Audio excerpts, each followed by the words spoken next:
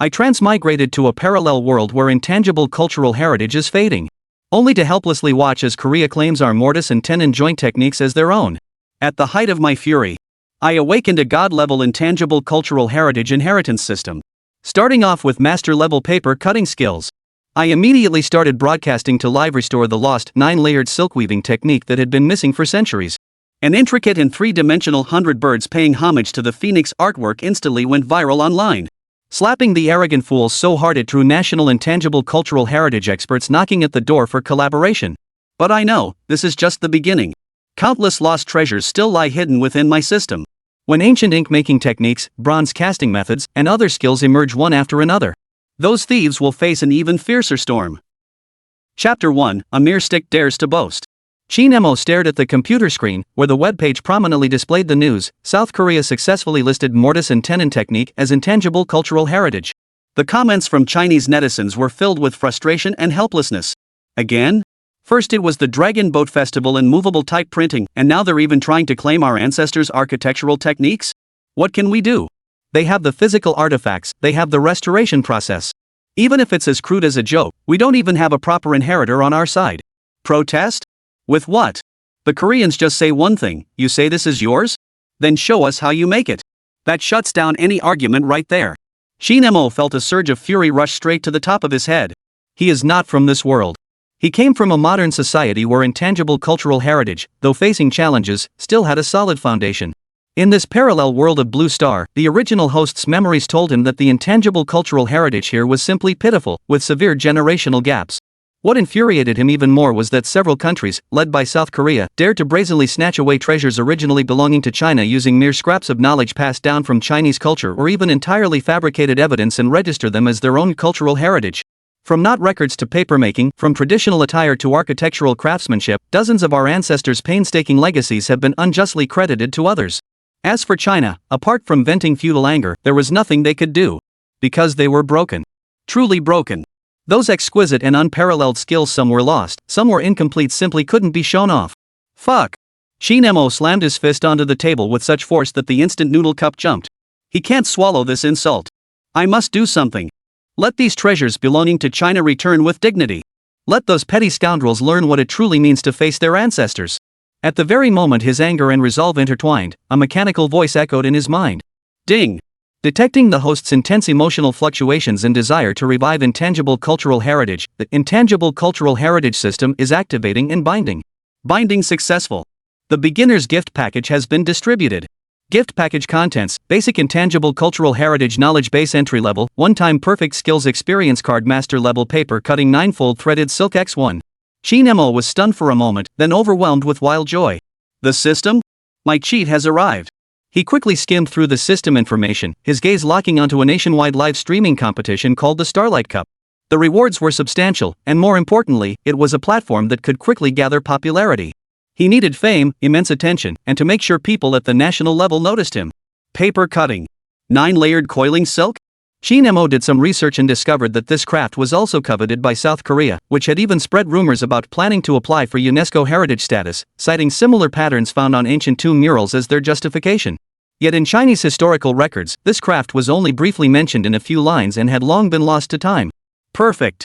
You're the one. To fire the first shot, we'll use this lost 9-layered silk coiling technique. Qin Mo immediately registered a live streaming account with the ID Intangible Heritage Inheritor Qin Mo and posted a live stream announcement. The title is extremely arrogant. The lost 9-layered thread wrapping technique reappears after a century. Koreans, take note, this is your true ancestry. The moment the trailer was released, it instantly blew up the internet. Netizens from Korea swiftly mobilized, flooding the comment section with mockery and insults. Ha! The Chinese are at it again with their delusional fantasies. 9-fold coiled wire? You don't even have the blueprints. What kind of pipe dream is this? Waiting for the live broadcast disaster to happen, let's see how he edits nothing but loneliness. Meanwhile, the comments from Chinese netizens were far more nuanced. Most people felt excitement and anticipation, but it was also mixed with deep apprehension. Anchor, go for it. You must succeed. Is it really true? I can't believe it, but I so hope it is. That title is way too bold. If it backfires, the embarrassment will go international. Don't get your hopes up too much. Probably just another attention grabber. Qin Mo ignored all these distractions. He had only one thought: get to work. Let all that belongs to China return to China. At 7:50 p.m. the next evening, Qin Mo adjusted the angle of the second-hand phone stand that felt like it would fall apart any second. On the screen, the words "live broadcast starting soon" flickered faintly. The room still carried the peculiar odor of instant noodles mingled with mold from the corners, but he had no mind to care about it now. He had just hung up the phone after talking to the platform's operator. The girl on the other end had a sickeningly sweet voice, but her tone felt as mechanical as a pre-programmed script. "Mr. Qin, right? Your livestream content, Intangible Cultural Heritage Paper-Cutting? Yes. This theme, honestly, it's quite niche. But the Starlight Cup doesn't restrict categories. Wishing you good results." The underlying message was crystal clear to Qin Mo. Where did this clueless newbie come from, thinking a gimmick no one watches could earn platform resources? Keep dreaming, go play by yourself. Qin Mo's lips twitched. Unpopular? Just wait and see what a royal flush opening looks like. He examined the props on the table, several sheets of special red paper, thin as cicada wings, which he had scoured several streets to find, a carving knife borrowed from a classmate in the art department next door, its blade already somewhat dull. This opening is absolute hell difficulty level on steroids. Fortunately, he wasn't fighting alone. Ding! Detected that the host is about to start the live broadcast. Use one-time perfect skill experience card master level paper cutting, 9-layered coiling silk? Use it! Qin Mo silently commanded in his heart, without the slightest hesitation. An indescribable warmth instantly surged through his limbs, particularly his hands. The previously somewhat awkward grip on the knife now became as natural and fluid as eating or drinking. Countless ingenious concepts of paper cutting, intricate techniques, precise force control, and spatial imagination surged into his mind like a bursting flood. Every folding technique, carving method, and the shift between concave and convex engraving was clearer to him than the lines on his own palm. He felt like he was now the legendary sweeper monk of paper cutting. Forget red paper. Even if you gave him a piece of rough toilet paper, he could carve out an entire classic of mountains and seas for you. Phew! He exhaled a long breath of turbid air, his gaze instantly turning sharp and calm, carrying a penetrating focus that seemed to understand everything. At 8 o'clock sharp, the livestream began on time. The screen lights up, the camera focusing on his workspace, a shabby desk, a few bright red sheets of paper, a simple carving knife, and a pair of bony, unnaturally steady hands. The number of viewers in the livestream started from 0, struggling to climb to over a dozen, then several dozen. Scattered bullet comments floated across the screen. Front row seat, let's see how this lost technique works. LMAO, clickbait titles must die. The anchor's hands are quite nice, unfortunately they're just used for bragging. Iced silk? I bet a pack of spicy strips the streamer will struggle just cutting a paper window decoration next. A user with the ID Korean Culture Observer posted in broken Chinese, the thieves of Huaxia are delusional again. The Ninefold Silk Coil is the heritage of our great Republic of Korea. Qin Mo completely ignored all of this. He didn't even turn on the sound, afraid of outside interference. In his world, there was only paper and a knife left. He picked up a red piece of paper. His movements were so fast they were almost a blur. Folded in half, then folded again, then folded once more. No, it's not a mere repetition. Every fold angle, apply force, and fingertip contact point is measured with sub-millimeter precision. The thin red paper seemed to come alive in his hands, obediently layering upon itself according to his will, forming a tight and intricate structure. Just the process of folding the paper alone silenced some of the more knowledgeable viewers in the livestream. This folding technique, there's something to it, isn't there? Oh my, that hand speed, do you have gorilla arms or something? The key isn't speed, it's steadiness. Look how many layers of paper are stacked there, and the edges are still as straight as if drawn with a ruler. Qin Mo picked up the engraving knife. The dull, borrowed carving knife seemed infused with a soul as he held it in his hand. The blade glided through the layered red paper, producing an extremely faint yet crisp click-click sound, like a silkworm nibbling on leaves. His movements flowed as smoothly as drifting clouds, without the slightest hesitation. Carving, hollowing, picking, gouging, lifting, scraping, all kinds of incredibly intricate techniques came to him as naturally as instinct, executed with such speed it was dizzying to watch. The audience in front of their screens, initially laughing and typing away with abandon, gradually grew quieter, the barrage of comments visibly thinning. Everyone's attention was completely seized by those hands dancing and fluttering across the red paper, as if they possessed a consciousness of their own. The scraps of paper fell like crimson snowflakes, fine and dense, whispering down. No one could make out what the hell he was actually carving, yet the process itself carried an almost suffocating rhythm and beauty. 10 minutes. 20 minutes. The livestream's popularity silently climbed in this eerie, almost breathless silence. From dozens to hundreds, then surpassing 1,000. Many people were tagged by friends or pushed in by the platform's mysterious, incomprehensible recommendation algorithm. They initially clicked with the mindset of let's see this little cutie, or just here for the fun, but once inside, their eyes were glued to the screen, unable to look away.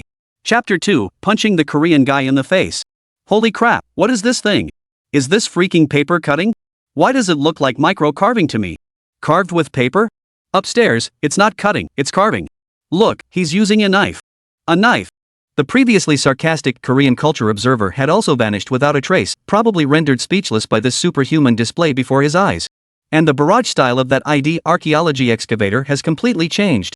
Impossible, this technique, this speed, the depth and direction of every cut controlled so outrageously? He was like Columbus discovering the New World, or like someone who had just encountered aliens, frantically pounding the keyboard while scrambling to take screenshots and record videos. Outside the screen, Qin Mo was now completely immersed in the master-level realm bestowed upon him by the system. He could no longer feel the passage of time or the fatigue in his fingers. The carving knife in his hand seemed like an extension of his own nerves, each angle of the blade and every twist of his wrist executed with the precision of a supercomputer's calculations. The crimson papers fluttered at his fingertips, layer upon layer, yet exhibiting an indescribable, almost divine sense of order. Time ticked by. The live stream's viewership quietly surpassed 5,000. Comments began flooding back, but this time, they weren't filled with skepticism or mockery. Instead, they were uniformly awestruck and, "I'm on my knees, did this streamer insure those hands for a fortune? These details. I can't even make out what he carved even if I press my face against the damn screen." My mom asked me why I was kneeling on the floor staring at my phone. I told her I was watching gods battle it out. "Big streamer, do you take apprentices? I can bring my own bedding and sleep outside your door." User digging up the past, gifted Carnival X1. User digging up the past, gifted Carnival X1. User digging up the past, gifted Carnival X1. A series of extravagant gift effects instantly flooded the entire screen, nearly covering Qin Mo's hand completely. The archaeological excavator got so excited in the bullet chat that they started rambling incoherently. "Hurry! Quickly fetch old Wang and Professor Li. It's alive. Alive ninefold coiling silk artifact. It's ing back for real." At that very moment, Qin Mo's movements abruptly slowed down. He sheathed the blade. Letting out a soft exhale, his face showed no trace of fatigue, only the serene calm of one who had accomplished a great task. He carefully picked up the crumpled, red object on the table that looked like a piece of waste paper. In the livestream, everyone subconsciously held their breath, and even the barrage of comments froze for a moment. Then, Qin Mo began to work. Gently, layer by layer, he unfolded the red paper. With the first layer unfolded, a clear and smooth outline emerged. The second layer unfolds, revealing intricate and exquisite patterns. The third layer unfolds, astonishing details beginning to emerge. With the movement of his hands, that initially unremarkable piece of red paper, like a flower under a spell, slowly and magnificently blooms open. What appeared before everyone was no simple paper-cut window decoration, but a breathtakingly complex, multi-layered, and exquisitely detailed three-dimensional painting. 100 birds paying homage to the phoenix. At the center, the phoenix raises its head proudly, wings spread as if ready to take flight, its demeanor haughty and resplendent. Surrounding it are countless birds densely packed together, each in different poses, some swooping, some circling, some playing, every one vividly lifelike, with clearly visible feather textures, lively eyes, and even the tiniest claws meticulously detailed. What sends even more shivers down one's spine is that this image is three-dimensional.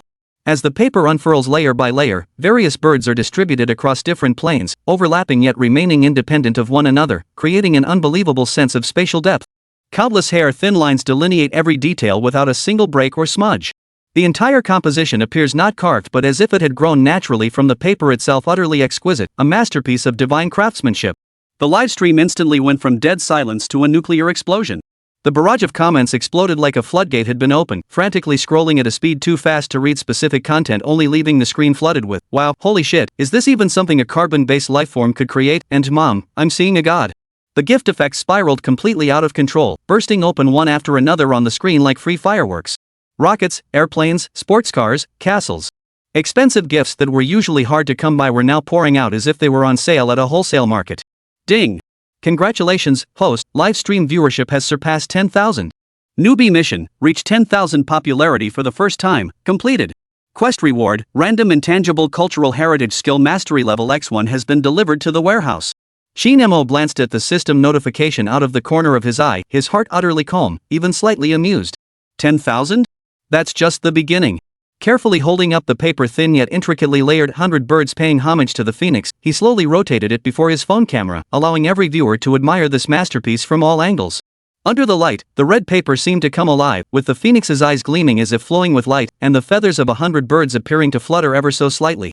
At that moment, in the livestream, an account officially verified as Wang Defu, researcher of Chinese Intangible Cultural Heritage, sent out a trembling barrage that looked as if it was typed in the late stages of Parkinson's. That's right, it's the one. The ninefold coiling silk.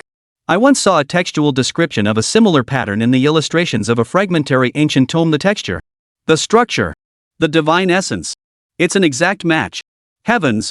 To think I'd live to witness such divine craftsmanship reappear in this world with my own eyes. Then, another account verified as Professor Lee, PhD in history, also spoke up excitedly. Friend Qin Mo. No, Master Qin Mo. Your technique completely corroborates the fragmentary historical records about the ninefold filigree art. Especially the meticulous control of the carving knife's pressure and the spatial construction skill after paper folding. It's absolutely miraculous. Unthinkable. This isn't just paper cutting, this is living history. A lost fragment of civilization. The appearance of these two heavyweight experts was like pouring 2 ladles of cold water into a pot of boiling oil only for the oil to explode more fiercely. The audience, originally just awed by the technique, now became even more fervent, mixing national pride with the thrill of witnessing history unfold. Holy! The experts have come out to certify it. This is real. Real. The streamer isn't just bragging about being awesome. The streamer is genuinely awesome. Plus, Mom, I went antiquing in the live stream today. I called my grandpa over. The old man has been carving wood his whole life, but now he's sitting there with his pipe, mouth hanging open wide enough to fit a goose egg, completely stunned. The livestream room's popularity soared like a skyrocket, blazing a trail of sparks and lightning, skyrocketing from 10,000 to 30,000, 50,000, 100,000, unstoppably claiming the top spot on the platform's newcomer rankings. Countless users who were slacking off, scrolling through short videos, or watching girls dance on various platforms received system notifications. The live stream of Intangible Cultural Heritage inheritor Qin Mo, whom you follow, is currently underway. The scene is incredibly soothing. Come witness a miracle. Qin Mo looked at the wildly surging viewer count on the screen and the barrage of comments and gift effects that nearly drowned out the image, yet his heart remained as still as an ancient well. This is but the beginning. It's merely the first step of a long march. He carefully stored away the stunning masterpiece 100 Birds Paying Homage to the Phoenix and laid it flat on the table.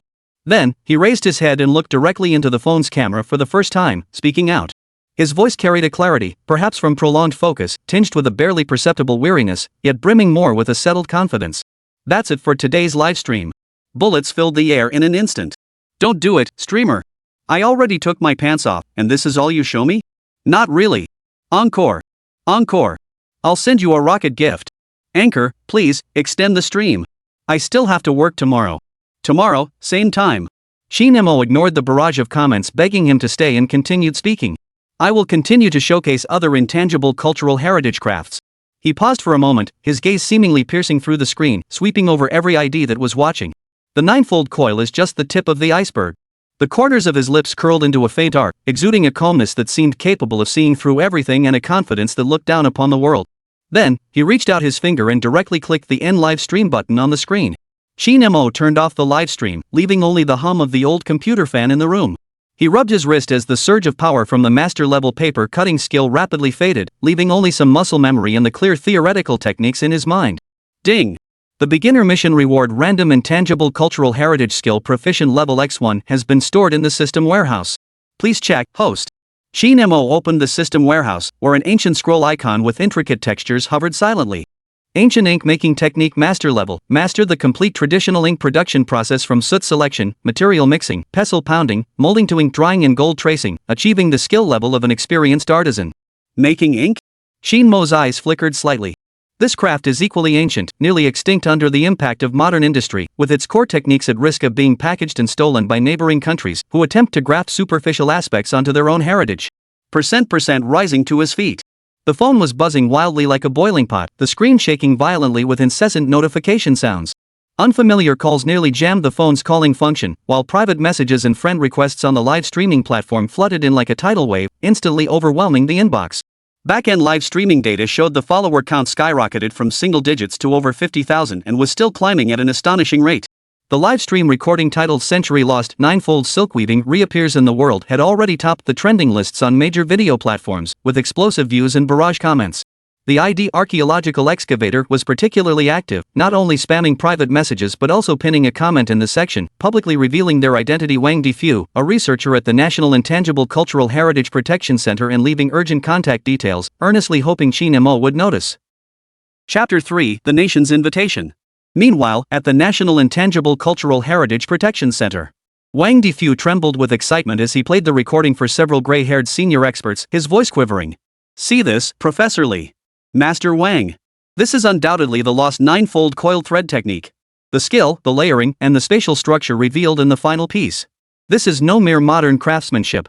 An elderly gentleman wearing reading glasses and exuding scholarly grace stared intently at the screen, his fingertips trembling slightly. "Young Wang, are you certain this isn't special effects or pre-prepared props?" "Absolutely not," Wang Difu replied without hesitation. "I recorded the entire process from folding the paper to cutting it. Every detail is crystal clear. And look at the paper and knife he used. They're the most ordinary, even rudimentary tools. This is pure magic, transforming the mundane into the extraordinary with just his hands." Another elder, known as Old Wang, with a calm and authoritative demeanor, his gaze sharp as a blade, declared in a deep voice. "Mobilize the highest priority resources immediately to locate this young man. Now! This isn't just about reviving a craft, it's a decisive weapon in our fight against cultural invasion. We must protect him at all costs and support him wholeheartedly." On the other side of the internet, forums and news comment sections in Korea presented a starkly different scene. Fake. Definitely CGI. Those Chinese are masters of forgery. 9-folded paper threads? They clearly stole the foundation of Korea's papercraft and forged it with modern technology. Shameful. Our Korean people are the originators of papercraft. This is blatant cultural theft. Protest to international organizations immediately. Qin Mo must apologize. The video must be deleted. A tidal wave of abuse and attacks surged forth. Yet beneath the raging clamor, some rational or well-informed Korean netizens began to feel a hint of panic. Wait, that technique doesn't look fake. If this is real, what does that make our previous claims about similar patterns? Will the heritage application be affected?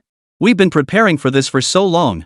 That Chinese guy said the 9-fold coiled thread is just the tip of the iceberg. How many more lost techniques does he possess? A chill spread through the upper echelons of South Korea's cultural circles. Qin Mo paid no heed to the commotion. He knew this was only the beginning. Leaning back in his chair, he stared at the peeling plaster on the ceiling, his mind clear and focused. He sent Wang Difu a private message. "Researcher Wang, hello. I've seen your message and contact details. Please come tomorrow at 10 a.m. too." He gave an address, the name of the dilapidated neighborhood where the original host had rented. Ding!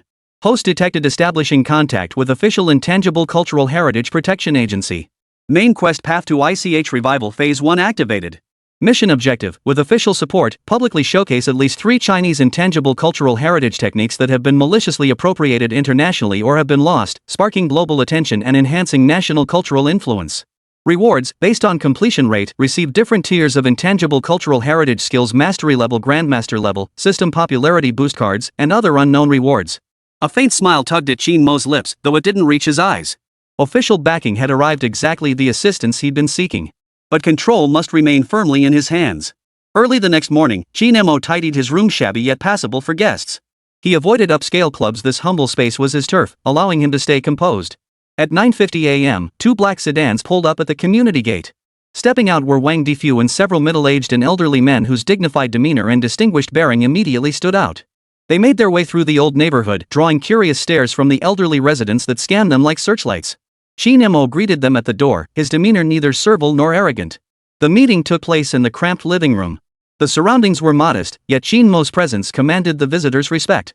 He brewed a pot of inexpensive tea with natural, fluid movements, showing not a trace of awkwardness. Wang Difu cut straight to the point, his tone urgent. "Young friend Qin Mo, this is urgent.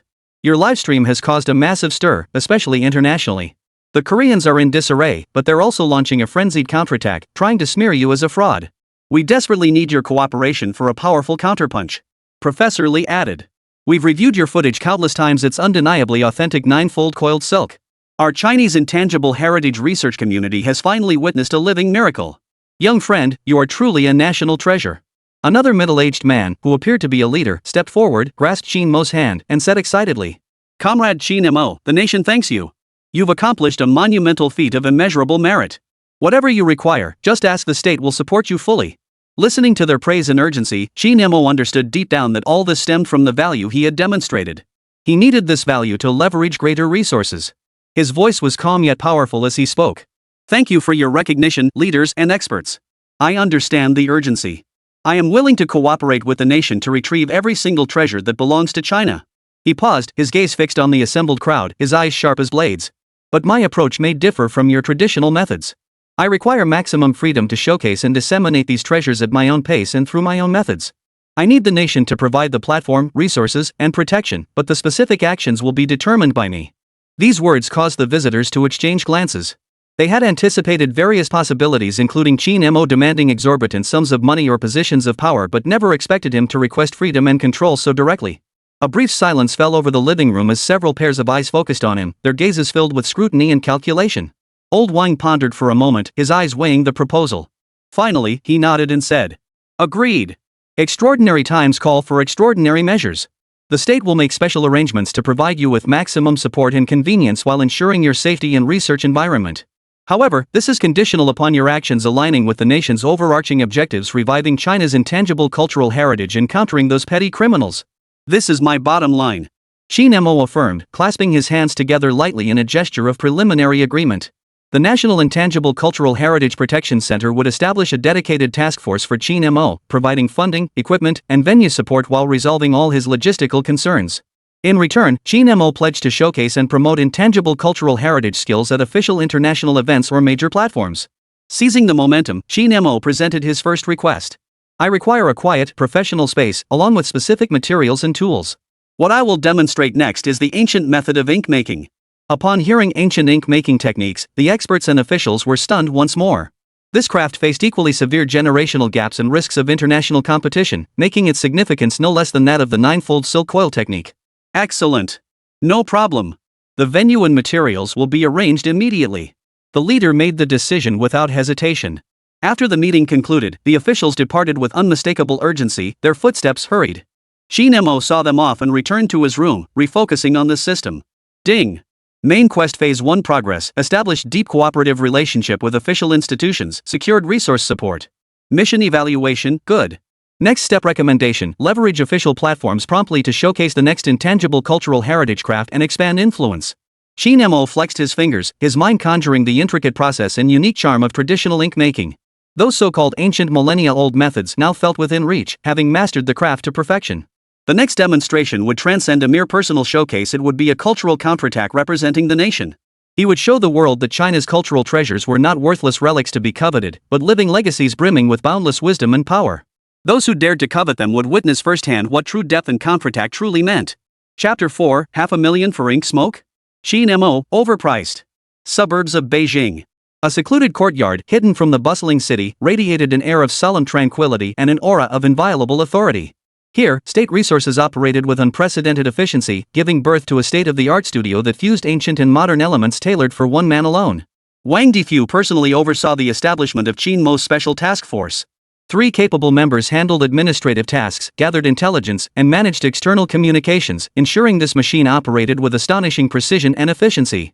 Team leader Zhao Yu, in his early 30s, barely shifted the eyebrows hidden behind his gold-rimmed glasses. Having spent years immersed in the system, he operated with meticulous precision bordering on rigidity. Professor Qin. Zhao Yu held a neatly folded flowchart in his hand, its paper smooth and its handwriting crisp. His speech flowed with the steady rhythm of a metronome. Regarding the ancient ink-making method exhibition plan, our center proposes an internal assessment first.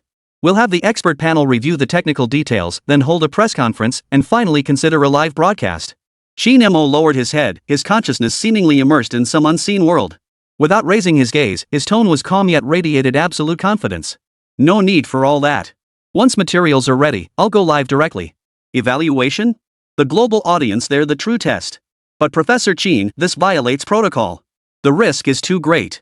If anything goes wrong during the live broadcast, the impact on national image and intangible cultural heritage reputation."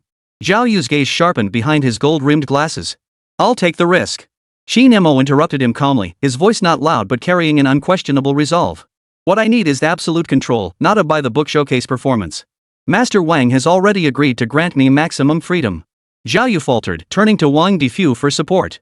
Wang Difu cleared his throat and immediately stepped in to smooth things over. "Xiao Qin's situation is unique. We'll make an exception for him. Right? Make an exception.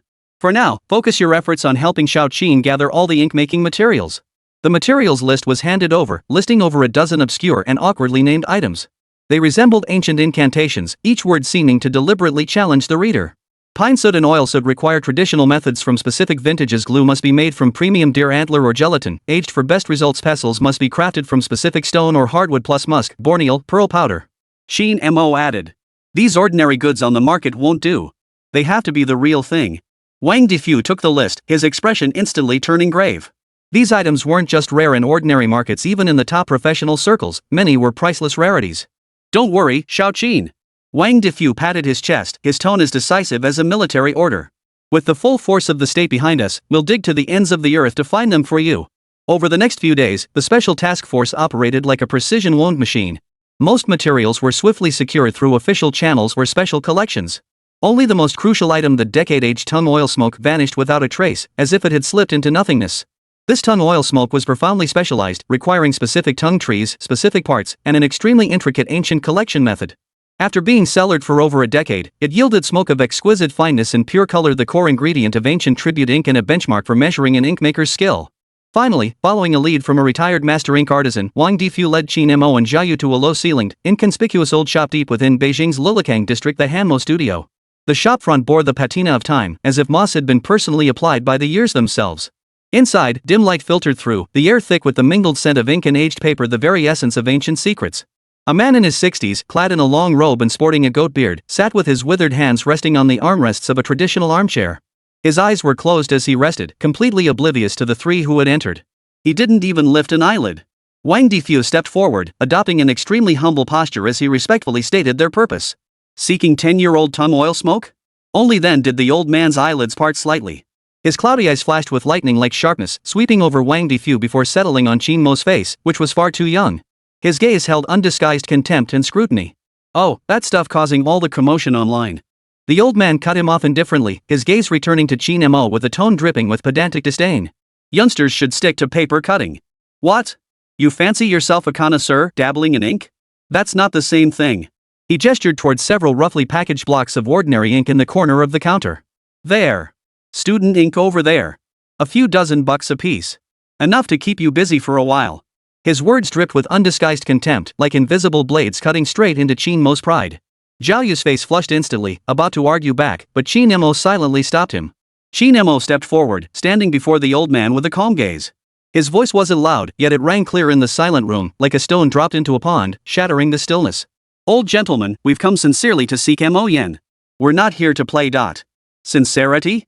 The old man snorted derisively, rising slowly from his armchair. He moved deliberately to a rosewood box, opening it with careful precision. Inside lay a small handful of jet-black, fine-grained smoke material, so light it seemed it might scatter at the slightest touch. It rested there quietly, distilled essence of time. "See? This is the real thing, decade-aged tung oil smoke, exceptionally precious. 1 qian. That's the price." He held up 5 gnarled fingers. 50,000? Zhao Yu gasped. 50,000. The old man corrected him, his lips curling in scorn as a sly gleam flashed in his eyes.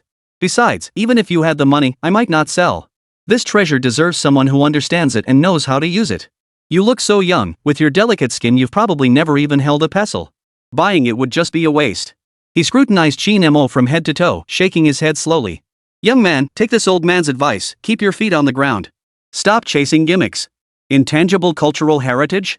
That's forged through genuine skill, not internet hype. This ink smoke, you can't afford it, and you wouldn't know how to use it." His words were sharp and cutting, each one like a nail driven into the face, showing no mercy. Wang Difu's face flushed with embarrassment as he retorted in a low voice. "Old man, we are. It doesn't matter who you are." The old man waved his hand, cutting Wang Difu off. He settled back into his armchair, closed his eyes, and adopted a posture that clearly signaled he was ready to see them out. "The item is here, and the terms are clear. If you can't afford it, or if you disagree with this old man's words, you're free to leave." The air instantly froze, thick with awkwardness and tension. Zhao Yu's face flushed with anger, while Wang Difu's brow furrowed tightly. They hadn't expected to encounter such an unyielding, flat refusal. Qin Mo, however, smiled a faint, almost imperceptible smile. His gaze remained calm as he observed the elder, who had closed his eyes once more to rest. His voice was not loud, yet it thundered through the silent room like a bolt of lightning. "Old gentleman, when cellaring this tung oil smoke, did you layer it with lime and rice bran? When extracting the smoke, did you follow the 3 sieves, 5 filters method? In my opinion, the color suggests dampness in the cellar, and the smoke has slight clumping. While it doesn't affect its primary use, it ultimately loses the lightness essence of the supreme 4-character principle: light, firm, black, and bright. 50,000 per tale is indeed inflated." His words, spoken without haste, each one a pearl of wisdom, exploded like thunder in the old man's ears. The old man's eyes snapped open. 2 bolts of lightning suddenly shot from his cloudy orbs, locking onto Qin Mo with deadly intensity. The earlier languor and disdain vanished completely, replaced by utter bewilderment and suspicion. It was as if the figure before him wasn't a young man at all, but an unfathomable enigma. The still waters of his heart were now churning with the tempest unleashed by those words. Chapter 5, 2 Hours to Decide Destiny. Ancient art emerges to subdue the old craftsman. Old master who stared at Qin Mo. The weariness and condescension that had lingered in his eyes vanished in an instant, replaced by utter shock. Now, they burned with the hungry scrutiny of a wolf, as if he wanted to dissect Qin Mo layer by layer. He sprang to his feet, his voice trembling with uncontrollable emotion. You! Who taught you this? Qin Mo met his gaze calmly, his voice deep and measured. Intangible cultural heritage may be lost in ancient texts, but its roots remain deeply embedded in the bloodline of China.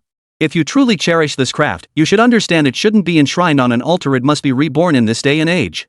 Old master who snorted coldly through his nose, his tone laced with years of bitterness. How charming! Young people these days get all puffed up with a smattering of skills, spouting intangible heritage preservation and cultural revival at every turn. The joke is, they can't even mix the basic ink paste properly. Old Hu, don't be like this. Wang Difu tried to ease the tension. Qin Mo waved him off, fixing his gaze squarely on Old Hu. I understand your concerns. But please understand this, I'm not here to seek attention. I carry a weighty mission. The techniques we've lost are being coveted and distorted by outsiders. We can't afford to wait any longer. Oomph. Mission?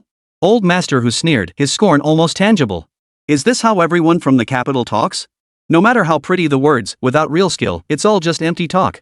Do you dare claim you truly understand ancient ink making? Qin Mo's gaze was as hard as iron. Let's see what you've got. A flicker of surprise crossed Old Hu's eyes, but it was quickly swallowed by a deeper, colder sneer. Very well. Today I shall see whether you, this intangible cultural heritage inheritor, are a true dragon descended from heaven or merely an earthworm crawling in the soil. He turned and retrieved a pitch-black wooden box from a hidden door in the wall.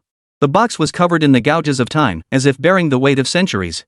With solemn care, he slowly opened the lid as if handling the world's most precious treasure. Inside lay an inkstick, its color as black as the abyss, its surface patterns so exquisitely detailed they seemed to come alive. At first glance, it appeared plain and unremarkable. Yet under the dim light, it emitted a mesmerizing, profound radiance so warm and smooth it seemed capable of dissolving into the air. Yeshi Hall, an inkstick from a century ago. Recognize it? Master whose tone carried unmistakable pride. Zhao Yu muttered under his breath, what use is this ancient relic? We came here to buy ink smoke. Shu master who was testing young master Qin. Wang Difu signaled softly. Qin Mo stared at the ink cake. His mind flooded with vast knowledge of ancient ink making techniques, surging forth like a burst dam. He pressed his fingertip against the ink's surface, feeling its coolness and solidity. He drew it close to his nose, inhaling deeply to savor its scent. His movements were focused and natural, as if engaged in a silent dialogue with this ancient ink that had traversed time and space. Crafted by Hu Liangkai, 5th-generation master of Yeshi Hall, named Pine Heart Ink. Made with aged pine soot blended with deer antler glue, supplemented with pearl powder, agarwood, and other materials. Produced during consecutive days of rain, hence its texture leans towards softness and moisture. It should be between 85 and 90 years old, preserved in generally good condition. However, it spent about 10 years in a dry environment, causing slight shrinkage of the glue, though this does not diminish its grade. Before grinding, simply moisten it gently with warm water for a moment. As the words fell, the entire shop fell into dead silence.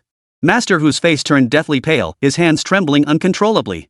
He stared at Qin Mo, his eyes now devoid of any trace of contempt, filled only with boundless shock and a profound sense of disorientation as if he had been completely exposed. How could you possibly know all this? Old master whose voice was dry and hoarse, trembling with near despair. This Songshin ink was indeed crafted by my grandfather, Hu Liangkai, during that rainy season. It passed through many hands before finally returning to me 7 years ago. Every detail you mentioned is absolutely correct. Old master who froze in place, stiff as stone. His eyes churned with shock, wariness, and the humiliation of being utterly insulted yet powerless to refute it. Silence stretched for nearly half a minute before he abruptly jerked his head and snorted coldly. No matter how smooth your talk, it's all just empty show. This world is full of people who scrape by on their silver tongues. Maybe you've flipped through a few tattered ancient texts, but when it comes to traditional ink making, what really matters is your hands, whether you've got the real skills. He turned and strode deeper into the shop. Follow me.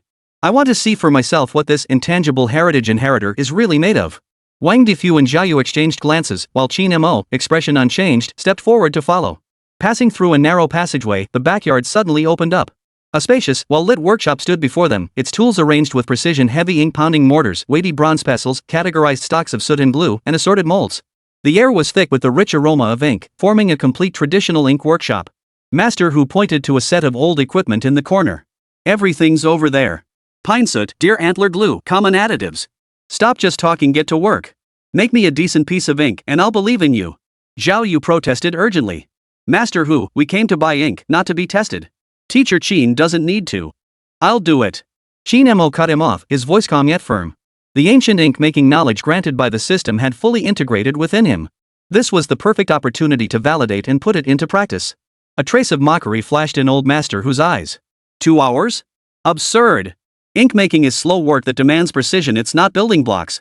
Just mixing the ingredients, pounding the paste, molding it, and drying it takes even the most experienced master craftsman half a day. If you can produce a finished piece in 3 to 5 days, that'd be nothing short of a miracle. Are you sure you're not dreaming? Qin Mo said nothing more. He simply raised his hand, undid his shirt cufflinks, and meticulously rolled his sleeves above his elbows, revealing a section of his forearm smoothly defined and brimming with strength. Not 3 to 5 days. 2 hours is plenty. Bull. Old Hu blurted out, utterly incredulous. Qin Mo no longer looked at him, as if everything around him had vanished. His world now contained only the tools and raw materials before him. He began the ink-making process, inspecting, weighing, mixing glue, stirring. Each step was astonishingly swift yet executed with pinpoint precision. His movements flowed like water, without the slightest hesitation or stutter, as if this intricate process had been etched deep into his bones, becoming instinct. Each swing of the pestle carried an ancient, weighty rhythm imbued with an overwhelming, unstoppable force. The clanging from the mortar was no mere grinding, it resonated like a profound, primordial echo, as if invoking some lost civilization's mystical ritual. Old Hu stood nearby, eyes wide, mouth slightly agape, his brow furrowed into a tight knot. He stared intently at Qin Mo's movements, blindingly fast yet precise to the smallest detail, observing the bone-deep mastery and power radiating from him. The shock within his heart knew no bounds. Such mastery demanded decades of dedication, a life poured into ink, forged through relentless refinement. How could it possibly manifest in this youth who appeared barely over 20? 2 full hours later, Qin Mo paused his movements. His fingertips trembled slightly with sullen reverence as he lifted the mold. Before her eyes lay a raw inkstone. Still damp with the sheen of fresh release from the mold, its pitch-black purity was breathtaking. The surface glided with the silky smoothness of the finest silk. A rich, mellow fragrance of pine, soot and medicinal herbs slowly wafted through the air. This was merely a semi-finished product, yet it already displayed an impeccable, supreme quality. Master Hu trembled as he cradled the ink block in his hands, handling it with the utmost care, as if holding a priceless, one-of-a-kind treasure. He leaned in for a closer look, his fingertips gently caressing the surface. Almost madly, he even scraped off a tiny fragment with his fingernail to examine the cross-section. His hands shook even more violently, the scraping sound of his nails against the ink surface piercing the silence with an almost unbearable sharpness. He froze in place, as if torn apart by an invisible force. His eyes churned with a storm of emotion: shock, ecstasy, confusion, disbelief, and finally, a surge of unwillingness after utter defeat. These complex feelings played out across his face in rapid succession. His lips trembled as a dry voice squeezed from his throat. This can't be, this technique, this uniformity, this ink quality, this is clearly a century-old relic. How could it have been revived? Amidst this overwhelming shock and refusal to accept defeat, the studio door burst open. A middle-aged man in an impeccably tailored suit strode in, his refined demeanor accompanied by a carefully calculated smile. Behind him followed 2 assistants. Chapter 6, a single ink slab shakes the nation and national treasure level master begs for collaboration. The studio was rustic and serene, filled only with the scent of ink and the faint sweetness of tung oil. Master Hu stared intently at the inkstone on the table, his expression focused. A thunderous voice suddenly shattered the tranquility. Master Hu, I heard you have some top-grade tung oil smoke here. I'm here. Master Hu snapped back to attention, his brows furrowing as he looked at the visitor. Mr. Su, what brings you here? The man addressed as Mr. Su grinned, his expression brimming with confidence. I just returned from Japan the day before yesterday. Hearing you had quality goods, I made a special trip. That last batch of ink sticks made from your pigments sold for a fortune at auction in Tokyo. This time I'm preparing to purchase another batch to create the revival of Chinese ink series. This time I'm going to make a killing. His gaze swept quickly around the studio, immediately settling on Qin Mo and the ink slabs on the table. His brow furrowed. And this gentleman is... Before Old Hu could answer, one of Mr. Su's assistants leaned in, his voice lowered but his astonishment evident. Boss, this is the internet sensation behind the viral Ninefold coiled silk trend. Mr. Su scrutinized Qin Mo from head to toe, a sneer curling his lips.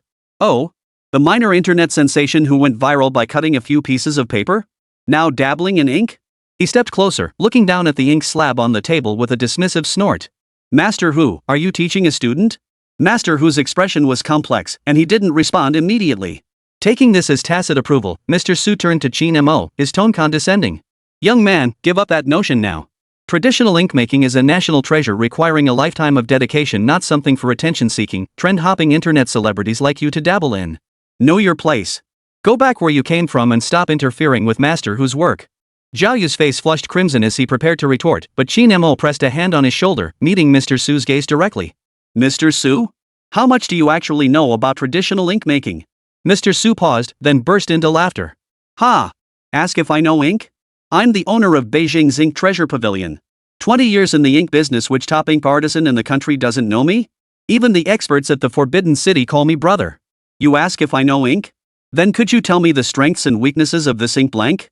Qin Mo pointed to the ink block he had crafted, lying on the table. Mr. Su sneered, glancing at it dismissively. Amateur work. The soot is unevenly distributed, too much glue. It'll crack once it dries. This level of craftsmanship? Even my apprentices at Ink Treasure Pavilion could do better. Just then, old Master Hu spoke, his voice carrying undeniable authority. Mr. Su, you're mistaken. This ink blank has been fired with precise heat control, achieving the perfect balance of soot and resin. Once solidified, it won't crack at all. Most remarkably, it retains the natural fragrance of the ink material itself. When ground, it will undoubtedly release an intoxicating aroma, and the ink color will be as lustrous as lacquer. This is... He paused, his voice catching slightly. This is the finest ink I've seen in 40 years. Mr. Su's face instantly drained of color, as if struck by a blow to the head. His complexion shifted from pale to ashen, his Adam's apple moving with difficulty as disbelief spread across his features. Master Hu, what? This was made by Mr. Qin Mo just 2 hours ago. Master Hu fixed his gaze on Mr. Su, his tone solemn as never before. I witnessed the entire process myself.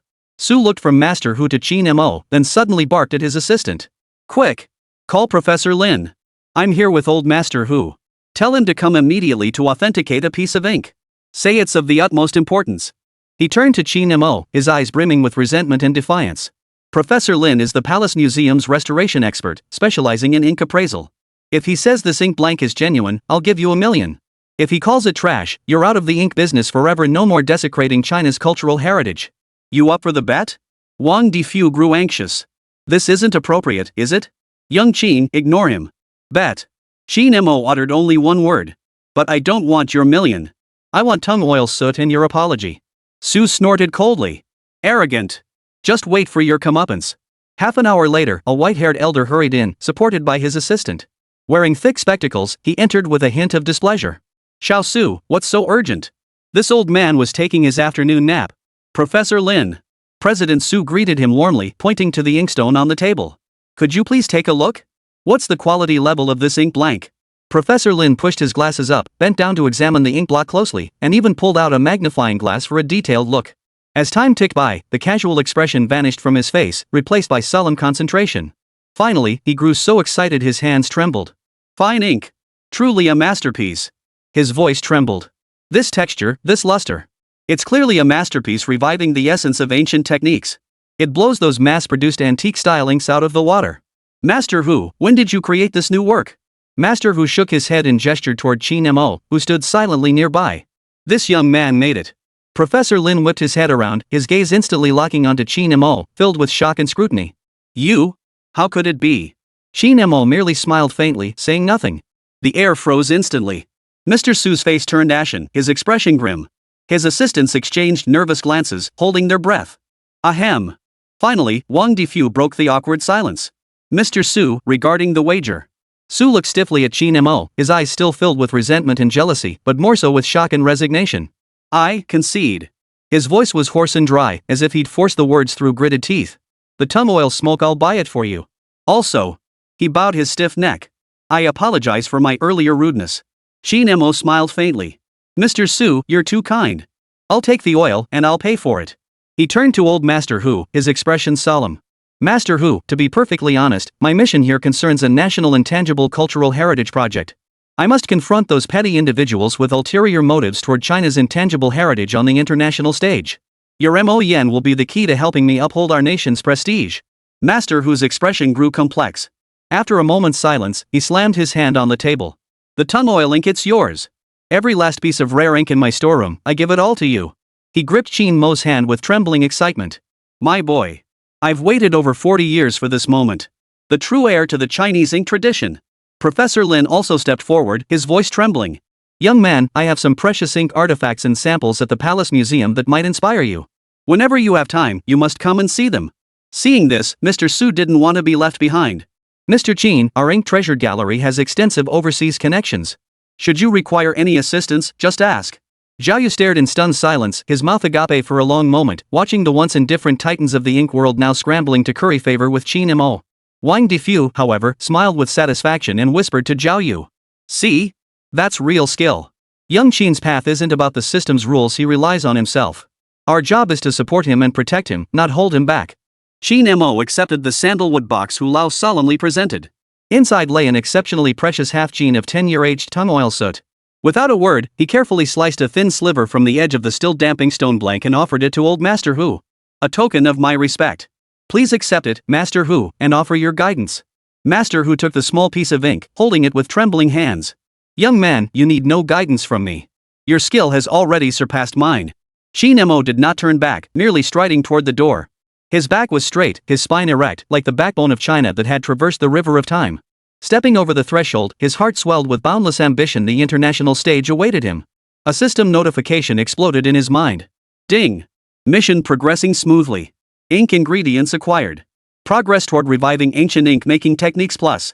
Detected host causing sensation in ink world, popularity plus 10,000. New mission on the international stage, astonish the world with ancient ink making techniques.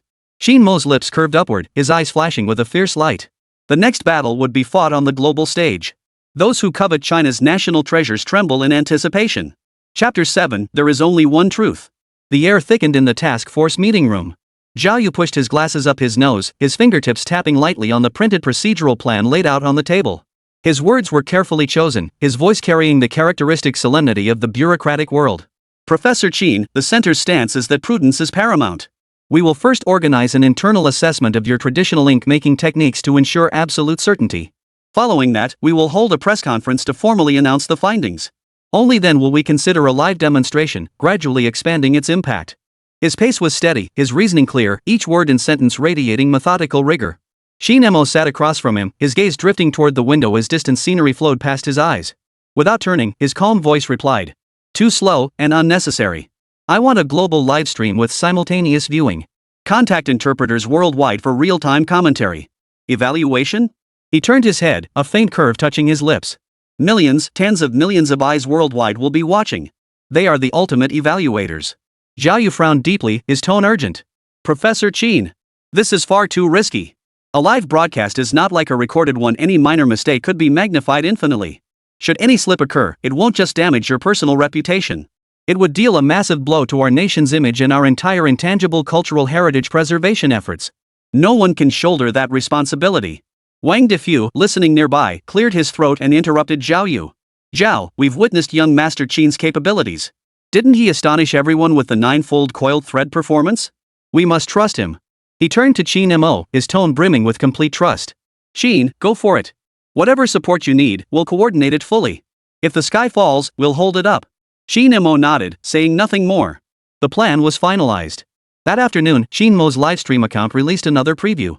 The title remained bold, even more so than before. Full reconstruction of ancient ink-making techniques, inviting the world to witness China's treasures. A millennium-old craft, how could it be coveted by small-time thieves? This announcement instantly ignited the internet. The shockwaves from the 9-layered spiderweb technique had barely subsided when this new announcement revealed the recreation of an even older, equally controversial ancient ink-making method. The most intense reaction came from across the sea in Korea. Several ink manufacturers in South Korea, renowned domestically and self-proclaimed heirs to millennia of ink-making artistry, emerged almost simultaneously and in perfect unison. They jointly issued a fiercely worded public statement, filled with accusations that twisted black into white and slanderous invectives. We, representing the ink-making community of the Korean people, express our strongest condemnation and deepest outrage at China's renewed attempt to systematically and organizedly plagiarize, misappropriate, and distort our great national cultural heritage. The statement opened with a sweeping accusation. The origins of ink-making techniques clearly belong to the great Goryeo dynasty. We possess irrefutable historical records and tangible evidence passed down through generations. The so-called reconstruction of ancient ink-making methods by Huaxia is nothing more than another clumsy cultural plagiarism stunt, performed out of sheer desperation. That so-called heir named Qin Mo, who seeks attention online, is nothing but a complete cultural thief. They even attached images of so-called ancient Goryeo ink and deliberately misinterpreted fragments of obscure historical records, attempting to confuse the public. This malicious statement was swiftly translated into English, Japanese, French, and other languages, rapidly disseminated globally through their pre-established overseas media channels. Their sinister intent was blatantly obvious: to seize the initiative, permanently brand Qin Mo as a plagiarist, dominate the moral high ground, and thoroughly smear his reputation. Suddenly, international online currents surged with hidden currents. Many foreign netizens, unaware of the full context, began forming negative perceptions under the influence of these carefully packaged evidence and inflammatory rhetoric. Amidst the torrent of slander and attacks, Qin Mo's personal social media account remained unruffled. He posted only one update. No lengthy rebuttals. No furious outbursts. Just two simple sentences. True gold fears no fire. History will be the judge. The truth will be revealed in the live broadcast. These few words carried immense weight. Between the lines, they radiated an all-seeing calmness and unshakable confidence. This nonchalant demeanor instantly ignited the pent-up fury of Chinese netizens. Suppressed anger and patriotic fervor erupted in an instant. Damn! Emotion is awesome. That response is pure badassery. Well done. That's the kind of backbone we need. Why waste breath on those whining Koreans? Well said. History will prove everything. Support Qin Mo. We must show those thieving bastards who steal our heritage and then turn around and accuse us what true ancestors are made of. Damn it, addicted to stealing our stuff, huh? Still got the nerve to act so cocky? Thick-skinned as a city wall. Must watch the livestream, brothers. Flood the chat with gifts to back up Master Qin. So satisfying. This is the spirit of China. No need for arguments, just let the facts speak for themselves. Brothers, let's protect our best Momo. See you tonight in the livestream. Online, support for Qin Mo surged like a tidal wave, instantly drowning out skepticism and abuse. Meanwhile, overseas Chinese communities sprang into action. They were utterly disgusted by the Korean nation's repeated theft of Chinese culture. A prominent overseas Chinese alliance organization, Cultural Confidence, promptly issued a public statement, rigorously refuting the Korean ink manufacturer's declaration and unequivocally expressing support for Qin Mo. The organization swiftly compiled extensive historical documents and artifact images detailing China's ink-making heritage, translating them into multiple languages for release across major international social media platforms to launch a counteroffensive. They also launched an online campaign titled Guardian of Chinese Treasures, Witness Ancient Ink Making Together, calling on Chinese communities worldwide to tune in to Qin Mo's livestream. Through concrete actions, they sought to restore the reputation of Chinese culture and present the truth to the world. Countless overseas Chinese descendants responded enthusiastically. Within moments, the number of reservations for Qin Mo's livestream skyrocketed like a rocket, exploding in growth. From hundreds of thousands, it rapidly surpassed 1 million, 2 million, 5 million, the numbers soared astonishingly. Even before it began, this livestream had transformed into a virtual battlefield concerning the dignity of national culture. The night before the broadcast. Beneath the pinned preview comments section of Qin Mo's livestream, an exceptionally prominent, officially verified account appeared. The verification information clearly displayed. Representative of the Daehan Republic Inkmakers Association Kim Jae-hyun. This account posted a series of arrogant and provocative comments in heavily accented, grammatically awkward Chinese. Mr. Qin Mo, is that you? We have formally invited several internationally renowned cultural relics appraisal experts and top-tier material chemistry analysis teams. They will conduct real-time, rigorous scientific verification throughout your livestream. We will meticulously analyze every step, every detail of your so-called ancient ink-making method, as well as the composition of the final product. We hope your performance doesn't reveal its flaws so quickly, riddled with inconsistencies.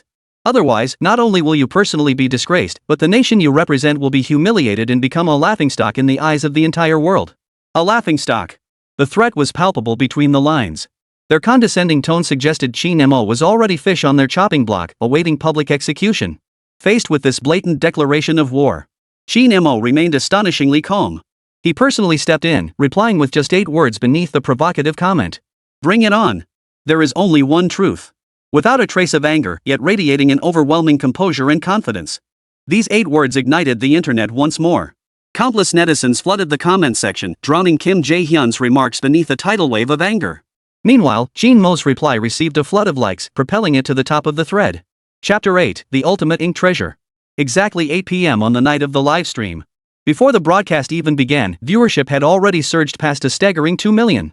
This was no ordinary livestream, it had become a cultural event capturing global attention. Reporters from major mainstream media outlets were on high alert. Experts and scholars from world-renowned museums and cultural research institutions flooded into the livestream. The Palace Museum, the British Museum, the Louvre, the Metropolitan Museum of Art. The official accounts of these elite cultural institutions, usually so distant and unapproachable, were all listed among the viewers, watching simultaneously. The screen lit up. Under the lens, Qin Mo wore simple moon-white hanfu, his long hair tied back, his expression serene. He said nothing, merely offering a slight nod to the camera. Before him, a long table displayed over a dozen materials exuding an ancient aura: decade-aged tung oil soot, black as jade premium deer antler glue, crystalline and smooth yellow gelatin, pearl powder, musk, borneal.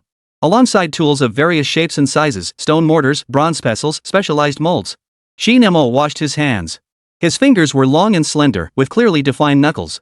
Without unnecessary pleasantries, he gave a slight nod to the camera and proceeded directly to the task at hand.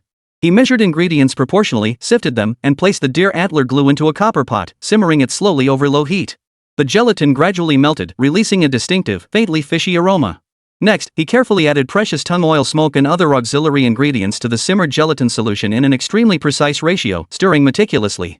Each movement carried an ancient, precise rhythm, fluid and natural, radiating the weight of years of experience.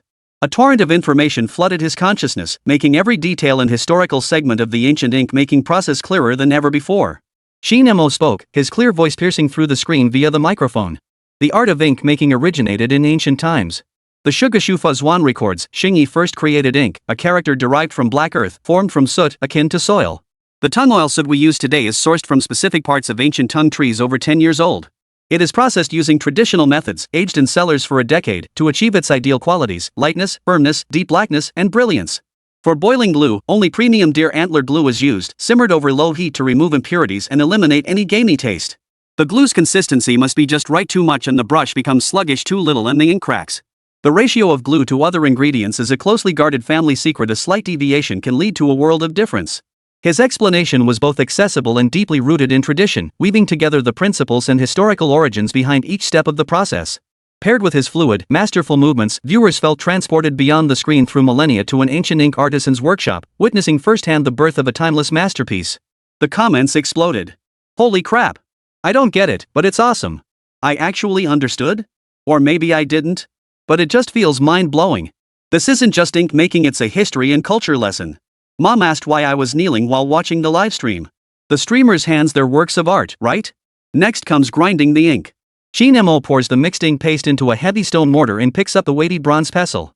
Grinding ink requires over 100,000 strikes. Each strike's force and landing point demands precision. The soot, glue, and medicinal ingredients must blend seamlessly without interruption until the paste becomes as smooth as clay, glossy and luminous. He swung the copper pestle. His movements appeared unhurried, yet carried a force capable of moving mountains and seas. The copper pestle collided with the stone mortar, producing a monotonous yet rhythmic thud, thud. This sound pierced through the screen, striking each viewer's heart with its ancient, powerful resonance. In the livestream chat, accounts bearing titles like International Expert suddenly flooded the screen with comments. Good heavens!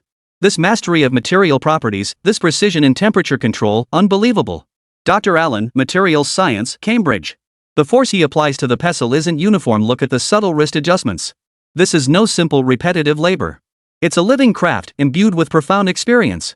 Etienne Lepant, Musée National de France. After 30 years studying Eastern ink, I've only encountered similar descriptions in the most ancient texts. Witnessing it firsthand is an entirely different experience. Astonishing. Their astonishment and expert analysis stood in stark contrast to another flood of posts. The account bearing the verified badge representative of the Great Cold Republic Ink Making Association, Kim Jae-hyun, went berserk, flooding the feed with clumsy, stilted Chinese at a speed that nearly overwhelmed the platform. Fake. Absolutely fake. The tobacco was pre-treated. The glue is specially made. Camera angles. He's exploiting visual illusions. They must have switched items between shots. The lighting is flawed. You can't see any flaws under these lights. This can't be real. Our Republic of Korea ink making method is the authentic one. He's stealing it wholesale. Demand an immediate halt to the livestream. Now. We're sending people to the scene. We'll inspect every material he uses on the spot and expose his scam. The Chinese are masters of deception. It's in their blood. Kim Jae-hyun's accusations grew increasingly hysterical, his words dripping with the desperation of a cornered dog, as if he wouldn't rest until Qin Mo was nailed to the pillar of shame. Just then, the live stream split unexpectedly into two screens. The left side still showed Qin Mo calmly grinding ink, while the small window on the right suddenly revealed the rustic studio of Hanmo Studio. Master Hu and Professor Lin stepped into view, their expressions solemn and radiating unquestionable authority. Wang Defew's steady voice came over the audio. In response to questions raised by some viewers regarding the authenticity of Mr. Qin Mo's craftsmanship, we have connected live with renowned Beijing ink artisan and intangible cultural heritage inheritor Mr. Hu Jingde, alongside Professor Lin Shuihai, a senior artifact restoration expert from the Palace Museum, for on-site verification. The camera zooms in on the workbench in Master Hu's studio, revealing the ink cake Qin Mo had crafted just hours earlier still not fully dried. Professor Lin carefully picked up the ink cake, wearing white gloves, bringing it close to the camera and slowly rotating it. Viewers, especially our international friends, please observe closely. Professor Lin's voice came through the microphone, clear and authoritative. I stake my lifelong reputation on this. The ink cake crafted by young Qin Mo just hours ago exhibits pure, deep color, a fine and uniform texture, and perfectly controlled adhesive properties. A light sniff reveals the pure, unadulterated fragrance of pine soot and auxiliary materials. This level of craftsmanship is utterly beyond the reach of modern assembly line production or ordinary artisans. This is a true masterpiece steeped in the essence of ancient techniques. Without decades of relentless dedication and astonishing talent, this would be utterly impossible. Old Master Hu took up the thread, his voice trembling with excitement, his beard quivering slightly. Exactly. I've spent my entire life working with ink. Young Master Qin's skill in grinding and blending, his mastery of materials, surpasses even mine after 50 years of immersion. Especially his precise control over the ratio of soot, glue, and water. A hair's breadth of error leads to a world of difference. This is undoubtedly the long-lost true craft. A living legacy. Amidst the two experts' heated exchange, Jin Zaixian's account number continued to flash frantically at the bottom of the right window. They're in cahoots. That old man sold him the ink smoke. A Palace Museum expert? Who knows if he's been bought off? The credibility of Chinese people. Before his slander could finish, the international expert panel's account spoke again, drowning out his comments. Unbelievable on-site verification. Mr. Hu and Professor Lin are both giants in their fields. Their judgments carry immense weight. This is far beyond any performance could achieve. The authority of Mr. Hu and Professor Lin is beyond question. This transcendent resonance of craftsmanship across time and space is profoundly moving. Kim Jae-hyun's account instantly fell silent. As if choked off, the relentless flood of text comments abruptly ceased. The livestream paused briefly before erupting into an even more intense barrage of comments and gift donations. Representative Kim? Where'd he go? Did he unplug his internet? Ha ha ha ha. You were shouting so loudly just now, why'd you stop? Does your face hurt? It hurts just watching you through the screen. Facts speak louder than words. Shut up, clown. That feels so good. What a satisfying moment. Gift effects poured forth like a torrent. Golden dragons, phoenixes, castles, sports cars. A deluge of extravagant gifts nearly engulfed the screen, obscuring even Qin Mo's ink-stained silhouette. Popularity skyrocketed like a rocket, breaking through 5 million. 8 million. 10 million. The numbers skyrocketed at a terrifying pace. The ink grinding was finally complete. The ink paste in the mortar had achieved a smooth, oily consistency, almost like a rich cream. Jet black and glossy, it emitted a deep, rich fragrance that was rich yet not overpowering. Chapter 9, The Splendor of the Capital. Qin Mo removed the paste and placed it on the workbench. Covering it with both hands, he kneaded and pounded it repeatedly, like working dough, thoroughly expelling all air to make it denser. This process also demanded precise force and rhythm. Finally, he carefully placed the kneaded ink mass into a hardwood mold intricately carved with coiled dragon patterns on its sides. Using a specialized tool, he applied pressure slowly, ensuring the ink filled every minute crevice. Moments later, the mold was opened. A solid, ancient-looking ink cake, encircled by dragon patterns, lay quietly within. The ink cake is jet black like ink jade, its surface smooth and flawless, devoid of any pores or impurities, emitting a subtle, warm, and restrained luster. The coiled dragon pattern, its scales, whiskers, claws, and fangs is clearly visible, every detail meticulously rendered, vividly lifelike. But this was not the end. Qin Mo switched to a finer engraving tool, held his breath, and with steady wrist and precise strokes, began carving characters onto the relatively flat side of the ink block.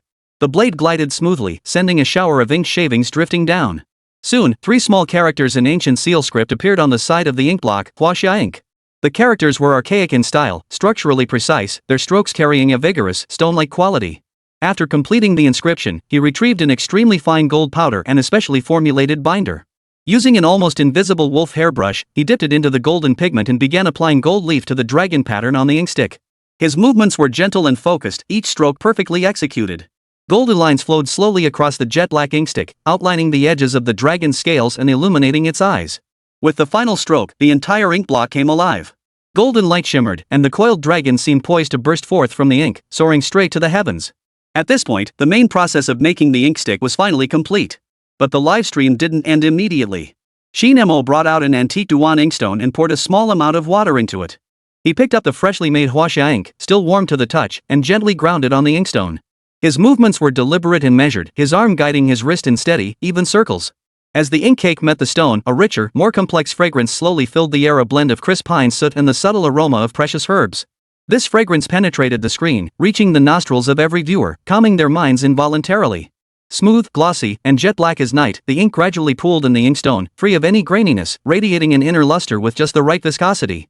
Qin Mo switched to a medium-sized goat hair brush, dipped its tip into the inkstone, and saturated it with ink. Lifting the brush, the ink flows smoothly from the tip, round and full, perfectly balanced. He pauses briefly over a sheet of prepared Xian paper, then begins to wield the brush with force. The brush danced like dragons and serpents, flowing in one continuous stroke. 4 powerful characters leapt onto the paper, authentic Chinese heritage. The strokes were steady and powerful, with sharp, angular turns like chiseled stone and flowing, cloud-like connections. The ink was rich and saturated, jet black and glossy, its depth so profound it seemed to absorb light. Even more astonishing was the ink's sharp, defined edges, not a trace of blurring.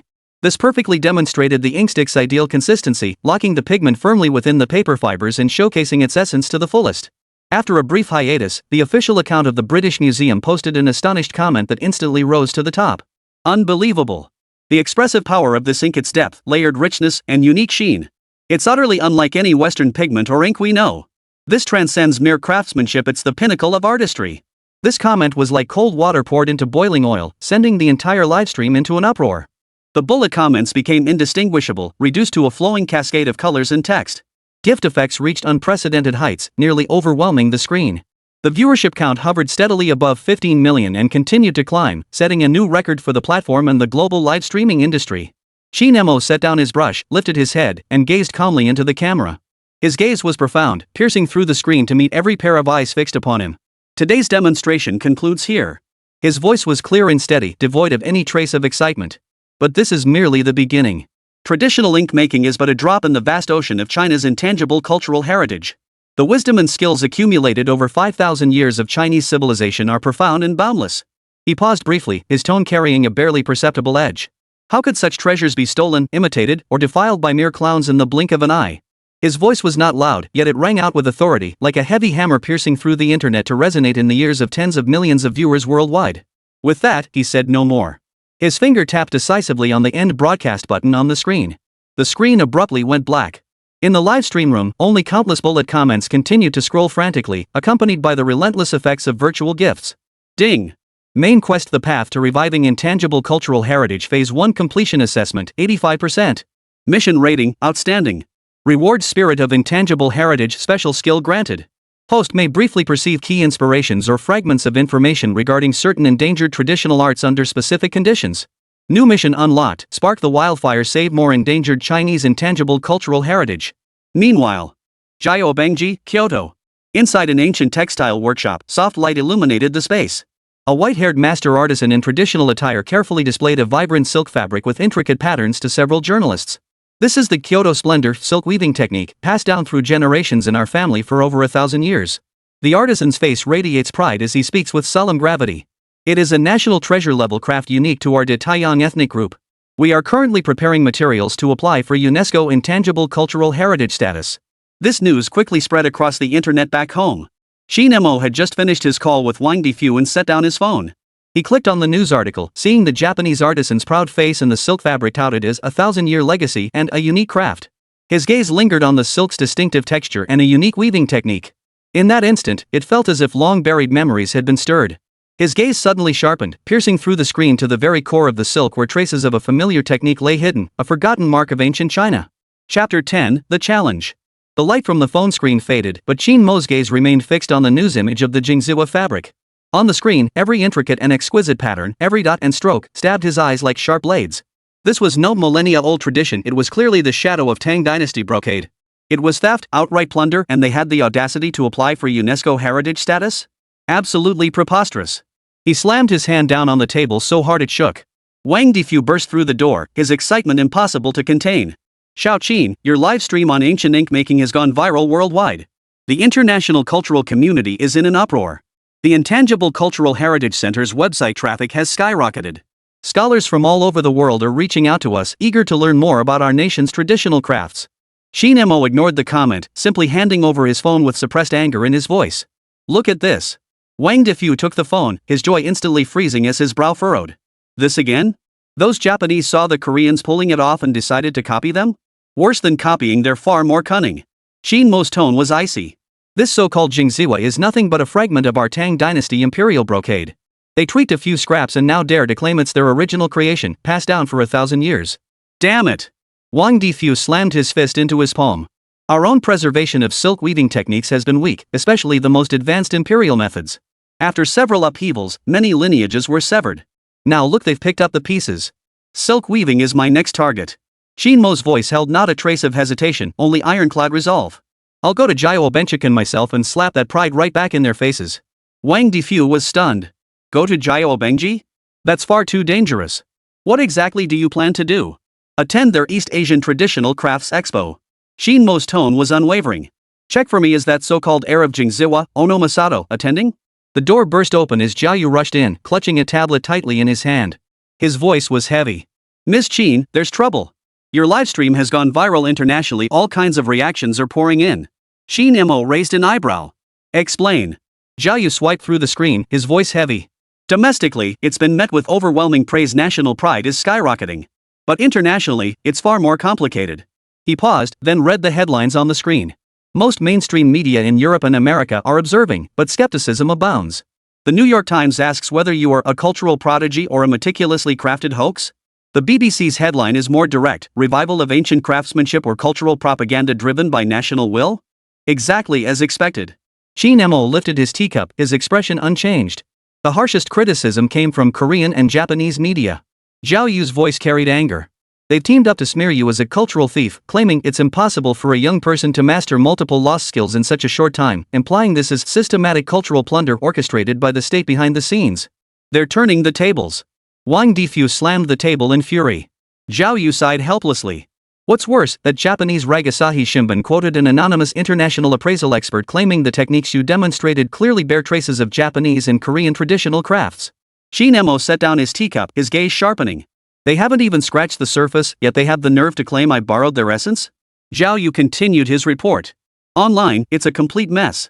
Domestic netizens hail you as a cultural hero and backbone of the nation, while overseas reactions are mixed, some praise, some question, and radical foreign netizens even call you a fraud who fakes ancient techniques with modern technology. Public opinion is always noisy. Qin Mo's tone remained calm.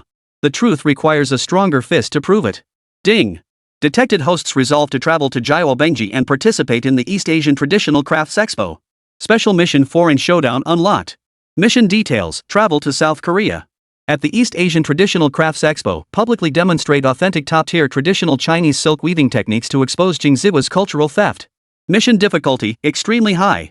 Host will face unpredictable obstacles and challenges on enemy territory. Mission rewards: random advanced intangible cultural heritage technique master level X1, special item cultural resonance talisman X1. Just as Qin Mo was about to respond to the system, hurried footsteps and voices suddenly echoed outside the door. A staff member peered inside, his face anxious. Director Wang. Several leaders request your immediate presence for a meeting. The atmosphere in the conference room was oppressive and tense. Several stern-faced leaders sat around the round table while the projection screen displayed a dense array of screenshots from international media reports. The situation is far more complex than anticipated. A gray-haired elder leader spoke with grave concern. Xiao Qin's performance has indeed ignited cultural enthusiasm domestically, but internationally, it has triggered a systemic backlash. A middle-aged official added. Diplomatic channels report that Korea and Japan have formally submitted a joint complaint to international cultural organizations, accusing us of distorting East Asia's shared cultural history and attempting to monopolize regional cultural heritage. The veteran official sighed. Now Xiao Qin proposes to go to South Korea and publicly challenge the splendor of Beijing. The risk is too high. It's their home turf. Any unforeseen incident could have unimaginable consequences. We've debated this for nearly 2 hours. The final resolution was brought back by Wang Difu. Senior leadership advised Qin Mo to postpone his trip to Footbasin Chicken, instead consolidating achievements domestically and accumulating more international prestige. Qin Mo listened, his expression unchanged. I've heard the leadership's opinion, but my decision remains unchanged. Wang Difu grew impatient. Qin, you must understand this isn't just about you. With international public opinion so sensitive right now, going at this time. If we wait until they successfully list Jingziwa as a UNESCO heritage site before protesting, do you think that will be effective? Qin Mo countered, his voice carrying an unquestionable rationality. The Koreans' demu mortise-and-tenon joints is a bloody lesson. Once they beat us to it, reclaiming the narrative will be as hard as climbing to the heavens. But Wang Difu tried to dissuade him. I understand everyone's concerns. Qin Mo softened his tone. Trust my judgment. I won't cause trouble for the country, nor will I act on impulse. I'm merely attending an expo to showcase our authentic Chinese silk weaving. Shouldn't culture be exchanged and proven in the open? Wang Difu opened his mouth but ultimately couldn't bring himself to utter another word of dissuasion. That evening, Qin Mo's insistence on proceeding was reported up the chain of command. Surprisingly, the elderly leader who had been so deeply concerned earlier ultimately gave his approval. Since Qin Mo possesses such resolve, we shall support him. But preparations must be meticulous. Diplomacy, security, media relations, every detail must be covered. This isn't just his responsibility, it's time for our Chinese cultural confidence to take center stage. Chapter 11, Online Controversy. The wave of praise had barely receded when a backlash from overseas social media surged in like a tidal wave. Initially scattered doubts were merely ripples on the surface, but they quickly coalesced into an indelible toxic fog within cyberspace. Voices from all directions wove an invisible net, encircling Qin Mo's reputation layer by layer, tightening with each pass. These comments weren't casual attacks, they were meticulously sharpened blades aimed directly at the weak points of his reputation, each strike delivered with deadly precision. Arrogant Dragon Nation fraud. A comment from the United States pierced coldly, its tone dripping with bone-chilling contempt. How could a 20-something kid possibly master so many lost techniques? This nationalist spectacle makes real cultural scholars sick. Over 20,000 likes formed a silent chorus beneath the comment, queuing up to silently amplify the weight of the accusation. Voices in the comments section rose and fell in waves, layering into an invisible pressure attempting to crush Qin Mo. His skills are nothing but a meticulously staged performance. A user claiming to be a scholar of Huzi Kingdom culture shifted the angle of attack. The scholar's tone carried the characteristic arrogance of Western academia, like a high and mighty judge. I've watched the video over a dozen times. That level of fluidity and proficiency isn't a genuine demonstration, it's more like a pre-rehearsed performance. Every movement, every detail is too perfect, unrealistically perfect. As the discussion intensified, the language grew sharper and more aggressive. Labels like cultural thief and spokesperson for the Huaxia cultural revival scam were casually pinned on Qin Mo, like invisible brands attempting to permanently tarnish his reputation. South Korean and Japanese media sensed blood in the water, like starved sharks rushing to devour this juicy prey. The Asahi Shimbun's headline screamed in bold type, its black letters seeming to roar from the page. Cultural thief steps onto South Korean soil, young Dragon Nation man attempts to steal East Asian shared cultural heritage. The article was saturated with distortion and malice, turning truth on its head by claiming that Qin Mo's demonstration of ancient ink-making techniques clearly drew from the traditional craftsmanship of South Korea and Japan. It even insinuated this was a premeditated act of cultural theft. The editorial in the East Asia Daily further directed its criticism at the national level, attempting to elevate individual actions to the status of state strategy. Dragon Nation's cultural plunder has expanded from historical artifacts to intangible cultural heritage. This state-sanctioned cultural aggression must be condemned by the international community. Each word and phrase, like poison arrows, targeted not only Qin Mo personally but also sought to drag the entire nation into the quagmire of this propaganda war. The comments sections of Korean media outlets became breeding grounds for slander, where personal attacks against Qin Mo were shocking in their viciousness and staggering in their malice. That Dragon Country guy was created with special effects, declared a highly upvoted comment, its tone carrying an air of absolute certainty. My friend is a professional video editor. He says that level of precision is impossible at that speed, it's definitely post-production. Their editing team is so skilled they can make any fake move look seamless. Beneath this comment, countless supporters emerged, some even claiming to have seen with their own eyes the editing traces in the video. The offensive intensified, its scope expanding relentlessly. So-called international experts were dragged into the fray, lending supposed academic authority to the campaign and cloaking the smear effort in a veneer of science. Henry Wilson, a white scholar who calls himself an authority on East Asian cultural studies, appeared before the camera with rows of exquisitely bound academic works behind him, projecting an aura of unquestionable authority. His tone carried the characteristic condescension of Western scholars, as if surveying a childish hoax. From a scientific perspective, the human brain and muscle memory require thousands of hours of repetitive training to form. This is fundamental knowledge in cognitive science. Professor Wilson's glasses reflected a cold glint as his voice brimmed with scholarly arrogance. Young people claiming to simultaneously master multiple complex ancient skills is cognitively impossible. No human could acquire such intricate abilities in such a short time unless. His eyes flickered, his voice dropping lower yet carrying deeper malice, as if unveiling an unspeakable secret. It's highly probable that a massive team is behind this, using modern technology and meticulously staged performances to fabricate a cultural myth. This isn't skill inheritance, it's carefully orchestrated political propaganda. It's a meticulously designed cultural fraud. Even the international academic community has not escaped this massive campaign of condemnation. The Journal of Cultural Anthropology, a highly influential academic publication, has surprisingly published an article titled Cultural Nationalism in New Packaging: The Political Calculations Behind the Dragon Nation's Intangible Cultural Heritage Movement. The author baselessly asserts that Qin Mo's emergence constitutes part of a long-term cultural strategy by the Dragon Nation, aimed at paving the way for international cultural hegemony. This rhetoric, which elevates an individual's artistic expression to a national conspiracy theory, appears particularly insidious under the guise of academic discourse. Most absurdly, a YouTube channel named Truth Revealed released a so-called technical analysis video. The 40-minute video sullenly employs slow motion and close-ups to prove Qin Mo used special props and post-production techniques during his livestream. Frame by frame, the creator dissected Qin Mo's movements, circling alleged anomalies in red and even claiming to have uncovered evidence of body double switching. This video, riddled with flaws and unable to withstand scrutiny from any professional, unexpectedly garnered hundreds of thousands of views and numerous supportive comments, becoming ironclad evidence cited by skeptics. On social media, hashtags like #DragonNationCulturalFraud and #FakeTradition briefly trended, drawing more uninformed netizens into the debate. Prominent cultural critic Tanaka Taro of Foot Basin Chicken joined the fray, publicly stoking the flames with condescending arrogance. So-called Chinese intangible cultural heritage is fundamentally shared East Asian cultural heritage. Dragon Nation's attempt to monopolize these techniques not only distorts history but also desecrates the cultural diversity of Asia. His provocations grew increasingly blatant, every word dripping with contempt and disdain for Qin Mo. I look forward to Mr. Qin Mo visiting the land of the Foot Basin Chicken to learn from true East Asian masters of craftsmanship, rather than continuing to spread his self-righteous rhetoric. Here, he will see what genuine traditional craftsmanship truly is. The attack even spilled over into Qin Mo's personal life, invading his private space from the public sphere. Some began digging into his background, questioning his academic credentials and claiming to have uncovered gaps in his resume. Anonymous users even photoshopped compromising photos and spread malicious rumors, attempting to utterly destroy the young intangible cultural heritage inheritor's character. A deluge of slander descended like a violent storm, accompanied by thunder and hail, seeking to drown Qin Mo completely. Yet in the face of this unprecedented media storm, Qin Mo remained silent. He issued no statements, offered no direct responses to accusations, and refused to engage in online flame wars. In his eyes, the so-called scientific arguments and technical analyses were nothing more than desperate, feeble sophistry, pale, powerless word games not worth a single second of his time to refute. The clamor from the outside world grew louder and louder, wave after wave crashing higher, yet Qin Mo's inner calm deepened, like an anchor steadying the storm's eye. All the noise failed to shake his resolve. Instead, it only strengthened his will and sharpened his focus. These baseless attacks and malicious slanders only fueled his resolve to press forward, proving everything through sheer strength. His gaze fell upon the system interface, where a new mission prompt flashed. Without a moment's hesitation, he accepted the foreign battle mission.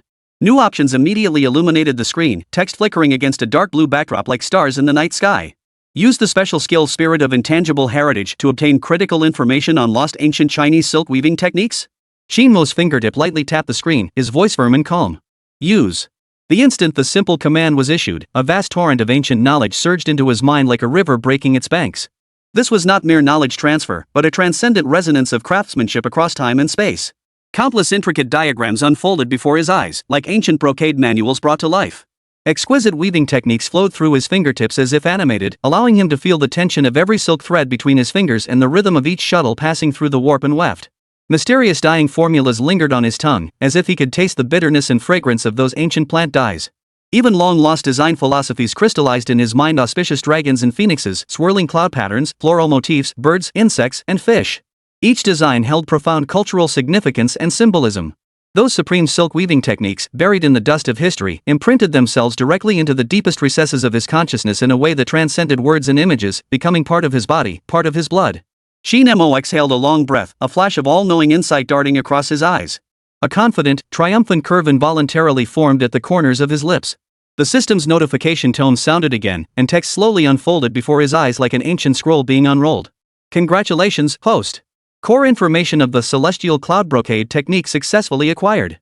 Note: celestial brocade artistry represents the supreme silk weaving craftsmanship exclusively used by the imperial courts of the Tang and Song dynasties.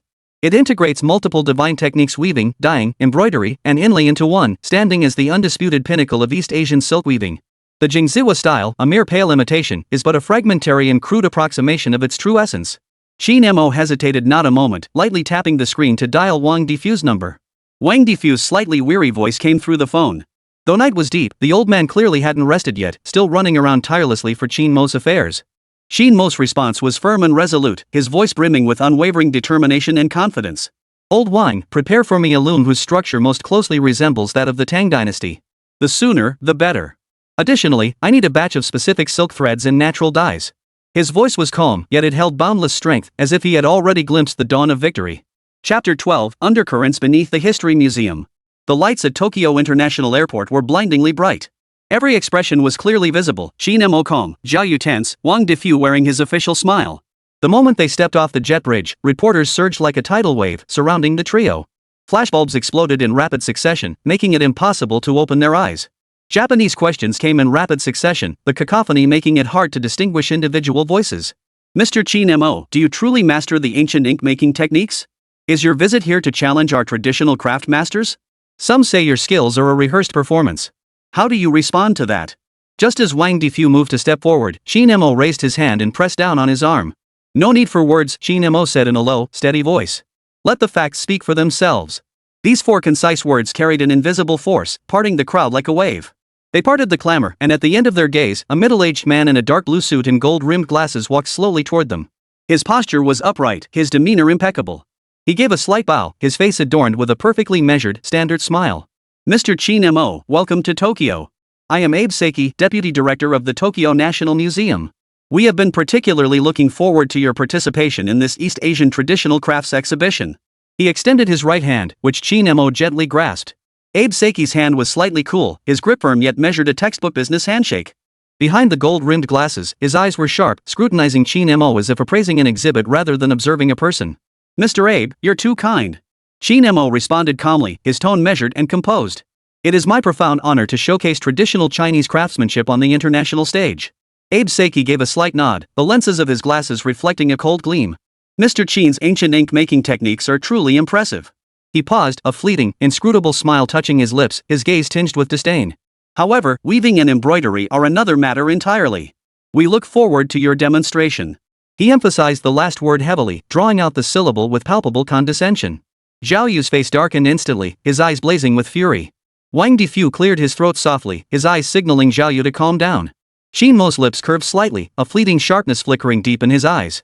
Since Mr. Abe is so eager to see it, I certainly won't disappoint you. His tone remained composed, yet carried an undeniable confidence. Abe Kyoki's smile remained unchanged, as rigid as a sculpture. We have arranged accommodations for everyone. Tonight, I would like to invite Mr. Qin to visit the History Museum of Japanese Silk Embroidery as a preview for tomorrow's exhibition. That sounds wonderful. Qin Mo nodded, a flicker of anticipation in his eyes.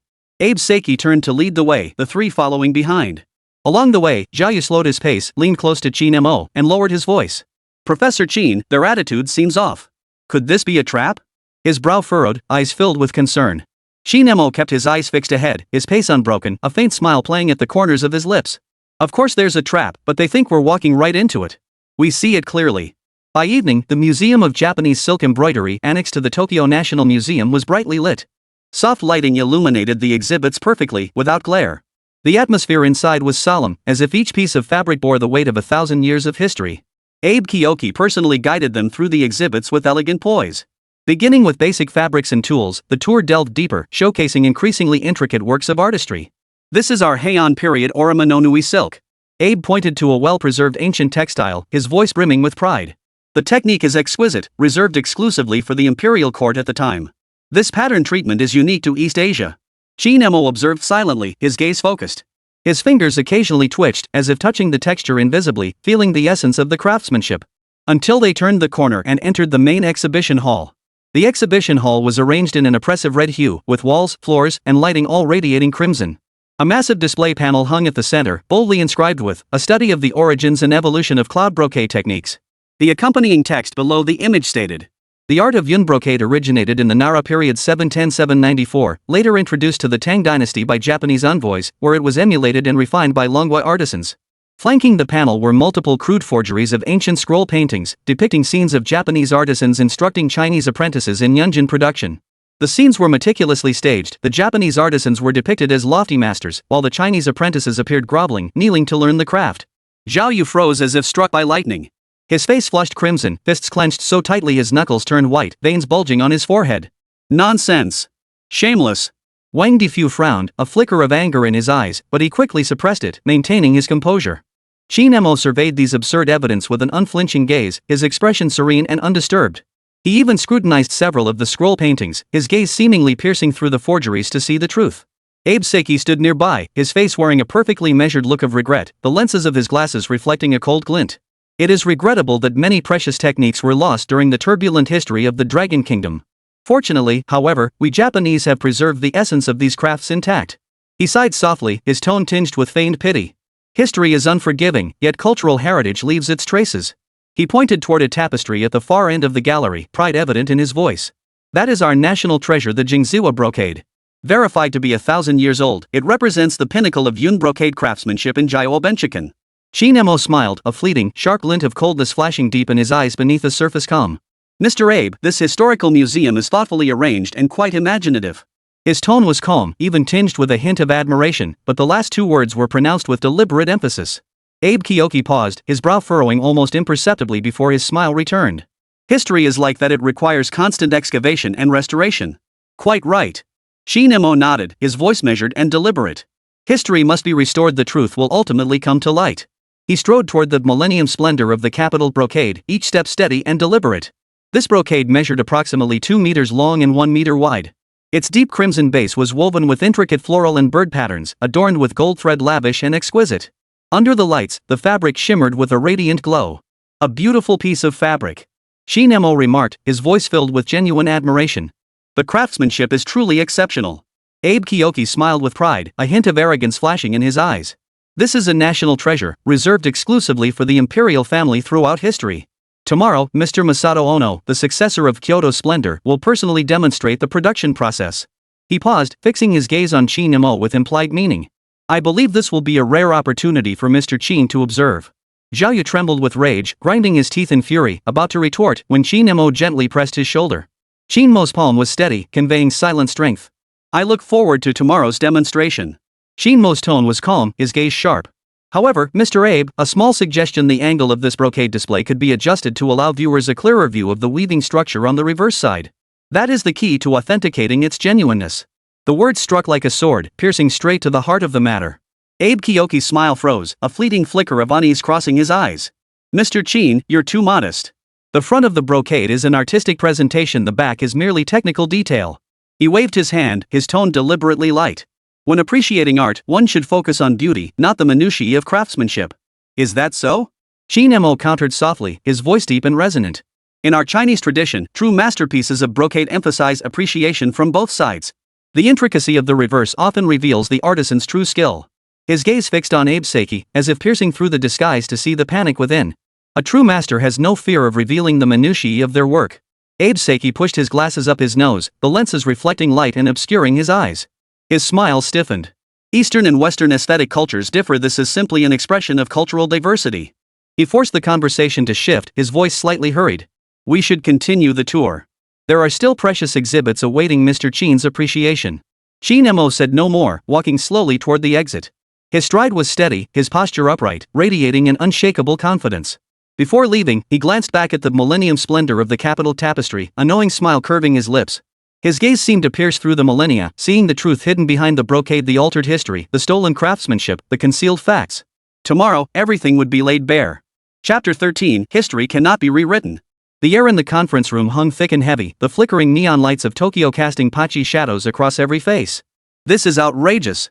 Zhao Yu slammed his fist on the table, sending the teacup trembling. His cheeks flushed crimson, rage boiling in his eyes. Not only did they steal our technology, but they turned around and accused us of stealing theirs. Twisting the truth like this is outrageous. Wang Defu sat slightly leaning forward, his brow furrowed. His hands were clasped on the table, knuckles turning white.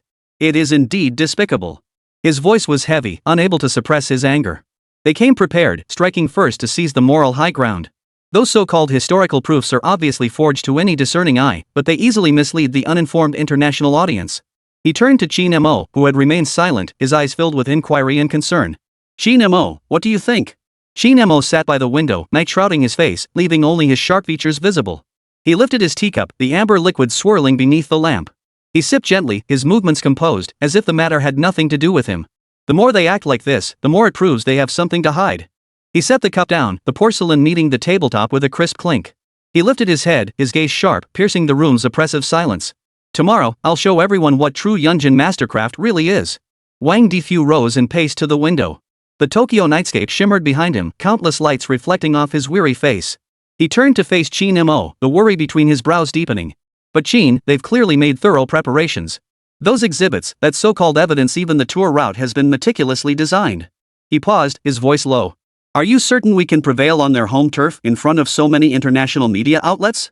Failure would have unimaginable consequences. Qin Mo set down his teacup and rose.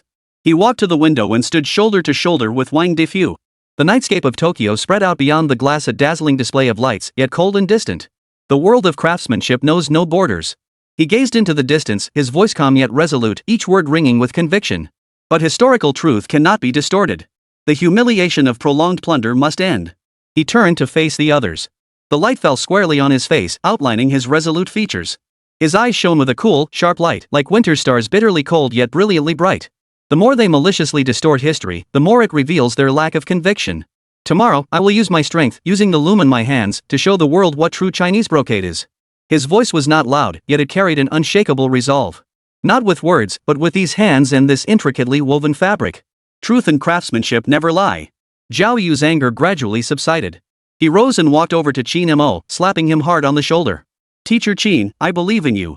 His voice was firm, the anger in his eyes replaced by unwavering support. Wang Difu gazed into Qin Mo's eyes, where a sharp gleam shone the absolute confidence of a master at the pinnacle of his craft, and unshakable resolve. He gave a slight nod and said no more. In some battles, strength is the only thing that matters. The meeting concluded, and everyone returned to their quarters. Qin Mo remained awake. Deep into the night, Tokyo glowed with lights. He stood alone at the window, gazing down upon the city that never slept. Neon lights flickered, and streams of traffic weaved through the city. In the distance, the lights of Tokyo Tower pierced the night sky like a sharp sword. Qin Mo closed his eyes, recalling the cloud brocade heavenly craftsmanship techniques imparted by the system. The 1,000-year-old weaving techniques were vivid in his mind, as if he were witnessing them firsthand. His fingers moved slightly, as if manipulating threads that span millennia, weaving intricate patterns. A specific detail on the reverse side of the Capital Splendor tapestry emerged vividly in his mind. That subtle flaw, an unmistakable sign of their imperfect craftsmanship, held the key to victory tomorrow. He opened his eyes, his gaze unwavering. Tomorrow, the decisive battle begins. By dawn the next day, crowds had already gathered before the Tokyo International Exhibition Center. International media journalists, armed with cameras and lenses, formed a long queue. Audiences and professionals from around the world jostled to enter, a surging tide of people accompanied by waves of noise. A sweet-voiced Taiwanese host stood at the entrance, broadcasting live to the cameras. Her voice was crisp, yet couldn't hide the bias in her words. Today's East Asian Traditional Crafts Expo will be a cultural feast. She smiled, her on-camera expression flawless. Of particular note is the collaboration between Qin Mo, a non-material cultural heritage inheritor from the Dragon Kingdom, and our national treasure artisan, Masato Ono, who will jointly showcase silk weaving techniques. This is a rare opportunity for cultural exchange. She paused, her tone shifting subtly. Mr. Ono is the 18th generation inheritor of Kyoto's Splendor brocade weaving, renowned globally for his masterful craftsmanship. Mr. Qin Mo, meanwhile, is a young artist who recently gained online fame. We are eager to see him learn authentic traditional brocade techniques from Mr. Ono. The main venue buzzed with excitement. Under bright lights, a circular stage stood at the center, flanked by two looms positioned east and west. The stage was surrounded by experts and journalists from various countries, flashes of cameras flickering intermittently amidst waves of conversation. At the eastern loom, Ono Masami, dressed in traditional Japanese attire, demonstrated silk thread selection and preparation to the onlookers. Approaching 60, his composed demeanor and graceful, deliberate movements radiated the mastery of a lifelong artisan. Each movement was deliberately slowed to ensure everyone could see clearly. He occasionally looked up with a smile, accepting the admiration and camera flashes. The loom on the west side stood empty, the spot reserved for Qin Mo. Nearby, several staff members whispered among themselves, casting occasional glances toward the east with a mix of disdain and anticipation. The stage was surrounded by experts and journalists from various countries. Among them were authorities on footbasket chickens and several European scholars of textile history. Their faces held anticipation as they murmured among themselves, notebooks and recording devices at the ready. Abe Seki stood at the side of the stage, posture erect, suit immaculate. A confident smile graced his face, and eyes behind gold-rimmed glasses scanned the venue entrance, awaiting today's true prey. Beside him, the so-called Millennium Kyoto Splendor brocade was displayed prominently under a specially designed glass case. Soft spotlights illuminated the brocade, making its colors appear even more vivid. Beneath the brocade, a sign boldly proclaimed National Treasure of Japan, accompanied by explanations in multiple languages including English and French. At exactly 8 o'clock, commotion erupted at the entrance. Flashbulbs popped incessantly as the crowd instinctively parted to form a path. Qin Mo entered the venue alongside Wang Difu and Zhao Yu. He wore a simple white Chinese-style stand-up collar shirt, his stride steady, his gaze unwavering. All eyes focused on him as flashes erupted like hawk eyes. Abe Kyoki swiftly approached, extending a welcoming gesture with a professional smile. "Mr. Qin, you finally arrived. We've all been eagerly anticipating your remarkable presentation for quite some time." His tone carried a condescending politeness. Qin Mo's gaze swept past Abe Seiki, fixing directly on the Millennium Capital Splendor brocade. A faint smile touched his lips, his eyes calm with knowing insight. The brocade shimmered brilliantly under the lights, yet to him, every pattern and technique revealed its true origins. "Presentation?" His voice was soft, yet clear enough for all nearby to hear. "Today is not about display. It is about history being reenacted. And the end of deception." His words fell like a stone into a lake, sending ripples across the surface. Reporters instantly trained their lenses on him, capturing this explosive opening. Abe Seiki's smile froze. Unease flashed behind his glasses before he regained his composure. He shifted slightly, extending an inviting gesture. "Now, please welcome Mr. Qin to take his seat. Our cultural exchange is about to begin." Qin Mo stepped forward, walking toward the stage. Each step was firm and resolute, not merely toward the loom, but toward a decisive battle concerning national dignity. Chapter 14, Divine Weaving Technique. Exposing a millennium-old lie. On the western side of the stage, Qin Mo came to a halt. His gaze swept over the loom before him, an antique replica, its smooth wood and intricate carvings exuding an artificially rustic charm. But he saw through the deception at a glance. The warp threads were unevenly tensioned, several hanging slack like the dying pulse of a patient, a flaw that would directly compromise the weaving. The shuttle slots were rough and angular, as if poised to snag the shuttle at any moment and disrupt the entire rhythm. Sabotage. The cold thought flashed through his mind. The audience below murmured like a swarm of buzzing flies.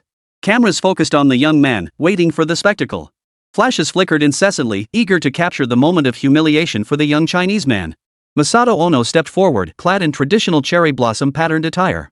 Each deliberate stride exuded the calculated grace of a master. A professional smile graced his lips as he clasped his hands together and bowed slightly, his feigned humility sickeningly fake. "Mr. Qin Mo, I've long admired your reputation." His Chinese was polite, yet his eyes betrayed a knife-sharp contempt. Then, switching to Japanese and lowering his voice, assuming Qin Mo couldn't understand. "Young man, don't disgrace your country. Lose with dignity, and I might even offer you some pointers." He grinned smugly, glancing at the reporters out of the corner of his eye, waiting to see Qin Mo's bewilderment. "Mr. Ono, you're too modest." Qin Mo replied fluently in Japanese, his voice as still as a bottomless well. "However, today it seems I shall be the one to show you what true Chinese brocade truly is."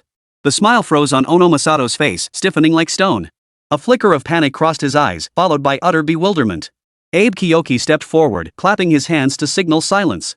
His suit was impeccably tailored, and behind his gold-rimmed glasses, his gaze was as sharp as a falcon's. "Distinguished guests, we are privileged to witness this grand gathering of East Asian silk weaving exchange. The rules are simple. The two artisans have 2 hours to complete their signature pieces, which will ultimately be judged by an international panel." Qin Mo scanned the judges' table, his gaze calm and unruffled. Of the 10 judges, 8 were locals from the host country, while the 2 Europeans were chatting and laughing with Abe, appearing as close as family. This was a thoroughly orchestrated setup, a meticulously laid trap designed to humiliate him and all of Huaxia. "The contest begins," Abe Kyoki announced loudly, his voice betraying an unmistakable anticipation of victory. Ono Masato immediately began his demonstration, his movements expertly deliberate, each step deliberately slowed as if conducting a masterclass for the audience. He alternated between glancing up with a smile and lowering his head in deep concentration, every detail embodying the aura of a master. The Japanese commentator's voice rang out. "Mr. Masato Ono is now demonstrating the spring rain crossing technique, a secret art passed down from the Heian period that few can master. Please observe his fingering. It requires at least 20 years of rigorous practice to achieve this level of mastery." The audience murmured in admiration as flashes erupted once more, the atmosphere growing intensely charged. Qin Mo stood before the loom, his expression serene. He did not begin immediately, instead spending several full minutes meticulously inspecting the loom, his fingers touching each critical part with gentle precision. Is he stalling? He's freaked out, isn't he? Has the young man from the Dragon Kingdom finally seen the gap? Whispers rippled through the crowd below the stage, mocking laughter stinging like needles. Qin Mo paid no heed. His world contained only this loom. His fingers darted between the meridians, adjusting and manipulating them with precise, powerful movements, not a single unnecessary gesture. His gaze was so focused it seemed capable of piercing through everything, his breathing steady as if he had entered some profound state of consciousness. What is he doing? A European reporter watched the young man's unusual behavior with puzzlement. Wang Defu stood at the edge of the field, hands clasped behind his back, his voice steady and authoritative as he answered everyone's question. He's adjusting the loom. In less than 10 minutes, Qin Mo used techniques so simple they seemed unbelievable to adjust the uneven tension of the warp threads to their optimal state. He drew a square of fine linen from his waist, dipped it in a special grease he carried, and swiftly smoothed the grooves. The once rough edges instantly became as smooth as glass. After completing these steps, Qin Mo retrieved several rustic bamboo sticks and copper wires from his cloth bag, arranging them beside the loom. These tools were so rudimentary they bordered on shabby, yet they exuded an ancient aura forged by the passage of time. Using such primitive tools? A reporter from Foot Basin Chicken wore a mocking smile, his tone dripping with contempt. Qin Mo ignored him, closing his eyes briefly. Detected critical challenge for host. Consume points to activate artisan's fire, enhancing hand stability and precision? Activate. Qin Mo silently commanded in his mind. In an instant, a warm current surged through his entire body, ultimately converging in his hands. The sensitivity and strength in his fingertips surged dramatically. He could now perceive the slightest shift in the silk thread, his joint control reaching an almost terrifying level of precision. Qin Mo snapped his eyes open, his gaze sharp as blades, and his hands began weaving like lightning. At first, people murmured among themselves, mocking him for being slow to warm up or putting on airs. Soon, the entire hall fell utterly silent. Everyone held their breath, eyes fixed unblinkingly on Qin Mo's hands. His hands danced across the loom with lightning speed, working in perfect harmony with the ancient bamboo shuttles and copper threads. The shuttles darted back and forth like streaks of light, yet with pinpoint precision, never faltering, as if possessed of their own consciousness. His movements flowed like water, executed in one continuous motion without pause or hesitation. It seemed not he was weaving, but the threads themselves obeyed his command, automatically forming patterns. Gradually, intricate and exquisite patterns emerged. Cloud motifs woven from gold thread swirled fluidly, as if truly flowing. A phoenix, interwoven from four-colored silk, came vividly to life, seeming poised to spread its wings and soar at any moment.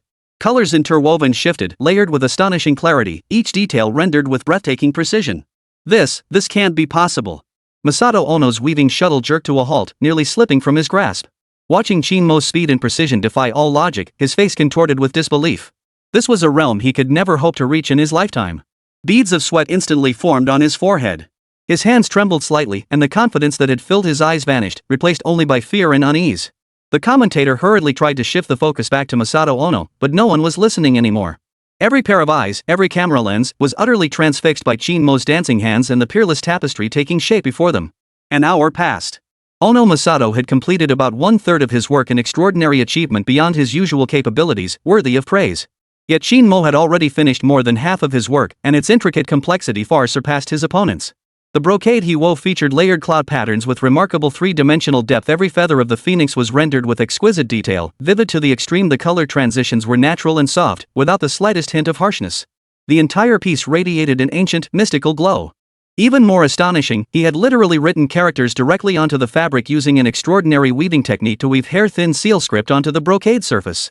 Cloud brocade, heavenly craftsmanship. The characters appeared faint yet distinctly legible. Such a technique was virtually unheard of even in ancient texts, mastered by almost no one. This couldn't possibly be done on the spot. He prepared it in advance. Cheating! Abe Seki shouted, losing his composure. His face turned ashen, veins bulging on his forehead, all traces of his earlier calmness gone. Qin Mo didn't even lift his head, his hands moving steadily. His voice was as calm as water, yet it carried clearly throughout the entire venue. Mr. Abe, should you have any doubts, you may inspect my loom and tools at any time. Everything I've used today has been witnessed by all present. Then he lifted his head, his gaze piercing as he surveyed the silent hall. Finally, he fixed his eyes on the brocade touted as the Millennium Kyoto Splendor. This is China's Yunjin heavenly craft, a secret technique passed down from the Tang imperial court. It not only weaves patterns but also incorporates text, truly embodying an inch of brocade, an inch of gold. Moreover, its reverse side is as exquisite as the front, if not more intricate. A faint smile touched his lips as a sharp gleam flashed in his eyes. His voice, though not loud, pierced the entire hall, each word like a blade. Unlike certain crude imitations that focus solely on superficial flashiness, their backs are coarse and even harbor filth. As his words fell, the hall erupted in an uproar of disbelief. Reporters swarmed Qin Mo's loom like sharks sensing blood, cameras flashing relentlessly as if etching this moment into history. The European judges could no longer remain seated. They rose one after another to get a closer look, their faces etched with astonishment and awe. Unbelievable! That precision, that speed! We've never witnessed such masterful craftsmanship. Masato Ono's face drained of color. The shuttle slipped limply from his hands, clattering to the floor with a sharp, jarring sound in the silence. His hands trembled slightly, his eyes vacant, his entire being shattered. He knew he had been utterly defeated. What he represented was not merely himself, but a millennia-old deception that now crumbled before the true artistry of China. Abe Kyoki stood frozen, cold sweat beading on his forehead. Behind his gold-rimmed glasses, his eyes betrayed utter panic. He stared fixedly at the Capital Splendor piece, a terrifying thought surging through his mind. If Qin Mo truly demanded to see its reverse side, all the pretense, all the lies, all the painstakingly crafted millennia-old heritage would have nowhere to hide, laid bare before the world. At the center of the venue, Qin Mo's fingers danced across the loom, the shuttles weaving like shadows. The cloud brocade he wove burst into dazzling brilliance, illuminating not only the skies of Japan but also the long-buried, distorted truths of history. Golden threads shimmered with an ancient radiance under the lights, colors intertwining into profound layers, every detail executed with extreme precision.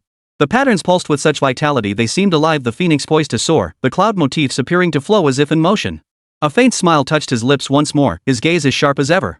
His voice remained calm yet carried an undeniable authority. Next, I will demonstrate how to weave hidden patterns into the brocade surface.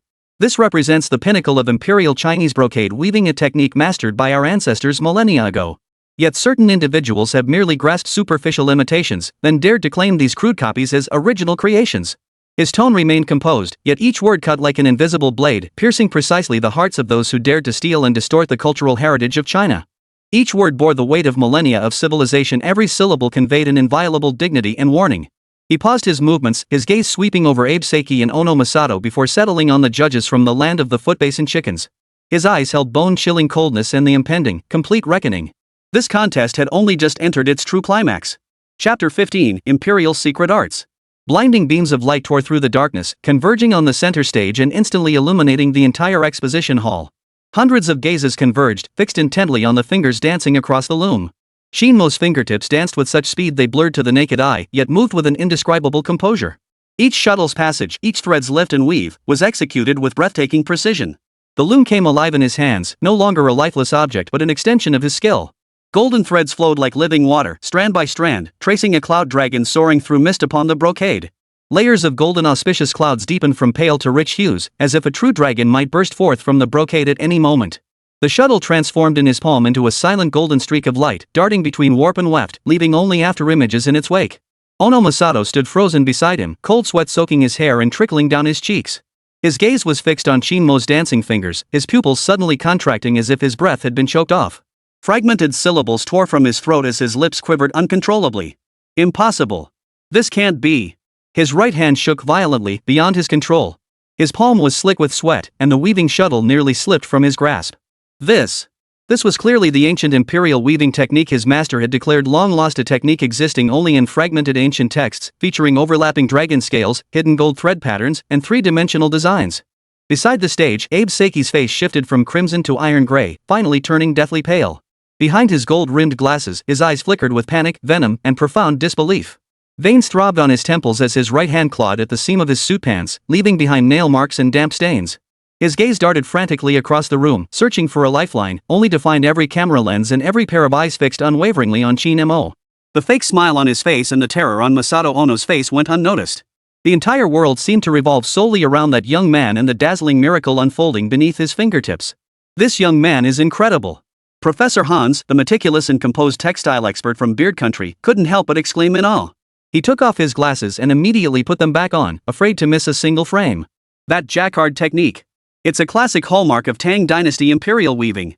I've seen similar depictions in Dunhuang murals and read scattered accounts in ancient manuscripts, but never witnessed it in person. This is living history, a millennia-old craft reborn. In Qin Mo's world, only warp threads, weft threads, and shuttles remained. His mind was utterly still, all external noise shut out. He was utterly immersed in the pinnacle of weaving, his fingers becoming one with the shuttle, his breath resonating with the loom, as if transported back to the imperial weaving workshops of the Tang Dynasty 1,000 years ago. The magnificent patterns of cloud brocade unfolded inch by inch beneath his hands. Golden auspicious clouds layer upon layer, a mighty dragon surges through the sea of clouds, its muscles defined, brimming with power. Two phoenixes danced around the dragon, each feather rendered with such precision it was visible to the naked eye. Yet what left all experts utterly speechless was the tiny, fingernail-sized section in the lower right corner of the intricate pattern Qin Mo had woven, the 4 characters cloud brocade heavenly craftsmanship in seal script using silk thread. The strokes flowed with unparalleled precision, appearing less woven than carved by the sharpest chisel. Masato Ono completely lost it. He sprang to his feet, the weaving shuttle flying from his grasp. With a sharp crack, it shattered into 2 pieces upon the floor. It's not fair. The words were forced out in stiff, twisted Chinese, his face flushed crimson, eyes filled with humiliation and fury. Then, he erupted into a series of high-pitched, frantic Japanese shouts. He's not using traditional techniques. This is modern method. Absolutely not ancient weaving. He's cheating. The competition must stop immediately. Abe Kyoki's eyes lit up as if he'd seized a lifeline, lunging forward. Exactly. That's it. His voice suddenly became shrill and piercing, all traces of his previous refinement gone. Mr. Qin's technique clearly exceeds traditional boundaries. This violates the competition rules. On the judges' panel, several Japanese judges rose as one, their expressions stern, as if responding to some unspoken cue, nodding in agreement. The venue erupted instantly. Countless camera lenses swiveled toward the commotion. Flashes erupted like a torrential downpour, blindingly bright. A tidal wave of murmurs surged from the audience and reporters, the entire scene teetering on the brink of chaos. Qin Mo's movements paused only imperceptibly. He lifted his head, his gaze as calm as a deep pool yet piercingly sharp, as if he saw through everything. A faint curve touched the corners of his lips. Interesting. His voice was soft, yet it carried an almost magical quality that instantly silenced the clamor. The entire hall fell into an eerie silence, as if by some unseen force, every ear pricked up in unison. Mr. Ono, having never truly mastered even the most fundamental techniques of Yunjin weaving, how dare you presume to call yourself an heir? Qin Mo rose slowly, his gaze fixed on Abe Kyoki with a sharpness that seemed poised to pierce him. Mr. Abe, since you question my technique, why not produce your museum's treasured Millennium Splendor of Kyoto? We can compare them on the spot to determine authenticity. Abe Kyoki's face instantly drained of color, as if someone had seized his throat. Cold sweat trickled down his temples, soaking the collar of his shirt. But that's a national treasure. How could we possibly? Afraid? Qin Mo cut him off coldly, his voice suddenly icy, each word like a blade tempered in frost. If it's truly a millennium-old national treasure, it should withstand scrutiny from all under heaven. If it's merely a forgery, today is the day its true nature will be exposed. After a brief, deathly silence, the venue erupted in a tsunami of murmurs. Journalists from around the world swarmed like sharks sensing blood, clamoring for immediate authentication. Countless lenses locked onto Abe Kyoki's pallid face, hunting for the slightest flicker of emotion. Under the overwhelming pressure of public opinion, Abe Kyoki clenched his jaw, grinding his molars as he ground out the order. Bring out the Kyoto Splendor. Be careful, extremely careful. Staff members carefully removed the Millennium Kyoto Splendor from its specially designed glass display case. Qin Mo stepped forward, his fingertips lightly touching the glass, his gaze so intense it seemed to pierce through everything. Then, he signaled to the staff and took the brocade with the utmost gentleness. The entire hall fell silent, so quiet you could hear a pin drop. Only the rhythmic clicks of camera shutters echoed, capturing this defining moment. Everyone, please look here. Qin Mo slowly turned the brocade over, revealing its reverse side. His slender fingers pointed precisely at several inconspicuous spots on the reverse. First, the warp structure. Authentic ancient Yun brocade employs an extremely intricate 3-in-2-out structure to ensure both the fabric's strength and the three-dimensional effect of the patterns. This piece, however, uses the simplified 1-in-1-out structure commonly found in modern production. Several European experts from the judging panel immediately stepped forward, taking out magnifying glasses for closer inspection. They whispered among themselves, their faces betraying unmistakable shock and disbelief. Second, gold thread finishing. Ancient master artisans would skillfully conceal the ends of gold threads within the fabric, leaving no trace a pinnacle of craftsmanship. Yet here, the gold thread ends are crudely knotted and glaringly exposed. This is the hallmark of modern, inferior techniques. Masato Ono's face drained of color, his legs weak as if all strength had been drained from him. His eyes were vacant, avoiding everyone's gaze, as if his soul had been completely stripped away. Third, the color. It's overly vivid, lacking the patina of age befitting an antique. Fourth, the twist of the silk threads. It deviates significantly from Tang Dynasty brocade standards. Any professional would spot the flaw at a glance. Qin Mo's tone remained calm, yet his words struck like heavy hammers, each blow landing precisely on the vital points. He paused briefly, his gaze sharp as a blade as it swept across the entire room. Fifth, and most damning evidence. His fingertip touched an almost invisible corner of the brocade, where a trace of residue lay barely perceptible. This dye residue, upon professional chemical analysis, contains aniline components. This synthetic dye wasn't even created until the early 20th century. How could a so-called millennia-old ancient brocade possibly bear traces of a modern chemical dye? The venue erupted in chaos. Reporters swarmed forward, cameras locked onto the flaw Qin Mo had pointed out, shutters clicking incessantly. European experts scrambled to verify the findings, their expressions shifting from shock to fury. Abe Kyoki stood alone, his glasses reflecting light but failing to conceal the panic, despair, and utter hopelessness in his eyes. Cold sweat soaked through his shirt, trickling down his cheeks like the very collapse of his world. Chapter 16, Stop the broadcast. Stop the broadcast. Stop it immediately. Abe Kyoki's eyes bulged, his face contorted, his throat nearly torn apart. He flailed his arms wildly like a conductor gone mad, his shirt beneath the suit soaked through with cold sweat clinging to his body. Chaos erupted in the hall. The crowd murmured, whispers rising like a tidal wave. Journalists from around the world scrambled to adjust their camera angles, desperate not to miss this dramatic scene. The cameras continued to flash their piercing red lights, relentlessly documenting the collapse of this cultural charade. Dozens of lenses locked onto the composed figure at the center of the stage like predators. Qin Mo stood under the spotlight, holding the exposed millennium brocade, his gaze coolly sweeping over the dozens of international media outlets below. A cold smile curved his lips, his eyes sharp with all-knowing insight. Too late. 3 words spoken lightly, yet carrying the weight of 1,000 pounds. Indeed, it was too late. The media present had already recorded the entire process in crystal clear detail, from his masterful weaving technique, to his pinpoint exposure of the fatal flaw in Jingziwa, to Abe Seiki's utterly flustered expression at this very moment. Like hawks, the cameras locked onto every detail, every truth, every flicker of expression. The air inside the venue seemed to freeze, thick with tension and anticipation. Mr. Abe. Qin Mo's voice was not loud, yet it pierced through the venue's clamor, each word like a sharp blade striking straight to the heart. You cannot conceal the truth. He advanced slowly, his stride steady and powerful, his gaze piercing. Self-deception will only make your predicament more embarrassing. Abe's face turned ashen, as if he had aged 10 years in an instant. Cold sweat beaded on his forehead, trickling down his cheeks.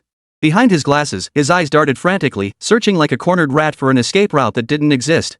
Just as the tension reached a breaking point, a sudden stir arose from the crowd. An elderly man dressed in traditional Japanese attire slowly parted the crowd and made his way toward the center of the stage.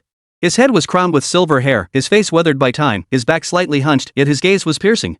Elder Kimura's steps were unsteady yet resolute, each one seeming to tread upon Abe Kyoki's heart.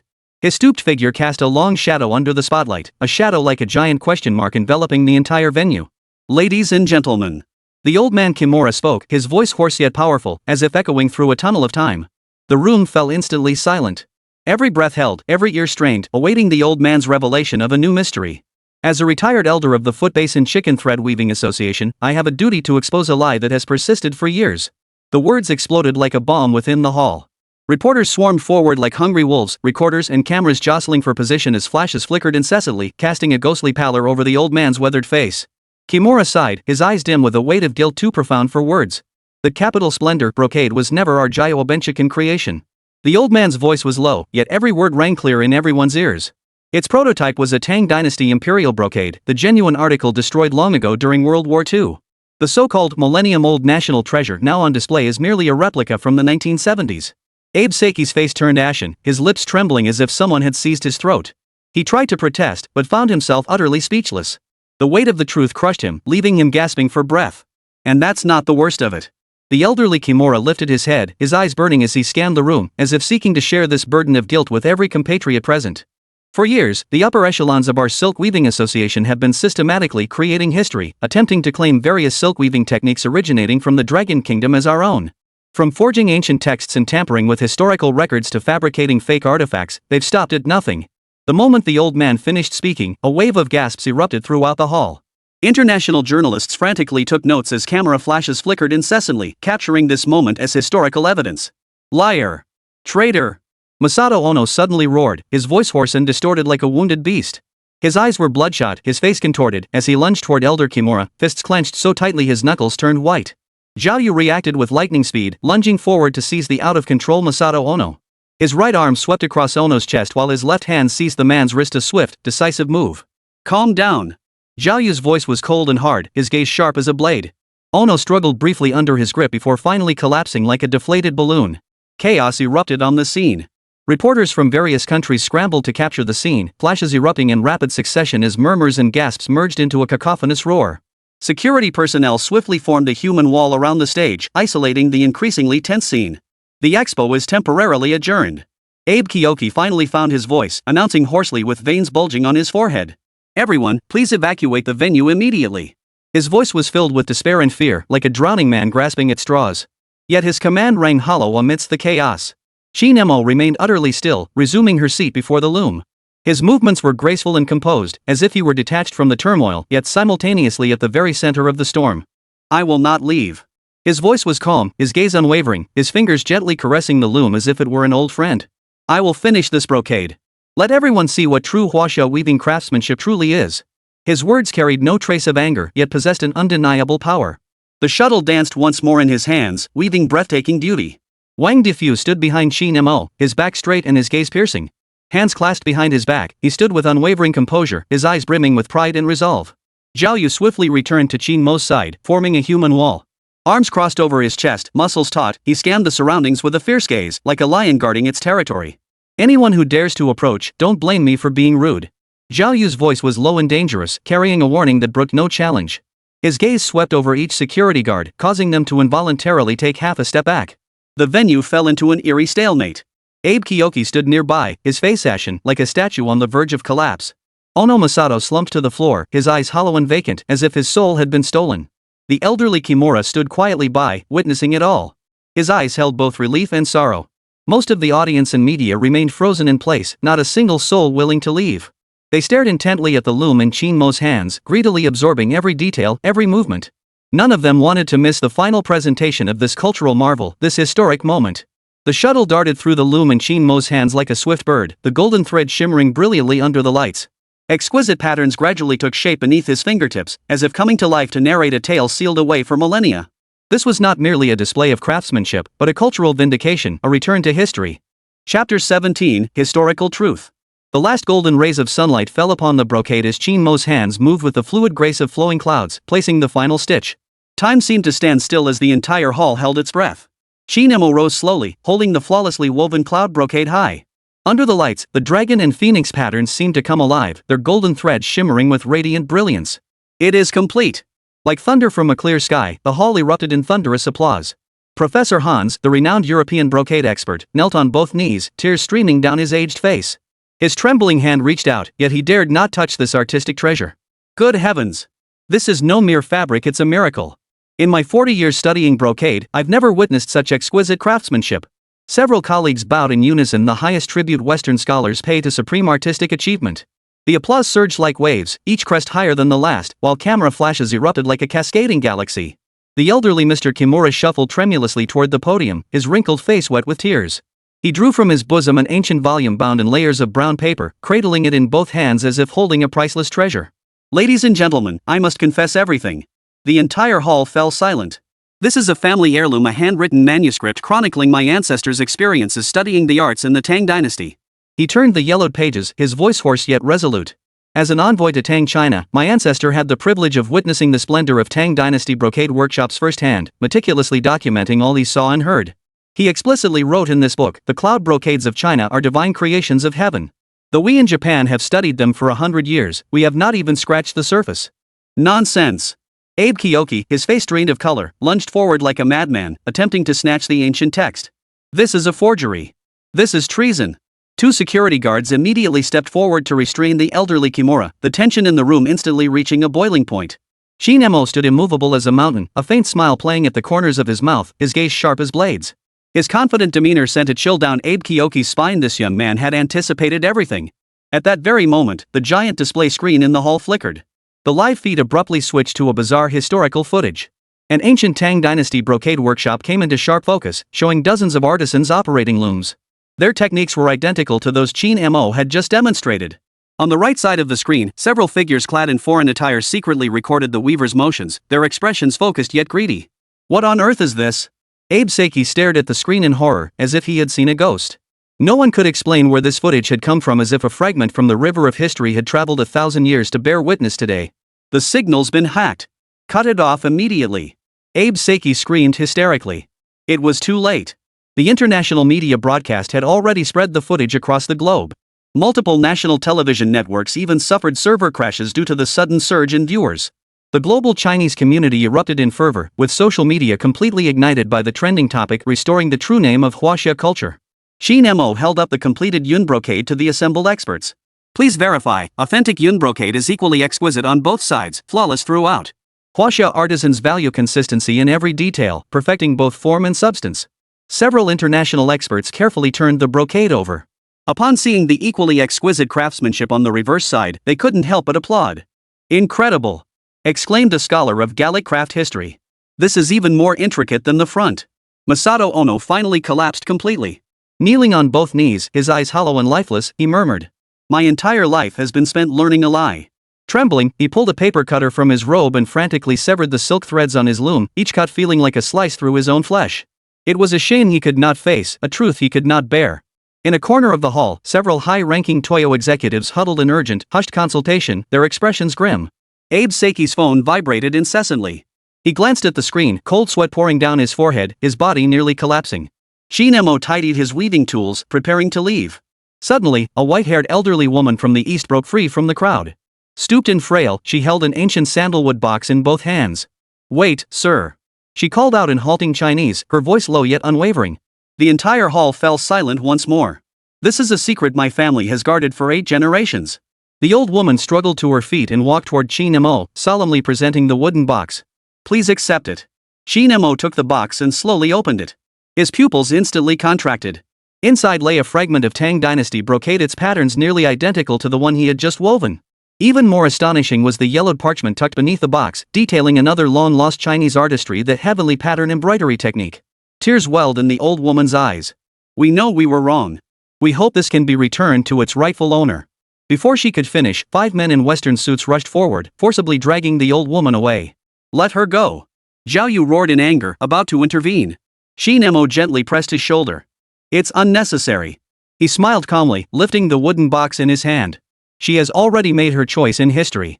Countless cameras captured this shocking moment, broadcast simultaneously across the globe.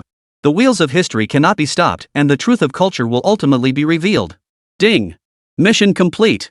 Obtain special reward, Cultural Resonance Talisman X1.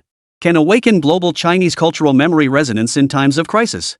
Qin Mo gazed out the window at Tokyo's nightscape, as if sensing a greater mystery beckoning. Wang Difu rushed in, his expression grave. "Xiao Qin, news just came in from the mainland, something's happened." He lowered his voice. "The Koreans have made a fuss, claiming you stole their celestial pattern embroidery technique and even produced some so-called ancient text as evidence. They've filed a complaint with UNESCO demanding an investigation into you." Qin Mo narrowed his eyes slightly, his fingertips lightly tracing the heavenly pattern embroidery technique inscribed on the ancient parchment. The characters on the paper seemed to beckon, guiding him toward his next battlefield. "It seems this battle to defend our culture has only just begun." Qin Mo's gaze flashed like lightning, his tone cold and resolute. "Next stop, Seoul. The millennia-old splendor of Huaxia culture shall not be defiled by others." Chapter 18, The Thief Nation Welcomes Their King. Incheon International Airport, Seoul. A torrent of camera flashes assaulted him like a downpour. The moment Qin Mo stepped off the jet bridge, dozens of journalists in suits, armed with cameras and microphones, swarmed around him. "Mr. Qin Mo, how do you respond to the accusation of stealing our national treasure, that heavenly pattern embroidery technique?" A Korean reporter wearing glasses thrust a microphone aggressively in Qin Mo's face, his eyes brimming with provocation. "The Chinese delegation stole our ancestral embroidery techniques passed down for 6 centuries. This is cultural plunder." Another female reporter shrieked, her voice sharp as a blade. Under the flashbulbs, Qin Mo remained composed, his gaze serene as still water, a faint smile playing at the corners of his mouth. "The truth will come to light." 5 words, delivered without haste, yet like a sharp sword, instantly cutting through the journalists' clamor. Wang Difu and Zhao Yu followed closely behind. Escorted by airport security, the trio pushed through the crowd, ignoring the frantic cameras snapping photos and the barrage of provocative questions. Inside the hotel suite, Zhao Yu's emotions erupted. Pointing at the South Korean news headlines on his phone screen, he cursed at the top of his lungs. "Those bastards." He slammed the phone onto the sofa, his face flushed red. "We just beat the hell out of those Korean bastards, and now these bastards are popping up again." Wang Difu sat by the window, his brow furrowed, fingers tapping the tabletop incessantly. "The situation is more complicated than we thought." His voice was heavy. "The Korean nation has formally lodged a complaint with UNESCO, accusing you of stealing their heavenly pattern embroidery technique, and they've even produced ironclad evidence. Ironclad evidence? Qin Mo raised an eyebrow, a hint of sarcasm in his tone. Wang Difu nodded and handed over a tablet. A so-called 600-year-old Goryeo illustrated chronicle, detailing the origins and evolution of the heavenly pattern embroidery technique. The screen displayed yellowed, mottled pages of the ancient book, its archaic script accompanied by intricate embroidery diagrams. Qin Mo snorted coldly, retrieving the parchment he'd obtained from the elderly woman in Tokyo from his backpack. He carefully unfolded it on the coffee table. "Look closely. This is the true celestial pattern embroidery technique." Qin Mo's fingers traced the intricate diagrams on the parchment. A secret technique of the Tang imperial court, lost for nearly a millennium. He pointed to a special needlework diagram on the paper. The defining feature of this embroidery lies in the angle of the thread. Under his fingertips, the parchment seemed to come alive, its intricate patterns of interwoven threads becoming vividly clear. The most exquisite aspect of the celestial pattern embroidery technique lies in the interweaving of threads at specific angles. When sunlight strikes the embroidery from different angles, it reveals entirely different patterns. A focused gleam shone in Qin Mo's eyes. This is a breathing embroidery, the crystallization of Tang Dynasty artisans' wisdom. Detected artifacts related to a celestial pattern embroidery. Evidence presented by the Korean peninsula exhibits clear signs of forgery. However, the opposing side has already gained the upper hand in international discourse. Host is advised to seek overwhelming evidence for counterattack. Failure to do so will result in severe consequences. The system's cold alert sounded in Qin Mo's mind, bringing a moment of caution. Do they have any genuine artifacts? Zhao Yu asked suspiciously. Wang Defu's phone suddenly rang. He hurried to a corner of the room to answer it, returning less than half a minute later with a deathly pale face. We're in deep trouble. His voice was low, tinged with unmistakable anger. The Korean media just released a so-called classified video. He pulled up the footage. A man bearing an uncanny resemblance to Qin Mo was seen bowing deeply to an elderly Korean man, asking in fluent Japanese about the essence of the heavenly pattern embroidery technique. This is a frame-up. Zhao Yu slammed his fist onto the coffee table, shattering the teacup. They're determined to ruin your reputation. This video looks pretty convincing. Even the voice print has been processed to sound similar. Wang Defu shook his head. Tomorrow's Seoul International Cultural Heritage Forum is clearly a trap. Should we cancel the trip? Qin Mo didn't respond.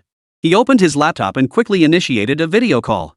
5 solemn-faced elders appeared on the screen. China's top team of cultural relics experts. Professors, this is urgent. We need your collective wisdom.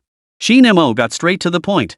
The experts chimed in with suggestions. Some advocated challenging it from historical documentation, others proposed analyzing its craftsmanship features, while another recommended material science authentication. None of that is enough. An elderly expert with snow-white hair and beard shook his head, his voice hoarse yet resolute. Without physical evidence, even the strongest arguments will struggle to convince the international community. Thank you all. Qin Mo politely ended the call and turned toward the window. Seoul's nightscape shimmered with dazzling lights, the neon signs of distant skyscrapers blurring into colorful halos through the rain curtain. Qin Mo's fingers unconsciously traced intricate embroidery patterns in the air, his gaze deep as an ancient well. Detected host in distress. Shall I activate the intangible heritage spirit skill to deeply perceive the essence of the celestial pattern embroidery technique?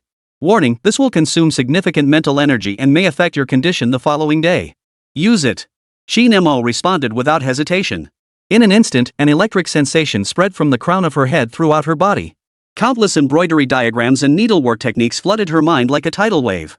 Fragments of ancient memory flashed. A Chinese embroiderer gazed tearfully toward her homeland as her needle danced across an exquisite piece, while several Korean envoys stood nearby, watching coldly.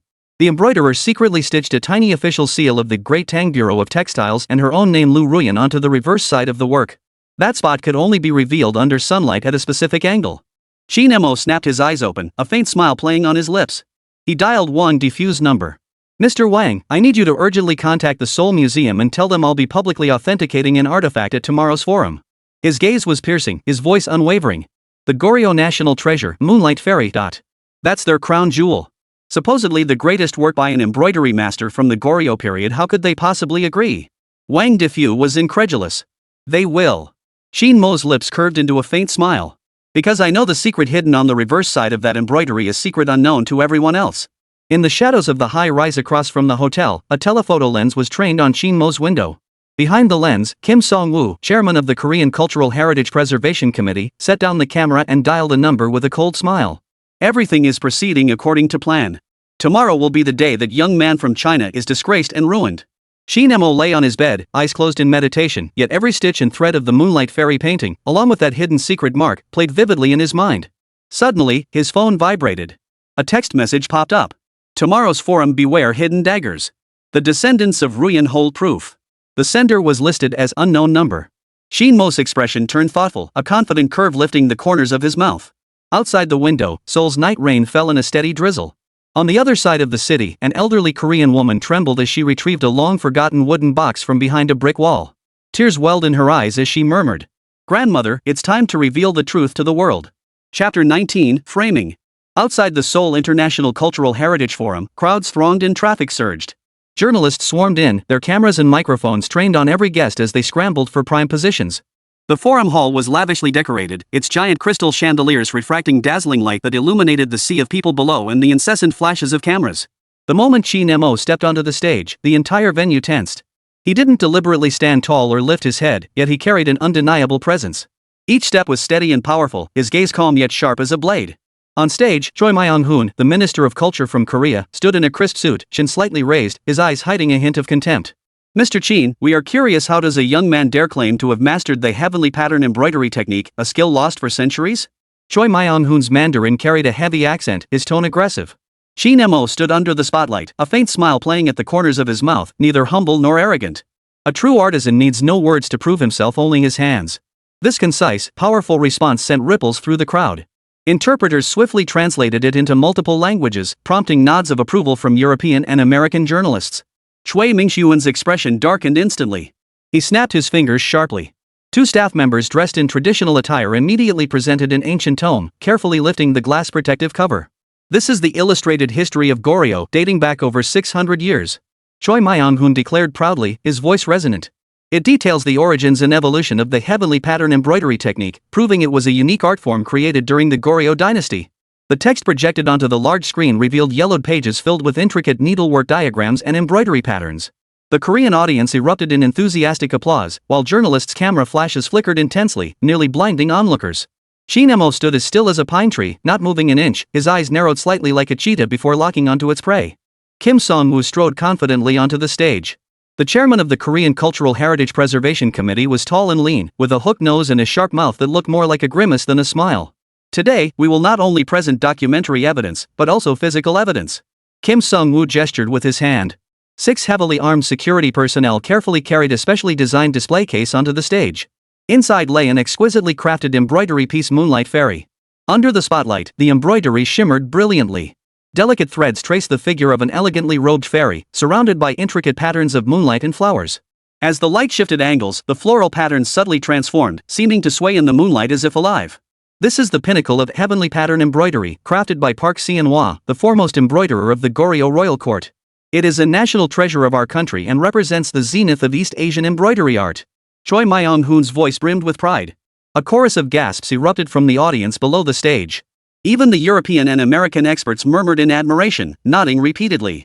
Qin Mo's gaze locked onto the embroidery, his eyes focused with unprecedented intensity. May I request to examine this piece up close? Qin Mo spoke suddenly, his tone eerily calm. Jin Xingyu and Choi Ming-xuan exchanged a glance, a barely perceptible cold smile curling the corners of their mouths. Certainly. Jin Xingyu extended an inviting gesture with generous grace. But please handle it with care, it's priceless. Several security personnel in suits immediately surrounded him, their eyes fixed warily on Qin Mo's every movement. A staff member handed him a pair of white cotton gloves. Qin Mo slowly slipped them on, his movements solemn as if he were a devout pilgrim. The Moonlight Fairy was carefully removed from its display case. Qin Mo reached out to take it, his fingertips lightly touching the embroidered surface. He closed his eyes, as if sensing the flow of time and emotion within the piece.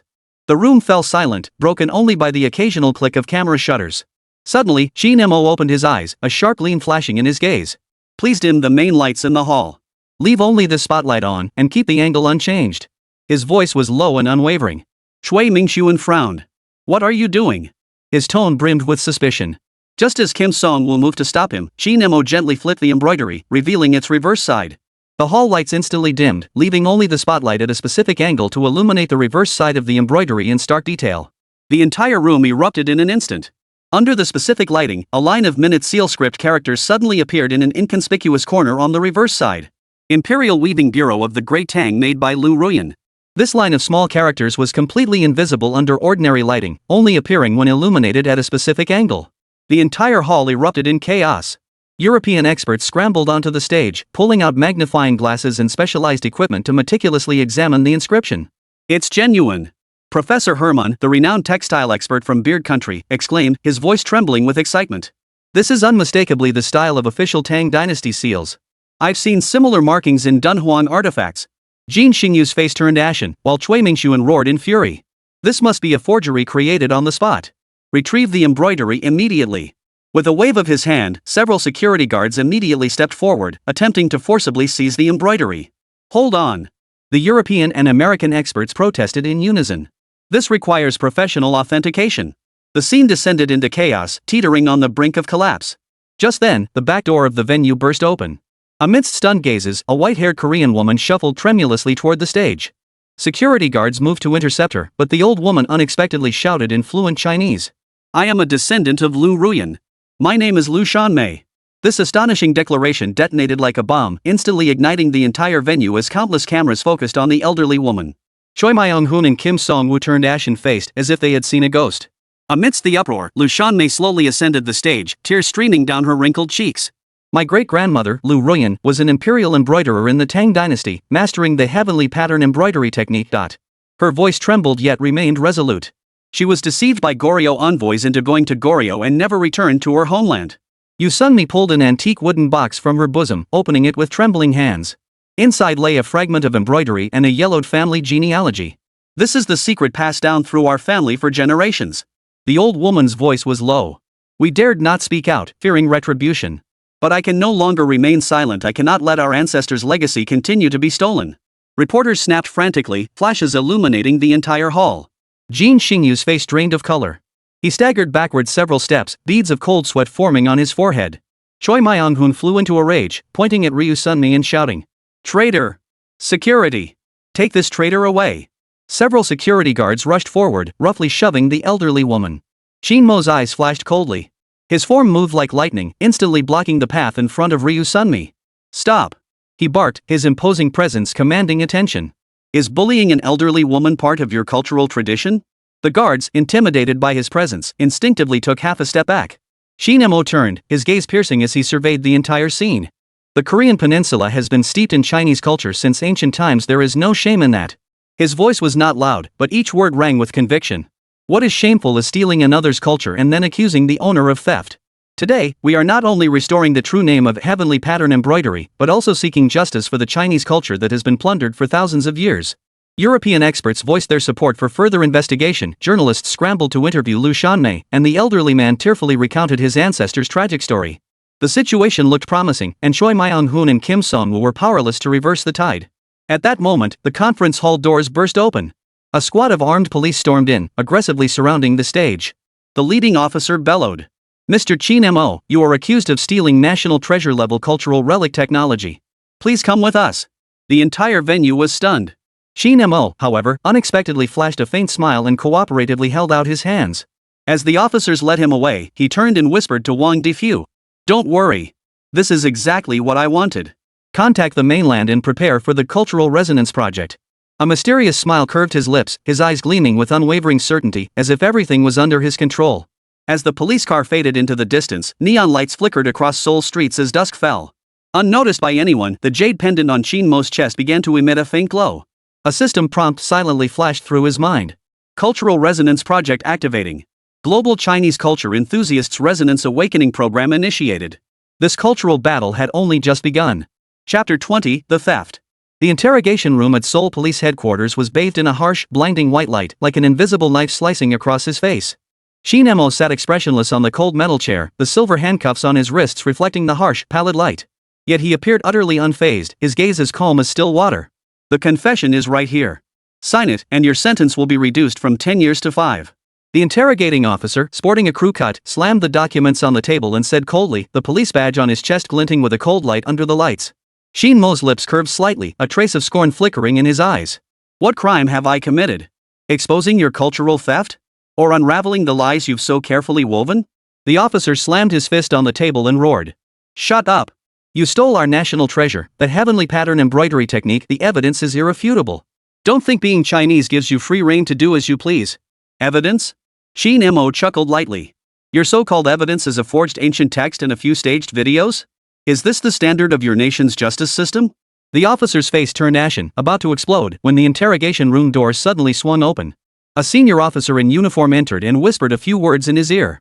The Dragon Nation Embassy in Korea lodged a strong protest 10 minutes ago. Though the superior's voice was hushed, Qin Mo caught the words. They demand the immediate and unconditional release of Qin Mo, or they will take all necessary measures. Outside the interrogation room, Wang Defu's face was grim as the phone rang incessantly. Having just ended the call with the embassy, he immediately dialed the emergency contact at the Ministry of Culture back home. Qin Mo must be released immediately. This time, the bastards have gone too far. Wang Defu gritted his teeth, his eyes blazing with fury. Jia Yu paced beside him, his fists clenched so tightly his knuckles turned white. They're the ones who stole our stuff, yet now they're playing the victim. His phone suddenly rang, displaying an unknown number. Zhao Yu hesitated for a moment before answering, his expression immediately darkening. What? A spontaneous global Chinese movement? Social media's already exploding? He asked in disbelief.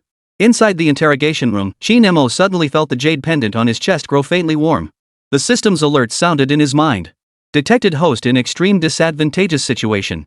Conditions for automatic activation of cultural resonance talisman met. Use immediately?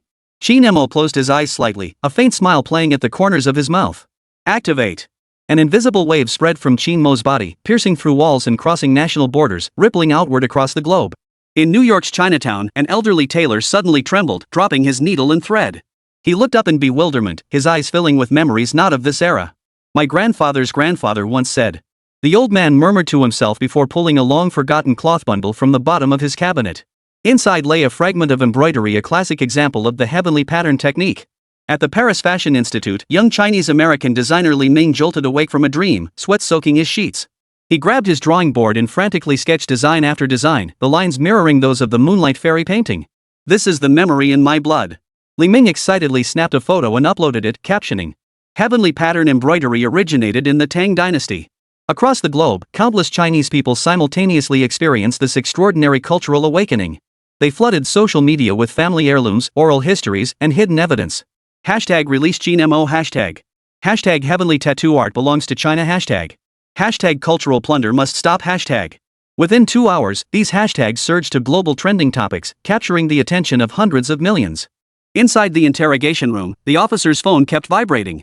He stole a glance at it, and cold sweat instantly broke out on his forehead. How could this be? He muttered, staring at the screen in disbelief.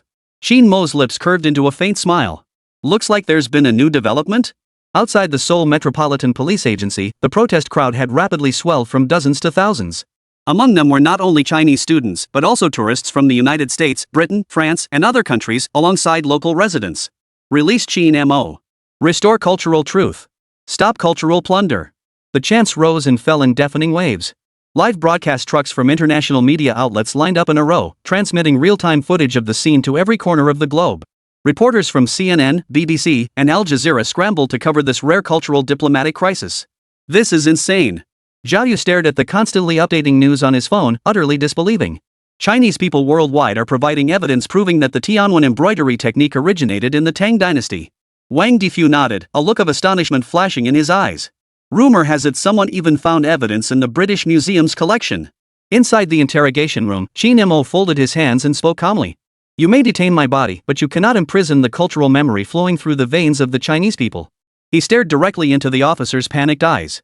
At this very moment, Chinese people worldwide are awakening.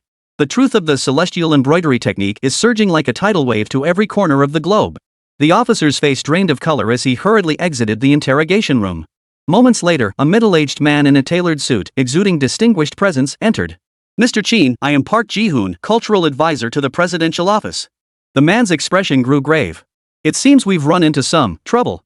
He opened his tablet, displaying an urgent statement just released by the United Nations Cultural Organization, demanding the immediate release of Qin Mo by the Korean nation and the establishment of an international expert panel to reassess the cultural attribution of the celestial pattern embroidery technique. 17 ambassadors have lodged formal protests with our Ministry of Foreign Affairs. Park Ji-hoon's voice was low. This situation has escalated beyond a mere cultural dispute. Qin Mo calmly observed the fine beads of sweat forming on Park Ji-hoon's forehead, inwardly amused. For some reason, he recalled the arrogant faces of those who had once stubbornly claimed, the Dragon Boat Festival is ours, and Hanfu was invented by us. Park Ji-hoon cleared his throat and lowered his voice to propose. We can reach an agreement. Release you, while acknowledging that heavenly pattern embroidery originated in the Tang Dynasty, but we must emphasize that Goryeo made innovative developments to it. Both sides compromise a bit, how about that? Qin Mo narrowed his eyes, his gaze piercing. Too late. Those two words stabbed like a knife into Park Ji-hoon's chest. The truth has already spread worldwide. It cannot be concealed. Qin Mo's voice was icy. However, I am willing to offer you a way out. He leaned forward, his voice low and firm. Grant me an audience with Elder Liu Ruyan. I have a proposal that will preserve the dignity of both parties. In the late-night police station meeting room, only a dim, yellow desk lamp was lit. Qin Mo and the elderly Liu Ruyan sat facing each other. Their voices were hushed, yet every word carried the weight of 1,000 pounds. Your ancestor, Liu Ruyan, was not only an imperial embroiderer in the Tang court but also pivotal in preserving the heavenly pattern embroidery technique. Qin Mo spoke softly. Even after being forced to leave her homeland, she persevered in passing down this craft. Such resilience commands deep respect. Tears welled up in the old woman's cloudy eyes. She always longed to return home, yet never set foot on her native soil again. The old man pulled a simple wooden box from his bosom and opened it with trembling hands. Inside lay a complete embroidery manual and a yellowed letter from home. At dawn, Qin Mo emerged from the police station gates. The blinding sunlight fell upon his weary yet resolute face as a crowd of reporters swarmed toward him. Mr. Qin, why were you suddenly released? What agreement did you reach with the Korean authorities? How will the ownership of the heavenly pattern embroidery technique ultimately be determined? Qin Mo adjusted his collar, his gaze sweeping resolutely across all the cameras. In 3 days, I will host a special exhibition at Seoul's ancient palace. His voice was measured yet each word rang with conviction. At that time, the entire truth regarding the heavenly pattern embroidery technique will be revealed to the world. And the cultural entanglements between China and the Korean peninsula will also find a resolution that satisfies everyone. A mysterious gleam shimmered in his eyes, and a meaningful smile curved his lips. This smile quickly spread across the globe through international media, sparking endless speculation and anticipation. Qin Mo walked toward Wang Defu and Zhao Yu, who had been waiting patiently. The three exchanged a knowing glance. System notification, task completion rate 80%. Qin Mo murmured. The final 20% requires us to create a work capable of shocking the world within 3 days. Zhao Yu clenched his fist excitedly. Teacher, are we going big this time? Qin Mo nodded, his gaze fixed on the distant rooftops of Seoul's ancient palace. Not just big, something the world will remember forever. Chapter 21, Ambush. In a secluded corner of Seoul's ancient palace, Qin Mo's team secured a makeshift workshop. Wang Defu stood at the doorway, frowning at the dilapidated wooden hut before him. Moss crept across the corners, the roof leaked in several places, and thick dust covered the floor. This is it? Zhao Yu looked disgusted, kicking aside a loose plank at the entrance. Is this the best Korea can offer us? Qin Mo, however, remained composed. He strode inside, his gaze sweeping the room like a searchlight. Enough. He murmured softly, his fingers lightly tracing the mottled marks on the wall. This used to be an ancient weaving workshop. It has a strong earthy energy. Staff brought in a few simple tables and chairs along with an old loom, their demeanor utterly cold. They tossed out a curt "contact us if you need anything" before hurrying away. Qin Mo unfolded the blueprint, his gaze unwavering. In 3 days, we will create a masterpiece that will astonish the world. The pinnacle of celestial embroidery, sun and moon in conjunction. Wang Defu gasped. Isn't that a lost art from 1,000 years ago? Qin Mo nodded, a flicker of worry crossing his eyes. The crucial issue is the lack of 9-turn gilded thread. Without it, even the most masterful technique cannot achieve the marvelous effect of sun and moon shining together. Night fell, and silence enveloped the workshop. Suddenly, a faint knock sounded at the door. Zhao Yu grabbed a wooden stick warily, but Qin Mo motioned for him to stay calm and went to open the door himself. Outside stood the elderly Liu Ruyan, her hunched figure darting nervous glances around. Please come in. Qin Mo quickly stepped aside. The old woman tremblingly pulled an object wrapped in red cloth from her bosom and presented it to Qin Mo with both hands. This is the secret passed down through generations of our Liu family. Qin Mo carefully unwrapped the red cloth to reveal a tattered embroidery pattern book and a small strand of nearly faded silk thread. This is the only memento left behind by my great-grandmother, Liu Ruyan. The old man choked out. This strand of silk is the sole sample she left behind from her attempt to create sun and moon in harmony. Qin Mo's fingertips gently brushed the thread. In the dim light, it faintly shimmered with an extraordinary golden glow. 9-fold gilded thread. Qin Mo's eyes lit up. Alas, the method for its creation has long been lost. The old man sighed. All we know is it's connected to some lost sacrificial ritual of the Goryeo royal family. The next morning, Wang Defu pushed open the door, his face wan with fatigue, a stack of documents in hand. The Ministry of Culture's response: all the special materials we requested are either in short supply or require approval. He shook his head with a bitter smile. It's clearly deliberate obstruction. Qin Mo gave a cold laugh. Exactly as expected. He opened his phone, the screen flooded with reports from international media outlets. International journalists have already set up camp outside the ancient palace, and textile experts from various countries have also arrived. Wang Defu looked deeply concerned. The pressure is immense. Zhao Yu suddenly exclaimed. Teacher, look at this. He held the embroidery manual brought by Liu Ruyan in his hands, examining it carefully under the light. I accidentally spilled water earlier and discovered writing hidden in the lining of the pattern book's cover. Qin Mo leaned in to look and indeed saw faint traces of ancient Korean characters written in special ink within the leather cover's lining. This points to a hidden scripture repository deep within the ancient palace. A gleam of excitement flashed in Qin Mo's eyes. Deep into the night, moonlight like water spilled over the ancient palace's glazed tiles. Qin Mo and Zhao Yu, clad in black, slipped through several corridors under cover of night. System alert, patrol personnel detected 50 meters ahead. Recommended detour to the right. A cold alert sounded in Qin Mo's mind. He grabbed Zhao Yu, and the two quickly ducked behind a rockery. Sure enough, two security guards passed by, flashlights in hand. This place is spooky at night. I heard it's haunted. One of the guards muttered. Cut the nonsense. Watch your mouth or you'll get fired. The other scolded. Once the guards were out of earshot, the two continued onward, finally arriving before an ancient-looking structure. Scripture Hall, Qin Mo whispered. Zhao Yu pried open a window, and the two slipped inside quietly. The scripture hall lay long neglected, its shelves piled high with ancient texts, the air thick with musty odors. Detected host searching for information related to nine-turn gilded thread. Suggested search, records concerning Goryeo royal rituals. Following the system prompt, Qin Mo made his way to the deepest recesses of the hall. In a dusty corner, he discovered several tattered scrolls of the ritual protocols of the Goryeo royal court. He skimmed through them swiftly, finally spotting a mention of a Sunday golden thread on a yellowed page. Sacred thread used in supreme rituals, its luster shifting and unpredictable, like the sun and moon shining together. Qin Mo murmured softly. But the specific crafting technique is classified as a forbidden spell.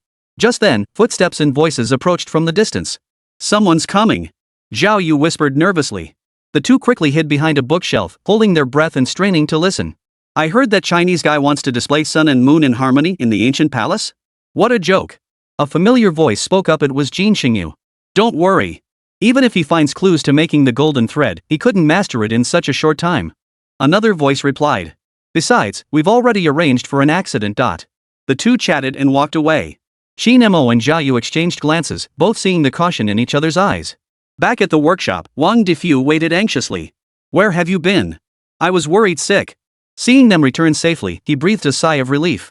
Qin Mo shared the clues they'd uncovered with Wang Defu, and the three began strategizing.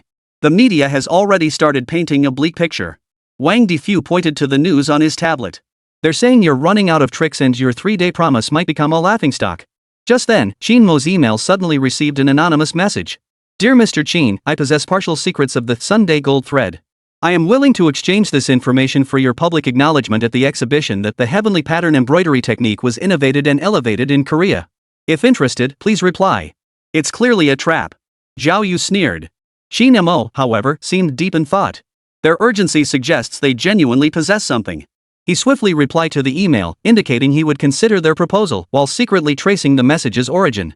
The IP address points to a foundation linked to Jin Xingyu. Qin Mo sneered. So it was them all along. Over the next 2 days, Qin Mo began secretly experimenting in his workshop to recreate the 9-turn gilded thread. Using fragmented clues and samples provided by Liu Ruyan, he mixed gold foil powder with several types of natural resins and minerals, refining the mixture repeatedly. Still not right. Qin Mo examined the newly spun thread. Though it emitted a faint glow, it fell far short of the Sunday golden thread described. Only 36 hours left until the demonstration. Wang Defu was deeply worried. Why don't we showcase the ordinary celestial pattern embroidery first? At least we can save face. Qin Mo shook his head, his gaze unwavering. No. I promised Elder Liu Ruyan I would recreate sun and moon in harmony and fulfill her great-grandmother's wish. Late into the night, Qin Mo stood alone by the window, watching the moonlight cast a silvery glow upon the ancient palace's eaves. Suddenly, an idea flashed through his mind like lightning. Ruyan. He spun around abruptly. Liu Ruyan's yin character combined with sun and moon shining together. He rushed to his workbench, reopening the rituals of the Goryeo royal court. His gaze fell upon a previously overlooked detail. During the heavenly sacrifice, take an alloy of silver and copper, add powdered special ore, and refine it 7 times through smoke hardening. Qin Mo's eyes lit up. I understand. The secret of the gold thread lies not in gold, but in smoke. It's a special light refraction effect. He immediately began new experiments, this time not using pure gold foil but incorporating the silver-copper alloy and several special mineral powders. On the eve of the exhibition, the workshop glowed with light. Qin Mo was utterly absorbed in the final tempering process. Sweat dripped from his forehead into the furnace flames, emitting a soft hiss. Outside the window, a dark figure crept closer, its camera lens trained on Qin Mo's focused silhouette. The camera lens in the shadow's hand flashed with a cold gleam, while the other hand slowly reached toward the waist, revealing a dagger glinting with a chilling light. Chapter 22, Wounded. The shadow flickered, the dagger's cold gleam flashing suddenly. Qin Mo caught the eerie figure outside the window out of the corner of his eye, yet remained utterly still, continuing to melt the gold thread. Zhao Yu had long been lurking behind the door, holding his breath and poised like a leopard ready to pounce. The brothers were right, this kid really dares to stay up all night alone in this godforsaken place. The black-clad figure gently pushed open the window, slipping into the workshop with a smirk. The dagger in his hand glinted coldly. With his other hand, he pulled out a spray bottle filled with a potent corrosive agent. One spray would reduce Qin Mo's 3 days of hard work to nothing. Die! The black-clad figure lunged at Qin Mo, the dagger aimed straight for his neck. At the last possible moment, Qin Mo sidestepped the blow, snatched a red-hot pair of tongs, and swung them viciously at the attacker's wrist. Ah! A piercing scream echoed as the dagger clattered to the ground. Attacking from behind? Sorry, you picked the wrong opponent. Qin Mo looked up, his gaze as cold as a blade. Zhao Yu burst out from behind the door, executing a textbook takedown to pin the black-clad figure to the ground. I knew these bastards wouldn't let it go. Zhao Yu roared, his knee crushing down hard on the man's spine. But the shadow wasn't alone. 3 accomplices smashed through the window, armed with stun batons and chemical spray. Protect the golden thread. Qin Mo shouted, swiftly shielding the freshly refined 9-turn gilded wire behind him. Zhao Yu moved with lightning speed, sidekicking one attacker away, only to be ambushed by another who slashed his arm, leaving a bloody gash. Xiao Zhao! Wang Difu roared, snatching a nearby chair and hurling it at the nearest black-clad figure. The 70-year-old man unleashed astonishing strength, shattering the chair into pieces as the black-clad figure staggered backward. The workshop instantly transformed into a battlefield. Glass shards flew everywhere, tables and chairs toppled, and utensils shattered. Zhao Yu gritted his teeth against the pain, blood streaming from his arm, yet he didn't retreat an inch. He leapt forward, kicking one assailant to the ground, only to be savagely stabbed in the abdomen by another wielding an electric baton. The excruciating pain forced him to his knees. Crash! A deafening crash echoed as Qin Mo hurled the red-hot tongs, striking the hooded man wielding the stun baton squarely in the face.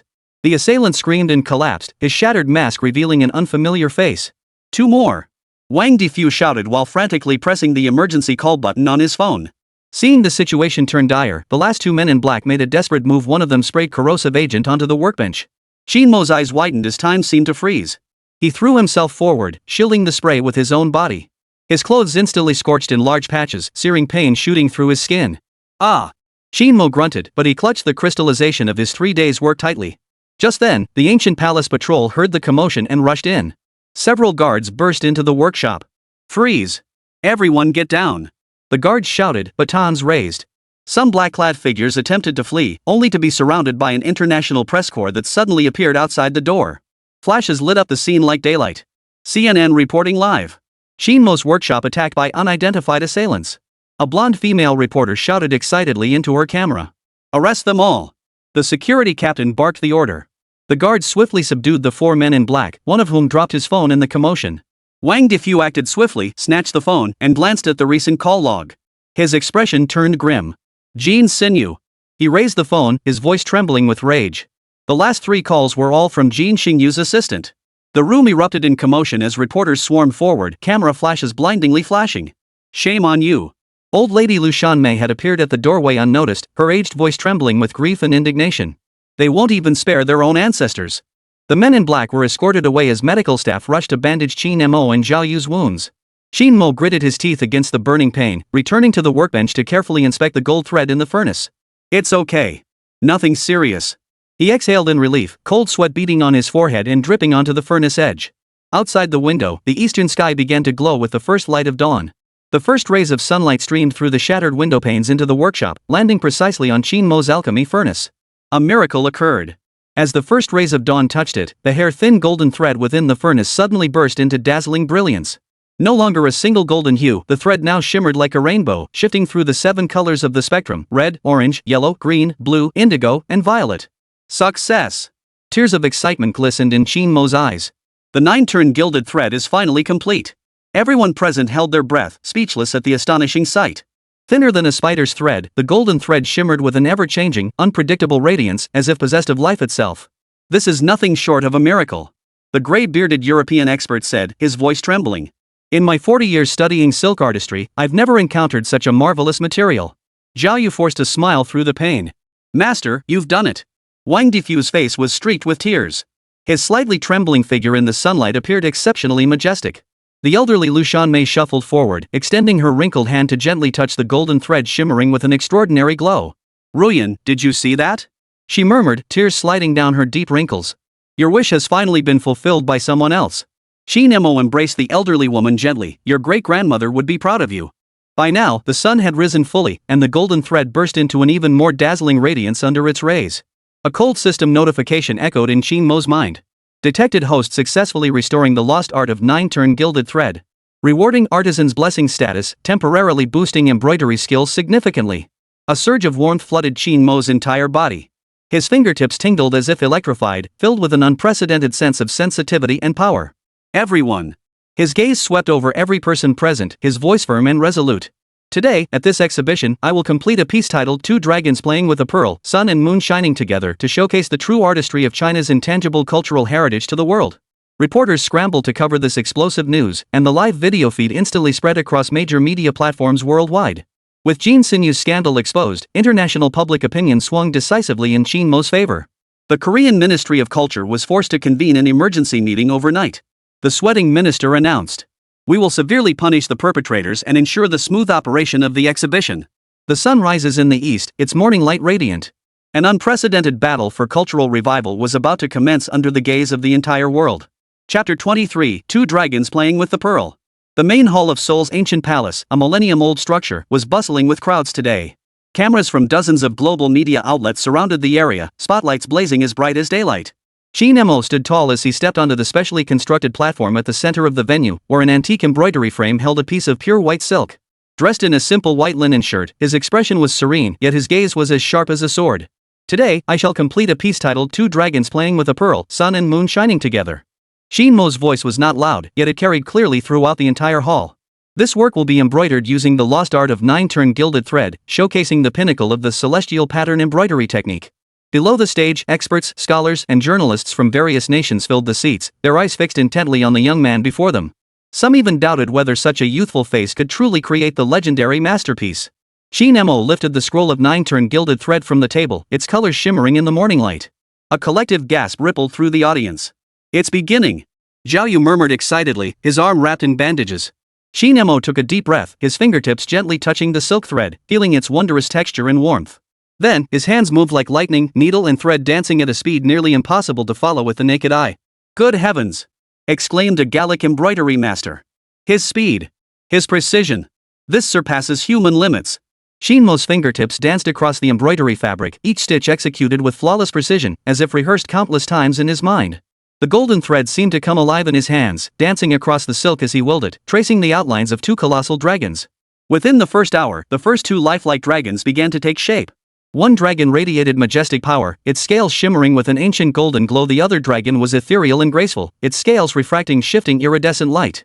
When sunlight struck from the left dragon shone brilliantly. When light came from the right dragon's scales sparkled. "It's incredible!" Elder Liu Ruyan exclaimed, her voice trembling. "This is the very essence of the sun and moon shining together technique." In the second hour, Qin Mo began embroidering the dragon's claws and eyes.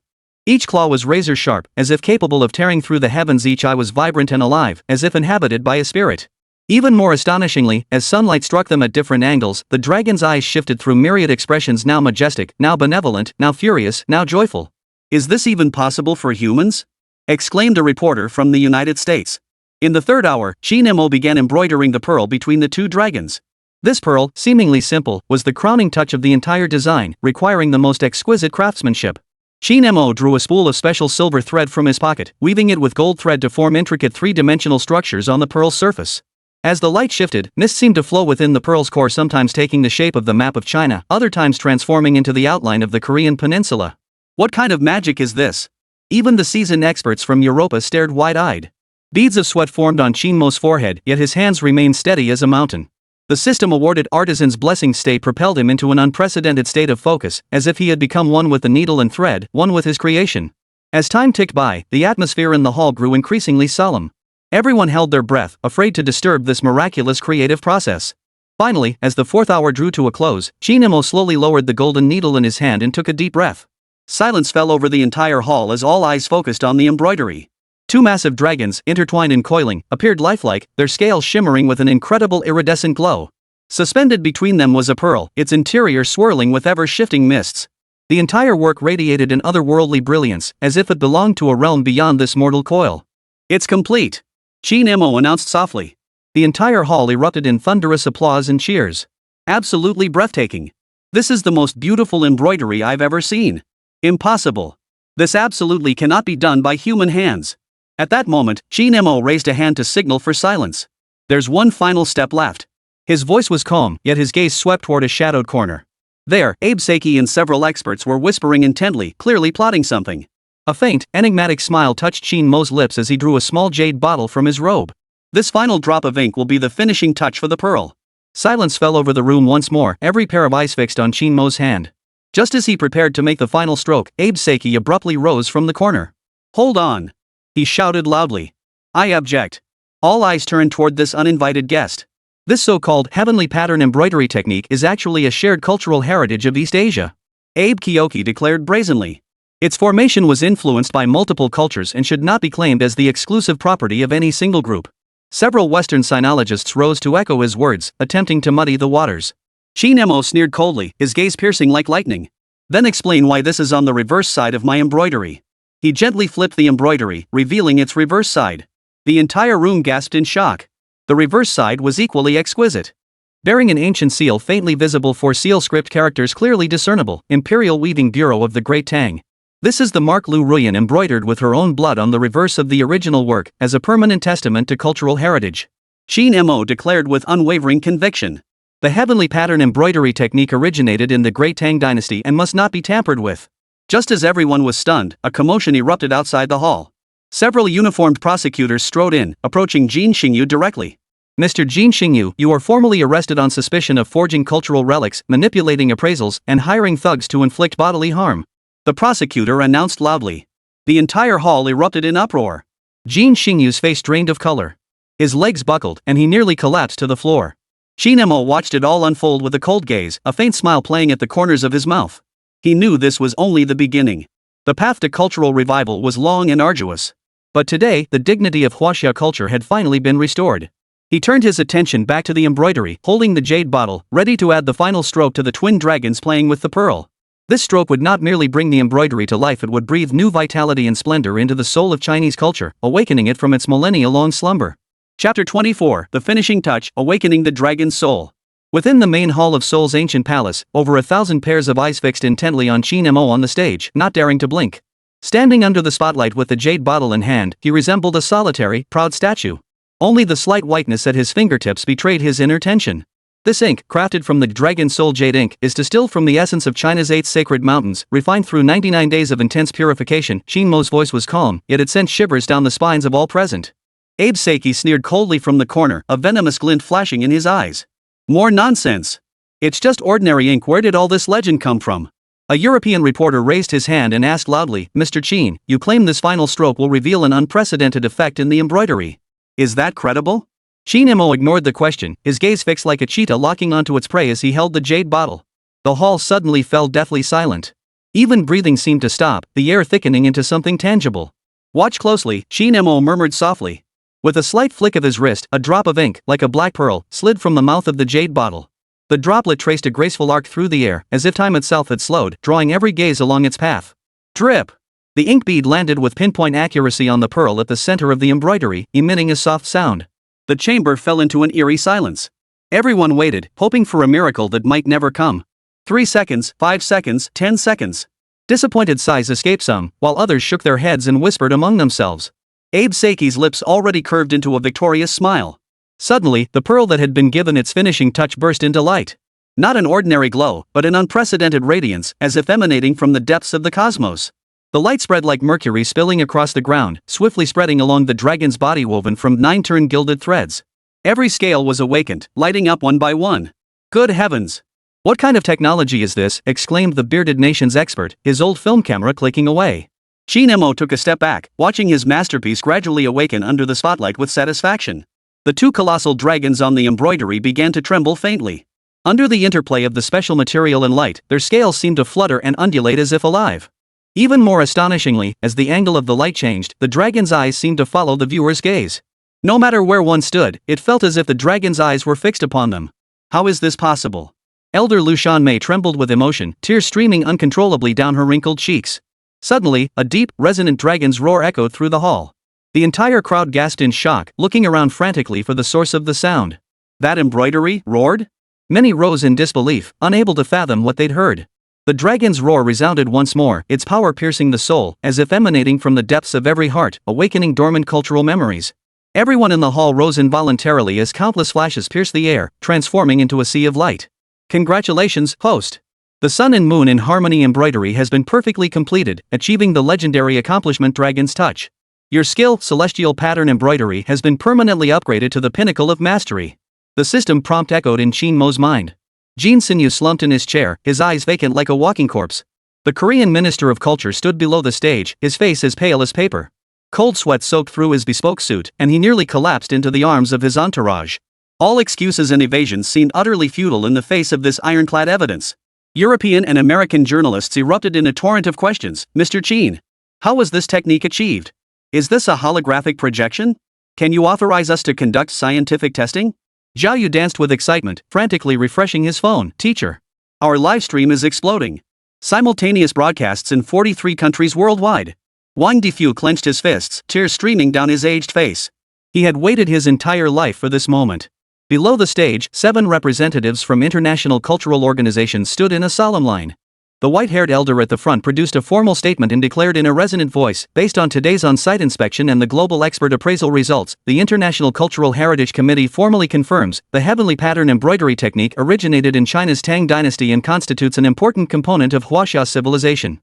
The Korean Minister of Culture turned ashen, his legs buckling until he nearly collapsed to his knees, only to be steadied by aides on either side. The live broadcast had already spread across the globe, with billions of viewers witnessing this moment. There was nowhere left for South Korea to hide. The minister trembled as he stepped onto the stage, bowing deeply at a 90-degree angle. On behalf of the Ministry of Culture, I apologize to the Chinese people. We were wrong. His voice choked with emotion as beads of sweat formed on his forehead. The heavenly pattern embroidery technique does indeed originate from the Tang Dynasty. We will take serious disciplinary action against Jin Sinyu and other involved personnel, and deeply reflect on the misguided direction of our cultural propaganda. In that instant, it felt as though a millennium of injustice had been rectified, and the souls of countless Chinese embroidery artisans found peace.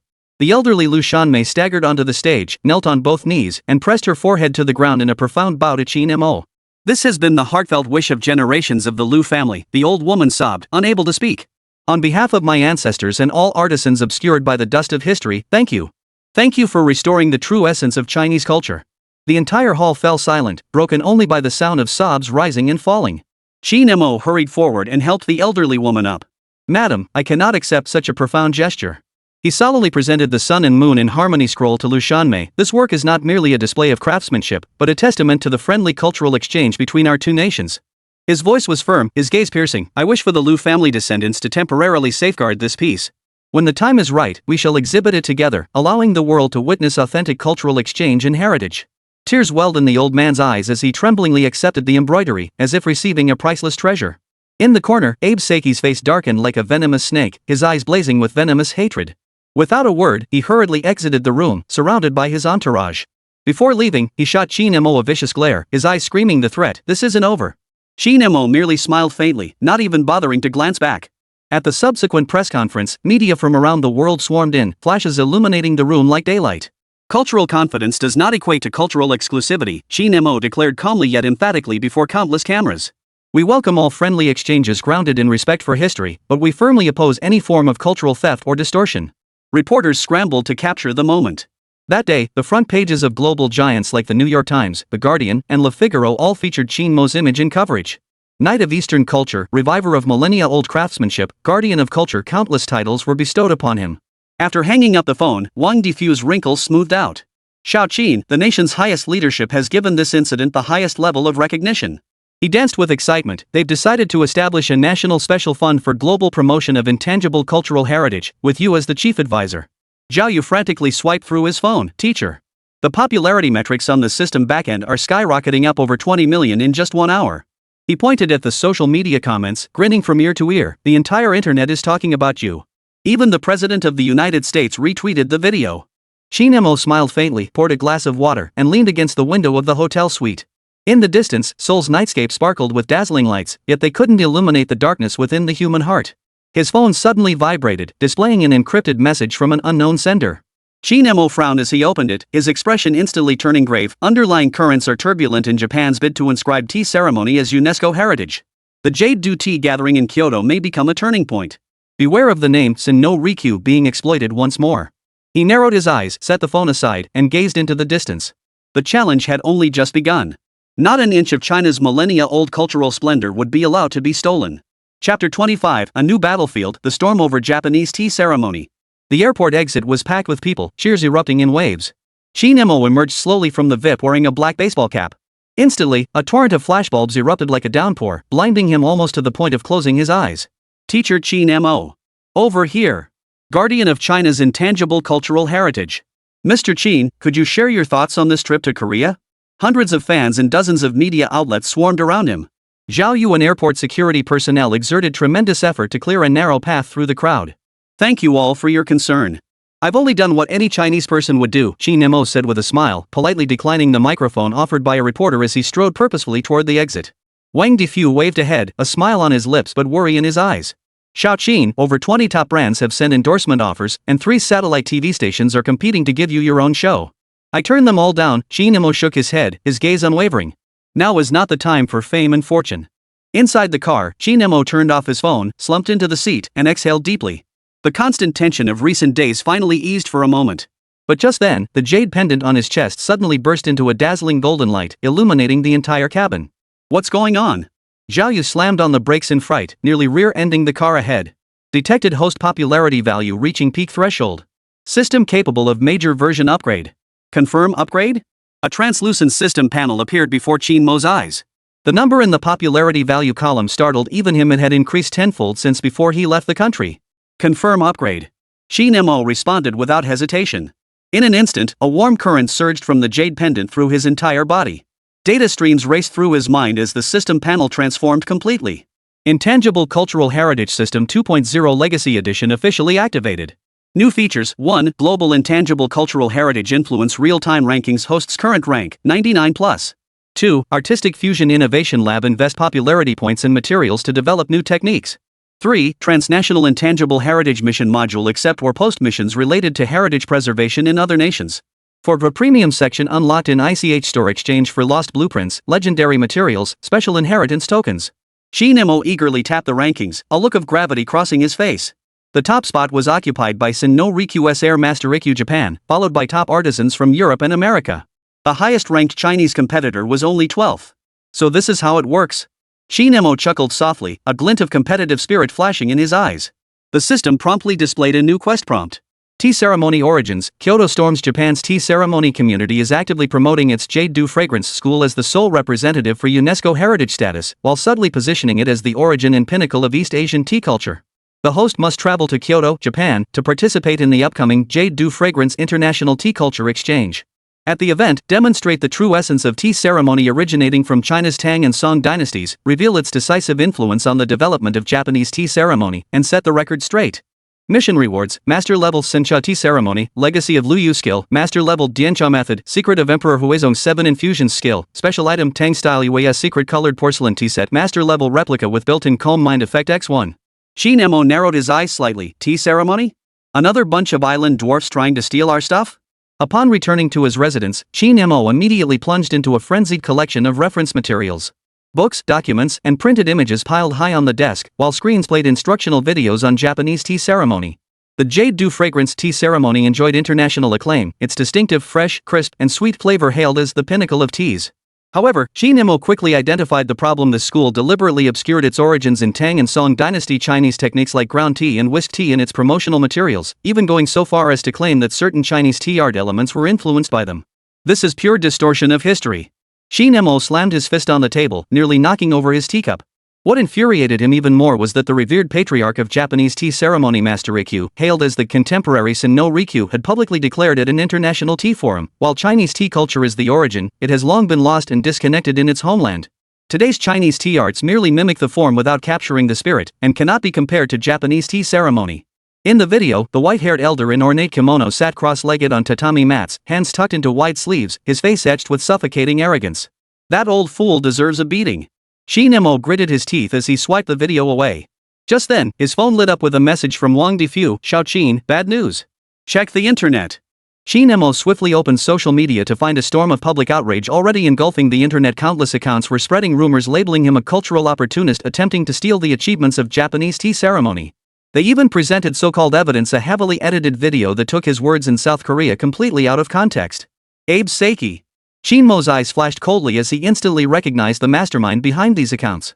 He swiftly scanned the marketplace and located the crucial items in the Intangible Cultural Heritage Premium Zone, a facsimile copy of the rare text de Guanchaluan treatise on tea and a set of blueprints for a miniature, controllable ancient tea stove. A total of 6.5 million popularity points? Qin Mo sucked in a sharp breath. That was nearly his entire current stockpile. Without hesitation, he clicked the exchange button. The popularity points on the system panel instantly reset to 0, but Qin Mo paid it no mind. You think spreading rumors will stop me? He sneered coldly, gently unfolding the Daguan tea treatise. Then I'll show you what true Chinese tea ceremony is all about. In the days that followed, Qin Mo scarcely left his quarters, immersing himself entirely in the study of tea arts. By day, he practiced the fundamental tea techniques provided by the system over and over. By night, he pored over ancient texts, attempting to recreate the tea rituals of the Tang and Song dynasties. Whenever he hit a wall, he activated the Technique Fusion and Innovation Lab function, investing popularity points into simulated simulations. In the small rental room, wisps of steam rose as the aroma of tea filled the air. Qin Mo's hands grew increasingly nimble and precise. From clumsily spilling tea at first, he later learned to gauge water temperature with his fingertips alone, discerning the perfect moment to brew. The system panel showed his tea artistry skills had skyrocketed from 0 to intermediate beginner, but he was still far from matching the mastery show.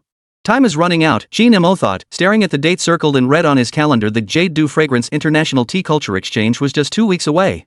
Worse still, as invitations to the exchange were sent out, only a handful reached China, and those went to mediocre official tea artists with ambiguous ties to Japan's tea ceremony circles. Qin Mo's name was conspicuously absent from the list. Deliberately excluding me? Qin Mo sneered coldly. If they won't invite me, I'll host my own event. A bold idea took shape in his mind. Emulating Confucius' travels through the states, he would host an extraordinary ancient Chinese tea ceremony appreciation event in the capital, inviting heroes from all walks of life to seize the initiative. Just as Qin Mo was agonizing over how to break through his technical bottleneck, Wang Difu brought good news. Young Qin, someone wishes to see you, Wang Difu said mysteriously. An elderly man dressed in a simple long robe, his face gaunt yet dignified, entered the room. His demeanor was otherworldly, like a fallen immortal. Master Nanshan? Qin Mo recognized the long reclusive collector of ancient tea-ware and scholar of tea culture with surprise. The old man smiled faintly. I hear the young man is going to Japan to restore the reputation of our Chinese tea ceremony. This old man has a few things that might be of assistance. He carefully extracted several tightly wrapped items from a cloth bag. As the layers of wrapping were peeled away, Qin Mo sucked in a sharp breath. They were fragments of teaware from the Tang and Song dynasties. Though damaged, their exquisite craftsmanship from centuries past was still evident. These are my lifelong treasures, lent to you for now, the old man said, his gaze piercing. And this? He produced a yellowed, handwritten manuscript. These are my research notes on ancient methods of brewing and whisking tea. They may offer you some insight. Qin Mo accepted the manuscript, his hands trembling slightly. Opening the first page, he was struck by the dense notes and intricate diagrams, including profound analyses of Liu Yu's classic of tea and Emperor Huizong's Daguan tea treatise. With this, Qin Mo's throat tightened. I will succeed. To others, he appeared merely a novice, but the system granted him a surprise. Detected, host's resolve to promote Chinese tea culture has reached critical threshold. Temporarily unlocking auxiliary aura, tea immortal possession upon activation significantly enhances tea artistry, charisma, and insight into tea properties for a short duration. Cooldown, 72 hours. On the eve of his departure, Qin Mo stood by the window, gazing at the moonlit sky, his heart surging with emotion. This time, he will confront the modern Sin no Rikyu head-on, on Japanese soil, to vindicate China's millennia-old tea ceremony. This so-called Jade Dew is nothing but stolen from us, yet they dare to turn the tables, Qin Mo declared with unwavering resolve. If that's the case, then let me show the world what the true origin of tea ceremony truly is. Chapter 26, Kyoto. The air in Kyoto was humid and slightly cool, ancient temples intertwined with modern architecture. The moment Qin Mo and his group stepped off the plane, they felt the unique charm of this city. Yet Qin Mo's keen sixth sense detected several strands of hostile gazes in the air. Like venomous snakes lurking in the shadows, they were cold and clammy, fixed intently upon him. These gazes emanated from inconspicuous passers-by on street corners or from the darkened windows of vehicles that brushed past. Though few in number, they carried a trained, stealthy quality. Seems old Abe Kyoki's influence still lingers, Qin Mo murmured to Jiayu beside him, a cold smile curling his lips. Or perhaps Japan's way of welcoming us is truly unique. Jiayu scanned the surroundings warily, his fists clenching involuntarily. Sir, should we contact the embassy first? No need. Qin Mo waved him off, his gaze serene and unruffled. We'll meet force with force, water with earth. I'm curious to see what tricks they have up their sleeves. He knew full well this trip to Japan would be nothing like the smooth sailing he'd experienced in Korea. What awaited him now were far more treacherous undercurrents. These preliminary maneuvers were merely appetizers. The real contest hadn't even begun. The guest house was a quintessential Japanese garden residence, blue stone paths, a dry landscape garden, and the warm glow of lamplight filtering through paper sliding doors, all exuding an air of serene elegance. Wang Defu was quite pleased with the surroundings and was about to offer praise when Qin Mo walked straight to the tea table. He picked up an upside-down teacup, brought it to his nose, and gave it a light sniff. This cup was soaked in chemical cleaner and not rinsed properly. Qin Mo set it down, then picked up the teapot. A hairline crack ran along its spout, barely visible without close inspection. He walked to the faucet, filled a cup with water, and tested it with his portable water-quality pen. The screen instantly flashed red. Heavy metals exceeded standards, and traces of sedatives were detected. Damn it! Tampering with the teaware and spiking the water? They plan to make us fall victim unknowingly and embarrass us at the tea gathering? Zhao Yu's face turned green with rage as he slammed his fist onto the tatami mat. Qin Mo's eyes turned cold. The method is despicable, but unfortunately, they picked the wrong target. He pulled out his portable tea set and purified water from his backpack, sneering coldly, thinking you could stop me like this? How naive. Such petty tricks, exposed by his senses enhanced with system knowledge, were like the mischief of a 3-year-old, childish and laughable. The real storm, clearly, was yet to come. Following the guidance of the Hermit of South Mountain, Qin Mo and his 2 companions wound their way through twists and turns until they reached an extremely secluded residence on the outskirts of the capital. The door was opened by an elderly man with snow-white hair and beard, clad in faded indigo cloth robes. His gaze, however, was as sharp as an eagle's. This was Master Lin, an old friend of the Hermit of South Mountain and a veteran Chinese tea master who had lived in seclusion in the capital for decades. That old codger Nanshan still remembers me, Lin Gong observed Qin Mo with piercing eyes. So you're the lad who toppled their national treasure of embroidery in that stick-wielding country? Qin Mo bowed respectfully. This junior is Qin Mo, paying my respects to Master Lin. Master Lin ushered them inside. The simple tea room was filled with a peculiar, aged tea fragrance that was refreshing and uplifting. Japanese tea ceremony. Lin Gong sipped his coarse tea and spoke slowly. Seems elegant on the surface, but it's treacherous beneath. That so-called jade dew is no pushover. A grave expression flashed in his eyes. They're entangled with several major clans in Japan, and even politicians are involved. Master Ikkyu is merely a figurehead they've thrust into the spotlight. Qin Mo's heart sank. This wasn't merely a cultural dispute, it involved intricate networks of vested interests. Lin Gong continued, for years, they've been systematically erasing the influence of Chinese tea culture, even attempting to redefine the standards of East Asian tea ceremony. Their intentions are utterly despicable. These words gave Qin Mo a clearer understanding of the challenges ahead. From Master Lin, Qin Mo gained deeper insight into the Jade Dew Fragrance School. This faction not only wielded immense influence within the tea arts community, but its tentacles had long extended into Japan's political and business spheres, forming an intricate web of vested interests. Master Ikkyu hosts several exclusive, top-tier tea gatherings each year. Those invited are invariably high-ranking officials, prominent figures, or tycoons, Master Lin said, twirling his beard with a solemn tone. These gatherings, ostensibly for tea appreciation, have become venues for exchanging favors and cementing alliances. Consequently, Jade Dew's fragrant legacy tea has skyrocketed in value, transforming into hard currency within high society. Zhao Yu listened, his eyes wide with astonishment. So this tea ceremony has spawned monopolies and luxury goods effects? Qin Mo's brow furrowed. He realized this adversary was far more formidable than the likes of Jin Xingyu. They wielded not only cultural influence but also substantial capital and political connections. Their urgency to nominate Jade Dew for UNESCO heritage status and elevate it as the pinnacle of East Asian tea ceremony stems from significant commercial motives, Lin Gong sighed. Success would grant them complete control over East Asian tea culture's narrative, thereby dominating the entire industry chain. Qin Mo snorted coldly. They wish. How dare they desecrate and exploit the legacy of our ancestors? His resolve to host the ancient Chinese tea ceremony appreciation event in the capital only strengthened. He must shatter their schemes at their very roots. This battle must be won not only through skill, but also by winning the hearts and minds of the people. Qin Mo's plan was to strike first by hosting the ancient Chinese tea ceremony appreciation event at the renowned century-old tea house Songfengen in the capital. However, when Zhao Yu arrived at the venue with the reservation confirmation, he was informed that the tea house owner had suddenly suffered a relapse of an old illness and required extended recuperation, resulting in the indefinite cancellation of the tasting event. Damn it! It's definitely that Jade Dew fragrance gang playing dirty tricks. Zhao Yu cursed furiously, veins bulging on his forehead. Soon after, Wang Defu delivered more bad news. Several tea and teaware suppliers they had secured earlier all refused to supply them, citing insufficient inventory or important upcoming events. We can't even get the most basic tea leaves? Wang Defu paced frantically. What are we supposed to do now? Qin Mo sat by the window, watching the steady drizzle outside, his gaze growing ever more resolute. The more they obstruct us, the more it proves their guilt. Chapter 27, Provocation. He pulled out his phone and dialed Master Lin. Master Lin, I humbly request your assistance. Is there anyone in the capital who dares defy authority and would be willing to host Huaxia tea ceremony? A moment of silence followed before Master Lin's robust voice answered, yes. There's a place called Bamboo Whisper Pavilion in the western part of the city. The proprietress is the daughter of an old friend of mine. Though the place is quiet and unassuming, she is a woman of principle. Excellent. Qin Mo hung up, a cold gleam flashing in his eyes. If they refuse us entry into their grand halls, then we shall kindle the wildfire of Chinese tea culture deep within these narrow alleys. He refused to believe that with the skills bestowed by the system and the unique copy of the Grand View of Tea, he couldn't handle these Japanese tea scoundrels who stole and then turned around to accuse others.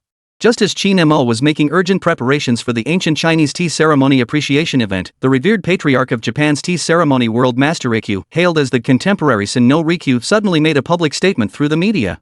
On the television screen, this white-haired elder, clad in an exquisite monk's robe and radiating an ethereal, otherworldly aura, sat composed in a lavishly decorated tea room. Facing the camera, his tone was haughty and contemptuous. I hear a young man from the Dragon Kingdom intends to showcase his so-called ancient tea ceremony in Kyoto, Master Rikyu remarked with a dismissive sneer. Having devoted over 60 years to the study of tea ceremony, this monk understands its essence lies in harmony, respect, purity, and tranquility in the profound heritage passed down through centuries. He paused, his gaze carrying a condescending arrogance. A youth barely out of his teens, even if somewhat clever, how much understanding could he possibly have of tea ceremony? Nothing more than a gimmick to attract attention and grab headlines. These remarks sent Japanese media into a frenzy, spreading like wildfire. Online ridicule and skepticism toward Qin Mo reached a fever pitch. Master Rikyu has spoken, that kid must be a fraud. Challenging our Japanese tea ceremony? How presumptuous. Get the hell back to your own country before you embarrass yourself any further. Zhao Yu trembled with rage, pointing at the hypocritical old face on the screen and cursing, that old fool, peddling his age and twisting the truth. Master, we must make him eat his words. Qin Mo watched the video of Master Rikyu's haughty expression, his gaze suddenly turning cold. Yet, a fierce, battle-ready curve lifted at the corners of his mouth. Playing to the crowd, he murmured, a sharp gleam flashing in his eyes. Very well. Then I'll show you what the true founder of tea ceremony is, and what it means to truly astonish the crowd. Master Rikyu's words were undoubtedly pouring fuel on the fire, igniting Qin Mo's fighting spirit completely. The master's public mockery was merely the beginning. A more direct threat followed swiftly. Returning to the guest house, Qin Mo found an unsigned letter wedged under the door. The paper was exquisite Japanese washi, yet scrawled across it in scarlet ink were crooked Chinese characters. You ignorant little bastard, get the hell out of Kyoto now, or I'll make sure you end up dead on the streets. The words dripped with malice and murderous intent, clearly the work of the underworld. Damn it, threatening us personally now? Zhao Yu crumpled the letter into a ball after reading it, slamming it hard onto the floor in fury. Immediately afterward, Wang Defu's phone rang. It was an unknown number calling to threaten them. The caller spoke stiff Chinese, warning them in a sinister tone not to meddle and to cancel all activities immediately. Xiao Qin, looks like they're really desperate resorting to such low-life tactics.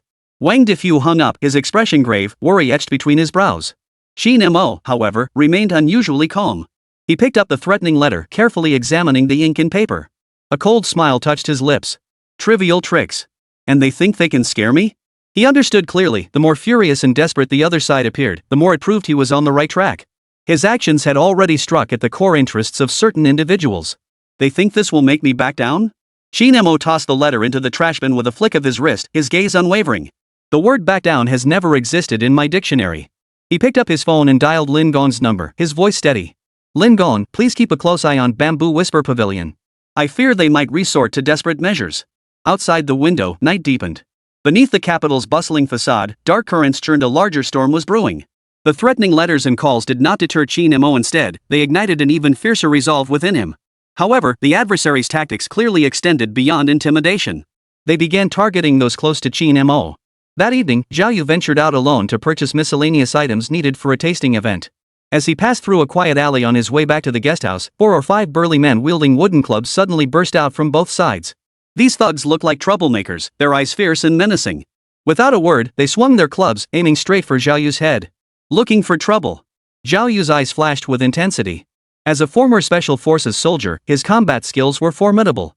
Instead of retreating, he advanced, deftly sidestepping the overhead blow. Instantly, he delivered a swift elbow strike to the ribs of one of the thugs. Arg!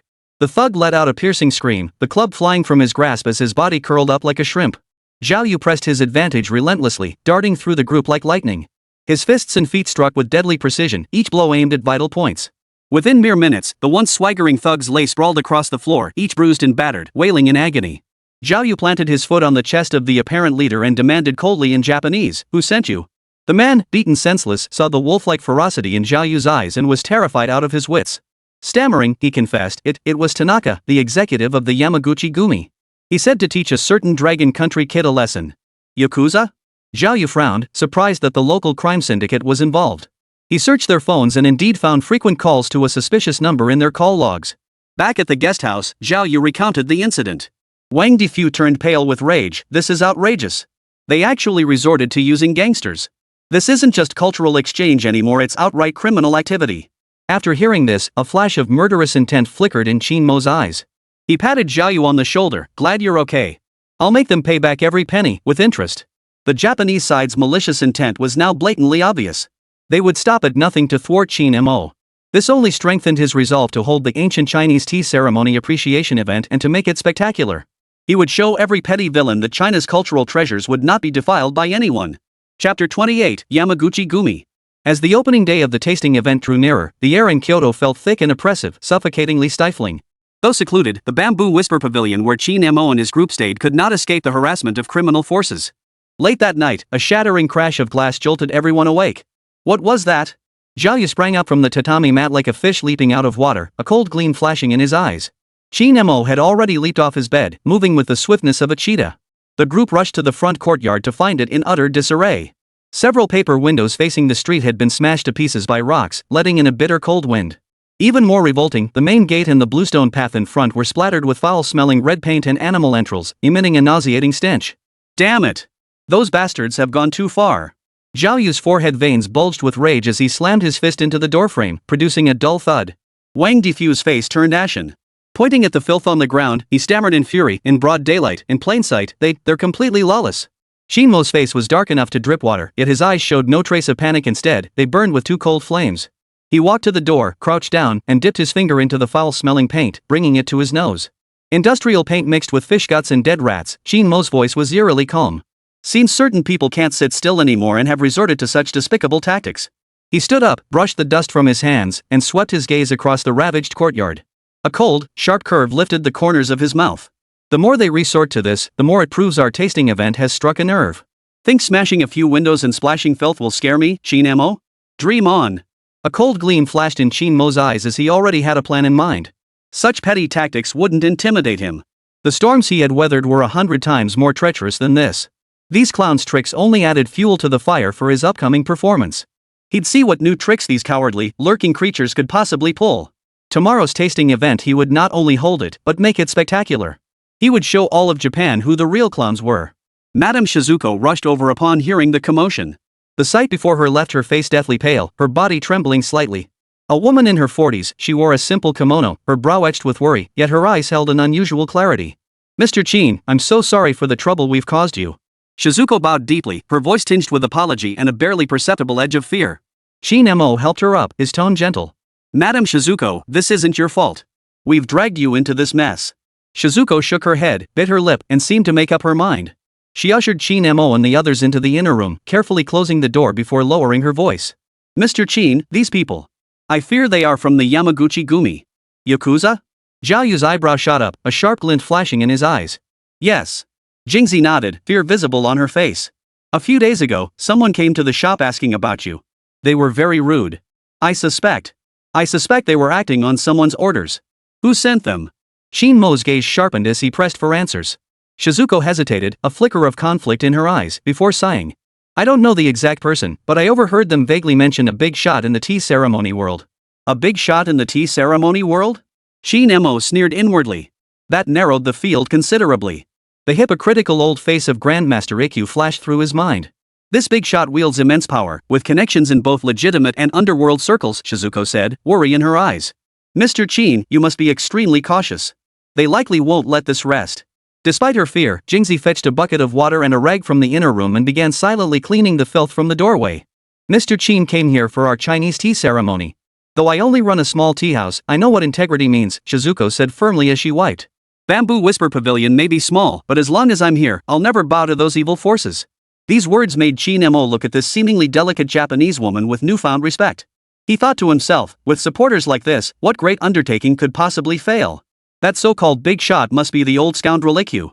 It seemed the old fox wasn't content with overt suppression. He'd begun deploying these underhanded tactics behind the scenes as well. Fine. Very well. Since you enjoy playing dirty so much, I'll gladly play along. Qin Mo's gaze grew colder. This tea ceremony dispute had long ceased to be merely a cultural contest. The Yamaguchi-gumi's harassment had backfired, only serving to ignite Lord Lin's fury. This veteran tea master, who had lived in seclusion in Kyoto for decades, was usually unassuming and uninvolved in worldly affairs. Yet deep within his bones lay an indomitable pride. How dare they? To act so brazenly at the doorstep of a Chinese disciple? Do they think I, Lin, am dead? Upon hearing the news, Master Lin slammed his fist on the table in fury. He immediately mobilized the connections he had cultivated over decades in Kyoto. Within half a day, several prominent figures from Kyoto's martial arts circles arrived at Bamboo Whisper Pavilion. Leading them was a burly, stern-faced middle-aged man, Hiroshi Matsue, headmaster of the renowned Kyoto karate school, the Goju Ryu. Following him were two elderly men clad in traditional kendo uniforms, long swords at their waists. One was the successor of the Hokushinito Ryu school, while the other was a master of the Kagami Shin-myoji Ryu style. These martial artists were all highly respected figures in Kyoto, commanding numerous disciples and commanding widespread admiration. Upon hearing that Lord Lin's old friend, a young prodigy dedicated to promoting ancient Chinese tea ceremony, was being harassed by gangsters in Kyoto, they were all filled with righteous indignation. Rest assured, Lord Lin. With me, Matsue, here, I'll see to it that no one with eyes dares to cause trouble. Matsue's voice boomed like a bell as he pounded his chest in assurance. Though the two swordsmanship masters spoke little, their piercing gazes and composed demeanor alone were enough to intimidate petty criminals. They spontaneously organized a patrol to guard the perimeter of Bamboo Whisper Pavilion day and night without rest. Soon, a tense standoff formed before the Bamboo Whisper Pavilion. On one side, Yamaguchi-gumi members lurking furtively, biding their time for revenge. On the other, martial artists standing firm, their imposing presence ready for battle. The once arrogant Yamaguchi-gumi foot soldiers, seeing this display, dared not approach to provoke trouble. They could only watch from afar, their eyes filled with apprehension. Master Lin's move was truly brilliant. He had directly countered their underworld tactics while simultaneously generating buzz for Qin Mo's appraisal event. Wow, Mr. Lin sure has some clout. He even brought in the big shots from karate and kendo. Zhao Yu marveled. Qin Mo also felt deep gratitude for Lord Lin's noble gesture. He understood that these martial artists had stepped forward not merely out of respect for Lin Gong, but also out of reverence for Chinese culture and disgust for criminal forces. The tide of public sentiment was clear. Old scoundrel Liu, did you think dirty tricks could stop me? Now, let's see who's truly isolated and helpless. Qin Mo sneered inwardly, his confidence in the upcoming appraisal event growing stronger. Seeing the underworld's harassment fail, Wang Difu wasn't sitting idle either. Chapter 29, The Embassy. He immediately lodged a formal protest with the Kyoto police through embassy channels regarding the attack on Bamboo Whisper Pavilion. He demanded a thorough investigation, severe punishment for the perpetrators, and guarantees for the safety of Qin Mo and his party in Kyoto. The embassy took the matter extremely seriously and promptly issued a diplomatic note to the Kyoto Prefectural Police Headquarters. However, developments did not proceed as smoothly as anticipated. After receiving the report and diplomatic note, the Kyoto police dispatched two officers who strolled over to Bamboo Whisper Pavilion for a perfunctory inspection. They snapped a few photos of the shattered window and the filth on the floor, asked Shizuko a few cursory questions, and then dismissed the matter with the excuse of lack of direct evidence and difficulty identifying suspects, claiming they would follow up on the investigation, a clear attempt to brush it off. Officer, the surveillance cameras from nearby shops should have captured the people who threw the filth. Zhao Yu couldn't help but step forward to argue. The younger officer glanced at him and replied haughtily, "We will review the footage, but solving the case takes time. Please be patient." Another, slightly older officer offered a forced smile and a standard police line, "Rest assured, we will handle this impartially. However, we also ask everyone to abide by our country's laws and refrain from taking extreme actions privately, to avoid unnecessary trouble." The implication was clear, they were warning Qin Mo and the others not to cause trouble. Wang Difu trembled with rage, yet he could do nothing about it. This was blatant collusion among officials, a nest of snakes and rats. The Kyoto police's passive response only highlighted the immense power and deep-rooted influence of the forces behind the scenes. Even at the official level, they were so dismissive, proof of how profoundly Master Ikkyu and his backing interest group influenced the land of the rising sun. "Old wine, don't let it get to you." Qin Mo patted Wang Difu's shoulder, his gaze serene. "If a dog bites you, are you going to bite back?" "Their inaction is actually a blessing in disguise," Qin Mo murmured, a meaningful smile playing at his lips. "It gives the whole world a chance to see how their so-called rule of law society and land of etiquette treats a guest who came for cultural exchange." Qin Mo had anticipated the police's attitude all along. Counting on them? That was like counting on a sow to climb a tree. But this only made Qin Mo realize more clearly that trying to vindicate Chinese culture on Japanese soil through reason alone simply wouldn't work.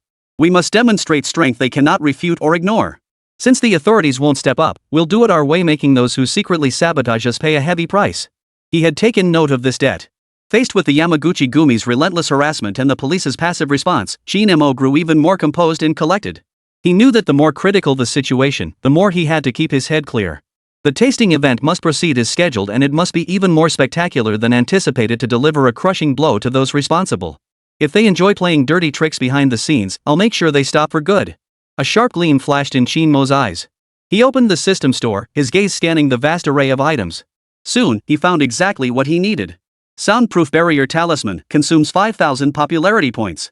Creates a powerful soundproof barrier in a designated area, blocking all external noise interference for 24 hours. Purification Talisman consumes 3,000 popularity points. Instantly purifies filth and odors within a designated area, imparting a faint aura of tranquility. Exchange. Qin Mo did not hesitate. Though the cost in popularity points was steep, ensuring the smooth operation of the tasting event made this investment worthwhile. Under cover of night, he quietly approached the courtyard of Bamboo Whisper Pavilion and the designated tasting venue. His fingertips flickered lightly, and 2 talismans transformed into faint glows, merging silently into the surroundings. In an instant, the faint street noise vanished completely. The lingering taint in the courtyard was swept away, replaced by a refreshing, invigorating air. All set, Qin Mo clapped his hands, a satisfied smile curling his lips. With these 2 talismans in place, no matter how much the flies buzzed outside, they wouldn't be able to disrupt the tasting event in the slightest. With external distractions eliminated, Qin Mo channeled all his energy into final preparations for the tasting event. He shut himself in his room, entering a state of deep seclusion. System, activate the T-Immortal Possession Aura. Qin Mo silently commanded. The T-Immortal Possession Aura has been activated. The host's T artistry, expressiveness, and insight into T's essence will be significantly enhanced for the next 72 hours. A profound sensation instantly coursed through his entire body, and Qin Mo felt his understanding of T reach unprecedented heights.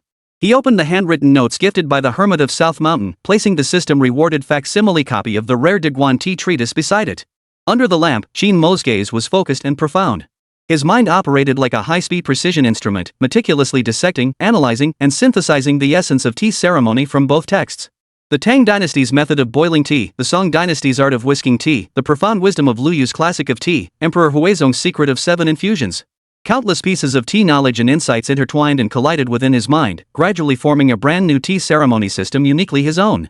He meticulously rehearsed every aspect of the tasting ceremony, from tea selection and water temperature control to utensil arrangement and technique demonstration, down to the nuance of each spoken word and the intent conveyed by every glance. He was determined to ensure this tasting would be a flawless, impeccable feast of ancient Chinese tea ceremony. Outside the window, a storm was brewing. Inside, the aroma of tea grew richer. While Qin Mo secluded himself to study the tea ceremony, Zhao Yu took on the tasks of external surveillance and intelligence gathering. He knew the enemy wouldn't give up so easily. Open attacks were easier to dodge than hidden threats. Constant vigilance was essential. Drawing upon the counter-surveillance and stealth skills honed during his special forces training, Zhao Yu began secretly establishing surveillance around the Bamboo Whisper Pavilion. By day, he blended in as an ordinary tourist, strolling through the surrounding neighborhoods while meticulously observing the movements of every suspicious figure.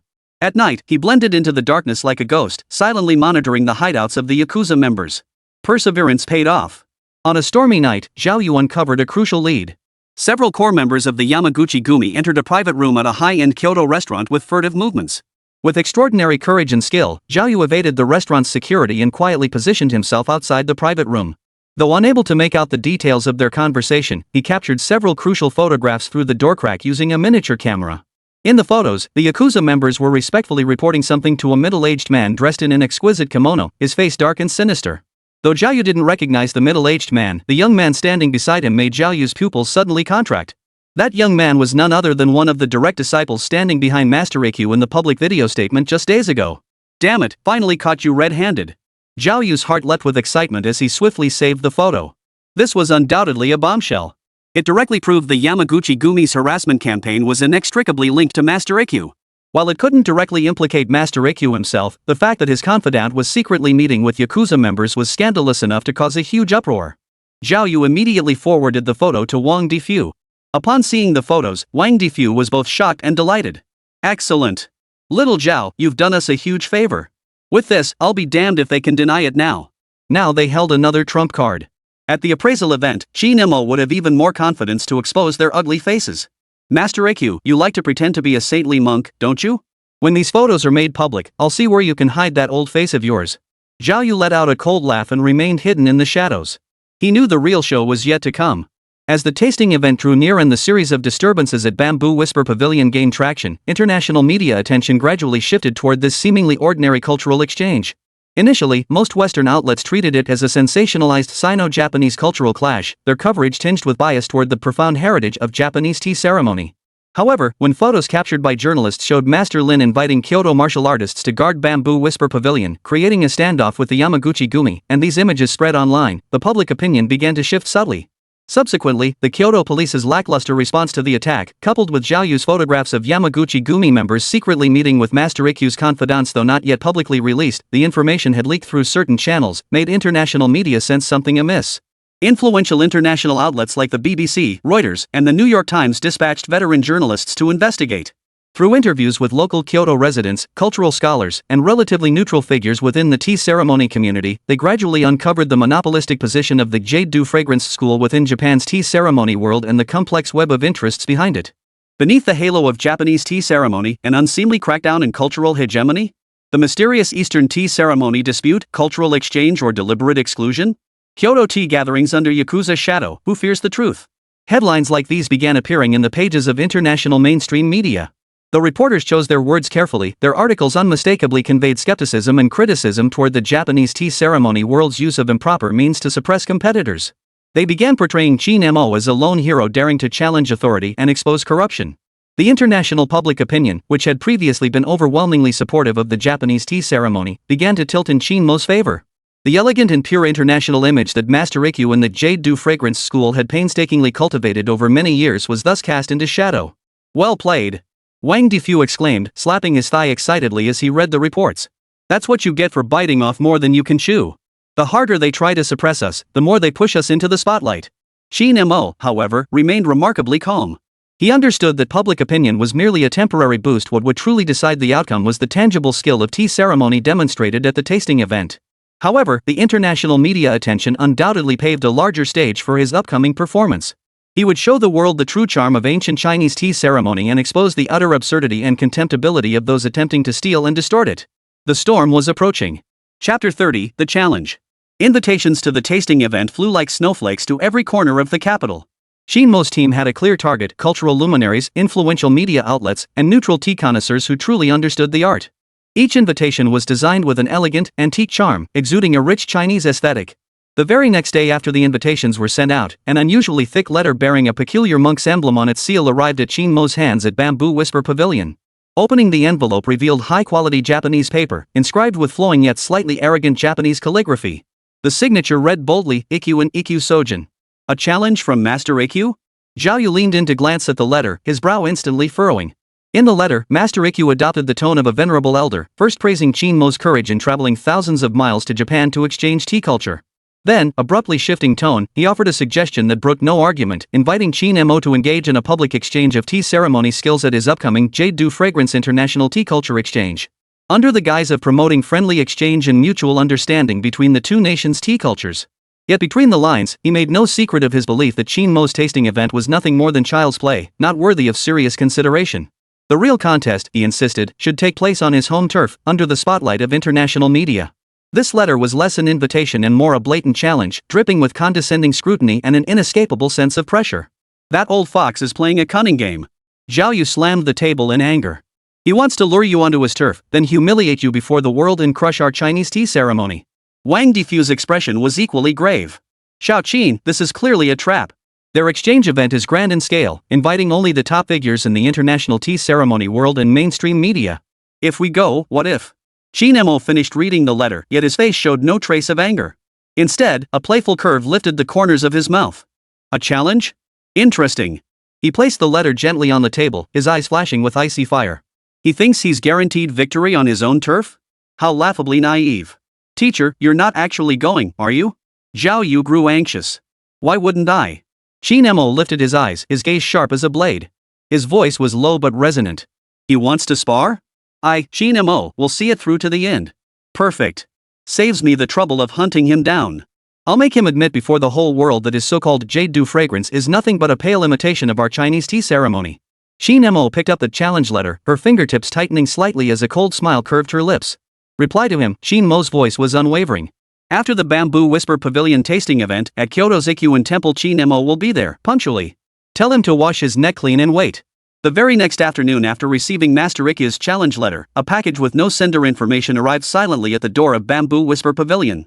The package was small yet heavy, tightly wrapped in dark oilcloth, exuding an air of mystery. Who sent this? Zhao Yu picked up the parcel warily, inspecting it carefully but finding no suspicious markings. Wang Defu approached, his expression tense. Could it be those guys playing tricks?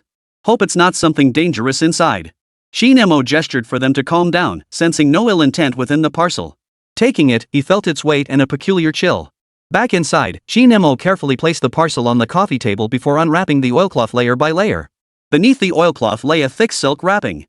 When the final layer of brocade was lifted, an elegant, antique-looking purple clay jar appeared before the three of them. The mouth was sealed tight with ancient amber wax. The body bore no markings, yet radiated an indescribable weight and sense of history. The instant Qin Mo prepared to open the lid, an intensely rich, soul-piercing tea fragrance suddenly wafted out from the cracks in the honey wax. This single wisp of fragrance alone transformed the air in the entire room, filling it with a sweet, mellow aroma that lifted spirits and refreshed the mind. What a wonderful tea! Zhao Yu couldn't help but exclaim. Though not a professional tea connoisseur, he could recognize the extraordinary nature of this aroma. Wang Defu trembled slightly with excitement. He drew a deep breath, his face etched with rapture and disbelief. Could this be? Qin Mo's eyes sharpened as he carefully broke the amber wax seal and lifted the lid of the purple clay jar. Instantly, an even richer, more commanding tea fragrance burst forth, filling the entire room in an instant, as if it could wash away every impurity within one's body. Inside the jar lay tea leaves, glossy as ink, thick and tightly rolled. Their form and that unparalleled raw character, it was precisely the legendary Mother Tree de Hong Pao tea from Wui Mountain, a special offering recorded only in ancient texts. It truly is tea from the de Hong Pao Mother Tree. Wang Defu's voice choked with emotion. Tea of this caliber transcends monetary value. It is a treasure of our Chinese tea culture. To witness it in my lifetime leaves no regrets. No regrets at all. Qin Mo's heart surged with emotion. He understood the immense significance of this jar of tea. At the bottom of the package, Qin Mo discovered a neatly folded sheet of Xian paper. Unfolding it, he saw two lines of bold, forceful calligraphy etched into the paper, the Chinese tea ceremony, passed down through generations. May you rise to glory atop the capital. No signature appeared, only a vermilion seal bearing the character dragon in an ancient, majestic style stamped in the lower right corner. Qin Mo clutched the tea jar tightly, feeling its weighty substance. An indescribable warmth surged through his entire body. His gaze fixed on the dragon emblem, his eyes hardened with unwavering resolve. Rest assured, he murmured toward the window, as if making a promise to someone or perhaps to himself. I, Qin Mo, will never betray this trust. With this secret weapon in hand, he felt even more confident in defeating the arrogant Master Ikyu. Qin Mo held the vermilion dragon badge and the jar of Wui Mountain de Hong Pao tea from the mother tree enough to shake the entire tea world, his heart unable to settle for a long time. The dragon badge, with its ancient yet majestic design, was clearly no ordinary trinket. It felt more like a unique insignia, representing an exceptionally high level of authority and a force that could not be ignored. Qin Mo carefully recalled everything that had transpired since his return to China. From the activation of the Intangible Cultural Heritage System, to his stunning performance during the live broadcast, to the swift establishment of the Global Promotion Special Fund for Intangible Cultural Heritage at the national level, and his unprecedented appointment as chief consultant. Behind it all, it seemed an invisible hand was quietly guiding the course. This was no coincidence. He realized that from the moment he embarked on the path to vindicate China's intangible cultural heritage, he had likely entered the sight of the nation's highest authorities. This trip to Japan was ostensibly a personal challenge to seek justice for Chinese tea culture. But judging by this extraordinarily significant tea and this special badge, the stakes had long transcended personal honor. It had risen to the level of national cultural strategy, a cultural war without gunpowder, one that concerned the reclaiming of China's voice on the international stage and the restoration of its cultural confidence. So I'm not fighting this battle alone, Qin Mo murmured to himself, a faint, relieved smile slowly curving his lips. The weight on his shoulders seemed heavier than ever. Yet within his heart surged an unprecedented surge of pride and confidence. With the mighty motherland as his backing and the earnest hopes of hundreds of millions of compatriots, what was there left to fear? Wang Defu observed the shift in Qin Mo's expression. This veteran of the system, steeped in its workings for years, sensed something. He asked no questions, nearly patting Qin Mo's shoulder firmly, his eyes brimming with trust and encouragement. Qin, go for it. Whatever the outcome, you'll always be the pride of our nation. Yes. Qin Mo nodded firmly, his eyes blazing with fierce determination. Old scoundrel Liu, you boast of being the modern Sen no Rikyu. Do you look down on Chinese tea ceremony as lacking true masters? Then I'll show you with my own eyes what the pinnacle of true tea ceremony is. What true domination looks like. With this covert backing from the highest echelons, Qin Mo approached the upcoming tasting event and the subsequent public sparring with Master Liu brimming with unwavering confidence in victory. He carefully tucked the dragon insignia close to his body. This badge felt like a silent promise, a weighty entrustment. He lifted the jar of De Hong Pao mother tree tea, inhaling deeply the bold, rich aroma. A fierce gleam flashed in his eyes. The winds of change are blowing through the capital. This grand drama is about to reach its true climax. He knew every step ahead would be under the spotlight. He would make all of Japan, indeed the entire world, bow in awe before the profound depth and breadth of Chinese tea culture. Chapter 31, The Battle.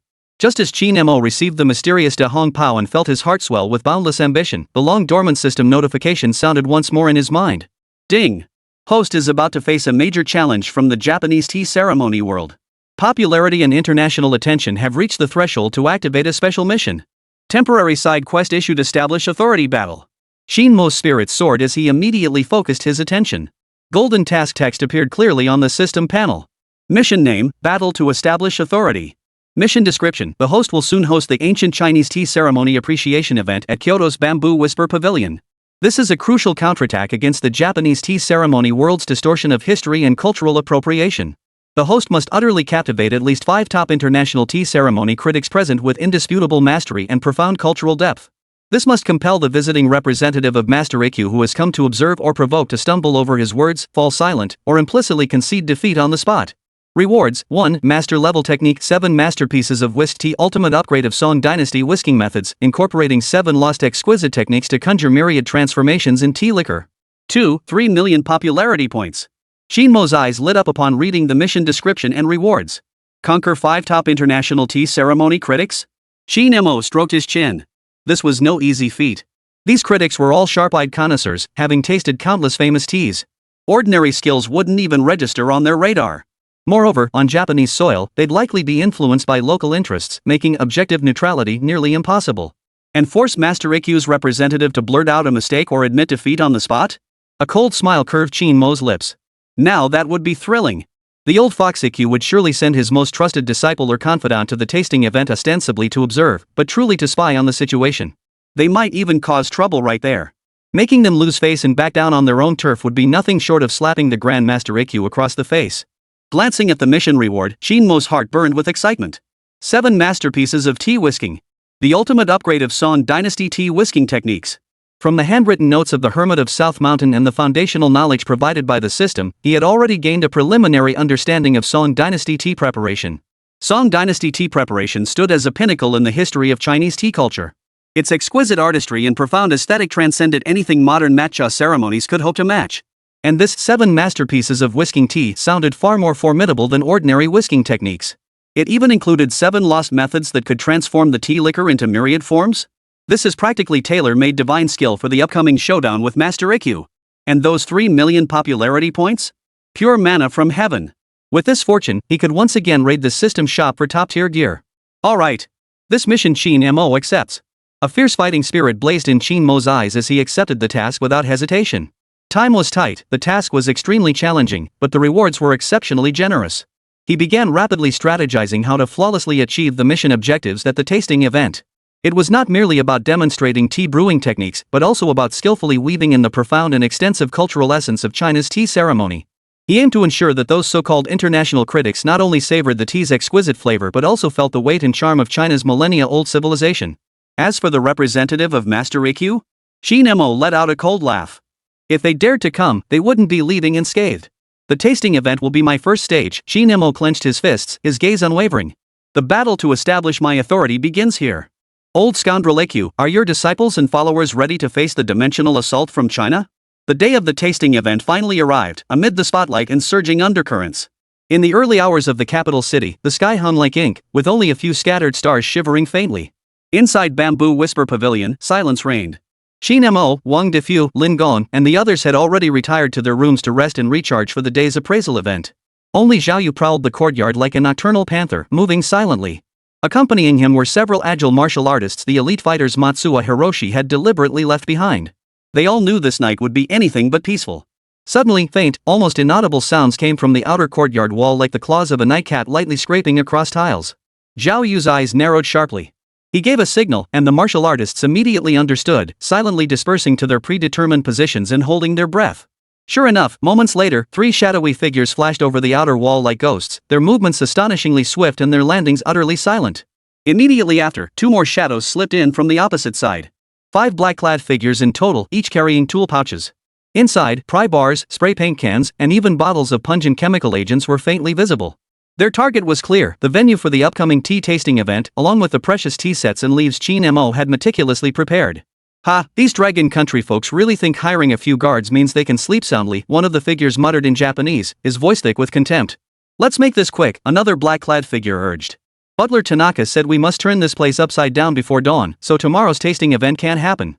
They believed themselves to be moving in complete secrecy, unaware they had already fallen into the trap Zhao Yu had meticulously laid. The moment they split up to begin their sabotage, lights flared suddenly around the courtyard. Been waiting for you, scum. Zhao Yu's icy voice, like a chill from the underworld, echoed from behind the garden rockery. Hiroshi Matsue and several other martial artists appeared simultaneously, surrounding the 5 black-clad figures. Each pair of eyes fixed upon them held the coldness reserved for the dead. The black-clad figures paled in shock, realizing they'd fallen into a trap. Their leader immediately bellowed, "Break through!" They brandished their weapons, attempting a last stand. Yet against Special Forces Ace Zhao Yu and several battle-hardened martial artists, their resistance proved utterly futile. Fists and feet flew, wooden sticks snapped, and the screams and muffled groans echoed jarringly through the silent courtyard. Within 5 minutes, all 5 black-clad men were subdued. Bruised and battered, they were bound like bundles and tossed into the center of the courtyard. Searching their bodies, they found enough tools to destroy the entire Bamboo Whisper Pavilion, along with a cell phone that hadn't been destroyed in time.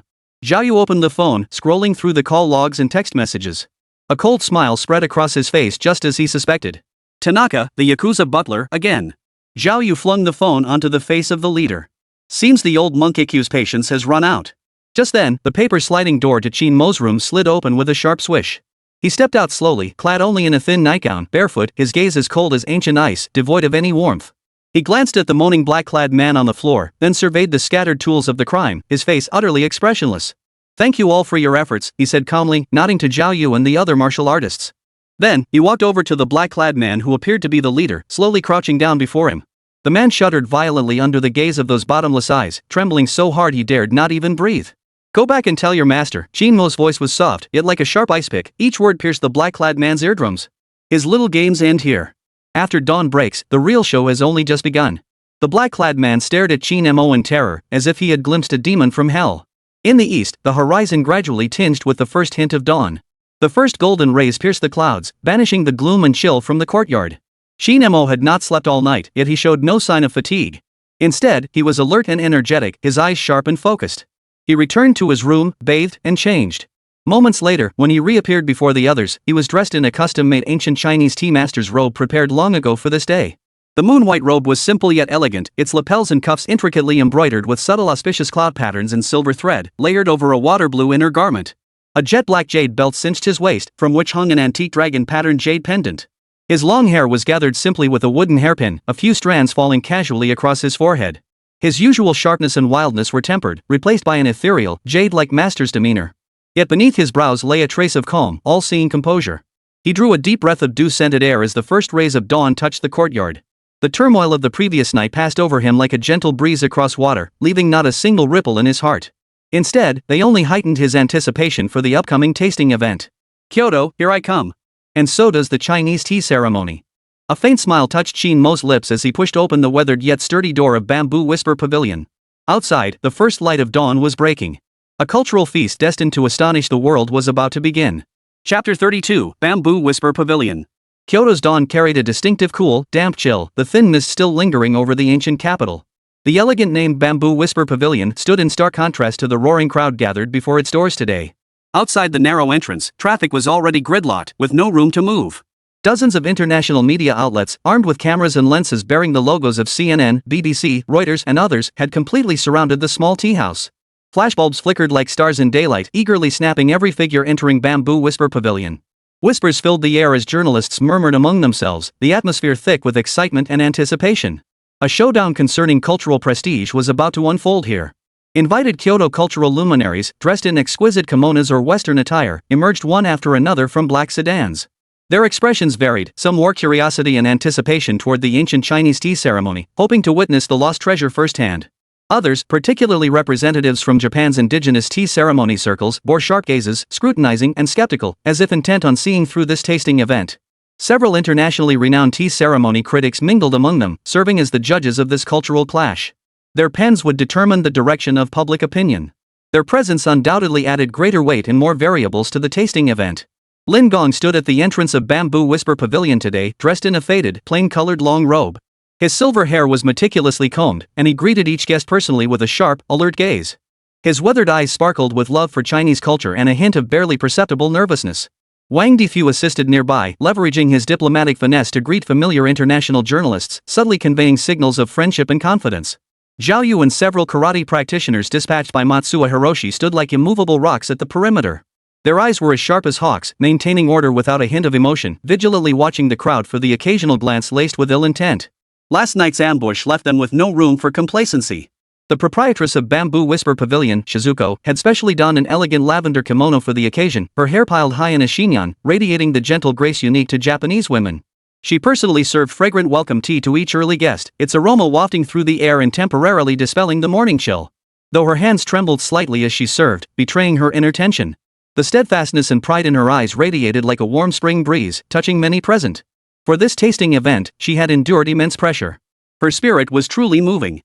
As the hour of the snake approached and all guests took their seats, the buzz of conversation gradually subsided. Under the focused gaze of the eager crowd, the paper-sliding door of the inner hall at Bamboo Whisper Pavilion slowly opened. The star of today's tasting event, Qin Mo, emerged with composure.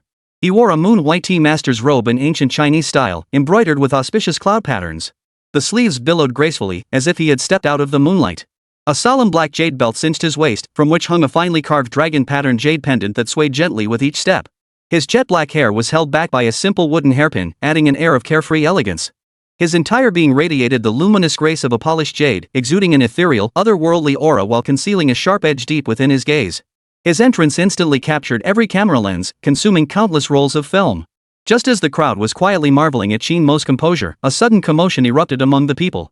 A young man of about 27 or 28, clad in an exquisitely expensive Nishijin woven kimono, pushed his way through the crowd, surrounded by his entourage of assistants.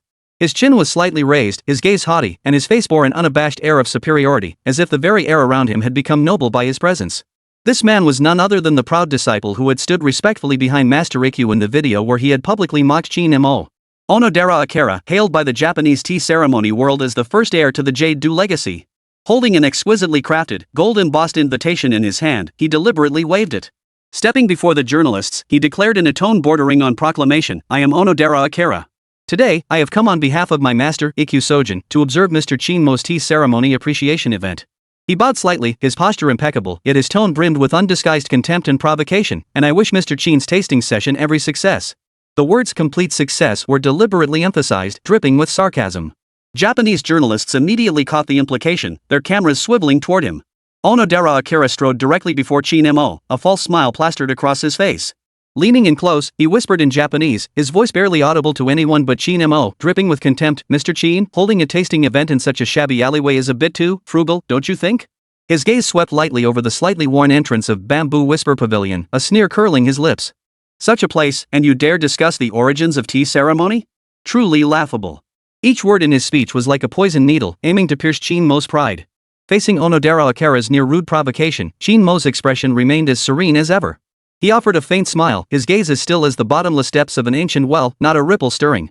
"Tea lies in the heart, not the setting." Qin Mo's voice was not loud, yet it reached Onodera Akira's ears with a clarity that carried a piercing power. "If you, Mr. Onodera, value spectacle over substance and pursue only superficial glamour, then today, you will likely be disappointed." A sharp gleam flashed in his eyes, a confidence in the true spirit of tea ceremony, and a disregard for the clown before him.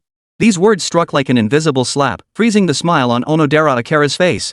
Among the international tea ceremony critics present, Pierre Dupont from France, renowned for his sharp tongue and discerning taste, curled his lips into an amused smile. He watched the unfolding drama with keen interest.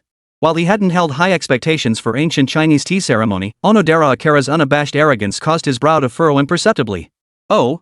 The young prodigy of Japanese tea ceremony speaks with quite the confidence," Dupont snorted inwardly, adjusting his bow tie as he prepared to enjoy the spectacle. What he relished most was witnessing such self-important individuals get thoroughly humiliated, far more thrilling than savoring any top-tier red wine. If this young Chinese man truly possessed some skill, it would make for an amusing spectacle.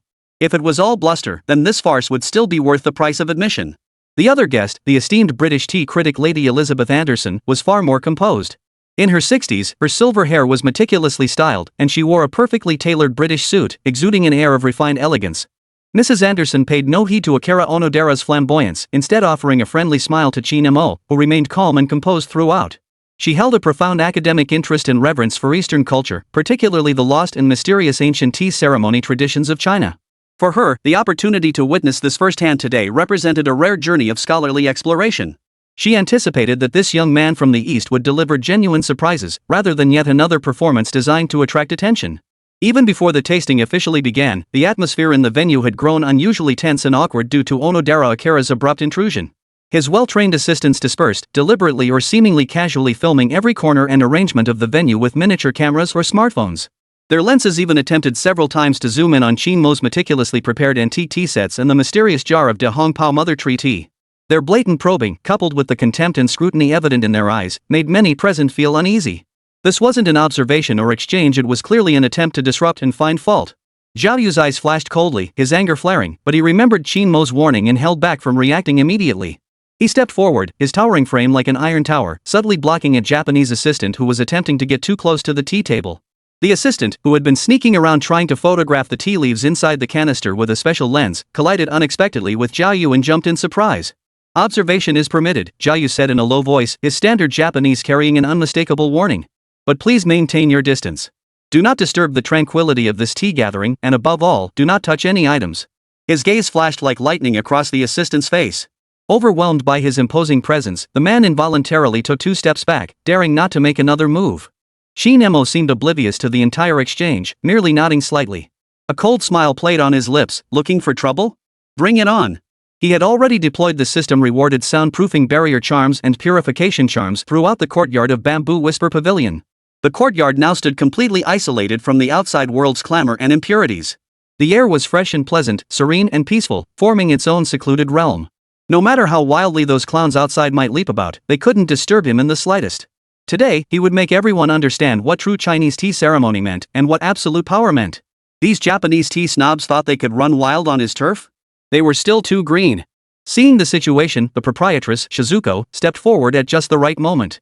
She wore a simple, elegant kimono, her face adorned with a gentle smile. "Distinguished guests, the auspicious hour has arrived. The ancient Chinese tea ceremony appreciation event is about to commence. Please take your seats." Her voice was soft yet clear, skillfully diffusing the tense atmosphere in the room. The crowd settled into their seats. Though compact, the courtyard had been transformed into a hidden paradise under Qin Mo's ingenious design. Clusters of emerald orchids adorned the arrangement among the oddly shaped stones. A gentle stream trickled from a bamboo tube, flowing into a small pool of blue stone, creating a pleasant sound. Bamboo shadows swayed in the breeze, casting dappled light that created an atmosphere of serene elegance and profound zen-like tranquility. This stood in stark contrast to the outside world's clamor, leaving many first-time guests pleasantly surprised and heightening their anticipation for the tasting event. Chapter 33, On Tea. In the center of the courtyard, a simple tea table awaited. Qin Mo walked with steady steps and calmly knelt before the tea table. Each of his movements flowed like clouds drifting across the sky, devoid of any worldly air yet permeated with the profound heritage of China's millennia-old traditions. This stood in stark and powerful contrast to the deliberately elaborate and formal Japanese tea ceremony rituals familiar to the Japanese tea masters present. This opening display alone instantly captured everyone's attention, as if the very air had momentarily frozen. Silent flashes of cameras captured this scene, imbued with an aura of Eastern mystique. The mocking expression on Akio Onodera's face softened slightly, his brow furrowing involuntarily as an ominous foreboding crept into his heart. Qin Mo, however, seemed oblivious to everything around him. In his world, only the tea and the vessels before him existed. He lifted his gaze slightly, his eyes calmly sweeping over each guest present. His voice rang clear and resonant, like jade striking jade. "Honored guests, I apologize for not greeting you at the entrance. Today, I am honored to gather in this elegant space, Bamboo Whisper Pavilion, to share with you all a cup of ancient Chinese tea. This tasting is not for show, but to revive 2 ancient techniques long lost in central China yet profoundly influential across East Asian tea culture. First, the Tang Dynasty method of boiling tea. Second, the Song Dynasty art of whisking tea." No sooner had the words left his lips than the suppressed sneer at the corner of Onodera Akira's mouth finally blossomed fully. He couldn't resist interrupting loudly, his tone dripping with undisguised contempt and provocation. Qin sang, "You are mistaken. To my knowledge, the so-called ancient tea ceremonies of the Tang and Song dynasties have been lost to your nation for 1,000 years, with not a single scrap of paper remaining. What you intend to demonstrate today is surely nothing more than a new antique concocted from scraps of ancient texts and your own imagination, is it not?" He lifted his chin slightly, his eyes brimming with superiority. "If we speak of the rigorous transmission and preservation of the essence of tea ceremony, I humbly suggest one should look to the centuries-long steadfast adherence and cultivation of our Japanese tea ceremony." These words struck the gathering like a boulder dropped into a tranquil lake, instantly sending ripples of shock across the room. Japanese journalists and some tea masters present nodded in agreement, their gazes toward Qin Mo now tinged with mockery and distrust. Pierre Dupont stroked his chin with keen interest, while Lady Elizabeth Anderson frowned slightly, seemingly displeased by Akira Onodera's discourtesy. Faced with this blatant provocation, Qin Mo remained utterly composed, as if the words were nothing more than a passing breeze. Unhurried and composed, he reached into a silk pouch prepared beside him and drew out a scroll meticulously wrapped in bright yellow brocade. He slowly unrolled it, revealing a photocopied document with archaic calligraphy on yellowed paper. This is a rare facsimile copy of Emperor Huizong Zhaoji's personally authored De Guan Tea Treatise, which contains detailed accounts of the Song dynasty's tea whisking techniques. Next, he produced another bound manuscript, its cover bearing the vigorous calligraphy of the Hermit of South Mountain, new annotations to the Classic of Tea. This is a handwritten copy of Liu Yu's Classic of Tea, annotated in person by the Hermit of South Mountain after dedicating his entire life to it. It contains rigorous research and restoration of every detail concerning the Tang dynasty's method of boiling tea. Qin Mo placed the two weighty documents beside the tea set, meeting Onodera Akira's gaze with calm composure. "My actions today are not mere conjecture or fabrication. They are all verifiable and traceable to their sources." Akira Onodera's smile froze. He hadn't expected the other party to produce such weighty evidence, leaving him momentarily speechless. Wang Difu and Lin Gong, observing this, let a barely perceptible smile touch their lips. Qin Mo paid him no further mind and announced in a clear voice, the first item on today's tasting agenda: the Tang dynasty method of brewing tea. He reached into the tea caddy that Jingzi had prepared earlier, scooping out a handful of leaves dark green in hue, with tender buds and leaves, and gently placed them into the white porcelain tea tray, displaying them to the audience. This tea, Mr. Lin's treasured Guju Zi-sun cultivated for many years, is said to be a direct descendant of the Tang dynasty tribute tea purple bamboo shoot tea. Picked before Qingming festival and processed using ancient methods, it best embodies the spirit of Tang dynasty tea drinking. The mere name and appearance of these leaves caused several seasoned tea connoisseurs present to perk up. They leaned in for a closer look, murmuring their admiration. Qin Mo promptly lit the miniature, controllable ancient-style tea stove that had been prepared beside the tea table. This tea stove has a rustic appearance, jet black throughout, engraved with faint cloud and thunder patterns, as if it were truly an ancient artifact unearthed from some millennia-old tomb. Yet only Qin Mo knew this contraption was cutting-edge tech from the system, its heat output and burn time precisely controllable, far more reliable than charcoal fires or alcohol lamps. He retrieved an antique-looking stone tea grinder from the tea set box and poured a measured amount of Guju purple bamboo shoot tea into its grinding chamber.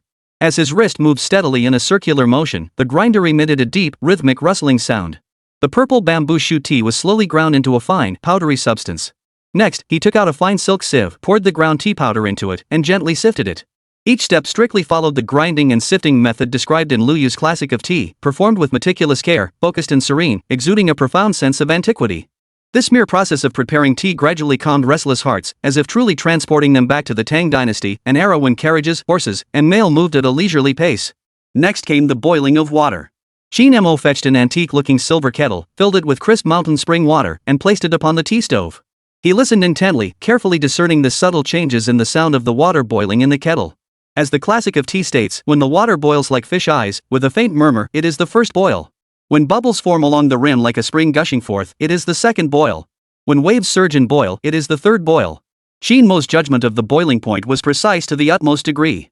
When the water first began to ripple, forming tiny bubbles like fish eyes, he decisively scooped out a portion of the initial boiling water and placed it in the nearby warming bowl, a preparatory step for nurturing the essence. When the water reached the second boil, bubbling like a spring of pearls, Qin Mo took a pinch of fine salt and dropped it into the cauldron. Adding salt at the second boil harmonizes the tea's flavor in ancient Tang dynasty method, he explained softly. Upon hearing this, Akira Onodera's lips curled in disdain once more. He thought to himself, adding salt to tea is nothing short of squandering nature's bounty, a barbaric act. The water in the kettle surged fiercely, reaching its third boil, churning and bubbling.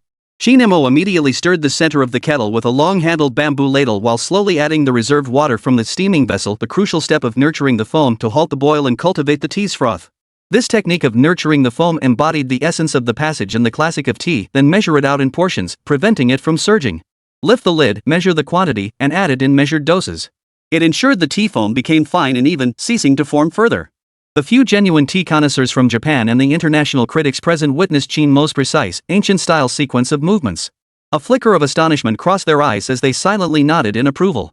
These details, long lost or simplified in modern tea ceremonies, were unexpectedly revived today by a young man from China.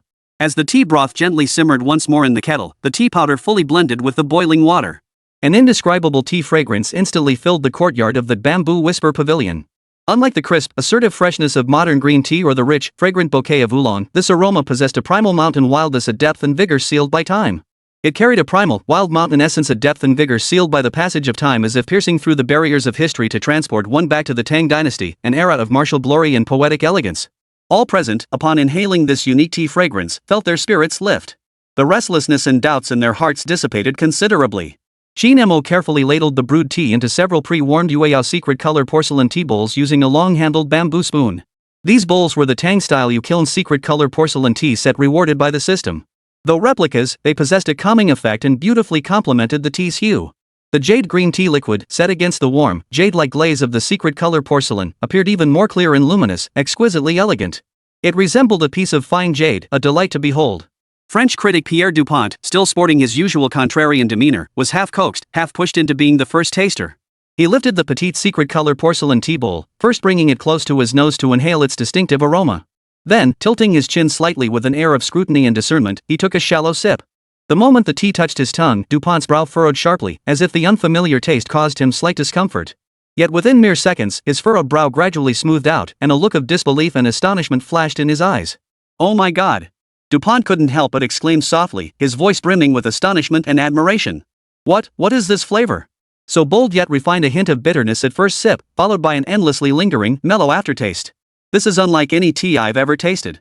It feels as though I'm tasting the frost and sunshine of 1,000 years ago. Mrs. Elizabeth Anderson also savored the tea in her bowl. Closing her eyes, she seemed to absorb the flavor that transcended time and space. Moments later, she opened her eyes, her face radiating genuine admiration. How marvelous! This is tea in its purest, most authentic form. Without any unnecessary embellishments or techniques, it touches the soul so directly.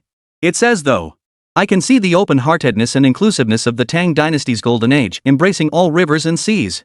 I see the unique spirit and character of that era. Akira Onodera naturally received a small cup as well. Holding his tea bowl, his face still wore an expression of scrutiny and disdain, his mind already prepared with a barrage of criticism. Yet, as that unique tea flavor blossomed across his taste buds, as that unprecedented realm of meaning assaulted his senses, every prepared word caught in his throat. Not a single syllable escaped him. He had to admit that this seemingly crude ancient method of preparing Xincha tea possessed an indescribable charm, a power that struck directly at the essence of things. This was a realm entirely distinct from the jade dew fragrance he knew, the pursuit of extreme refinement and ritualistic ceremony. In fact, it carried a faint, almost oppressive sense of the greatest simplicity, embodying the ultimate truth, a feeling that struck him as strangely unfamiliar. Qin Mo took in everyone's reactions, a faint, serene smile curving his lips. He spoke slowly, his voice clear and steady. This is the Tang Dynasty method of boiling tea. It eschews elaborate adornment and technical skill, aiming instead to grasp the true essence of tea, pursuing the way of nature, and returning to simplicity and authenticity. It differs entirely from the later Japanese tea ceremony, which pursues harmony, respect, purity, and tranquility, finding spirit in minutiae and constantly refining techniques through evolution. Several elderly Japanese tea masters present, having listened to Qin Mo's explanation and tasted this bowl of tea steeped in ancient tradition, nodded thoughtfully in unison. Some among them had indeed encountered scattered references to Tang Dynasty tea brewing methods in ancient, fragmented tea manuals preserved within their family collections. The descriptions bore striking resemblance to what Qin Mo demonstrated today. They had always believed these to be legends long lost in the annals of history. Never did they imagine they would witness it firsthand today, let alone taste it themselves. Seeing the contemplative approval on the faces of his seniors, Anoji Akira felt his irritation grow. His eyes darted about, and he immediately found a new point of attack. Pointing to the exquisite secret color porcelain tea bowls before Qin Mo, he questioned aloud, "Mr. Qin, setting aside your tea-making skills for now, these bowls you're using, they're hardly genuine Tang Dynasty secret color porcelain, are they? To my knowledge, authentic Tang Dynasty secret-colored celadon pieces are few and far between, all classified as national treasures. How could they be casually displayed, let alone used to brew such crude tea?" His words appeared to question the teaware, but in truth, they implied Qin Mo was deliberately creating an air of mystery, using counterfeits to elevate his own status. Qin Mo, upon hearing this, smiled calmly and admitted without hesitation, "Mr. Onodera, you have keen eyes. These tea bowls are indeed not genuine Tang Dynasty secret color porcelain. They are meticulously crafted replicas, commissioned by this junior based on ancient texts and the forms of unearthed artifacts. He paused, his gaze sweeping over the assembled guests, his tone growing more resolute. Yet I believe the true essence of artistic inheritance lies in the rigor of technique and the sincerity of intent, not in blind fixation upon the outward appearance of objects. Without the true essence of tradition, even holding a legendary artifact is like buying the box and discarding the pearl, a pearl lost in obscurity. Consider certain schools that boast exquisite tea utensils and elaborate rituals, yet have long lost sight of tea's true essence. Is that not laughable? These words struck like a thunderclap. International critics like Pierre Dupont and Mrs. Elizabeth Anderson exchanged knowing glances, nodding in deep agreement. Akira Onodera was flushed crimson by Qin Mo's words, yet he found no grounds to refute them. His handsome face turned a deep purplish red as he suffered another crushing defeat. His Japanese assistants behind him exchanged nervous glances, no longer daring to provoke him. Chapter 34, Tea Ceremony Astonishes the Crowd. Pierre Dupont held the bowl of ancient Tang-style tea as if cradling a lost treasure, the trace of criticism on his face long vanished. After savoring it for a long while, he set the bowl down and declared to the camera, Mr. Qin's candor regarding tea were as equally admirable as his dedication to the essence of the tea ceremony. This is the true bearing of a master unbound by vessels, focused solely on the transmission of skill and spirit. Lady Elizabeth Anderson nodded in agreement. Mr. Qin's insights put us all to shame. True culture lies in its core essence, not in the superficial accumulation of objects. Several international critics expressed their agreement, their gazes toward Qin Mo now tinged with genuine respect. Standing nearby, Akira Onodera's face flushed crimson, then turned ashen, then drained completely white like a dye shop gone haywire. He remained speechless for a long while. He had prepared a torrent of arguments about the authenticity of teaware, intending to make a big deal out of it and humiliate Qin Mo thoroughly. Who could have imagined Qin Mo would be so forthright, openly admitting it was a replica, then turning the tables and leaving him speechless? It felt like punching cotton, utterly frustrating. Qin Mo observed Onodera Akira's flustered expression, inwardly amused, yet his face remained serene and composed. With a faint smile, his voice echoed across the courtyard once more, Tang Dynasty Jianxia emphasizes simplicity and authenticity. Next, I shall demonstrate another, more exquisite ancient Chinese tea ceremony, the marvel of Song Dynasty Jianxia, combined with the elegance of tea acrobatics. Song Dynasty whip tea? Tea acrobatics?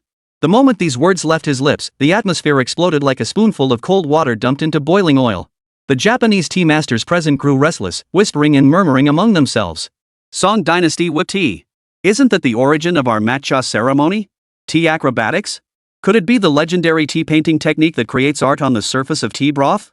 Impossible. These arts vanished from the Central Kingdom millennia ago. How could he possibly master them?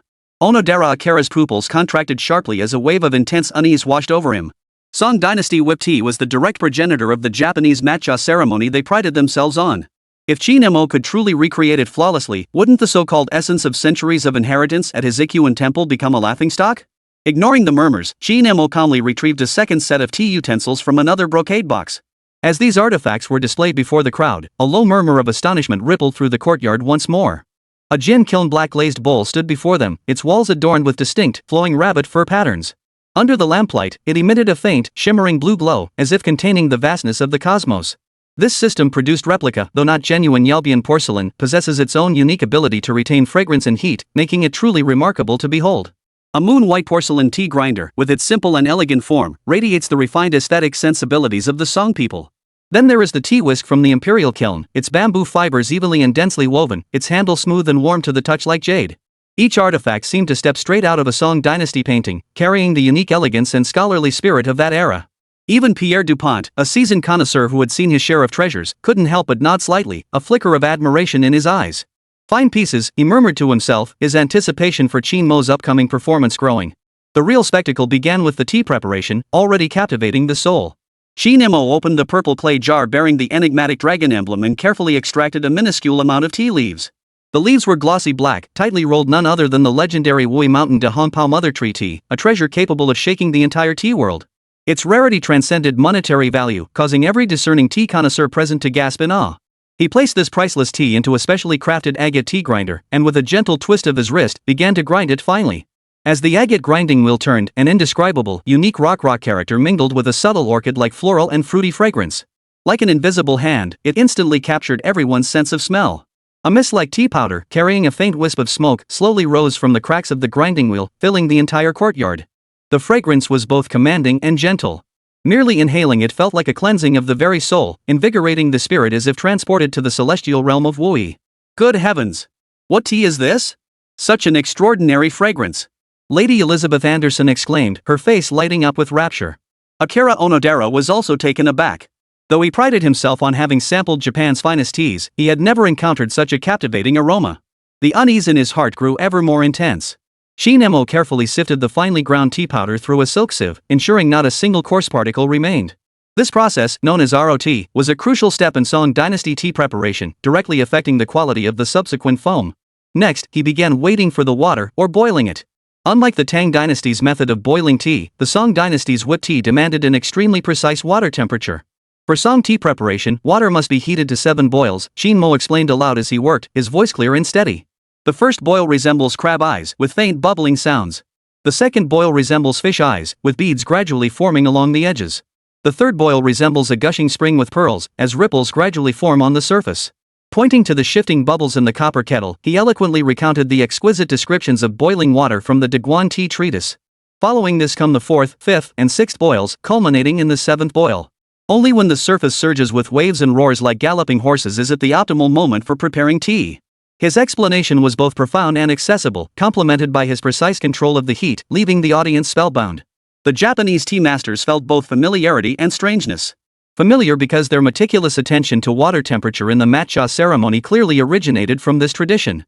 The strangeness lay in the extraordinary precision of Qin Mo's 7-stage classification of boiling water and his criteria for judging at a level of sophistication that far surpassed their existing understanding. This was no longer mere water boiling, it was an art bordering on mysticism. Under the gaze of all present, the most crucial step of whisking tea, the beating, officially began. Qin Mo's left hand steadied the gin kiln black glazed bowl, already filled with the perfect amount of fine tea powder. With his right hand, he grasped the official kiln tea whisk. First, he dipped the whisk into a small amount of water at the initial boil and poured it into the bowl, blending the tea powder into a smooth paste. This was the mixing paste stage. Then, he lifted the silver kettle and poured the water, boiled to its 7th boil, into the bowl using a unique circular pouring technique. The moment the boiling water met the paste, Qin Mo's wrist surged with force, sending the whisk whirling through the bowl like a sudden storm. His wrist moved with the grace of a swallow one moment and the ferocity of a dragon the next, leaving dazzling trails of afterimages as the whisk traced patterns across the bowl. The bamboo whisk seemed to come alive in his hands, each stroke carrying a peculiar rhythm and cadence. The dark tea powder and clear water in the bowl swiftly and thoroughly blended and emulsified under the whisk's guidance. A miracle unfolded. A layer of fine, rich, creamy foam, white as congealed fat, gradually rose from the bottom of the bowl, covering the entire surface of the liquid. This foam was the ultimate goal pursued by Song Dynasty tea masters, the soup blossom, also known in the trade as kanji surface. Pure white and finely textured, the foam was dense and thick, glistening with a lustrous sheen under the light. It resembled freshly fallen snow piled high or curdled milk solidifying, a sight of breathtaking beauty. Many Japanese tea masters present, recognizing this familiar soup flower sight, wore expressions of disdain or contempt. This is nothing more than our matcha ceremony's whisking technique. Nothing special at all. All that mysterious fuss, and it's just this? I thought it was some earth-shattering technique. Though this foam appears white, it seems less delicate and enduring than our jade dew fragrance technique. Whispers spread through the crowd, and many Japanese journalists wore expressions that said, just as expected. Onodera Akira's lips curled slightly at the corners, a weight lifting from his heart. He'd been worried Qin Mo might actually pull off some lost ancient technique, but it turned out to be nothing special. This process was virtually identical to how they whipped foam in the Japanese matcha ceremony. In fact, to his eyes, Qin Mo's technique seemed slightly clumsy. So this is the so-called Song Dynasty tea preparation, Onodera Akira sneered inwardly, rubbing his hands together in anticipation. He planned to pounce the moment Qin Mo paused, ready to mock him mercilessly and accuse him of merely producing a crude imitation of Japanese matcha preparation. Chapter 35, Magic. Qin Mo seemed oblivious to the murmurs and scornful glances around him. Instead, a meaningful smile curved his lips, as if he had long seen through their thoughts. His tea whisk never paused, continuing to stir the bowl with steady, deliberate strokes. In Song Dynasty tea preparation, Qin Mo's voice rang out again, clear and confident, instantly silencing all murmurs. The quality of the foam is judged by strict standards. First, the color must be fresh and white, like the first snowfall, without a trace of any other hue. Second, the texture must be fine and enduring, with foam that is uniform and clean, lasting long without dispersing, able to withstand the test of time. Third, and most crucially, it must cling to the bowl without dispersing. At this point, Qin Mo deliberately emphasized his words, his gaze sweeping over Onodera Akira's dismissive face. The term adheres to the bowl without dispersing refers to the foam clinging to the bowl's walls like latex. Even when the bowl is tilted, the foam remains firmly attached, refusing to flow or break apart. This is the pinnacle of perfection. His tone shifted abruptly, a sharp gleam flashing in his eyes. True masters of this art can stir the foam with a bamboo whisk, conjuring landscapes, birds and flowers, fish and insects, even poems, calligraphy, and paintings, all vividly rendered and endlessly transformative. This artistry, known to the Song people as T100 plays or T separation, is also praised as watering painting. Before his words had fully faded, and before the crowd could recover from the shock of the biting the cup without dispersing and the tea magic, Qin Mo's wrist holding the whisk suddenly began a new stirring motion with an extraordinary rhythm and force beyond comprehension. The tea whisk in his hand was no longer a simple tool for striking and whisking, it had transformed into a brush saturated with magical ink. At times, it touched lightly, like a dragonfly skimming water, creating subtle ripples. At other times, swift as the wind, it danced like a dragon playing in water, stirring up turbulent whirlpools. At other times, it moved with the steady grace of an old monk in deep meditation, tracing serene lines. The surface of the soup in the Jin kiln black glazed bowl, once smooth as a mirror, began to slowly reveal faint patterns under Qin Mo's masterful stirring. Like the first ripple stirred by spring breezes on a tranquil lake. Or like the first stroke of ink upon Xian paper, placed by a master's skilled hand. What is that? The foam, there's something on the foam. Impossible. My eyes must be playing tricks on me. Shouts of astonishment echoed through the courtyard. Eyes widened, breaths held, as everyone strained to witness this incredible spectacle. Those once indistinct patterns, under the seemingly magical hands of Qin Mo and the exquisite stirring of the tea whisk, gradually became clear and vivid. Upon the snow-white foam, a simple yet profoundly evocative landscape painting truly emerged. A few strokes of faint ink outlined distant mountains, veiled in misty hues of blue and green, as if shrouded in clouds. Cleverly left blank spaces transformed into swirling mists, ethereal and ghostly.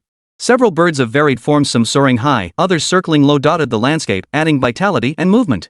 Though composed of simple lines, the entire pattern radiates the unique charm of Eastern ink painting. With just a few strokes, it evokes boundless artistic conception and imaginative space. This was no longer mere tea soup. It was clearly a living, breathing watercolor painting.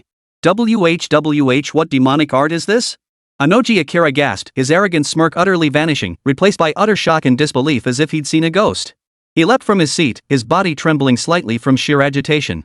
He stumbled forward to the tea table, his eyes fixed intently on the extraordinary scene within the cup. He rubbed his eyes, then rubbed them again. Yet the landscape pattern emerging from the frothy foam remained crystal clear before him, no illusion. Having been immersed in the tea ceremony since childhood, he considered himself the prodigious heir to the jade dew fragrance lineage, possessing mastery over every technique of the Japanese matcha tradition. He had witnessed countless tea masters' exquisite whisking techniques and once took pride in his own snow-like foam.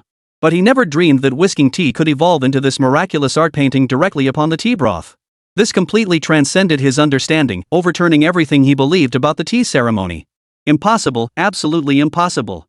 He muttered, utterly disoriented, as if his entire faith had crumbled in an instant. My God! This is unbelievable. It's magic. Pierre Dupont was overcome with excitement. He sprang from his seat, shoving aside the reporters blocking his path, and rushed to the tea table without a care for his dignity. He nearly pressed his face against the Jin kiln tea bowl. His normally discerning eyes widened to saucers, gleaming with fervor like Columbus discovering a new continent. Painting on tea soup? Painting with a tea whisk, he exclaimed incoherently, switching between French and broken English, his voice trembling slightly with excitement. This isn't just skill, it's art. True, one-of-a-kind art. He tentatively extended a finger, as if to touch the patterns on the foam, but jerked it back at the last moment, terrified his clumsiness might ruin this sacred work of art. His expression, a mix of fascination and reverence, was a stark contrast to his usual persona as a sharp-tongued critic. Qin Mo smiled faintly, then reverently cradled the bowl of landscape tea soup, a masterpiece distilling the essence of Song Dynasty tea whisking and tea performance art, in both hands. He offered it to Pierre Dupont, who had been watching in stunned silence. Mr. Dupont, please enjoy. Pierre Dupont snapped out of his reverie, hastily adjusting his slightly rumpled collar before accepting the delicate Jin kiln bowl with trembling hands. Instead of drinking immediately, he held it like a priceless treasure, lowering his head to gaze at it greedily for a long while. His eyes lingered endlessly on the landscape patterns formed by the tea foam, absorbing its unique artistic aura and profound, timeless essence. His expression was one of intense focus and reverence, as if engaged in a soulful dialogue across time and space with the literati of the Song Dynasty 1,000 years prior. After a long while, as if resolving some inner conflict, he reluctantly raised the cup to his lips and took a small sip. The instant the tea touched his tongue, Du Bang's eyes suddenly lit up. Closing his eyes, his face contorted into an expression of supreme pleasure, his brow relaxed, the corners of his mouth turned upward, as if his entire soul had been enveloped and elevated by the rich, sweet tea in its ethereal, transcendent essence. Marvelous! Absolutely marvelous, he couldn't help but exclaim in French. This is not merely a feast for the palate, but a dual delight for the eyes and the spirit.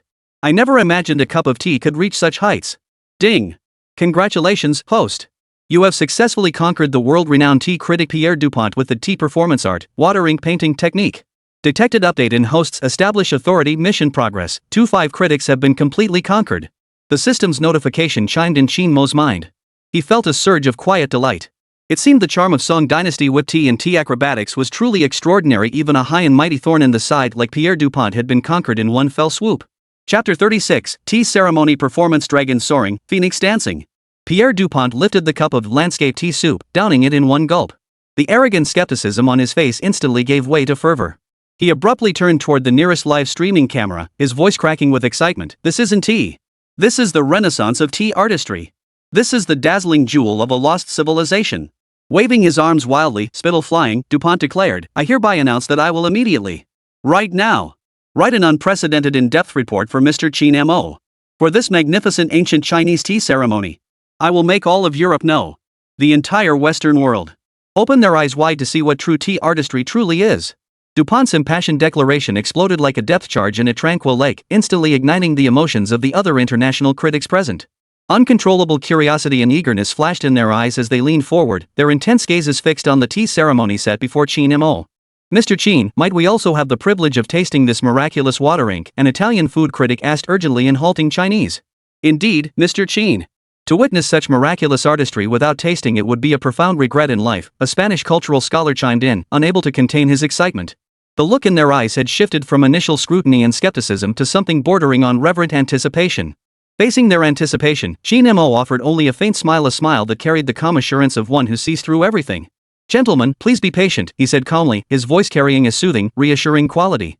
The charm of tea performances lies in their infinite variations, much like Chinese ink painting where intent precedes the brushstroke and the scene arises from the heart. Each cup of tea can carry a different artistic conception, convey distinct emotions. This is its very essence. He picked up the tea whisk, twirling it gently as if plucking the strings of time. Qin Mo retrieved the mysterious powder from the mother tree of Wui Mountains to Hong Pao tea, his movements flowing like clouds and water as he began preparing the tea anew. His gaze grew serene as it swept slowly across the room, finally settling on the expectant and kind face of Mrs. Elizabeth Anderson. For the next cup, Qin Mo humbly presents to Mrs. Anderson a premier blend, Dragon Soaring, Phoenix Dancing. His voice rang out clear and resonant, each word radiating powerful confidence, heralding the imminent commencement of another feast for the eyes and palate. Upon hearing this, a flicker of delight and honor crossed Mrs. Anderson's eyes as she gave a slight nod of acknowledgement. Standing among the crowd, Akira Onodera's face was as dark as the bottom of a pot. His hands clenched tightly within the wide sleeves of his kimono, his nails digging deep into his flesh. His mind was in turmoil. Qin Mo's miraculous landscape tea soup had completely overturned his understanding, making his pride and joy, jade dew's fragrant flow, pale in comparison. Damn it! This can't be, he gritted his teeth, consumed by jealousy and resentment. He turned to a Japanese reporter beside him, already petrified with fear, and growled in a low voice, trembling slightly with rage, This must be a fluke. Pure luck. There's no way he can draw such intricate patterns every single time. Just watch, he'll fail with the next cup. The reporter shuddered at the fierce glare, immediately bowing and scraping, daring not to utter another word. Qin Mo remained utterly oblivious to Onodera Akira's outburst. In his world, only the tea and the whisk in his hands existed. His wrist moved with light, nimble strokes, the whisk in his hand seeming to transform into the legendary brush of Ma Liang. With his exquisite stirring, a miracle descended once more upon the pure, delicate foam. A majestic dragon, its lines flowing with power, and a phoenix, its plumage resplendent and its bearing graceful, gradually materialized on the surface of the tea broth, twisting and dancing together. The dragon's scales were distinct, each feather of the phoenix clearly defined. The dragon's whiskers flowed gracefully, the phoenix's eyes possessed a soulful expression. Their poses were lifelike and majestic, as if they would break free from the teacup's confines and soar to the heavens at any moment. The entire courtyard fell silent once more, broken only by the sound of gasps rising and falling in waves. The agile form of the dragon soared above the tea foam, each scale shimmering with golden light, clearly visible. The phoenix spread its magnificent wings, dancing gracefully around the dragon. The intricate patterns on each feather were breathtakingly detailed. Dragon and phoenix merged in a living, breathing harmony, not the work of human hands, but a divine manifestation, a celestial trace left in the tea broth. All present, regardless of nationality or status, were utterly transfixed by this unimaginable spectacle. Mouths agape, they seemed utterly captivated, as if their very souls had been drawn into this miraculous dragon soaring, phoenix dancing. Photographers forgot to press their shutters, gazing in rapt attention, afraid that even the slightest sound might disturb this living watercolor painting. Mrs. Elizabeth Anderson was respectfully invited forward by Qin Mo to appreciate the tea. She took a deep breath to steady her excitement before slowly accepting the gin kiln cup adorned with the auspicious dragon and phoenix design from Qin Mo's hands. She examined the exquisite dragon phoenix design within the cup with great care, her eyes sparkling with surprise and admiration. The majesty of the soaring dragon, the splendor of the phoenix, and the auspicious symbolism of their harmonious dance left even this well-traveled scholar of culture profoundly moved. She could even sense a flowing vitality emanating from the delicate foam. Mrs. Anderson carefully raised the tea bowl to her lips and took a gentle sip. A rich, mellow brew slid down her throat, its unique rock-like character and floral-fruity aroma instantly blossoming on her palate, perfectly harmonizing with the visual feast of dragons and phoenixes before her. The taste, the ambience, it transported her to an ancient imperial banquet in China, where she felt the blessings and prayers of 1,000 years of civilization. She closed her eyes, savoring the moment, her face radiating deep rapture and contentment. In this moment, all words seemed pale and powerless. Mrs. Anderson slowly set down her teacup, her eyes glistening with tears of emotion. Her voice trembling slightly, she grasped Qin Mo's hand with emotion. Mr. Qin, this transcends the realm of tea. It is clearly an artistic treasure imbued with millennia of Chinese blessings and wisdom. I've studied Eastern culture for years and tasted countless famous teas, but I never imagined the tea ceremony could reach such a transcendent, breathtaking level. Her voice brimmed with sincerity and admiration, every word spoken from the heart. Mrs. Elizabeth Anderson, overcome with emotion, solemnly declared before all the media cameras. I, Elizabeth Anderson, will mobilize all my connections and resources within European cultural circles to wholeheartedly support Mr. Qin Mo and the promotion and exchange of authentic ancient Chinese tea ceremony in Europe. I will ensure more people come to know that such a wondrous, magnificent cultural treasure still exists in this world. The ancient Chinese tea ceremony deserves its rightful, glorious place among the world's cultural treasures. Her words rang out with conviction, instantly igniting the entire venue with thunderous applause. Ding! Congratulations, host! You have successfully conquered the international top tea ceremony critic, Lady Elizabeth Anderson, with the T100 Arts, Dragon Soaring, Phoenix Dancing technique. Detected update in host's establish authority mission progress, 3-5 critics have been thoroughly captivated. The system's notification rang clearly in Qin Mo's mind. A faint smile touched his lips, everything was under control. The public acclaim and unwavering support from 2 consecutive heavyweight international critics delivered a resounding slap to the Japanese tea ceremony world. Qin Mo's gaze swept imperceptibly toward Akio Onodera, whose face had long since turned an extreme shade of grim. Onodera Akira's expression now defied description. As nearly unpleasant, it was utterly twisted. Pointing at Qin Mo, his finger trembled violently with jealousy and resentment. His voice was hoarse and shrill, completely devoid of his usual elegance and composure. This absolutely isn't just tea technique. You people from the Dragon Country, you must have used some secret potion. Or some special tool we don't know about. Yes. It must be. Otherwise, it's impossible to draw such clear, intricate patterns on the tea soup.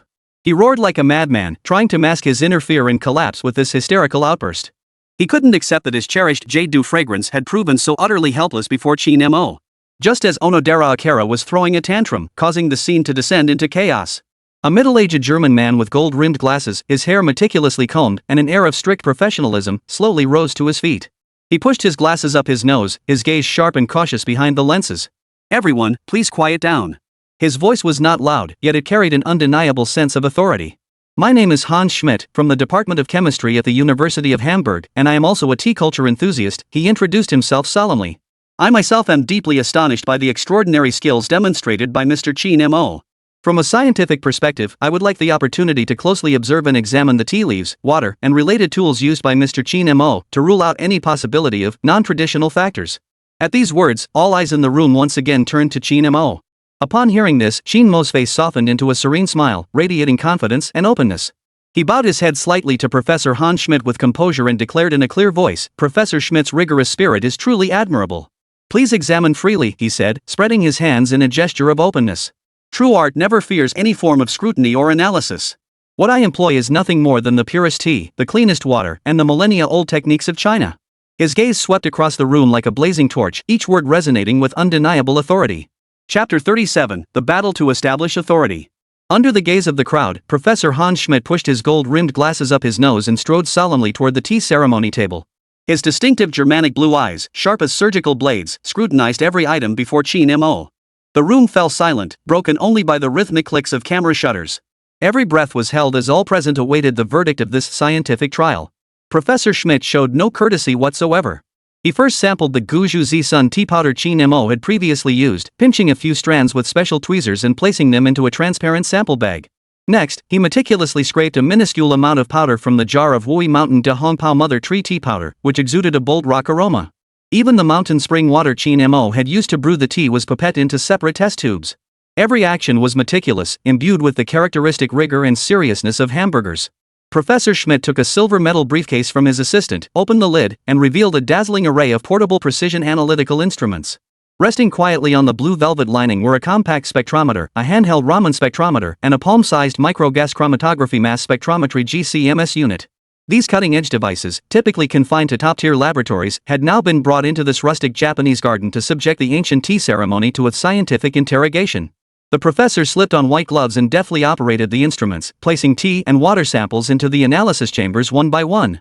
A faint blue indicator light flickered, the instruments emitted a soft hum, and data streams began scrolling rapidly across the connected tablet screens. Those in the know gasped at the scene. This setup was stricter than a doping test. Standing at the edge of the crowd, Akio Onodera crossed his arms, a cold sneer playing at the corners of his mouth. Lowering his voice, he addressed his equally grim-faced assistant beside him with a self-assured tone. Just wait and see the show. I refuse to believe he didn't add something to that tea. How else could he draw such intricate dragon and phoenix patterns on it? He must have added some kind of edible gelatin we don't know about, or some chemical that reveals patterns when wet. A malicious gleam flashed in his eyes, as if he already envisioned Qin Mo's disgrace and ruin. The crushing humiliation in his heart seemed to ease slightly. In his view, the Huaxia people excelled at deception. This seemingly miraculous tea trickery was undoubtedly some kind of sleight of hand. Time ticked by, and finally, the data analysis progress bar on the tablet screen reached its endpoint. Professor Schmidt stared intently at the final analysis report generated on the screen, his brow gradually furrowing into a deep frown. His expression shifted from initial caution and meticulousness to a puzzled look of incomprehension. Then, that confusion was replaced by a deeper sense of bewilderment. He even unconsciously took off his glasses and wiped them with the corner of his shirt, as if doubting his own eyes. When he put his glasses back on and carefully double-checked the data, that bewilderment completely transformed into an unmistakable, profound shock. He snapped his head up, his gaze fixed on Qin Mo, utterly incredulous. Professor Schmidt instinctively gasped in German, then realized his slip and cleared his throat, switching to English though his voice carried an almost imperceptible tremor. Unbelievable. He steadied his glasses, which nearly slipped off, struggling to calm the storm raging within. Based on spectral analysis and chromatographic testing, he raised his tablet, turning toward the camera and the assembled crowd. Both tea varieties used by Mr. Qin Mo are composed entirely of natural plant materials. No artificial additives, colorants, or non-edible chemicals were detected. The mountain spring water he used is exceptionally pure, with quality indicators surpassing even our laboratory's ultra-pure water standards. The room erupted in astonishment. Professor Schmidt took a deep breath and slowly turned to Qin Mo, his eyes brimming with intense curiosity and profound, incredulous admiration. Mr. Qin, please forgive my earlier presumption and skepticism, he said, bowing slightly with sincere demeanor. From a chemist's perspective, I must confess I cannot explain using existing scientific theories how you achieved such a stable, fine, and intricately patterned foam structure in pure, natural tea liquor through physical agitation alone. He paused, his voice tinged with awe for the unknown. This is nothing short of a miracle transcending the boundaries of modern fluid dynamics and colloid chemistry. The principles behind what you call tea artistry are likely far more profound than we could ever imagine. Qin Mo responded with a serene smile, one that carried the composure and confidence of China's millennia-old civilization. Professor Schmidt, science has its limits, while the wisdom of our ancestors often holds depths that surpass modern imagination. His voice was calm yet resonant. Tea magic is neither sorcery nor a mere physical phenomenon. It relies on an extreme understanding and meticulous control of the nature of tea, the properties of water, and the characteristics of the tools. More crucially, the tea master must merge their spirit and intent with the tea liquor itself. Only then can intention precede the brush, and form emerge with the stroke. These words, profound and mysterious, seemed to pierce through a veil of mystery, leaving the audience deep in thought. To dispel any lingering doubts, Qin Mo once again demonstrated his candor and confidence. He proactively suggested to Professor Schmidt, Professor, if you don't mind, I'd be delighted to use the purified water you brought and personally tested. Moreover, we can randomly invite a senior Japanese tea master here to provide a sample of ordinary matcha powder, not the specialized powder from the Jade Dew Fragrance School, but any commonly available matcha powder on the market. I am willing to use these non-affiliated materials to demonstrate the fundamental techniques of whisking tea and creating foam patterns once more for everyone. Of course, intricate tea patterns demand exceptional tea quality, and ordinary matcha may struggle to achieve perfection. Yet producing a competent foam is entirely feasible. This proposal undoubtedly placed him under even stricter scrutiny. A flicker of admiration crossed Professor Schmidt's eyes as he promptly agreed to Qin Mo's proposal. Soon, an elderly tea master of considerable renown in Kyoto's tea ceremony circles known for his neutrality and objectivity was selected by consensus. He retrieved a small jar of ordinary Uji matcha powder, the kind he used daily, from his portable tea set and handed it to Qin Mo. Qin Mo accepted the powder and then poured some bottled purified water brought by Professor Schmidt. Under the watchful eyes of the crowd, his movements remained fluid and graceful as the whisk danced through the air. Moments later, a bowl of bright emerald green tea foam, equally fine and abundant, appeared before the crowd. Though this bowl's color and foam retention couldn't compare to the snow-capped cream crafted earlier with Da Hong Pao mother tree powder, nor could it support the intricate tea painting artistry. Yet the uniform, delicate foam and the pure matcha flavor that unfolded upon tasting proves beyond doubt that Qin Mo's tea preparation technique possessed remarkable universality. It was no mere trick reliant on specific materials. Professor Hans Schmidt now harbored not a shred of doubt. He stepped forward with excitement, clasping Qin Mo's hand tightly, his eyes brimming with sincere admiration and awe. Turning to face the cameras of all media outlets, his expression was more solemn and serious than ever before. Ladies and gentlemen, his voice boomed with unquestionable authority. After conducting the most rigorous and meticulous on-site scientific examination myself, I can responsibly declare. The ancient Chinese tea ceremony techniques demonstrated by Mr. Qin Mo, whether the Tang Dynasty's boiled tea, the Song Dynasty's whipped tea, or the marvelous tea magic tricks, utilize materials that are pure and natural, with absolutely no artificial additives. His craftsmanship is an authentic, awe-inspiring cultural treasure. The intricate principles and profound cultural heritage behind them deserve deep exploration and study by all modern scientific researchers, cultural scholars, and tea ceremony enthusiasts. This Hamburg-based scientist, renowned for his rigor, has staked his personal academic reputation to deliver the most powerful endorsement for Qin Mo and ancient Chinese tea ceremony. Ding! Congratulations, host! You have successfully conquered the world-renowned tea ceremony critic and scientist Hans Schmidt through honest scientific verification and masterful craftsmanship. Detected update in host's establish authority mission progress. 4-5 critics have been thoroughly won over. The system's notification chime arrived as promised, steadying Qin Mo's resolve. Only one more to go. Standing among the crowd, Akira Onodera's face was as pale as paper, his legs trembling slightly beyond his control. His last hope, that lifeline called scientific skepticism, had been mercilessly crushed by Qin Mo. Even the Germans, the most evidence-driven, science-obsessed lot, had come out in support of Qin Mo. What more could he possibly say? Was he supposed to claim that even the chemistry professor from Hamburg University had been bought off by the Chinese? Such a claim would only make people laugh out loud, further exposing his incompetent rage. The world spun around him, as if the entire universe was mocking his ignorance and shallowness. His pride and joy, the jade dew fragrance, paled in comparison to Qin Mo's masterful tea performance. It was like a kindergarten child's scribbles, utterly insignificant. At that moment, in the corner of the courtyard, an elderly Asian man who had remained silent and quietly observed everything slowly rose from his seat. He wore a well-tailored dark Zhongshan suit, his silver hair combed immaculately. Tortoiseshell glasses rested on his nose, his eyes deep and wise, radiating a calm and worldly wisdom honed by decades of experience. Though not tall, the moment he rose, an aura of commanding presence filled the room, instantly silencing the previously noisy crowd. That's the honorary president of the International Tea Culture Association, Mr. Chen Guanlao, someone murmured in astonishment from the crowd. Good heavens, even Mr. Chen himself has come. Mr. Chen Guanlao, originally from China, had emigrated to the United States in his youth. He was a titan in the field of international tea culture research, renowned for his profound knowledge, impartial taste, and refusal to favor any particular side. Every word of his commentary carried immense weight within the global tea ceremony community. He was the final critic to be won over in Qin Mo's establishing authority mission, and by far the most influential one. All eyes focused on the elderly man slowly approaching the tea ceremony table, awaiting his impending judgment. Chapter 38, Dead Silence.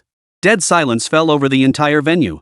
Every pair of eyes, as if drawn by an invisible magnet, fixated uniformly on the venerable Mr. Chen Guanlao. In the courtyard, even the rustling of bamboo leaves in the breeze seemed to pause. A sickly glimmer of anticipation flickered across Onodera Akira's face, twisted by jealousy. He stared intently at Chen Guanhai, his heart filled with vicious prayers. This old man was renowned for his meticulous and critical nature. Perhaps he could find some tiny flaw, some minuscule weakness, in Qin Mo's near-perfect performance. If Chen Guanhai showed even the slightest doubt, he could seize the opportunity to strike back and salvage something from today's defeat. He refused to believe such flawless skill existed in this world, such a young man without a single crack in his armor. Chen Guanhai seemed oblivious to the surging undercurrents around him. He walked slowly to Qin Mo's tea station, his step steady and devoid of any worldly air. He did not rush to taste the tea like Pierre Dupont, nor did he reach for instruments like Hans Schmidt. The old man simply stood there quietly, his gaze deep and penetrating. First, he meticulously observed the cup of dragon soaring, phoenix dancing tea Qin Mo had previously poured. The vivid dragon and phoenix patterns remained animated within the Jin kiln cup, as if poised to burst forth from the liquid at any moment. Then his gaze shifted to Qin Mo. The young man before him possessed handsome features and a composed demeanor. Facing such an imposing display, his eyes remained as calm as an ancient well, neither arrogant nor impatient, exuding the bearing of a true master. Such composure and poise were far beyond what most young men possessed. Chen Guanhai gave a slight nod, a fleeting hint of approval flashing in his eyes. Finally, he spoke. His voice was calm, yet carried an undeniable authority that resonated clearly throughout every corner of the courtyard. Young friend Qin. The elder's address was courteous, yet unmistakably marked by seniority. This old man has observed your tea preparation today. Your skill is exquisite, your conception ingenious. Truly, it is breathtaking. Truthfully, having immersed myself in the tea ceremony for decades, traveled across nations, and sampled countless teas, I have rarely encountered one of your age possessing such profound mastery. However, Chen Guanhai shifted his tone, his gaze growing more profound. I dare to ask a question. That single word, however, instantly tightened the atmosphere in the room. Onodera Akira perked up, his eyes blazing with anticipation. Qin Mo's expression remained unchanged, maintaining his respectful and composed demeanor. He bowed slightly to Chen Guanhai, his voice clear and resonant. Old Chen, you flatter me. I am but a novice with limited knowledge. Today, I merely attempted to show off in front of experts, recreating a fraction of our ancestors' wisdom. Master Chen, you are a towering figure in the tea world, a scholar who has mastered both heaven and earth. I am here to listen attentively. Please do not hesitate to offer your guidance. His attitude was humble yet dignified, neither servile nor arrogant, winning the favor of many present. This composure and refinement stood in stark contrast to the earlier arrogance and insolence displayed by Akira Onodera. Chen Guanhai gazed intently at Qin Mo, his voice slow and measured, each word carrying weight. Tea ceremony has evolved over millennia, giving rise to diverse schools, each with its own strengths. The ancient Tang Song tea ceremony you demonstrated today, whether the rustic simplicity of boiling tea or the exquisite artistry of whisking tea, its techniques are indeed astonishing and breathtaking. On this point, this old man and all present here share the same view. The old man paused, his gaze sharpening as if to pierce Qin Mo's very soul. Yet, technique is but the surface, the way is the foundation. In your view, what is the core way at the heart of this ancient Chinese tea ceremony so profound and enduring? How can its spiritual essence be revitalized in today's society, rather than merely becoming a museum-bound reenactment of technique or a tool for a select few to effect refinement? This question struck like a heavy hammer, pounding fiercely upon every heart present. The moment it was posed, the atmosphere in the room instantly grew heavy. It cut straight to the heart of tea ceremony, far beyond mere technical appreciation. It felt like a philosophical debate about cultural inheritance and development. Pierre Dupont's earlier excitement faded as he furrowed his brow, lost in deep thought. Lady Elizabeth Anderson also wore a solemn expression, her eyes brimming with anticipation for the answer. Even the merchants who usually focus solely on tea prices and market trends found themselves holding their breath involuntarily. Within Onodera Akira's heart, however, raging joy surged. This question was too tricky. Too profound. If it were merely about discussing techniques, perhaps this youngster could bluff his way through with some lost recipes. But to discuss the way, the core and future of culture, how could a mere greenhorn possibly answer that? He could almost see it coming. Qin Mo would inevitably stammer and stutter, spouting empty platitudes and making a complete fool of himself. Then he would step forward to expound on Master Ikkyu's way of harmony, respect, purity, and tranquility, and the superiority would be immediately apparent. He could already picture Qin Mo's humiliating defeat before him. Faced with Chen Guanhai's earth-shattering question, Qin Mo's face instead revealed a faint, serene smile. That smile was confident and composed, as if he had already prepared his answer.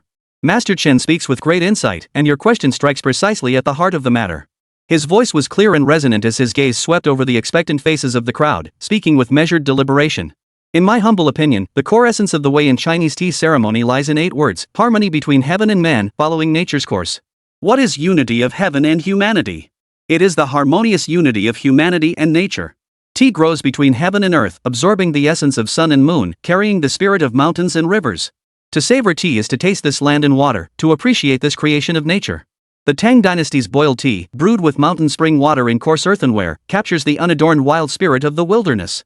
It embodies the unrestrained spirit of literati and poets who roamed the world, finding solace in mountains and waters. The Song Dynasty's whipped tea, though masterfully crafted, remained rooted in daily life. Gathering with friends over a cup of clear brew, competing in sharing tea, it was about savoring refined elegance and appreciating the subtle beauty of ordinary life. Whether bold and unrestrained or delicate and refined, their core essence remains the same: reverence for nature and a return to one's true self. As for how today's Chinese tea ceremony can revitalize itself while preserving tradition, Qin Mo's gaze shifted, his eyes sparkling with wisdom as he scanned each person present. In my humble opinion, it lies in 8 words: preserve tradition without clinging to the past, innovate without forgetting our roots. What does inherit without clinging to the past mean? Ancient techniques are our roots, our cultural DNA. Reviving the Tang and Song Dynasty tea ceremonies today is not about deliberately reviving the past nor forcing modern life back a millennium. Rather, it is about unearthing and recreating these lost treasures to show the world the magnificent, world-leading tea culture our Chinese nation once possessed. This is the bedrock of cultural confidence and the wellspring of national pride. What does innovating without forgetting our roots mean? Times evolve and aesthetics change. To rigidly cling to tradition without seeking progress is like carving a mark on a boat to find a sword it will ultimately be left behind by the times. True inheritance lies in deeply understanding the essence of tradition while creatively transforming and innovatively developing it to align with contemporary aesthetic demands and lifestyles. To breathe new life into the ancient tea ceremony, integrate it into modern life, and make it part of our cultural confidence, this is the true path of inheritance. What I, Qin Mo, do today is neither to seek novelty nor to attract attention. It is to trace the origins, to clarify the true source, and to let the world know the vastness of Chinese tea ceremony. It is also to provide deeper cultural soil and a source of inspiration for the development of Chinese tea ceremony today. His words rang out with thunderous clarity, shaking the very foundations of understanding. Chapter 39, Return to Authenticity. As Qin Mo finished speaking, he rose once more. Without further words, he walked to the tea table and personally prepared a fresh cup of tea for Chen Guanhai. This time, he did not perform the dazzling tea acrobatics nor deliberately pursue the ultimate form of the tea foam. He chose the most unadorned method of preparing tea, simplifying each movement to its essence while embodying a profound understanding of the nature of tea, water, and the vessel. The tea whisk moved steadily and powerfully in his hands, without a trace of unnecessary showmanship. Water boiled in the kettle. Tea powder entered the bowl. Water poured and whisked all in one fluid motion. Moments later, a bowl of tea appeared before Chen Guanhai, its foam delicate and pure, its color as white as jade, its aroma subtle and lingering. This cup of tea bore no bizarre patterns, no overpowering fragrance, only a pure, tranquil simplicity that returned to its roots. Master Chen, please enjoy your tea. Qin Mo respectfully presented the seemingly plain cup of tea to Chen Guanhai with both hands. This tea, if I may be so bold, is named Return to Truth. The greatest truths are simple, they return to their purest form. May this tea allow you, Master Chen, to taste the most authentic essence of Chinese tea ceremony and that unchanging heart that has endured for millennia. These two words, like the finishing stroke on a dragon painting, instantly illuminated the soul of this tea. Return to authenticity, returning to one's true nature, returning to nature. Was this not the finest interpretation of the Chinese tea ceremony's philosophy of unity between heaven and humanity, following nature's course? Chen Guanhai accepted the cup named Return to Authenticity, its warmth enveloping his poem. He did not taste it immediately, but instead gazed deeply at Qin Mo, his eyes filled with complex, unfathomable emotions. There was admiration, there was praise, and above all, there was profound awe. He scrutinized the tea liquor within the cup. The foam was delicate and pure, like piled snow or carved jade, without a trace of impurity. A subtle, elegant tea fragrance lingered faintly at his nostrils, not as bold as the earlier De Hong Pao, yet more restrained and lingering, inviting reverie. Chen Guanhai slowly raised the teacup to his lips and took a gentle sip.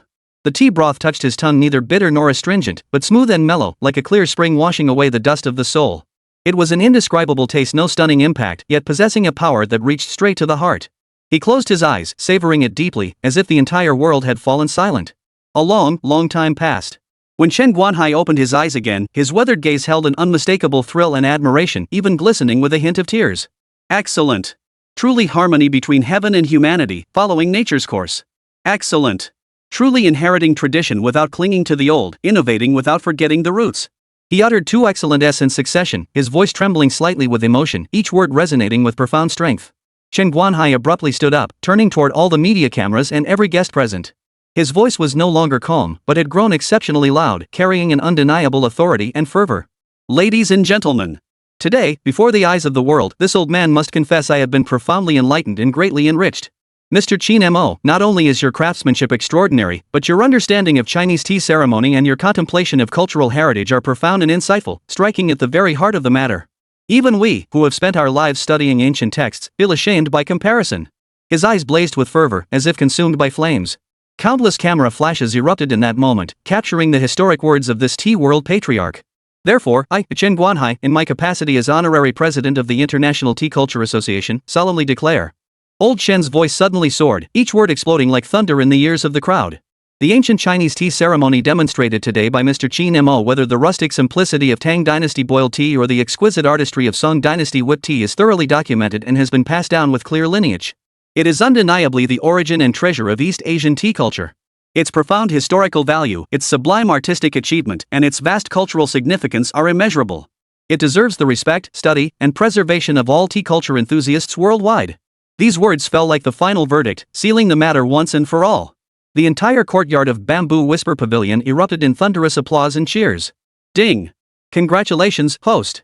You have successfully conquered Chen Guanhai, honorary president of the International Tea Culture Association, through your tea ceremony philosophy and masterful skills. Detected, all objectives for the host's established authority mission have been fulfilled. Mission completed flawlessly. Mission reward, Master Level Technique 7 Masterpieces of Whisk Tea has been dispatched to the system warehouse. Please collect. Mission reward, 3 million popularity points credited. Current total popularity, 3,150,000 points. The system's cold yet melodious notification tones echoed successively within Qin Mo's mind. A faint smile touched the corners of his lips, revealing a serene expression that concealed both achievement and ambition. It was done. This battle to establish his authority Qin Mo had won. He had won completely, decisively, and without a trace of hesitation. Upon hearing Chen Guanhai's resounding verdict, Onodera Akira felt as if struck by 5 bolts of lightning. The color drained from his face instantly, leaving him as pale as paper, utterly lifeless. Impossible, impossible. He muttered, his body staggering backward uncontrollably, nearly collapsing to the ground. How revered was Chen Guanhai standing in the international tea ceremony world?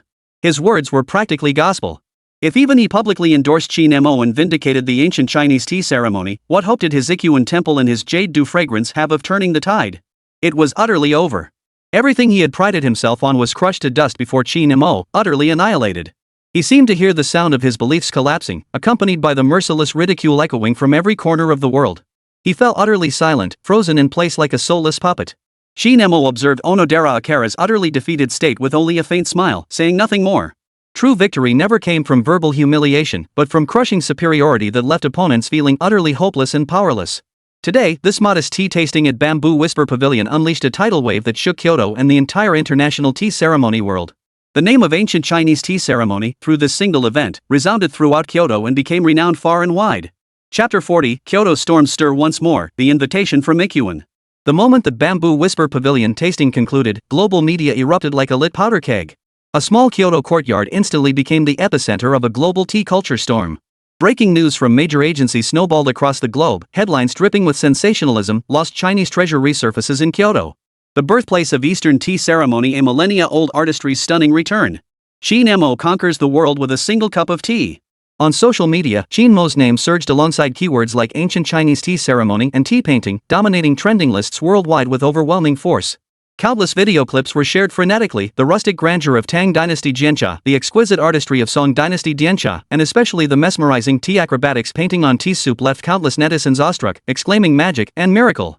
Tea enthusiasts, cultural scholars, and historians from around the world took to cameras and social media platforms to share their reactions. They enthusiastically praised the profound depth of ancient Chinese tea culture, extolling its irreplaceable historical significance and artistic achievements. In an instant, an unprecedented wave of Chinese tea culture fever swept across the globe.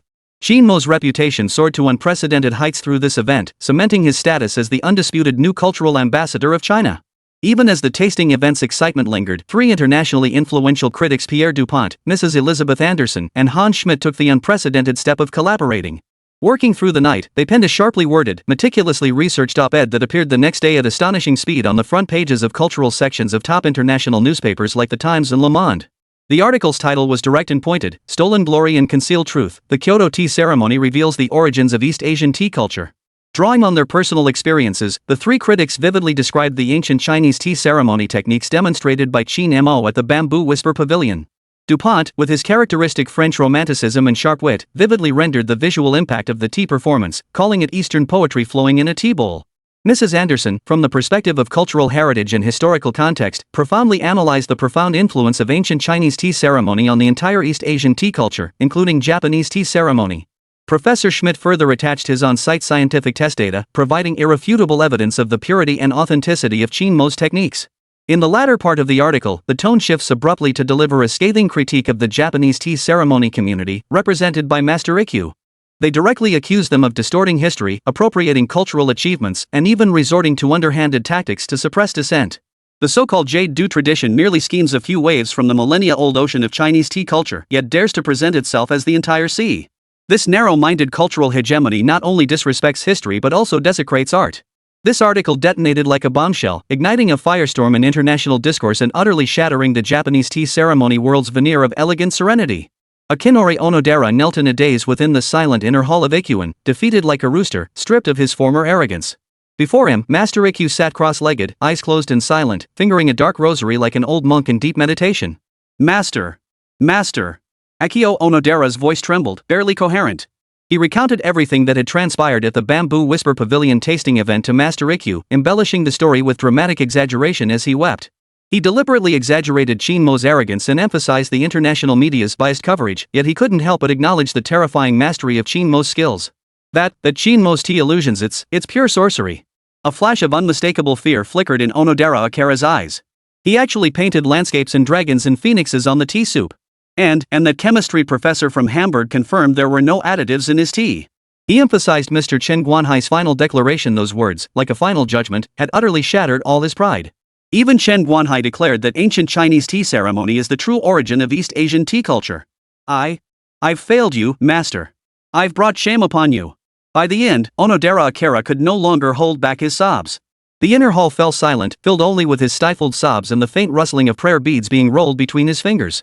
Master Ikkyu remained with eyes closed, his expression as still as an ancient well, seemingly untouched by the commotion around him. Yet, the slightly quickened pace of his prayer beads and the faint tremor in his fingertips beneath his sleeves betrayed the extreme turmoil within his heart. A storm of shock and disbelief was raging within the heart of this modern Sen no Rikyu. Qin Mo. That Chinese youth he had utterly dismissed had actually mastered the long-lost art of tea ceremony performance. He had even managed to get an old fox like Chen Guanhai to publicly endorse him. He had gravely underestimated this opponent. What suffocated him even more was the immense pressure from international public opinion. He had already read the joint statement by Pierre Dupont and others, every word a dagger to the heart, like countless steel needles piercing his face. The centuries-honed reputation of Jade du Fragrance now faced an unprecedented crisis. Useless. After a long silence, Master Ikkyu ground out the two words through clenched teeth, his voice cold as ice. Onodera Akira shuddered violently, cowering on the ground, too terrified to lift his head. Master Ikkyu slowly opened his eyes. Within those cloudy, aged orbs, a flicker of grim determination and resolve flickered. He knew conventional methods could no longer stop that Chinese brat. He must silence him forever by more direct, more thorough means. Wang Diffu's phone rang urgently within the Bamboo Whisper Pavilion, shattering the brief tranquility following their victory.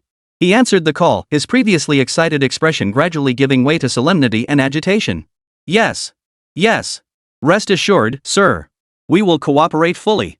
Wang Diffu nodded repeatedly, his voice trembling slightly. Hanging up the phone, he strode quickly to Qin Mo's side, his face beaming with uncontrollable joy. Xiao Qin. A call from the mainland. It came directly from the highest level. Wang Diffu rubbed his hands together excitedly. The leaders have given the highest praise for your trip to Kyoto. They commend you for single-handedly upholding our nation's prestige and bringing honor to Chinese culture. He paused, his voice growing even more animated. The leadership has instructed that for your upcoming exchange with Grandmaster Ikkyu and any potential challenges that may arise, the state will provide you with the most comprehensive support. Whether it's diplomatic, legal, or public opinion, we will be your strongest backing. They say China's cultural treasures must never be defiled. We must not only protect them, but proudly showcase their splendor to the entire world. These words flowed like a warm current into Qin Mo's heart, making him feel the immense strength emanating from his motherland. Chapter 41, The Mysterious Figure. Late at night, when all was quiet, Qin Mo's encrypted communicator suddenly vibrated. On the screen, the familiar dragon emblem lit up once more. The initial victory in the capital's turmoil is most gratifying. The mysterious figure's voice remained steady, yet carried a hint of barely perceptible praise. But do not let your guard down. His tone shifted abruptly, growing stern. Ikkyu Sojin is a man of profound cunning and ruthless methods, far surpassing the likes of Onodera Akira. His overt invitation undoubtedly conceals hidden danger. When you attend this meeting, exercise utmost caution. Do not let your guard down for even a moment. I have arranged for some unexpected assistance for you. It may prove useful at a critical moment. Remember, the entire nation of China stands behind you. The transmission abruptly ended. Qin Mo gripped the communicator, his gaze sharpening. Unexpected assistance, he murmured to himself, his curiosity and respect for the mysterious owner of the dragon insignia deepening. It seemed this cultural battle was far more complex than he had imagined. The next morning, an exquisitely crafted invitation was personally delivered to Bamboo Whisper Pavilion by an envoy from Ikkyu. Crafted from costly cloud dragon patterned washi paper, the cover bore the 4 characters T and Zen are one taste in bold gold powder calligraphy, its vigorous strokes radiating an extraordinary presence. Opening the invitation revealed inner pages meticulously detailed in minute script, outlining the time, location, and rules for the exchange. The event was scheduled for 3 days hence, to be held in the temple's most renowned and rarely accessible venue, the Fuku Tea Garden. The invitation's wording was exceedingly polite and respectful, yet its lines concealed subtle barbs. Each rule seemed tailor-made as a trap for Qin Mo. For instance, the rules explicitly stated that the tea leaves used for the exchange must be the most representative varieties provided by each party, but the quantity was strictly limited. Furthermore, while participants could bring their own tea utensils, the most crucial piece of equipment, the vessel for boiling water, must be a centuries-old antique iron kettle treasured by Ikkyu. Furthermore, the judging criteria extended beyond the taste of the brewed tea, encompassing the aesthetic realm, ceremonial etiquette, and understanding of the tea's Zen spirit. This was clearly an attempt to lure Qin Mo into their most proficient domain, defeating him by their own rules. After reading the invitation, Zhao Yu and Master Lin both turned pale. "Master, this is nothing but a trap." Zhao Yu slammed his fist on the table, seething with anger. Who knows if that antique iron kettle has been tampered with?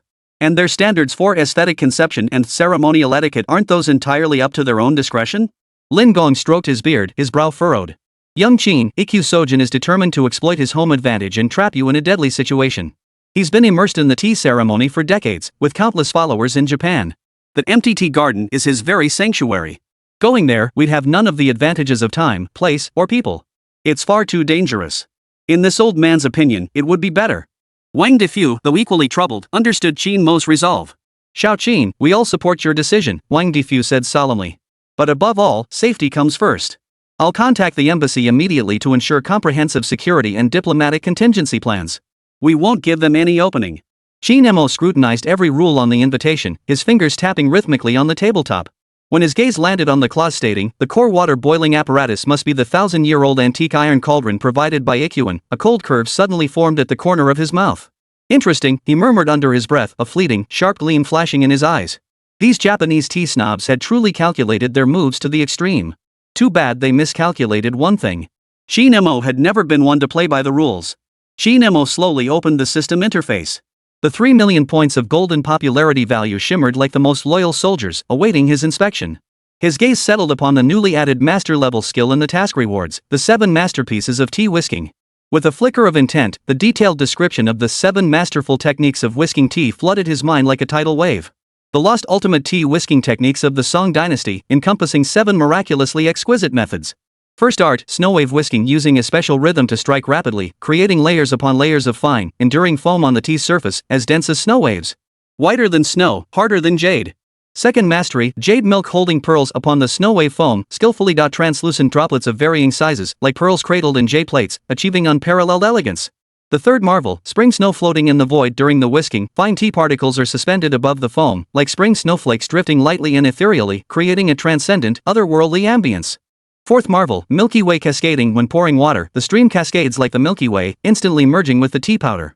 The foam surges and swirls with majestic grandeur. Fifth marvel, flying jade and falling pearls as the whisking concludes, lifting the tea whisk gently carries up fine, jade-like tea foam particles, like fairies scattering blossoms, a sight of unparalleled beauty. Sixth marvel, misty veil by controlling water temperature and whisking intensity, a faint, ethereal mist forms on the tea's surface, shrouding it like clouds and mist, creating a dreamlike illusion. Seventh masterpiece, brilliant ink painting, the pinnacle of tea artistry. This technique not only paints landscapes and creatures but also, through precise control of tea powder particles and water tension, creates subtle color shifts in the patterns. Like traditional ink paintings, they radiate vibrant vitality. Each technique comes with meticulously detailed dynamic demonstrations and core principles, as if a supreme Song Dynasty tea master were personally guiding him step by step within his mind. Qin Mo's heart surged with excitement. These 7 masterpieces of tea whisking were tailor-made dragon-slaying techniques for him. Qin Mo drew a deep breath, his eyes blazing with fierce determination. 3 days will suffice, he declared calmly, his voice carrying unwavering confidence. He resolved to use these precious 3 days for complete seclusion and intensive practice, mastering the 7 secrets of whisking tea to perfection. He would perfectly merge this lost Song Dynasty art, lost for 1,000 years, with the unique properties of that unparalleled Wui Mountain de Hong Pao Mother Tree tea. In the empty not tea garden of Ikkyu, before the eyes of the entire world, he would create a tea ceremony realm unprecedented in history, transcending all previous understanding. He would make Master Ikkyu and all of Japan's tea ceremony world witness firsthand what constituted the true pinnacle of Chinese tea ceremony. The Art Fusion and Innovation Lab in the system store reopened, and Qin Mo poured his 3 million popularity points into it without hesitation.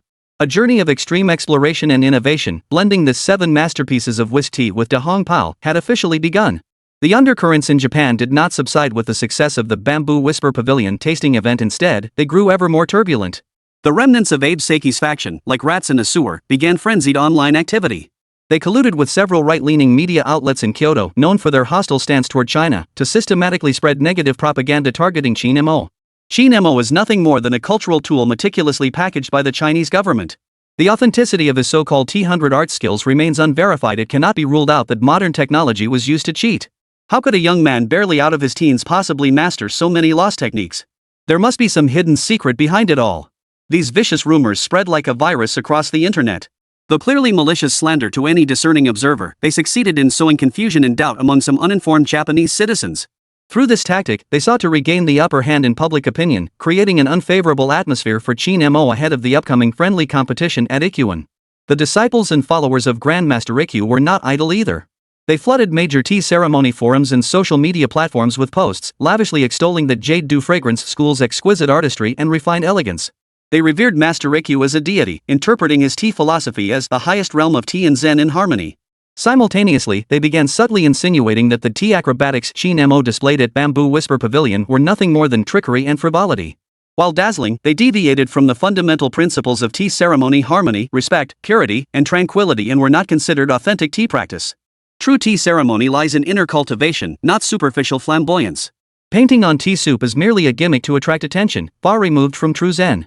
These arguments, seemingly well-reasoned, were in fact malicious, attempting to fundamentally negate the cultural value of Qin Mo's tea ceremony skills. A battle over the authenticity of tea ceremony quietly erupted online. Qin Mo, however, remained utterly oblivious to the external clamor, as serene as an old monk in deep meditation. He sealed himself away in the quiet chamber of Bamboo Whisper Pavilion, devoting himself entirely to refining and innovating the 7 masterpieces of whisk tea. He knew that all rumors and slander would crumble before absolute mastery. 3 days later, at the renowned Bukong Tea Garden of Ikkyu, lay his true battlefield. There, with a cup of ancient Chinese tea that would astonish the world, he would silence all doubters and make every challenger tremble. He would use irrefutable proof to declare to the world that Chinese tea ceremony was the true embodiment of profound, enduring heritage. Deep into the 3rd night of his seclusion, a violent storm raged outside, thunder cracking and lightning flashing. Qin Mo had just completed his final run-through of the 7 masterpieces of whisk tea, feeling utterly confident about the friendly contest 3 days hence. Just as he prepared to rest and conserve his energy, the mysterious dragon-inscribed badge communicator lit up again without warning. This time, no voice came through the screen. Instead, 4 startling crimson characters appeared. A traitor lurks within the cauldron. Qin Mo's pupils contracted sharply as a chill shot from the soles of his feet straight to the crown of his head. A traitor lurking beneath the cauldron. That ancient iron cauldron from the Ikkyu temple. Something fishy is definitely going on. Chapter 42, Infiltration. Outside the window, storm clouds gathered thick and dark. Lightning ripped through the night sky, illuminating Qin Mo's face, suddenly cold and expressionless. The mysterious dragon insignia communicator lay silently in his palm. On its screen, 4 crimson characters glowed like congealed blood, radiating an ominous aura. Traitors lurk beneath the cauldron. Qin Mo's pupils contracted sharply as a bone-chilling coldness shot from the soles of his feet straight to the crown of his head. A traitor lurks beneath the cauldron. The hypocritical face of that old rogue, Ikkyu, flashed through his mind, along with that ancient iron cauldron said to be a 1,000-year-old heirloom rarely shown to outsiders. So it was true. That old monk had never had good intentions. Those 4 words struck like thunder, shattering every optimistic expectation he'd harbored about the friendly exchange at Ikkyu Temple. Zhao Yu, Wang Defu, and Lord Lin had been urgently summoned by Qin Mo. Upon seeing the 4 blood-red characters on the communicator, their expressions instantly hardened like iron. A hidden trap beneath the cauldron. That old scoundrel Ikkyu's iron cauldron. Zhao Yu's teeth clenched so hard they ground together, flames nearly leaping from his eyes. I knew that old bald bastard had ulterior motives. Damn it, he's trying to strike dirty in front of the whole world. Wang Defu trembled with rage, his lips quivering. Shameful. Vile. This isn't a tea ceremony exchange anymore, it's outright sabotage. He slammed his fist on the table, urgently demanding, Xiao Qin, we must contact the embassy immediately. Lodge a formal protest with the Japanese government. Demand a thorough investigation. Lin Gong's brow was deeply furrowed, his expression heavy with worry. Ikkyu Sojin's influence in Japan is deeply entrenched. Official intervention might. No need. Qin Mo raised his hand, halting Wang Defu. His gaze was icy, yet his voice remained unnaturally calm. Contacting the embassy now would only alert the snake. If that old scoundrel Ikkyu dared pull such a stunt, he's surely prepared countermeasures. He might even turn the tables on us, accusing us of slander and provocation. Official intervention involves cumbersome procedures. By the time we get to the bottom of this, it'll be too late. Qin Mo rose to his feet, his gaze sweeping over the raging storm outside the window. A grim smile curled his lips. This venomous snake must be exposed by our own hands. Then, inch by inch, we'll shatter his fangs. Qin Mo forced himself to calm down, his mind racing through every detail he knew about that 1,000-year-old iron cauldron. In the images, the cauldron was uniformly jet black, its design archaic and exuding a weighty sense of age, showing no signs of abnormality. The rules of Ikkyu explicitly mandated that this cauldron be the sole vessel used for boiling water, a requirement that itself felt peculiar. Where exactly is the problem? Qin Mo's fingers tapped lightly on the tabletop, his gaze sharp as an eagle's. The material itself, he pondered. If the iron cauldron's composition is flawed, say, mixed with some unusual metal that releases odors at high temperatures or reacts with specific teas, that could be plausible. But this 1,000-year-old cauldron, if it truly had flaws, wouldn't the old rascal Liu have exposed them after using it for so many years? Unless. A flash of insight lit Qin Mo's eyes. The problem isn't in the body of the kettle, but in its base. For instance, the bottom might be engraved with some subtle rune, coated with a special layer, or embedded with a unique material. Such material might be harmless under normal conditions, but when exposed to specific water qualities or components of certain teas, it could trigger adverse reactions, silently ruining the brew. This deduction sent a chill through everyone present. What a vicious scheme. What a devious method. The water source. Lin Gong suddenly slapped his thigh, as if struck by a revelation. He strode to the bookshelf, pulled a yellowed ancient map of the capital from a stack of texts, and carefully unfolded it on the table. The old man's finger traced the map, finally settling on an area in the western suburbs of the capital. Qin Temple, situated in a remote location, likely draws its daily water supply, including that used in the Fuko tea garden, not from ordinary tap water, but from an ancient mountain spring nearby, the Crane Crying Spring. Lin Gong's expression grew solemn. According to ancient texts, the water from Crane Cry Spring is clear, sweet, and rich in minerals, truly superior for brewing tea. However, he shifted his tone. Under specific conditions, certain minerals could indeed react unexpectedly with metals or plant extracts. If that old rogue Ikyu really tampered with the iron kettle's base, and then combined it with water from Crane Calling Spring, that would be a flawless poison plot. Zhao Yu sucked in a sharp breath. Qin Mo's eyes flashed with resolve. It seems we must pay a visit to Ikyu's hermitage ourselves. Sneak into Ikyu Temple at night? Wang Difu paled at the suggestion. Young Qin, that's far too dangerous. Ikyu Temple is heavily guarded, and besides. Rest assured, Elder Wang. I know my limits. Qin Mo cut off Wang Difu's worries, his gaze unwavering. You can't catch a tiger's cub without entering its lair. We must obtain scrapings from the iron cauldron and samples of the water source used exclusively by their empty tea court to uncover what that old monk is really up to. Zhao Yu sprang to his feet, his eyes blazing with determination. Master, count me in. Infiltrating and scouting, that's my specialty. He pounded his chest and grinned. Mission accomplished, guaranteed. Might even sneak a few rats into that old monk's tea room while we're at it. Lin Gong pondered for a moment before adding, I have some standing with Matsuo Hiroshi. I can request he send 2 of his most skilled and stealthy disciples to assist you.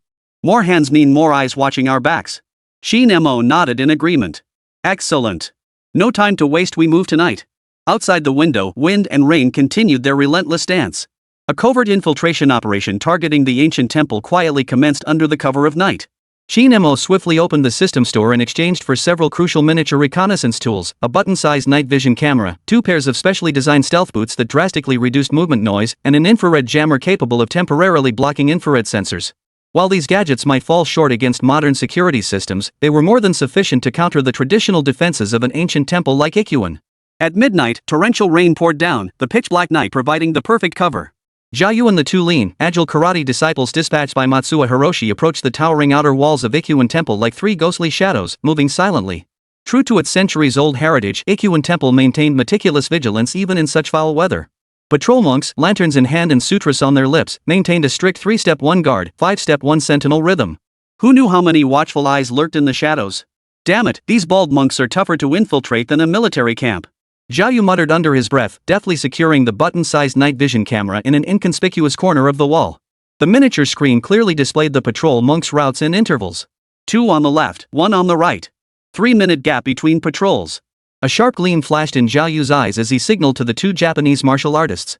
Like lizards clinging to the wall, the trio pressed themselves against the base. Seizing the moment when lightning split the night sky, they timed their leap precisely between the monks' overlapping patrol paths. Their bodies flickered, and like stealthy cats, they vanished silently over the wall. Their specially crafted stealth boots made not a sound against the damp, slippery flagstones. Inside Ikyuan, security was even tighter. Deep within the courtyard, faint lights flickered from several buildings, likely the core area. The trio avoided the brightly lit main paths, stealthily making their way toward the Fuko tea garden along the dim corridors and in the shadows of the rock gardens. They brushed past patrolling monk soldiers several times along the way, each encounter averted without incident thanks to their masterful stealth skills and the assistance of system-provided tools. These monks, who spent their days chanting sutras and meditating, could never have imagined that audacious intruders would dare to disturb the peace in their sacred domain. Chapter 43, Hidden Treachery Beneath the Cauldron, Divine Weapons Descend from the Heavens. As the iconic ancient pine of the empty sky tea garden came into view, muffled, low dog barks echoed faintly from within the courtyard. Damn it! Dogs! Zhao Yu's heart sank. At the courtyard entrance, a massive Tosa dog, its coat as black as ink, stood chained. Baring fangs, it growled menacingly from deep in its throat, its alert gaze fixed on the direction they were hiding. This Tosa dog was a renowned fighting breed from Japan, exceptionally fierce with an incredibly keen sense of smell and hearing. If it were to be startled, the consequences would be unimaginable. The two karate disciples also paled slightly, gripping the short sticks at their waists. At this critical moment, a flash of inspiration struck Zhao Yu. He hastily pulled a silk pouch from his robe, the very system item Qin Mo had entrusted him with earlier for emergencies, the animal-soothing sachet. He loosened the pouch's opening just a crack. A faint, peculiar fragrance drifted toward the vicious dog on the rain-drenched air. The Tosa Inu, which had been baring its teeth and snarling menacingly, paused upon catching the scent. Its agitated expression gradually softened. Sniffing the air, its low growl transformed into puzzled whimpers.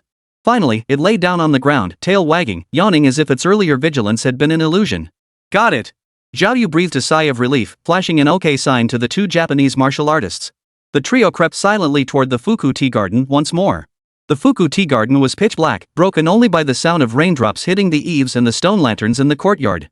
By the faint light of the sky, Zhao Yu identified the 1,000-year-old iron kettle placed in the center of the tea garden. He approached cautiously, retrieving a specially designed microscraper and a sealed sample tube from his robe. Holding his breath, he gently scraped an almost imperceptible amount of metal flakes from the bottom of the ancient iron kettle, swiftly sealing them inside the tube. Meanwhile, another karate disciple discovered a celadone water jar in a corner of the tea garden, specifically used to hold water from Crane's cry spring. He likewise drew a small sample of water into a sampling tube. Everything proceeded without a soul noticing. After completing their task, the trio dared not linger. Following their original path, they slipped away from Ikkyu like ghosts once more. By the time they returned to Bamboo Whisper Pavilion with the precious samples, the eastern sky was already tinged with the first light of dawn. Qin Mo had been waiting for quite some time.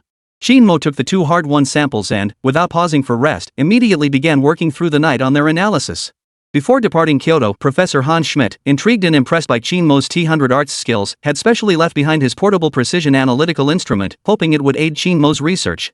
Now, this instrument representing the pinnacle of Western technology proved invaluable. Qin Mo first placed a micro-scraping sample from the iron cauldron into a compact spectrometer for elemental analysis. Soon, the results appeared on the screen. The iron cauldron was primarily made of cast iron, containing trace amounts of common metals like copper and tin, with no abnormalities detected. Could my hypothesis be wrong? Qin Mo frowned slightly. He then placed the scraping into the handheld Raman spectrometer to detect whether an organic coating was present. This time, faint, indistinct peaks appeared on the spectrum. Something's there. Qin Mo perked up, immediately activating the system lab function to import the Raman spectral data for in-depth analysis. Simultaneously, he placed a water sample from Crane's Cry Spring into the micro-gas chromatography mass spectrometry system for analysis.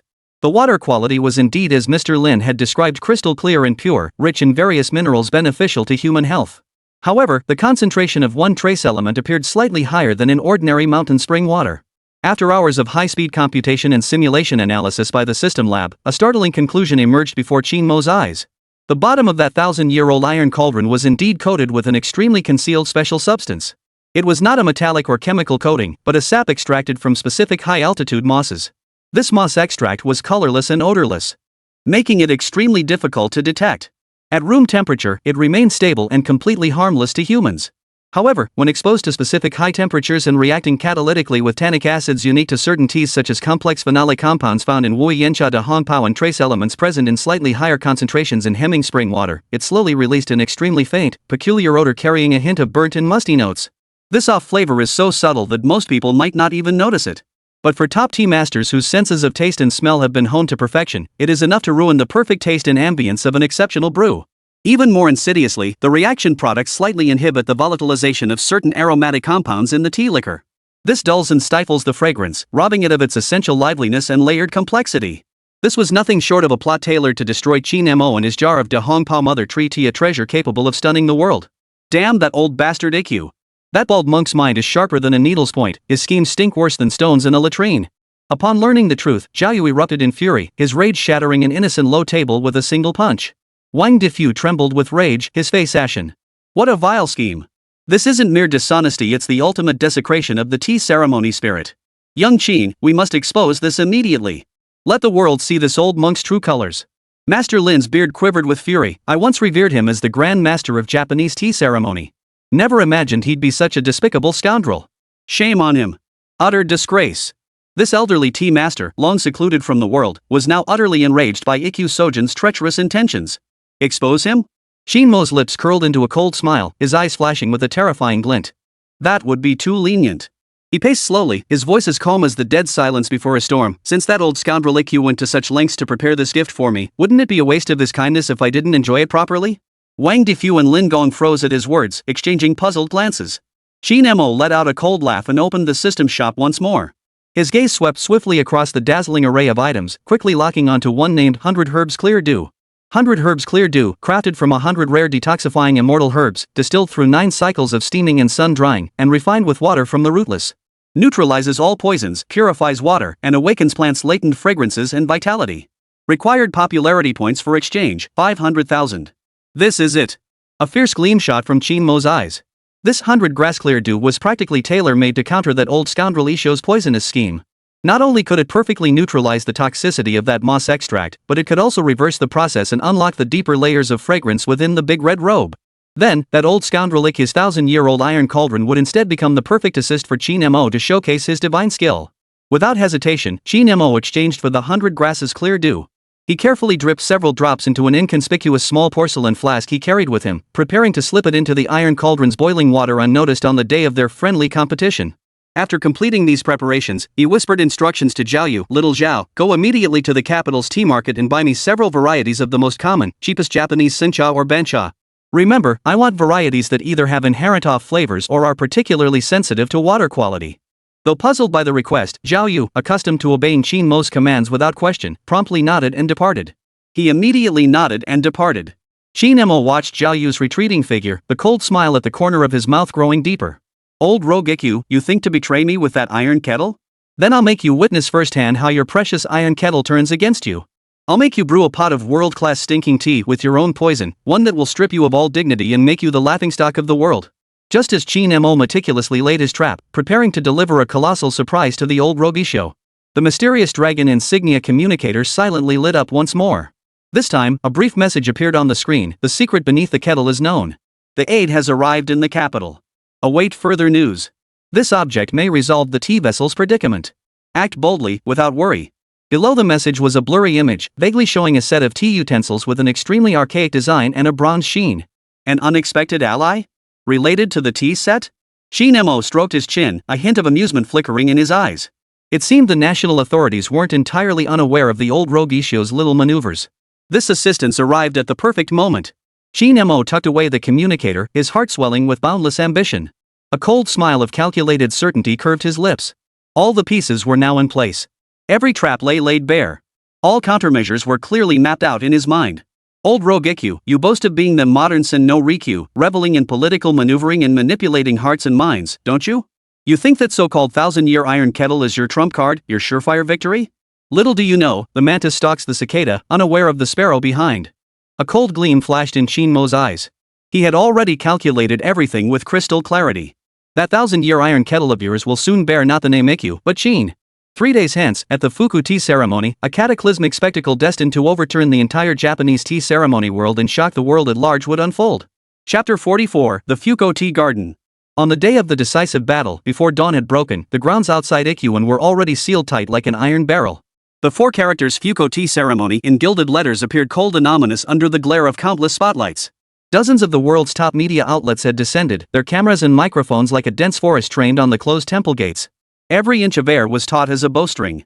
Reporters whispered among themselves, their expressions a tangled web of excitement, anticipation, and skepticism. This was not merely a tea ceremony exchange. It was a life or death battle where Japan's tea ceremony world staked its century-old reputation.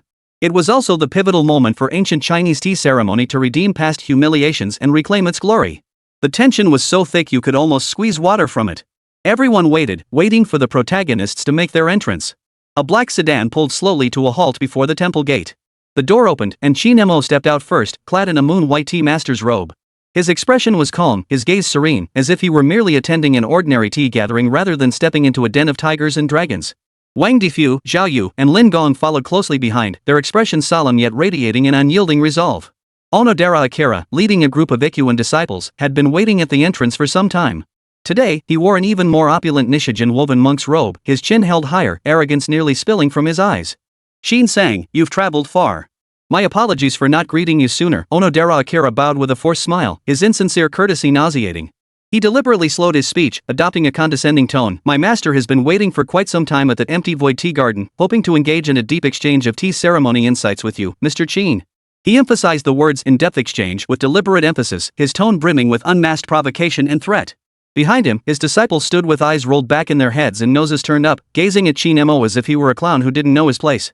A faint smile touched Qin Mo's lips, sharp as a dagger, effortlessly slicing through their hypocrisy. Mr. Onodera is too kind. I, too, have been eagerly anticipating the opportunity to witness the superior skills of the venerable Master Ikkyu.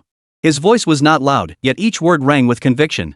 That calm confidence instantly stiffened the forced smile on Onodera Akira's face. The heavy temple gate creaked open, revealing the true visage of the Fuku Tea Garden. The courtyard was vast, its layout extravagant to the extreme. Every moss-covered ancient stone, every gnarled pine tree, every arrangement of dry landscape gardens had been meticulously designed, showcasing the so-called authority and depth of the Jade Dew and Fragrant Dew school. The air was thick with the scent of high-grade incense, while faint Buddhist chants drifted from the depths of the courtyard, creating an atmosphere of sullen reverence that brooked no profanity. Yet beneath the seemingly serene and elegant facade, Qin Mo keenly sensed a suffocating sense of oppression. This was no tea garden, it was a meticulously constructed cage, attempting to crush an opponent's will through this invisible pressure. Wang Difu and Lin Gong were secretly alarmed. This spectacle far exceeded their expectations. Only Zhao Yu retained his usual fearless, robe-like demeanor. He muttered to Qin Mo, teacher, these monks sure know how to put on a show. They're more professional than those superstitious folks back home. Qin Mo merely smiled faintly at the remark, saying nothing more. Yet inwardly, he sneered, no matter how grand the spectacle, it cannot conceal your inner weakness or the impending defeat awaiting you. Amit Ba. Layman Qin, honored by your journey from afar. This monk greets you with respect. A melodious chant of Buddha's name echoed through the air. From the depths of the courtyard, Ikkyu Sojin emerged, surrounded by dozens of disciples who encircled him like stars clustering around the moon. Clad in a gold-threaded kasaya robe, he held sandalwood prayer beads in his hand. His face was gaunt, his hair and beard entirely white, radiating the ethereal aura of an enlightened monk. With each step he took, the surrounding disciples and media reporters bowed in unison, the scene resembling an imperial procession. Ikkyu Sojin approached Qin Mo, his gaze lingering briefly upon him before a barely perceptible sneer touched the corners of his mouth. He pressed his palms together, his voice calm yet tinged with a sense of superior scrutiny. Layman Qin, to achieve such mastery in the tea ceremony at such a young age is truly remarkable. His tone shifted subtly, tinged with a hint of gentle admonition, yet the essence of tea ceremony lies in cultivating the mind and nurturing the spirit, in illuminating the heart and revealing one's true nature. Young people often grow restless and impatient, becoming preoccupied with displaying technical prowess while overlooking the fundamental way at the heart of tea. This monk has arranged today's tea gathering in the hope of discussing with Mr. Qin what constitutes the true essence of tea ceremony and what constitutes the right path of inheritance. These words, spoken with lofty pretensions, were in fact a veiled accusation that Qin Mo was young and impetuous, ignorant of the true essence of tea ceremony, an attempt to crush him with sheer momentum right from the start. Qin Mo sneered inwardly, yet his expression remained serene and composed. He bowed slightly, responding with neither humility nor arrogance. Master Ikkyu speaks with great wisdom. I have come today precisely to seek your guidance on the lost millennial truths of China's tea ceremony. He deliberately emphasized the phrases Chinese tea ceremony and lost millennial essence, and his composed confidence caused Master Ikkyu to narrow his eyes slightly. Bring forth the 1,000-year iron kettle. At Ikkyu Sojin's command, two burly monks strode forward with deliberate steps, carefully carrying a massive iron kettle entirely jet black and of ancient, rustic design, and solemnly placed it upon the specially prepared charcoal stove at the center of the tea garden. The moment the kettle appeared, a collective gasp filled the air. Its surface bore the mottled marks of time's erosion, yet this only enhanced its weighty presence and solemn dignity, as if bearing witness to centuries of the Japanese tea ceremony's rise and fall. Ikkyu Sojin personally stepped forward, gently wiping the kettle's surface with a pristine silk handkerchief, his eyes brimming with reverence and pride. Turning to face the crowd, he announced in a resonant voice, "This is the treasure passed down for nearly 1,000 years at my Ikkyuan monastery, the Fuku iron kettle. Forged from celestial meteorite iron over a century by 9 generations of master craftsmen, this kettle embodies the profound insights and aspirations of countless tea masters who came before us. For centuries, this kettle has witnessed the flourishing and evolution of our Japanese tea ceremony. It stands as one of the most vital heirlooms of our Jade Dew school." He paused, his gaze sweeping over Qin Mo, a meaningful smile curling his lips. What makes it even more exceptional is the kettle's unique composition. Water boiled in it maximally unleashes the tea leaves' authentic essence, rendering the brew profoundly mellow and refreshingly crisp. To ensure fairness in today's exchange of skills, both parties must use this Fuku iron kettle to boil water. His words were flawlessly crafted, showcasing the profound heritage of the Ikkyu monastery while cleverly concealing the hidden threat beneath the ornate rhetoric of unleashing tea's true essence. Qin Mo sneered inwardly, "Old monk, you put on quite the show. But mark my words, I've seen right through the treachery lurking beneath your kettle. Chapter 45, The Exchange. The first round of exchange will test your understanding and handling of water. As the master of ceremonies announced this, the atmosphere in the tea courtyard instantly froze. Water is the mother of tea, the vessel is its father. Understanding and handling water is the most fundamental and crucial measure of a tea master's skill. The chief disciple of Ikkyu Sojin, a monk in his 40s with a composed face yet a hint of pride in his eyes, stepped forward first. He first bowed respectfully toward the iron kettle, then began his intricate, dazzlingly elaborate performance. From an ancient well in the corner of the tea garden, he carefully drew water from the crane's cry spring using a specially crafted bamboo tube. The water was crystal clear, sparkling with tiny glints in the sunlight. He then filtered the water repeatedly through several layers of fine gauze, his movements gentle and his expression utterly focused, as if handling the most precious nectar in the world. Only after this meticulous filtering did he slowly pour the treated water into the empty iron kettle. Clasping his hands together, he murmured incantations, as if engaging in some mystical dialogue with the water. The entire process was steeped in ritual, each deliberate, slowed-down detail showcasing the Jade Dew Fragrance School's ultimate pursuit of purity and spirituality. Numerous Japanese journalists and tea connoisseurs nodded in approval, their eyes brimming with admiration. Pierre Dupont, however, curled his lips slightly and muttered in French to Mrs. Anderson beside him, "All this mystique, it's just boiling water, yet they make it seem like a coronation ceremony." Finally, it was Qin Mo's turn. All eyes in the room refocused on him, some scrutinizing, some expectant, and some tinged with malicious schadenfreude. Qin Mo, however, remained unhurried and composed. Unlike the Ikkyu disciple, he did not rush to draw water. Instead, he walked slowly to the massive voidless iron cauldron and examined it carefully for a moment. His gaze seemed to pierce through the thick iron walls, as if he could discern the secrets hidden within. Just as everyone wondered what he intended to do, Qin Mo suddenly pulled a plain, unassuming small blue and white porcelain bottle from his robe. The porcelain bottle was no larger than a thumb, plain white with no decorations whatsoever. Compared to the exquisitely crafted tea utensils around it, it was downright crude. Everyone froze, utterly baffled by his intentions. Under the gaze of hundreds of eyes and the focus of countless high-definition cameras, Qin Mo unscrewed the cap of the small blue and white porcelain bottle. He held the bottle's opening toward the empty iron cauldron, his wrist flickering with an imperceptibly light shake. Several colorless, odorless droplets, like morning dew, silently slipped from the bottle's mouth, landing with pinpoint accuracy inside the pitch-black iron kettle. The motion was lightning fast and utterly concealed, barely perceptible unless one had been staring intently at him the entire time. Even Akio Onodera, standing closest, only caught a glimpse of something being dripped into the cauldron, utterly unable to discern what it was. What did he add to the cauldron?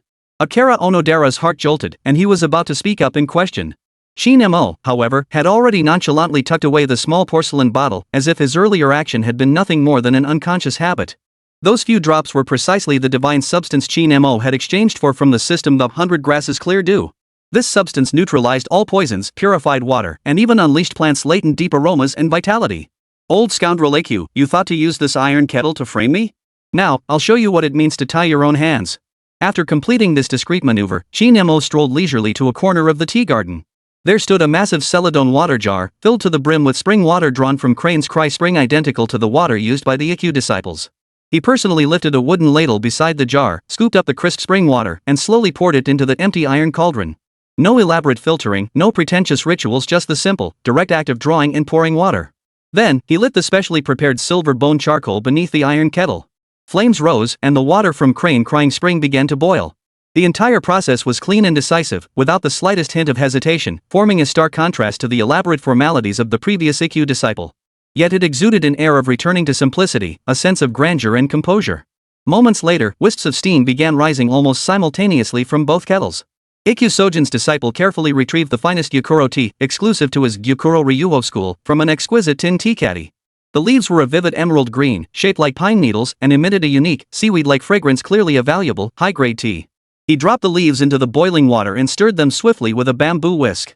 Soon, a bowl of clear, emerald green tea appeared before everyone. The rich aroma of the tea filled the air, confirming its exceptional quality. However, several international judges with exceptionally keen senses of smell, such as Pierre Dupont and Mrs. Anderson, almost simultaneously furrowed their brows. Amidst the rich tea fragrance, they faintly detected an extremely subtle, almost imperceptible hint of dullness. It was like a vibrant oil painting covered in a thin layer of dust, still beautiful, yet lacking some of its inherent vibrancy and liveliness.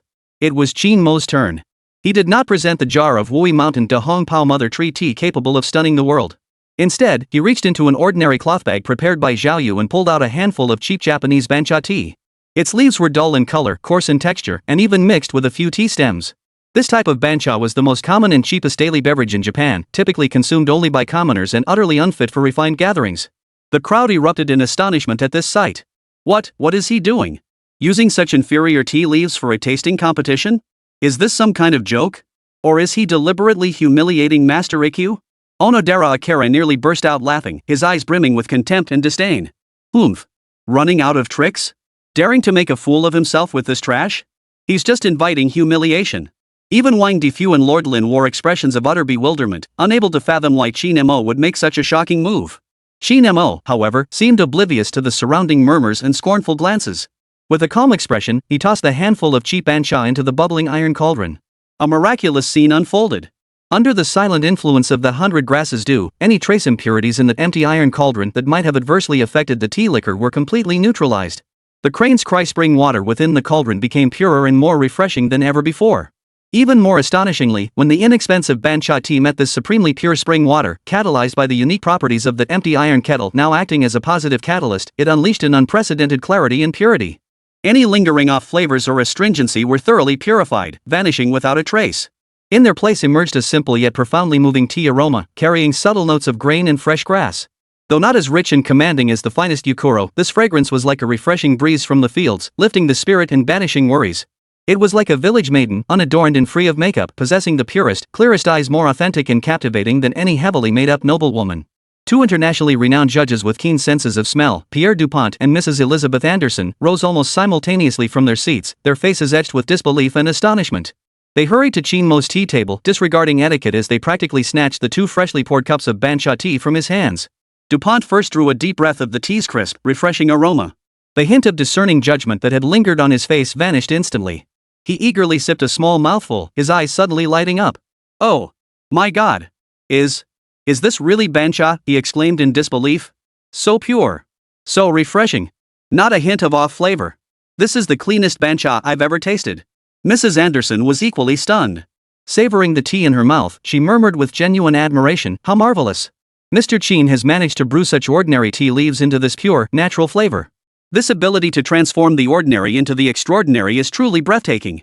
After tasting Qin Mo's bancha, the two judges turned back, their expressions tinged with puzzlement, and once again lifted the cup of tea brewed earlier by the disciple of Ikkyu using top-grade yukuro. This time, the previously subtle hint of dullness stood out starkly against the pure clarity of Qin Mo's bancha, appearing distinctly pronounced and jarring. Frowning, Dupont addressed the Ikkyu disciple, "Master, if I may be blunt, your yukuro possesses a rich aroma, yet it seems less transparent and pure than Mr. Qin's bancha. Instead, it carries a faintly unpleasant sense of heaviness. Why might that be?" Mrs. Anderson also offered a gentle critique. "Yes, the aftertaste of this yukuro seems somewhat lacking in freshness, perhaps a bit heavy." The public questioning from these two heavyweight international judges landed like a resounding slap across the faces of the disciples at Ikkyuan. The perpetually impassive face of Ikkyu Sojin finally shifted slightly. A flicker of disbelief and a hint of panic, barely perceptible, flashed across his deep-set eyes. How could this be? How could his meticulously prepared trick up the sleeve fail to work? That boy was clearly using the most inferior bancha tea. How could he possibly brew a flavor purer than top-grade yukuro? Could it be that the water quality of Crane's Cry Spring was compromised today? Or did this kid possess some undiscovered secret technique to purify the water, or even alter the tea leaves' properties? Countless thoughts raced through Ikkyu Sojin's mind, yet he found no plausible explanation. He could never have imagined that his pride enjoyed the 1,000-year-old iron kettle and its hidden trump card would not only fail to trap Qin Mo, but instead, due to the miraculous effect of the 100 grasses dew, become the perfect assist for Qin Mo's counterattack. It had caused his disciple to make such a huge fool of himself in the very first round of the competition. It was truly a case of shooting himself in the foot. Qin Mo watched Ikkyu Sojin's shifting, unpredictable expression and let a cold smile curve his lips. He snorted inwardly, "Old monk, this is merely an appetizer. The real show is yet to come. Today, I'll make you witness firsthand what it means to reap what you sow. You schemed to destroy my reputation with this iron kettle? I'll use this very kettle to crush your phony tea ceremony myth into dust." Chapter 46, Foolishness Backfires. "Mr. Pierre, Mrs. Anderson, your assessments of this jade dew tea are truly spot on." Professor Hans Schmidt adjusted his glasses, a hint of schadenfreude playing at the corners of his mouth. With that characteristic Hamburgian precision, he added, "Indeed, compared to Mr. Qin's bancha, this top-grade yukuro possesses a rich aroma, yet it feels stifled, lacking transparency. The aftertaste lingers with a dull heaviness, devoid of that elusive lightness." The international judges exchanged remarks, their tones restrained yet each word stabbing like a small knife into the heart of the Ikkyuan disciple. The Ikkyu disciple responsible for brewing the tea flushed crimson, beads of sweat forming on his forehead. His lips trembled, and for a long moment, he couldn't utter a complete sentence. He never imagined that the tea he'd brewed with the finest leaves, the most reverent heart, and the most precise jade dew fragrance technique would receive such a devastating critique. Especially after being compared to that brat's brew made from the cheapest bancha. This was utterly humiliating. The Ikkyu disciple, drenched in sweat, forced himself to steady his nerves and stammered in defense, "Honorable judges, you misunderstand. This absolutely cannot be a flaw in the tea leaves themselves. Our top-grade jade dew fragrance is the pinnacle of teas. Its aroma inherently pursues an understated, profound depth distinct from the light, airy notes sought in ordinary teas." The more he spoke, the more convinced he became of his explanation, his voice gradually rising. As for the less than refreshing taste, well, perhaps it's due to the unique properties of today's crane-calling spring water. It may have reacted subtly with certain components of the jade dew tea, resulting in a slightly dull sensation. This defense seemed somewhat plausible, but to the ears of the tea connoisseurs present, it rang hollow and desperate, smacking of an attempt to cover up the truth. Master Lin snorted coldly, retorting bluntly, "This old man has brewed tea with crane-cry spring water in the capital for decades and has never once heard of this spring water causing any adverse reaction to top-grade Gyokuro. Young master, are you perhaps seeking excuses for your own lack of skill?" These words were like pouring oil on the fire, leaving the Ikkyu disciple flushed crimson and utterly flustered. He opened his mouth to protest, but Qin Mo's next words cut him off completely. "Oh? So that's how it is." Qin Mo wore an expression of sudden enlightenment, as if genuinely awakened by the disciple's profound insight. He walked over to the dark, imposing Fuko iron kettle, examined it solemnly for a moment, then clapped his hands in admiration. This Fuko iron kettle of the Ikkyu master is truly a divine artifact." His resonant voice carried clearly throughout the entire empty not tea garden. "I was puzzled earlier as to why my most ordinary Japanese green tea could brew such an exceptionally pure, crisp, and sweet flavor today, surpassing the ordinary by 100-fold. Now, hearing this senior brother's explanation, I finally understand." Qin Mo shifted his tone, a mischievous smile playing on his lips as he turned to the flushed Ikkyu disciple. "This empty iron kettle must possess some miraculous quality refining the essence, returning to simplicity that draws out the tea leaves' truest flavor while eliminating any harshness or impurities. That's why my cheap bancha tea underwent such a transformation, revealing a stunningly pure taste." He paused, a hint of regret in his tone. "Alas, this divine kettle's refining impurities power is too potent. It proves unkind to certain overly refined or artificially crafted teas. One careless moment, and it strips away their cherished rich body, even revealing subtle dullness and oppressiveness. It seems that in all things, excess is as detrimental as deficiency, and the same holds true for the art of tea." Qin Mo's words were ostensibly praising the iron kettle, but secretly mocked the jade dew fragrance tea for being too refined and overly crafted. He even implied that it inherently possessed flaws of dullness and oppression, flaws that were usually cleverly concealed but now ruthlessly exposed by this divine kettle. At these words, the Ikkyu disciple could no longer hold himself together. With a gasp of shame and fury, he nearly spat out a mouthful of blood. Darkness swirled before his eyes, the world spun, and he felt on the verge of collapse. The surrounding Japanese journalists and tea masters exchanged glances, their expressions utterly bizarre. Qin Mo's tongue was far too sharp. This wasn't tea tasting, it was outright psychological warfare. Ikkyu Sashin's weathered face, like the bark of a dead tree, had turned so dark it seemed it could drip with venom. His eyes flashed with a cold light, as if he wanted to devour Qin Mo alive. He forced down the rage churning in his chest, took a deep breath, and spoke with a voice that remained outwardly calm. Yet beneath that calm surface lay a surging, murderous intent. "Layman Qin, you truly are sharp-tongued and silver-tongued," Ikkyu Sojin said coldly, each word seeming to be squeezed through clenched teeth. The first round was merely an appetizer, a mere warm-up. He swept his monk's sleeve dramatically and declared in a deep voice, "Now comes the true contest, the second round of exchange, themed the true flavor of tea. Each side shall present their finest tea leaves. No specific brewing techniques are required. Victory shall be determined solely by the final brew itself." Ikkyu Sojin's gaze pierced Qin Mo like two sharp swords. "This monk shall see what else you can produce, layman Qin, besides this cheap bancha." He thought to himself that youngster Qin Mo might have some unconventional techniques, but when it came to the inherent quality of the tea leaves themselves, how much could he possibly pull off? His jade dew fragrance school's imperial tribute-grade jade dew, a secret recipe honed over centuries, was a peerless treasure even the Japanese imperial court rarely tasted. He refused to believe that Qin Mo, a mere 20-something upstart, could possibly present tea superior to this. This round, he was determined to win. He would crush Qin Mo's earlier arrogance underfoot. He would show the entire world who the true master of the tea ceremony truly was. The moment Ikkyu Sojin finished speaking, the disciple who had nearly choked on his own blood from Qin Mo's earlier words forced himself forward once more, swallowing his humiliation and resentment. This time, his expression was more solemn and focused than ever before, as if he were staking all his dignity on this single brew. He personally drew water from the ancient well, the Crane's Cry Spring, executing each step with utmost care. When filtering the water, he even switched to a brand new filter cloth woven from the finest raw silk, meticulously filtering it 7 times to ensure not a single impurity remained. From a rosewood tea box intricately carved with a golden phoenix design, he drew a small handful of leaves. They gleamed a deep jade green, delicate as needles, and exuded a rich aroma of seaweed and soy milk. This was the treasured secret of the Jade Dew fragrance school, the supreme grade Phoenix Pass Jade Dew.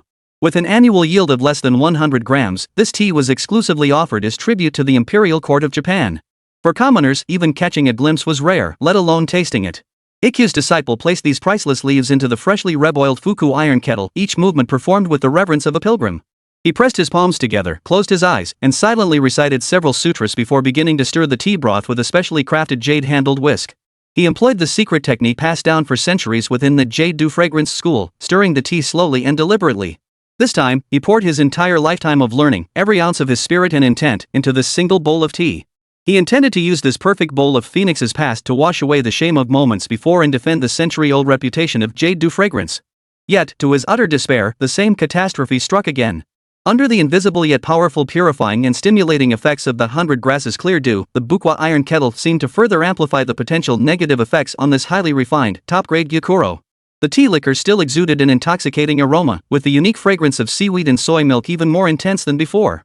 Yet simultaneously, that faint, almost imperceptible burnt and musty odor as if emanating from the iron vessel itself, along with the lingering, oppressive heaviness upon tasting the brew, became even more pronounced than in that ordinary gyokuro cup.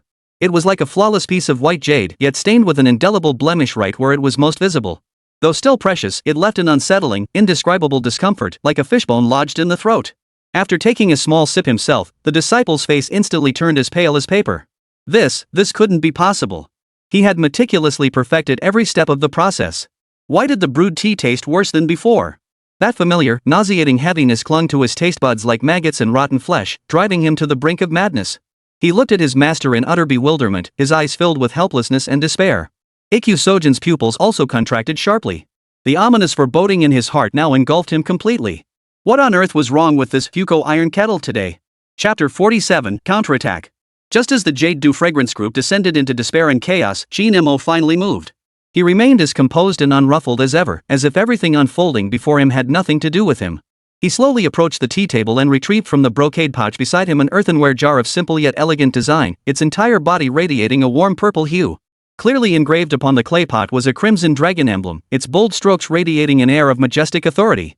The mere appearance of this clay pot caused the breaths of several seasoned tea connoisseurs present, known for their keen eyes, to catch slightly. Qin Mo's slender fingers rested lightly on the jar's rim, applying gentle pressure. With a soft pop, the amber wax seal gave way.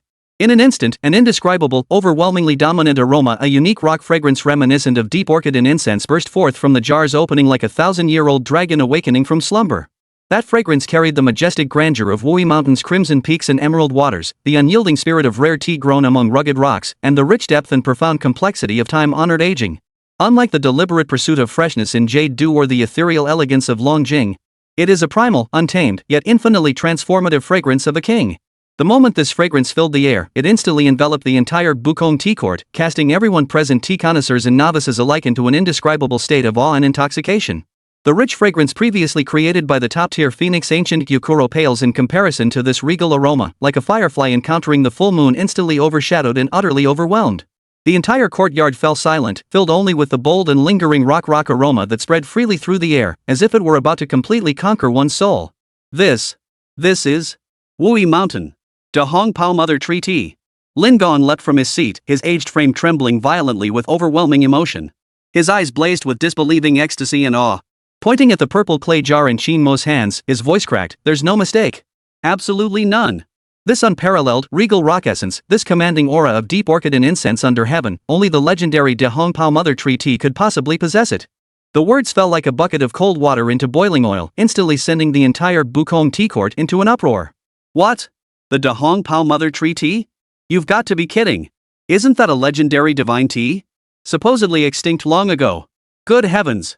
If this truly is Da Hong Pao Mother Tree Tea, its value is beyond estimation. International judges and renowned tea masters from around the world gasped in unison, leaning forward eagerly. Their eyes burned with greed, desire, and disbelief as they fixed their gaze on the unassuming purple clay jar in Qin Mo's hands. Da Hong Pao Mother Tree Tea, the pinnacle of Chinese oolong, the holy grail of teas. Its rarity and unparalleled quality transcend ordinary tea, elevating it to near mythical status. Countless tea connoisseurs spend their entire lives without ever catching a glimpse, let alone tasting it. And today, this legendary divine treasure had actually appeared before the world. How could this not drive them mad? How could this not leave them utterly stunned? Upon hearing the words Da Hong Pao Mother Tree Tea, Anoji Akira felt as if struck by a bolt of divine lightning from the heavens, leaving him utterly dumbfounded. The color drained from his face, leaving him as pale as paper, his eyes filled with terror and despair. Da Hong Pao Mother Tree Tea? What kind of international joke is this? Something that only existed in legends, how could it possibly be real? And how could it have fallen into the hands of some obscure kid from China? He'd sooner believe a sow could climb a tree than accept this absurd spectacle before his eyes. Even the venerable face of Ikkyu Sojin, which had always maintained the dignified demeanor of a high priest, could no longer hold its composure. His pupils suddenly contracted, his hands digging desperately into the straw mat beneath him, knuckles turning white from the intense pressure. The mother tree of Wui Mountain's Da Hong Pao Tea. Those 6 words seared into his heart like 6 red-hot branding irons. He never dreamed that Qin Mo could possess such an astonishingly precious treasure. The intrinsic value of this tea alone, coupled with its cultural significance, far exceeded the combined worth of all the teas in their entire Jade Du fragrance collection. In truth, this wasn't even a contest between equals. No matter how precious Jade Du lingering fragrance might be, it remained merely a mortal masterpiece. But the Da Hong Pao Mother Tree Tea? That belonged to the realm of myth. How could any mortal product possibly compare when crushed under the weight of legend? Ikkyu Sojin felt the world spinning. All the meticulously laid schemes he had painstakingly constructed now seemed utterly laughable, utterly feeble, and powerless. Qin Mo seemed oblivious to the shock and uproar around him, a confident and serene smile curving his lips. He carefully removed several leaves from the purple clay jar, leaves of deep, lustrous black, thick and robust, seemingly distilled from the essence of heaven and earth. Then, under the gaze of all present, he slowly dropped this peerless tea into the bukom iron kettle, a vessel already purified and activated by the 100 grasses dew. He intended to use this very vessel, the weapon that the old rogue Ikkyu had schemed to use against him, to brew a pot of authentic, world-astonishing tea, where the natural rock essence shone through. He would make that old scoundrel Ikkyu see firsthand what it means to lose more than you gain. What it meant to dig one's own grave. Today, this empty iron kettle was destined to witness a brand new legend. A legend belonging to the Chinese tea ceremony. The spring water within the bukom iron kettle, continuously heated by silver bone charcoal, had long since reached its optimal boiling point. The moment those precious Da Hong Pao Mother Tree leaves met the purest, most pristine crane's cry spring water purified by the dew of 100 herbs within the iron kettle. A miracle occurred. A rock more intense, more commanding, and more pure than ever before erupted from the iron kettle like a volcanic explosion. The fragrance was no longer merely the subtle orchid and agarwood, it now intertwined with the sharpness of cinnamon bark, the austerity of rock, and a faint, intoxicating hint of peach sweetness. This fragrance, complex yet harmonious, layered and ever-shifting, unfolded before them like a vast, sweeping ink-wash landscape painting. This aroma alone was enough to intoxicate every tea connoisseur present, sending their minds and spirits soaring. The entire hall fell silent once more. Every gaze was fixed intently on Qin Mo, on his steady, powerful hands, and on that ancient, mysterious bukom iron kettle. Every heart brimmed with unparalleled anticipation. Anticipating the ultimate storm for their taste buds, about to descend. Anticipating witnessing a legendary moment worthy of being etched into history. Ikkyu Sojin stared intently at every movement Qin Mo made, his forehead already covered in a fine sheen of cold sweat, his monk's robe soaked through on his back. The intense foreboding in his heart had now reached its peak. He possessed an overwhelming intuition. Today, he, Ikkyu Sojin, along with his prized Jade Du fragrance, would likely fall at the hands of this absurdly young Chinese youth. The reputation he had built over centuries, the meticulously crafted legend of his tea ceremony, all seemed poised to crumble before this overwhelmingly dominant rock aroma, reduced to nothingness. It was over. Everything was over.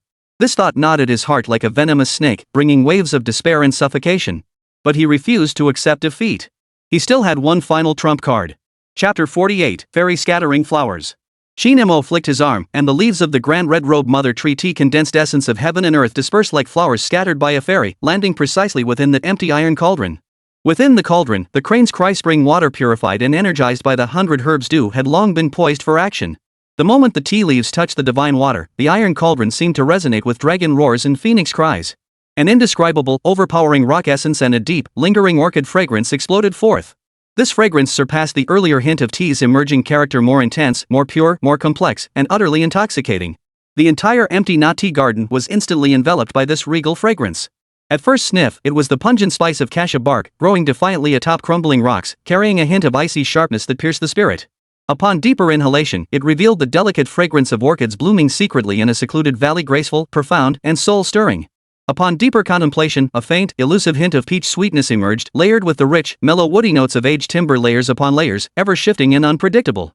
The rich fragrance previously created by that top-tier Phoenix ancient jade tea pales in comparison to this overwhelmingly dominant, regal rock character. It is like the light of a firefly encountering the full moon, instantly overshadowed, crushed, and utterly defeated. Every Japanese tea master present, regardless of rank, stood transfixed as if frozen in place. Mouths agape, nostrils flaring wildly, they greedily inhaled this unprecedented, peerless tea fragrance. Their cherished jade dew fragrance, the tea-making faith they had upheld for centuries, seemed so insignificant, so utterly crushed before this primal, resplendent tea fragrance from China. The weathered face of Ikkyu Sojin, already resembling dried tree bark, drained of all color, turning as pale as paper. He stared fixedly at the Fuko iron kettle, his eyes filled with horror, incomprehension, and a bone-deep despair. This couldn't be. He had clearly tampered with the kettle's base, and that boy had used water from Crane's Cry Spring. Why did the tea aroma brewed from it reach such terrifying heights? Could it be that the brat truly possessed some divine, earth-shaking technique? At that moment, Qin Mo moved. His left hand steadied a Jin kiln black glazed bowl, while his right grasped an official kiln tea whisk. With a flick of his wrist, the boiling Crane's Cry Spring water from the silver kettle cascaded down like a silver ribbon, plunging from height and landing precisely within the bowl. Milky Way Cascade. The fourth of the 7 masterpieces of tea preparation bestowed by the system, executed with effortless grace. Boiling water and tea powder swirled together. Qin Mo's wrist flicked swiftly, the whisk creating trails of afterimages in the bowl. The speed was dizzying, the force masterfully controlled truly dazzling. Snow wave strikes. The first masterpiece emerged at the sound. Within the Jin kiln teacup, the originally dark tea liquor rapidly emulsified and surged upward under Qin Mo's masterful stirring. Layer upon layer of delicate foam, as fine as snowflakes and whiter than jade, surged upward like the mighty Qiantang river tide. It rose in waves, swiftly covering the entire surface of the tea. The foam was delicate, rich, and enduring, shimmering with a lustrous glow under the lights. It resembled the auspicious snow crystallizing on an early winter morning, or the finest white jade, breathtakingly beautiful. At the international judges' table, Pierre Dupont abruptly sprang from his seat. His notebook clattered to the floor, yet he remained utterly oblivious. Mrs. Elizabeth Anderson covered her cherry lips, her eyes sparkling with disbelief and delight. Professor Hans Schmidt pushed his glasses up his nose, his mouth gaping wide enough to swallow an egg. Lin Gong trembled with excitement, pointing at the teacup in Qin Mo's hand. His lips quivered, and for a long moment, he couldn't form a complete sentence. Divine skill. Divine skill, he finally managed to utter, the only words capable of conveying his profound awe. Countless camera lenses frantically focused on Qin Mo's hands, shutter clicks popping like corn kernels exploding, capturing this legendary moment destined to be etched into the annals of tea ceremony history. Akira Onodera stared blankly at the flawless snow wave foam in Qin Mo's hands, his legs giving way as he nearly collapsed to the floor. He knew it was over. Completely and utterly finished. Whether in the quality of the tea leaves or the skill of preparing the tea, his pride and joy, the jade dew fragrance, had been utterly crushed before Qin Mo, left completely defenseless. This was no longer a friendly exchange, it was a one-sided slaughter. Qin Mo paid no heed to the stunned crowd. He carefully cradled the cup containing the De Hong Pao Mother Tree tea liquor, a fusion of peerless aroma and god-tier skill, then turned and walked reverently toward the elderly Mr. Chen Guan, who had been watching with tears streaming down his aged face. Master Chen, please taste this. Chen Guanhai trembled as he extended both hands, cradling the Jin kiln cup as if holding a priceless treasure. He first raised the cup to his nose and drew in a deep breath. The overwhelming rock, the regal aura of deep orchid and incense, instantly coursed through his very being. He felt decades younger, his spirit revitalized. Observing its appearance, the foam within the cup was as pure as snow, as smooth as cream, enduring and unwavering, showing no sign of dissipation, truly embodying the exquisite imagery of snow-white foam and milk like bubbles floating in the noon cup. Old Chen could no longer contain his excitement. He tilted the cup slightly and took a small sip. In that instant, an indescribable richness, smoothness, and floral rock aroma exploded across his taste buds like a bursting dam. The flavor began with the stark, rugged character of rock, then transformed into the subtle elegance and depth of orchids. This was followed by the sharp spiciness of cinnamon and the sweet fragrance of fruit, with layers upon layers, ever-changing and unpredictable, as if the entire spirit and beauty of Wui Mountain had been condensed into this single sip. Fine tea. Truly fine tea. Chen Guanhai's eyes snapped open, tears streaming down his aged cheeks. His voice trembled violently with emotion, barely forming coherent words. He raised his teacup high, facing every camera, facing the entire world, and shouted with every ounce of strength, "The soul of Chinese tea has returned. 1,000 years of character, all within this cup." This cry thundered like a bolt from the blue, reverberating through the heavens. Ikkyu Sojin's face had long since turned as dark as the sky before a storm. He glared fiercely at Chen Guanhai, then fixed his gaze on Qin Mo. Rage churned within him, consumed by jealousy, threatening to consume him entirely. Yet he refused to concede defeat. Forcing himself to steady, his voice raspy, he spoke, seeking to salvage a shred of dignity on a spiritual level. Layman Qin's skill is indeed masterful, and his tea is of the highest quality. Yet the very foundation of tea ceremony lies in Zen. in artistic conception. He flung his monk's sleeves dramatically, adopting the pious demeanor of a compassionate sage, and launched into a lengthy discourse on the profound essence of his jade dew fragrance school, the so-called unity of tea and Zen, and the mystical realm of harmony, respect, purity, and tranquility. He attempted to use these ethereal, empty discourses to mask his own embarrassment at being outmatched, to muddy the waters and belittle the cultural depth of Qin Mo's tea ceremony. Chapter 49, Relics of the Tea Sage? Upon hearing this, Qin Mo's lips curved into a faint smile, tinged with the mocking insight of one who sees through everything. Master Eku, your words are mistaken. Qin Mo's voice was not loud. Yet each word hung like a pearl, a sharp scalpel dissecting Ikkyu Sojin's veneer of hypocrisy with surgical precision. The true essence of Chinese tea ceremony lies in harmony between heaven and humanity, following one's nature with simplicity. Liu Yu's classic of tea speaks of cultivating virtue through diligence and frugality. It is the harmony between man and tea. It is the authenticity of life. The Song Dynasty's whip tea ceremony was about competing to pour the finest tea. It was an elegant pastime among the common folk. It was an exchange of emotions. It is a vibrant aesthetic of life. Yet the Zen spirit you, master, speak of has long strayed from the original intent of Chinese tea ceremony. It overemphasizes form. It's filled with rigid craftsmanship and empty, hollow discourse. In pursuit of so-called harmony, respect, purity, and tranquility, it complicates simple matters. It turns vibrant culture into a. It has lost the true essence of tea. And it has lost the vitality and freedom of Zen. Is this truly tea and Zen as one taste? Or is it merely adding unnecessary details like buying the box and returning the pearl? These words resonate like the deep, resonant tones of a great bell. A thunderous clap that shook the deaf and roused the blind. Ikkyu Sojin was rendered speechless by Qin Mo's incisive rebuttal, which struck straight at the heart of the matter. He stammered. His aged face flushed a liver like crimson. His cherished tea Zen theory seemed so pale and feeble in the face of Qin Mo's simple yet profound unity of heaven and humanity, following one's nature. So powerless. So utterly crushed. In a fit of rage born of humiliation, Ikkyu Sojin slammed his fist on the table beside him. A fierce glint flashed in his eyes. He tore off his hypocritical mask completely. You insolent brat, cease your arrogance! He roared. His voice was sharp with fury. Today, this old monk shall show you what the true treasure of the tea ceremony truly is. What constitutes the true essence of heritage? He swung his arm violently. The wide sleeves of his monk's robe whipped through the air, stirring a gust of wind.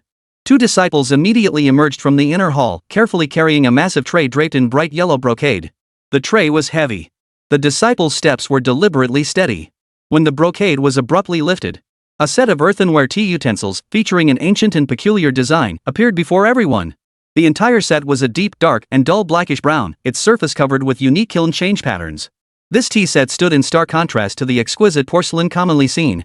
It was also unlike the elegant purple clay. It exuded a primal quality. A ruggedness. Even a hint of ferocity. As if it were a mysterious ritual vessel unearthed from some ancient battlefield. More unsettling still, this tea set emanates a faint, peculiar scent of agarwood. The fragrance was cold and ominous. Heavy. It formed a stark and intense contrast to the bold, sunny rock of the earlier Da Hong Pao. This is a secretly transmitted ancient Baizen-yaki tea set personally crafted by the great tea master Sen no Rikyu of Japan in his later years. The secretly transmitted ancient Baizen-yaki tea set embodying his lifetime of tea ceremony insights. Ikkyu Sojin pointed at the tea set. His voice trembled slightly with excitement. A mad, sickly gleam flickered in his eyes. As if this tea set were his last lifeline. Today, this monk shall use this tea set imbued with the spirit of the tea sage. I'll settle this once and for all with you, you little brat. His voice was hoarse. With a desperation bordering on all or nothing resolve. Qin Mo's gaze sharpened. A cold smile played on his lips. He knew that the old robe Ikkyu's final death throes were about to begin. This so-called secretly transmitted ancient Baizen-yaki tea set must conceal an even greater deception. An even more treacherous killing move. At that very moment, the dragon insignia communicator he kept close to his body vibrated faintly once more. The vibration was faint. Had Qin Mo not grown accustomed to it, he would have scarcely noticed. Qin Mo glanced at it with a neutral expression, using only the corner of his eye. A line of tiny golden text appeared on the screen. The vessel conceals deadly intent, not the work of tea. Beware its glaze and clay body. The words cut like a sharp blade. Straight to the heart of the matter. At the same time, Zhao Yu, maintaining constant vigilance, scanned the periphery of the crowd with piercing eyes. His gaze was like that of a hawk, scrutinizing every suspicious corner. His pupils suddenly contracted. He spotted a familiar figure radiating venom. The man who had once been soundly beaten by him in Korea. Later released on bail, Abe Seiki. Now disguised in unassuming monk's robes. Had silently appeared in the far corner of the Fuko Tea Garden. like a rat in a sewer, attempting to conceal himself in the shadows. Abe Kyoki was whispering something to a shifty-eyed, suspicious-looking young monk sheltered by several pine trees. The young monk kept bowing and scraping. His expression was sleazy. The eyes Abe Seiki fixed on Qin Mo were filled with searing hatred, and a hint of unmistakable schadenfreude, as if he could foresee the impending calamity awaiting Qin Mo. The secretly transmitted ancient Baizen-yaki tea utensils of Ikkyu Sojin were carefully carried by two disciples onto the specially crafted stone platform at the center of the tea garden. The stone platform was rustic. Its style complemented the tea utensils perfectly. It was a set consisting of an oddly shaped kettle, several tea bowls of varying sizes, and a peculiar tea whisk holder. The kettle was not made of metal. Instead, it was crafted from the same dark brown clay as the bowls. Its surface was covered in coarse kiln-fired patterns, like cracked earth, or like the gnarled trunk of an ancient tree. It radiates a primal tension. The tea bowls are even more peculiar. Some have crooked rims. Some have uneven bottoms, as if they were failed creations carelessly molded by apprentices. Yet they radiate an indescribable rustic simplicity and raw power. An irregular beauty. The glaze was deep and muted. It reflects no light. Yet at certain angles, faint threads of a dark red glow emerge, like congealed beast blood, chilling to the bone. The entire tea set exudes a faint, peculiar incense-like aroma, a subtle blend of medicinal notes and earthy, musty undertones. It was vastly different from the refined or mellow aromas typical of ordinary tea sets. This was no ordinary tea set. It clearly resembled a set of burial offerings unearthed from some ancient tomb. It carried the scent of death. Qin Mo gazed at the secretly transmitted tea set radiating that eerie aura. A cold smile of utter understanding curled at the corners of his mouth. At that very moment, the interface of the system store suddenly popped up in his mind. The interface shimmered with light. An auxiliary detection item he had previously ignored due to insufficient popularity points, or deemed of limited use. The Universal Microanalysis Lens now lay quietly at the top of his redeemable items list, emitting a faint blue glow, as if reminding him of something. Its appearance couldn't be more timely. Microanalyzing lens, single-use consumable. Upon use, grants the host the ability to analyze the microscopic structure, chemical composition, and energy fluctuations of objects for 15 minutes. Redemption requirement, 1 million popularity points. Qin Mo studied the item's description. His eyes lit up slightly, as if a ray of light had pierced the darkness. The show has only just begun. Qin Mo thought to himself. A cold, murderous intent flashed in his eyes.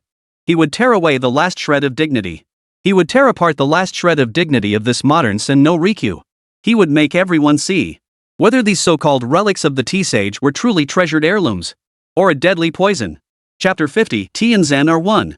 Ikkyu Sojin's withered fingers clutched the bizarrely shaped, secretly transmitted ancient bison-ware tea set like eagle talons. He drew a deep breath, his cloudy old eyes flashing with a sickly fervor and final madness. Layman Qin, today this monk shall show you what true tea and Zen are one means, the very essence of Japan's centuries-old tea ceremony tradition. His voice was hoarse, yet it carried a chilling, unnerving obsession. Then he began his complex, dazzlingly intricate so-called tea Zen ritual. First, he sat motionless with eyes closed, murmuring incantations as if communicating with some unseen entity.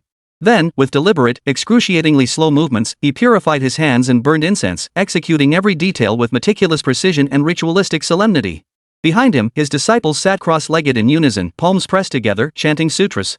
Their chanting rose like a mist, blending with the faint, lingering scent of agarwood in the courtyard, attempting to create an atmosphere of profound mystery and esotericism. It felt less like a tea ceremony exchange and more like a mystical religious ritual. Onodera Akira steeled himself, adopting a renewed expression of reverence and devotion, striving to keep pace with his master's performance. Yet Qin Mo merely watched coldly, the knowing sneer at the corner of his mouth never fading. Pretending to be something they're not. These hollow rituals were nothing more than a fig leaf to conceal their inner weakness and lack of skill. Ikkyu Sojin finally began his tea preparation. He carefully drew from a black lacquered tea caddy adorned with gold-painted designs his prized top-grade jade dew fragrance leaves as dark green as jade, their fragrance crisp and pure. He dropped the leaves into the dark brown antique Baizen-yaki kettle and began stirring the tea liquor with a peculiar ceramic whisk, moving in an oddly deliberate rhythm. His movements resembled less a tea preparation and more a mysterious prayer ritual. Each lift, each rotation carried an inexplicable rhythm. Moments later, a bowl of emerald green tea with a delicate foam appeared before the crowd. Even more astonishing was the unique, earthy fragrance that rose with the steam. It carried hints of medicinal herbs and the raw scent of soil, emanating from the ancient bison-ware set. This aroma intertwined with the delicate fragrance of the gyokuro tea, creating an indescribably exotic scent. Many Japanese tea masters present, upon catching this scent, wore expressions of intoxication and reverence. It was as if this peculiar fragrance emanated from some extraordinary sacred object. Qin Mo's eyes grew icy as a thought flashed through his mind. Instantly, 1 million points of popularity vanished from the system store. Microcosmic analysis lens activated. In that instant, the world before Qin Mo's eyes underwent a wondrous transformation. The secretly transmitted ancient Byzanyaki tea set, which had emitted an eerie aura, was no longer mere pottery in his eyes. Countless minute points of light and energy streams slowly flowed between the clay body and glaze of the tea set. Clearly visible within the dark brown clay body was an extremely fine volcanic mineral powder, shimmering with a faint crimson glow. Beneath the seemingly crude glazed surface lay an ultra-thin transparent coating, impregnated with the sap of some peculiar plant. A cold, mechanical alert sounded in Qin Mo's mind, detected trace amounts of crimson sulfur crystal or powder in the clay body of the secretly transmitted ancient Byzantine-style teaware. Residual traces of phantom godflower extract found adhering to the glazed surface. When stimulated by high-temperature water, red sulfur crystal or powder slowly releases a faint energy fluctuation that stimulates the central nervous system and enhances mental focus. Phantom flower extract contains trace alkaloids that induce brief euphoria and mental stimulation in drinkers. Prolonged or excessive exposure may cause irreversible neurological damage or even hallucinations. Just as I suspected. Qin Mo sneered inwardly. This was no relic of the tea sage, it was clearly a meticulously designed stimulant tea set. No wonder those Japanese tea masters became so intoxicated after drinking this tea, as if they truly entered some Zen meditation state. It was nothing more than a false experience induced by drugs. This was even more insidious and vicious than tampering with the iron kettle before. You old scoundrel, Ikyu. To deify your so-called jade dew fragrance, you'll stop at nothing. Just then, Professor Hans Schmidt's meticulous voice cut through the eerie silence. He pushed his gold-rimmed spectacles up his nose, his gaze fixed sharply on the ancient Byzantine tea set in the bowl of tea in Ikyu Sojin's hands, its aroma wafting through the air. Master Ikyu, forgive my impertinence, Professor Schmidt's voice carried an unquestionable scientific rigor. The aroma emanating from your tea set and the tea you've just brewed appears markedly different from that of ordinary tea. From a chemist's perspective, I find its composition profoundly intriguing. Might I request permission to conduct an on-site, non-destructive scientific analysis of both the tea set and the brewed tea? At these words, Ikyu Sojin's expression shifted imperceptibly, though he swiftly regained his inscrutable composure. Onodera Akira immediately leapt forward, his voice sharp with indignation. How dare you? Professor Schmidt, are you questioning the authenticity of our revered tea master's relics? This is an insult to the entire Japanese tea ceremony community. Qin Mo, however, stepped forward calmly, a cold curve forming at the corner of his mouth. He drew a compact silver device from his robe. The system-provided miniature Raman spectrometer, more portable and precise than Professor Schmidt's equipment. He then drew from his sleeve a slender silver needle, as fine as a cow's hair, its tip glinting with a faint, icy light under the lamp, none other than the illusion-piercing silver needle he had exchanged for from the system. Professor Schmidt, there's no need to trouble yourself, Qin Mo said calmly, his voice carrying an undeniable authority.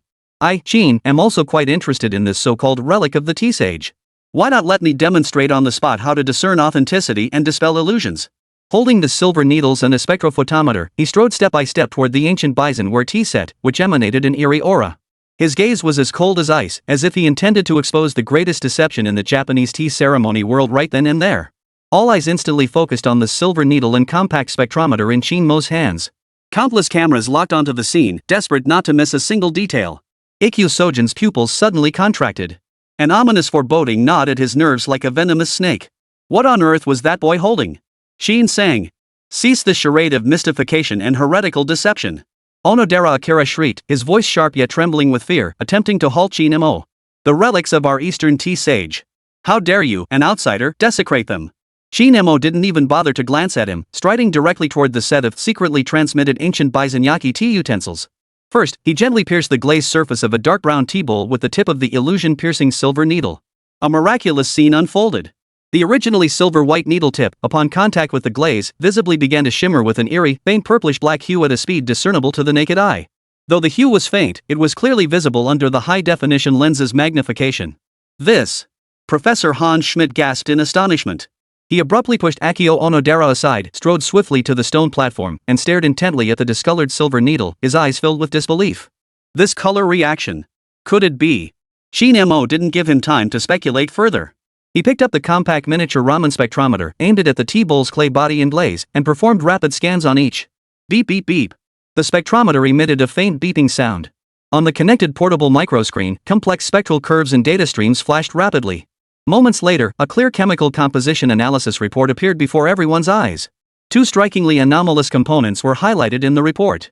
Trace amounts of pyrrolite or powder were detected in the body clay composition. The glazed surface clearly showed specific alkaloid components from phantom flower extract.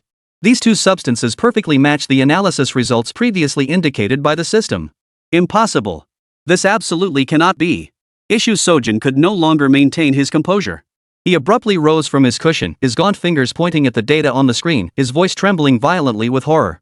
This is fake. You're behind this.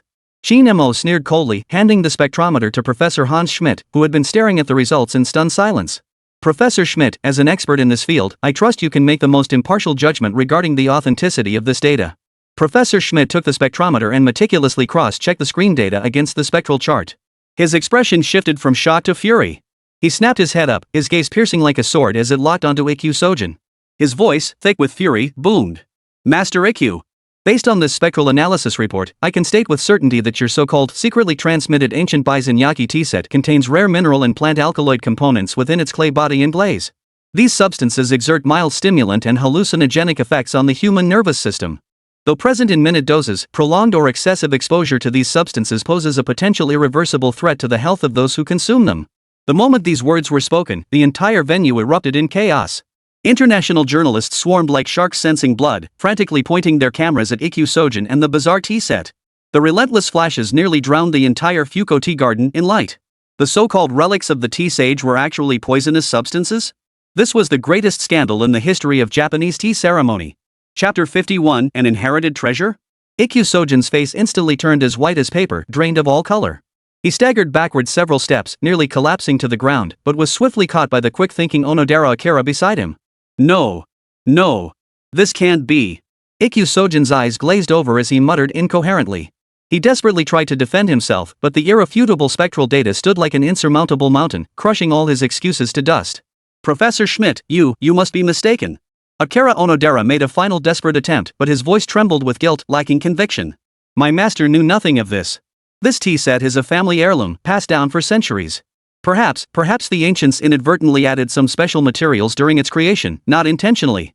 He attempted to shift blame onto long-dead ancestors, hoping to gloss over the matter with the excuse that ancient wisdom is beyond modern comprehension. Upon hearing this, Qin Mo's lips curled into a cold sneer. An ancestral heirloom? An ancient accident? His voice was not loud, yet it carried clearly to every corner of the courtyard, sharp with a piercing insight that seemed to see through everything. Master Ikkyu, do you even believe your own lies? Qin Mo shifted his tone, his gaze darting like lightning toward the shadowy figure lurking at the edge of the crowd. As far as I know, this so-called secretly transmitted tea set has likely undergone technical modifications by certain individuals with ulterior motives in modern times, hasn't it? He raised the dragon insignia communicator in his hand. The screen clearly displayed several blurred transaction record screenshots, along with photos of Abe Seiki meeting with several mysterious figures in white lab coats in some underground laboratory.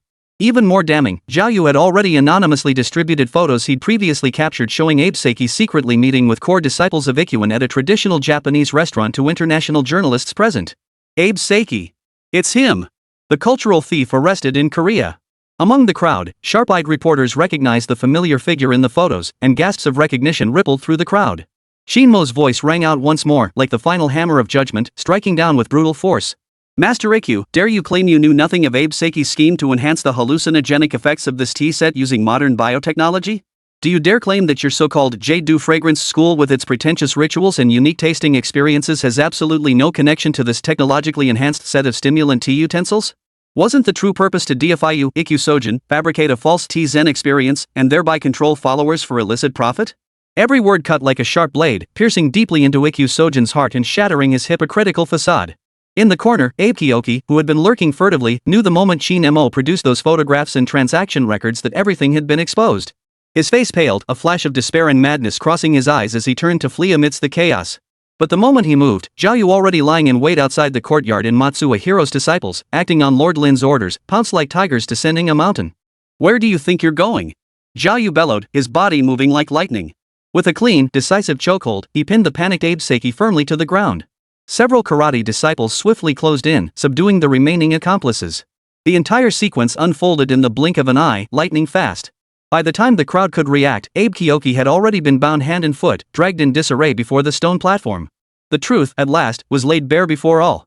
The so-called true essence of the tea ceremony of Sen no Rikyu, the revered tea master of Japan, and the unity of tea and Zen that the Jade-do fragrance school prided itself upon. It turned out that a significant portion of it was a meticulously orchestrated deception, aided by drugs.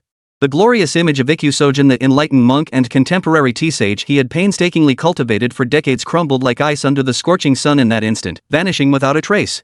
The century-old reputation of Japan's tea ceremony world now teetered on the brink of collapse, utterly disgraced by this earth-shattering scandal. International journalists went absolutely wild. Countless cameras, video recorders, and audio recorders descended like bloodthirsty wolves upon the limp, ashen-faced Ikkyu Sojin and the disheveled Abe Seiki being led away. The relentless flashes of cameras threatened to tear the roof off the entire Fuko tea house. The scam of the century. The demise of Japan's tea ceremony myth. Tea sage or medicine king? The true face of Ikkyu Sojin. From cultural treasure to deadly poison, the shocking truth behind the secret ancient bison yaki tea utensils. Sensational headlines were already forming rapidly in the journalists' minds. They knew that after today, the entire global landscape of tea culture would be forever altered. The global live broadcast signal mercilessly transmitted this ugly spectacle to every corner of the world. Countless Japanese citizens watching the live broadcast witnessed their revered tea sage, Ikkyu Sojin, linked to such despicable pharmaceutical fraud. Their faith crumbled instantly. Anger, shame, and disbelief swept through Japanese society like a tsunami. Faced with ironclad evidence and overwhelming proof, Ikkyu Sojin could no longer maintain his monk's composure. His eyes bulged, his face contorted, and his chest heaved violently, as if thousands of ants were gnawing at his heart. The reputation he had painstakingly built over a lifetime, his cherished Jade-do fragrance, and his tea ceremony faith, which he regarded as his very life, all vanished into thin air at this moment, becoming a laughingstock for the entire world. Put! A mouthful of blood erupted from Ikkyu Sojin's throat, splattering crimson across his luxurious gold-threaded kasaya and staining the cold blue stone slabs of the Fuko tea garden. His eyes rolled back, and his body slumped backward limply. Overcome by rage and shock, he fainted on the spot. The legendary tea sage ended his hypocritical charade in the most pitiful manner. Onodera Akira watched helplessly as his master coughed up blood and collapsed. He saw the once reverent gazes around him now filled with contempt, rage, and mockery. His last psychological defense crumbled completely. Wah! Like a child whose cherished toy had been snatched away, he knelt on the ground without regard for his dignity, pounding his chest and wailing loudly. His wails were shrill and desperate, filled with regret and unwillingness. It was our mistake, it was our mistake. He wailed incoherently, tears and snot smearing his face, every trace of his former elegance and composure gone. Jade-do's fragrant legacy, its many unique techniques and intricate rituals, were indeed specifically optimized to maximize the hallucinogenic effects of that secretly transmitted tea set. We only wanted to make Jade-do fragrance more renowned, only wanted more people to believe that we are the true orthodoxy of Japanese tea ceremony. His tearful confession amounted to a direct admission of the Jade-do fragrance school's systematic, despicable fraud, mercilessly tearing away the last shred of dignity from the Japanese tea ceremony world. This scene was more dramatic and ironic than any play. Japan's highest authorities were immediately alerted upon the scandal's eruption.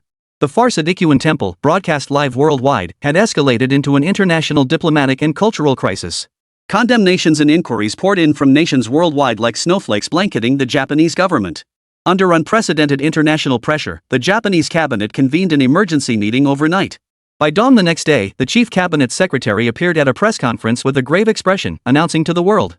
A joint task force comprising multiple agencies including the Ministry of Justice, the Ministry of Education, Culture, Sports, Science and Technology, and the National Police Agency would be immediately established to conduct a thorough, no-holds-barred investigation into Ikkyu and the secretly transmitted ancient bison yaki tea utensils incident.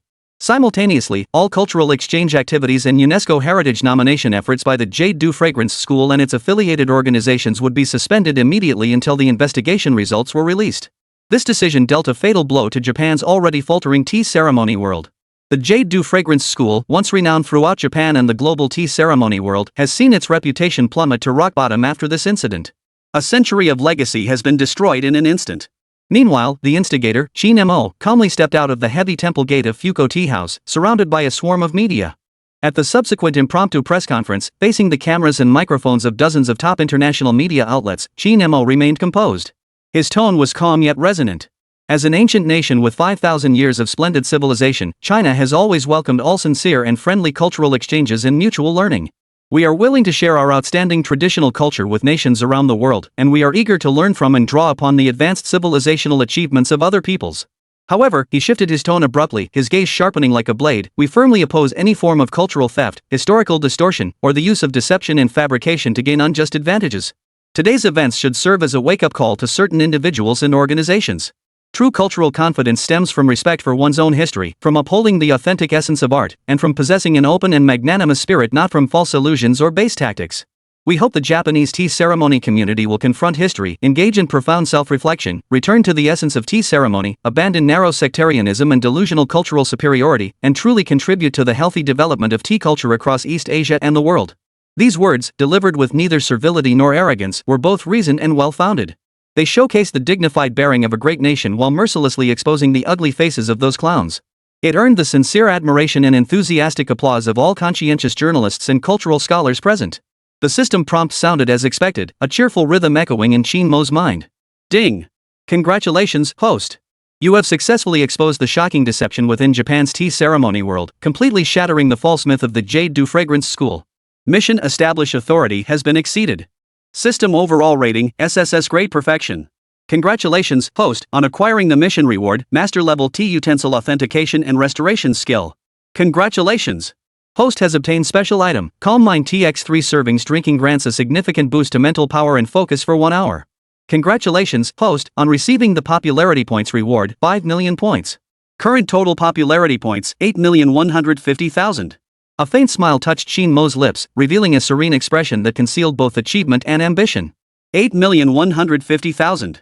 This journey to the east had been perilous, yet the rewards were equally immense. With this substantial boost in popularity points, his strength was poised for another leap forward. Just as Qin Mo prepared to depart the capital and return home, the mysterious dragon insignia communicator lit up once more. On the screen appeared the same concise, forceful message. The matter in Japan is concluded. The situation is under control. Return immediately. An important mission awaits discussion at home, concerning the nation's vital assets and the inheritance of our ethnic lineage. National treasures? The inheritance of the nation's bloodline? Qin Mo's eyebrows arched slightly as intense curiosity and anticipation surged within him. It seemed the true challenge, the grander stage, still awaited him. He tucked away his communicator, his gaze drifting toward the rising sun on the eastern horizon.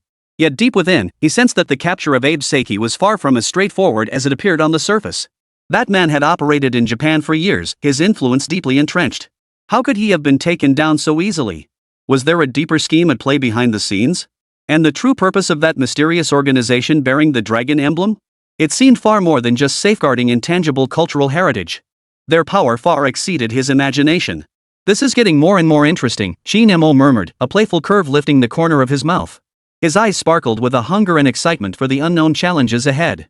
The path to reviving Chinese culture was long and arduous.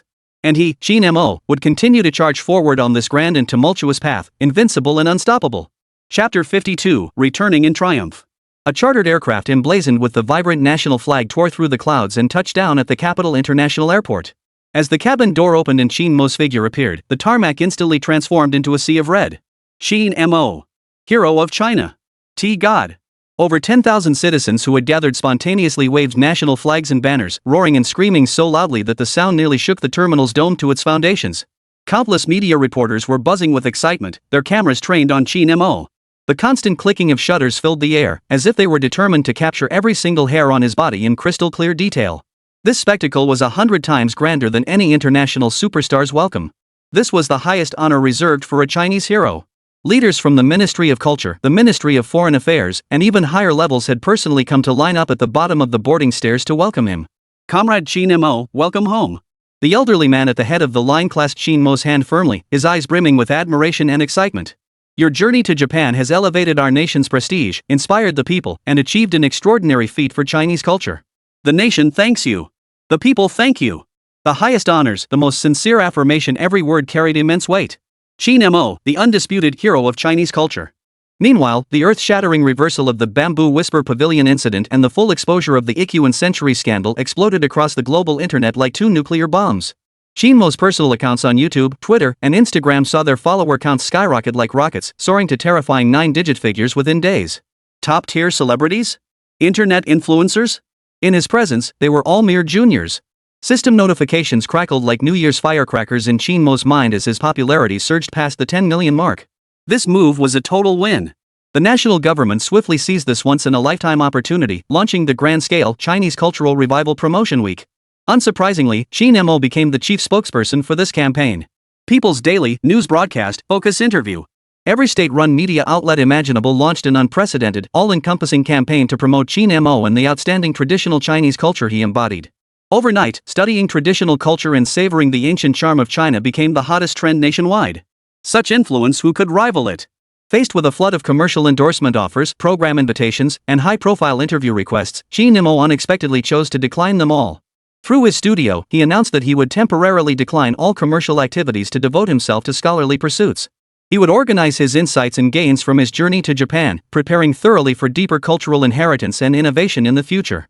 This attitude of indifference to fame and fortune, coupled with unwavering dedication to his craft, has once again earned him the admiration of countless people across the nation. This is how a true master should be. Late at night, when all was quiet, the familiar dragon-emblazoned communicator badge quietly lit up. The mysterious figure's voice, as steady as ever, carried a barely perceptible hint of amusement. Qin Mo, your journey to Japan has been a resounding success. Congratulations. You have not disappointed our expectations. Qin Mo smiled faintly, just doing my duty. Rest well, the mysterious figure's tone grew solemn. The mission involving the national treasure is about to commence. This mission is no ordinary task. Its significance far surpasses anything you've encountered before. It concerns a long-lost national treasure, one capable of reshaping the world's perception of China. Its difficulty and peril will be unprecedented. National treasure. Altering the world's perception. Qin Mo's heart ignited instantly at these words. Meanwhile, in Japan, gloom hung heavy. Ikkyu Sojin, shattered by a scandalous revelation and a devastating blow, had been completely disgraced. Placed under investigation by a special task force, he would likely spend the remainder of his life behind bars, weeping in isolation. Ikkyuan was ordered sealed, all assets frozen. The once illustrious Jade Dew Fragrance School collapsed like a tree uprooted from its roots, crumbling into ruins. Its disciples scattered like birds and beasts, some switching allegiances, others disillusioned and withdrawing entirely from the tea ceremony world. A school that once represented the pinnacle of Japanese tea ceremony vanished into thin air. As for Onodera Akira, the once arrogant genius tea master, he suffered a complete mental breakdown after witnessing his master's downfall and the destruction of his school. He was sent to an exclusive sanatorium on the outskirts of Kyoto, where he spent his days in a state of delirium, barely clothed. He would often babble incoherently, repeating words like "Da Hong Pao," tea ceremony, treachery in the kettle, and impossible. In rare moments of lucidity, he would cling to a pillow, weeping bitterly while uttering incoherent pleas like "Master, we were wrong," and "The Chinese tea ceremony is invincible." The once celebrated tea prince met such a tragic and a pitiful sight, yet ultimately a consequence of his own actions. Yet, the tree may wish to stand still, but the wind will not cease. An extreme nationalist force, secretly backed by Japan's far-right financial oligarchs, began stirring up trouble on the global internet like rats in a sewer. They bribed online trolls and colluded with Western anti-China media to spread the shameless lie that Qin Mo stole Japan's tea ceremony innovations, repackaged them, and falsely accused Japan. Worse still, they promoted the so-called Chinese cultural threat theory, maliciously distorting Qin Mo's cultural exchange activities in Japan as cultural invasion. Through these despicable tactics, they sought to tarnish Qin Mo's reputation and undermine the growing global influence of Chinese culture. A covert propaganda war targeting Qin Mo in China has quietly commenced. Meanwhile, international antiquities smuggling syndicates with intricate ties to Abe Seki suffered significant losses due to his arrest. These hyenas lurking in the shadows possessed keen senses and ruthless methods. Through various channels, they covertly investigated Qin Mo's background in details, viewing him as a thorn in their side. A more dangerous, more bloody undercurrent was quietly surging toward Qin Mo. These desperate criminals weren't about to engage in polite tea ceremonies. Only upon returning to his long-abandoned Nanshan residence did Qin Mo's mind truly relax. He began meticulously organizing the spoils from his journey to Japan. Beyond the skyrocketing popularity points and system rewards, there were some unexpected little trinkets. For instance, the fragments of that secretly transmitted ancient bison tea set he had exposed on the spot. Before handing them over to the relevant national authorities for further study, Qin Mo, driven by curiosity, used the master-level teaware authentication and restoration skill granted by the system to conduct a preliminary examination of the fragments. What he discovered left him stunned. From these seemingly ordinary pottery shards, he discovered traces of an extremely ancient and unique kiln firing technique, along with clues to long-lost glaze recipes.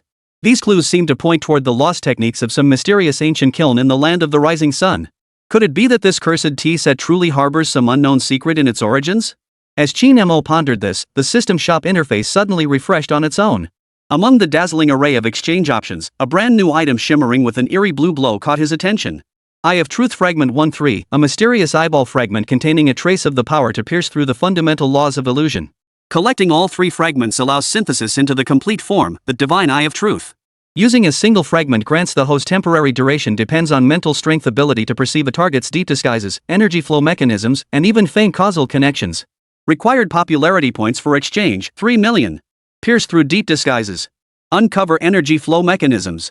Even detect faint causal connections. Qin Mo's gaze sharpened slightly as he read the item's description. This thing seems to have some potential.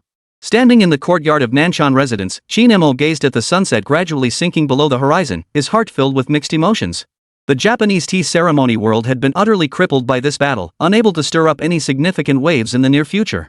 Yet Qin Mo keenly sensed this was merely the beginning. The covert battle over cultural heritage and the pursuit of national treasures had only just begun. The hidden enemies lurking behind the scenes, whether Japan's right-wing factions or international antiquities smuggling syndicates, would not rest easy. The path ahead remained strewn with thorns. Buzz. The dragon-emblazoned communicator vibrated once more. The mysterious voice came through, tinged with gravity. Qin Mo, the preliminary plan for the National Treasure mission has been finalized. However, the adversaries you'll face this time may not only come from outside forces. According to our intelligence, there seem to be some dissenting voices within the organization itself. Remember, human hearts can be far more complex and unpredictable than any mechanical trap. Exercise utmost caution. The transmission abruptly cut off, yet Qin Mo's brows furrowed deeply. Enemies within? This game was growing ever larger. Chapter 53, Shattering Perceptions. In the capital, a meticulously worded secret transfer order bearing a dark red 5-pointed star lay before Qin Mo, leaving no room for argument. Its contents were minimal, demanding only that he report immediately to a secret research facility in the capital's outskirts, a location entirely absent from any map. No explanation. No room for negotiation. Only obedience. Qin Mo had just returned from Japan with honors, his reputation at its zenith, only to be abruptly pulled back to reality by this unexpected command. He knew that a transfer order of this magnitude could only mean something serious. The vehicle passed through layer upon layer of checkpoints, where armed guards, cold barbed wire fences, and the ubiquitous, eerie infrared cameras signaled that security here had reached an extreme level. The air was thick with a grim, mysterious tension, a world apart from the bustling chaos outside. Not even a fly could slip past the defenses here. The moment Qin Mo stepped through the heavy alloy gate, it felt like entering another world. This was the heart of the nation's highest secrets. After navigating the labyrinthine underground passages for what felt like an eternity, Qin Mo finally came to a halt before a brightly lit laboratory filled with sophisticated instruments. A woman in a crisp dark uniform, her face stern yet her gaze sharp as an eagle's, had been waiting there. Her posture was upright and commanding, exuding a military precision and decisiveness in every gesture. Spotting Qin Mo, a fleeting look of appraisal crossed her eyes before she extended her hand. "Comrade Qin Mo, I am Suwanio, your direct liaison." Her voice was cool, yet carried a subtle, almost imperceptible note of respect. Qin Mo shook her hand, feeling the firmness and strength in her palm. "Hello, Comrade Xin Niao." Suwanio cut straight to the point without further pleasantries. "Follow me. Dragon has been waiting for you." The dragon she referred to was, of course, the mysterious organization bearing the dragon insignia. In a deeper, secure conference room, Qin Mo finally met another core member of the dragon insignia group, though the person's face remained hidden in shadow. "Qin Mo," the voice from the shadows was deep and commanding. "Operation National Treasure is officially initiated." Suwanio activated the holographic projection behind him, revealing a breathtaking three-dimensional image. "This," the voice continued, "is the objective of our mission, the long-lost treasure of ancient China, the nine-dragon agarwood palanquin." The reconstructed image of the nine-dragon agarwood palanquin projected before them was utterly breathtaking. The entire chariot was carved from a single, unimaginably massive piece of thousand-year-old agarwood. 9 majestic, lifelike dragons coiled and intertwined, their heads held high, scales clearly defined, as if poised to soar into the sky at any moment. The internal structure was even more exquisitely crafted, layered upon layered, filled with intricate mechanisms, showcasing the astonishing ingenuity of ancient artisans. Suwanio's voice grew solemn. According to historical records, the nine-dragon agarwood palanquin was the supreme ritual vessel used by ancient emperors for sacrificial ceremonies to the heavens. It was reserved exclusively for the grandest of ceremonies. Its main body, crafted from agarwood, has been verified to be at least 3,000 years old. Its value has long transcended any monetary measure. More crucially, at the core of the chariot was once embedded a mysterious stone capable of gathering energy and focusing spirit, even capable of stirring extraordinary phenomena in heaven and earth. This stone, referred to in ancient texts as the dragon heart, was the very soul of the entire agarwood chariot. Qin Mo gazed upon the majestic spectacle of 9 coiling dragons, feeling the colossal ancient aura transmitted through the image, his spirit profoundly shaken. This was no mere ritual vessel, it was the ultimate crystallization of ancient Chinese civilization and spiritual power. Should such a divine artifact reappear in the world, its significance would be beyond measure. The phrase national treasure was truly fitting. Alas, Xian Niao's voice brimmed with regret and fury. Such a national treasure was plundered by shameless invaders during the turmoil of modern wars and carried away overseas. For a century, it has been like a heart torn from its body, lost in foreign lands, its whereabouts unknown, an eternal wound in the heart of our Chinese nation. The projection shifted, revealing a series of harrowing photographs. They depicted the wreckage of the 9-dragon agarwood palanquin. The once majestic 9 dragons now lay decapitated and tailless, utterly shattered. The exquisitely crafted mechanisms had long since rusted and deteriorated beyond recognition. The carriage's main body was covered in cracks, as if it had suffered a devastating blow. Most heartbreakingly, the cord dragon heartstone had vanished without a trace, leaving only an empty hollow. Suanio's voice was heavy with sorrow. Months ago, an overseas Chinese who deeply loved his homeland spent his entire life savings to secretly purchase these fragments at an extremely confidential underground auction for an astronomical price. He then donated them to the nation without seeking any compensation. This overseas Chinese's noble act moved heaven and earth, but he had one request: to restore the 9 dragons incense palanquin to its former glory. Therefore, Comrade Qin Mo, this responsibility now rests upon our shoulders. Qin Mo gazed at the shattered fragments, his heart surging with an indescribable mix of grief, indignation, and a profound sense of mission. This was not merely an artifact, it was dignity plundered, bloodlines torn apart. To restore it was to mend the wounds of history and reforge the backbone of the nation. Suanio continued his explanation, his voice thick with gravity. Comrade Qin Mo, the restoration of the 9-dragon agarwood palanquin holds significance far beyond the artifact itself. Our preliminary research indicates that its material selection, carving techniques, and especially the intricate mechanisms within involve long-lost ancient secrets of incense arts, mastery of mechanical arts, and may even be connected to some ancient theory of energy we still cannot fully comprehend. Incense rites? Qin Mo's interest was piqued. This seemed connected to certain techniques within his system. Precisely. Xian Niao nodded.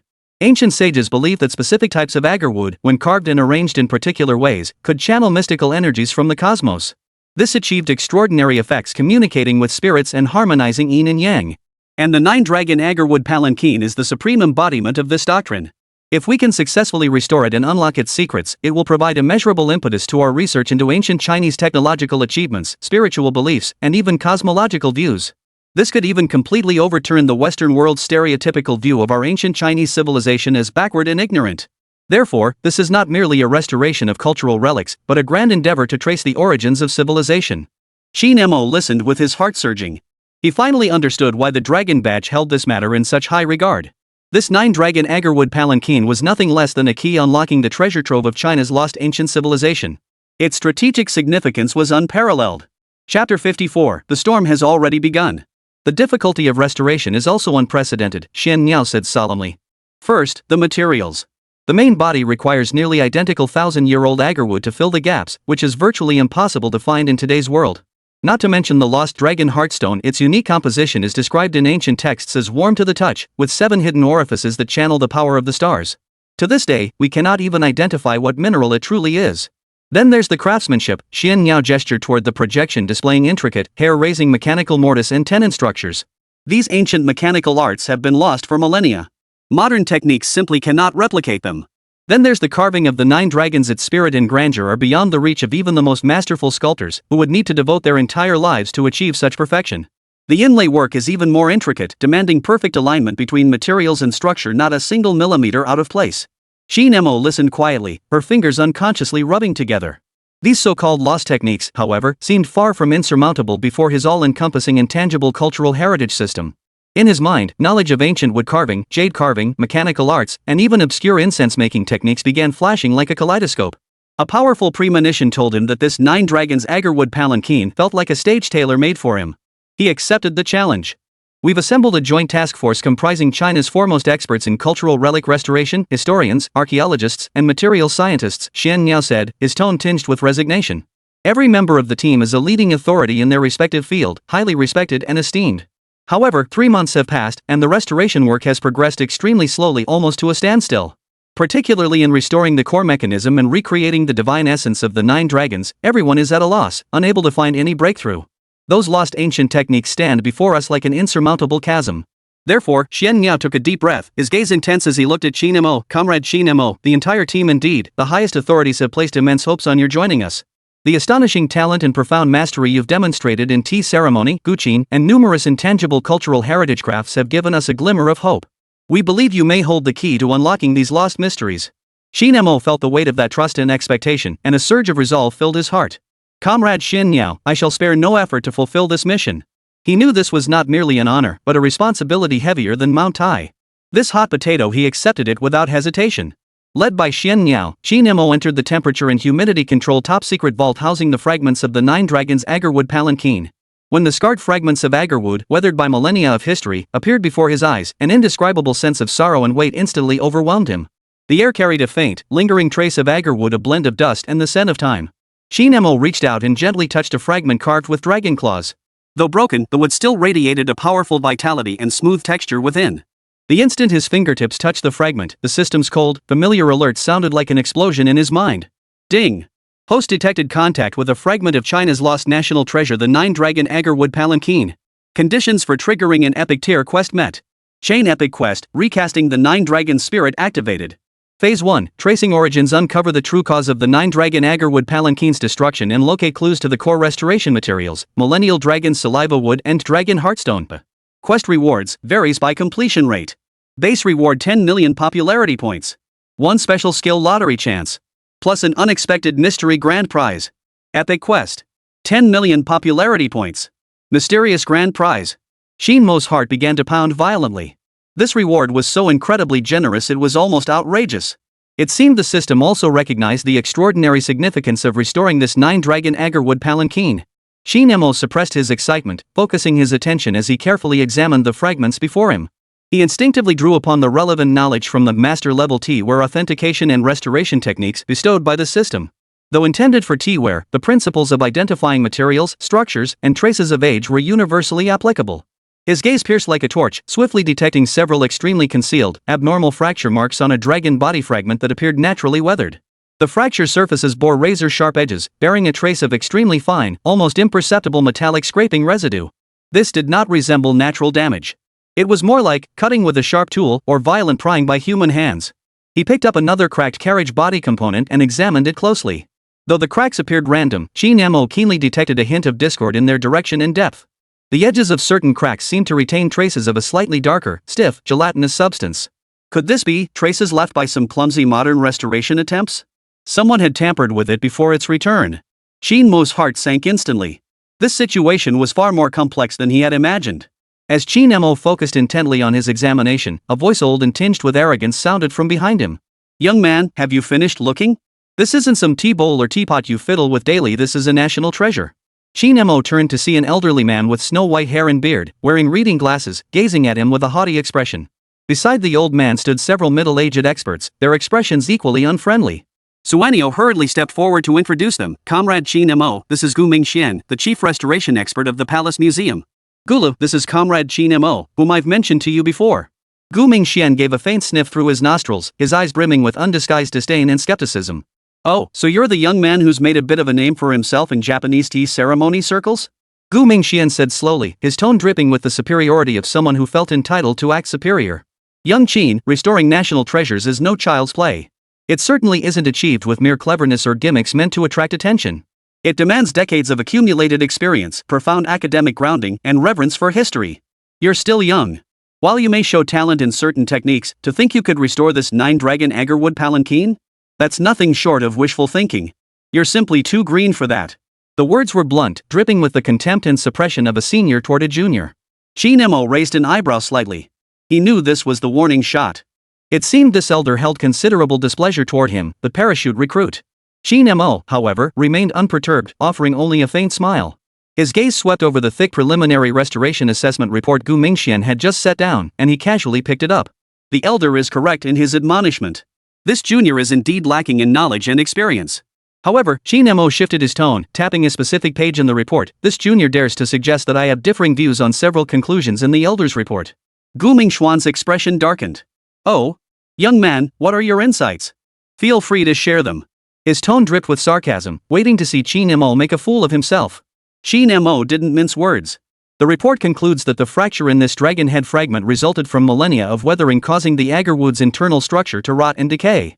However, upon my recent examination, the fracture's surface exhibits smooth edges with no obvious signs of decay. Instead, there are minute traces of metallic cutting residue. This more closely resembles damage from a sharp tool than natural weathering. He pointed to another area. The elder believes the cracks on this carriage body component resulted from jostling and collisions during its illicit transport years ago. But the direction and depth of these cracks, along with the traces of modern chemical adhesive residue on their edges, strongly indicate they were likely forcibly glued together by someone with poor technique in recent times. The adhesive later deteriorated, causing the piece to crack again. At this point, Qin Mo picked up a palm-sized fragment of agarwood and gave it a light sniff. This wood dates back approximately 1,200 to 1,500 years, originating from the southern mountainous regions of ancient Kampa. Its fragrance is clear and resonant, with a hint of honeyed sweetness. However, prolonged exposure to damp conditions has caused minor internal mold growth. It requires special ancient processing techniques to restore its spiritual essence. His fluid identification and analysis flowed with logical clarity and irrefutable evidence. His precise judgment of the agarwood's origin, age, and even its minute internal condition seemed as though he had witnessed it firsthand. Every expert present, including the once haughtily arrogant Gu Mingxian, listened in stunned silence. Their expressions shifted from initial disdain to shock, then to utter disbelief. Is this kid some kind of freak? This was no tea ceremony master, clearly a top-tier, deeply hidden master of antique appraisal and restoration. Gu Mingxian opened his mouth to protest, only to find himself utterly speechless. The flaws Qin Mo had pointed out were indeed areas he had overlooked or misjudged during his earlier assessment. His face burned with humiliation. Comrade Qin Mo, Xian Niao broke the awkward silence, his eyes sparkling with excitement. Your earlier assessment aligns perfectly with the scattered intelligence we obtained through certain confidential channels.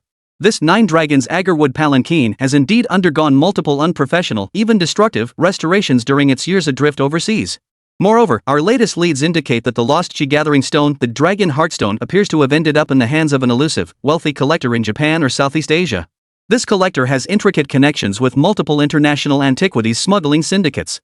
Finding the Dragon Heartstone will be a crucial step in restoring the agarwood palanquin, but its difficulty and danger will far exceed imagination. Qin Mo's heart sank. Japan? A mysterious collector?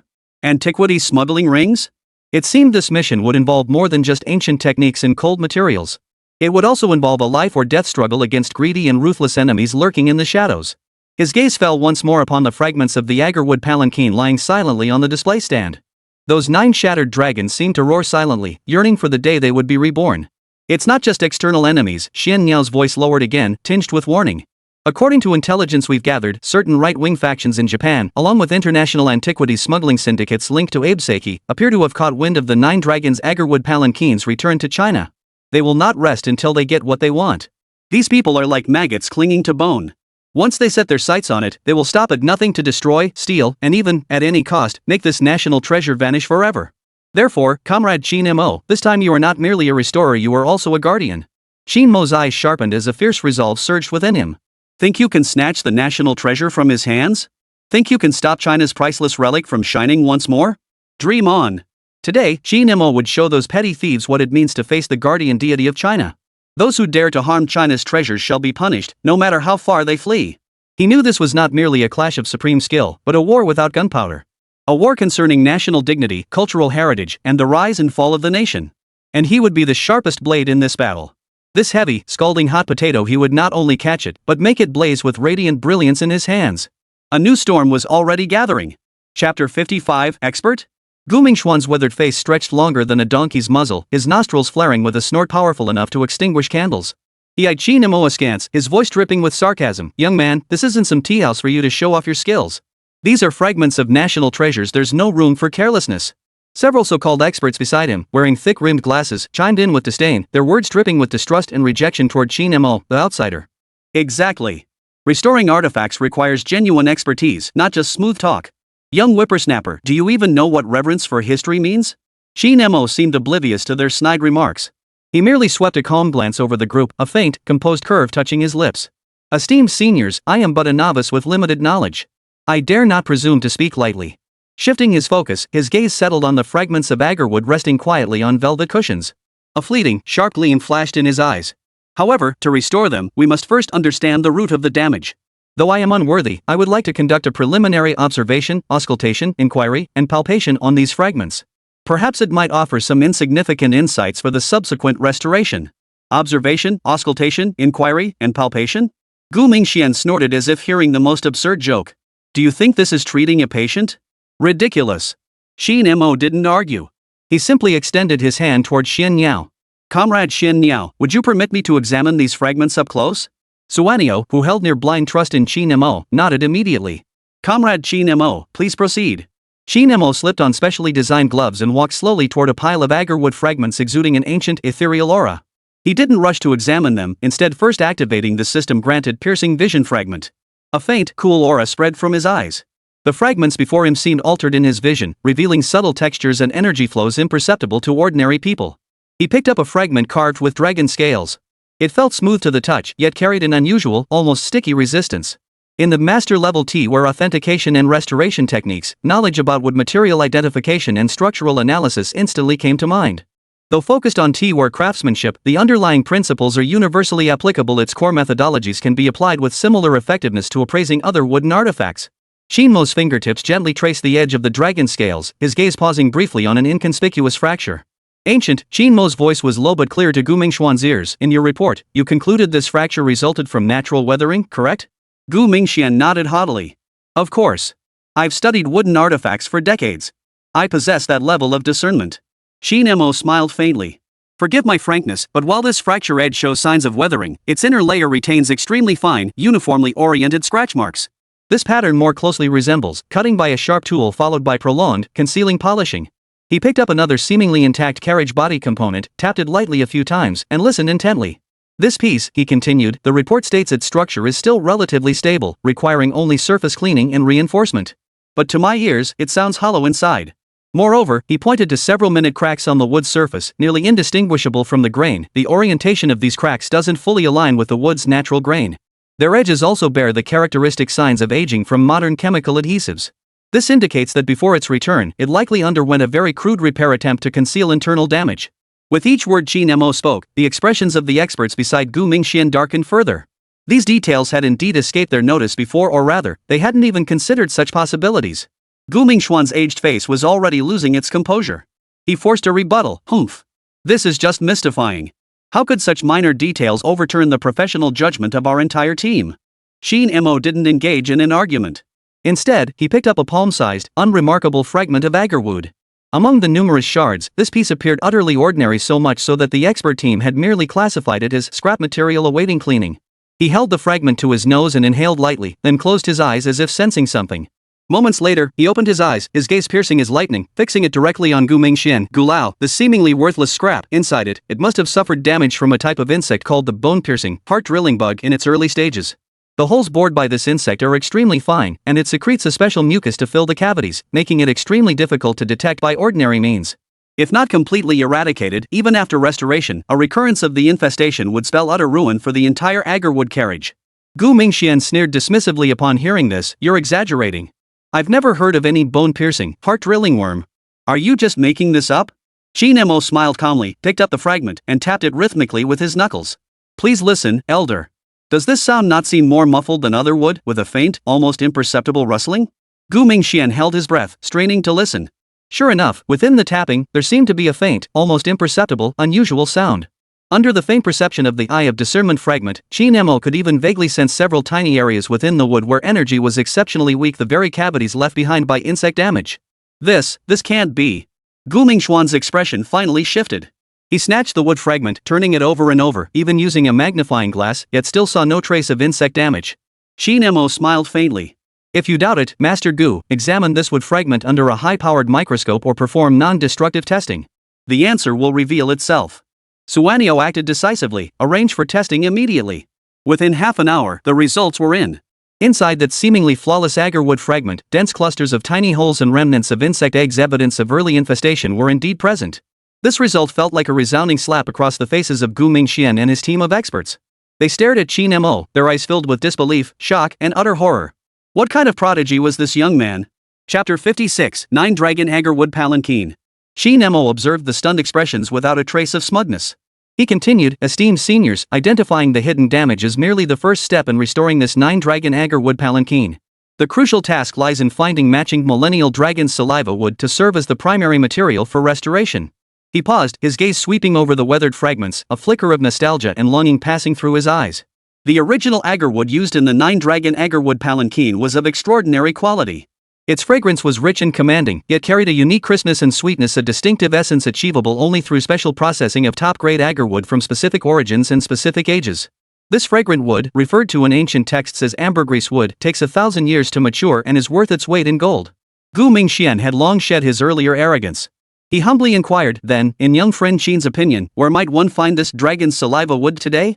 Qin Mo pondered for a moment as the system's knowledge base rapidly processed data on ancient spice origins and secret processing techniques. Qin Mo closed his eyes, carefully recalling the faint yet unforgettable, uniquely distinctive fragrance lingering on the fragment. A tidal wave of information surged from the system's knowledge base, detailed profiles of ancient agarwood varieties from across the land, their aromatic characteristics, growth environments, and even secret processing techniques, all intertwining with the lingering trace of fragrance still clinging to his nostrils.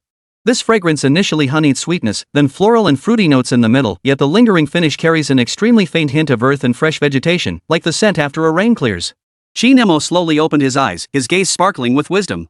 This unique, complex fragrance profile is not naturally occurring, but rather the result of an extremely intricate ancient processing method. Judging by its aromatic characteristics, the original would likely originated from the southern reaches of ancient China's Jiuji Commandery, deep within an untouched rainforest near the Kingdom of Lini. That region should now lie within the uninhabited borderlands between Vietnam and Laos in Southeast Asia. The statement plunged the conference room into silence. Gu Mingxian and the others exchanged stunned glances. They had never imagined that a mere trace of lingering fragrance could pinpoint its origin with such precision. This transcended their understanding of artifact restoration. It bordered on mysticism. A sharp gleam flashed in Xian Niao's eyes as he said solemnly, "Comrade Qin Mo, your assessment aligns remarkably well with the latest intelligence our dragon organization obtained through special channels. Our investigations confirm that within the pristine rainforests along the border between Yunnan and Laos, ancient legends of emperor wood and immortal incense have indeed been passed down. Generations of indigenous tribes have guarded a hidden ancient agarwood forest there."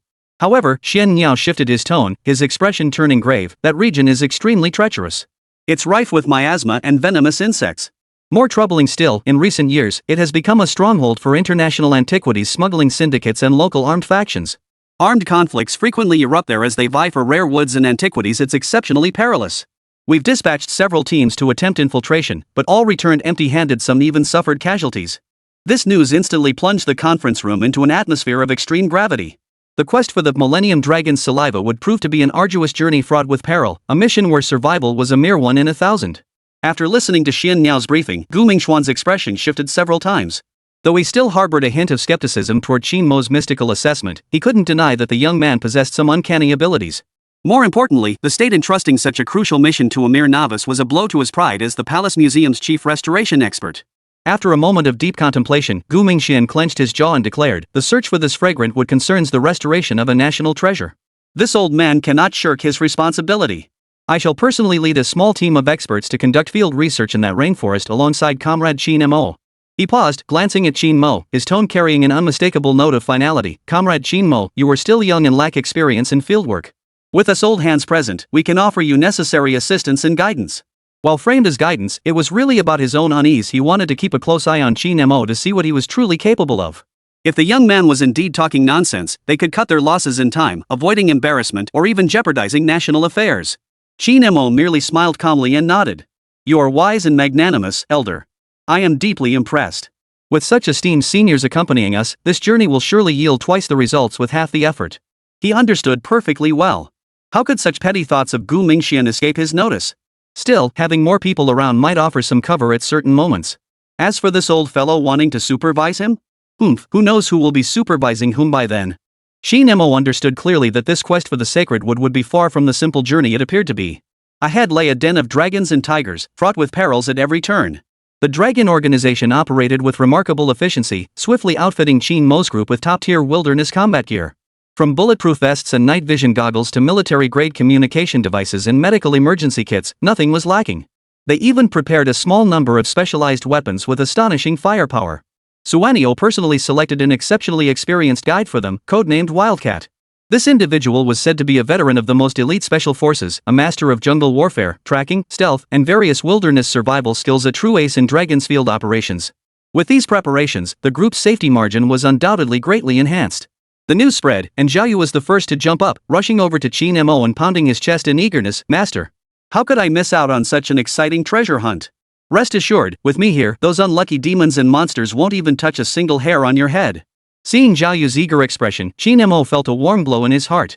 Having such a loyal and capable disciple by his side would indeed save him a lot of trouble. Wang Defu, meanwhile, voluntarily took on the crucial responsibilities of logistics support in managing domestic public opinion. He understood the perilous nature of this mission.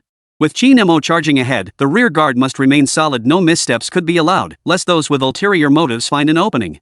The night before departure, lights burned brightly within the secure vault of a secret research facility on the outskirts of the capital.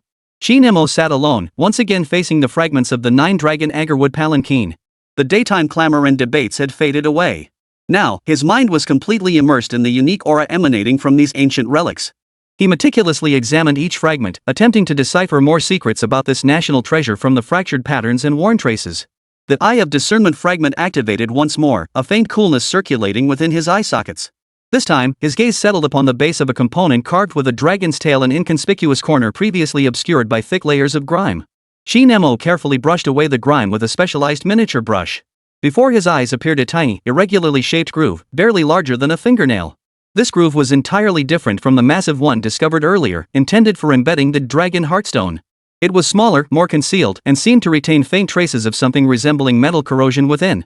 What exactly is this groove for? Could it be that the 9-dragon agarwood palanquin, besides the dragon heartstone, also concealed other unknown mechanisms or core components? A bold thought flashed through Qin Mo's mind. Could this tiny groove be the key to activating some special mechanism? Or could it share some mysterious resonance with the lost dragon heartstone? If so, then this tiny groove might be no less crucial than the dragon heartstone itself. Unfortunately, the information currently available was far too limited to make any accurate judgments. This new discovery cast a layer of fog over his mind, making the already complex restoration task even more perplexing. Qin Mo furrowed his brow slightly, silently committing this discovery to memory. He resolved to conduct deeper research once more clues were uncovered. Just as Qin Mo was about to leave the secure vault, Xian Niao's figure appeared silently at the doorway. Her expression grave, she lowered her voice and said to Qin Mo, "Comrade Qin Mo, there's a situation I feel compelled to bring to your attention. Among Gu Mingxuan's expert team, there's a young scholar named Li Mingyuan. He was specially recruited from a local archaeological institute just recently. His professional competence is adequate, but based on our observations, his recent behavior seems somewhat unusual. For instance, he frequently stays alone in the archives, reviewing classified documents unrelated to the restoration project. Moreover, he's shown an unusual level of interest in the specific itinerary and security arrangements for our Southeast Asia trip." Suanio's gaze sharpened. "We suspect he might be problematic. Keep a close eye on him during this mission. Better safe than sorry." Qin Mo stiffened at the words. A mole? It seemed this journey to find the wood was indeed fraught with hidden currents and lurking dangers. He nodded imperceptibly. "Thank you for the warning, Comrade Xian Niao. I'll be cautious." The open and covert struggles surrounding the restoration and search for the national treasure had yet to begin, yet the air was already thick with tension. Chapter 57, Rainforest. Several days later, an unassuming transport plane touched down at a heavily guarded secret military airfield on the border of a Southeast Asian nation.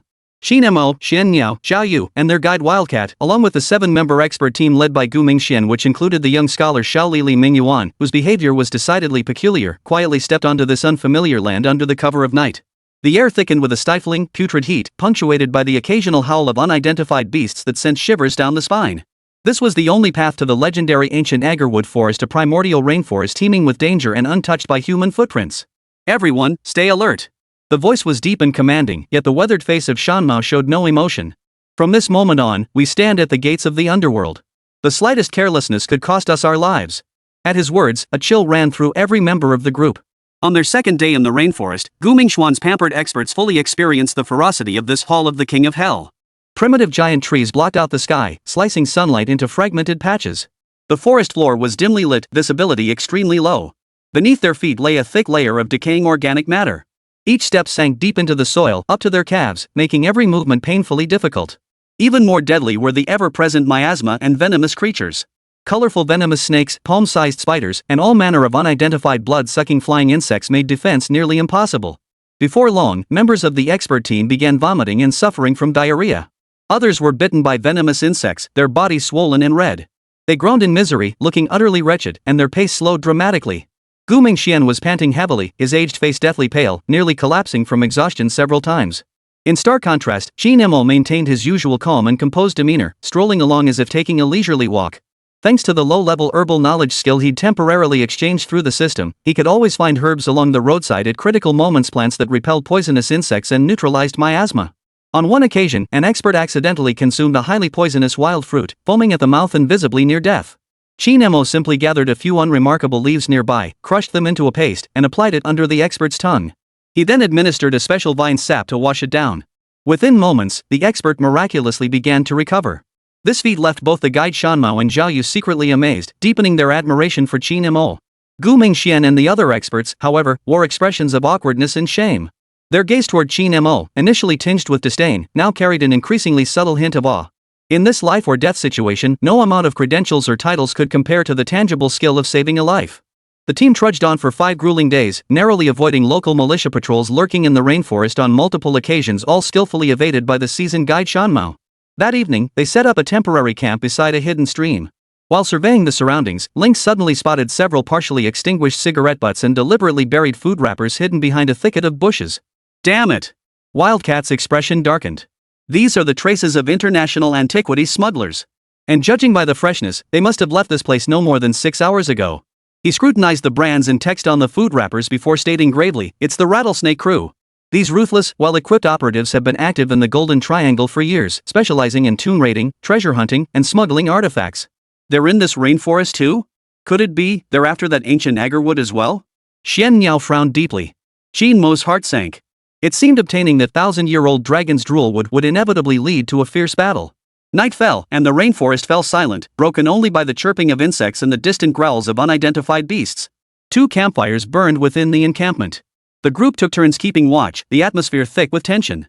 In the latter half of the night, it was Zhao Yu and an expert's turn to keep watch. Just as everyone drifted into a hazy sleep, a series of piercing bird cries suddenly pierced the depths of the rainforest. Something's wrong. Almost the instant the cries began, Shanmao, who had been resting with his eyes closed, snapped awake. Like a leopard, he leapt to his feet, his submachine gun already cocked and ready. Almost simultaneously, a barrage of gunfire erupted around the camp like popping corn. Countless tracer rounds sliced through the night sky, whistling toward the camp. Enemy attack! Take cover! Zhao Yu roared, tackling the dazed expert beside him to the ground as his assault rifle began to spit fire. A group of unidentified militants clad in camouflage and painted faces surged from the darkness like ghosts, unleashing suffocatingly fierce firepower. They were clearly premeditated, seizing every advantage of the ambush. Zhao Yu and Mountain Cat proved themselves elite warriors. Back to back, relying on their terrain knowledge and masterful marksmanship, they withstood the enemy's initial, most intense assault. Suanio swiftly organized a counterattack, shielding the stunned experts behind him. The battle instantly reached a fever pitch. Bullets whistled past their ears, explosions echoed relentlessly, and firelight painted half the sky crimson. Though Qin Mo wasn't directly engaged in combat, his psychic energy was intensely focused, tracking every subtle shift on the battlefield. Amid the chaos, one specialist, overcome by panic, inadvertently exposed himself to enemy fire. A bullet struck his thigh, and he collapsed to the ground, screaming in agony. The situation was critically dire. Amidst the chaos, Qin Mo's peripheral vision sharply caught an unusual detail. Li Mingyuan, the young scholar nicknamed Little Li who had been specifically mentioned by Shen Niao, showed not the slightest panic amidst the hail of bullets. Instead, he appeared unusually composed. His gaze darted around, as if searching for something. Seizing the moment when everyone's attention was drawn to the intense firefight, he quietly slipped a black object, no larger than a button, from his pocket and tossed it unnoticed into a nearby thicket of grass. The action was stealthy and swift, utterly impossible to detect had Qin Mo not been covertly monitoring him with the eye of discernment fragment. A miniature signal transmitter. Qin Mo's heart sank. This kid was indeed a mole. He was tipping off the enemy, directing their attacks. Chapter 58, Firefight. Qin Mo remained impassive. During a lull in the fighting, he relayed his discovery to Xian Niao beside him using an extremely covert set of hand signals. A cold, murderous intent flashed in Xian Niao's eyes. She immediately regained her composure. A silent understood gesture was her response to Qin Mo. The two understood each other without words. This venomous snake must not be disturbed for now. They would play along with his scheme, seeing what vast web lay behind him. This might be the perfect opportunity to uproot the enemy entirely. Zhao Yu and Mountain Cat's firepower was fierce and precise. Like two guardian deities, they held the camp's vital positions with iron grip. After suffering heavy casualties, the militants' assault was finally crushed. The ambushers clearly hadn't anticipated that such formidable combat power lay hidden within this seemingly frail team of specialists. A chaotic chorus of whistles echoed through the forest. The remaining gunmen retreated like receding tide, swiftly vanishing into the boundless darkness. The immediate danger had passed. Yet the air in the camp felt heavier than before. The wounded expert's screams were replaced by suppressed moans. The others, still shaken, had faces as pale as paper intellectuals, their terror at narrowly escaping death reflected in the flickering firelight. The stench of gun oil and blood mingled with the earthy scent of soil, fermenting in the humid air to form a nauseating odor. This night was destined to be sleepless for all. After enduring that harrowing night raid, the unit moved with heightened caution. Every step was taken on the edge of life and death. Qin Mo's precise guidance through that unique scent became the sole beacon of hope for the desperate squad. Step by step, they penetrated deeper into the heart of the rainforest. The surrounding vegetation began to change visibly. Towering trees grew increasingly primitive and robust, vines coiled like giant serpents, and enormous ferns blocked what little sunlight reached the forest floor. The faint, elusive scent of agarwood in the air grew increasingly distinct. The fragrance no longer drifted faintly. It hung heavy in the air, filling their lungs as if cleansing their very organs. Qin Mo could even sense a faint yet tangible surge in his own qi after inhaling this fragrance, imbued with a peculiar energy. This bolstered his confidence in finding the Millennium Dragon's saliva would even further. After days of grueling treks and life-threatening trials, the old man Gu Mingxian had long since shed all traces of his former arrogance. His physical strength was severely depleted, and his meticulously tailored field expedition suit was thoroughly soaked through with sweat and muddy water, leaving him looking utterly bedraggled. On several occasions, he had only managed to keep up with the group thanks to Zhao Yu and Shan Mao's support. At this moment, his initial skepticism toward Qin Mo's almost supernatural wilderness survival skills and acute scent perception had transformed into deep reliance. The look in his eyes when he looked at Qin Mo held far less criticism. Instead, they held a hint of quiet admiration. Qin. Young Master Qin. Gu Mingxian leaned against a large tree, gasping for breath. His graying hair, damp with sweat, clung tightly to his forehead. He asked weakly. According to your judgment, how far are we from that ancient agarwood forest? Qin Mo lifted his head, gazing toward a rugged mountain peak shrouded in thick mist. The peak resembled a sharp sword thrust toward the heavens, its jagged edges starkly exposed. Once we cross that mountain, we should be almost there. After enduring countless hardships, when the group finally mustered their last ounce of strength and climbed, gasping for breath, to the summit of that perilous peak, the sight before them left everyone speechless. Every breath seemed to stop in that instant. On the other side of the peak, a massive, bottomless natural cave suddenly appeared. The cave's entrance was strangely shaped. It gaped irregularly, like an ancient beast sprawled across the mountainside, opening its gaping maw wide enough to devour everything. A cold, damp wind blew out from within, carrying an ancient, decaying stench. What was truly unsettling was the clear evidence of human excavation and activity visible around the massive opening. Thick climbing ropes still hung haphazardly on the slippery rock walls. Discarded packets of compressed biscuits and empty energy drink cans littered the ground. On one side of the entrance, several smoldering campfire embers still emitted wisps of blue smoke. Is this the lair of those antiquities traffickers? Zhao Yu gripped his gun tightly, crouched low, and scanned the surroundings warily. The mountain cat was experienced. He moved forward quickly, crouching down to examine the traces carefully. His fingers pinched up a bit of ash, then he glanced at the footprints on the ground. Yep. His voice was eerily low. Judging by these traces, the rattlesnake gang must have beaten us here and entered this cave. He pointed to a deliberately concealed shell casing. They even covered up the traces of a shootout here. They've likely already found that ancient agarwood forest. This revelation felt like a bucket of ice water dumped over everyone, soaking them from head to toe. Hearts sank to the depths of despair. Chapter 59, Crisis. After inspecting the traces, Mountain Cat returned to the temporary camp with a grim expression, his voice hushed. About 20 members of the rattlesnake gang. Their equipment is even better than we anticipated. He pointed toward the cave entrance. They're extremely familiar with this terrain, clearly not their first time here. We must pursue them immediately, or that ancient agarwood forest will fall into the hands of those bastards. Qin Mo's eyes narrowed sharply, his resolve unwavering. No time to wait. We move out now. He knew all too well that once the Millennium Dragon's saliva would fell into the hands of these desperados, retrieving it would be as difficult as climbing to the heavens. Though still shaken, Gu Mingxian and the others understood the gravity of the situation and dared not raise further objections. After a brief rest to replenish fresh water and ammunition, the group resolutely entered the bottomless cavern under the guidance of Mountain Cat.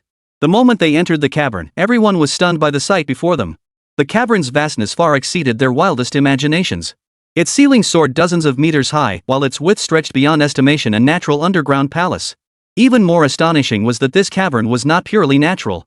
Its walls bore numerous traces of artificial excavation, with massive stone pillars and platforms clearly meticulously carved and arranged. Countless branching paths spread like a spider's web into the unknown darkness ahead. The air was thick with dampness and chill, mingled with faint scents of decay and unidentified minerals. Where the flashlight beam reached, the cave walls bore countless blurred ancient totems. These totems were rendered in a remarkably crude style, simple lines yet brimming with primal power. They depicted strange creatures that were neither fully dragon nor serpent, alongside humanoid figures wearing feathered crowns and wielding bone staffs. Their design bore no resemblance to any known ancient civilization. The archaeologists brought by Gu Mingxian lit up the moment they saw these totems, their fatigue and fear from the past days seemingly cast to the winds. They scrambled forward, pulling out their magnifying glasses and rubbing tools to meticulously examine and document the engravings. Good heavens! This must be a relic of a prehistoric civilization. An elderly expert wearing gold-rimmed glasses trembled with excitement, his voice cracking. The style of these totems doesn't match any early civilizations we've discovered in Southeast Asia before. This is likely an unknown prehistoric civilization long lost in the annals of history. Gu Mingxian abandoned his usual air of authority. Adjusting his nearly slid-off reading glasses, he stared intently at a mural depicting a colossal earth dragon emerging from the ground to receive worship, murmuring to himself, "Earth dragon, mountain deity." Could it be that the legend of the 9 dragons agarwood palanquin isn't mere hearsay, but holds some mysterious connection to this lost prehistoric civilization? This discovery added another layer of profound mystery to the already enigmatic background of the 9 dragons agarwood palanquin. Qin Mo gazed at the totems imbued with primitive worship, his heart churning. This quest for the sacred would seem to have unraveled secrets far older and more intricate than he had ever imagined. Just as the group's attention was largely absorbed by the enigmatic totems, Shan Mao, who had been leading the way, suddenly hissed, "Watch out!" Before the word had fully left his mouth, a series of sharp whistles pierced the air. Dozens of bamboo arrows, dipped in pitch-black venom, shot out like venomous snakes striking from inconspicuous, tiny holes in the rock walls on both sides. The arrows came with deadly force and at impossible angles, nearly sealing off every possible route for the team to advance. A young expert trailing behind Gu Mingxian, busy photographing the murals with his camera, remained oblivious to the impending danger. He was about to be pierced through the heart by several poison arrows. In a split second, Shan Mao lunged like a starving tiger pouncing on its prey, violently knocking the terrified expert to the ground. Several poison arrows whizzed past, grazing his scalp before embedding themselves with a series of thuds into the rock wall behind him. The arrow tails still quivered violently, a testament to their immense force. The tension in the air reached a fever pitch, sending a cold sweat down everyone's back. Damn it! That's the work of those bastards from the Rattlesnake Gang. Zhao Yu cursed furiously, quickly raising his gun on alert. Qin Mo activated his piercing illusion ice fragment, his gaze darting like lightning across the rock walls on both sides. To his eyes, the seemingly ordinary rock walls now revealed a completely different reality. Countless minute energy currents surged secretly within the rock walls, connecting hidden arrow slits and more intricate trap mechanisms. These traps, Qin Mo's voice turned icy, were set by the Rattlesnake crew, who exploited ancient mechanisms left behind here. The workmanship is professional, and it bears the marks of modern warfare. They don't just want to stop us, they intend to eliminate every subsequent intruder. These mechanisms, enhanced by modern techniques, possessed greater destructive power and were far more difficult to detect, a testament to their insidious and vicious nature. It seemed the Rattlesnake mercenary group included experts skilled in trap mechanisms. "Follow me. Watch your step," Qin Mo barked in a low voice. Under the scrutiny of the eye of discernment, the hidden traps held no secrets from him. He led the team, weaving left and right, accelerating and pausing as needed, precisely avoiding one deadly trap after another. Along the way, they narrowly bypassed a slope strewn with boulders. Its trigger mechanism was cleverly concealed beneath an inconspicuous loose rock. A single step on it would send several-ton boulders crashing down, crushing everything below into dust. Then came a stretch of seemingly flat ground. Qin Mo signaled his men to halt. With his entrenching tool, he carefully scraped away the surface layer of loose soil, revealing a dense network of poison-tipped spikes glinting coldly beneath. These spikes were connected to pressure-sensitive mechanisms. The slightest misstep would mean being impaled by thousands of needles. Watching Qin Mo repeatedly avert danger as if he could foresee the future, Gu Mingxian and the team of experts had long been convinced. Their gaze toward Qin Mo had shifted from initial skepticism and contempt to deep admiration and reliance. In this life-or-death environment, empty titles hold no weight, only true strength commands respect. Under Qin Mo's leadership, the team advanced cautiously. Qin Mo kept a watchful eye on the surrounding traps while secretly observing the young scholar Li Mingyuan, whose behavior seemed unusual. As they passed a stone wall covered in thick moss that looked dangerously slippery, Li Mingyuan, walking in the middle of the group, suddenly lost his footing. His body staggered, and he nearly fell. He scrambled to steady himself against the wall, his face still bearing a look of lingering fear that drew concerned murmurs from his companions. However, Qin Mo's eye of discernment clearly captured that, at the instant of Li Mingyuan's slip, the sole of his shoe had seemingly casually scraped against the rock wall. A small clump of soil mixed with a special fluorescent powder was deftly scraped beneath the slippery moss. The action was so subtle that had Qin Mo not been locked onto him the entire time, it would have been impossible to detect. This kid was indeed marking the spot. Qin Mo remained impassive, conveying the situation to Xian Niao beside him with an extremely discreet hand signal. Suanio gave a slight nod, a cold gleam flashing briefly in his eyes. Chapter 60, the show begins. The group pressed deeper into the cave, where the passageways grew increasingly complex and the number of forks multiplied. Just as the group began to lose their bearings, Mountain Cat abruptly halted at a narrow fork, his expression grave. Lying on the ground at the junction were two corpses clad in camouflage uniforms, the very rattlesnake mercenaries they had encountered earlier. The corpses bore gruesome wounds, their chests and abdomens ripped open, entrails spilling across the floor, faces frozen in expressions of utter terror. Even more chilling was the fact that their weapons remained clenched in their hands, as if they hadn't even had time to resist before being instantly killed by some unknown force. Not a trap. Bobcat carefully examined the bodies and surrounding traces before stating gravely, judging by the wounds, they were torn apart by the claws of some large predator. This discovery sent a collective chill through everyone present. Deep within this cave lurked such a terrifying, unknown threat. No way. I'm going back. A middle-aged expert wearing glasses, his psychological defenses completely shattered upon seeing the two horribly mangled corpses, shivered violently and screamed incoherently. This place is too dangerous. For a worthless artifact, it's not worth risking our lives. His words acted like a fuse, instantly igniting the negative emotions of the other experts in the team. Exactly. Gulio, Comrade Qin Mo, we should retreat. This place is no place for humans. National treasures are important, but our lives matter more. Better safe than sorry. Gu Mingxuan's face had gone pale, his lips trembling clearly terrified himself. He looked at Qin Mo and Xian Niao, his eyes filled with hesitation and retreat. The team's atmosphere instantly plummeted to freezing point. Suwanio's expression darkened, about to bark in order. Qin Mo stepped forward first.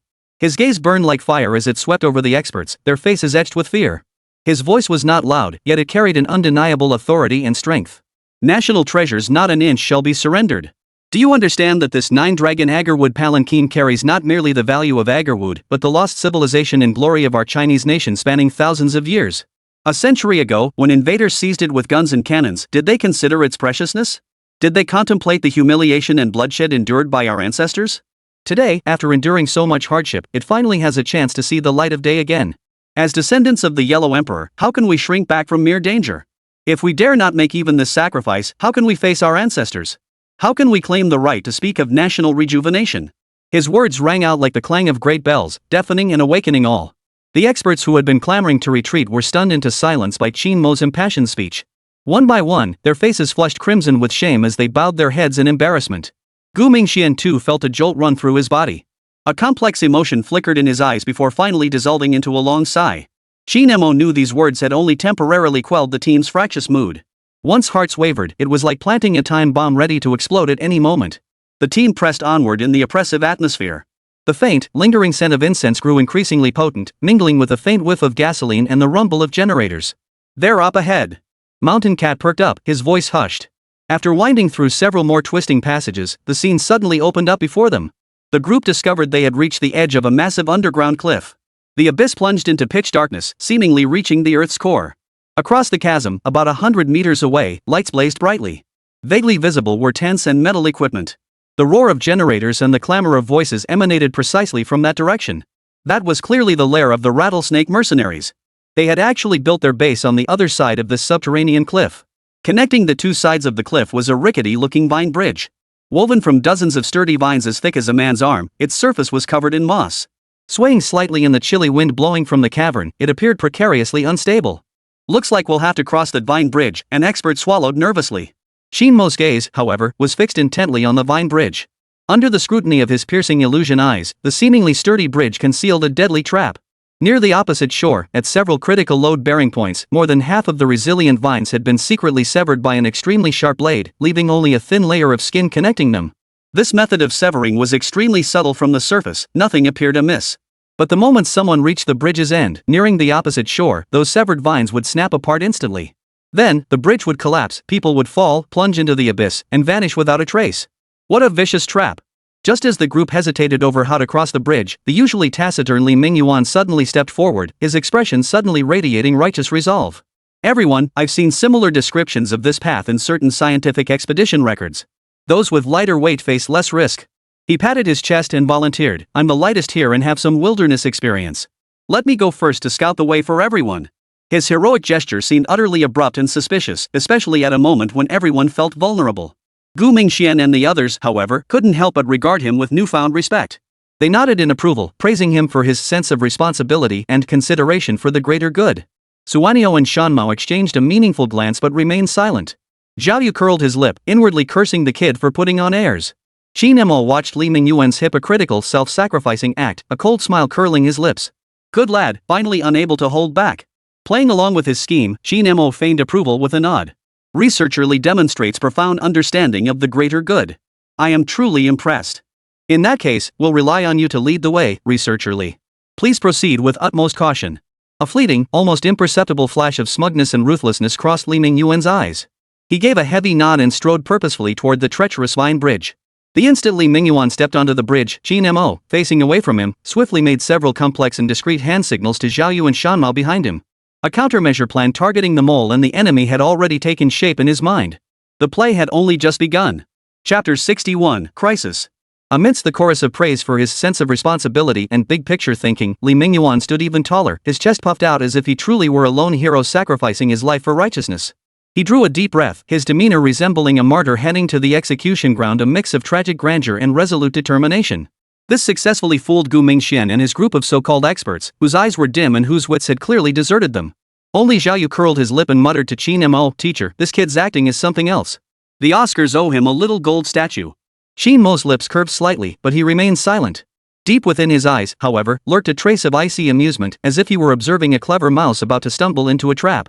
Li Mingyuan stepped onto the swaying vine bridge. The abyss beneath his feet gaped like the maw of a predatory beast, its pitch-black mouth ready to devour. A chilling wind howled upward from below, whipping at his robe and stirring a heart-stopping chill. With each step, he deliberately lowered his center of gravity, arms spread wide to steady himself. The bridge groaned beneath his weight, creaking and groaning as if it might snap at any moment. He paused intermittently, stomping the deck with his feet or grabbing nearby vines to shake them vigorously, adopting the professional demeanor of someone meticulously inspecting the bridge's integrity. Watching from the cliff's edge, Gu Mingxian nodded approvingly. Turning to the experts beside him, he praised, "Look at that. Look at Li's steady composure. That's the rigorous attitude research demands." The other experts chimed in with praise, showering Li Mingyuan with compliments like young talent to be reckoned with and promising youth as if they were giving away free gifts. Li Mingyuan heard the praise behind him, his heart filled with cold laughter, yet his face remained carefully cautious, as if walking on thin ice. His acting was masterful. His peripheral vision never left Qin Mo and the others at the cliff's edge, especially Qin Mo, the primary target requiring his utmost vigilance during this operation. This Qin lad had repeatedly sabotaged the higher-ups' plans with methods as unpredictable as they were sinister. He could not be underestimated. He had to ensure Qin Mo and his group, Qin Mo himself above all, followed him across this bridge of death. Once they stepped onto it, he was absolutely certain he could bury them all, along with the secret of the so-called millennial dragon's amberwood they sought forever in this sunless, subterranean abyss. He could already envision the look of terror and despair that would flash across Qin Mo's perpetually calm face in the instant of their fall. At this thought, a sickening thrill surged through Li Mingyuan's heart, and his footsteps seemed to lighten. This vine bridge was his stage, his perfect offering to the organization, the stepping stone to his meteoric rise. As he walked, he silently calculated the distance, discreetly adjusting his breathing to deliver that safe signal at the optimal moment. The whistling wind, the murmuring water, and the whispered chatter of those foolish experts behind him all became the background noise to his current actions, accentuating the greatness of this lone hero. Little did he know that his performance, which he believed to be flawless, had long been exposed to Qin Mo's all-seeing eyes, making him look as ridiculous as a clown. Qin Mo stood with his back to the precarious vine bridge and the hero Li Mingyuan putting on a show of bravery upon it, seemingly oblivious to the impending danger behind him. His attention seemed entirely focused on his hushed exchange with Zhao Yu and Wildcat. His calm profile, illuminated by the dim cave light, appeared exceptionally composed. Yet, just as Li Mingyuan cautiously took another step, utterly absorbed in the minutiae of his performance, Qin Mo's fingers, in an unnoticed instant, flashed through several complex hand signals at a dizzying speed. The gestures were concise, precise, and imbued with the iron discipline and decisiveness unique to soldiers, the advanced tactical commands exclusively used within the Dragon organization. Zhao Yu and Mountain Cat understood the meaning the instant Qin Mo's gestures appeared. Their eyes sharpened like blades, and their previously slightly relaxed bodies instantly entered combat readiness. Qin Mo's directive was clear and unambiguous. He would deploy a special system artifact, the 100-step piercing tracer rope, to forcibly create a temporary, and only, lifeline across this 100-meter precipice in the shortest possible time. This flying rope was a reward he had earned from completing a high-difficulty system mission. Forged from celestial meteorite iron blended with refined steel, it possessed both flexibility and immense strength. The steel claw at its tip was razor-sharp, capable of easily gripping solid rock. Zhao Yu and Mountain Cat faced an even more arduous and perilous mission. They had to suppress any potential attack from the rattlesnake mercenaries on the opposite cliff face with their most intense firepower at the critical moment when Qin Mo set up the zipline, at all costs. Simultaneously, they must divert part of their attention to control Gu Mingxuan's group of defenseless experts. They must prevent these old men from panicking and running around during the gunfire, becoming sitting ducks for the enemy or disrupting Qin Mo's operations. This was undoubtedly an extremely risky plan. The slightest misstep could mean total annihilation. Yet Qin Mo's eyes burned with unwavering confidence and resolve. He trusted his judgment and believed in the capabilities of Zhao Yu and Mountain Cat. More importantly, he would never let Li Mingyuan's treacherous schemes succeed, nor would he allow those scum from Rattlesnake to lay a finger on China's national treasures. This 100-meter chasm could not stop Qin Mo's advance. Zhao Yu grinned, silently patting his chest. His eyes blazed with battle fervor. He always craved this kind of thrilling mission. Wildcat silently inspected the micro-submachine gun in his hands, his gaze as cold as ice. As a former elite special forces commander, he was long accustomed to dancing on the edge of life and death. A counterattack against both traitors and enemies quietly commenced under Qin Mo's silent command. A palpable tension hung in the air, like the wind before a mountain storm. Only Gu Mingxuan's group of experts remained immersed in their admiration for Li Mingyuan's heroic actions, completely unaware that a true test of life and death was about to unfold. Li Mingyuan had now reached roughly 2/3 of the way across the Vine Bridge. This vantage point allowed him to clearly observe the movements of those behind him while still granting him sufficient time to react should any unexpected danger arise. He halted, drew a deep breath, then slowly turned to face Qin Mo and the others at the cliff's edge. A relieved smile spread across his face. He raised his hand and flashed the universally recognized OK sign, signaling that the Vine Bridge was safe to cross. In the dim light, that smile appeared exceptionally sincere and reliable, enough to dispel any lingering doubts.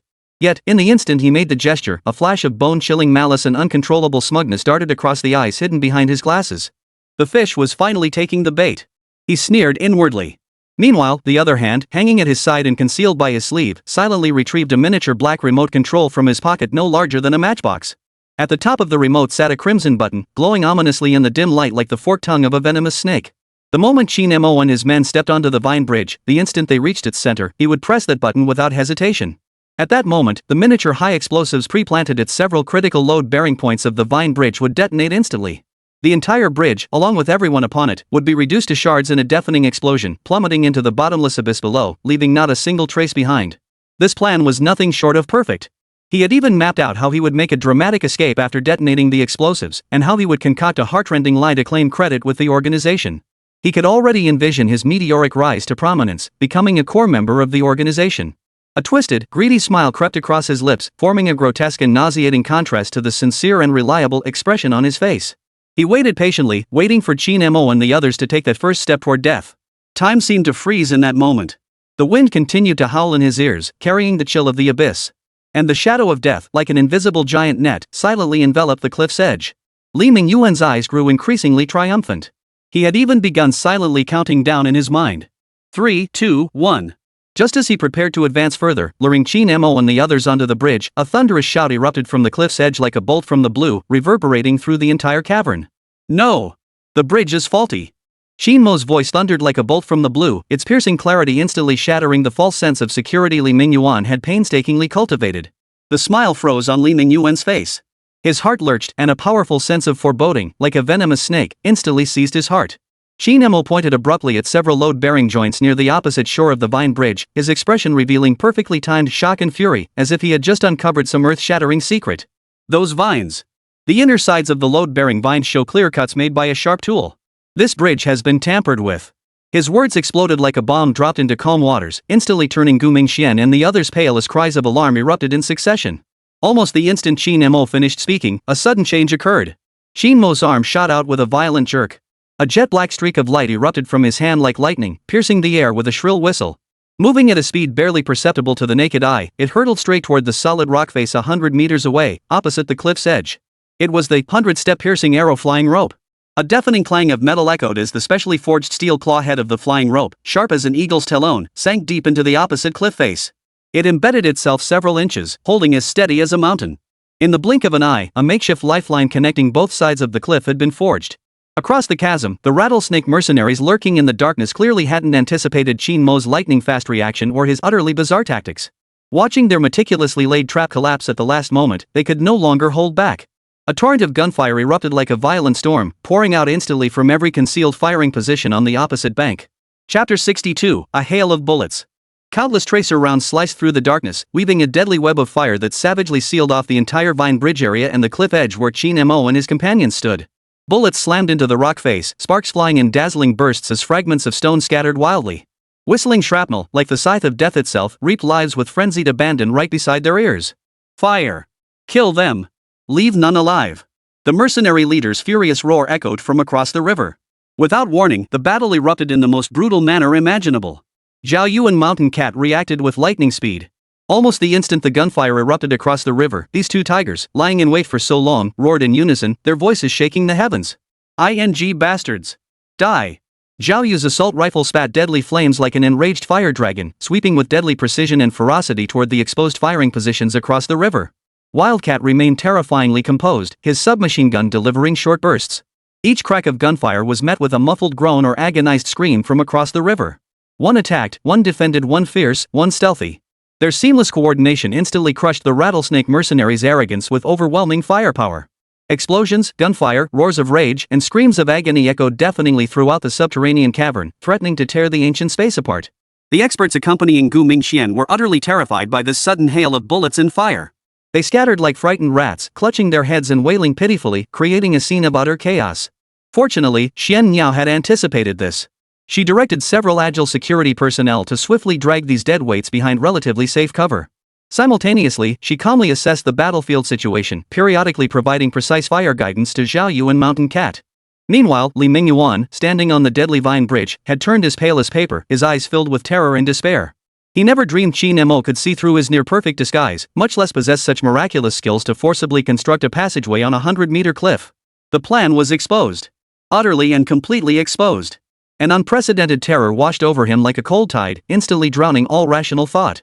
He knew that if he fell into Qin Mo's hands, what awaited him would be a fate far more terrifying than death. In an instant, a mad thought sprouted like wild grass in his mind.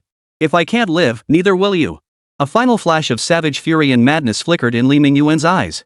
Gritting his teeth with all his might, he slammed his finger down on the crimson button of the remote control in his hand. Boom! A deafening explosion, like 10,000 tons of explosives detonating beside his ears, sent shockwaves rippling through the entire cavern. Countless fragments of rock rained down from the ceiling. The vine bridge, bearing all of Li Mingyuan's hopes and despair, shattered at its connection point near the opposite shore. Countless severed vines lashed out like frenzied venomous snakes, spewing acrid smoke and flames as they shot wildly in all directions. Li Mingyuan felt the ground vanish beneath his feet. An overwhelming, irresistible sensation of weightlessness swept over him. Like a piercing, desperate scream echoed through the abyss, only to be swiftly swallowed by the howling, icy wind. At that critical moment, when life and death hung in the balance, Qin Mo's eyes, sharp as a falcon's, had locked onto the rapidly falling Li Mingyuan. With a sudden flick of his wrist, the resilient cable connecting to the 100-meter zipline shot out like a living serpent, whistling through the air at an impossible angle. The tip of the zipline, cutting through the air with a sharp whistle, wrapped itself with pinpoint accuracy around the ankle of Li Mingyuan, who was in free fall, his eyes filled with endless terror and regret as he flailed wildly in midair. With a faint crack, the zipline instantly snapped taut, locking Li Mingyuan in place like the most solid shackles. A powerful tug halted his descent abruptly. Like a pendulum, Qin Mo had forcibly suspended him mid-air above the bottomless precipice. He was but a step away from the all-consuming darkness below. The wind howled in his ears, carrying the icy chill of death. Across the chasm, at the rattlesnake mercenary's position, a burly white man bear-like in stature, his face scarred by a vicious knife wound, peered intently through binoculars, fixated on the unfolding events at the cliff's edge. When he witnessed Li Mingyuan detonate the vine bridge only to be saved, or rather, captured at the last moment by Qin Mo's bizarre grappling hook, his already savage face twisted into the grimace of a demon. Useless. A bunch of useless trash. The scarred giant, enraged, slammed his binoculars onto the ground, shattering them into pieces. Through the miniature communicator in his throat, he bellowed hysterically to the sniper concealed in the shadows. Sniper! Lock onto that rope-using punk. Take him out. At any cost, take him out. He knew all too well that Qin Mo's grappling hook had completely disrupted his entire operation. If Qin Mo's group managed to cross using the zipline, their meticulously constructed defensive positions would become utterly useless. And their true objective, that legendary ancient agarwood forest and the priceless millennial dragon's drool, would rumored to lie within, would face grave peril. This was something he absolutely could not tolerate. A muffled yet piercing gunshot suddenly erupted from an extremely concealed corner on the opposite bank. A specially designed armor-piercing sniper round, tearing through the air with a shrill whistle like the fangs of death, struck with deadly precision, targeting Qin Mo, who was single-handedly controlling the zipline, slowly pulling Li Mingyuan toward the cliff's edge. This shot was treacherous, vicious, and executed with an angle so devious it bordered on impossible. Almost the instant the sniper rifle fired, Xian Niao, who had maintained extreme vigilance, saw her expression change abruptly. Without a moment's hesitation, she lunged forward, slamming her seemingly delicate frame into Qin Mo's midsection. Watch out! Thud! A dull thud as the bullet pierced flesh. Suanio let out a muffled groan of pain, collapsing limply as if struck by a speeding train. Crimson blood instantly stained the combat uniform on her shoulder. Suanio! Qin Mo's eyes blazed crimson with fury. Suanio, however, gritted her teeth against the excruciating pain. With unflinching composure, she directed the terrified experts to retreat to safer cover. She then drew a custom pistol from her waistband and began calmly analyzing the enemy sniper's firing position and potential blind spots. Simultaneously, using tactical hand signals, she provided Zhao Yu and Qin Mo, who were firing back wildly with pinpoint shooting coordinates. Her gaze was resolute and icy, as if the wounded were not herself, but some insignificant bystander. That extraordinary composure and resilience were both moving and chilling. Qin Mo suppressed the rage and worry surging within him. He knew this was no time for emotion. With a sudden jerk of his wrist, he violently swung Li Mingyuan, who hung limply in the air like a dead dog, back toward the cliff's edge. Zhao Yu, who had been waiting nearby, lunged forward like a starving tiger pouncing on its prey.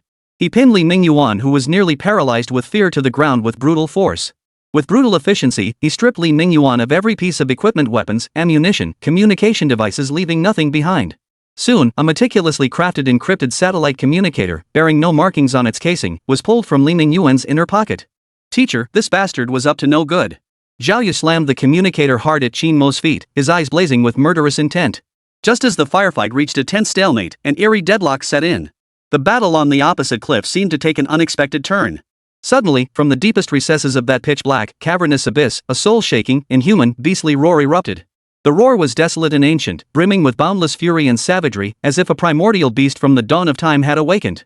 The entire cavernous underground chamber began to shake violently under the roar, countless fragments of rock and stalactites raining down from the ceiling like hail, creating a deafening clatter.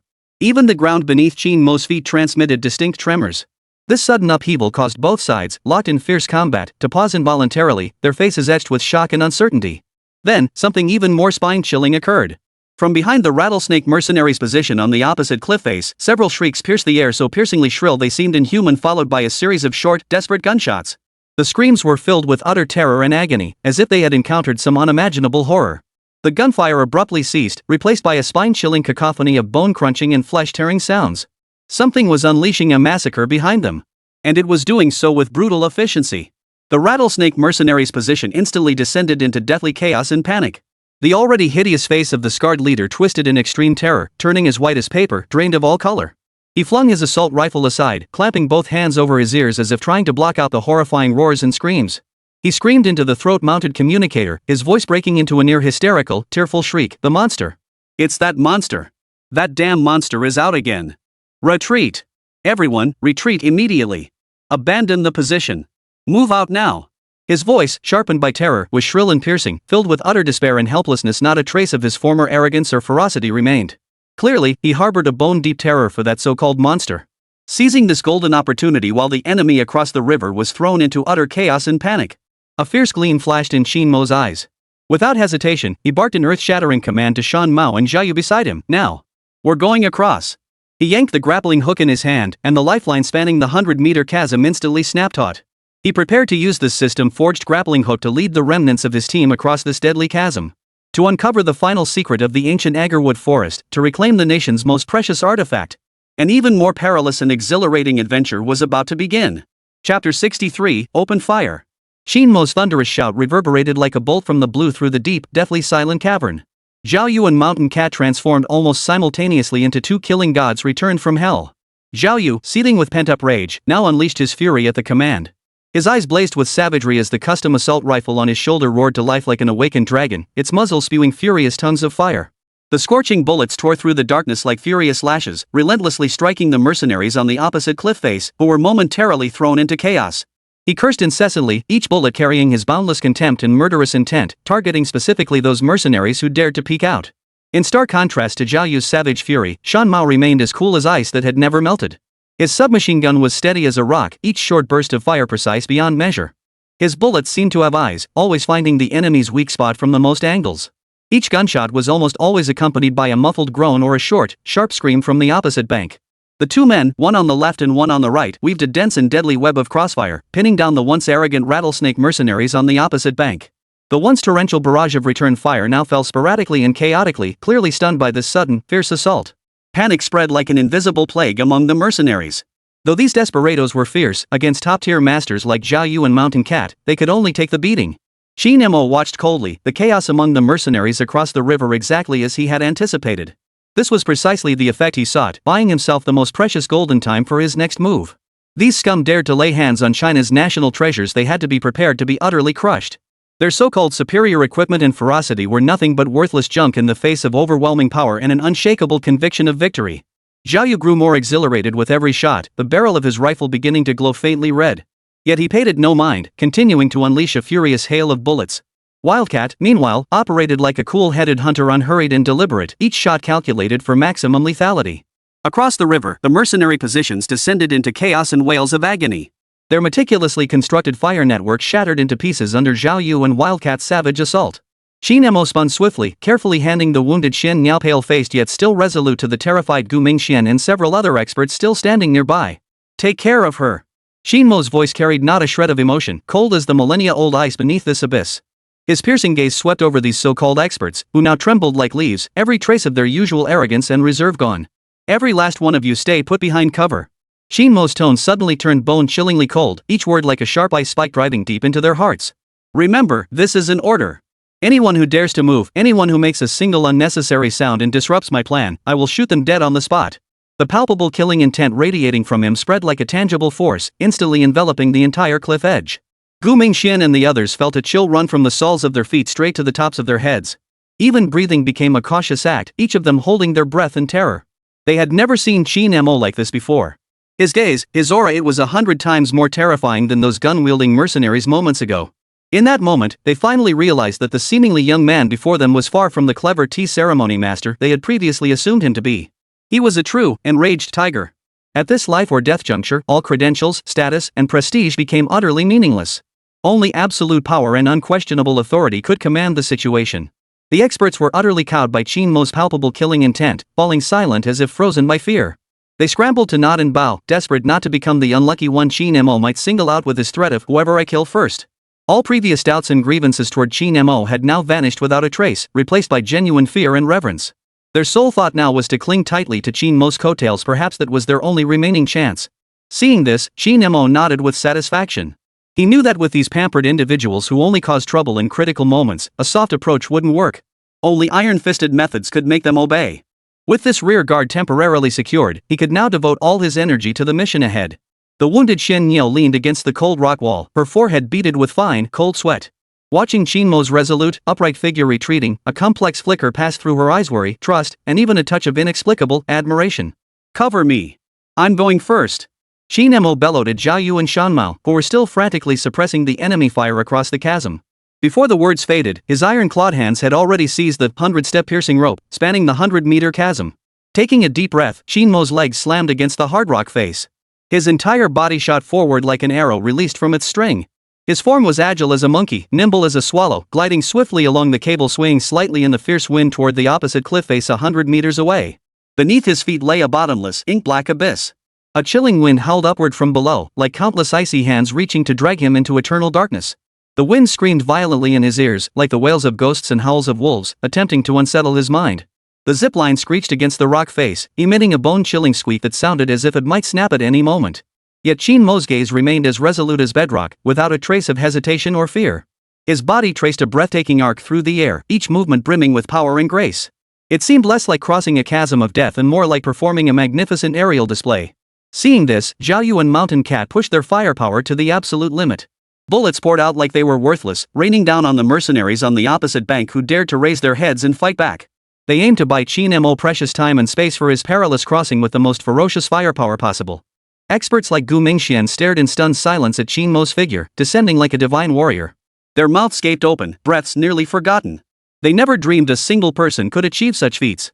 This transcended their very understanding of human limits.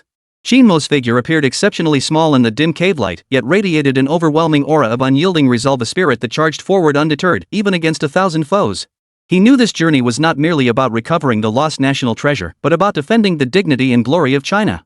Therefore, he could not retreat, nor would he ever retreat. That 100-meter chasm was, in his eyes, merely a minor test on the path to victory. A single thought consumed him: cross it. Eliminate those scum. Reclaim everything that belongs to China. Under his control, the zipline steadfastly bore his weight, stretching rapidly toward the shores of victory.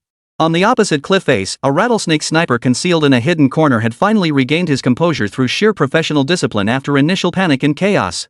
His eyes, sharp as a falcon's, locked onto Qin Mo through the high-powered scope as he streaked through the air. This Chinese youth had repeatedly thwarted their plans with unpredictable tactics, becoming the greatest threat to their mission.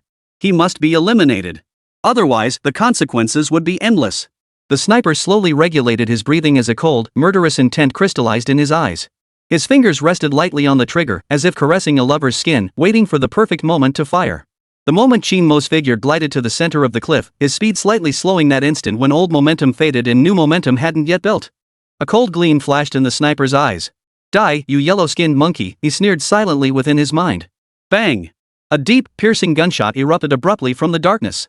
A specially designed armor-piercing sniper round, tearing through the air with a shrill whistle like a specter reaping souls, sliced through 100 meters of space, striking Qin Mo's forehead with pinpoint accuracy. This shot embodied the sniper's lifetime of skill and murderous intent, a vicious angle, a treacherous timing, determined to kill Qin Mo with a single strike. The air seemed to freeze in that instant. Everyone's hearts leapt into their throats. Chapter 64: The Monster Approaches. In that split second before the lethal bullet pierced Qin Mo's skull, within Qin Mo's perpetually vigilant eyes, the faint perceptual ability of the eye of illusion piercing fragment instantly detected a cold, deathly trajectory. His body twisted mid-air at an impossible angle, defying all laws of physics and human capability the instant the bullet closed in. The movement was lightning fast and eerily fluid, as if his body possessed no bones, achieving ultimate flexibility. Whoosh! The deadly sniper bullet whizzed past, grazing the very edge of his temple and hair, missing him by the narrowest of margins. The bullet's powerful wake sliced through the air like a razor-sharp blade, stinging his cheek and leaving a faint trail of blood. Had he been even 0.01 seconds slower, his head would likely have been blown to pieces like a smashed watermelon. Dangerous. Incredibly dangerous. Even Qin Mo, with his iron will, couldn't help but feel a wave of dread wash over him, his forehead instantly breaking out in a cold sweat. Yet his movements showed no hesitation. Riding the momentum of his twisting body, he swung forward like a monkey leaping toward the sea, accelerating toward the rock wall on the opposite shore. The sniper on the opposite bank, witnessing Qin Mo evade his fatal shot in such an unnerving manner, wore an expression of sheer horror as if he'd seen a ghost. He couldn't believe his eyes. This can't be human. Such reaction speed, such bodily control, it completely shattered his understanding of human limits. He even began to suspect he was fighting a demon from hell. For a moment, he forgot to fire again, staring blankly as Qin Mo's ghostly figure drew ever closer. Meanwhile, Liu Ruyan, his ankle locked by Qin Mo's grappling hook, dangling like a sack from the cliff's edge, had become a living target in the crossfire. His earlier desperate attempt to detonate the vine bridge and take Qin Mo and the others down with him had not only failed but had instead plunged him into an inescapable abyss. Now, with no escape above or below, he could only swing helplessly in the icy, sinister wind, feeling the terror of bullets whistling past his ears. The so-called bulletproof vest he wore offered no meaningful protection against the barrage of firepower at such close range. Ah! A piercing, despairing scream erupted from Liu Ruyan's throat. A stray bullet, its origin unknown, slammed into the arm clutching the remote control. Blood instantly stained his sleeve crimson. The searing pain washed over him like a tidal wave, nearly knocking him unconscious. The remote control slipped from his grasp, plummeting into the bottomless darkness below, vanishing without a trace. Liu Ruyan stared at his mangled arm, feeling his life force slowly drain away. His eyes filled with endless regret and terror. He didn't want to die. He truly didn't want to die. He had a promising future ahead, the wealth and glory the organization had promised him. But now, it was all over. It was all that Qin Brat's fault. If not for him, how could he have ended up in such a miserable state? Boundless resentment and unwillingness gnawed at his heart like venomous snakes, twisting his blood-pale face into a demonic grimace. Yet no matter how he struggled or cursed, he couldn't alter his wretched fate. He was nothing more than a pawn, used and discarded at will. And now, this pawn had lost all value. All that awaited him was the icy abyss and endless darkness. Thud! A dull impact echoed through the air. Qin Mo's agile form dodged the fatal sniper shot, and in the next instant, like a gecko, he clung securely to the rock face opposite the cliff. His feet dug into protruding rocks, one hand gripping the grappling hook, while the other swiftly drew a custom-made large-caliber pistol from his waist. With almost no aiming, relying solely on the keen perception of danger granted by his piercing illusion eyes and his superhuman combat instincts, he unleashed a furious barrage of fire toward the approximate direction where the sniper had been lurking. Bang! Bang! Bang! The muffled gunfire echoed through the narrow cavern, each shot carrying Qin Mo's boundless fury and murderous intent. The sniper, still reeling from his own missed shot, never anticipated Qin Mo's counterattack would be so swift and ferocious. He only saw a flash of fire before several scorching bullets screeched toward him. He instinctively ducked his head, trying to dodge, but it was too late. A bullet slammed into the rock shelter in front of him. The shrapnel that flew out like razor blades instantly sliced his cheek, leaving several deep gashes that cut to the bone. The intense pain made him groan, nearly causing the sniper rifle in his hands to slip. He dared not show the slightest carelessness now. He quickly pulled his head back, pressed himself flat against the cover, and didn't dare breathe a single breath. Qin Mo's marksmanship was precise. And ruthless. Qin Mo successfully reached the opposite bank and, with precise and relentless fire, temporarily suppressed the enemy sniper's threat. He quickly scanned the surrounding terrain and located a relatively safe cover. Meanwhile, Zhao Yu and Mountain Cat on the other side of the cliff instantly grasped Qin Mo's intent. The two maintained relentless firepower, pinning down the rattlesnake mercenaries attempting a counterattack from the front. Qin Mo seized this precious window of opportunity to swiftly establish a solid fire support point on the opposite bank. In the blink of an eye, Qin Mo's forces once at a disadvantage had formed a solid triangular pincer of firepower with the rattlesnake mercenaries on both sides of the cliff. The situation underwent a subtle reversal at that very moment. The once arrogant rattlesnake mercenaries now resembled trapped beasts in an iron cage. Facing the crisscrossing fire from Qin Mo, Zhao Yu, and Mountain Cat, they were completely pinned down, unable to raise their heads. They could only huddle behind cover, trembling in fear. Their firepower advantage vanished in an instant. Just as the firefight reached an eerie stalemate, and the scales of victory began to tilt toward Qin Mo's side. Suddenly, from the opposite cliff face behind the rattlesnake mercenaries' position, deep within the pitch-black cavern that seemed to connect to the depths of hell came another soul-shaking, inhuman, beastly roar. Roar! This roar was louder, clearer, and more furious than any before. The savage, murderous energy it carried threatened to tear the entire cavernous underground chamber apart. Countless fragments of rock and stalactites, large and small, rained down from the cavern's ceiling like a storm, crashing onto the floor with a deafening clatter and kicking up clouds of dust. Even the solid rock beneath Qin Mo's feet trembled violently, as if an earthquake had struck. This sudden, earth-shattering upheaval caused both sides, locked in fierce combat, to involuntarily halt their actions. Their faces betrayed expressions of disbelief, horror, and fear. Then, something even more spine-chilling occurred. From behind the rattlesnake mercenaries' position on the opposite cliff face, piercing screams so shrill they seemed inhuman suddenly echoed, followed by a series of short, desperate gunshots. The screams were filled with utter terror and indescribable agony, as if they had encountered something so horrific it defied language. The gunfire abruptly ceased, replaced by a bone-chilling, teeth-clenching cacophony, the horrifying sounds of bones snapping and flesh being savagely torn apart. Something was slaughtering them from behind, with brutal efficiency and utter bloodthirst. The rattlesnake mercenaries' position instantly descended into deathly chaos and panic. The burly white leader, a bear of a man with a vicious scar across his face, now wore an expression twisted beyond recognition by sheer terror. His already ugly, fierce features had drained of all color, turning as white as paper. He flung aside his smoking assault rifle, clutching his ears with both hands as if trying to block out the terrifying roar and bone-chilling screams. Into the miniature communicator pressed against his throat, he emitted a near hysterical, sobbing scream. The monster. That damn monster. It's out again. It's charging into our camp. Retreat. Everyone, retreat immediately. Abandon the position. Leave everything behind. Move out. Retreat deeper into the caves. His voice, sharpened by terror, was shrill and piercing, filled with unmasked despair and helplessness. Not a trace of his earlier arrogance or ferocity remained. Clearly, he harbored a bone-deep, irresistible terror toward that so-called monster. That monster seemed to be a presence more terrifying than death itself. Chapter 65, The Flying Rope That Pierces the Willow from 100 Paces. Seizing the perfect moment while the enemy across the river was thrown into utter chaos and panic. A fierce gleam shot from Qin Mo's eyes. Without a moment's hesitation, he made his decision instantly. To Shan Mao and Zhao Yu, who stood ready beside him, he bellowed a thunderous command. Now. We go. He yanked the incredibly resilient flying rope in his hand.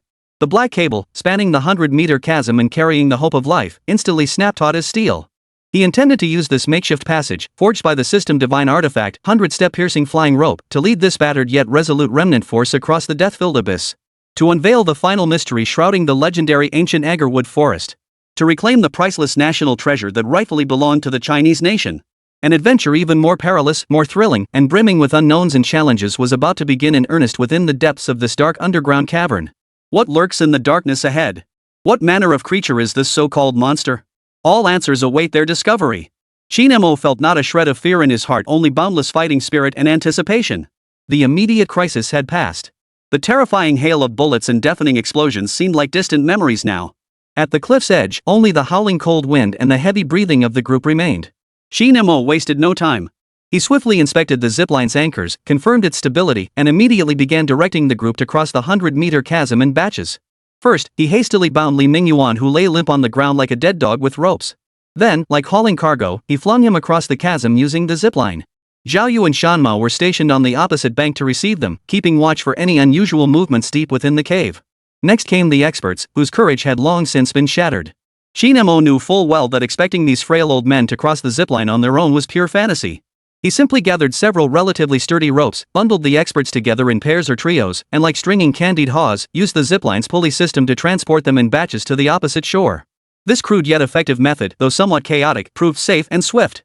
The injured shin bird, supported by Qin Mo, endured the excruciating pain in her shoulder and successfully crossed the precipice. Her face was pale, yet her eyes remained bright and resolute. The gaze she directed at Qin Mo held an additional layer of indescribably complex emotion. Gu Mingxian and the other so-called experts and scholars made a complete spectacle of themselves during the crossing of this 100-meter chasm. Suspended mid-air above an abyss as deep and pitch-black as ink, with howling winds and distant, terrifying roars echoing in their ears, these pampered, self-righteous cultured men laid bare their inner cowardice and inadequacy. Some were so terrified their legs turned to jelly, shaking uncontrollably like sieve flour. Unable to stand steady, they clung desperately to their companions, uttering incoherent whimpers. Others turned ashen-faced, eyes tightly shut, muttering prayers to every deity they could summon, God, Buddha, Allah, desperately begging for deliverance from this ordeal. Worse still, some were so terrified they lost control of their bowels, the nauseating stench wafting from their trousers causing others to recoil in disgust. Their pitiful, tear-streaked faces stood in stark, bitterly ironic contrast to the masterful demeanor they displayed daily lecturing from podiums or speaking eloquently before the media. In stark contrast, Qin Mo, Zhao Yu, and Shan Mao maintained their composure and calm demeanor even amidst such peril. Qin Mo commanded with unwavering authority, each order clear and decisive, as if he could remain unflappable even if the sky fell. Zhao Yu wore an air of relaxed ease, even finding time to crack jokes as the experts passed by, drawing waves of suppressed glares and resigned sighs. Wildcat wore his usual icy expression, yet his gaze remained as sharp as an eagle's, vigilantly scanning every corner of their surroundings, never missing the slightest hint of potential danger. This stark contrast left the experts feeling both ashamed and deeply impressed by the courage and competence of these young men. In this life or death moment, so-called knowledge, experience, and status all seemed utterly powerless. Only true strength and courage could earn others' respect and trust. After being transported to the opposite shore, Gu Mingxian collapsed the moment his feet touched the ground. He slumped heavily onto the earth, gasping for breath, his aged face flushed crimson. For a long while, he could utter not a word. He watched Qin Mo's figure, still standing tall and upright, his eyes filled with complex emotions: gratitude, admiration, and a hint of envy. He had to admit it, this young man was indeed stronger than him. Much stronger. Only after the last experts safely reached the opposite shore did Qin Mo finally exhale in relief. He walked over to Li Mingyuan, who had been dragged over like a pile of mud, his gaze cold as ice, devoid of even a shred of warmth. Li Mingyuan's arm wound, left untreated, had become inflamed and suppurating, emitting a foul, bloody stench. His face was as pale as paper, his lips cracked and peeling, his eyes vacant and lifeless. Gone was the earlier facade of gloriously sacrificing himself. All that remained was endless fear and despair. He knew it was over. Completely and utterly over. What awaited him was a judgment far more terrifying than death itself. Qin Mo crouched down, staring expressionlessly at the traitor who had nearly doomed them all. He didn't rush to interrogate him. Instead, he reached out and gently scraped the edge of the sole of those seemingly ordinary hiking boots with his fingernail. A trace of powder, barely visible to the naked eye and faintly fluorescent, was successfully scraped off. This was precisely the tracking marker Li Mingyuan had secretly left on the slippery rock wall earlier. Qin Mo brought the powder to his nose and sniffed lightly, a cold, mocking smile curling his lips. Fluorescent marking powder, he stated flatly, his voice calm as a still lake, yet it made Li Mingyuan's heart lurch violently. Is this the best your organization could teach you, such a cheap, underhanded trick? Qin Mo's tone brimmed with undisguised contempt and disdain.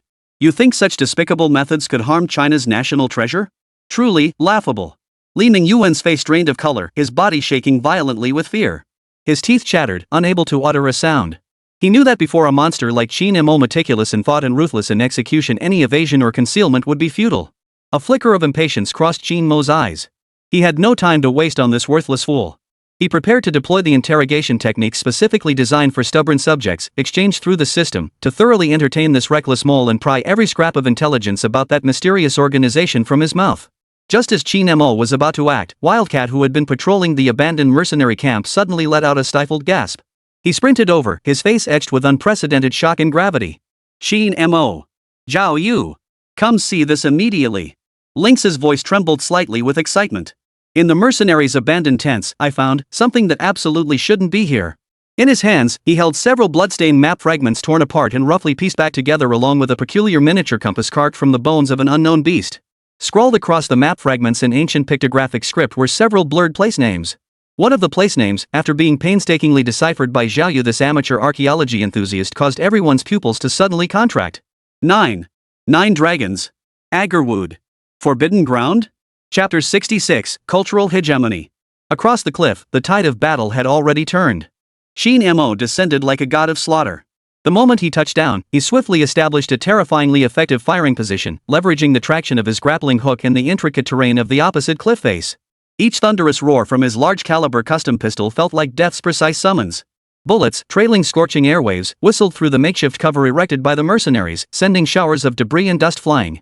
The self-proclaimed elite rattlesnake mercenaries, faced with Qin Mo's almost demonic marksmanship, were beaten into submission. They could only cower behind their makeshift cover, trembling in fear and praying stray bullets wouldn't find them. Zhao Yu, that kid, was absolutely bloodthirsty. Relying on his heavy firepower and ample ammunition, he practically wielded his assault rifle like a light machine gun. The barrel glowed red-hot, but he paid it no mind, his mouth spewing a steady stream of universally recognized friendly gestures directed at the mercenaries' ancestors. Wildcat, meanwhile, moved like a ghost along the cliff's edge. His aim was ruthless and precise, each bullet seeming meticulously calculated to pierce the enemy's defenses from the most improbable angles. The crossfire network formed by the three of them stood like an iron great wall, sealing the remnants of the rattlesnake mercenaries tightly within their small camp. The mercenaries, once arrogant and tyrannical, now resembled caged beasts. Beyond impotent rage and desperate howls, they could mount no effective counterattack. What began as an evenly matched battle swiftly devolved into a one-sided slaughter. No, it wasn't even slaughter, it was a complete annihilation. The leader of the rattlesnake gang, that scarred, burly man, saw the tide had turned irrevocably. With his men suffering heavy casualties, the fierce spirit within him had long been replaced by endless terror. He knew they'd hit a brick wall today, a titanium alloy wall that could crush them to smithereens. Retreat! Retreat now! Fall back deep into the cavern. Draw that monster away! The scarred man bellowed, his voice shrill and piercing with terror. The surviving mercenaries, hearing this, scrambled away as if granted a reprieve.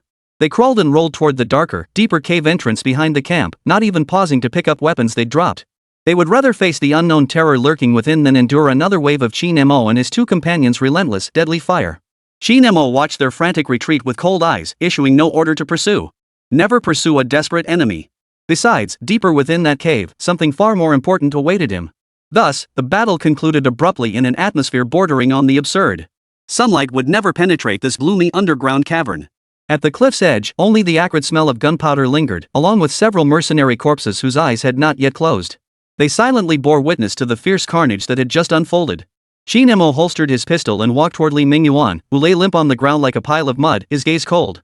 At this moment, Li Mingyuan's face was deathly pale from blood loss due to the gunshot wound in his arm. His lips trembled, his eyes unfocused, and all traces of his earlier arrogance and smugness had vanished. As Qin Mo closed in step by step, Li Mingyuan saw him as a demon of death crawling out of hell. His body shook violently, beyond his control. Don't kill me. I'll tell you everything. I beg you. Li Mingyuan's voice was hoarse, filled with desperate pleading. Qin Mo's face remained expressionless. He crouched down, his gaze calmly meeting Li Mingyuan's eyes, which were filled with terror. He didn't rush to interrogate him, nor did he resort to torture. Because just moments ago, he had quietly activated a special experience card exchanged from the system store, Psychological Profiler Master. An intangible, indescribable insight surged into his mind like a tidal wave. In that instant, Li Mingyuan became utterly transparent to him. Every pretense, every secret, every fear lay exposed. Li Mingyuan, Qin Mo spoke slowly, his voice calm as if chatting with an old friend. I've looked into your background. Born in a remote mountain village, both parents ordinary farmers. Through sheer determination and years of grueling study, you finally gained admission to a prestigious university in the capital, becoming the only college graduate in your village, correct?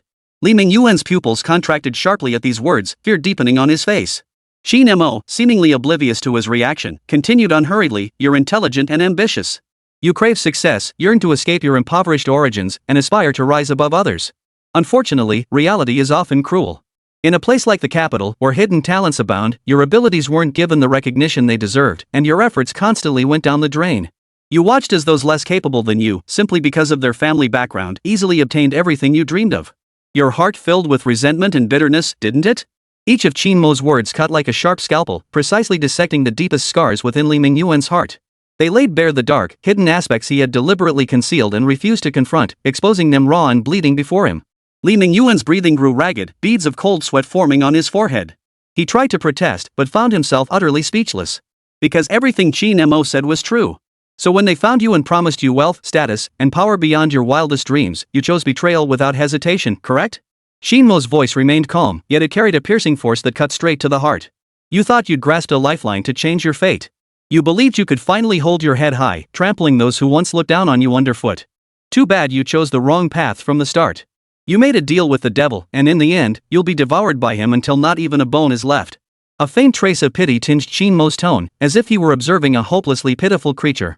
This pity cut deeper into Li Mingyuan's pride than any harsh rebuke could ever have done. Li Mingyuan could no longer endure this soul-piercing interrogation. His already fragile psychological defenses shattered like glass struck by a sledgehammer under Qin Mo's unfathomable verbal assault. No, it's not like that. I didn't. Li Mingyuan stammered incoherently, his voice thick with despair and panic. Qin Mo merely stared at him coldly, his eyes utterly unruffled. Did you think destroying Tingxia Bridge would allow you to wipe us all out? Did you think leaving those tracking markers would let your master reap the benefits? You're too naive, Li Mingyuan. In the face of absolute power, your petty tricks are nothing but the clumsy performance of a clown. Qin Mo's words proved the final straw, completely crushing Li Mingyuan. Wah! Li Mingyuan let out a piercing wail, collapsing to the ground as if his spine had been ripped out. Tears and snot streamed down his face, erasing any trace of intellectual dignity. Wailing uncontrollably, he spilled every secret he knew, pouring them out like beans from a bamboo tube. It's Chimera. The people from the Chimera Foundation found me. They said they could grant me every wish if I'd only work for them. Li Mingyuan's voice trembled violently with fear and regret, each word squeezed out through gritted teeth. Chimera Foundation? Qin Mo furrowed his brow. He had never heard of this name before. Li Mingyuan clung to this like a last lifeline, urgently explaining, yes. The Chimera Foundation. They're a mysterious global organization with power beyond imagination. Their goal is to seek out, plunder, and even attempt to fuse the core technologies of the world's most prestigious cultural heritage sites. They believe these intangible cultural heritages contain some kind of civilization code capable of altering human genes and enhancing spiritual power. Qin Mo stiffened at these words. Altering human genes? Enhancing spiritual power? This Chimera Foundation sure talks big. Their ultimate goal is to use these so-called civilization codes to create an entirely new Chimera civilization, one they deem perfect. Li Mingyuan's voice grew sharp and piercing with fear. But that's nothing short of cultural hegemony. A form of racial cleansing in disguise. Chapter 67, The Forbidden Grounds of Nine Dragons Agarwood. Qin Mo's expression darkened instantly, as stormy as the sky before a tempest. Cultural hegemony? Ethnic cleansing? This Chimera Foundation was no good at all. Their ambitions were far greater than he'd imagined, and their methods far more vicious. The Chimera Foundation has already infiltrated numerous high-level officials and academic circles across the globe. Li Mingyuan spoke at breakneck speed, seemingly hoping to bargain for his life by revealing more secrets. Even within that expert team led by Gu Mingxian and Gu Lao, several members had long been turned or bought off by Chimera through various means. This so-called Nine Dragons Agarwood Palanquin restoration project, and this entire wood-seeking expedition from the very beginning, it was a complete and utter scam. A trap meticulously designed by Chimera. Their true objective wasn't restoring a national treasure at all, it was using us to locate the legendary Millennium Dragon Saliva Wood and that mysterious Dragon Heartstone. This revelation exploded like a thunderclap within Qin Mo's mind. He never imagined the truth could be so complex and sinister. Even that seemingly pedantic and stubborn old man, Gu Mingxian, had. An indescribable surge of rage and chill welled up within Qin Mo. These scum, willing to betray national interests and cultural heritage for personal gain, deserved nothing less than death. What about the Rattlesnake Mercenary Group? And the monsters in this cave? Qin Mo forced down his rage and asked coldly. Li Mingyuan's body jerked violently, his eyes filled with bone-chilling terror. They're all tools of the Chimera. The Rattlesnake Mercenary Group is responsible for clearing this area, preventing any unauthorized personnel from approaching. And the monsters in that cave? They're living barriers used by Chimera to test and screen qualified entrants. Only by passing that monster's trial can one qualify to enter the true Forbidden Zone and uncover its core secrets. Li Mingyuan's teeth chattered, emitting a distinct clack-clack sound, clearly showing extreme apprehension toward the so-called monster. Just as Qin Mo was processing this shocking information, Mountain Cat, who had been searching the abandoned mercenary camp, suddenly came running over at a brisk pace. His face bore an unprecedented look of shock and gravity. Qin Mo. Come see this. Wildcat's voice trembled slightly with excitement. In his hands, he held a map that appeared ancient, tanned from the pelt of some unknown beast. The map's texture was coarse, its edges frayed, exuding a profound aura of antiquity. In ancient, mysterious pictographs, it detailed the intricate structure of the entire underground cavern system. Countless branching passages crisscrossed like a labyrinth. At the map's center, a location marked with special symbols bore several crooked yet primal-looking pictographs. Zhao Yu leaned closer. Though his knowledge of archaeology was only superficial, he recognized some basic ancient scripts. Squinting, he scrutinized the characters for a long moment before reading them aloud uncertainly. 9. Dragons. Agarwood. Forbidden ground?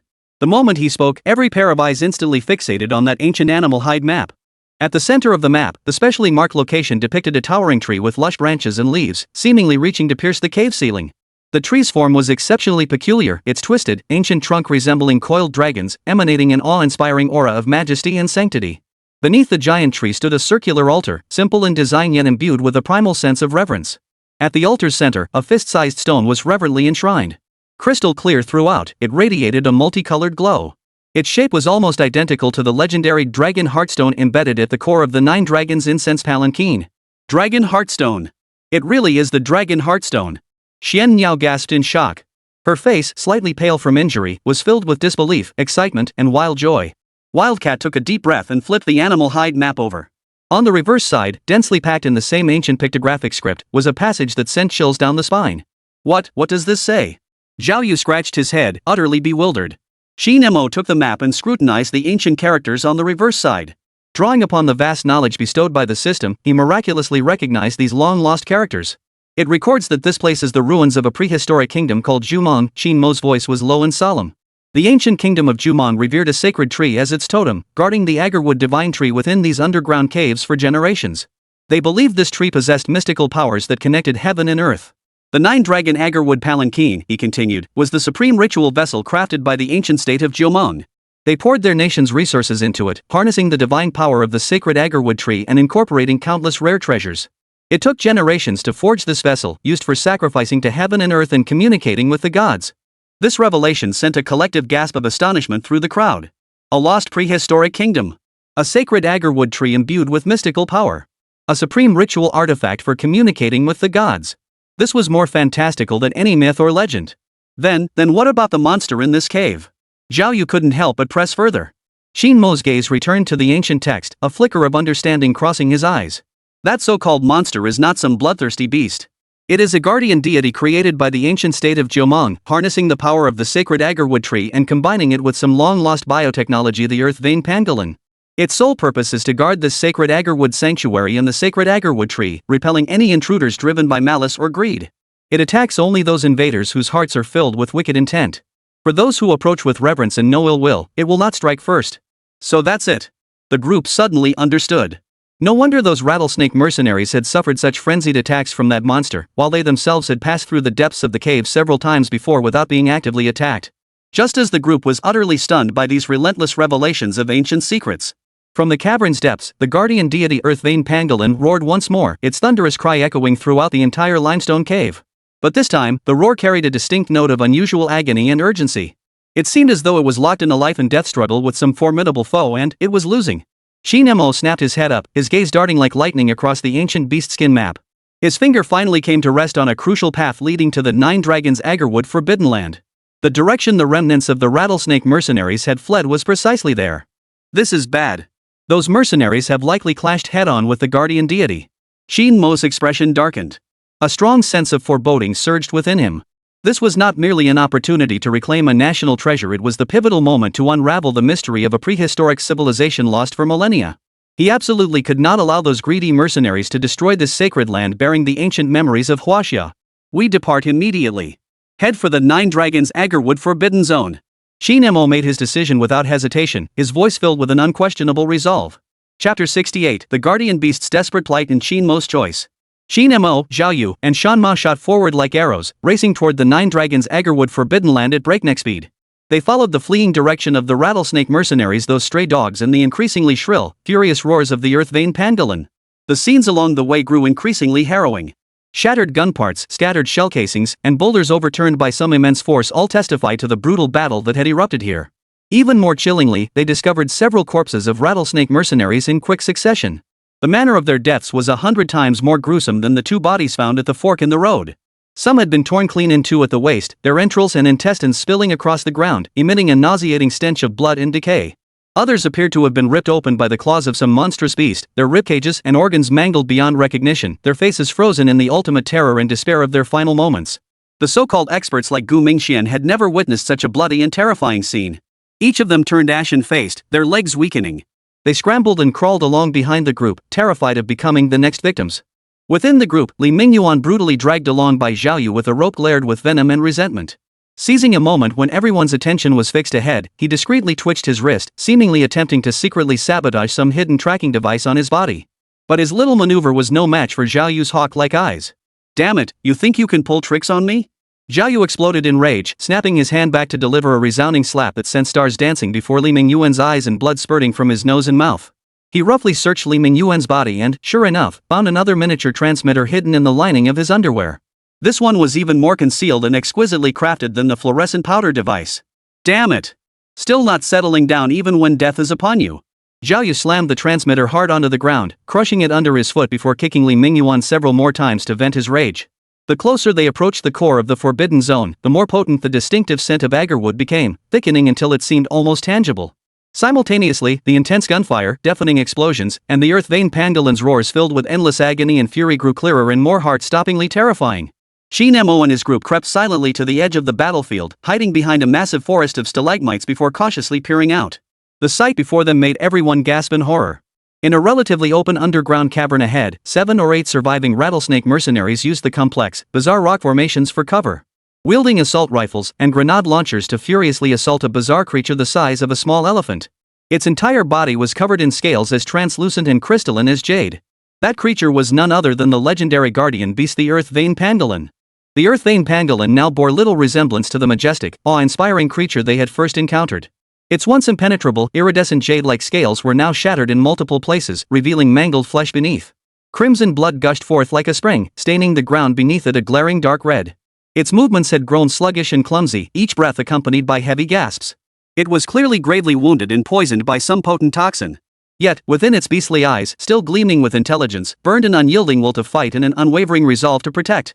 With its thick, powerful forepaws, it repeatedly swatted away the whistling bullets and grenades, its mouth erupting in deafening roars of fury as it tried to drive back the greedy invaders. The leader of the rattlesnake gang, a burly white man with a vicious scar across his face, now crouched behind a massive boulder, clutching a specialized tranquilizer gun as he hysterically barked orders at his ragtag band of defeated men. "Get your together, you bastards. Aim for its joints and eyes. Don't hit vital organs. The Foundation wants it alive. This is almost done for. Push harder. Catch it, and we'll have enough bounty money to last us the rest of our lives." Scarface's voice cracked with excitement, his eyes gleaming with greedy, savage light.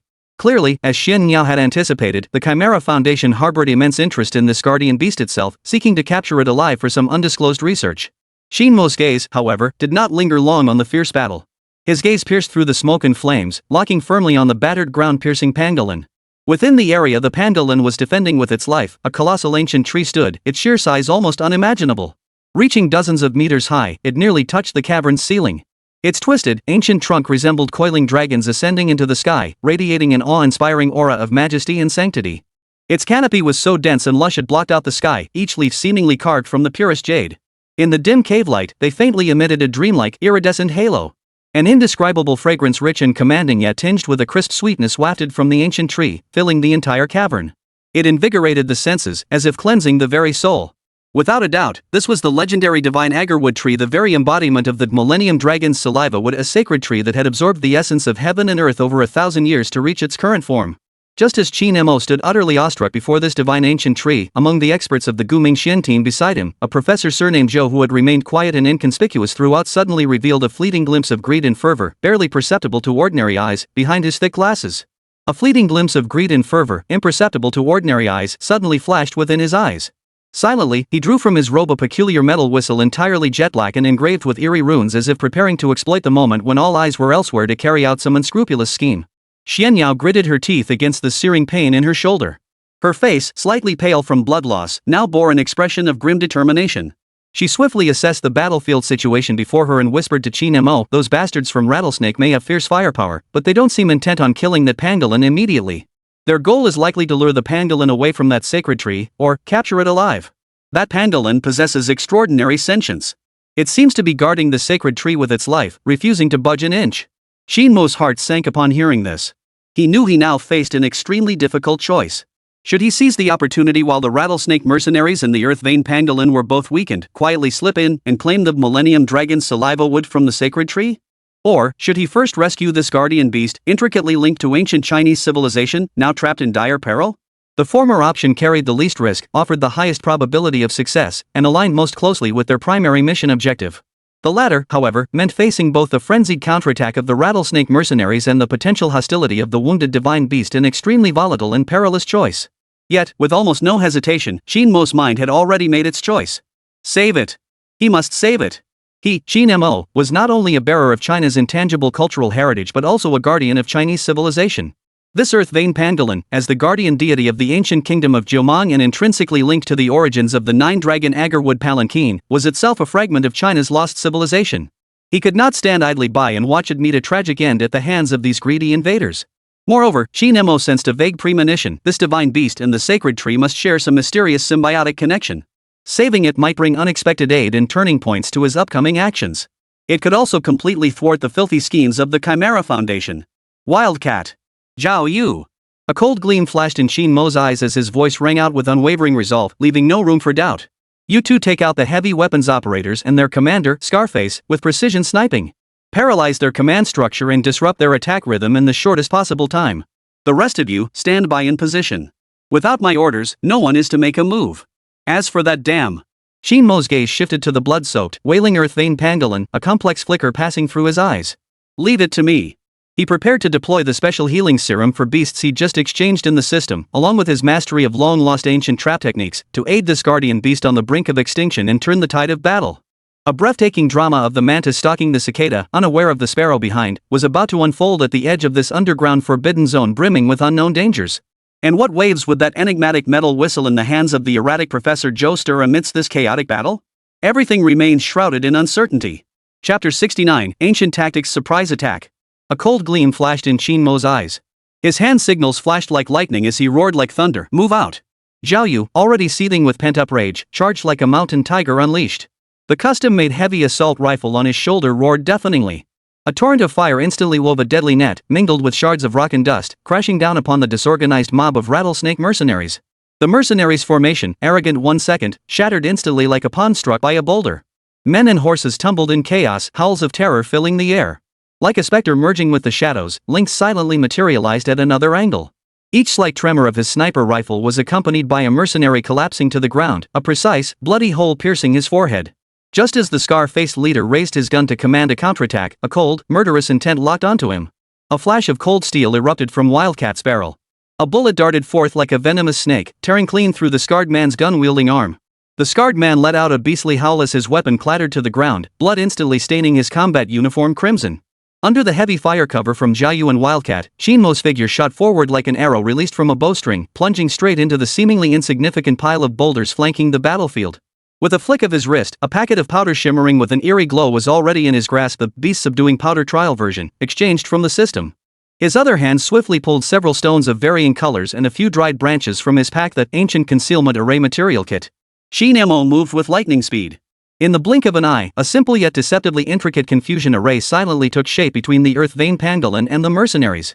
Next, he flicked his finger, sending a dark brown pill whistling through the air with pinpoint accuracy straight into the mouth of the armadillo, still locked in a bloody battle. The pill dissolved the moment it touched its tongue, a wave of cool energy instantly surging through every limb and bone of the pangolin. The earth-vein pangolin's gaze, previously unfocused from poison and severe injury, suddenly blazed with two terrifying flashes of brilliance after swallowing the mysterious pill. It felt a warm current swiftly repairing its internal wounds. The previous sense of helpless weakness vanished completely, replaced by surging power. The despicable humans before its eyes suddenly blurred, as if shrouded in a thick fog, making them difficult to lock onto. It was the astonishing effect of the ancient disorientation array Qin Mo had deployed. The pangolin let out a deafening roar to the heavens, its voice brimming with the joy of rebirth and boundless fury toward the intruders. Its massive body, like a small mountain, swayed violently as its thick, powerful claws lashed out. Several rattlesnake mercenaries, still bewildered by the situation, felt an irresistible force slam into them. With agonized screams, their bodies flew backward like hard rock shattered beneath their impact, the cracking of broken bones echoing clearly through the cavern. The earth-vein pangolin used this burst of power to temporarily break free from the mercenaries' encirclement. A flicker of confusion and gratitude toward Qin Mo's direction flickered in its eyes. Just as the tide of battle seemed poised to turn in Qin Mo's favor at this critical moment, Professor Zhou, who had been lurking behind Gu Mingxian and the others with his peculiar behavior, suddenly flashed a cold, fanatical gleam in his eyes. Silently, he drew a jet-black metal whistle from his robe, its surface engraved with strange, arcane runes. Before anyone could react, he pressed the whistle to his lips and blew it with all his might. A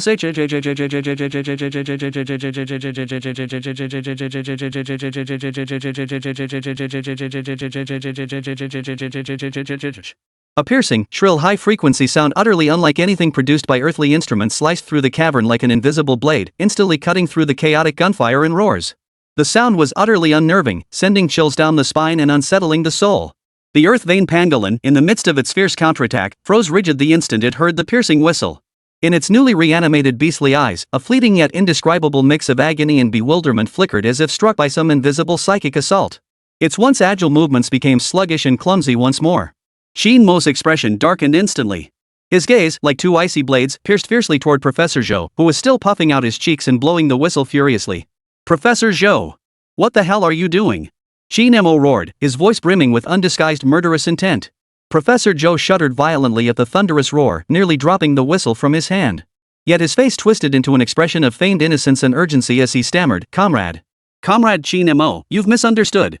I was trying to communicate with the divine beast.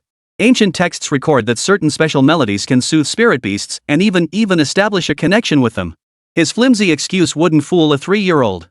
Meanwhile, the scarred mercenary leader, who had been clinging to life behind a rock, suddenly flashed a look of wild joy and savagery in his eyes the moment he heard that eerie whistle.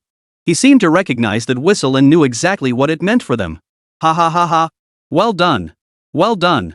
Scarface roared with maniacal laughter, his voice dripping with smug cruelty. "You refused the path to heaven, yet forced your way into hell.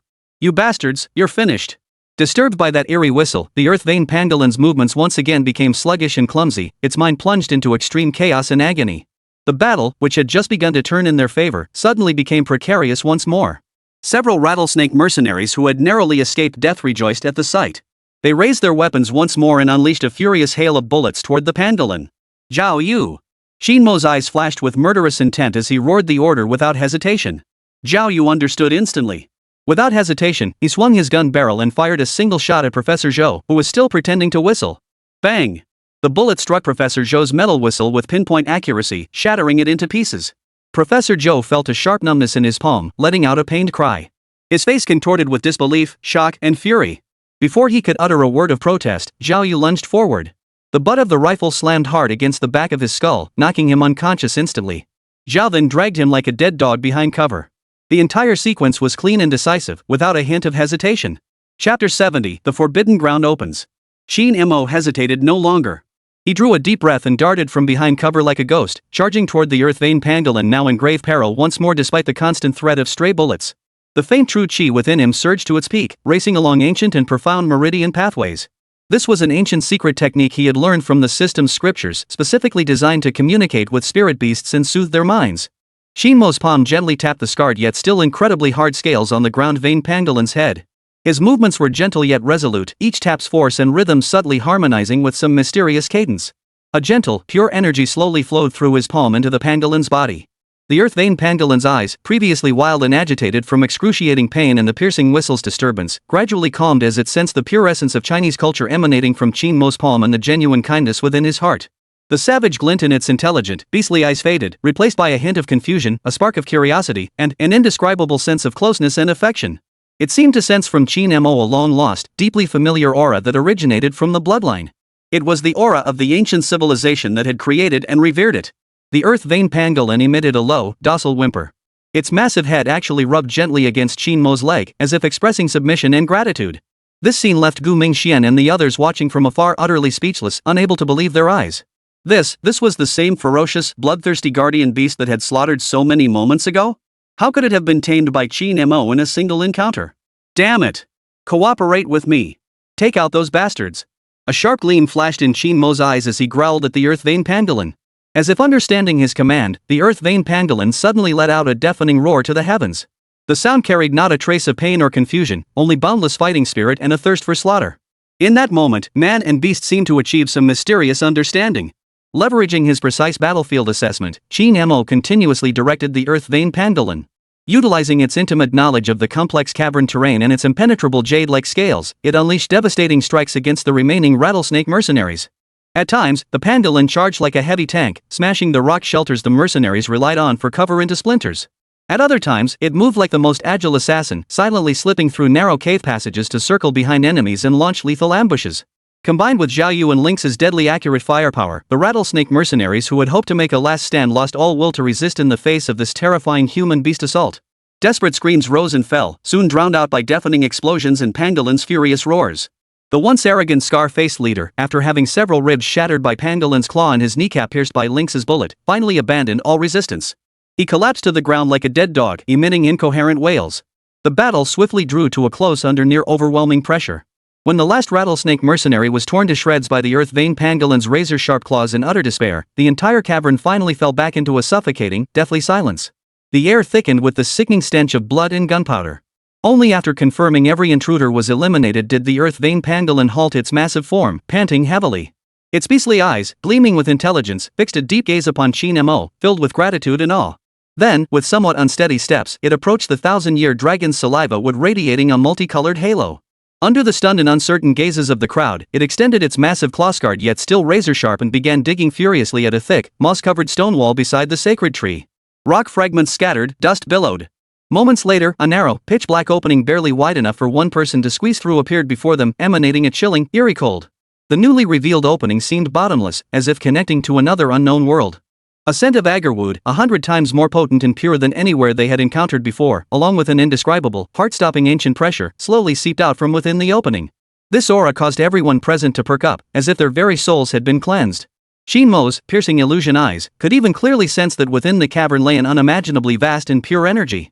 Could this be the true core of the legendary Nine Dragons Agarwood Forbidden Land?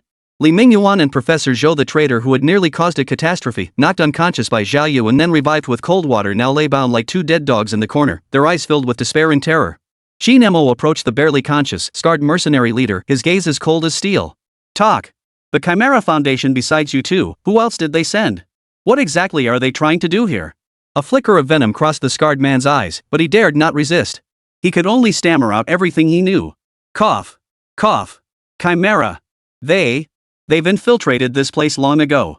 We're just the outer ring cleaners, responsible for eliminating all non-essential personnel.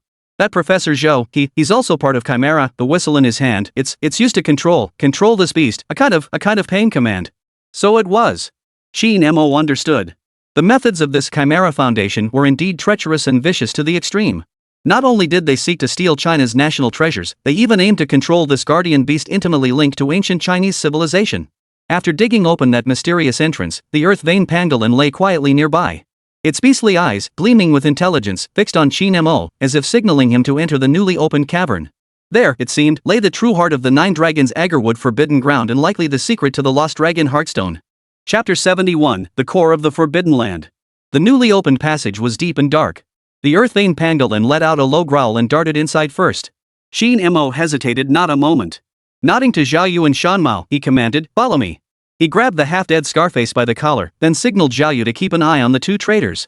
Only then did he lead Shen Niao, Gu Mingxian, and the others in single file. The passageway inside was far more orderly than imagined, clearly not natural. The stone walls on both sides were smooth as mirrors, adorned every few meters with intricate totem murals. These murals stood in stark contrast to the crude, primitive graffiti outside the cave. Their lines were fluid, their compositions intricate, radiating an ancient and profound wisdom. Most depicted scenes of ancient people worshipping sacred trees, taming strange beasts, and communicating with the stars, all shrouded in mystery. The air thickened with an overwhelming energy, almost tangible, pressing down so heavily it made breathing difficult. Suanio, already injured, now turned deathly pale. Beads of cold sweat formed on her forehead, and even breathing became difficult. Experts like Gu Mingxian groaned in agony, clutching their chests as they staggered forward, seemingly on the verge of suffocation. Only Qin Mo remained unaffected by this powerful energy field. Far from feeling discomfort, he felt refreshed and invigorated, as if swimming in water. The faint true qi within him, secretly bolstered by the Intangible Cultural Heritage System, began spontaneously absorbing this pure energy. It slowly repaired the physical exhaustion and minor internal injuries sustained during the earlier battle. This filled him with quiet delight. It seemed this so-called Forbidden Zone was, for him, a rare blessed land. The earth vein pangolin led the way ahead at a steady pace, its massive body displaying surprising agility in the narrow passages. This guardian beast knew the terrain like the back of its hand, seemingly resonating with the energy field of this place in a mysterious way. On several occasions, just as the group was about to step onto an ordinary-looking stone slab or approach an inconspicuous mural, the earth vein pangolin would emit a low warning, signaling them to detour. Qin Mo activated his piercing illusion eyes, and indeed discovered that these locations concealed ancient traps extremely well hidden and deadly. These traps were ingeniously linked to the surrounding energy fields. Triggering one would have unimaginable consequences, even he would likely struggle to handle it. With the Earth Vein Pangolin serving as both a living map and a mine-clearing vanguard, the team's progress accelerated considerably. The group couldn't help but feel a deepening sense of awe and gratitude toward this intelligent divine beast. Qin Mo kept his wits about him while leveraging the lingering power of his psychological profiler to engage in a friendly deep conversation with the scar-faced mercenary leader he held in his grasp. The scarred man, already gravely wounded and terrified by Qin Mo's unfathomable methods, had long since lost his mental resolve. Under Qin Mo's piercing gaze, which seemed to see straight through his soul, he trembled as he revealed a shocking piece of intelligence. Chimera. Chimera has a true core operative lurking within this forbidden zone. Besides us outer ring cleaners and assistants like Professor Zhou, there's another one. His codename is Scholar. His status far surpasses ours. He reports directly to the Foundation's high command. The Scholar? Qin Mo raised an eyebrow. What are his distinguishing features? Where is he now? Extreme terror flashed in Scarface's eyes. I don't know. The Scholar moves in shadows, his methods unfathomable. Only the highest level directives can contact him. He might be among you. Qin Mo unfolded the captured animal skin map once more. With the assistance of the Intangible Cultural Heritage System's knowledge base, the pictographs came vividly to life, revealing more earth-shattering secrets about the ancient kingdom of Jumong. This lost ancient kingdom was far more complex than previously imagined. They were not primitive tribes living off raw meat and blood. According to inscriptions on the map's reverse, the ancient kingdom of Jumong had mastered an extraordinarily advanced bioenergy manipulation technology thousands of years ago. They could extract and transform a mysterious life energy from specific plants and minerals to enhance themselves, spawn colossal beasts, and even alter the environment. The map also depicted astonishing plant grafting patterns, such as grafting hard metal ores onto certain vine plants to cultivate living metal that could freely extend and contract with unparalleled toughness. Or grafting luminous crystals onto fungi to create biological light sources that never fade. This was no primitive civilization, it was clearly an ultra-ancient civilization possessing advanced technology. As the team pressed deeper, the energy fluctuations in the air grew increasingly intense. Suddenly, around a corner ahead, a modern area appeared, starkly out of place in the ancient surroundings. Scattered across the ground were dozens of makeshift tents constructed from metal frames, alongside shattered glassware and intricate electronic instruments. Within several massive, specially crafted glass containers, distorted biological specimens long devoid of life were preserved in solution. Some resembled deformed reptiles, while others appeared to be monstrous creatures forcibly stitched together from multiple organisms, all emitting a pungent formaldehyde odor. This is the Chimera Foundation's secret lab. Xian Niao gasped, his eyes blazing with fury. It was clear the Chimera Foundation had infiltrated this place long ago, conducting illegal biological research here for years, perhaps even decades. They sought to decipher the ancient kingdom of Jomong's bioenergy and plant grafting technologies, and might even have been attempting to resurrect or create guardian beasts akin to the Earth Vein Pangolin. Upon seeing the intricate totem murals in this abandoned Chimera lab, Gu Mingxuan's expression shifted repeatedly. Any lingering prejudice or doubt he had harbored toward Qin Mo was now utterly shattered by the irrefutable evidence before him. His aged eyes now burned with the scholar's unique fervor and obsession, as if he had discovered a new continent.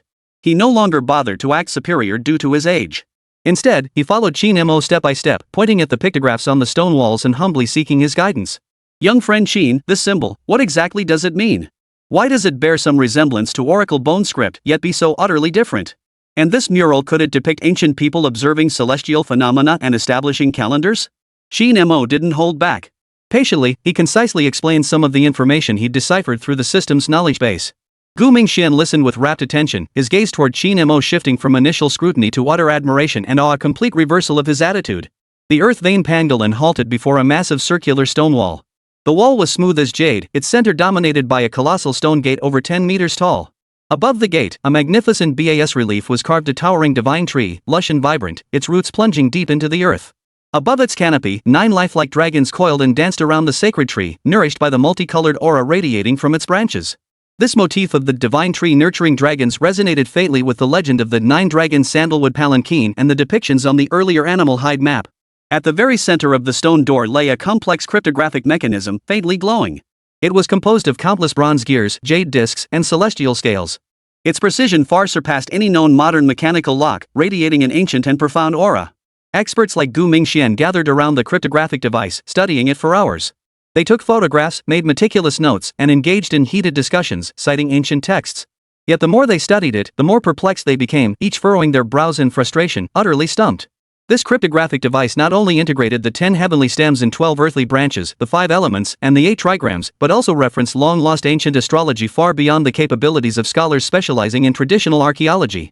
This is nothing short of a miracle. Beyond human comprehension, one expert sighed, shaking his head in utter defeat. Qin Mo stared intently at the intricate mechanism, a sudden flash of insight lighting up his mind. He recalled the incredibly intricate mortise-and-tenon joints and interlocking mechanisms he had encountered while restoring the 9-dragon agarwood palanquin. A connection seemed to exist between the two, a shared design philosophy. Just then, a system notification sounded quietly in his mind. Ding. Detecting host-facing mechanism challenge. Temporarily activating master-level mechanism craftsmanship trial card. Valid for 10 minutes.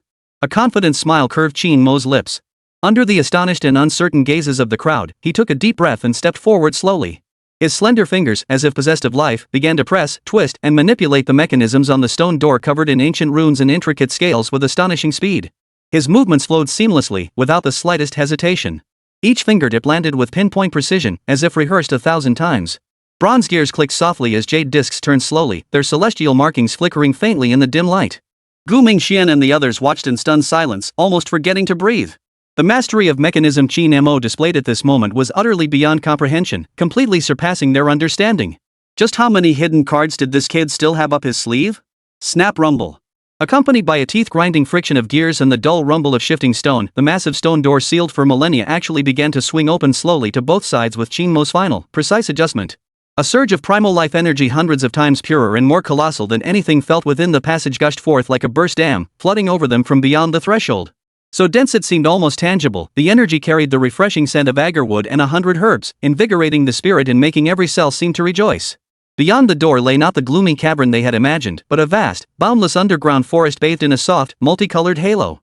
Exotic flowers and rare plants carpeted the ground, towering ancient trees stood majestically, and cascading waterfalls and gurgling springs dotted the landscape, a scene straight out of a legendary fairy realm. Just as everyone was utterly stunned by this dreamlike spectacle, a cold warning flashed through Qin Mo's eye of truth.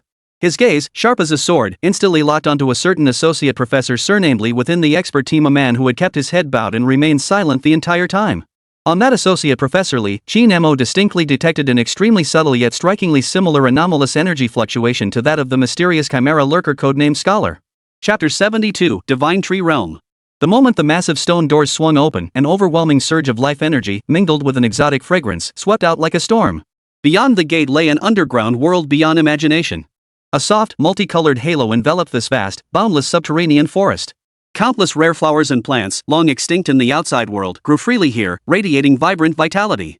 At its very center, a towering tree soaring 100 meters high stood majestically, none other than the legendary millennial dragon's saliva wood. Its gnarled branches resembled a dragon probing the depths of the sea, each leaf glistening with an emerald sheen. The multicolored aura emanating from the entire sacred tree served as the sole source of light in this subterranean realm. The earth-vein pangolin, once covered in gaping wounds, entered this sacred tree's domain. Instantly, the deep, bone-exposing lacerations across its body began to visibly wriggle and heal at a rapid pace. With a low growl brimming with reverence and dependence, it prostrated itself beneath the Millennium Dragon's saliva wood, greedily absorbing the colossal energy radiating from the sacred tree. Its once dull jade-like scales regained their lustrous sheen. This miraculous scene left Gu Mingxian and the others utterly speechless, almost convinced they had stumbled into a fairyland. Yet within this seemingly serene paradise, Qin Mo's piercing illusion eyes detected a faint, eerie energy fluctuation. The air seemed filled with an invisible dust carrying a peculiar fragrance. Caution! Hallucinogenic pollen in the air. Qin Mo warned sharply. Before his words had fully faded, two experts in the group with weaker mental fortitude began to lose focus. Their eyes glazed over, faces contorted into rapturous smiles, and they murmured incoherently, clearly ensnared in some delightful hallucination. Damn it, I finally made it into the Academy of Sciences. Ha ha ha ha, one expert danced wildly. My national treasure. My national treasure has returned, the other exclaimed, gesturing wildly at thin air. Qin Mo frowned, then without hesitation, redeemed a box of mind-clearing miasma-dispelling incense from the system store. He lit one stick. An instantly refreshing, faintly pungent fragrance filled the air. The two experts, trapped in their hallucinations, jolted awake. Their eyes cleared, but their faces were drenched in cold sweat from sheer terror. Just now. I thought I saw. Enough. It was all an illusion. Qin Mo's voice was deep and commanding as his sharp gaze swept over the surrounding lush, exotic flora. This place may seem like paradise, but every step is fraught with danger. Qin Mo's icy voice shattered everyone's illusions about the underground forest. Many of those seemingly beautiful plants are living traps cultivated by the ancient kingdom of Jomon using their miraculous biotechnology. They are the most loyal guardians of this sacred tree realm. Any trespasser will pay a terrible price. Gu Mingxian and the others paled instantly. Any lingering admiration for the spectacle vanished completely. Their gazes toward the surrounding exotic flora now brimmed with caution and dread. Even Zhao Yu, that fearless hothead, unconsciously tightened his grip on his assault rifle, beads of sweat forming on his forehead. Shan Mao remained taciturn, yet his gaze sharpened like a cheetah poised to strike, vigilant for any sign of disturbance. Suanio forced himself to speak, his voice strained. The ancient texts do mention it. The ancient kingdom of Jumong excelled in the art of using life to overcome life, combining plants with the traits of certain strange beasts to create unimaginable guardians. These words undeniably confirmed Qin Mo's assessment, deepening the gravity in everyone's hearts. The group cautiously approached the central 1,000-year-old agarwood tree, each step proving exceptionally difficult. Suddenly, from a seemingly ordinary patch of vines off to the side, dozens of dark green tendrils as thick as arms shot out like venomous snakes, coiling toward Zhao Yu, who was leading the way. "Watch out!" Qin Mo bellowed. Zhao Yu reacted with lightning speed, roaring as his assault rifle instantly spat out furious tongues of fire. Rat-a-tat-tat. The dense barrage of bullets struck the vines, yet only produced a series of metallic clangs and sparks. They failed to even pierce the outer layer of the vines.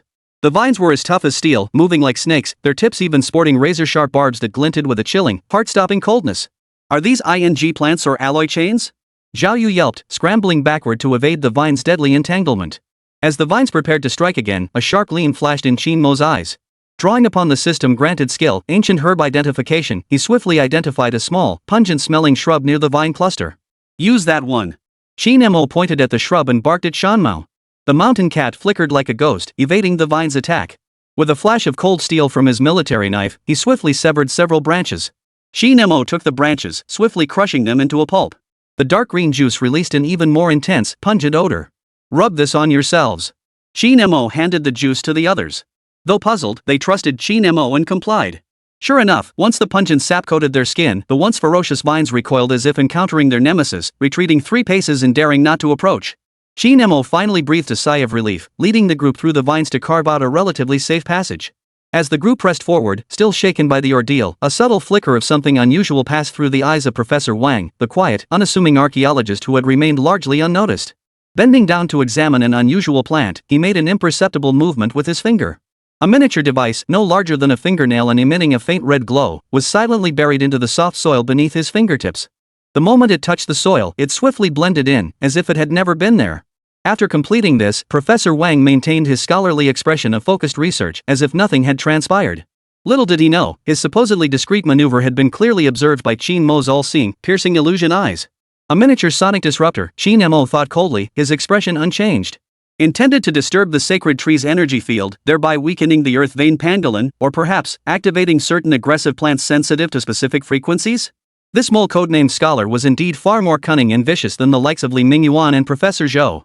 Qin Mo feigned no awareness of any irregularities, merely glancing over the seemingly harmless plant communities around them. He then pointed to another path and said, "This one looks closer. Let's take this route." The winding path was lined with enormous, vibrantly colored flowers of bizarre shapes, exuding an enticing sweet fragrance. Seeing this, Professor Wang's lips curled into an imperceptible sneer. He thought to himself, "Fool! That path is the true dead end. Those soul-devouring demon flowers are already starving for blood." He assumed Qin Mo was rushing to take a shortcut, unaware he was stepping deeper into the countermeasure trap Qin Mo had set for him. The rest of the group detected nothing amiss, continuing to follow cautiously behind Qin Mo. Zhao Yu even boasted, "Brother Mo, you really have sharp eyes. This path does look much safer than the last one." Qin Mo smiled but said nothing, merely glancing with the corner of his eye at the scholar Professor Wang trailing behind them. Just as the group was about to enter the area where the soul-devouring demon flowers grew, less than 3 meters from those enormous blooms exuding a sickly sweet fragrance, Qin Mo's footsteps abruptly halted, as if nailed to the spot. He spun around abruptly, a faint, ambiguous smile playing on his lips, his gaze fixed intently on Professor Wang. "Professor Wang," Qin Mo's voice was quiet but clear enough for everyone to hear, "as the most seasoned plant archaeologist in our team, you must have extensive research on the symbiotic traps of the ancient Jumang kingdom? How about, for the next stretch of the journey, you could lead the way? It would be a great learning experience for us younger generations." The moment these words left his lips, the air seemed to freeze solid. The muscles in Professor Wang's face stiffened abruptly. Behind his glasses, his eyes flashed with sudden panic and bewilderment. The smile vanished from his face, replaced by an unmistakable grimness and ugliness. He never imagined his meticulously concealed arrangements would be so easily exposed by this young man.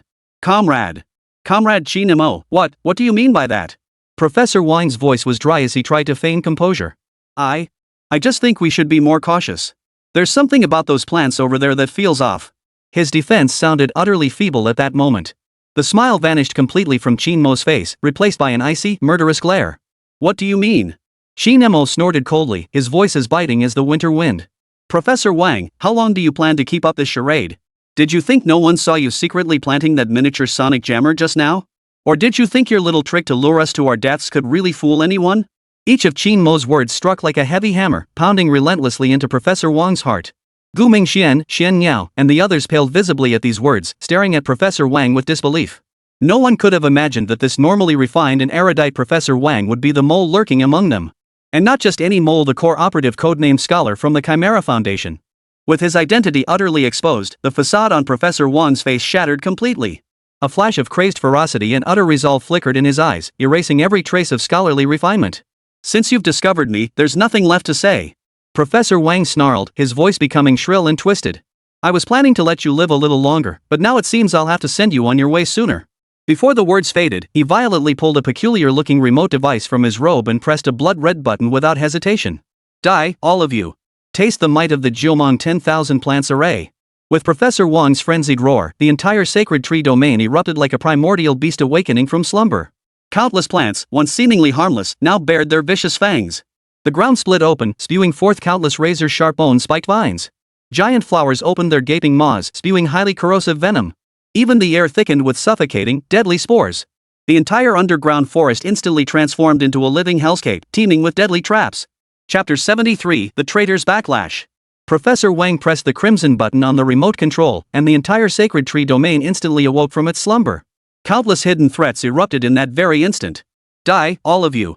Taste the might of the Jiumeng 10,000 plants array. Professor Wang roared like a madman, his eyes blazing with bloodthirsty fervor.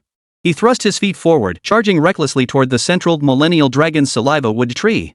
His true objective was to seize the core essence condensed within the divine tree, the tears of the divine tree. In an instant, the ground shattered. Countless vine-like tendrils, thick as arms and dark green like venomous snakes emerging from their lairs, burst forth from the earth, lashing out wildly. Those exquisitely beautiful exotic flowers and plants now opened gaping maws filled with sharp teeth, spewing foul-smelling venom. Even the air itself became saturated with dizzying, poisonous spores that seeped into every pore. This subterranean paradise instantly transformed into a life-devouring hellscape. Zhao Yu and Mountain Cat reacted with lightning speed, immediately forming a crossfire network. Rat-a-tat-tat. Zhao Yu's assault rifle roared, unleashing a torrent of scorching fire that shattered several attacking vines into splattering pulp. Shan Mao's sniper rifle remained cool and deadly, each bullet precisely piercing the gaping maws of the carnivorous plants, halting their venomous spew. Yet these plant traps seemed endless, relentless in their assault. As one wave was destroyed, more surged from the shadows, their assault growing fiercer. The defensive line teetered on collapse. Even warriors as formidable as Zhao Yu and Wildcat felt unprecedented pressure, sweat pouring down their foreheads. Roar! At the critical moment, Qin Mo roared, commanding the earth vein pangolin beside him. The colossal beast, seemingly possessed of sentience, reared up on its hind legs. Its massive frame charged forward like a bulldozer, slamming into the densest cluster of bone-spiked vines. Snap! Snap! The vines, harder than steel, shattered like rotten wood under the earth vein pangolin's terrifying brute force. A relatively safe passage was forcibly carved out. Qin Mo didn't pause. His eyes flashed with sharp focus as both his piercing illusion eyes and ancient herb identification abilities reached their peak. 3 o'clock direction, left front. That orchid-emitting purple mist is the spore toxin source. Wildcat. Zhao Yu, use the incendiary grenades. Those vines are vulnerable to fire.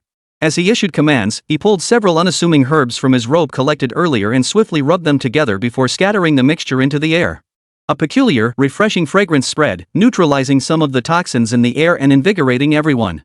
Leveraging his mastery of botanical synergies and antagonisms, Qin Mo relentlessly dismantled those seemingly inescapable living traps, precariously stabilizing their position.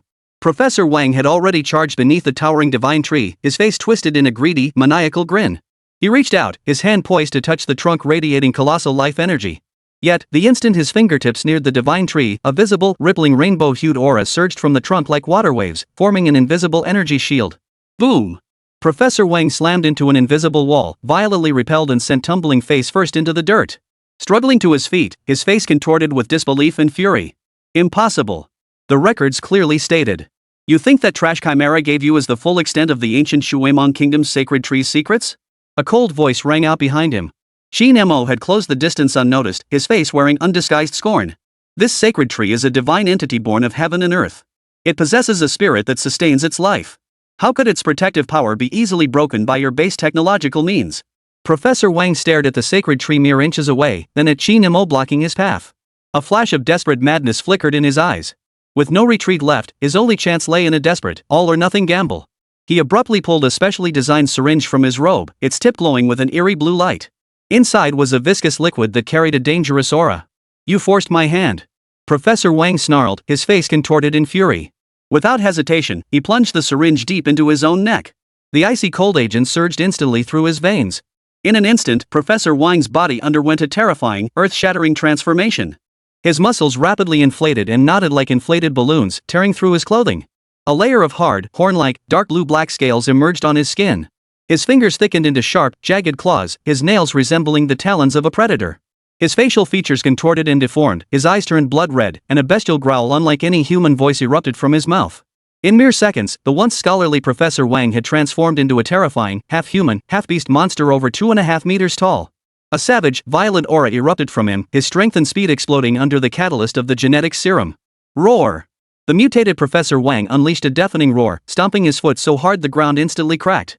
His massive frame hurtled forward like a cannonball, trailing a foul stench as he lunged viciously toward Qin Mo. His claws, gleaming with a cold, menacing light, were sharp enough to tear through steel with ease. Qin Mo's eyes narrowed. Instead of retreating, he advanced, the profound essence of Bajiquan mastery instantly fusing within his heart. He lowered his center of gravity, channeling his chi into his dantian. Facing the monster's thunderous assault, he neither dodged nor retreated. With a powerful thrust of his arms, he met the blow head-on. Boom! A thunderous, muffled crash echoed like two speeding trucks colliding. A terrifying shockwave rippled outward, forcing everyone to shut their eyes. Qin Mo felt a colossal force surge from the creature's claws, numbing his arms and causing his blood to surge violently. He stumbled backward several steps. The monster's strength was indeed monstrously powerful. The mutant king professor was also momentarily staggered by the fierce, explosive power contained within Qin Mo's 8 extremes fist, a hint of surprise flashing in his eyes. He hadn't expected this seemingly frail young man to withstand his full power attack after mutation. Though temporarily at a disadvantage in the fierce battle, Qin Mo's gaze grew increasingly calm and sharp. While engaging the mutant professor with intricate footwork and the force redirecting techniques of Bagwazang, he meticulously studied every movement and bodily change of his opponent. Enormous strength, blinding speed, and astonishing defense. Qin Mo's mind raced with analysis.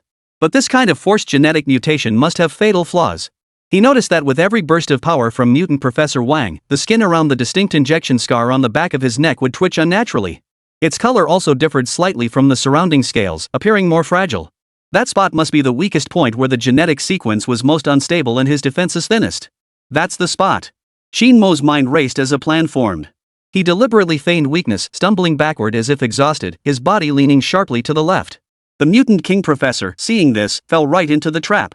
A cruel, savage grin flashed across his blood-red eyes as he roared and lunged forward once more, his claws aimed straight for Qin Mo's heart. At that critical moment, the earth vein pangolin, which had been cowering beneath the sacred tree as if petrified with fear, suddenly sprang into action. Its thick tail, covered in jade-like scales, swung like a battering ram. With a howling gale, it struck from an impossibly sharp angle, lashing viciously at Professor Wang's lower body. This unexpected attack caught Professor Wang completely off guard. He instinctively tried to dodge, but mid-air, evasion was impossible. Thud! The giant tail of the earth vein pangolin struck his calf with brutal force, the sound of cracking bones echoing clearly. Professor Mutant King let out a pained roar, his body momentarily stiffening and revealing an opening in midair. Now! Qin Mo's eyes blazed with intensity. Seizing this fleeting opening, he didn't retreat but advanced instead, closing the distance like a ghostly apparition. In his hand, he now held a sharp, jagged fragment of stalactite, a piece shattered during the earlier battle. Die!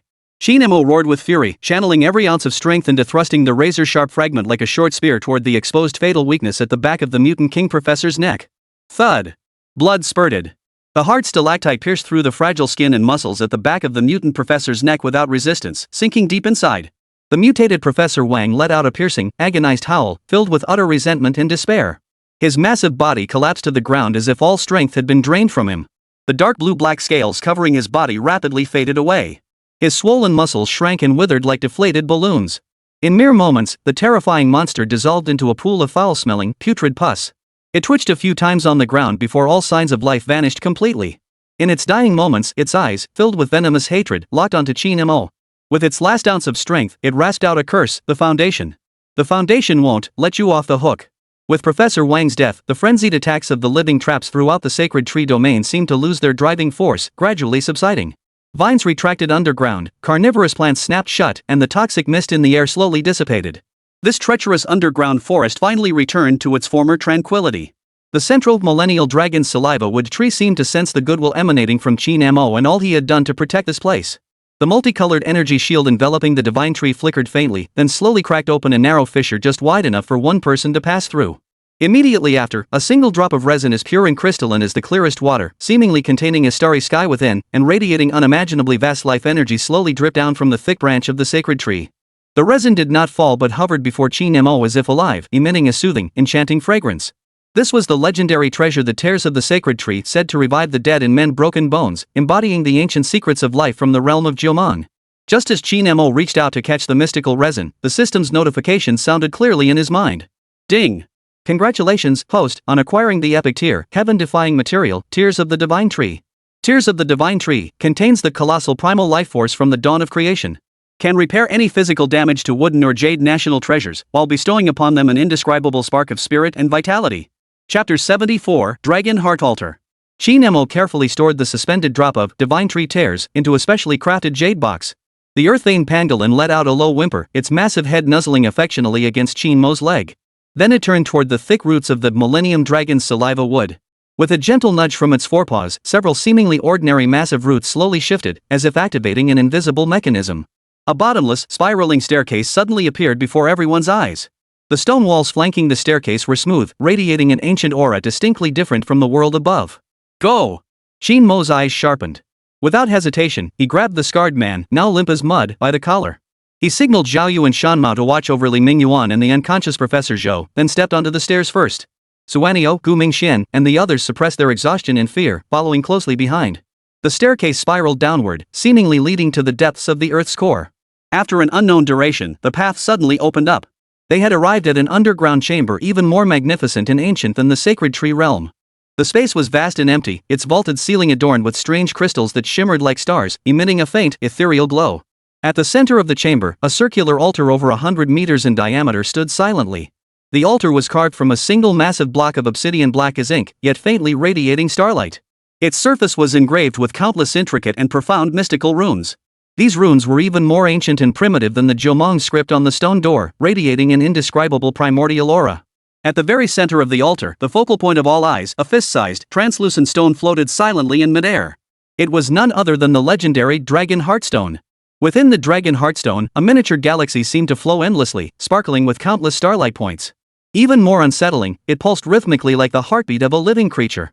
Thump! Thump! Each beat emitted a deep, drum-like thud that resonated clearly into the depths of everyone's soul. With each beat of the Dragon Heartstone, an invisible yet overwhelming surge of spiritual energy spread outward like a tidal wave. Ah! Within the ranks, two specialists from Gu Mingxuan's team, already weak, willed instantly clutched their heads and screamed in agony. Their eyes glazed over, facial muscles contorted as if witnessing the world's most terrifying vision, plunging them into profound chaos and madness. My thesis, my data, it's all ruined. Ghosts! Ghosts! Don't come near me! Even Xin Yao let out a muffled groan, her fair face turning as white as paper in an instant, clearly shaken to her core. Qin Mo's eye of truth went into a frenzy of warning at that moment, the scene before him suddenly warping and shifting. Countless scenes of grief and fury flashed through his mind like a frantic movie reel. The towering flames engulfing the old summer palace. It was the humiliation of countless national treasures plundered by foreign powers, scattered across foreign lands. It was the repeated wounds and devastation inflicted upon Chinese civilization throughout history. These images, saturated with blood and tears, stabbed like daggers into Qin Mo's heart, attempting to ignite the long-suppressed fury and resentment deep within him, threatening to consume him entirely with inner demons. Not a chance. Qin Mo's eyes narrowed with fury as he let out a suppressed growl. At this critical moment, a flash of insight struck his mind. Without hesitation, he retrieved the single drop of Divine Tree Tears he had just obtained. He slammed this wondrous object, brimming with colossal life energy, onto the ancestral cavity between his eyebrows. A cool, smooth sensation washed over him. The next instant, an unimaginable torrent of pure, crystalline life force surged forth from the Divine Tree's tear, like a bursting river, flooding into Qin Mo's sea of consciousness. Under the impact of this pure, colossal life energy, the terrifying, grotesque illusions melted away like ice under the scorching sun, swiftly dissolving and disintegrating. Qin Mo felt his spirit clear, all negative emotions swept away. Even more astonishingly, as the illusions dissipated, he sensed a faint yet wondrous resonance forming between his spirit and the entire obsidian altar and the pulsating dragon heartstone itself. Within this uncanny resonance, fragmented and hazy fragments of ancient memories surged into Qin Mo's mind like a tidal wave. It was as if he had traversed eons, bearing witness to the rise and fall of a lost civilization. In the visions, a group of primitive ancestors clad in animal skins and bearing ancient features discovered the dragon heartstone, shimmering with an uncanny glow, at the site of an extraterrestrial meteorite impact, guided by a sacred celestial tree. To their astonishment, they discovered this celestial artifact possessed the mysterious ability to record and resonate with civilizational information. Thus, the ancestors of the ancient kingdom of Jumong poured the entire strength of their tribal civilization into this endeavor, expending the collective efforts of countless generations. Drawing upon the colossal vitality of the sacred tree as their energy source, they fashioned the awe-inspiring 9-dragon agarwood palanquin from the most precious 1,000-year-old agarwood, supplemented by countless rare treasures from heaven and earth. Their purpose was to engrave the very essence of the ancient kingdom of Jumong, its wisdom, culture, craftsmanship, and the core of its entire civilization deeply into this dragon heartstone, like an indelible imprint. They yearned for this method to allow the flame of the Jumong civilization to transcend the shackles of time and endure for eternity. The final scene etched in memory was one of earth-shattering chaos and towering floods, as if the apocalypse had descended. The ancient kingdom of Jumong faced an irresistible, catastrophic destruction. At the very moment of the tribal civilization's collapse, a high priest clad in feathered robes and bearing a sorrowful countenance stood atop the obsidian altar. Sacrificing his own life, he activated the altar's ultimate seal. In that instant, a blinding radiance erupted. The dragon heartstone, the heaven-reaching sacred tree, and this subterranean sanctuary, the last hope of the Jumong civilization along with the entire Earth's pulse, were sealed by an unmatched force, plunging into an endless slumber, awaiting awakening after untold ages. Qin Mo abruptly snapped out of the vast echoes of antiquity, his forehead drenched in cold sweat, while a tidal wave of realization surged within him. So that was it. This 9-dragon incense palanquin was far more than a supreme ritual vessel for sacrificing to heaven and earth. It was more like a super hard drive containing the entire civilization of the ancient Julong kingdom. A backup of an entire civilization. And those deranged bastards of the Chimera Foundation? Their true objective was to seize this one-of-a-kind civilization hard drive. Then, to completely format it, erasing the glorious imprint of ancient Huaxia ancestors, before forcibly overwriting it with their own twisted, evil nonsense, their so-called Chimera civilization. These bastards are uprooting the very foundations of our Huaxia civilization. Just as Qin Mo grasped the truth, his chest aflame with rage. A sudden shift occurred. The black obsidian altar, silent for millennia, seemed to sense Qin Mo's probing into its core secrets, or perhaps it was stirred by some unknown force. The ancient, enigmatic runes etched upon its surface suddenly erupted with a blinding, blood-red radiance. A suffocatingly powerful repulsive force erupted violently from the altar's center, violently pushing outward in all directions. Caught completely off guard, Qin Mo and his companions were knocked back by the immense force, their blood surging violently as they stumbled backward. This is bad. Qin Mo's expression darkened as alarm bells rang in his mind. Yet an even more deadly peril had already descended. At the very moment the altar shifted, the spiral staircase entrance they had come through suddenly echoed with a series of rhythmic, thunderous footsteps heavy as mountains. The footsteps were cold and filled with a murderous aura, each one feeling like a stomp on everyone's hearts. The group turned in horror. A squad of about 20 elite soldiers, clad in pitch-black combat gear and armed to the teeth, appeared silently at the staircase entrance like specters rising from hell, completely blocking their retreat. Each member radiated a bone-chilling aura of murderous intent, their eyes fixed on Qin Mo and his companions like venomous snakes. At the forefront stood a tall, gaunt figure with a sinister countenance, a cruel and familiar smirk playing at the corners of his mouth. It was none other than that long-lost nemesis who had clashed with Qin Mo multiple times only to flee in disarray each time. Abe Seiki. He was here too. Chapter 75, The Return of the Archenemy and the Clash of Technology. The obsidian altar erupted in a blaze of crimson light, unleashing a terrifying repulsive force that swept everyone back like a raging tidal wave. Qin Mo steadied himself with great effort, his heart pounding with warning. A chill like being stared down by a venomous snake suddenly rose up his spine. At the staircase entrance, cold, heavy footsteps shattered the deathly silence. Step by step, they pounded into everyone's hearts. Over 20 pitch-black figures, like demons crawling from the depths of hell, silently sealed off the only escape route. They wore Chimera's custom black combat suits, their eyes beneath the masks cold and merciless, weapons gleaming with deadly cold light. Over a dozen were further equipped with monstrous exoskeleton armor, their metal joints grinding together in a teeth-chattering clatter. The leader stood tall and gaunt, his face dark and menacing, a sickening mix of maniacal fervor and mocking amusement playing at the corners of his mouth. It was him. The archenemy who had fled in disarray after every confrontation, Abe Seiki. This bastard had actually shown up here like a persistent ghost. Qin Mo Jun, long time no see? Abe Saki's voice was shrill, dripping with bone-deep venom and a twisted smirk of satisfaction. Who would have thought this vermin could actually crawl its way here? Truly, I must reconsider my opinion of you. Qin Mo's eyes flashed with cold fury. He never imagined this Japanese scum had become a traitor to the Chimera Foundation. Abe Saki sneered savagely, Japan couldn't tolerate me, but the Great Chimera gave me a new lease on life. Now, I'm one of the field commanders for this operation. He pointed at the boundly Mingyuan and Professor Zhou in the distance, then swept a glance over Qin Mo and the others, as if surveying a flock of lambs awaiting slaughter. As for those useless rattlesnakes and that fool Professor Wang, they were merely pawns I sacrificed to probe the terrain disposable assets. What a ruthless bastard! Qin Mo's heart boiled with murderous intent. This Abe Saki had grown even more treacherous and vicious than before. Abe Saki seemed to revel in Qin Mo's furious glare. With smug satisfaction, he took a peculiar-looking metallic device from an exoskeleton soldier behind him. Several antennae protruded from its top, humming as they emitted an eerie energy fluctuation. Qin Mo, I bet you're curious why you managed to get in, yet we're still standing here unscathed, aren't you? Abe Saki grinned wickedly as he pressed a button on the device. This, he declared, is the latest technology from my Chimera Foundation, the Cultural Frequency Interferer. It can simulate specific cultural frequencies to temporarily suppress the repulsive force field emitted by this altar. As his words faded, the previously violent crimson glow actually dimmed slightly. The mysterious prohibitions of ancient civilizations were now being challenged by modern cutting-edge technology. Technology is the only god of this era. Abe Saki roared with fervor, his eyes brimming with contempt for these so-called relics of the past. Today, you fools clinging to your antiquated relics will see what true power truly is. He swung his hand violently and barked, clear all obstacles. Seize the Dragon Heartstone. Yes. Over a dozen elite Chimera soldiers clad in exoskeleton armor roared in unison. Like beasts unleashed from their cages, they charged toward Qin Mo and his companions with heavy footsteps and a destructive aura. Damn it! Let's take these bastards on. Zhao Yu roared, his assault rifle instantly spitting angry tongues of fire.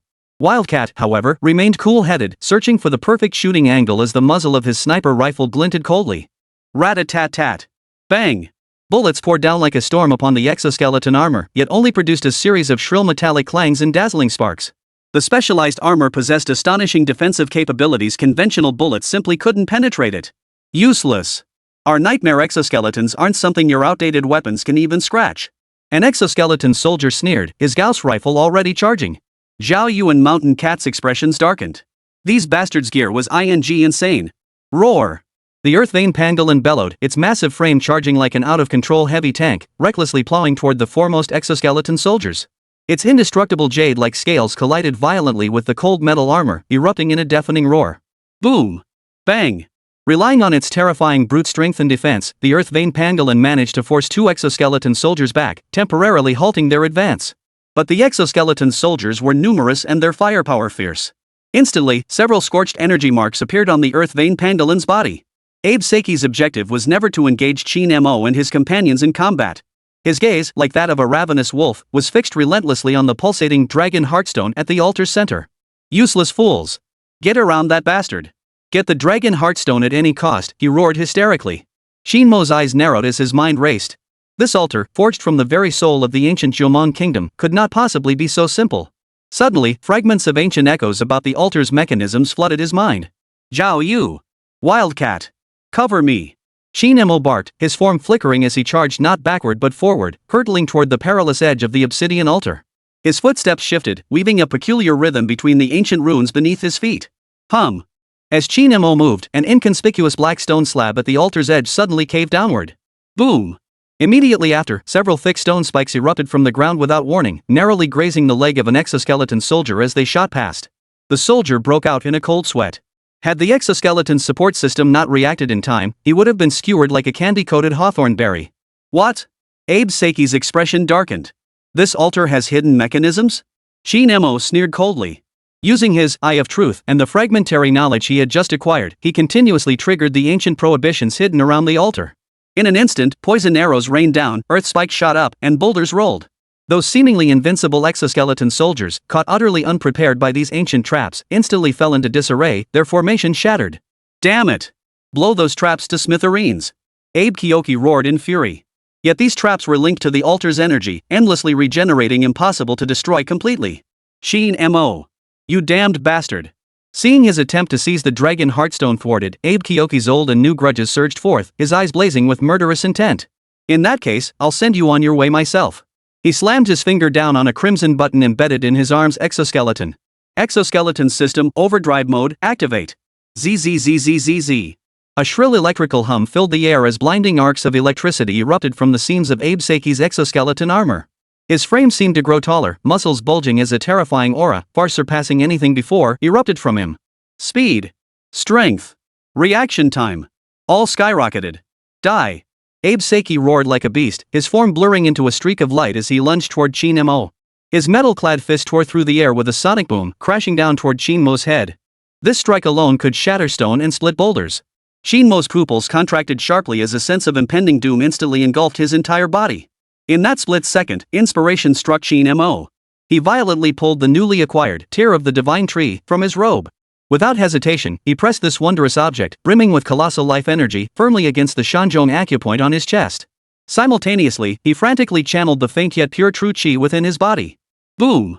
The colossal energy of the divine tree's tear collided violently with Qin Mo's true qi, triggering a bizarre chemical reaction. A force far exceeding his own limits erupted violently within him. Even more astonishingly, he sensed an unprecedented, profound connection forming between himself, the obsidian altar beneath his feet, and even the pulsating dragon heartstone. He felt as though he could command a thread of the altar's ancient energy. Get out of my way. Qin Mo's eyes blazed with fury as both palms shot forward, channeling a thread of the altar's ancient, primordial power to meet Abe Seki's thunderous punch. Boom! An earth-shattering roar echoed through the subterranean chamber. A terrifying shockwave radiated outward in concentric rings, shattering the surrounding boulders into dust. Qin Mo grunted, stumbling back 7 or 8 steps. A trickle of blood spilled from the corner of his mouth, yet his gaze remained as sharp as a blade. He had actually blocked Abe Seki's supercharged strike. A look of disbelief flashed through Abe Seki's eyes. Impossible. How could you possibly? At that very moment, Shen Niao, who had been relentlessly suppressed until she could barely breathe, suddenly flashed a look of utter resolve in her eyes. Gritting her teeth against the excruciating pain in her shoulder, she burst from cover and slammed the laser dagger she'd seized earlier against the throat of the unconscious Professor Zhou. Every last one of you, freeze right there. Shen Niao screamed, her voice hoarse with fury. One more move, and I'll blow these 2 traitors to smithereens. Li Mingyuan, held captive by Zhao Yu, was utterly terrified by this sudden turn of events, his pants instantly soaked through. Chimera's elite soldiers froze, all turning to look at Abe Seki for orders. Though these 2 hostages were expendable pawns, they still held secrets of the Foundation. Falling into China's hands would spell trouble. Abe Seki's face turned ashen. This unexpected turn of events had thrown his rhythm completely off. It was precisely this momentary hesitation that bought Qin Mo an invaluable window of opportunity. Yet the fierce clash between the 2 sides seemed to have thoroughly enraged this altar, dormant for millennia. Hum hum. The obsidian altar shook violently. Ancient runes erupted with an unprecedented, blinding crimson light as if coming to life. A devastating energy storm raged within the altar's core. Crack. Rumble. The entire subterranean chamber shook violently as the earth trembled.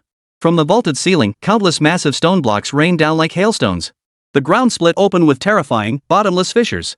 This place was collapsing. No! The altar's energy is completely out of control. Abe Seki's face paled, a flash of terror crossing his eyes. He could no longer care about the dragon heartstone or revenge. Survival was paramount. Retreat! Everyone retreat! Abe Seki roared in frustration. Yet deep within his eyes, a glint of even more ruthless and resolute determination flickered. Activate the purification protocol. He issued his final command into the communicator. Just as the Chimera forces scrambled toward the staircase entrance in disarray, a series of heart-stopping beeps suddenly echoed from the depths of the surrounding rock walls. Immediately followed by a deafening cascade of massive explosions. Boom boom boom boom. Countless pre-positioned ultra-high-pressure explosives detonated simultaneously in that instant. A terrifying shockwave swept over everything. The only escape route, the spiral staircase entrance, was completely obliterated and sealed shut amidst the earth-shattering explosions. Tons of boulders mixed with earth transformed the entire underground altar chamber into a sealed-off, living coffin. Chapter 76, Homecoming. The earth-shattering explosion nearly tore through their eardrums. The entire underground altar chamber shook violently as if gripped by an invisible giant hand. From the vaulted ceiling, boulders the size of hailstones rained down with fury. The ground cracked open in terrifying, spiderweb-like fissures, plunging into bottomless depths.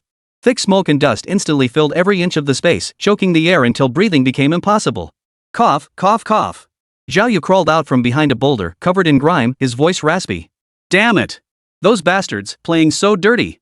Wildcat's eyes were icy as he gripped his sniper rifle, several fresh scrapes now marking his body. Suanio supported his injured shoulder, his face pale but his gaze unwavering as he stared fixedly at the staircase entrance, now completely sealed off.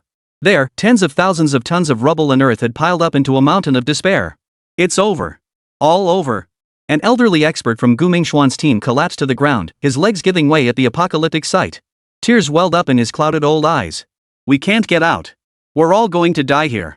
Despair spread like a plague among the surviving experts.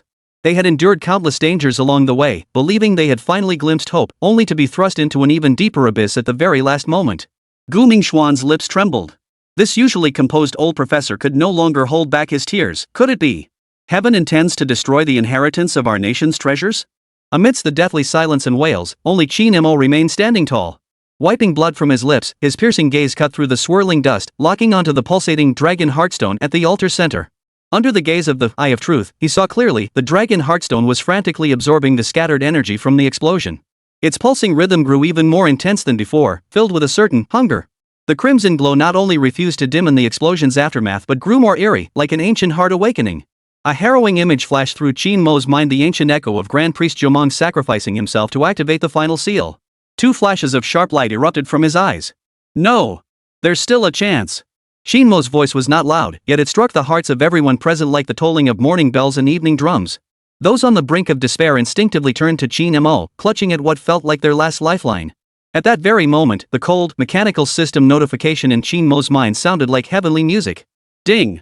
Epic Quest, the mystery of the 9 dragons sacred forbidden ground, final stage triggered, bloodline resonance. Quest requirements: the host shall serve as the medium to recreate the lost ritual of return of the ancient kingdom of Zhomong. Fully activate the Dragon Heartstone, establish an energy conduit to the sacred tree, and forge a path to survival.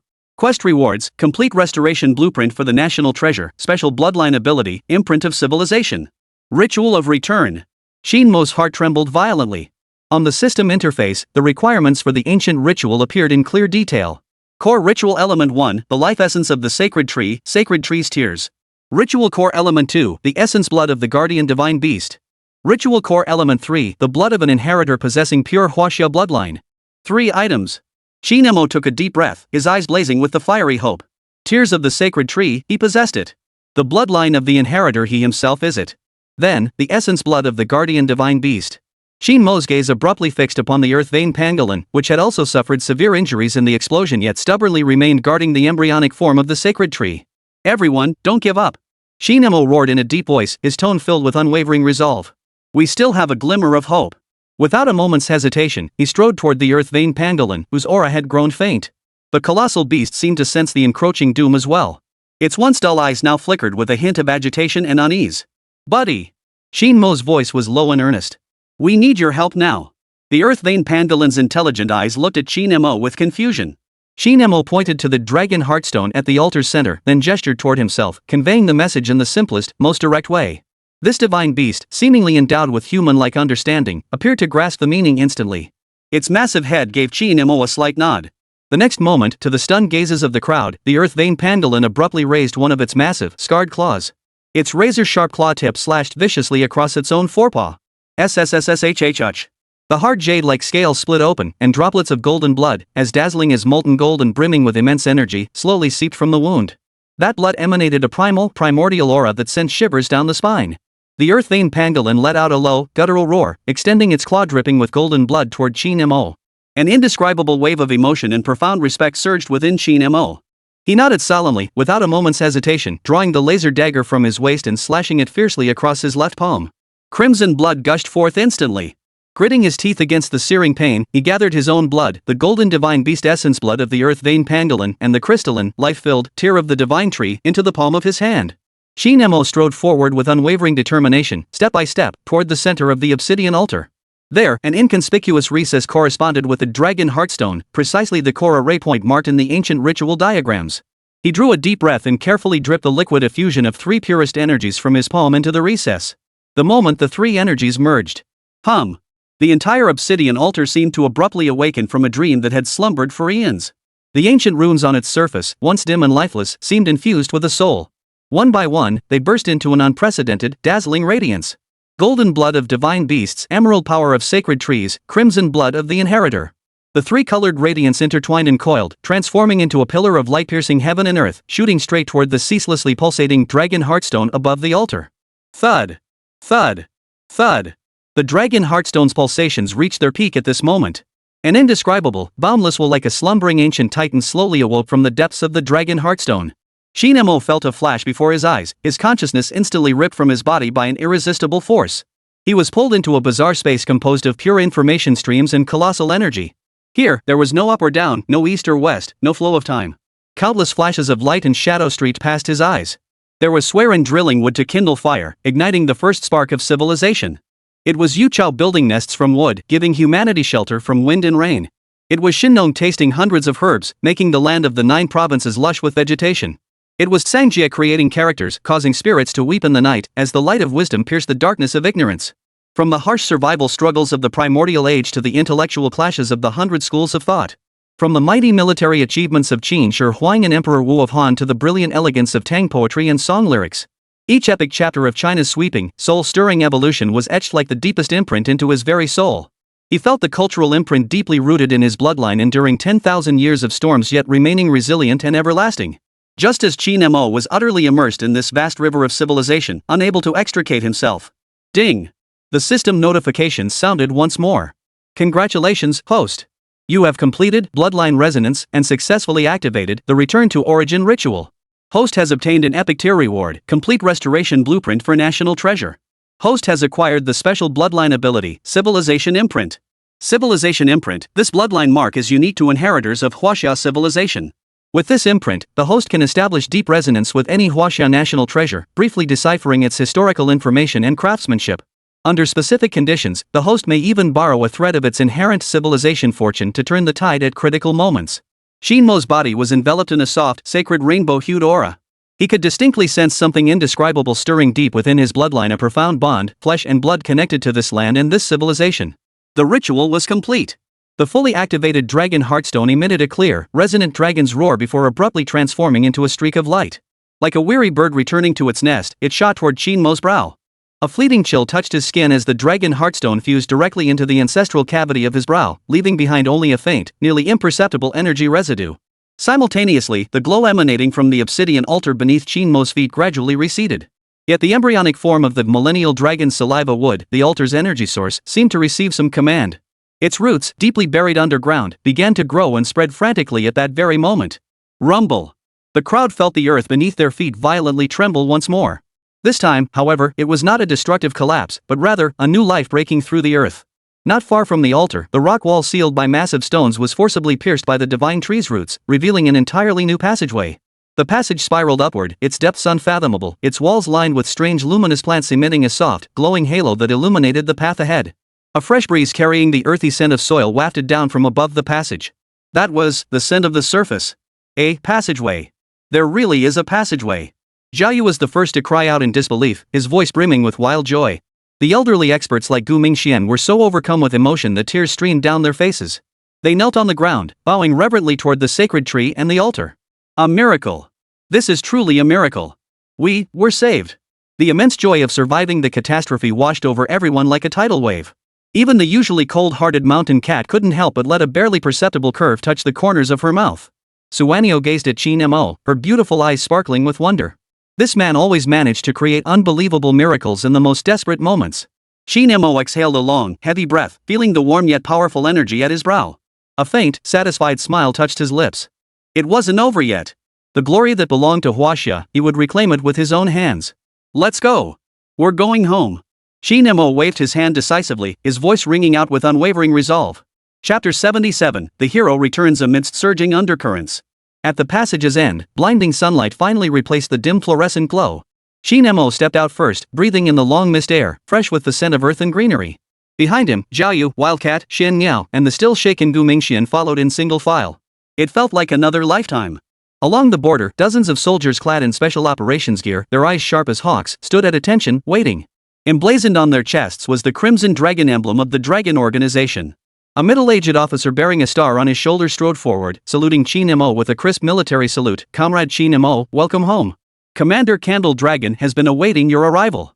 The scale of the welcome was unprecedented. Several jet-black armed helicopters hovered silently, their rotors whipping up fierce winds. It was a silent triumph. Inside the special aircraft returning to the capital, the atmosphere was heavy. Suanio personally conducted the interrogation, his cold gaze fixed on Li Mingyuan and Professor Zhou, both already mentally broken. Speak. How far has the Chimera Foundation infiltrated China? Xian Niao's voice held not a shred of emotion. Li Mingyuan wept uncontrollably, trembling like a leaf. We were only peripheral, the scholars were the core. Professor Zhou, as if his soul had been ripped from him, murmured, Civilization Harvest Plan.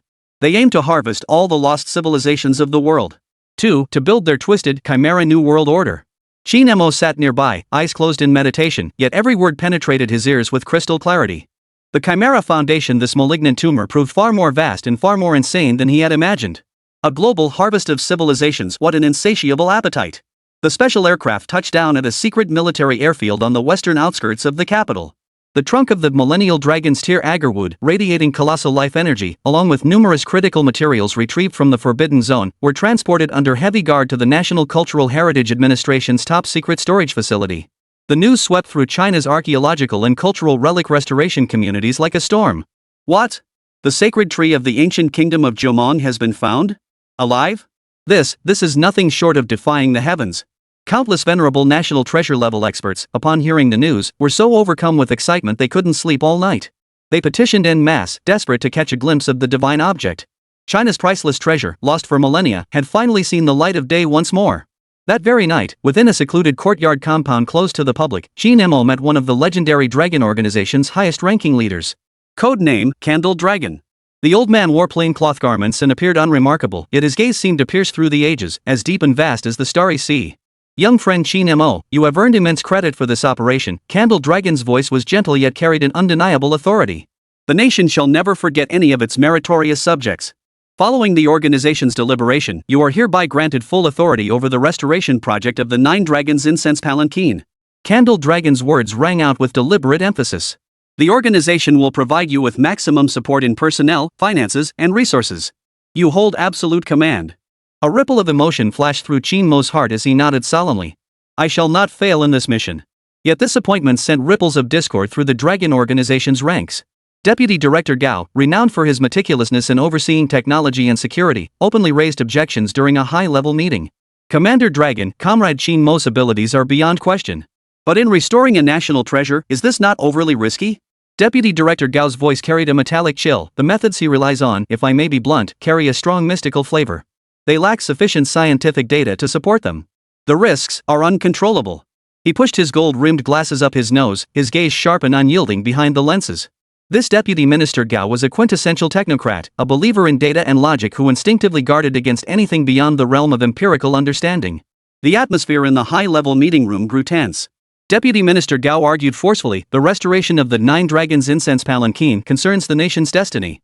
I propose that our ministry's directly affiliated Advanced Scientific Restoration Team lead the effort. They possess the most advanced equipment and the most brilliant scientists. As for Comrade Qin Mo, he may serve as a specially appointed consultant to provide necessary traditional craftsmanship references. Advisor? Qin Mo heard this and a faint, ambiguous smile curved his lips. Was this an attempt to sideline him, turning him into a mere figurehead? The other senior officials exchanged glances. Some nodded slightly, seemingly agreeing with Deputy Minister Gao's caution.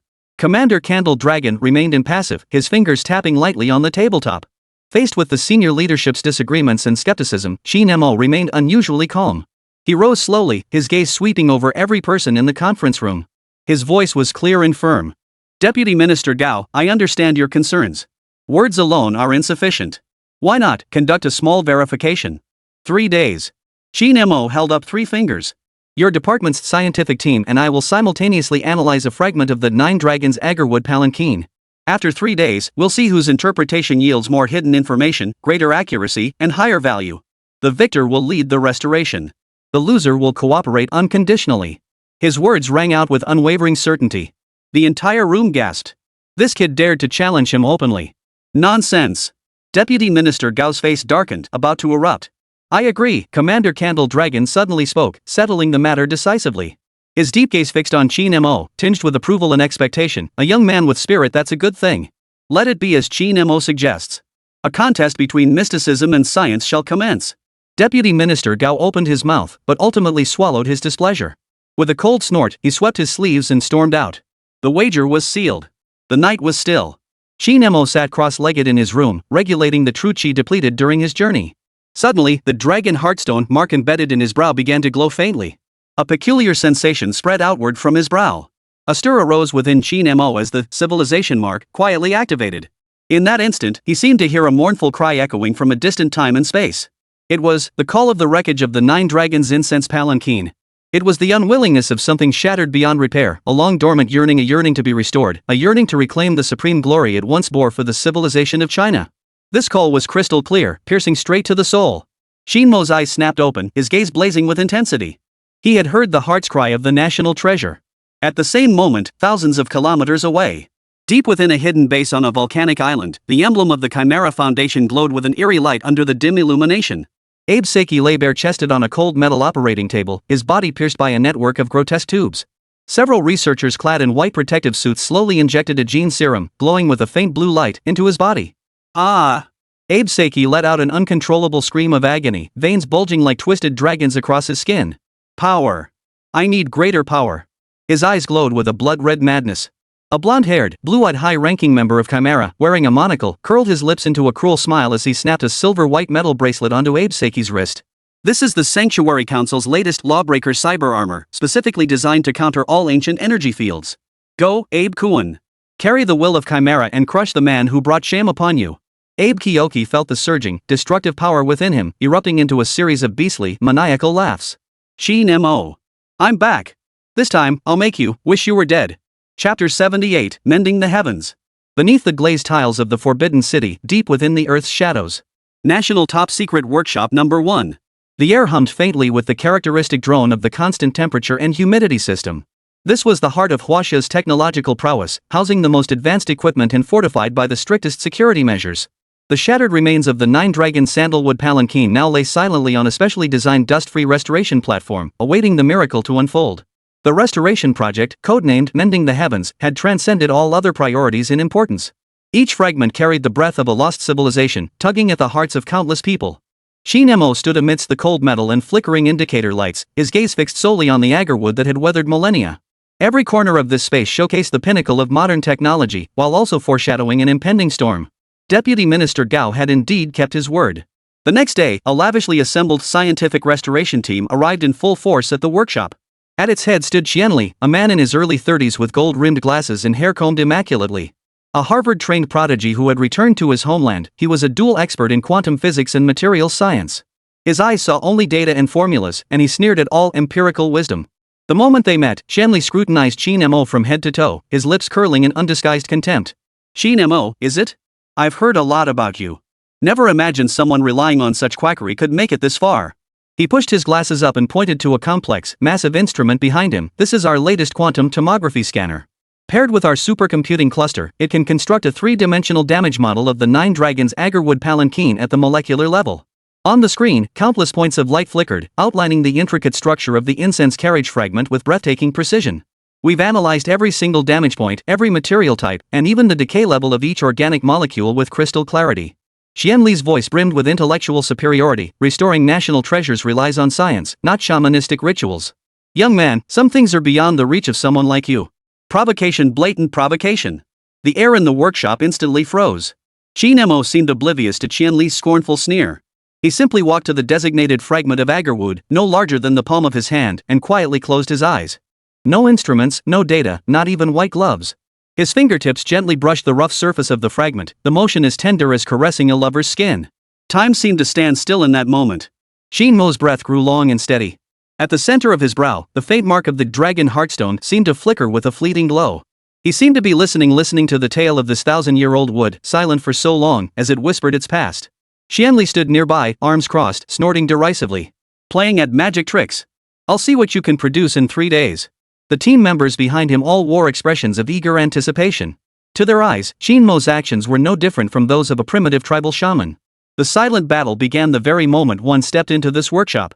On one side stood the cold, hard data representing the pinnacle of modern technology, on the other, an ancient resonance rooted deep within the bloodline.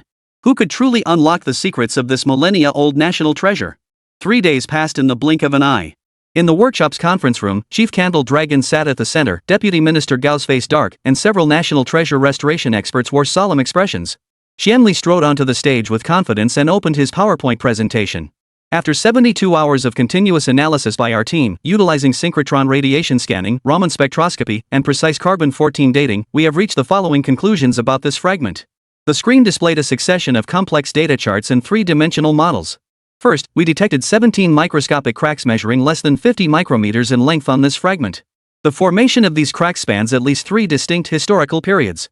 Second, elemental analysis identified 3 distinct restoration materials from different eras: natural lacquer from the Tang Dynasty, fish bladder glue from the Song Dynasty, and a specialized composite resin from the Ming Dynasty.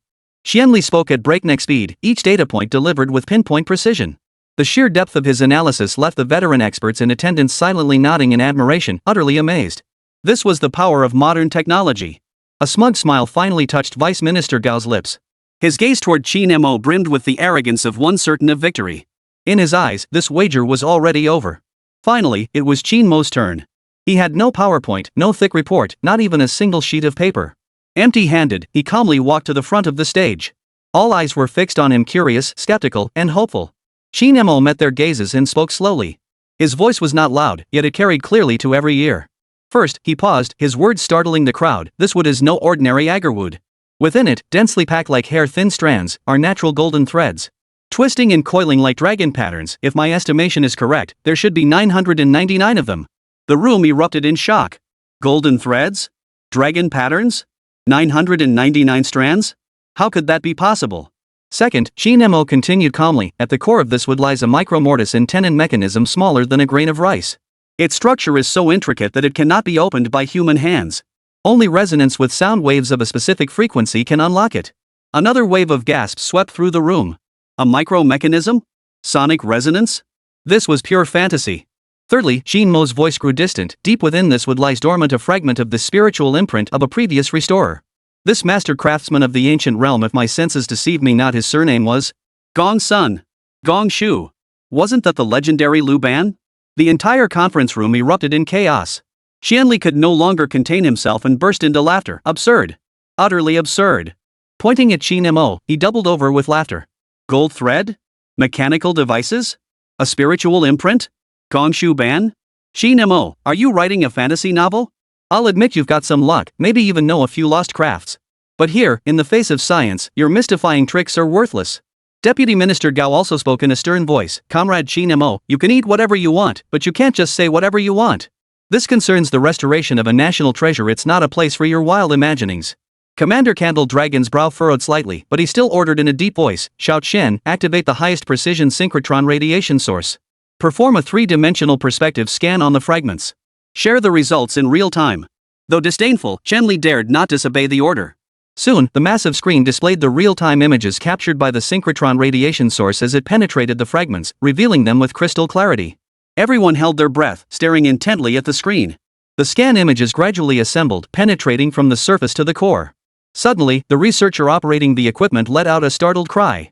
On the screen, within the seemingly ordinary agarwood fragment, delicate golden threads appeared, fine and intricate like spider webs.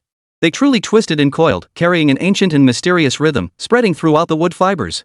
This is truly gold thread. An elderly expert trembled with excitement, clutching the table to steady himself. Qianli's smile froze instantly, his pupils sharply contracting. How could this be? His quantum scanner had failed to detect these hair-thin metallic threads.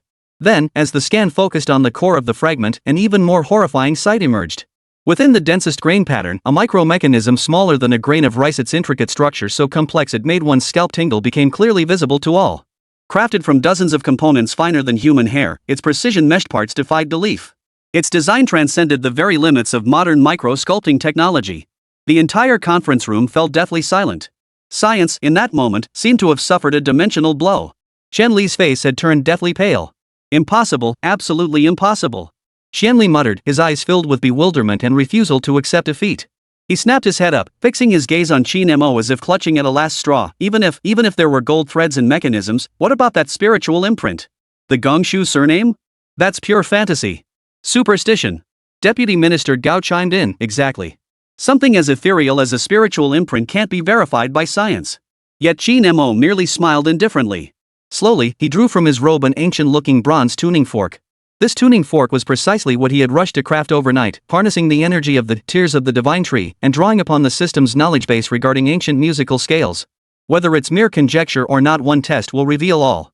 Qin Mo gripped the handle of the tuning fork.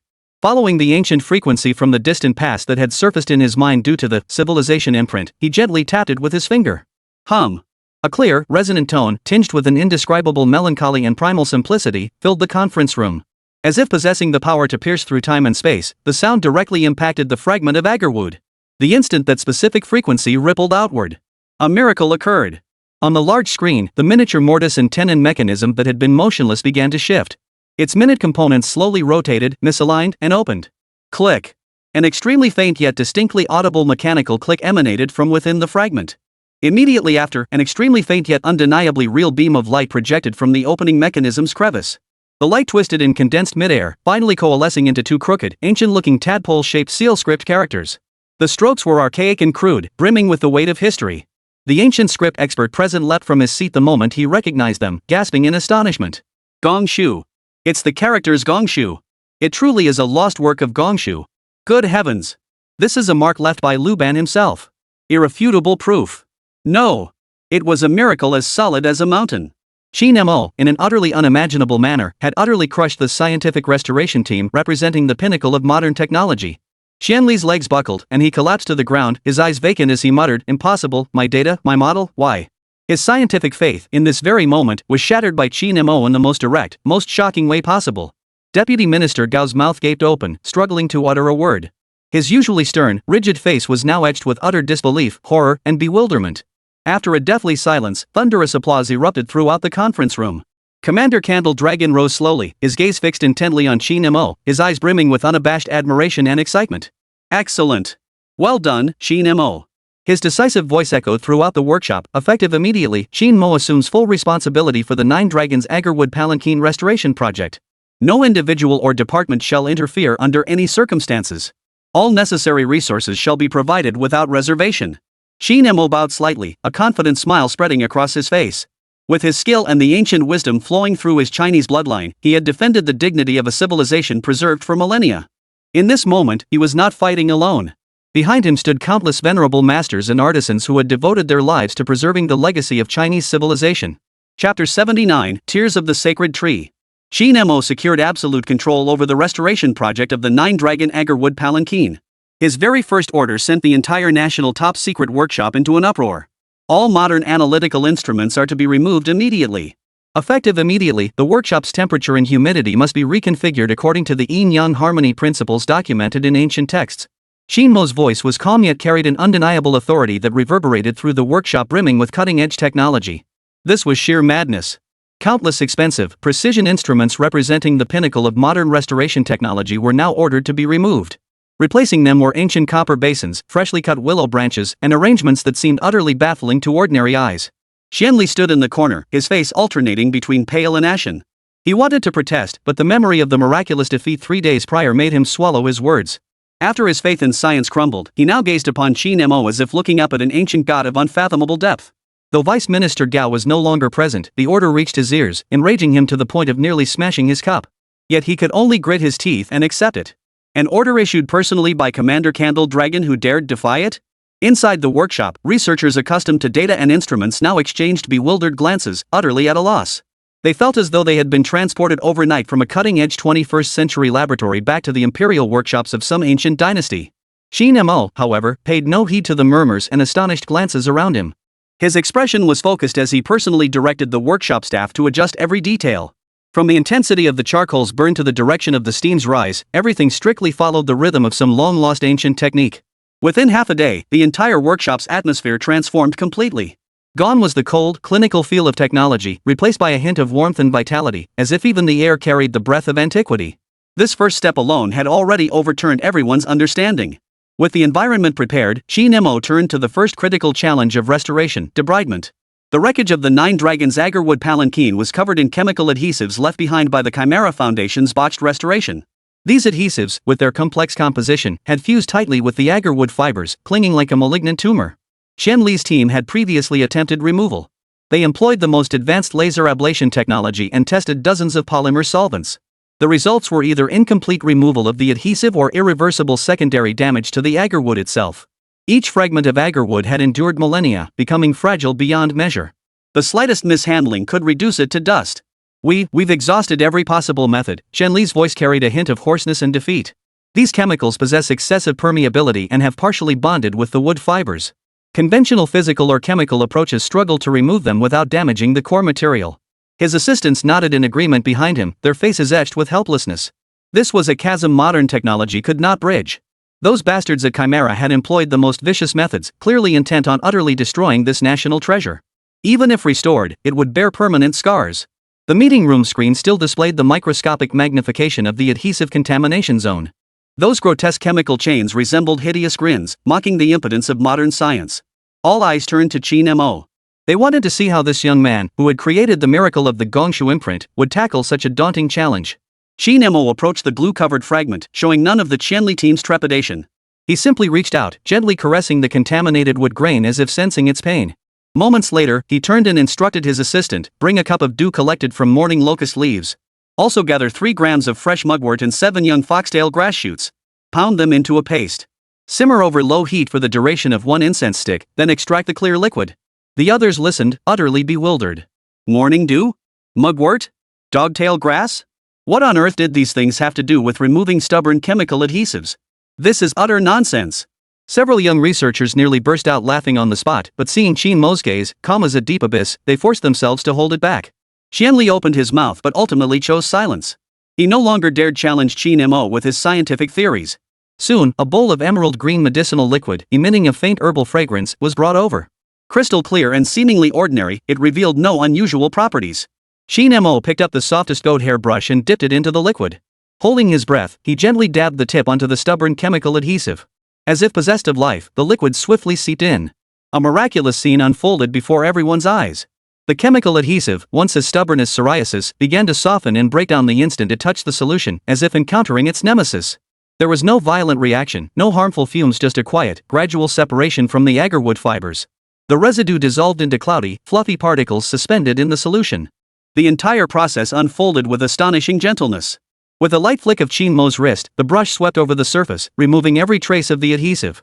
Beneath it, the original grain and luster of the agarwood were revealed. The wood itself remained utterly undamaged, not even the finest wood fibers harmed. This can't be possible, a researcher gasped, rubbing his eyes in disbelief, convinced he was hallucinating. Qianli stood frozen in place, as if struck by lightning. The problem that had baffled the million-dollar instruments in his laboratory had been so effortlessly solved by a bowl of unknown herbal solution. This defied all science. No! This was nothing short of the supernatural. Qin Mo paid no heed to the stunned crowd. His hands moved with fluid precision, and within moments, every trace of chemical adhesive was meticulously removed from the fragment. Ancient wisdom once again crushed modern science's understanding. Chapter 80, Deadwood Blooms Again. With the cleansing complete, Qin Mo could sense the remains of the agarwood palanquin seeming to shed a 1,000-pound burden, emitting a faint groan. He closed his eyes. The dragon heartstone mark embedded between his brows began to glow faintly. In the next instant, a wondrous resonance formed between him and the agarwood carriage. His consciousness seemed to plunge instantly into the depths of the agarwood carriage. He saw the fractured wooden fibers, like wounded meridians. He saw the golden dragon patterns, as fine as hairs, struggling to maintain their last shred of dignity within the dim energy field. He could even see a faint yet tenacious chi flowing slowly deep within the core of this national treasure, the imprint of civilization belonging to the ancient kingdom of Jiumeng and the ancestors of Huaxia, an echo that remained undimmed even after enduring millennia of trials. This sensation was profoundly mysterious, beyond description. Qin Mo felt as if he had merged with the national treasure, clearly sensing every crack and every thread of its yearning. It yearned to be restored, to reclaim the glory of its former role as a vessel of civilization.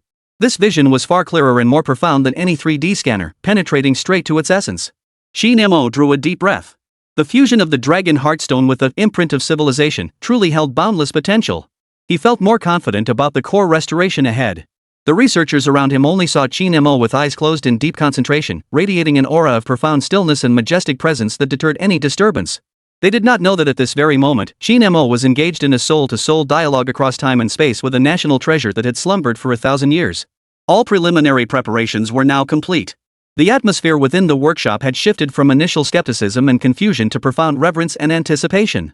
Qin Mo slowly opened his eyes, a flash of sharp brilliance momentarily lighting his gaze. He motioned for his assistant to bring a specially crafted jade box that had been prepared long ago. The box opened to reveal a single drop of resin, pure as the clearest crystal. Within it lay a miniature universe, radiating unimaginable, colossal life energy. It was none other than the legendary treasure, the tears of the divine tree. The instant the tears of the divine tree appeared, the air within the entire workshop seemed to sweeten. A soothing, enchanting fragrance spread through the air, invigorating the senses of all who breathed it in. Every pair of eyes was drawn to this miraculous resin. They could distinctly sense the terrifyingly immense life force contained within. Qin Mo carefully scooped up the tears of the divine tree with a jade spoon. His target was the most critical fracture point within the 9 Dragons agarwood palanquin. That fracture ran through the main beam spanning the entire carriage body, the most critical and challenging part of the entire restoration project. If this section could not be perfectly restored, the entire agarwood palanquin would lose its load-bearing capacity. Qianli and the others held their breath, eyes fixed intently on every movement Qin Mo made. They knew that what they were about to witness might just be a miracle worthy of being recorded in the annals of history. Under the gaze of dozens of pairs of eyes, Qin Mo's wrist dipped slightly. With pinpoint precision, he let the single, crystal-clear drop of divine tree tears, radiating a rainbow-hued glow, fall onto the jagged fracture surface of the palanquin's main beam. There was no violent reaction as imagined, no blinding burst of light. As if possessed of life itself, the mystical resin seeped silently into the agarwood the instant it touched the surface. Like parched earth receiving long-awaited rain. 1 second. 2 seconds. 3 seconds. Just when everyone thought nothing out of the ordinary would happen. Suddenly, an anomaly erupted. Hum. A faint yet ancient-sounding vibration emanated from the fractured section of the agarwood palanquin. Immediately, a soft and sacred rainbow-colored halo burst forth from the point where the tears of the sacred tree had merged into the carriage. Wherever the light touched, the once grotesque fracture surface and severed wood fibers began an astonishing process of regrowth, extension, reconnection, and healing at a speed visible to the naked eye. Like a scene played in fast forward. Like a divine brush restoring a shattered painting. Wooden splinters dissolved, cracks closed. Under the embrace of the multicolored halo, the two once separated fracture surfaces reconnected flawlessly. The junction was seamless, showing not a trace of repair. As if it had never been broken at all. Heavens, heavens! An elderly restoration expert clutched his chest, trembling with emotion, nearly falling to his knees on the spot. Members of Qian Li's team stared in utter disbelief, their minds going blank. This utterly defied their understanding of the physical world. It was a miracle. A sheer miracle. But the miracle did not stop there. As the core fracture healed perfectly, the colossal life energy contained within the tears of the divine tree seemed to be fully activated. A rainbow-hued halo rippled outward like water waves, swiftly enveloping the entire wreckage of the 9 Dragons agarwood palanquin. An incredible spectacle continued to unfold. Not only the fracture, but every crack, rotten hole, and worn surface across the entire sandalwood palanquin began repairing and restoring itself at a visible pace under this sacred halo. The agarwood, once dull and lifeless from age, now seemed infused with fresh vitality. Its hue gradually transformed from a deep, dark brown into a warm, jade-like sheen with a faint golden glow. The wood grain became clearer and more vibrant, as if a living essence flowed through it. Most intoxicating of all, a faint, indescribable fragrance wafted from the restored agarwood carriage. At first, the scent was delicate and refined, yet upon closer inhalation, it revealed a rich, lingering depth that soothed the soul, as if cleansing the spirit itself. Under the influence of the tears of the sacred tree, the entire 9 Dragon agarwood palanquin had truly achieved a rebirth of withered wood. It was no longer a lifeless relic, but rather an artistic treasure, as if freshly born from the hands of divine craftsmen, brimming with boundless vitality and spirit. This miracle of dead wood encountering spring struck every scientist present like the heaviest hammer blow to their hearts. Their worldview was utterly overturned in that instant, only to be reshaped anew. Was the end of science truly theology? They did not know. But they knew this young man before them wielded a divine artistry beyond their comprehension yet undeniably real.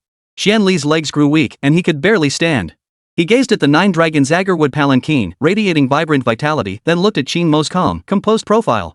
The last shred of pride and stubbornness in his heart vanished completely. He had lost. He had been utterly and completely defeated. He conceded defeat wholeheartedly. He drew a deep breath and strode forward abruptly. Amidst the stunned gazes of everyone present, this once arrogant genius scientist bowed deeply to Qin Mo. A 90-degree bow, utterly reverent. Mr. Qin Mo. Qian Li's voice trembled slightly, yet it was filled with unprecedented sincerity. Please allow me to serve as your assistant and participate in the upcoming restoration work. I want to learn. I want to learn your miraculous restoration techniques. He no longer addressed him as Comrade Qin Mo, but instead used the respectful title Sir, lowering himself to the utmost degree. To make such a proud genius bow his head, what Qin Mo displayed was not merely skill, but a realm bordering on the way. Qin Mo glanced at him and said simply, "If you wish to learn, observe carefully." These simple words struck Qianli like a treasure, his face lighting up with excitement. He understood Qin Mo had tacitly agreed. To personally participate in such a miraculous restoration would be the greatest honor of his life. Just as everyone in the workshop was immersed in the awe and joy of witnessing this deadwood coming back to life. Woo woo woo! A shrill, piercing alarm signaling the highest level of intrusion suddenly erupted throughout the underground workshop without warning. Red warning lights flashed frantically, casting tense shadows across every face. What's happening? Intruders! Security personnel snapped into action, ready for battle. But before they could act, a miniature mechanical device, smaller than a fingernail and disguised as an ordinary moth, had breached layer upon layer of electromagnetic and physical defenses. It hovered silently at the special alloy vent on the workshop ceiling. Its compound eye-like micro cameras flickered with an eerie red glow, flawlessly recording the astonishing scene of the tears of the divine tree repairing the agarwood palanquin. Through quantum entanglement signals, it transmitted the footage in real time. Chimera Foundation. Qin Mo's eyes flashed with cold fury. Those persistent bastards. Destroy it! The security captain roared, his electromagnetic rifle instantly locking onto the target. Yet, in the very instant before he pulled the trigger, Qin Mo snorted coldly. You think you can spy on us? You're not worthy. With a flicker of his thoughts, the dragon heartstone mark between his brows flared with intense heat.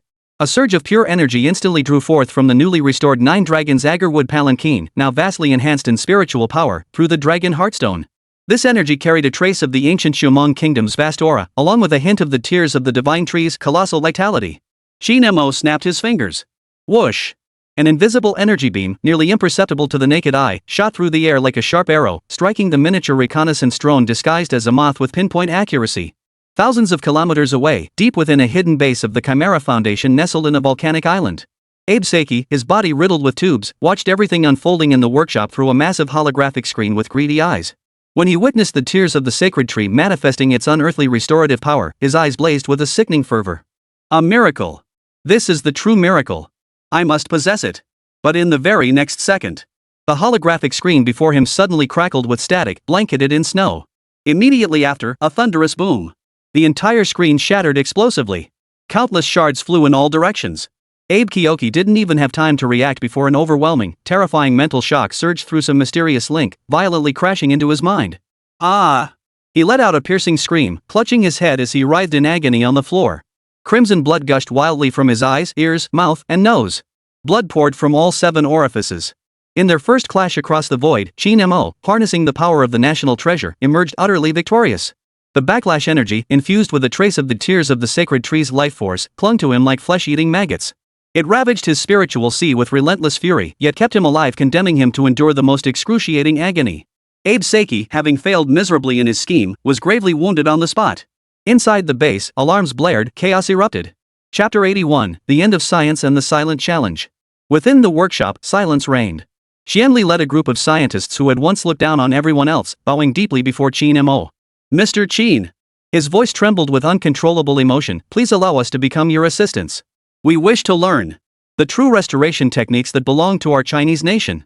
Those once cold, data-driven minds now burned with fervent admiration for Qin Mo.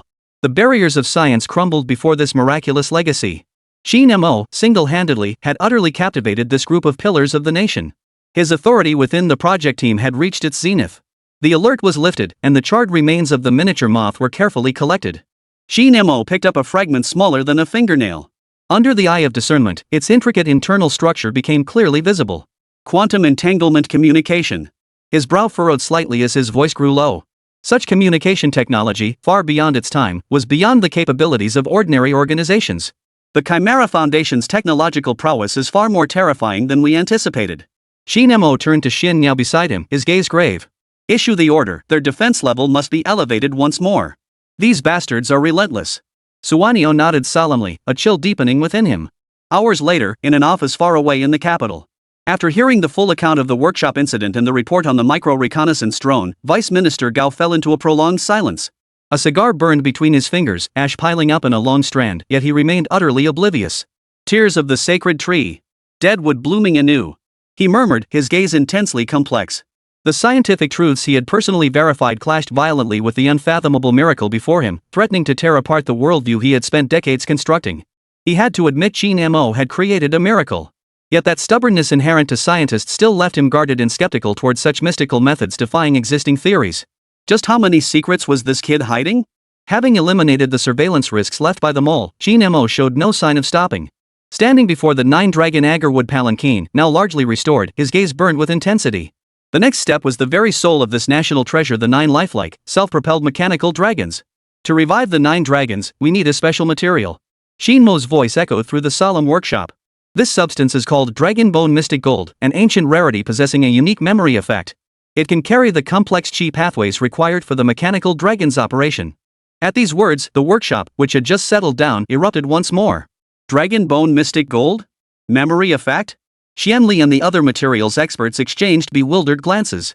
This was entirely beyond the scope of modern materials science. A metal that existed only in myth and legend, how could it be found? A new challenge loomed before them all. While China's premier workshop worked feverishly to restore the national treasure, overseas, a media storm concerning the 9-dragon agarwood palanquin was quietly brewing. On the very same day, influential global publications like The Times, Scientific American, and World Archaeological Discoveries published several harshly worded academic papers across their pages. These articles were all authored by so-called anonymous historians. From multiple scientific angles including geological dating, wood fiber structure, and metal composition analysis, they raised comprehensive and systematic doubts about the authenticity of the 9-dragon agarwood palanquin. Each article cited numerous references and was filled with seemingly professional yet meticulously fabricated experimental data and geological reports. Their core argument is strikingly consistent. The so-called 9-dragon agarwood palanquin of the ancient kingdom of Jumeng is not a relic of some lost ancient civilization. It is a meticulously fabricated modern artifact created by the Chinese side to stir up narrow-minded nationalist sentiment. A single stone sent ripples across the pond. These bombshell articles, once published, detonated like countless depth charges in the tranquil waters of the international academic community, instantly unleashing a massive uproar. Countless unsuspecting citizens and scholars were deceived by these seemingly rigorous arguments. Doubts, ridicule, and accusations surged toward China like a tidal wave. At the most critical moment, the Chimera Foundation's fangs were finally bared without concealment. They mobilized their vast, covert influence deeply embedded within global academic and media circles, launching a long-planned campaign of public opinion strangulation. Their objective was utterly vicious: to use their dominance of discourse to forever brand the 9-dragon agarwood palanquin as a forged national treasure before its complete restoration and true appearance could be revealed. Once the fake label was firmly attached, even if the truth were later revealed, its historical value and cultural significance would inevitably be severely diminished. A strategy to undermine its foundation and strike at its very heart. Under mounting pressure, even within the Dragon organization, murmurs of doubt began to surface. After all, many of the attackers were internationally renowned authoritative institutions. Late at night, Chief Candle Dragon's encrypted call rang directly on Qin Mo's private communicator. Qin Mo, you are well aware of the storm brewing outside. The old man's voice carried a barely perceptible weariness and gravity. Do you have the confidence to handle this? This question was more than an inquiry, it carried a weighty expectation and pressure. On the other end, Qin Mo's voice remained as calm as ever, yet it carried an unwavering resolve. Commander, what is false cannot become true, and what is true can never be made false. The more they rage and scream, the more it proves one thing. The existence of our 9 dragons incense palanquin alone is enough to overturn the so-called history they hold so dear.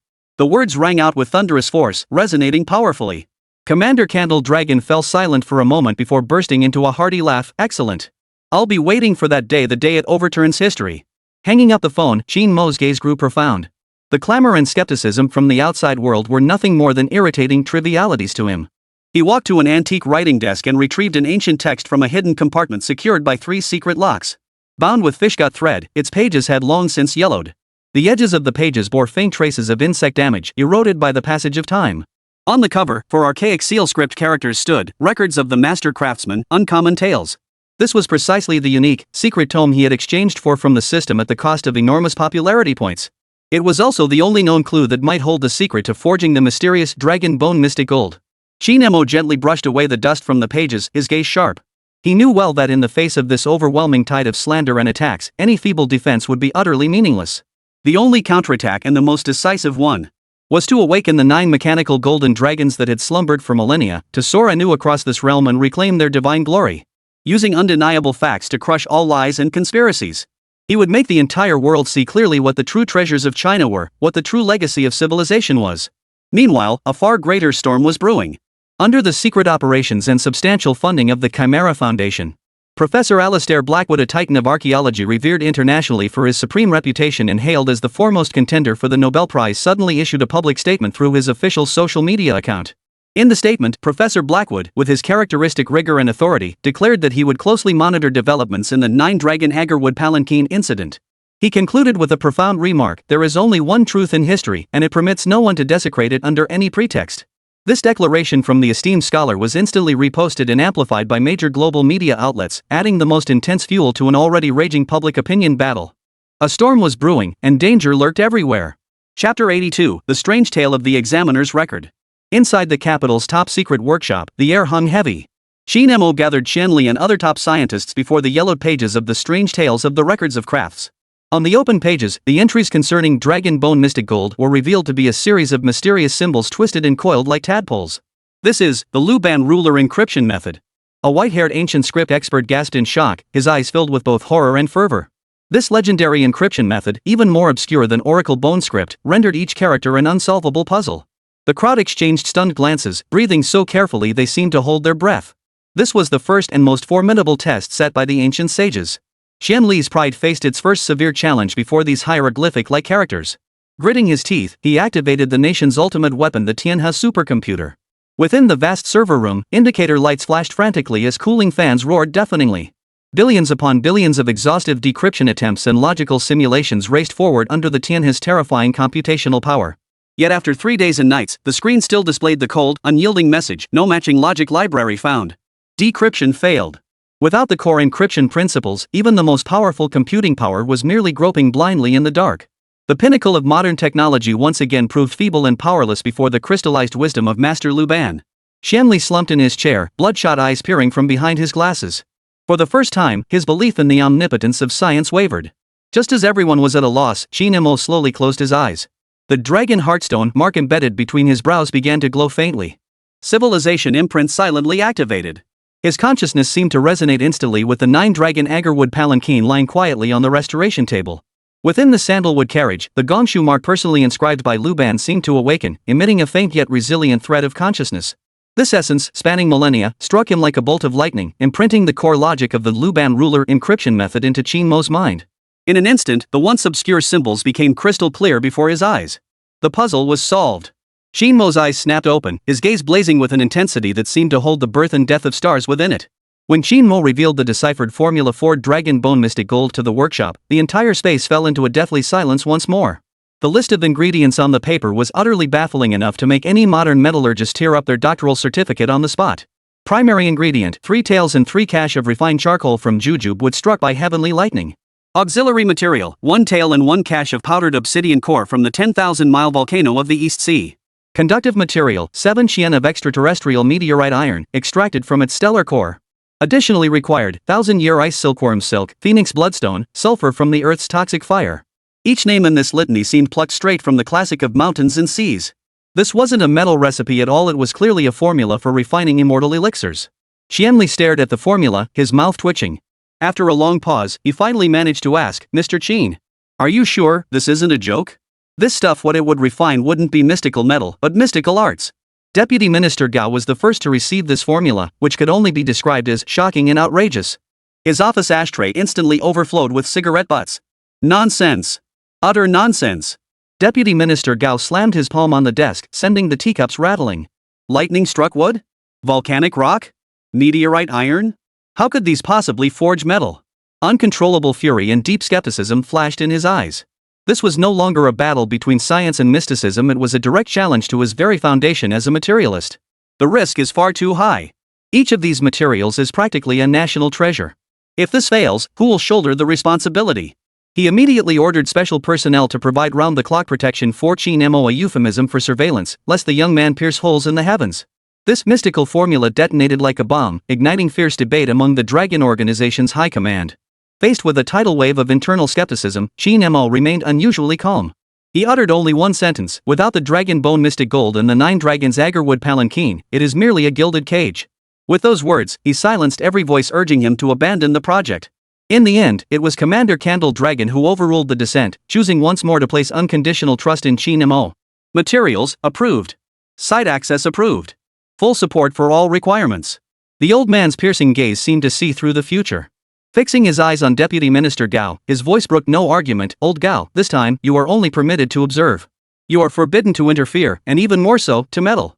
Deputy Minister Gao's face turned ashen, yet he could only reluctantly accept the order. He was determined to see what tricks Qin Mo could pull off this time. This high-stakes gamble held the fate of a national treasure and the trust of countless people on the line. The order was given, and beside the nation's top-secret workshop, a special facility spanning hundreds of square meters began to rise. No precision instruments. No modern smelting furnaces. Instead stood a bagua furnace, constructed strictly according to the blueprints in the extraordinary tales of the Kaogongji, exuding an ancient and desolate aura. Its walls were built from special volcanic rock, its base engraved with intricate runes designed to channel subterranean fire and gather the energies of the 8 directions. Qin Mo, clad in coarse craftsman's robes, personally inspected every detail. He refused all modern equipment, not even allowing a thermometer to come near. Ancient forging methods demand perfect timing, favorable conditions, and human harmony along with the most subtle perception of heat control. Qin Mo's voice was quiet, yet the surrounding scientists listened in utter bewilderment. This was no longer mere artifact restoration, it felt like performing a mystical ritual lost to history for millennia. Everyone held their breath, waiting to witness a miracle or perhaps a catastrophic accident. As Qin Mo intensified preparations for smelting the dragon bone mystic gold, the noose of international scrutiny tightened relentlessly. Professor Blackwood, a titan of the archaeological world, formally united dozens of renowned scholars from top institutions like Oxford, Harvard, and the Sorbonne. They jointly signed a strongly worded open letter, directly accusing the Chinese side of obfuscation and lack of transparency regarding the 9-dragon incense palanquin. In the letter, invoking the principles of academic freedom and shared human cultural heritage, they strongly demanded that the Chinese side immediately disclose all restoration details and material analysis data, and permit an international independent investigation team composed of their members to enter the site for unrestricted supervision. This open letter detonated like a bombshell, instantly igniting global media coverage. Its words brimmed with Western-centric arrogance and prejudice, constituting a blatant interference in China's cultural sovereignty. The shadowy hand of the Chimera Foundation orchestrated this behind the scenes, aiming to completely discredit the 9-dragon agarwood palanquin and leave China utterly defenseless. Amidst the storm and pressure as heavy as mountains. On the night of the smelting, the moon was dark, the wind howled, and the earth trembled. The bagua furnace blazed with earthfire, its mouth spewing crimson flames several meters high, casting an eerie glow across half the sky. Qin Mo, clad in a specially crafted fireproof artisan's robe with his long hair bound back, wore a solemn expression, resembling an ancient alchemist about to ascend the altar for ritual rites. He calculated the hour, aligning with the celestial constellations, each movement imbued with ancient rhythm. First hour of midnight, when yin and yang converge, cast in the essence charcoal of lightning-struck jujube wood. A handful of charcoal, crackling with faint blue arcs of electricity, was tossed into the furnace's heart. The flames surged instantly, roaring with a deep, rumbling roar. At the third hour of the ox, when the earth's fire grows fierce, cast in the heart of the black obsidian from the eastern sea volcano. As the ink-black stone powder scattered into the furnace, the flames began to shift toward a deep purple hue. The long-handled copper ladle in his grasp moved with flawless precision with each swing, as if he had become one with the furnace fire, one with the heavens and earth. Qianli and the others in the monitoring room watched in stunned silence. This was no mere metal smelting, it was clearly an alchemical secret lost for millennia. Suddenly, without warning, the flames within the bagua furnace abruptly shifted from deep purple to a heart-stopping pallid white. The white flames were bone-chillingly cold, yet radiated a devastating heat that warped the surrounding air. Immediately after, faint yet distinct, strange sounds began emanating from the depths of the furnace core. Roar! The sound was not like clashing metal, but rather, a dragon's roar. One after another, low and desolate, filled with the ancient dominance and majesty of a sovereign. In that instant, every modern monitoring device connected to the 8 trigrams furnace went dark simultaneously. The current indicator lights flashed wildly a few times before going completely dark. All readings reset to 0. The ancient bagua furnace seemed to possess a life of its own, rejecting any intrusion from modern technology. Inside the monitoring room, Qianli felt a chill surge from the soles of his feet straight to the crown of his head, every hair on his body standing on end. Dragon's roar? His voice trembled, barely able to believe his own ears. Deputy Minister Gao turned deathly pale, clutching the armrest tightly to keep from sliding off his chair. All instruments, completely malfunctioning. What on earth is happening? The modern technology he prided himself on seemed so insignificant, so utterly powerless in the face of this incomprehensible mystery. The boundaries of science seemed torn open by an invisible hand, revealing a gaping, monstrous wound. The furnace fire still glowed an eerie pallid white, while the dragon's roar grew ever clearer as if a colossal dragon, slumbering for eons, was about to awaken within its depths. Everyone's hearts were in their throats. The hour had come. A piercing light flared in Qin Mo's eyes. His hand seals abruptly shifted as a deep, commanding shout erupted from his throat. Seal! As his final incantation was cast, the pallid flames that had been surging skyward were instantly extinguished, as if snuffed out by an invisible giant hand. All the strange phenomena within the 8 trigrams furnace abruptly ceased. A deathly silence descended. Only the faint, dark red embers lingering at the furnace's core flickered softly. Success? Or failure? Everyone's hearts hung suspended in midair. Qin Mo slowly approached the furnace opening, took a deep breath, and used specially crafted long-handled tongs to part the thick layer of ash at the furnace bottom. A piece of metal, dark and profound yet radiating an uncanny glow, caught his eye. It was a metal ingot roughly the size of a palm, its entire surface radiating an indescribable dark gold hue. Its surface bore intricate, naturally formed patterns layers upon layers of intricate designs resembling dragon scales. An ancient, overpowering aura surged forth from the metal, as if it contained the power to shatter the heavens and destroy the earth. Every soul present felt a tremor deep within their very being, a primal urge to submit. Dragon Bone Mystic Gold. Qin Mo's voice carried a barely perceptible hint of exhaustion, but more than that, it was filled with a profound sense of relief and satisfaction. Success! Chapter 83, The First Dragon Raises Its Head. The National Materials Laboratory's highest-level inspection report exploded through the workshop like thunder from a clear blue sky. That thin sheet of paper now felt heavier than a mountain, weighing down every scientist present until they could scarcely breathe. Dragon Bone Mystic Gold. These 4 words seemed to carry ancient magic, rendering all modern theories of materials science pale and insignificant in their presence. The data was cold, yet it delivered the most devastating impact. Strength. Exceeding the strongest known aerospace-grade titanium alloy by several times. This meant objects forged from it would be virtually indestructible. Ductility. Rivaling that of gold. This means it can be forged into any unimaginably complex shape without the slightest risk of fracture. Even more peculiar or perhaps more mystical is that within a specific temperature range, it actually exhibits a faint shape memory effect. Though this effect is extremely faint, virtually impossible to detect or harness with current technology, its very existence has already overturned the foundations of materials science. This can't be possible. A white-haired academician stared intently at the curve on the report, his hands trembling. These performance parameters completely contradict metallic bonding theory. What on earth is this thing? No one could answer. For Dragon Bone Mystic Metal was never a product of this era. It was the crystallization of ancient Chinese wisdom, a gift from a lost civilization. The report passed from scientist to scientist, each handoff accompanied by stifled gasps and sharp intakes of breath. The science they had devoted their entire lives to studying seemed so insignificant in that moment. It was as if ancient people thousands of years ago, with a wave of their hand in a manner beyond comprehension, had created a divine artifact that modern technology could only dream of. Nothing but awe. The entire laboratory fell into an eerie silence, broken only by the sound of heavy breathing rising and falling. Xianli, once a proud genius, had completely lost his composure. Like a child, he clutched the data report tightly, tears and snot streaming down his face as he muttered incoherently. A miracle. This is the real miracle. What did I see? What the hell did I see? He snapped his head up, his bloodshot eyes locking onto Qin Mo nearby. The look in his eyes was no longer contempt or doubt, it had transformed into the purest, most fervent worship. Like the most devout believer gazing upon a deity walking among mortals. Mr. Qin! Mr. Qin! He scrambled forward, stumbling and crawling toward Qin Mo, trembling with emotion, nearly falling to his knees on the spot. I was wrong. I was truly wrong. I shouldn't have used my shallow scientific knowledge to speculate about your transcendent abilities. This Dragon Bone Mystic Gold, it's nothing short of a gateway to an entirely new realm of materials science. Shen Li's voice cracked with emotion as he waved the report in his hands, as if it were some peerless martial arts manual. I understand now. I finally understand. We always believed the future of materials science lay in more precise instruments and more complex formulas. We never imagined the true treasure was buried beneath our feet, in this ancient land. Thousands of years ago, in ancient China, our ancestors possessed wisdom we still cannot match today. In that moment, all of Qian Li's pride and stubbornness were crushed into dust. In their place came a sudden, enlightening clarity and a profound, soul-stirring reverence for the ancient civilization of China. He realized he was witnessing more than just the birth of a miraculous metal. He was witnessing the revival of an entirely new materials science system, one lost for millennia, far surpassing modern understanding. And the origin of this science truly lay in ancient China. Thousands of years ago. Qin Mo was the one holding the key. Deputy Minister Gao stood before the screens in the monitoring room, his bloodshot eyes wide as saucers as he stared at the synchronously transmitted test report. The cigar in his hand had burned down to the filter, scorching his fingers, yet he remained oblivious. Each cold, hard data point struck his heart like a heavy hammer, leaving him dizzy and disoriented. Strength, ductility, shape memory. His lips trembled, each word a struggle to utter.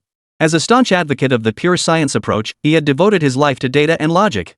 Yet now, these data points from the dragon bone mystic gold felt like a sharp blade, slicing his decades-old scientific convictions into shreds. For the first time, he felt profound doubt about the path he had steadfastly followed.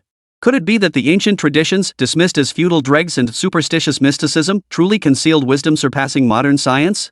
Could it be that in certain domains, the technology they had always prided themselves on was truly inferior to that of ancient civilizations thousands of years ago? Once this thought took root, it spread like a rampant vine, instantly entwining his entire mind. He recalled Qin Mo's serene gaze, the unfathomable alchemical process, and the thunderous dragon's roar that shook the very soul. Everything felt like a bizarre dream. Yet the report in his hands was undeniably real, beyond question. Deputy Minister Gao felt a wave of helplessness wash over him. He slowly closed his eyes and waved his hand. The special agents who had been lurking around the workshop, tasked with monitoring Qin Mo, seemed to receive some unspoken command. They withdrew silently, without a trace. Their surveillance had become utterly meaningless, even laughable in the face of the irrefutable divine artifact known as the Dragon Bone Mystic Gold. Qin Mo had proven with facts that he needed no one's surveillance or suspicion. He himself was the greatest miracle. Inside the workshop, the brief commotion faded, and solemn silence returned. Qin Mo paid no heed to the awestruck and fervent gazes around him. His mind was utterly absorbed in the 9-dragon sandalwood palanquin before him. The Dragon Bone Mystic Gold had been cast. Now came the true core task, restoring the 9 mechanical dragons. This was the very soul of the national treasure. He drew a deep breath, his eyes flashing with unwavering resolve. Bring forth the remains of the first dragon. Qin Mo's voice was calm, yet carried an authority that brooked no argument. His assistants carefully carried a battered, fractured mechanical dragon component, its scales scarred and broken in multiple places, to the restoration table before Qin Mo. This dragon had once been lifelike, capable of self-propulsion, displaying all manner of astonishing movements. Now, it lay like a pile of cold scrap metal, stripped of all its former brilliance. Xianli and the others gathered around, their expressions focused, even their breathing hushed. They knew that what they were about to witness would be a feat even more awe-inspiring than the forging of the Dragon Bone Mystic Gold. Qin Mo used no modern welding equipment, nor did he touch any of the dazzling array of polymer adhesives. In his hands lay only a set of tools, primitive in design yet shimmering with a faint radiance. Several small black iron hammers of varying sizes, a handful of steel needles as fine as cow hair, and a coil of dark gold thread. Cold forging, riveting. Gold thread knots. Gu Mingxian gasped in astonishment. This veteran expert, who had devoted his entire life to studying ancient craftsmanship, now trembled with excitement. These two techniques had been lost to history for centuries. Only fragmentary mentions remained in some incomplete ancient texts, dismissed by later scholars as exaggerated legends. Yet today, he witnessed these legendary divine techniques reappear before his very eyes. At that moment, Qin Mo's hands seemed to come alive. Chapter 84, Dragon Bone Mystic Gold. They moved with lightning speed yet steadiness like bedrock, deftly navigating between components so minute they required high-powered microscopes to discern. The freshly forged Dragon Bone Mystic Gold seemed to become as pliable as silk in his hands. Each delicate tap of the ebony hammer landed with pinpoint precision on the rivets, producing a crisp, melodious ring. That sound carried a peculiar rhythm, as if ancient craftsmen were murmuring a chant. Golden threads as fine as hair danced at his fingertips, coiling like serpents around the fractured components to form exquisitely intricate knots. Each knot structure was so complex it made one's scalp tingle, yet it radiated an indescribable, ancient beauty. This was no mere repair, it was creation. It was an art bordering on the Tao, breathing new life into cold metal. The air within the workshop seemed to freeze. All the experts, including Gu Mingxian, watched spellbound, utterly absorbed in Qin Mo's miraculous work. They forgot time, forgot to breathe, their eyes fixed only on those dancing hands and the ancient components being brought back to life in their grasp. This was the pinnacle of focus, the ultimate pursuit of craftsmanship, a state where man and object became one. What they witnessed was not merely a young restorer, but a divine craftsman who had traversed 1,000 years of time. 3 hours passed like a white horse fleeting through a crack. When Qin Mo set down the final strand of gold thread and exhaled softly, the dragon head of the first mechanical dragon stood perfectly before the crowd. Crafted from hundreds of exquisitely precise Dragon Bone Mystic Gold components, each part fit together seamlessly, a masterpiece of ingenuity. The dark gold dragon scales shimmered with a mysterious and majestic glow under the lights, as if harboring boundless power. Its horns stood proudly, whiskers drifted gracefully, jaws slightly parted to reveal razor-sharp fangs, every detail vividly lifelike, radiating an indescribable aura of dominance and vitality. Most heart-stopping of all were those dragon eyes. Qin Mo gently activated the mechanism. Click. A faint mechanical click echoed. The once dull dragon eyes slowly opened. As the pupils shifted, icy light radiated from them, as if truly imbued with spirit. With an air of majestic authority that seemed to look down upon the world, they scanned every person present. It lived. This mechanical dragon, dormant for 1,000 years, had truly come to life under Qin Mo's hands. While within China's premier workshop, Qin Mo employed his extraordinary skills to gradually awaken the slumbering national treasure. On the international stage, the attacks and smear campaigns targeting the nine-dragon agarwood palanquin had reached an unprecedented peak. Western mainstream media outlets, led by The Times and Scientific American, pounced like sharks sensing blood. So-called in-depth investigations and expert interviews flooded the pages of major publications. Between the lines, they brim with arrogance and prejudice toward Chinese civilization, alongside blatant slander against the nine-dragon agarwood palanquin. A nation incapable of building a car engine dares to covet a lost super-ancient civilization? The so-called ancient kingdom of Jumong is nothing but a mythical legend conjured by Easterners, with absolutely no archaeological evidence. If that nine-dragon agarwood palanquin isn't a modern forgery, I'll eat the glass pyramid at the Louvre right here and now. Such vitriolic remarks poured forth relentlessly. Professor Blackwood, the eminent archaeologist thrust into the spotlight by the Chimera Foundation, issued a series of strongly worded open letters demanding China disclose all original data and excavation records pertaining to the nine-dragon agarwood palanquin. He insisted it undergo an impartial investigation by the international community. His aggressive stance made him seem like the judge of history, while China appeared as the thief awaiting condemnation. Faced with this deluge of slander and pressure, the Huaxia authorities unexpectedly chose silence. No rebuttal, no explanation, not even a symbolic protest. This attitude of inaction instantly sparked an uproar across domestic online platforms. Countless anxious netizens flooded the comments sections of major state media outlets, voicing their confusion and anger. Why aren't they speaking up? Could it be they've been proven right? Where are our experts? Where's our evidence? Bring it out and prove them wrong. If we don't fight back now, the Nine Dragons incense burner will be nailed to the pillar of shame as a fake. In an instant, public sentiment boiled over, fueling rampant speculation and rumors. Some with ulterior motives even took advantage of the situation to fan the flames, questioning the nation's capabilities and undermining public confidence. The entire public opinion landscape turned extremely unfavorable for Huaxia. Amidst this stormy night, a grainy photograph, extremely low resolution, riddled with noticeable noise, yet possessing an unparalleled impact, was accidentally leaked onto the international social media platform Twitter. It originated from an untraceable anonymous account registered in a small South American country. The angle of the shot was somewhat awkward, resembling a screenshot from some kind of surveillance footage. The background revealed a dimly lit, yet mysteriously atmospheric, rustic workshop. The focal point was a fierce yet majestic dragon head, radiating a dark golden glow. The dragon head, with its archaic form and bold lines, radiates an indescribable Eastern mystique in every detail. Crafted from dark gold dragon bone mystic gold, it glowed with a heart-stopping, mysterious radiance under the dim lighting, as if pulsing with life. Its eyes were slightly open, radiating a gaze that seemed to look down upon the world. Even through the photograph, one could feel the overwhelming pressure emanating from it. In the corner of the photograph, the blurred profile of a young man is captured. His expression was intense, his gaze sharp, and his fingertips seemed to bear traces of metallic residue. It was Qin Mo. This photograph contained no captions, no background information. Yet the information it contained was enough to set the entire world ablaze. The mystery of the East. Lost techniques. A glimpse of national treasures. Every eye-catching element was perfectly fused together. Like dropping an atomic bomb into a tranquil lake, it instantly triggered a nuclear-level viral effect across the global internet. Holy crap! What is this? An Eastern dragon? That metallic texture. That design. It's absolutely mind-blowing. Who is that young man? Could he be the restorer? Where are all those experts who claimed that Nine Dragons incense carriage was a fake? Come out and explain yourselves. Within mere hours, this low-resolution photo spread like wildfire across major social media platforms and forums worldwide. Countless military buffs, history enthusiasts, model collectors, and even sci-fi fans went wild over it. The carefully crafted, seemingly rigorous smears and doubts previously disseminated by the Chimera Foundation now appeared utterly feeble and laughable in the face of this photo brimming with the tangible beauty of the artifact itself. Faced with ironclad evidence, lies crumbled without a fight. The global online consensus began to shift rapidly. Doubts gradually subsided, replaced by boundless curiosity and anticipation. Countless people spontaneously began searching for information about the nine-dragon agarwood palanquin and the ancient kingdom of Jumong. They yearned to learn more, to see the true face of this mysterious national treasure. Anticipation for the true dragon emerging into the world reached its peak in an instant. Qin Mo, with a single accidental leaked photo, delivered the most stunning, powerful, and utterly unexpected silent counterattack. He wasted no breath on arguments, instead presenting his interim achievements directly before the entire world. This proved far more powerful than any words could ever be. However, just as Qin Mo prepared to press his advantage and begin restoring the second mechanical dragon, a fatal problem loomed before him like a fierce tiger blocking his path. The internal structure of the second dragon was entirely different from the first. It was not a purely mechanical transmission structure. Deep within its core, Qin Mo's Eye of Truth clearly discerned a cavity resembling an energy core. Based on the fragmentary information transmitted by the dragon heartstone and the cryptic records in the unusual tales of the master craftsman, this dragon seemed to require a non-material energy to drive it. A mysterious force akin to qi or spiritual energy. This was entirely beyond the scope of mechanical repair.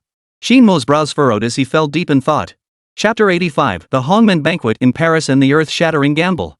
That photograph struck the Chimera Foundation like a resounding slap across the face. Abe Saki's already battered psyche was now twisted by rage, roaring like thunder within the secret base. Verbal sparring? Underhanded maneuvers in the shadows? Enough! They would set a trap so blatantly obvious that China could not refuse it, yet one that guaranteed certain defeat. Under the bloodstained black hands of Chimera, a joint statement detonated like a depth charge, instantly shaking the entire international academic world. UNESCO and the renowned Louvre Museum jointly announced. 1 month from now, Paris. An international symposium titled Ancient Civilizations and Modern Conservation Technologies is about to convene. The core topic of the conference is particularly pointed, brimming with carefully crafted malice on the technological boundaries and historical authenticity of ancient crafts. Moreover, with an unquestionable tone, the Chinese delegation has been specifically invited. Bringing the research findings on the 9-dragon agarwood palanquin, attendance is mandatory. Between the lines, this was no invitation, it was a declaration of war, a challenge laid within a trap already set. Following closely, Professor Alastair Blackwood, the archaeology luminary thrust into the spotlight by Chimera, made another high-profile announcement. He announced that at the Paris Symposium, he would exhibit a key artifact he had discovered, one capable of appending ancient East Asian history. A fragment of a gear mechanism from the ancient Roman period. With his characteristic authoritative tone, Blackwood declared to the world, this fragment was irrefutable proof. It demonstrated that complex, sophisticated mechanical craftsmanship originated in the West. As for China's mechanical arts? At best, they're nothing more than clever wooden trinkets. His contemptuous words spread across the globe through the media. His wolfish ambitions were laid bare, fundamentally denying the possibility of the 9-dragon agarwood palanquin's existence, reducing ancient Chinese wisdom to utter worthlessness. This was a meticulously orchestrated academic ambush. They intended to use a meticulously fabricated Western-centric so-called irrefutable proof on the world's most authoritative stage to nail the 9-dragon agarwood palanquin to the pillar of historical shame. The world's gaze instantly converged on Paris. A storm of academic turmoil was brewing. News of this reached China, sending shockwaves through the highest echelons of the capital. Within the Dragon organization, chaos erupted instantly. Deputy Minister Gao's face turned ashen. He slammed his palm onto the conference table, sending teacups rattling. A trap. This is a blatant trap, he roared, utterly enraged. They came prepared, plotting this meticulously. If we set foot in Paris and make any misstep in that setting, the consequences would be unimaginable. It would be an irreparable cultural catastrophe, a profound disgrace to the entire Chinese civilization. We cannot go. Refuse to attend. We cannot fall into their trap. For a moment, the voices advocating avoiding confrontation gained the upper hand. After all, the adversary had been building their foundation for years, and this time they had clearly laid out their intentions, aiming to overwhelm us with sheer force. Commander Candle Dragon sat composed at the center, his aged face as still as a deep well. His piercing gaze swept over every anxious face.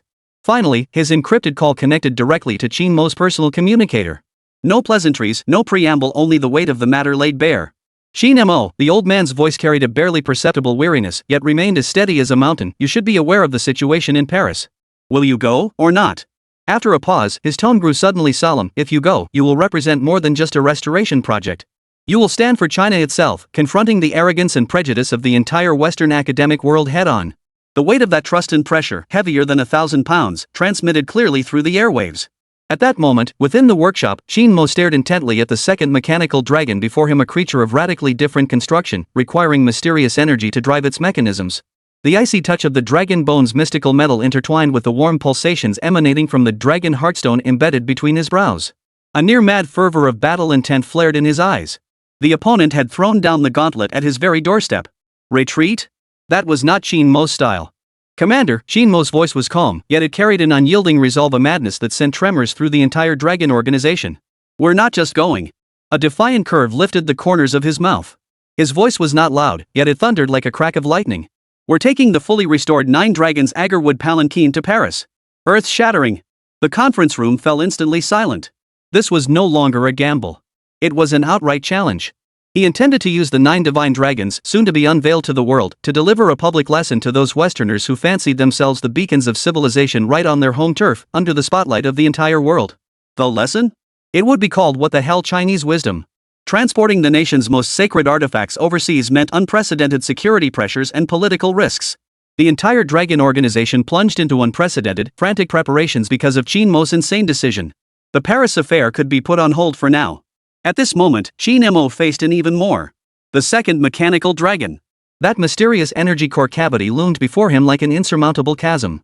He retreated into seclusion once more, locking himself deep within the workshop. The records and the unusual tales of the classic of crafts regarding Qi guidance and the spirit pivot were too obscure, like viewing flowers through a haze. He cautiously attempted to channel his refined true Qi into the energy core. Yet the moment it entered, it vanished without a trace, like a stone sinking into the sea, leaving not even a ripple. His true Qi, capable of splitting boulders and shattering stones, proved utterly feeble and powerless against this ancient mechanical core. Day after day passed, drawing ever closer to the Paris rendezvous. Qin Mo's brow furrowed deeper and deeper. Could it be that the Nine Dragons' sandalwood palanquin was destined to remain imperfectly recreated? Just as his heart burned with frustration and he felt utterly at a loss. Ding! A crisp system notification, like heavenly music, suddenly rang out in his mind. New quest released, activate the dragon vein. Qin Mo's spirit surged with sudden vigor. Activate the dragon vein?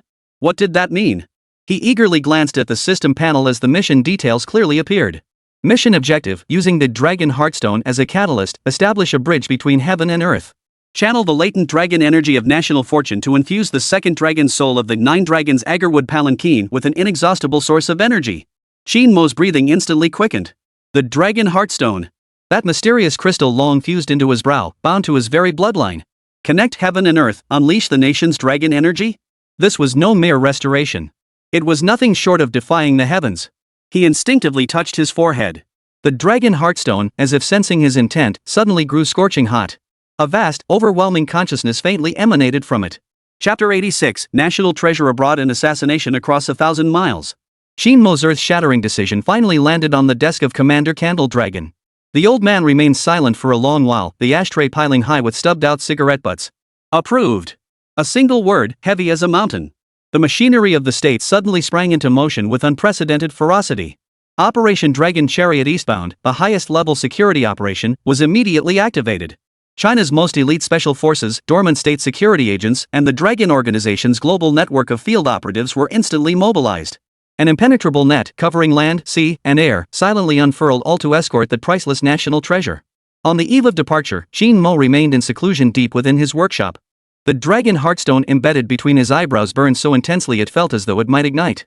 A new pathway seemed to open between the civilization imprint and the Dragon Heartstone, connecting them with unprecedented depth. He suddenly realized the Dragon Heartstone functioned like a miniature energy converter. It could transform his pure spiritual power into a strange and pristine form of energy. This energy was entirely distinct from his own true Qi, carrying a hint of ancient vastness. Qin Mo held his breath, carefully guiding this newly born energy as he slowly channeled it into the mysterious core cavity of the second mechanical dragon. Success or failure hinged on this very moment. Time seemed to freeze in that moment. Hum. An extremely faint hum emanated from within the dragon's head.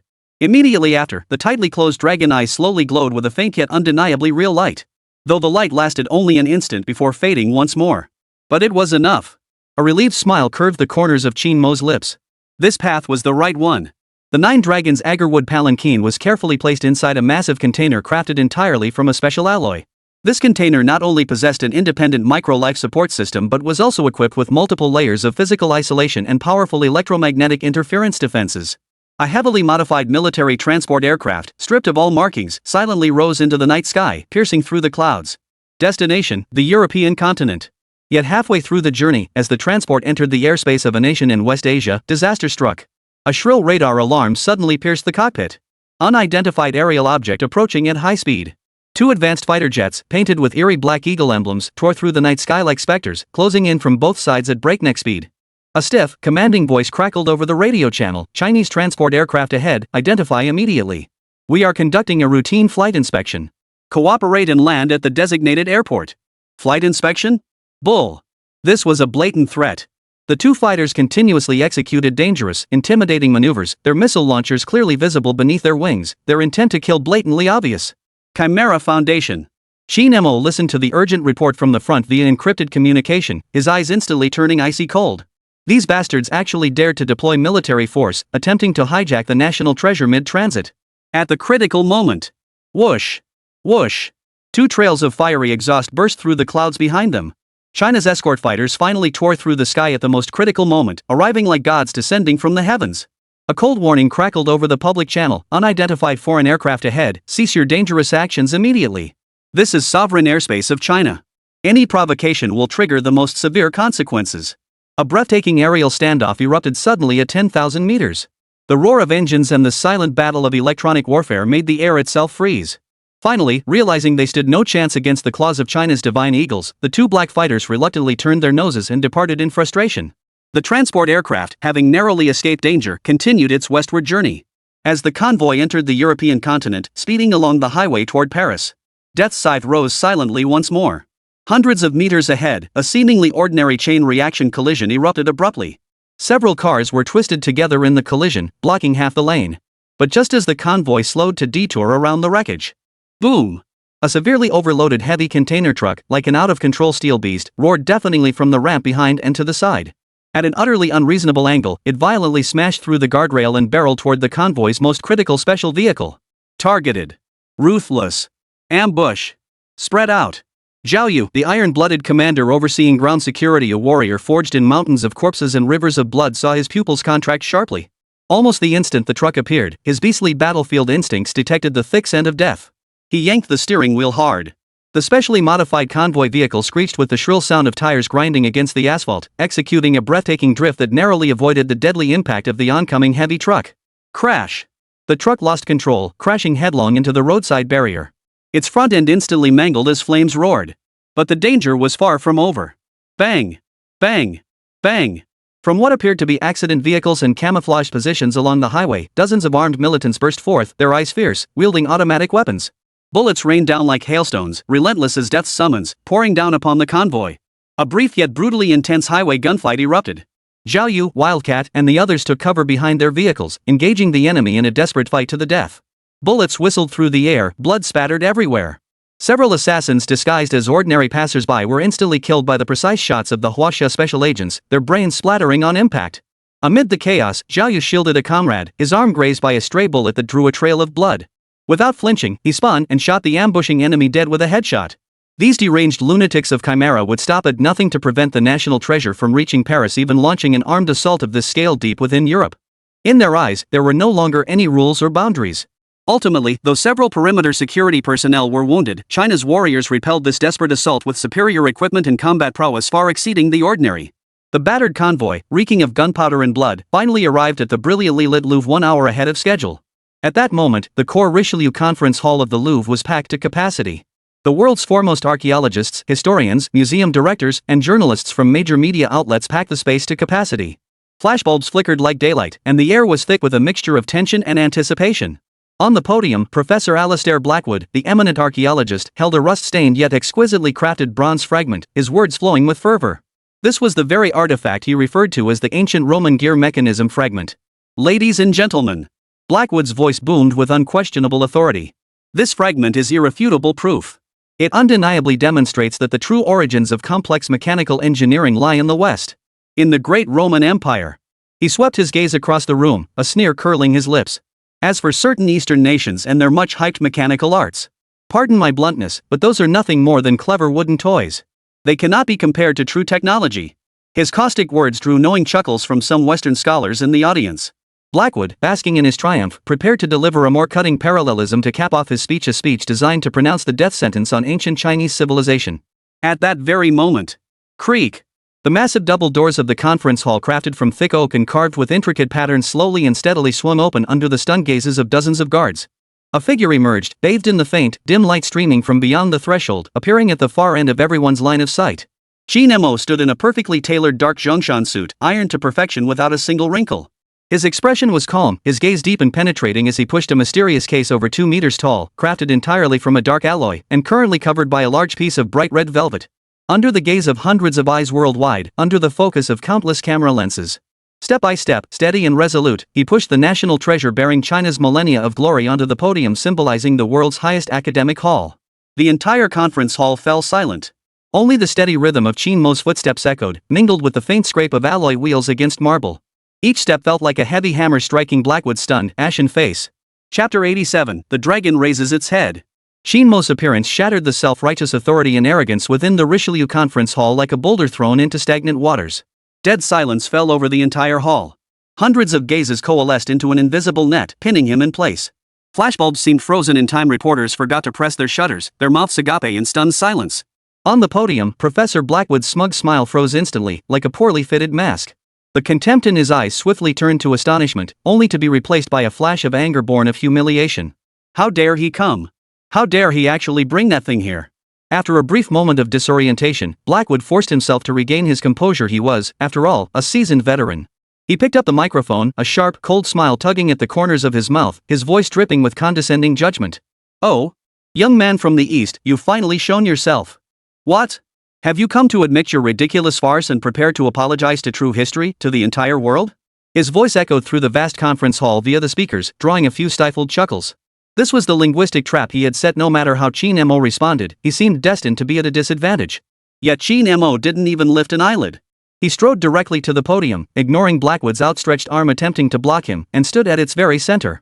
He picked up another microphone, blew gently into it, producing a soft sound that instantly captured everyone's attention. His voice rang out calm, clear, yet carrying a piercing power that cut straight to the heart. I'm not here to apologize. I am here to correct a mistake. The words instantly turned Blackwood's face ashen. Qin Mo's gaze swept slowly across the room, passing over faces filled with shock, curiosity, and suspicion. His voice was not loud, yet each word rang out with the weight of a great bell, striking deep within every heart. History should not be written with lies. Civilization should never be defined by prejudice. Finally, his gaze pierced Blackwood like a sharp blade. Professor Blackwood, I've reviewed your evidence. A sharp curve lifted at the corner of Qin Mo's mouth. Now, it's time to see mine. The moment the words fell, he gave no one time to react. He spun around, his arm shooting upward with a fierce motion. The crimson velvet draped over the massive alloy case was swept up as if by a gale, whipping through the air with a roar. When the flawless, radiant body of the 9 Dragons agarwood palanquin was unveiled to the world for the very first time, time itself seemed to pause in that instant. Whoosh! Someone let out the first sharp intake of breath, the sound piercingly loud in the deathly quiet hall. Immediately, waves of gasps erupted like a burst dam, completely drowning the entire conference hall. My God! Is this real? Divine craftsmanship. This is nothing short of a divine creation. Countless camera flashes snapped to life, blindingly flashing at an unprecedented rate, desperate to capture this mind-bending spectacle. Every museum director and archaeologist present was utterly captivated by the supreme beauty emanating from this national treasure, a fusion of unparalleled craftsmanship and majestic spirit that pierced straight through their defenses. The warm, jade-like agarwood, the 9 divine dragons flowing with a dark golden luster, the ancient yet commanding form. Every detail silently narrated the former splendor of a lost civilization. Blackwood's face darkened to the extreme. His prized Roman gear seemed laughably insignificant in comparison to this breathtaking masterpiece. He never imagined the opponent would actually dare to bring the physical artifact. Even more unforeseen was the sheer terror of its visual impact. Oomph! Nothing more than a gaudy piece of craftsmanship. Blackwood forced himself to remain composed, yet his voice betrayed an uncontrollable tremor. He had to fight back, had to seize the initiative. No matter how exquisite its exterior, it cannot alter its fundamentally technologically impossible nature. He fixed his gaze on Qin Mo, a flash of viciousness in his eyes as he played his final trump card. Do you dare make it move? Let the entire world witness firsthand whether your so-called mechanical arts are nothing but a hollow facade, all show and no substance. This was precisely the ultimate trap he had set. In his view, the mechanism could barely manage a few jerky movements. At best, it was utterly incapable of achieving the complex, interconnected motion described in legend. If it failed to move, or moved in a ridiculous manner, he could brand it as all show and no substance and still win this battle of public opinion. The roaring crowd fell silent once more. Every pair of eyes shifted from the incense-burning palanquin itself to Qin Mo's face. They too were waiting for the answer to this question. Facing Blackwood's provocative and trap-laden interrogation, Qin Mo merely smiled faintly. As you wish. For simple words, yet brimming with unmatched confidence. Under the synchronized gaze of billions worldwide through live broadcasts, Qin Mo slowly walked to the side of the 9 Dragon agarwood palanquin. He did not touch any apparent switch or use any tools. He extended his right index finger and began tapping lightly on an unassuming cloud-patterned relief carving along the carriage's side. Tap. The first note rang out clear and steady. Knock, knock. The second and third taps quickened, carrying a peculiar rhythm. Tap, tap, tap, tap, tap, tap. The next 6 strikes grew ever faster, like heavy rain pounding banana leaves or war drums beating, filled with a mysterious sense of ritual. Exactly 9 knocks, no more, no less. This was the master key to unlocking the entire mechanism's core. It was also a bloodline and spiritual identity verification. Only the true inheritor could know this unique key. as Qin Mo delivered the ninth strike. Click. An extremely faint yet crystal clear mechanical click emanated from within the agarwood palanquin, which had lain dormant for 1,000 years. That sound was like the first breath of a sleeping dragon awakening. Blackwood's pupils suddenly contracted to the size of pinpricks. The next instant, under the horrified gaze of the entire world, the 8 mechanical dragons, dark gold, lifelike yet cold and silent, that had lain coiled around the carriage, moved. Chapter 88. The Dragons Awaken? The first dragon slowly raised its monstrous head. Its jaws opened, not to roar, but to spew a misty vapor. Reflected by the brilliant lights of the Richelieu Conference Hall, the mist transformed into an exquisitely crafted rainbow spanning the podium. The hall fell deathly silent, then erupted in a tsunami of gasps. This was not merely movement, it was divine magic. Immediately, the second dragon stirred. Its joints, forged entirely from dragon bone mystic gold, emitted a faint yet melodious mechanical click as it executed a lifelike, circling and searching posture right where it stood. Hundreds of scales along its body opened and closed in rhythm with the movement, flashing with a heart-stopping metallic glint. The third dragon suddenly extended its claws, its 5 fingers opening and closing as if grasping some invisible force of destiny from the void. The fourth dragon swept its tail, stirring a distinct breeze that ruffled Qin Mo's bangs. The fifth, the sixth, the seventh, the eighth. 8 dark gold mechanical dragons began to operate from 8 distinct directions, each employing a completely different yet supremely fluid and harmonious method. Their movements were not chaotic but echoed one another, alternating between swift and measured rhythms, forming a complex yet flawlessly dynamic whole. This was no mere mechanical motion, it was a mechanical ballet from the distant east, lost for millennia. It radiated primordial dominance, the precision of metal, and an indescribable, quintessentially Chinese romanticism. All the top engineers and mechanical experts present, witnessing this spectacle that utterly surpassed their comprehension, felt as though an invisible giant hand had seized their brains, nearly suffocating them. My goodness! Look at the dome! Look at that star chart! A white-haired astronomer from Cambridge University pointed tremulously at the ancient star chart long installed as a backdrop above the venue, shouting in awe. The first dragon's head points to the horn star of the azure dragon's 7 stars in the east. Its misty breath symbolizes the horn star's power to summon clouds and rain. The second dragon's coiling posture corresponds to Kong, the dragon's throat, governing the inspection of the 4 directions. The third dragon extending its claws represents Disu. The position of the dragon's claws signifies holding the authority over the world. And the 4th, 5th dragons. Every movement precisely aligns with the position and symbolism of a star constellation in ancient celestial charts. The old astronomer's voice trembled with fervor as he nearly shouted. This is no mere mechanical movement. This is no work of art. This is a super-astronomical instrument capable of real-time calculations and simulating the ancient celestial trajectories. Boom! This discovery detonated like a nuclear bomb within the conference hall. The very nature of the entire conference was utterly overturned in that instant. If moments ago the crowd had been stunned by its artistic beauty, now they were utterly overwhelmed by the unfathomable depth of ancient Chinese astronomical wisdom it embodied. Art and technology, myth and reality at this moment, upon this national treasure, they achieved the most perfect union. Blackwood's face, which had been iron-gray moments before, was now as pale as paper. He stared fixedly at the 8 fluidly moving mechanical dragons, their movements seemingly alive. His legs grew weak, and he could barely stand steady, muttering incoherently under his breath. Impossible, absolutely impossible. No gears, no circuits, no power source whatsoever. How on earth did it move? The faith in science, at this very moment, was crushed to smithereens. Yet, on the brink of mental collapse, he clutched at what seemed like a final lifeline, his eyes suddenly blazing with a sickening light. His trembling finger pointed directly at the very center of the agarwood palanquin, the 9th dragon, which had remained motionless throughout, the most majestic and domineering of the 9. He roared at the top of his lungs, his voice echoing through the media cameras and to the global audience. See that? All of you, look clearly. It's broken. The 9th dragon never moved. It's a defective piece of junk. Your so-called Chinese miracle is fundamentally flawed. It's nothing but an incomplete, half-baked creation. A complete and utter failure.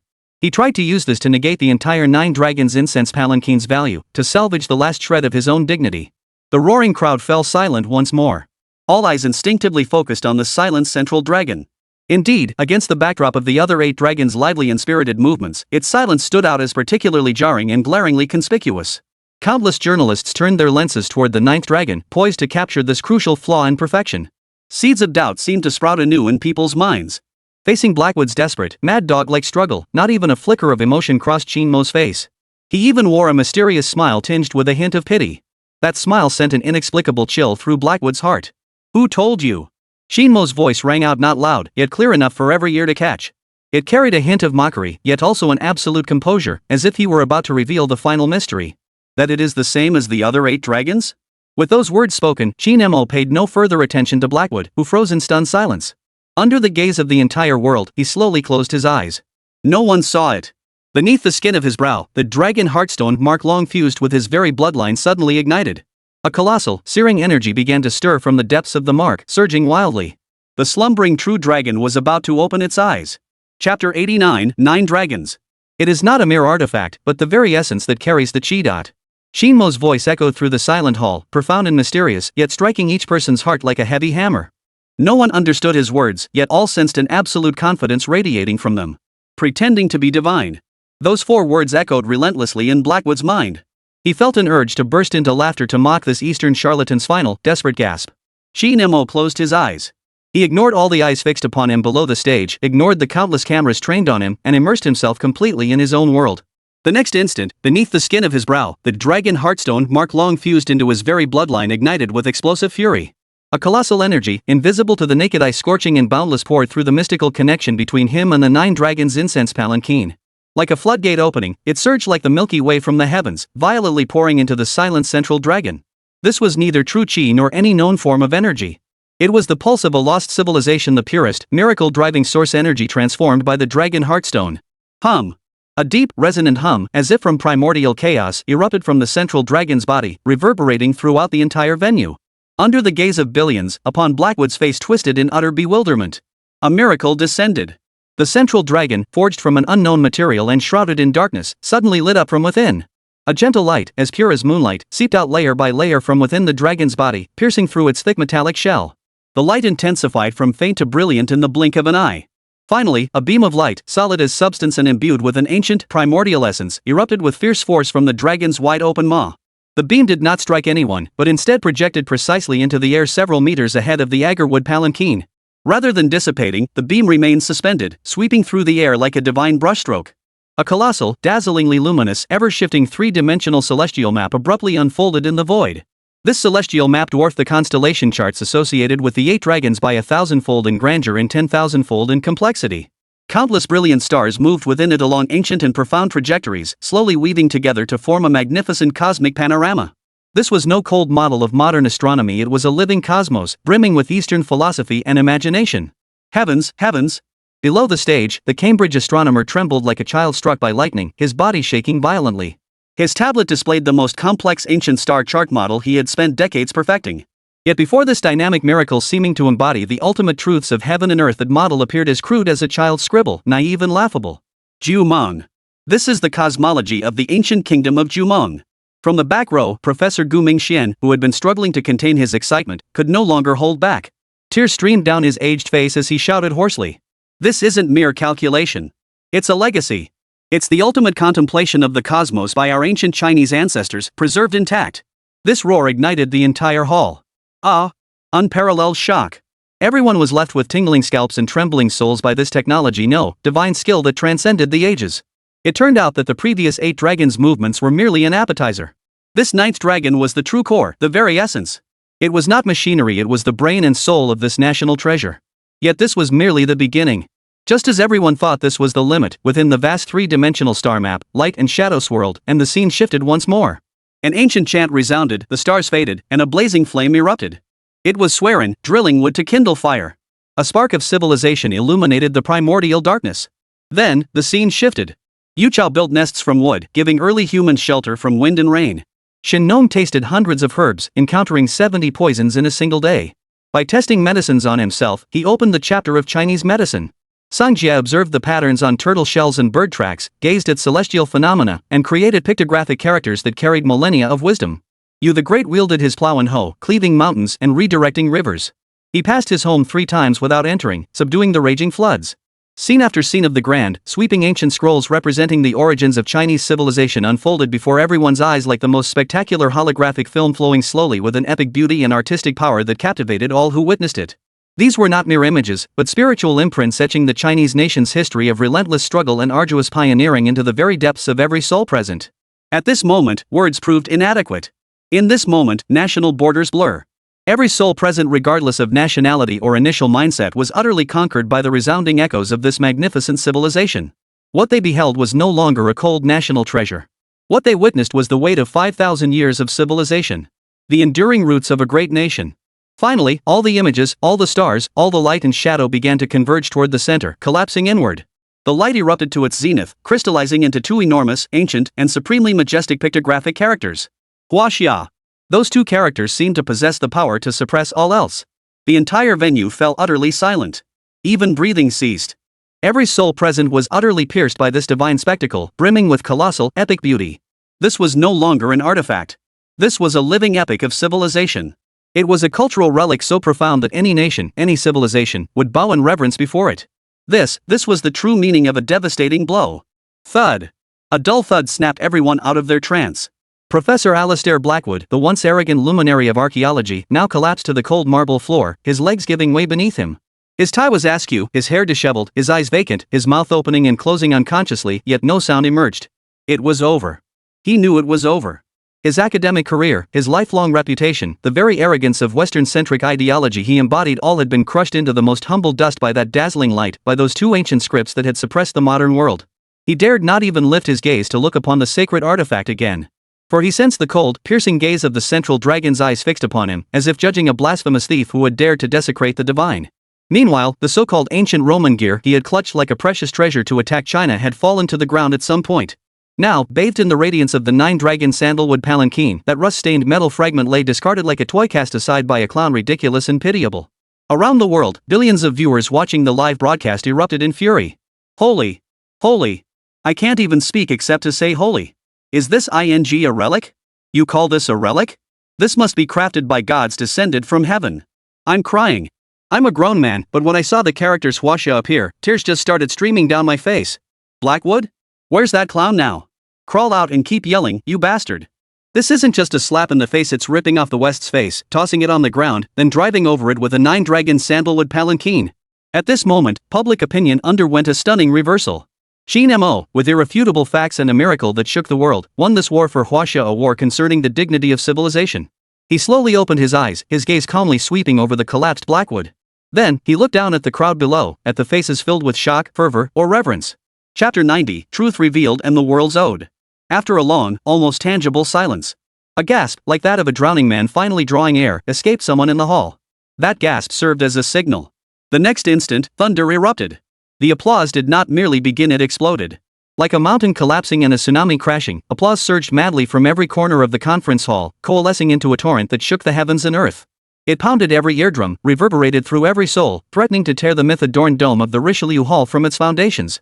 Every expert, every scholar present regardless of nationality, skin color, or stance was driven by a primal impulse in that instant, rising abruptly from their seats. Their faces bore expressions of awe beyond words.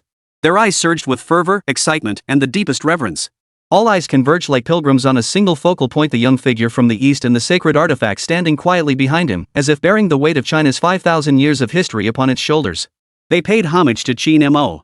They were paying the purest, most exalted homage to the nine-dragon agarwood palanquin itself, and to the unbroken, enduring greatness of the civilization it represented. This applause transcended mere admiration for a national treasure of exquisite craftsmanship. It was the highest tribute to an ancient civilization, dusty and forgotten, now reborn at the pinnacle of the world, radiant and resplendent. The Director General of UNESCO, a French elder renowned for his meticulous composure, was utterly overcome in that moment. He practically scrambled up to the podium from the front row, hands and feet moving in unison. The old-fashioned elegance vanished from his wrinkled face, replaced by childlike excitement. Ignoring all diplomatic protocol, he clasped Qin Mo's hands with such force it seemed he was grasping some long-lost faith. His sapphire blue eyes glistened with tears, his voice trembling slightly with overwhelming emotion. On behalf of the World Heritage Committee, I hereby solemnly declare to the world. The nine-dragon incense palanquin does not belong solely to China. It belongs to all of humanity. It is our shared, indisputable, supreme cultural treasure. The moment his words fell, thunderous applause erupted once more. Immediately afterward, Mr. Delacour, the director of the Louvre renowned for his discerning eye and almost obsessive demands on art, also strode forward. He approached the officials of the Chinese delegation. This man, who presided over the pinnacle of the world's artistic sanctuary, now adopted a posture bordering on supplication. I solemnly submit this request, both personally and on behalf of the Louvre. His tone was filled with astonishing humility. I humbly request permission for the nine-dragon incense-burning palanquin to be featured in a 3-month special exhibition at the Louvre. I promise. He held up 3 fingers, his expression solemn and grave. It will be placed at the very heart of the Pyramid Gallery, enjoying the same level of top-tier security and exhibition standards as the Mona Lisa and the Winged Victory of Samothrace. The room erupted in astonishment. The Pyramid Hall. On par with the Mona Lisa. This was undoubtedly the pinnacle of Western art, the most supreme and indisputable tribute paid to Eastern civilization. The applause and acclaim formed the sharpest, cruelest contrast to the disheveled figure on the other side of the podium. Professor Alistair Blackwood was utterly nailed to the wall. He was nailed to the pillar of infamy in the annals of global academia, doomed to eternal disgrace. Enraged reporters swarmed him like sharks sensing blood, closing in until there was no room to breathe. Flashbulbs exploded like thunderclaps of judgment, illuminating his paper-white, bloodless face with nowhere to hide. Professor, what was your motive for forging these artifacts? What role did the Chimera Foundation behind you play in this century-spanning deception? How do you respond to the accusation of being a cultural fraud? Is your conduct an insult to the entire Western academic world? Was your entire career built on a foundation of lies? The sharp questions pierced his heart like poisoned blades, stripping away the last shred of his pitiful dignity. Soon, the sordid financial dealings between him and the Chimera Foundation, along with the Foundation's years of covert funding for academic projects aimed at distorting and denigrating non-Western civilizations, were exposed in full by the media's sharp investigative instincts. Academic fraud. The scam of the century. The shame of the West. Countless labels, like searing hot brands, were branded onto Blackwood and the sinister forces behind him. The Chimera Foundation's reputation, painstakingly cultivated over years in global academic circles, suffered a devastating blow in an instant. Like a tower collapsing, it crashed to the ground with a thunderous roar. At the subsequent press conference, watched by the entire world, Qin Mo stood under the spotlight, facing the world's cameras. He delivered no lengthy speech, nor did he indulge in the triumphant boasts of a victor. He delivered only a brief yet profoundly powerful speech. Chinese civilization is like a mighty river that has flowed for 5,000 years. It has weathered storms yet never ceased to flow. It may have been covered in dust at some point in history, but its radiance shall never be extinguished. Today, we are privileged to be here, brushing away a speck of dust from its surface. Qin Mo's gaze swept across the entire venue, his voice calm yet resolute. And its true brilliance, I believe, has only just begun to illuminate the future. No impassioned denunciations. No triumphant boasting. Only a calm statement. Yet these words carried more power than any eloquent speech. They were frantically reposted by major global media outlets, translated into hundreds of languages, and sparked an unimaginably intense resonance across the world. The name Qin Mo, and the gentle yet unparalleled strength of Chinese cultural confidence he embodied, resounded across the globe. At the same moment, domestic social media had long since ceased to merely boil, it had exploded. I'm crying. A grown man, genuinely moved to tears. Our own culture has finally stood tall and proud before the entire world. Qin Mo is amazing. This is what real cultural export looks like. He's rubbing their faces in the dirt with sheer power. National pride just hit max. No regrets being born Chinese. I choose to be a descendant of the flower family again in my next life. My DNA is burning. Burning wildly. Countless netizens wept tears of joy before their screens as an unprecedented wave of national unity and pride surged across the 9 provinces, piercing the heavens. In Qin Mo's mind, the system's notification sounds had long since merged into a deafening roar. The popularity value, representing recognition and prestige, surged at an unprecedented, terrifying speed, even exceeding the system's computational limits. Each flicker of the digits was enough to make anyone's heart race. In the blink of an eye, the sequence of numbers surged forward like a rampaging force, shattering all resistance as it boldly breached the 100 million threshold. And it continued to surge forward at an utterly incomprehensible pace. The capital. In a solemn office bordering on oppressive silence, Deputy Minister Gao silently watched the entire live broadcast of the press conference. He remained motionless until the screen went dark. After a long while, he slowly removed his reading glasses from the bridge of his nose. With a soft cloth, he meticulously wiped the lenses over and over again. No one noticed the faint redness in the corners of his eyes, which usually held a sharp, piercing glint. He picked up the encrypted phone on his desk and dialed the number he knew by heart. He remained silent for a long time. His fingertip hovered over the screen, lifting and lowering several times. Finally, as if making a decision, he exhaled a long, pent-up sigh. He sent a text message to Qin Mo, who was far away in Paris. The message was extremely simple. No greeting. No punctuation. Just 3 words. I'm impressed. Chapter 91, The Mobile Tombstone. Paris. The celebratory banquet was held at a top-tier restaurant along the Seine. Crystal chandeliers cascaded like waterfalls of light, bathing the banquet hall in a dreamlike glow. Melodious classical music flowed through the air, blending seamlessly with the clinking of glasses and the rustle of fine fabrics. Every member of the Chinese delegation wore genuine joy and unmistakable pride on their faces. Qin Mo, the undisputed center of attention tonight, was surrounded by wave after wave of well-wishers offering toasts and congratulations. Senior officials from UNESCO, directors of major museums worldwide, and renowned sinologists all vied to clink glasses with him. He smiled, responding with grace and humility, conversing calmly with each person. Yet amid the deafening clamor and praise, his heart had long pierced through this bustling scene, immersing itself in another world deeper and more ancient. Seizing a moment, he slipped alone onto the terrace. The evening breeze carried the distinctive dampness of the Seine, cooling his mind, which had grown slightly feverish from alcohol and excitement.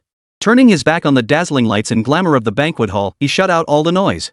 With a single thought, he reactivated the civilization imprint deep within his brow. The vast, ancient star map projected by the ninth divine dragon unfolded once more within his consciousness, like a scroll slowly unfurling. This time, he did not merely skim the surface. He channeled all his mental energy like a high-precision scanner, meticulously examining every inch of this mysterious cosmic landscape.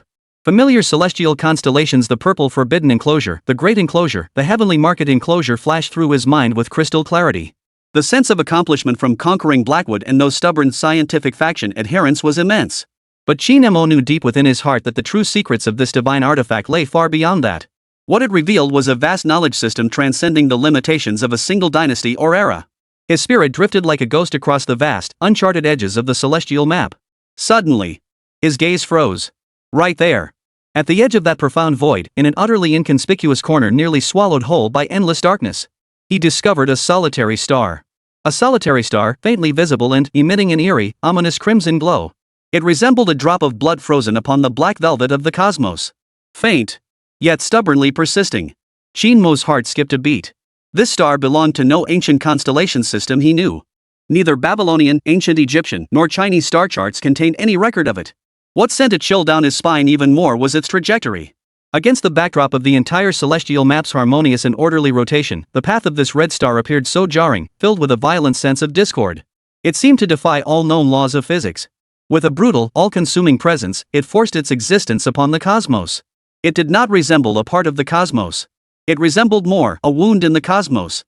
An irresistible, overwhelming intuition drove him.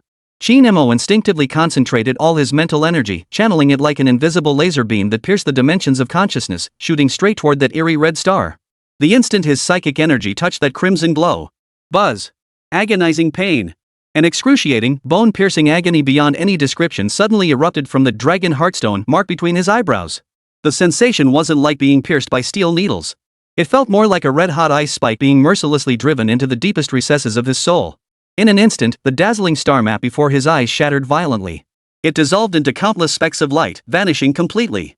The clamor of the celebratory banquet, the melodious music, the enthusiastic chatter all faded away in that instant, plunging his world into absolute, deafening silence. Then, a cold, ancient, emotionless word seemed to leap across the vast expanse of time, breaking free from the chains of eternity. Like a curse from the abyss, it thundered directly within his mind. Guishu. This word did not enter through his ears. It was more like a data packet compressed to its absolute limit, brutally forced into the core of his consciousness. It contained an unimaginable density of information. It carried a desolate, deathly stillness, a terror potent enough to end all existence. Ugh! Qin Mo suppressed a muffled groan, his body swaying violently as he nearly lost his footing. He stumbled backward, slamming his back against the cold metal railing of the balcony, barely preventing himself from collapsing. His face instantly turned as white as paper. Beads of sweat the size of beans covered his forehead as he gasped for breath, his heart pounding so violently it felt as though it might burst from his chest at any moment. Guishu. As a premier antiquities expert and historian, he understood better than anyone else in this world the terrifying weight those two characters carried in ancient Chinese mythology. As recorded in Lizi's Tang, east of the Bohai Sea, beyond countless millions of miles, lies a great abyss, a bottomless chasm whose depths are nameless. All waters from the 8 corners and 9 wilds, all streams from the Milky Way, flow into it without ever increasing or decreasing. It was the legendary endpoint of all flowing waters under heaven. It is the bottomless abyss where all things perish and return to chaos. All alone, he, like scholars everywhere, he had always believed this to be merely an ancient philosophical interpretation of the cosmos and natural phenomena, imbued with romantic imagination. But now, this term had been seared into his mind through an ancient artifact, in a manner almost akin to divine revelation. With great effort, he lifted his head and gazed once more at the 9-dragon agarwood palanquin within the banquet hall, carefully guarded and revered. At this moment, the exquisite carvings in the warm, jade-like agarwood took on a completely different meaning in his eyes.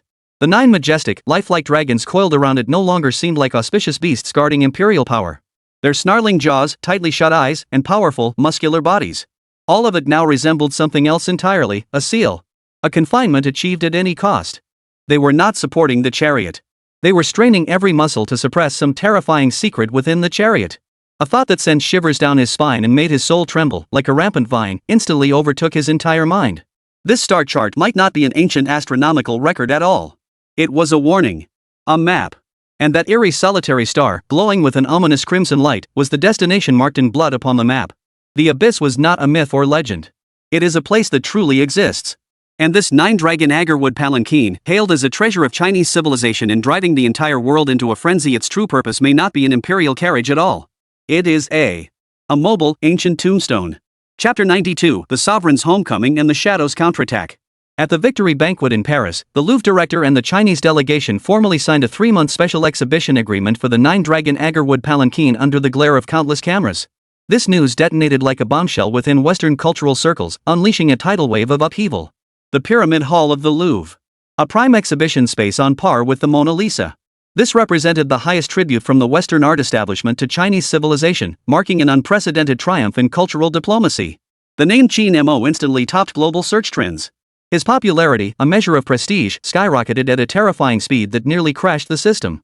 Yet, just as the entire nation rejoiced and national pride reached unprecedented heights, a more insidious and deadly storm of public opinion was quietly brewing in the shadows, striking like a venomous serpent. The Chimera Foundation, though its backbone had been shattered, was not yet dead.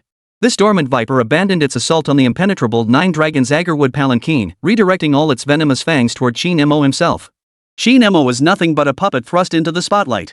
An explosive piece of so-called inside news spread like wildfire across major overseas social media platforms. Behind him lies a secret team of hundreds of top scientists and national treasure-level artisans. He's merely an actor, a handsome face tasked with reaping the glory. Countless anonymous troll accounts.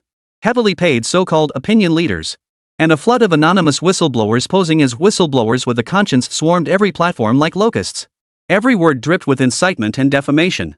They painted Qin Mo as a fraud who stole the lifework of countless predecessors and deceived the world. Even more despicable and shameless. A video, flawlessly fabricated using cutting-edge AI face-swapping technology, went viral online. In the video, a man bearing Qin Mo's face stared arrogantly into the camera, speaking with flippant contempt. He publicly disparaged the cultures and histories of other nations in the most vile manner. That vile expression was enough to incite the fury of any sane person. Flattery and defamation ran hand in hand. This kind of character assassination is far more lethal than direct attacks on the national treasure himself. They aim to undermine the legitimacy of Qin Mo's actions at their core, shattering the near-mythical aura surrounding him. Those damn bastards! Qin Mo stood before the hotel's floor-to-ceiling windows, his gaze icy as he studied the latest public sentiment report synced to his phone. He had long anticipated they wouldn't let it rest. But he never imagined their tactics could sink to such depths of depravity. Behind him, the delegation officials were seething with indignation, their faces ashen. China's official countermeasures had been activated, immediately debunking rumors, blocking accounts, and presenting evidence. Yet Qin Mo understood all too well. To completely shatter such deeply ingrained, malicious accusations, any verbal rebuttal would prove utterly futile. There was only one solution. There was only one. That is to shatter the world's skepticism with another personal miracle, one even more undeniable and awe-inspiring. To prove with undeniable facts that the title genius was truly deserved. At that very moment, a perfect opportunity, as if destined by fate, quietly emerged. The world's premier luxury conglomerate, Switzerland's Glory Moment, launched a global open challenge titled Revival of Craftsmanship. The core challenge: decipher and restore a masterpiece left behind 3 centuries ago by the founder of its most enigmatic legendary brand, the Eye of Athena. The Eternal Movement. A timepiece of unfathomable construction, hailed as a forbidden zone beyond human comprehension. This competition drew the world's most elite watchmakers and mechanical geniuses. Meanwhile, the all-seeing hand of the Chimera Foundation had already laid its hidden plans, investing heavily in a genius hailed by the Swiss watchmaking world as the god of contemporary watchmaking, determined to claim the championship. The instant Qin Mo laid eyes on the design blueprint for the Eternal Movement, the long-dormant mark of civilization deep within his brow suddenly began to glow faintly. His gaze flashed like lightning. Within that seemingly purely Western, hair-raisingly intricate structure, he keenly discerned a familiar, profoundly ancient essence. It was unmistakably the essence of ancient Chinese mechanical locks and interlocking mechanisms. Lost Eastern wisdom, cleverly disguised and concealed beneath the precision of Western craftsmanship. The system's cold notification tone abruptly sounded in his mind. Chain quest triggered, restoring the craftsman's name. First link: win the Eye of Athena challenge with indisputable personal prowess. Reveal the hidden connection between its eternal movement and China's lost mechanical arts. Restore your own honor and vindicate the legacy of Chinese craftsmanship. A piercing cold light flashed in Qin Mo's eyes. Without a moment's hesitation, he dialed the encrypted line to Commander Candle Dragon. Commander, I request immediate deployment to Switzerland. His voice was cool and resolute, devoid of any emotional fluctuation. I will use 1 week to show the world what true, divine craftsmanship truly means. On the other end, the Candle Dragon chief remained silent for a moment. Then, the old man's hearty laughter rang out clearly. Go, kid. This time, I'm giving you the highest level diplomatic travel permit. 3 days later. Switzerland, Geneva Lakefront, Glory Moment Group Headquarters. Within a colossal dome-shaped exhibition hall constructed entirely of fully tempered glass and high-strength alloy, the air carried the distinct, icy scent characteristic of precision machinery. 20 of the world's foremost watchmakers gathered under one roof. Among them were Swiss masters with snow-white hair, their fingers steady as rock. German precision mechanics experts with piercing eyes, wearing specially designed high-powered magnifying glasses. Even several masters from Japan, renowned worldwide for their micro-engraving techniques, were present. Each stood at the pinnacle of their respective fields. At the most prominent position stood a tall, blonde-haired, blue-eyed middle-aged man with an eagle-like sharpness in his demeanor. Alexander Hoffman. The Swiss genius hailed as the god of contemporary watchmaking, he was also the ace card secretly backed by the Chimera Foundation to take down Qin Mo.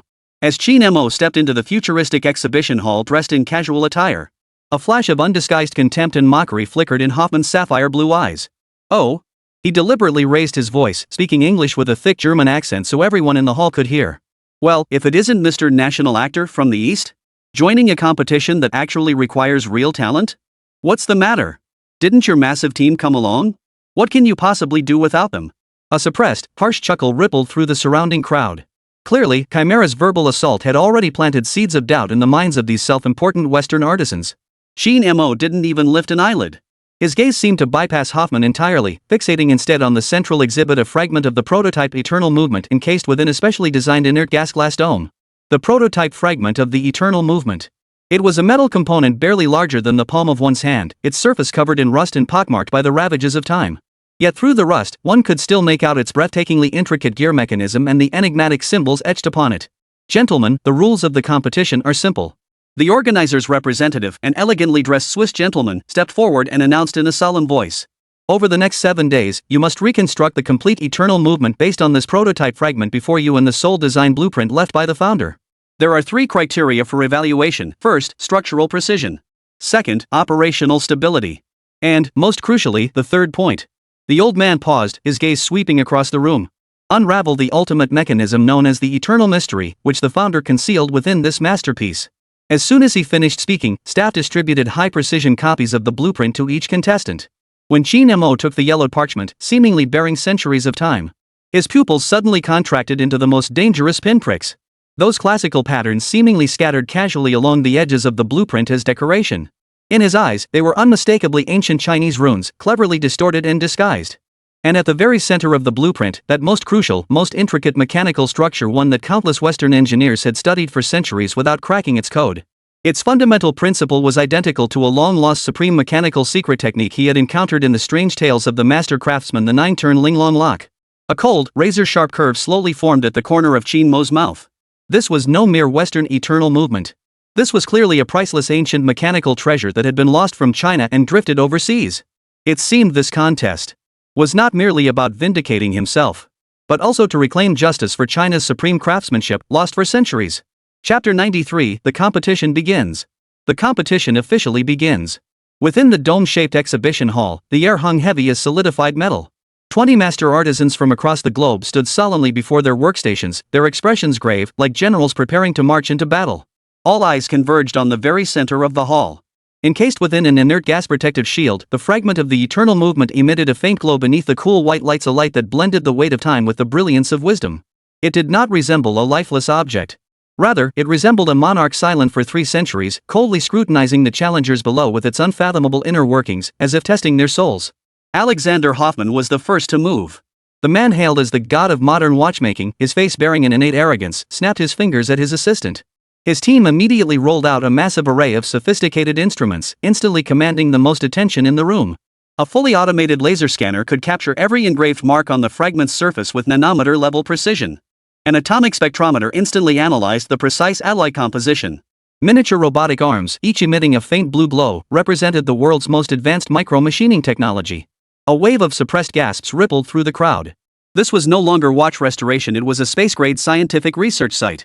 Hoffman basked in the spotlight as he stepped before the media area, picked up a microphone, and delivered his unapologetic king's declaration. I, Alexander Hoffman, will use the most advanced technology to restore this magnificent work to 100% perfection. His voice boomed with unquestionable authority. Then, his tone shifted as a hint of contempt curled his lips. Of course, I will also optimize the redundant and illogical structures within its ancient design. After all, no matter how brilliant the wisdom of 3 centuries ago, it requires modern technology to achieve true perfection. These words brimmed with naked contempt and arrogance toward ancient craftsmanship. He wasn't here to restore, he was here to surpass and judge. Finally, it was Qin Mo's turn. Under everyone's gaze, he slowly stepped forward. The organizers politely inquired about any equipment he might need, but he merely shook his head. None of these are necessary. Amidst the stunned silence, Qin Mo carefully retrieved a set of tools from an antique wooden box he carried with him. A set of seemingly ordinary hand tools, yet polished to a mirror-like shine, as if imbued with life. Several miniature engraving knives of varying sizes, their cold gleam subdued. Several uniquely shaped rosewood hammers, crafted for precision tapping. And a few unnamed, oddly shaped copper clamps and tweezers. This was the entirety of his equipment. Hoffman was the first to crack, letting out a sharp, derisive snort. He turned to the reporters beside him and remarked in a voice neither loud nor soft, yet clear enough for the entire room to hear. I thought this was a showdown between master craftsmen. Turns out it's just a caveman who wandered into our modern factory. His gaze swept over Qin Mo's ancient tools as he sneered. Perhaps certain Eastern arts have been reduced to nothing more than this laughable and pitiful sense of ritual. Facing this blatant humiliation, Qin Mo didn't even twitch an eyebrow. In his world, the buzzing of flies like Hoffman seemed to be automatically filtered out. He slipped on his goggles, extended a finger, and gently traced the surface of the cold shard. He closed his eyes. His demeanor did not resemble that of one observing an industrial product. Rather, it resembled a silent, trans-temporal dialogue with a solitary craftsman who had slumbered for 3 centuries. The next instant, the eye of truth abruptly activated. Qin Mo's perception was instantly transformed.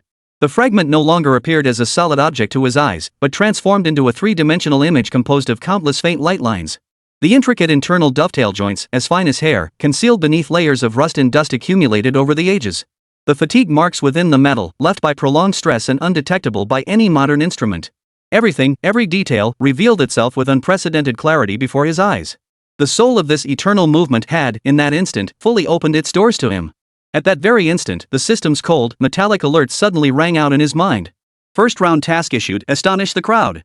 Task requirements, within 1 hour, using only visual inspection and manual craftsmanship, perfectly replicate the honeycomb gear assembly, the most complex and interconnected mechanism within the eternal movement.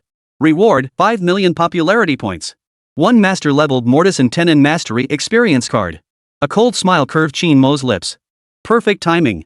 The competition commenced. Hoffman's team sprang into high gear. Laser scanners emitted a red web of light, frantically transmitting data from the fragments to the computer. A complex 3D model, intricate enough to make one's scalp tingle, materialized in an instant. Next, a precision robotic arm ignited a blinding arc at its tip, commencing the cutting of a special alloy material with terrifying micron-level precision. This flawless industrial process showcased the terrifying power of Industry 4.0, capable of crushing all competition. The sheer efficiency and precision left every veteran craftsman present trembling in awe. Meanwhile, Qin Mo finally moved. He picked up a piece of metal raw material of the same material, holding it steady with his left hand. In his right hand, he grasped the finest engraving tool. No blueprints, no calipers, no measuring tools whatsoever. His hands were steady as a rock, as if fused with the workbench. The engraving tool in his fingertips seemed to come alive. Shoo!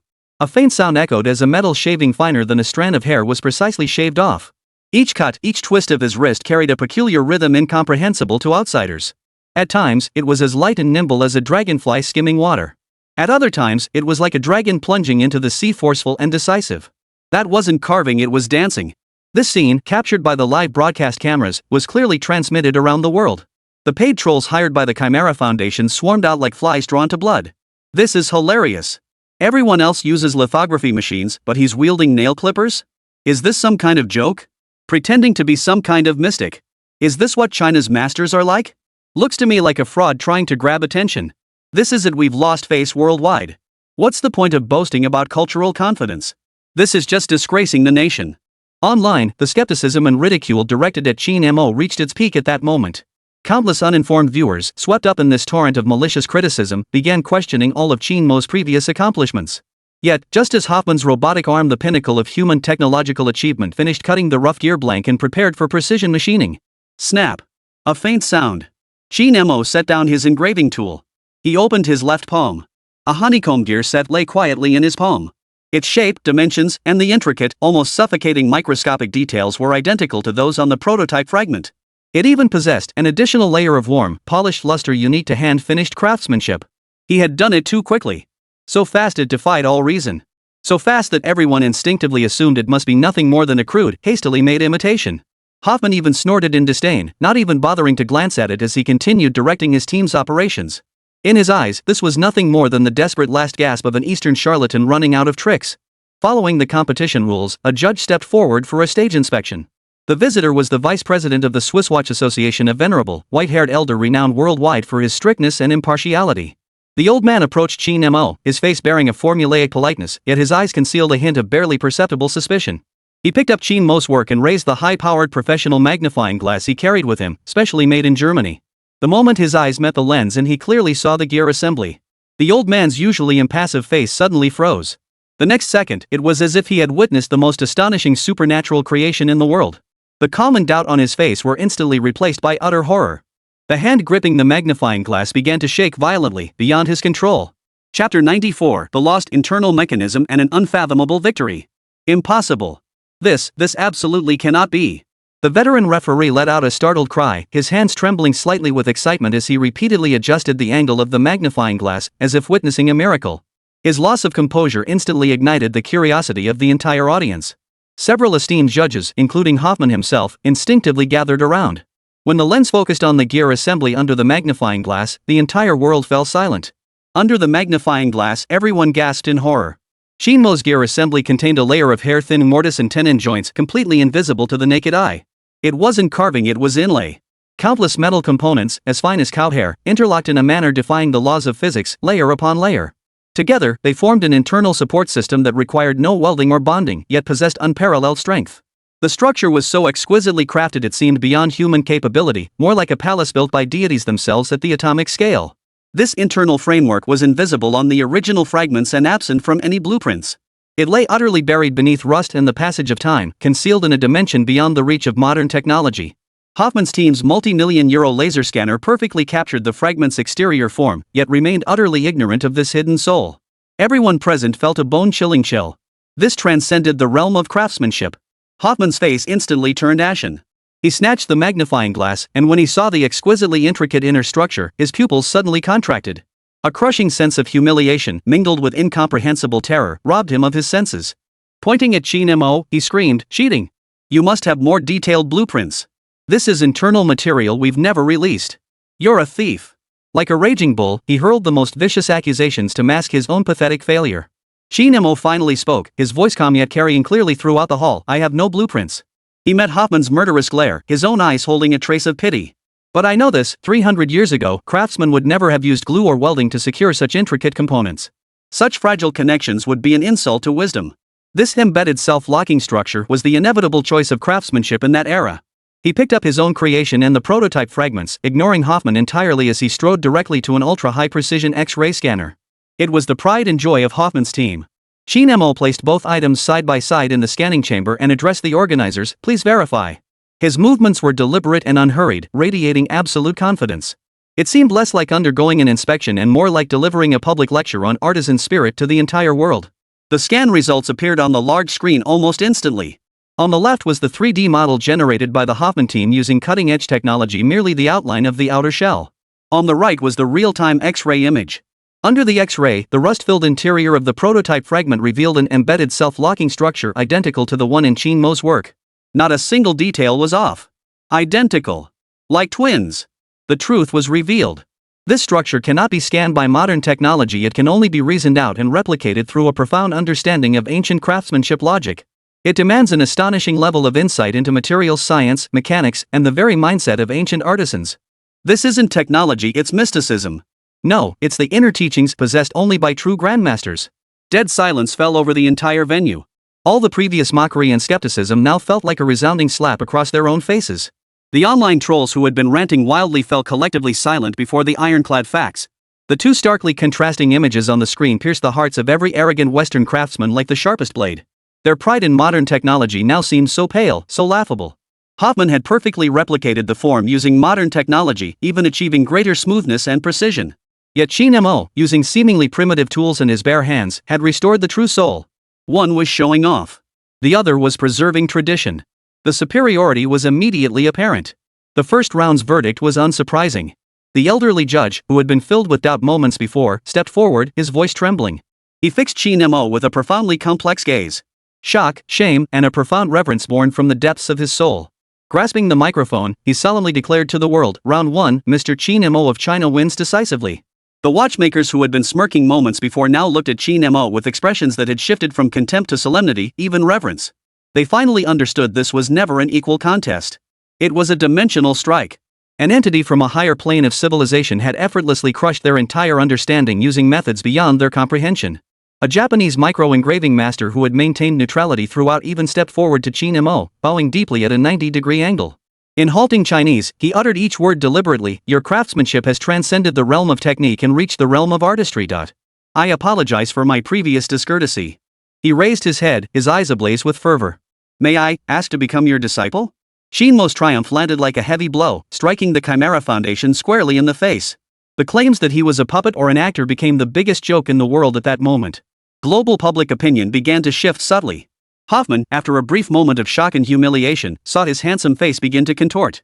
He fixed his gaze on Qin Mo, his eyes flashing with venom and madness. He clenched his fists so tightly that his fingernails dug deep into his palms, a single drop of blood silently trickling down. The game was far from over. Since skill couldn't prevail, he would resort to more despicable means to utterly destroy you. Chapter 95, The Poisonous Scheme in the Shadows and the Accidental Arrival. The competition entered its second phase, assembling the core mechanism. If the first round was a solo dance of skill, this round was a symphony of souls. Every component must mesh flawlessly, dancing in micrometer-level spaces. The slightest error would reduce the entire movement to a pile of expensive scrap metal. The atmosphere in the domed exhibition hall grew even heavier than before, the air thickening like high-pressure inert gas, suffocating those present. During a brief break, Hoffman slipped into an unoccupied corner backstage. He pulled out a specially encrypted satellite phone and dialed a number hidden deep within the darkness. The call connected, and an electronically altered, genderless voice echoed coldly, "You have disappointed us, Alexander." Hoffman's face paled, then flushed with humiliated fury. His voice lowered to a growl, like a wounded beast. He cheated. That wasn't technology, it was Eastern sorcery. "We care not for the process, only the outcome." The voice remained utterly unruffled. "The resources invested by the Chimera Foundation were not meant for you to disgrace. Give me one more chance." Hoffman's breathing grew heavy. "In the next round, I'll destroy him." "We've already initiated Plan B," came the cold reply from the other end. "An accident will occur. Your task is to seize the opportunity and crush him completely. Understood?" "Understood." Hoffman hung up, his eyes flickering with a sickening fervor and venom. He knew he couldn't afford another loss. Lose, and he would lose everything. The assembly process unfolded within a fully enclosed, temperature-controlled, dust-free workshop, streamed live in 360-degree coverage with no blind spots. Hoffman's team once again demonstrated the terrifying capabilities of modern industry. Robotic arms positioned each component with precision and stability unattainable by human hands. High-speed sensors provided real-time feedback on pressure and angles, while complex data streams cascaded across computer screens like waterfalls. His assembly was a cold, data-driven precision operation, performed with dizzying speed. Meanwhile, at Qin Mo's workbench, a starkly different scene unfolded. He used no power tools, relying instead on his trusty set of old-fashioned hand tools. He picked up a mainspring barrel, but instead of installing it immediately, he gently rubbed it with his fingertips, as if soothing a living thing. His assembly technique was utterly peculiar. At times gentle as a lover's caress, at others swift as a falcon pouncing on its prey, each movement possessed an indescribable rhythm and ritualistic quality. He would even pause occasionally, placing two gears about to mesh side by side on velvet, then closing his eyes as if listening to their silent dialogue. Offstage, the Japanese micro-carving master who had bowed to Qin Mo earlier watched in rapt fascination, his hands trembling slightly. "The way. This is the realm of the way." Meanwhile, the white-haired Swiss Watch Association judge stared intently at the screen, his cloudy eyes blazing with astonishment as he murmured to himself. "Good heavens! This isn't assembly, it's harmonious union." He excitedly explained to his bewildered colleague beside him, "Legend has it that the most skilled ancient artisans could sense the chi within each piece of metal, allowing them not to be forcibly assembled, but to willingly find their most comfortable and perfectly harmonious positions. It's a realm that brings inanimate objects to life. I always thought it was just a legend." Hoffman's assembly speed was lightning fast. Modern precision tools gave him wings, and his progress bar dominated the screen. He had already completed over 70% of the components, while Qin Mo had barely passed the halfway mark. A contemptuous sneer once again appeared at the corner of Hoffman's mouth. Harmony? Legend? In the face of absolute technological might, all manner of supernatural nonsense would be crushed into dust.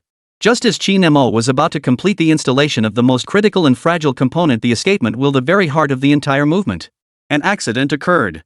The Swiss-made, $1 million precision torque wrench provided by the organizer slipped from his grasp. At the very instant it was about to reach the preset torque. Click!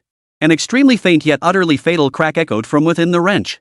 Inside, a core micro bearing smaller than a grain of rice just happened to shatter at that precise moment. The torque protection instantly failed. The precise control in Qin Mo's grip suddenly spiraled out of control. The tiny wrench, as if shoved by an invisible giant hand, slammed down violently and uncontrollably onto the fragile, butterfly wing-like escape wheel below. Clang! The crisp metallic clang echoed through the venue via high-sensitivity microphones, reverberating across every live streaming screen worldwide. It's over. Those two words exploded like thunder in the minds of every expert watching outside the venue. The white-haired veteran judge leapt from his seat, his face drained of color, eyes filled with disbelief and heartbreaking regret. No! Such a precision escapement wheel, subjected to such a heavy impact, must have suffered permanent deformation invisible to the naked eye. This movement was ruined. Qin Mo's competition had ended prematurely. At an angle undetectable by the cameras, a cold, cruel curve lifted the corner of Hoffman's mouth. Plan B, executed flawlessly. This accident was executed flawlessly. Even if the wrench were dismantled atom by atom, the only conclusion would be an accidental failure caused by metal fatigue. No one could uncover the truth. In the deathly silent livestream chat, Chimera's army of trolls, quiet for ages, suddenly erupted like they'd been injected with adrenaline. Ha ha ha ha. This is hilarious. That's what happens when you try to show off. Can't even use a wrench properly. What a so-called master and Aikido, more like deflated. Messing up basic tool operation? Ridiculous. Just an actor with weak nerves, his hands slipped at the crucial moment. Get off the stage already and stop embarrassing yourself internationally. Vicious comments flooded in like a tidal wave, threatening to drown Qin Mo completely. Just as everyone assumed Qin Mo would retreat in defeat, accepting this crushing failure. Inside the workshop, Qin Mo stared down at the escape wheel, now bearing a tiny dent. Far from showing panic or regret. Instead, his eyebrow arched, his eyes flashing with piercing insight and mockery. He made a move that left the entire world speechless. He extended two fingers and picked up the escapement wheel, the priceless masterpiece that embodied his countless hours of effort, as casually as if he were pinching up a piece of trash. Then, without a second glance, he flicked it away. Clang! The damaged escapement wheel landed in the nearby scrap metal bin. But that wasn't all. Next, he grabbed the broken torque wrench worth millions. Under the horrified gaze of billions worldwide, he tossed it into the scrap bin with the same force and ruthlessness as if it were a piece of firewood. Clang! Two thunderous crashes silenced all the whispers and mockery. They shattered the smug, triumphant grin on Hoffman's face. The entire world fell silent. Everyone went mad. What the hell was he doing? Chapter 96, Rebirth in Flames and Masterful Craftsmanship. Has he lost his mind? That was the single thought that simultaneously flashed through the minds of billions of viewers worldwide. Was he abandoning the match to protest the earlier accident? A tragic, silent protest? Nothing but the rage of a fool who overreached. Hoffman watched the escapement wheel tossed into the scrap bin, his heart surging with delight. The sneer on his lips could no longer be concealed. It seems our Eastern performer has finally run out of tricks. He spread his hands before the media cameras beside him, his expression a mocking display of utter helplessness. Online, Chimera's paid commenters unleashed their final frenzy, condemning Qin Mo to death with the most vicious language. Yet Qin Mo paid no heed to the clamor. He didn't even glance at Hoffman. He turned, calmly yet with crystal clarity, and made a request to the organizers that instantly froze the entire world. Please provide me with an alcohol lamp. A piece of high-carbon steel. And a hammer. Silence. Dead silence. If throwing away the parts was madness, then what he was doing now was sheer madness. What is he trying to do? My God, he can't possibly be trying to hammer out an escapement wheel right here on the spot? This is the worst insult to precision engineering.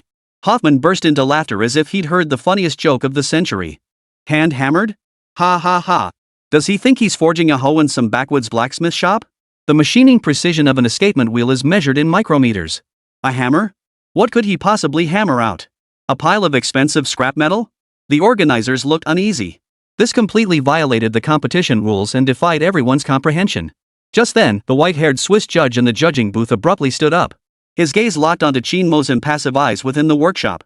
Within his cloudy eyes, a sickly glow erupted, a mixture of anticipation and fear. Give it to him. The old man bellowed hoarsely in a voice brooking no argument. Whatever he wants, give it to him. Soon, the most primitive tools were delivered into the futuristic, dust-free workshop. That alcohol lamp, that rough steel ingot, that heavy iron hammer. They formed an utterly absurd contrast with the precision instruments flickering with a faint blue glow around them. Under the gaze of countless lenses, Qin Mo ignited the burner. The ghostly blue flames, like the tongues of specters, licked at the air and rose upward. He was about to undertake a task that, in the eyes of modern industry, seemed mythical, utterly impossible. Forging by hand. Forging an entirely new escapement wheel on the spot. And a tool one uniquely his own to calibrate this miracle. Hoffman crossed his arms, wearing a smug grin as if watching a fool, waiting to see how Qin Mo would make himself an international laughingstock. But in the next instant, every smile froze on everyone's face. Qin Mo's gaze shifted. If before it had been calm, now it was divine stillness. He seemed utterly detached from the world around him. His eyes held nothing but the burning flame and the steel in his hands.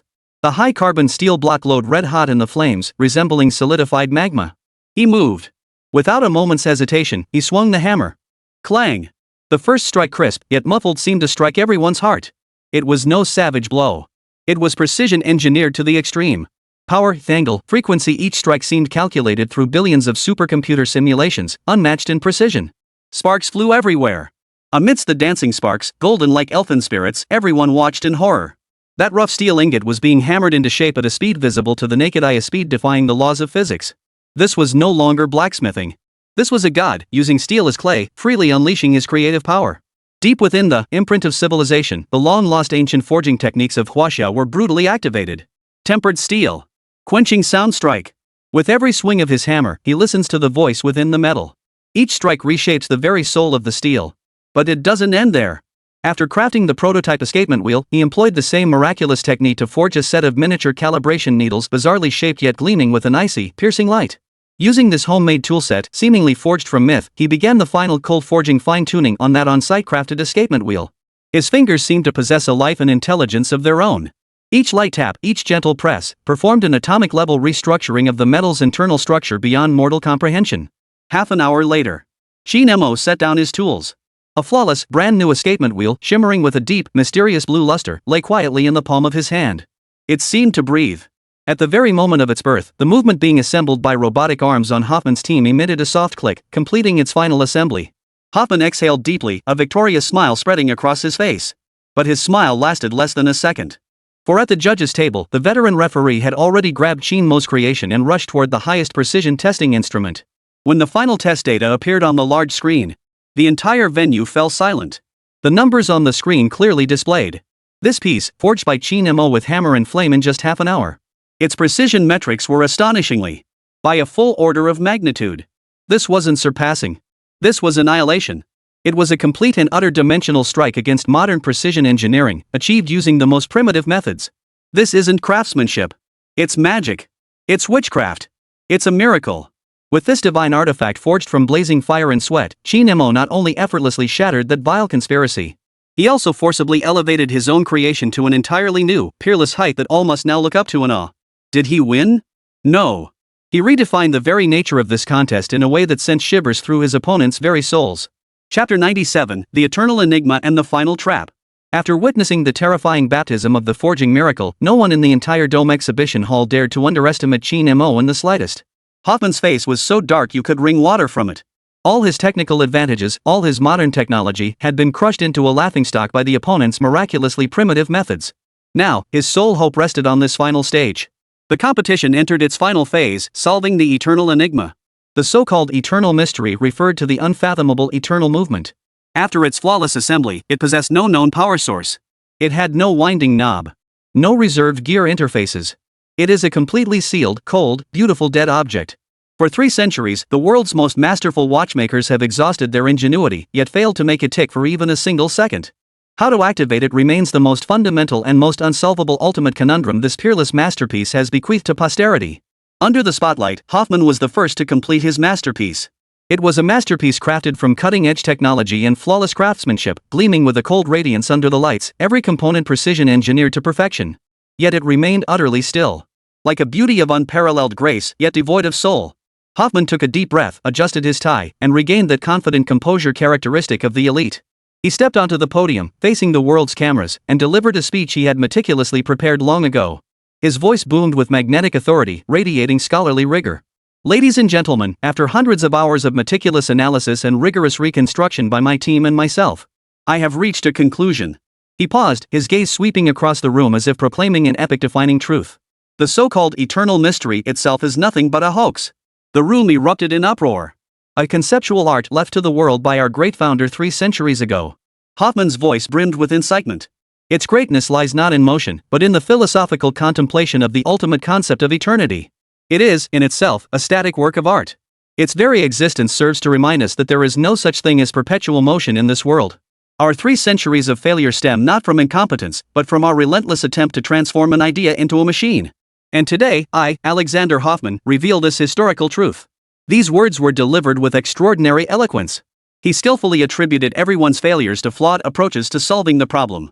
He did not fail to solve the puzzle. He was the sole sage who saw through the truth. The puzzle itself is the answer. Many Western scholars and judges in attendance instinctively nodded in agreement. This explanation was too perfect. It provided the most dignified, even noble, exit for 3 centuries of Western horology's incompetence. The media controlled by the Chimera Foundation immediately seized upon this perfect reversal, flooding the global internet with press releases in an instant. The century-old deception unveiled. Master Hoffman solves the 3-century mystery of the eternal movement. He is not a loser, but a hero who unveiled historical truth. While Eastern imitators remain deluded, the true master has pierced the illusion. In that instant, public opinion was once again reversed. Hoffman was cast as a hero who dared to challenge authority and pierce through illusion. Meanwhile, Qin Mo, poised to take the stage, was instantly thrust into an extremely awkward position. A dreamer still stubbornly clinging to his delusions, trying to turn fantasy into reality. All the pressure, like a mountain crushing down, converged upon Qin Mo. Under the gaze of the world filled with sympathy, ridicule, or anticipation, Qin Mo slowly stepped forward, placing his own work equally motionless yet shimmering with a faint blue glow steadily onto the display platform. Hoffman descended the stage, passing right by Qin Mo. He paused, his voice dripping with the pity a victor might offer a defeated opponent. "Young man, admit it. You've created a beautiful work of art, one that even surpasses mine in classical elegance. But it will never, ever move. The truth of history cannot be altered by your Eastern sorcery and imagination." His voice brimmed with the arrogance of one certain of victory.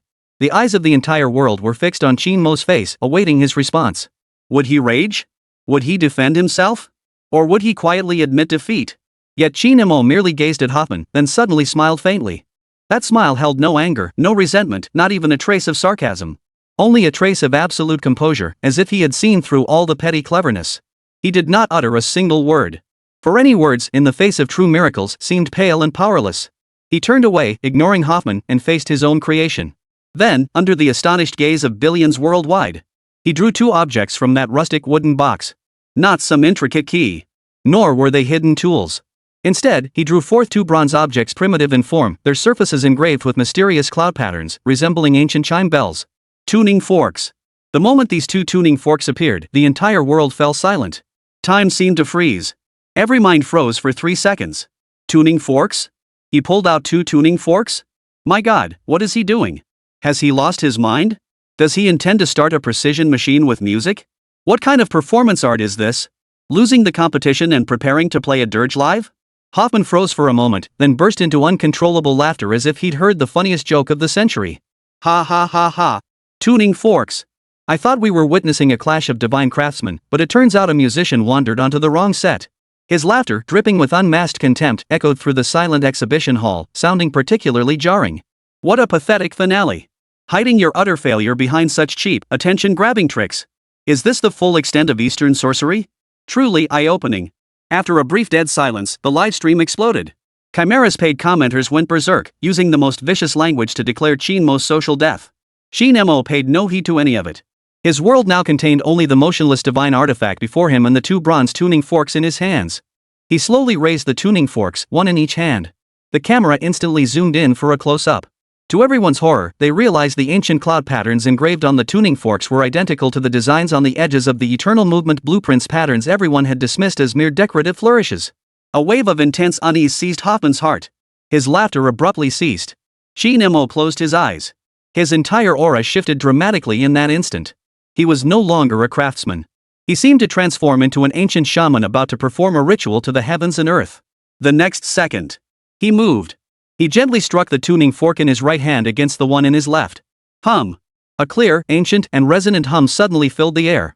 The sound was not loud, yet it seemed to carry a strange, magical power, piercing through everyone's eardrums and striking directly at the depths of each person's soul.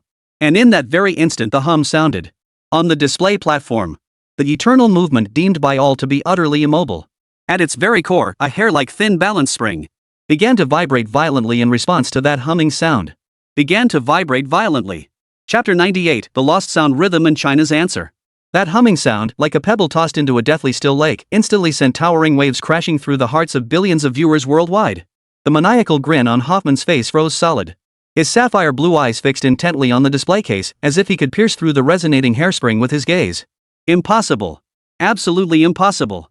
It was just a coincidence. It must have been some kind of static or magnetic interference. Yet Qin Mo's next words struck like an invisible sledgehammer, shattering every last shred of self-deception and wishful thinking. Mr. Hoffman, your greatest mistake isn't technical ignorance, it's cognitive arrogance. Qin Mo's voice was calm, yet it thundered like a bolt of lightning, echoing clearly throughout every corner of the exhibition hall and across every live streaming screen worldwide. You believe you've deciphered design blueprints from 3 centuries ago, yet in truth, you haven't even grasped the cover of those blueprints. He extended a finger, pointing distantly at the edge of the blueprint displayed on the large screen, the very edge everyone had dismissed as decorative ornamentation.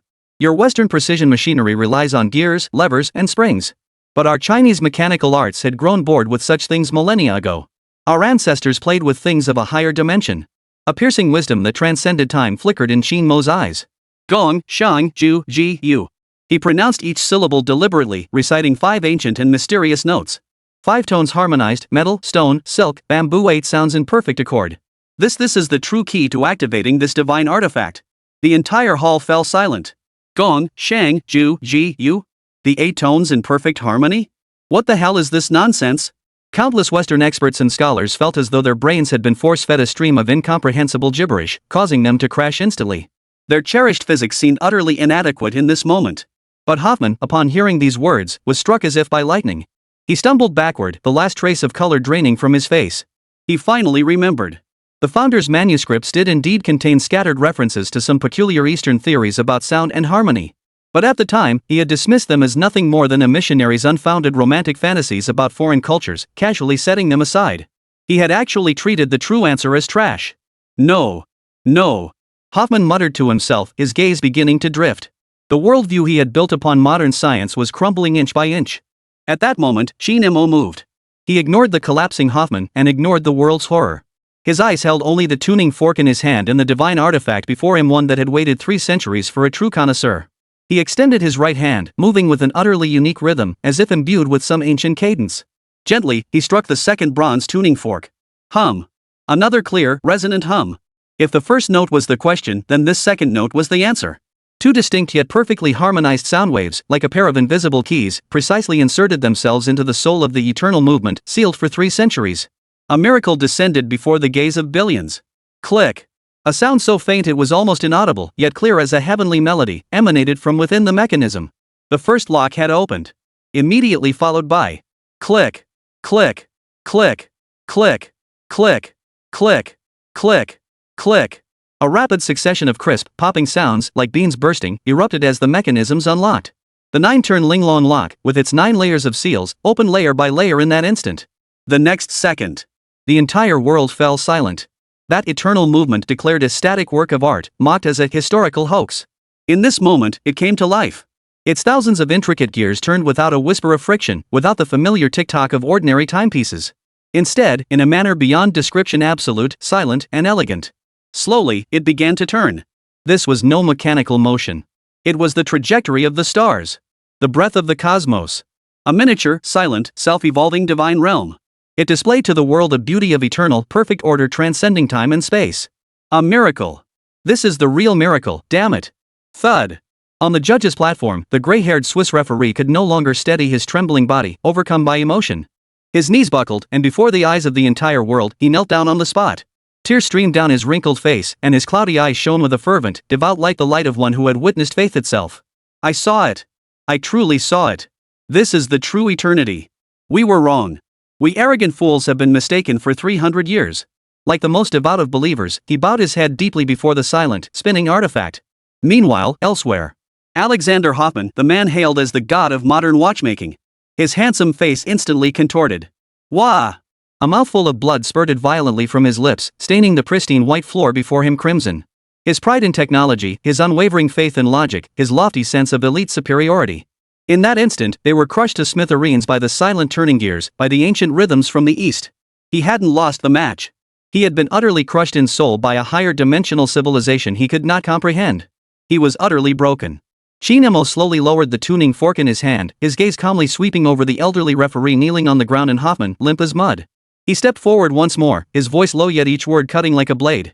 300 years ago, the creator of this work, a Swiss missionary named André, served the imperial court for 30 full years within the ruby pavilion of the Great Qing Palace. Everything he learned, every spark of inspiration he possessed, originated there from the long-lost mechanical secrets of our ancient Chinese heritage. The words sent shockwaves through the entire hall once more. It turned out that this masterpiece, revered as the gold standard by the Western watchmaking world, had its roots in China. This was no mere slap in the face. It was like digging up the ancestral graves of their civilization.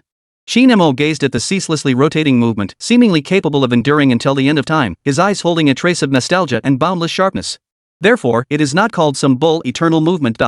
He paused, then addressed the world's cameras with an unquestionable, declarative tone, enunciating each word. It has a true name. It is called Heavenly Soundlock. Chapter 99, The King's Coronation and the Torrent of Truth. The words celestial soundlock thundered like a bolt of lightning across the skies of Geneva. Qin Mo had not only recreated the miracle but also unveiled a historical truth buried for 3 centuries. Representatives from the Swiss National Museum immediately contacted Qin Mo. After urgent historical comparisons, they discovered records of the heavenly soundlock in the private diary of a missionary from 3 centuries ago.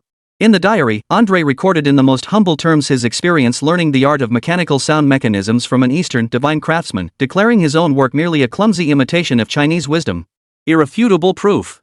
The torrent of truth instantly shattered every lie erected by the Chimera Foundation.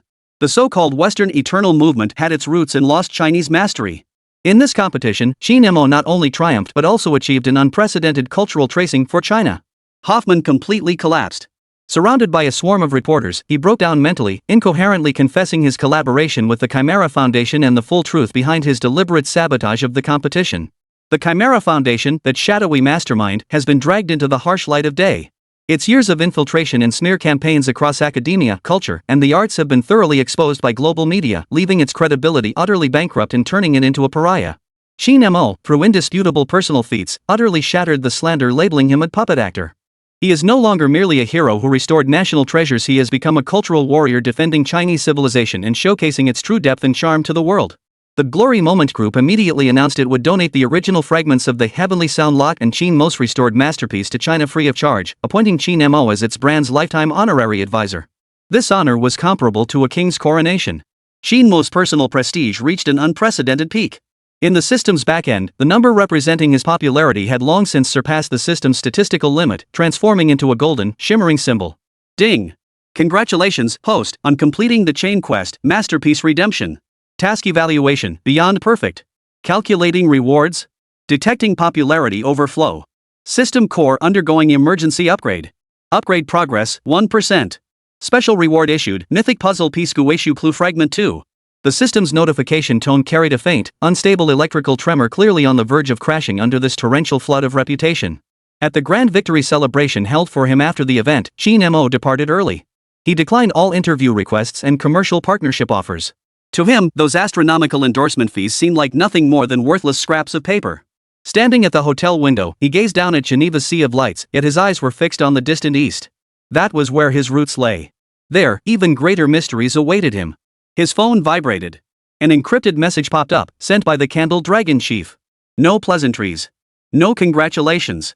The message's content was suffocatingly simple, yet carried an overwhelming sense of impending storm. The 9-dragon chariot has moved. Qin Mo's pupils suddenly contracted into the most dangerous pinpricks. The 9-dragon palanquin was on special exhibition at the Louvre, guarded by the most elite security and expert teams. How could it possibly move? Unless it wasn't moving in the physical sense. He immediately called back, and the line connected instantly. Commander, what's going on? On the other end, Commander Candle Dragon's voice lacked its usual cheerfulness, instead carrying an unprecedented gravity and urgency. Kid, you must return immediately. The instant you activated that mechanism with the celestial sound lock, a violent energy reaction occurred in the 9-dragon chariot all the way in Paris. According to the emergency report from the Louvre, the 9 bronze dragons sealing the chariot blood red light has seeped from their eyes. That glow is identical to the eerie red star you described earlier on the celestial map. Qin Mo's heart sank heavily. 2 seemingly unrelated divine artifacts had resonated across space at this very moment. The activation of the celestial sound lock had not brought peace, but instead seemed to have pressed the awakening button of some terrifying existence. The abyss. The word, symbolizing the ultimate end in deathly stillness, flashed through Qin Mo's mind. It's worse than that. Chief Candle Dragon's voice grew increasingly urgent. Our highest level mole within the Chimera Foundation has just relayed intelligence information bought with his life. Hoffman's failure means absolutely nothing to them. The celestial sound lock competition was nothing but a decoy from start to finish. A colossal trap designed to test you and force you to unleash the power of sound rhythm. Their true objective has never been winning some clock-making championship. Their objective is to awaken the abyssal void. And your heavenly sound lock just happened to provide them with that key lost for centuries. A chill shot up Qin Mo's spine, piercing straight through to the crown of his head. He had been set up. From the moment he decided to enter the competition, he had fallen into a colossal conspiracy meticulously woven by the Foundation spanning 3 centuries. Commander! Qin Mo's voice was as cold as ice. I'm returning to the country immediately. It's too late. For the first time, a profound sense of helplessness crept into the voice of Commander Candle Dragon.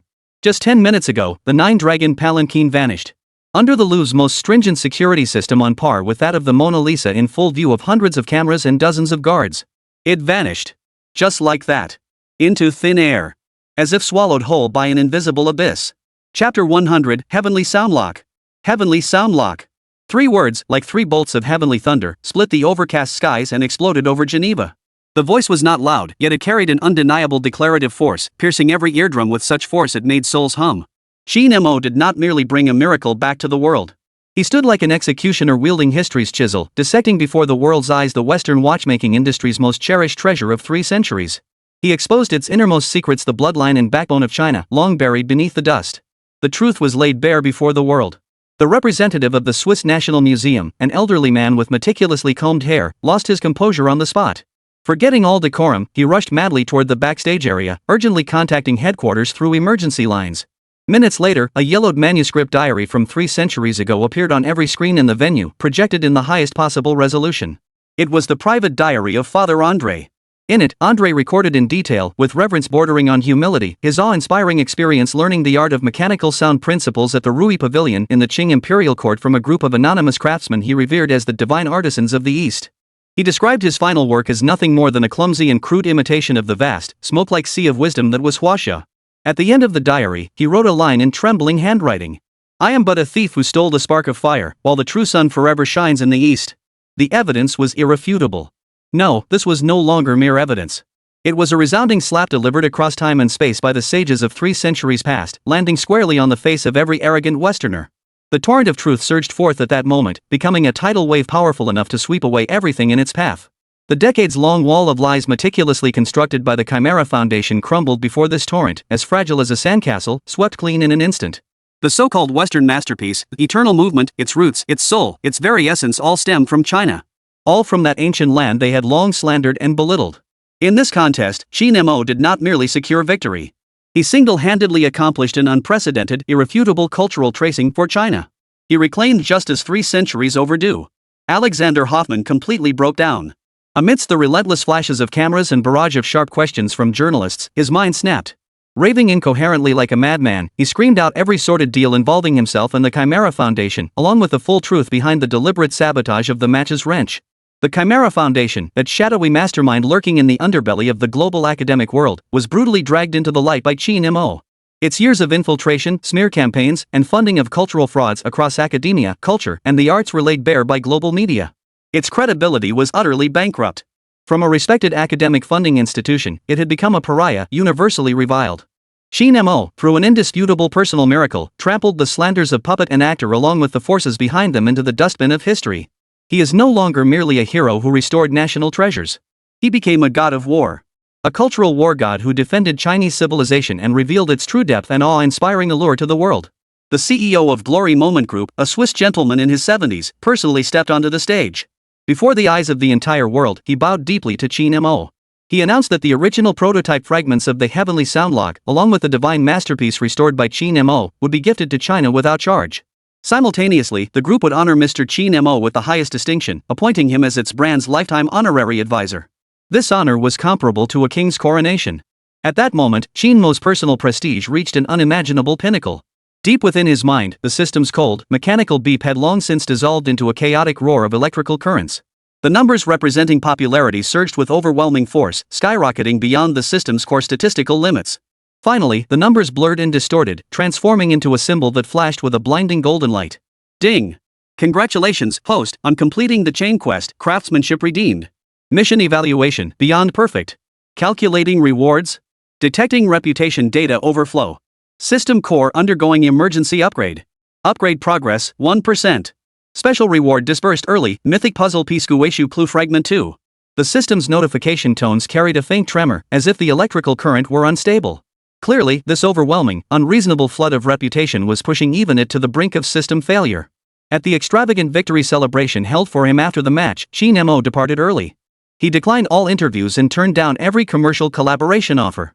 The astronomical endorsement fees enough to drive anyone mad were nothing more than meaningless scraps of paper in his eyes. Alone, he stood before the floor-to-ceiling windows on the hotel's top floor. Below him lay Geneva's dazzling sea of lights, the lake reflecting starlight like a dream. Yet his gaze pierced through this splendor, fixed instead on the distant east beneath the stars. That was where his roots lay. There, even greater mysteries and more terrifying shadows awaited him. Suddenly, the encrypted phone in his pocket vibrated urgently, like a hand clutching his heart. A message popped up. The sender was Commander Candle Dragon. No pleasantries. No congratulations. The message was suffocatingly brief, yet carried an overwhelming sense of impending doom. The Nine Dragons' chariot has moved. In that instant, Qin Mo's pupils contracted into the most dangerous pinpricks. A chill shot up his spine from the soles of his feet to the crown of his head. The Nine Dragons' sandalwood palanquin was currently on special exhibition in the Pyramid Hall of the Louvre, enjoying the world's most stringent security measures, equivalent to those protecting the Mona Lisa. Surrounding it were round-the-clock infrared scans, pressure sensors, and a fully armed special security team. How could it possibly move? Unless... Qin Mo's heart sank abruptly. That wasn't movement in the physical sense. He immediately redialed. The phone was answered almost the instant it began ringing. Commander, what's going on? On the other end, Commander Candle Dragon's voice no longer carried its usual crisp, steady tone. Instead, it was filled with an unprecedented gravity and urgency, tinged with a hint of disbelief and horror.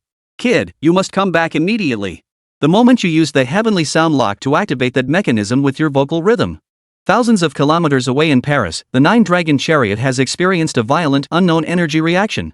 According to an urgent report just transmitted from the Louvre, the 9 bronze dragons sealing the chariot blood-red light is seeping from their tightly closed dragon eyes. Chief Candle Dragon paused, his voice dropping even lower, as if recounting a terrifying nightmare. That glow, it's identical to the light of that eerie red star you saw on the celestial map earlier. Qin Mo's heart felt as though an invisible giant hand had seized it, dragging it down with brutal force. Heavenly Sound Lock. 9 Dragon Palanquin. 2 ancient divine artifacts, seemingly unrelated and separated by thousands of miles, now resonated across space in a terrifying synchrony. He activated the Heavenly Sound Lock, yet instead of bringing tranquility, it felt like he had pressed the awakening button for some terrifying entity that had slumbered for eons. The abyss. The word symbolizing utter end and deathly stillness flashed through Qin Mo's mind. It's more than that. Chief Candle Dragon's voice grew increasingly urgent, as if racing against death itself. Our Candle Shadow infiltrator at the highest level of the Chimera Foundation has just relayed intelligence, paid for with his life. Hoffman's failure means absolutely nothing to them. This Heavenly Sound Lock competition has been nothing but a decoy from start to finish.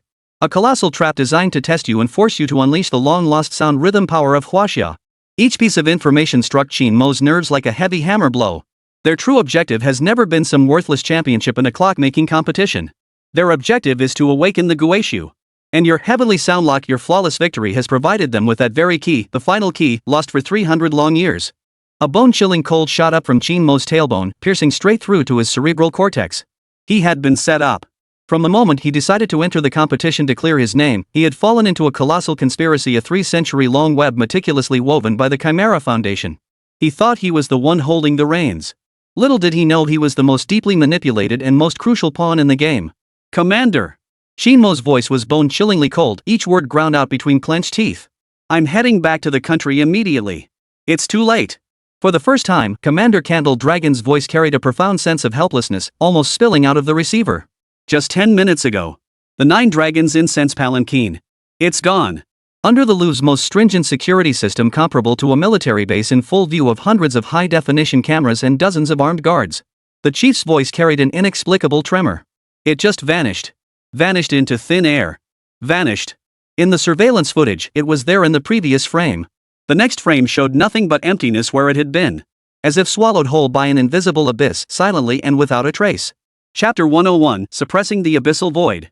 Commander Candle Dragon's voice over the encrypted line carried a metallic chill, each word like a bullet piercing Qin Mo's ears. The deafening cheers and applause from the victory banquet had faded into distant, ethereal background noise. Dragon Chariot eastbound escort team encountered an unknown submarine's powerful electromagnetic pulse attack in international waters during their return journey. Abnormal energy fluctuations were detected in the containment unit of the 9 Dragons Agarwood Palanquin, triggering a trans-dimensional resonance with the Dragon Heartstone embedded in your forehead. This news struck like a bucket of ice water from the frozen northern seas, instantly dousing every flame of Geneva's victory. Qin Mo's heart plummeted to the depths in that instant. Though he had personally shattered the Chimera Foundation's backbone, behind that venomous serpent lurked an even greater, more terrifying, and utterly ruthless shadow. Their objective, from the very beginning, had never been mere smear campaigns or defamatory attacks. Seizure was merely a trivial facade. A cold sweat instantly broke out on Qin Mo's back. That match in Switzerland, that seemingly personal assault on his reputation, had been nothing more than an extravagant, meticulously crafted altar. An altar designed to force him, before billions of global spectators, to activate an ancient ritual, one that spanned dimensions and had slumbered for millennia using the lost heavenly soundlock melody. He won the match. Yet in doing so, he might have lost something far more precious. It wasn't a conspiracy. It was a blatant, open scheme. His opponent had calculated that he would never retreat an inch when it came to defending the dignity of Chinese arts and civilization. As Qin Mo's thoughts raced like lightning, the Dragon Heartstone mark at his brow, long fused with his very soul, suddenly erupted with a terrifying heat, without warning. This surge of heat was no longer the gentle prompting of before. It carried a warning so urgent and desperate it bordered on a wail, like a red-hot steel needle piercing his central nervous system and instantly coursing through every fiber of his being. It felt as though the 9 Dragons incense palanquin, thousands of miles away, was sending a silent cry of distress through some mysterious connection transcending physical laws. It was calling for help. Qin Mo didn't even pause to think. He grabbed the encrypted phone from the desk and immediately dialed the number back. The call connected almost the instant the first ring sounded. From the receiver came the voice of Commander Candle Dragon, heavy as a mountain yet straining to contain a raging inferno of fury. "Kid, did you sense it? I feel it." Qin Mo's voice was as cold as steel freshly retrieved from liquid nitrogen, devoid of even a trace of warmth. "The seal is being forcibly weakened."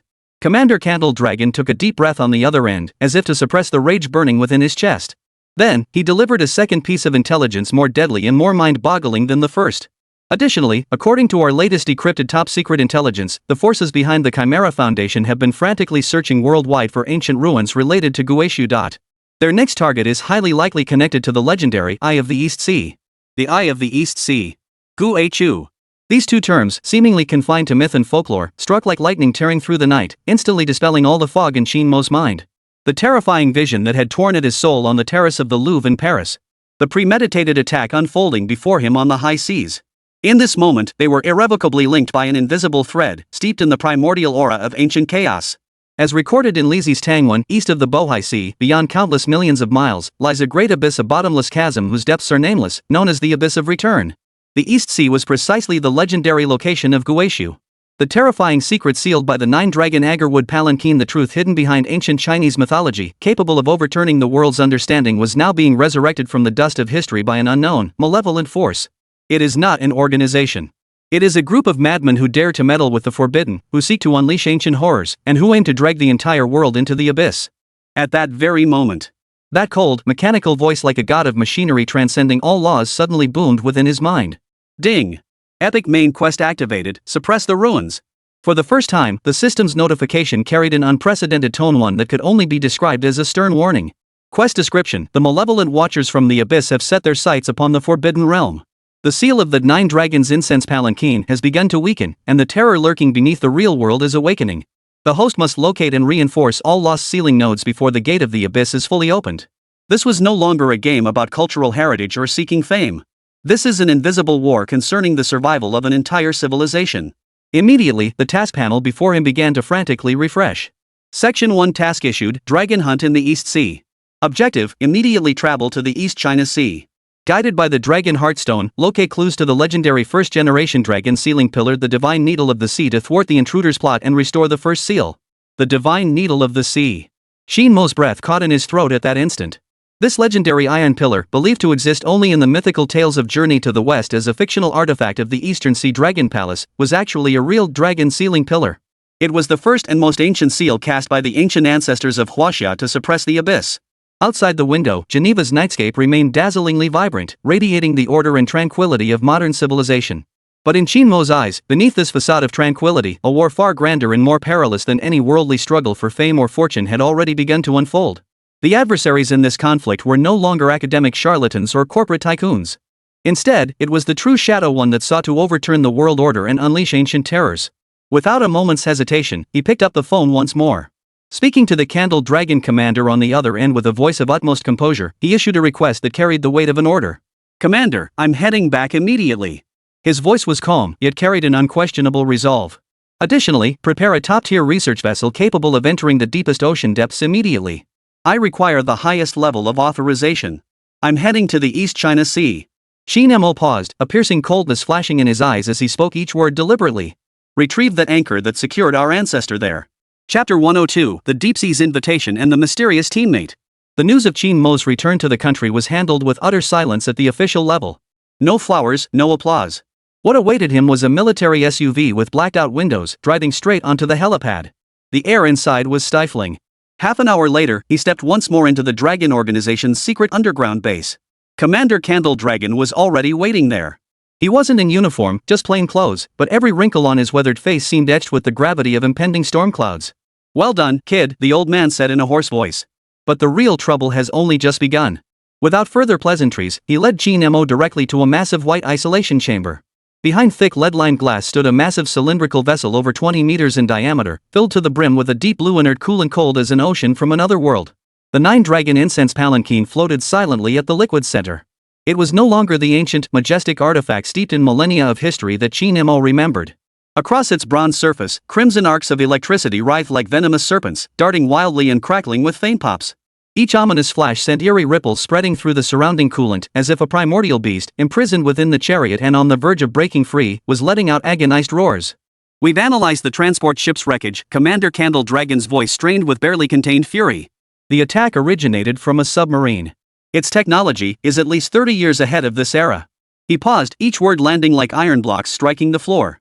"They're not some foundation. They're a secret organization wielding technology beyond our era. Their goal is to weaken the seal to use your heavenly sound lock to open that slumbering gate for them." Qin Mo's fist clenched inch by inch, knuckles turning white from the force. He stared fixedly at the wildly flickering red arcs of electricity. The dragon heartstone mark between his brows throbbed with a tearing, excruciating pain. "I need to go to the East Sea," Qin Mo said, his voice cold enough to freeze the air. "We have prepared a vessel for you," the Candle Dragon leader indicated a massive screen on the wall.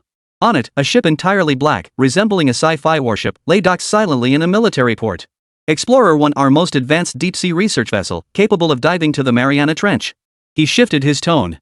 "But this time, you won't be going alone." The words had barely left his mouth when the hairs on the back of Qin Mo's neck stood on end. A cold, sharp, almost tangible killing intent silently materialized behind him. He whipped his head around. A woman clad in a black, form-fitting combat suit stood 3 meters behind him. Tall and slender, her face was cold and striking. She stood perfectly straight, like a blade freshly quenched in ice-cold water, radiating a dangerous aura that kept others at arm's length. It was a quality utterly distinct from that of elite special forces like Zhao Yu. It felt as though it had been forged not in human society, but on some inhuman battlefield, tempered through countless life and death struggles, resulting in an absolute disregard for life. Dragon Organization, Special Operations Unit. Code name, Suanio. The woman spoke, her voice as devoid of warmth as her demeanor, like 2 blocks of ice colliding. Her gaze was razor-sharp, piercing enough to penetrate one's soul. "Assigned as security lead for this operation." She paused, her gaze sweeping over Qin Mo with an icy scrutiny that bordered on clinical detachment. "And your partner?" Qin Mo's lips twisted into a smirk, that roguish charm surfacing again, as if challenging the icy presence. "Partner? I'm not used to having a block of ice standing behind me." Suanio's gaze grew colder, the air itself seeming to drop several degrees. "I'm not used to protecting an artist who only knows how to play with mud either." The air froze instantly. Commander Candle Dragon rubbed his temples in exasperation, quickly interrupting the brewing confrontation. "Besides Suanio, we've also brought in an advisor for you." With a creak, another door in the command room swung open. A figure burst in, nearly making Qin Mo's eyes pop out of his head. Professor Gu Mingxian. The same archaeology luminary who nearly suffered a heart attack at the Paris Museum over a single phrase, Jumong came from the east. At this moment, Professor Gu bore not a trace of scholarly refinement. Clad in professional field gear, military-grade high-top boots, and a massive rucksack, his salt and pepper hair was tousled. Yet his eyes blazed with an almost frenzied excitement, the kind of suppressed fervor one might feel finally ready to plunder a tomb after a lifetime of restraint. Young friend Qin Mo. Professor Gu strode forward with purpose, grabbing Qin Mo's hand with such force it made his face flush crimson. You think this old man spent his entire life studying the classic of mountains and seas and records of the supernatural just to make stuff up in his study? He reached behind him, roughly yanking a scroll from his backpack. Wrapped in layers of oilcloth, it was an ancient map that he flung open onto the table with a sharp slap. It was a hand-drawn nautical chart, the paper yellowed and frayed at the edges, marked with mysterious place names written in oracle bone script and bronze inscriptions, characters utterly incomprehensible to ordinary mortals. The Eye of the East Sea. The Maw of the Abyss. Professor Gu's finger slammed down on a massive vermilion whirlpool painted across the chart, his voice hoarse with fervor as spittle flew. Mythology is never fantasy. It's history forgotten by us, the later generations. He lifted his head, eyes bloodshot, like a beast finally breaking free from its cage. Now, it's time to see their true faces. The command room was brightly lit. A contemporary master craftsman, possessing lost divine techniques, gazed with piercing depth, his eyes concealing a bone-chilling coldness. A mysterious female agent, her skills unfathomable, radiated a cold, murderous aura like a silent blade. An archaeology madman who had made myth his life's work, his body aflame with passion that threatened to consume him. The most bizarre dragon hunter squad in history officially assembled amidst this eerie atmosphere. Their first destination, the East Sea. That azure abyss, cradle of countless Chinese myths, yet also the burial ground of endless secrets. Awaiting them lay the greed of human intruders and ancient, unknown terrors lurking 10,000 meters below the sea. Chapter 103, Setting Sail. Target, the Eye of the Storm. The Exploration 1, like a giant black whale, silently glided out of the heavily guarded military port. Without sounding its horn, it plunged silently and resolutely into the night of the vast East China Sea. Inside the cabin, the atmosphere was as oppressive as the pressure of the deep sea. Qin Mo stood with eyes closed, his entire being seemingly fused with the steel deck beneath his feet. His consciousness had long since sunk deep into the dragon heartstone nestled within his brow. Within his mind's eye, a vast three-dimensional nautical chart unfurled, covering the entire East China Sea. This chart was not composed of data, but woven from countless energy veins pulsing with faint light. They traced the dragon veins coursing beneath the earth, deep within the ocean's depths. At the easternmost edge of the chart, a faint yet stubborn red dot flickered in and out of view within an abyssal trench. That was the location sensed by the dragon heartstone, the ruins of the first generation of dragon sealing pillar. Found it. Qin Mo opened his eyes, his pupils still seeming to hold the lingering golden traces of the dragon veins flow. He pointed to a coordinate on the chart. His voice was quiet, yet it sent a wave of excitement through the entire command room. Meanwhile, Professor Gu Mingxian, like a child who just received a cherished toy, carefully spread his treasured ancient scrolls made of animal hides across the massive tactical table. He slipped on his reading glasses and, using a magnifying glass, meticulously compared the coordinates Qin Mo had marked with a mysterious place name written in bird seal script on his ancient map. That's it. This is the place. Professor Gu exclaimed, slapping his thigh in excitement, nearly spraying saliva onto Xian Niao's icy expression. East of the abyss of return lies a colossal chasm, perpetually haunted by the wrath of dragons. He pointed at a menacing vortex totem painted in vermilion on the map, his expression both fervent and solemn. Ancient texts call it the Eye of the Storm, a natural forbidden zone and the gateway to myth. Ordinary ships couldn't even approach it. The outer sea conditions alone are enough to tear steel to shreds. Suania wiped her face expressionlessly with her tactical gloves, as if she'd touched some deadly virus. Ignoring the maddened Professor Gu, she walked to her tactical terminal and began rapidly calibrating various deep-sea detection and defense systems that Qin Mo couldn't begin to understand. Behind her, several team members stood like silent statues, each meticulously inspecting their weapons and personal gear. Their movements were precise and efficient, not a single unnecessary sound escaping them, yet they radiated a blood-curdling aura. These were the true fangs of the Dragon Organization. Qin Mo swept a glance over this peculiar team. A mad archaeologist, a group of cold-blooded elite soldiers, a beautiful partner radiating an icy aura. And then there was himself, a divine craftsman who cheated the system. This combination looked nothing like a scientific expedition. It felt more like a group heading into some mythical forbidden zone to dig up someone's ancestral graves. Qin Mo grinned, casually picking up an apple from the table and taking a satisfying bite. Who cares about ghosts and demons? The nail left behind by the ancestors, no matter what, it had to be retrieved. The Exploration 1 sailed at full speed across the pitch-black sea for 12 hours. Just as it was about to enter the target area Qin Mo had marked, an abrupt change occurred. The sky, which had been cloudless moments before, darkened abruptly within minutes. It wasn't dark clouds obscuring the sun. Instead, the entire sky seemed drenched in a thick, indelible layer of ink. The sea began to churn violently, roaring as waves over 10 meters high crashed against the sturdy hull of the Explorer 1 like raging beasts. Warning! Warning! Encountering an unknown supercyclone. Wind speeds have exceeded Category 17. Rapidly intensifying. Cyclone formation pattern is anomalous, defying all known meteorological principles. Inside the cockpit, shrill alarms pierced the air as red warning lights flashed frantically, casting everyone's faces in a blood-red glow. A terrifying wall of wind and waves, stretching from earth to sky, materialized without warning directly ahead of them. At the storm's core lay a vortex of unimaginable magnitude, as if poised to swallow the entire sky whole. Damn it! Is this what Professor Gu called the Dragon's Wrath? A young crew member stared at the apocalyptic scene beyond the porthole, his face drained of color, legs trembling uncontrollably. This isn't a natural disaster. Suanio stared intently at the enormous eye of the storm on the radar screen, his gaze as cold as Siberian permafrost. This is man-made disaster. She raised her hand, pointing at the irregular energy feedback on the screen. Someone ahead of us activated the anomalous energy field in this sea using technology beyond our comprehension. They created this natural barrier, a wall of death that no modern vessel can breach. Their purpose? To block our entry. Her icy words sent a chill through the command room. Everyone felt a bone-chilling cold. Without even revealing themselves, the enemy had delivered a death sentence with power bordering on the divine. Qin Mo remained silent. He slowly walked to the porthole, facing the gale strong enough to blow an adult away. A golden light flashed in his eyes. Piercing illusion eyes, activated with ruthless force. The world before his eyes transformed instantly. The thick clouds and raging rain curtains peeled away layer by layer in his vision, becoming thin and transparent. His gaze pierced through the storm wall that separated life from death. He saw it. At the very heart of the storm, upon the only stretch of sea calm as a mirror. Quietly, a ship lay anchored. It was nothing modern technology could have produced. Its entire hull was pitch black, as if assembled from countless irregular black crystals in a manner defying the laws of physics. No light shone upon its hull, no smokestacks rose from it, and not a single trace of propulsion could be discerned. It resembled a specter from the abyss, drifting silently, emanating a soul-chilling, deathly aura of malevolence. A ghost ship. Qin Mo's pupils contracted sharply. His gaze locked firmly onto the ghost ship's deck. There, a shadowy figure stood. The figure wore an odd, black robe that seemed to blend into the ship's hull. A hood concealed its face, obscuring any features. Like an eternal statue, he stood motionless, as if waiting for 1,000 years. The instant Qin Mo's gaze fell upon it, the motionless figure suddenly stirred. As if sensing the gaze that had pierced through the howling wind and torrential rain. Slowly, he lifted his head.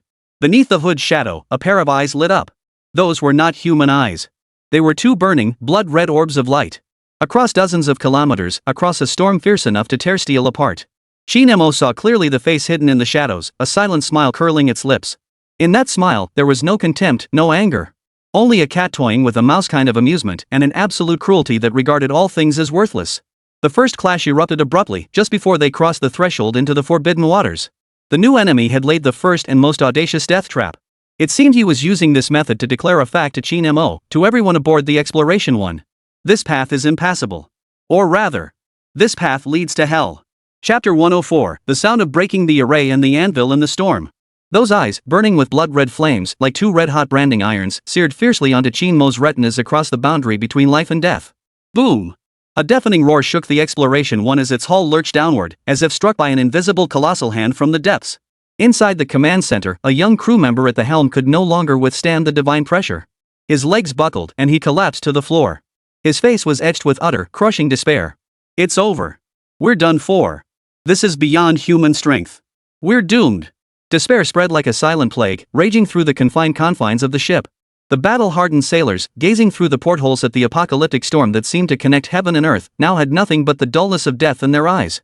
Hoffman and the Chimera Foundation behind him seemed like toddlers learning to walk compared to the enemy they now faced. The enemy had no interest in playing games of intrigue. They wielded the purest, most primal, and most terrifying force to carve an impassable, deadly before them. This was the true meaning of a dimensional strike. A bone-chilling voice suddenly tore through the deathly silence. Shut up! Suanio had appeared before the control console at some unknown moment. Her eternally unchanging, ice-cold face showed no fear now, only a fierce, beast-like chill born of provocation. Her team members sprang into action instantly. They hauled a massive metal disc from the equipment crate, a monstrous, intricate contraption covered in complex circuitry. Activate the Jingja system. Suanio's voice carried not a shred of emotion. Maximum power output. Aim at the eye of the storm. Initiate full-spectrum electromagnetic pulse suppression. Bzzzzz. A piercing hum erupted as visible blue arcs of electricity shot from the metallic disc. An invisible torrent of energy, like a colossal battering ram, slammed into the storm wall. This was one of the Dragon Organization's ultimate weapons, capable of instantly crippling all electronic systems of an entire carrier strike group. Yet, the terrifying energy potent enough to obliterate modern technology, upon striking the storm wall. It vanished like a pebble tossed into the boundless ocean. Not even a single ripple was stirred. No. It did create ripples. Boom rumble. After absorbing this immense energy, the storm wall not only failed to weaken but grew even more ferocious. Wind speeds surged once more in an instant. Put. Suanio felt a sweetness in her throat as a trickle of blood seeped from the corner of her tightly clenched lips. Forcibly activating the Jinja system had triggered a severe energy backlash. For the first time, a flicker of defeat flickered in her icy eyes, which had never before shown the slightest ripple. Useless, utterly useless. Professor Gu Mingxian suddenly lunged like a madman toward his pile of ancient parchments. His hands trembled violently with excitement, barely able to hold the fragile papers. This isn't energy. This isn't physics. This is law. It's formation. The old man's eyes blazed crimson as he frantically searched, his fingernails even tearing through the priceless ancient texts. Finally, tucked between the pages of a long tattered annotated copy of records of the 10 continents within the seas, he discovered a line of tiny, almost invisible characters overlooked by previous scholars. Whirlwinds follow a law, their sound can be traced. With the countering sound, the gate of life may be opened. The moment Professor Gu uttered these words, his entire body seemed drained of strength. He collapsed to the ground, yet burst into loud laughter. Ha ha ha ha. I knew it. I knew it. All the answers lie hidden within the myths. Whirlwinds follow a rhythm, their sound can be traced. These 8 words exploded like thunder in Qin Mo's mind. His pupils suddenly contracted. So that's how it was. He understood instantly. This was no incomprehensible supernatural force. It was a colossal magic array built upon ancient acoustic principles, deliberately distorted, amplified, and intensified a billionfold. The enemy had employed some terrifying technology beyond Qin Mo's comprehension to simulate and corrupt the lost secrets of ancient Chinese sound rhythms. They had transformed this sea into an inescapable prison of sound. Attempting to break through by brute force would only amplify the array's power.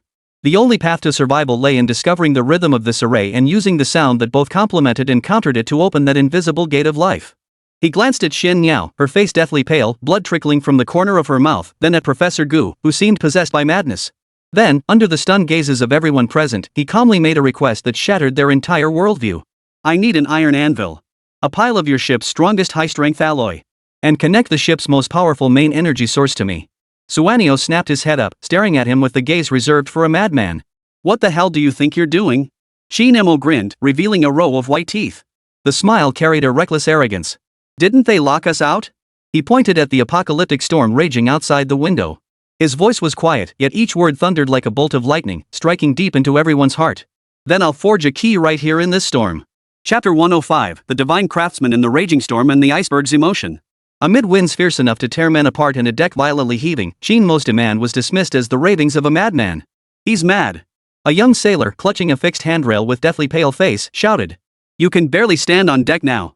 This storm could blow anyone into the sea like a piece of paper. That's suicide. Despairing terror twisted his voice beyond recognition. Inside the command center, every pair of eyes instinctively turned toward Xin Niao. She was the highest commander here, the backbone of everyone aboard this ship. Yet Xin Niao did not look at the crew members who had lost their will to fight. Her gaze was fixed firmly on Qin Mo's face. In those eyes, there was no madness, no defiance. Only an unfathomable calm, an absolute confidence that pierced through every storm and illusion. Suanio had seen that look in only one kind of person. Those who truly stood at the pinnacle of their domain, monsters who made the rules, not followed them.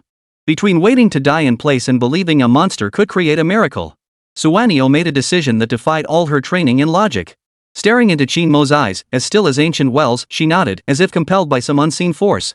Execute. The 2 cold words slipped from her lips without a shred of hesitation. The entire command center fell instantly silent. Everyone stared at her as if she were insane. Suanio paid no heed to anyone. She turned away and issued her second command into the communicator. Engineering team, activate the highest level electromagnetic fixation protocol. Weld the forge to the deck. Satisfy every single one of his demands. Her voice rang out like steel in the storm, cold, hard, and unquestionable. The ship's engineering crew were the cream of the crop. Though they couldn't comprehend the situation, orders were absolute. After 7 or 8 crew members secured themselves to the hull with safety lines, they used the most powerful electromagnetic clamps to anchor a makeshift forge firmly to the foredeck. Bzzzzzzz. A terrifying electrical hum filled the air. The forging platform and the iron anvil beneath it seemed to be pressed onto the deck by an invisible giant hand with immense force, producing a dull, teeth-aching thud. Giant waves, like raging beasts, surged over the gunnels and crashed violently onto the deck. Icy seawater instantly drenched the engineers from head to toe. Qin Mo, however, seemed oblivious to it all. He stripped off his combat jacket, baring his upper body to reveal a physique not overly muscular but radiating explosive power through its fluid, defined lines. He stepped onto the deck, letting the gale force winds tousle his hair and the icy rain lash against his body. Amidst the raging waves, he began the astonishing process of forging on the spot. He did not immediately swing the hammer. He simply stood before the anvil, closing his eyes. In that moment, his entire being seemed to merge with the violently rocking steel deck beneath his feet, the howling gales around him, and the towering waves rising and crashing ceaselessly. He listened. Listening to the breath and heartbeat of this magic circle. The next second, he opened his eyes. A golden light flashed in his eyes. He moved.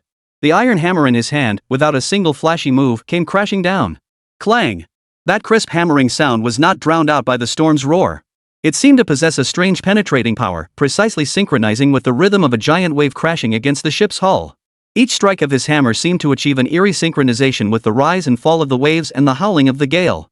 His body remained as steady as a rock amidst the violent rocking that would render any gyroscope useless. Splattering crimson sparks traced brilliant, resolute arcs through the torrential downpour. In this apocalyptic scene, they seemed to be the sole color belonging to life. Inside the command center, Xian Niao and her battle-hardened team stared at the scene relayed through the surveillance screens, utterly transfixed. They had witnessed the most brutal battlefields and endured the most extreme survival tests. They had witnessed surgeons performing operations amid hails of bullets, and men scaling glaciers barehanded in blizzards at -50 degrees Celsius. But they had never witnessed anything like this. This was not forging iron. It was a dance with the heavens and earth. It was an artistry elevated to the realm of Tao. He's not fighting the storm. The sharpest-eyed team member stared intently at the screen, his voice dry with disbelief. He seems to be commanding the storm. On the other side, Professor Gu Mingxian had long since recovered from his frenzy. Watching Qin Mo on the screen, observing each hammer strike perfectly synchronized with the rhythms of heaven and earth, tears silently rolled down his cloudy old eyes. His trembling hand reached out to caress the ancient scrolls bound in animal hide as he murmured to himself. Heaven and man is one. This is the true meaning of heaven and man is one. We always thought myths were the imaginings of ancient people. But it turns out, it was we ourselves who had long since forfeited our right to become gods. For the first time, a crack appeared on the icy, beautiful face of the mystic bird, frozen for 10,000 years. It was a mixture of profound shock, incomprehensible confusion, and a hint of she hadn't even recognized within herself. She clenched her fists so tightly that her icy nails dug into her palms. She finally understood. The man before her possessed neither some worthless technology nor some intangible cultural heritage.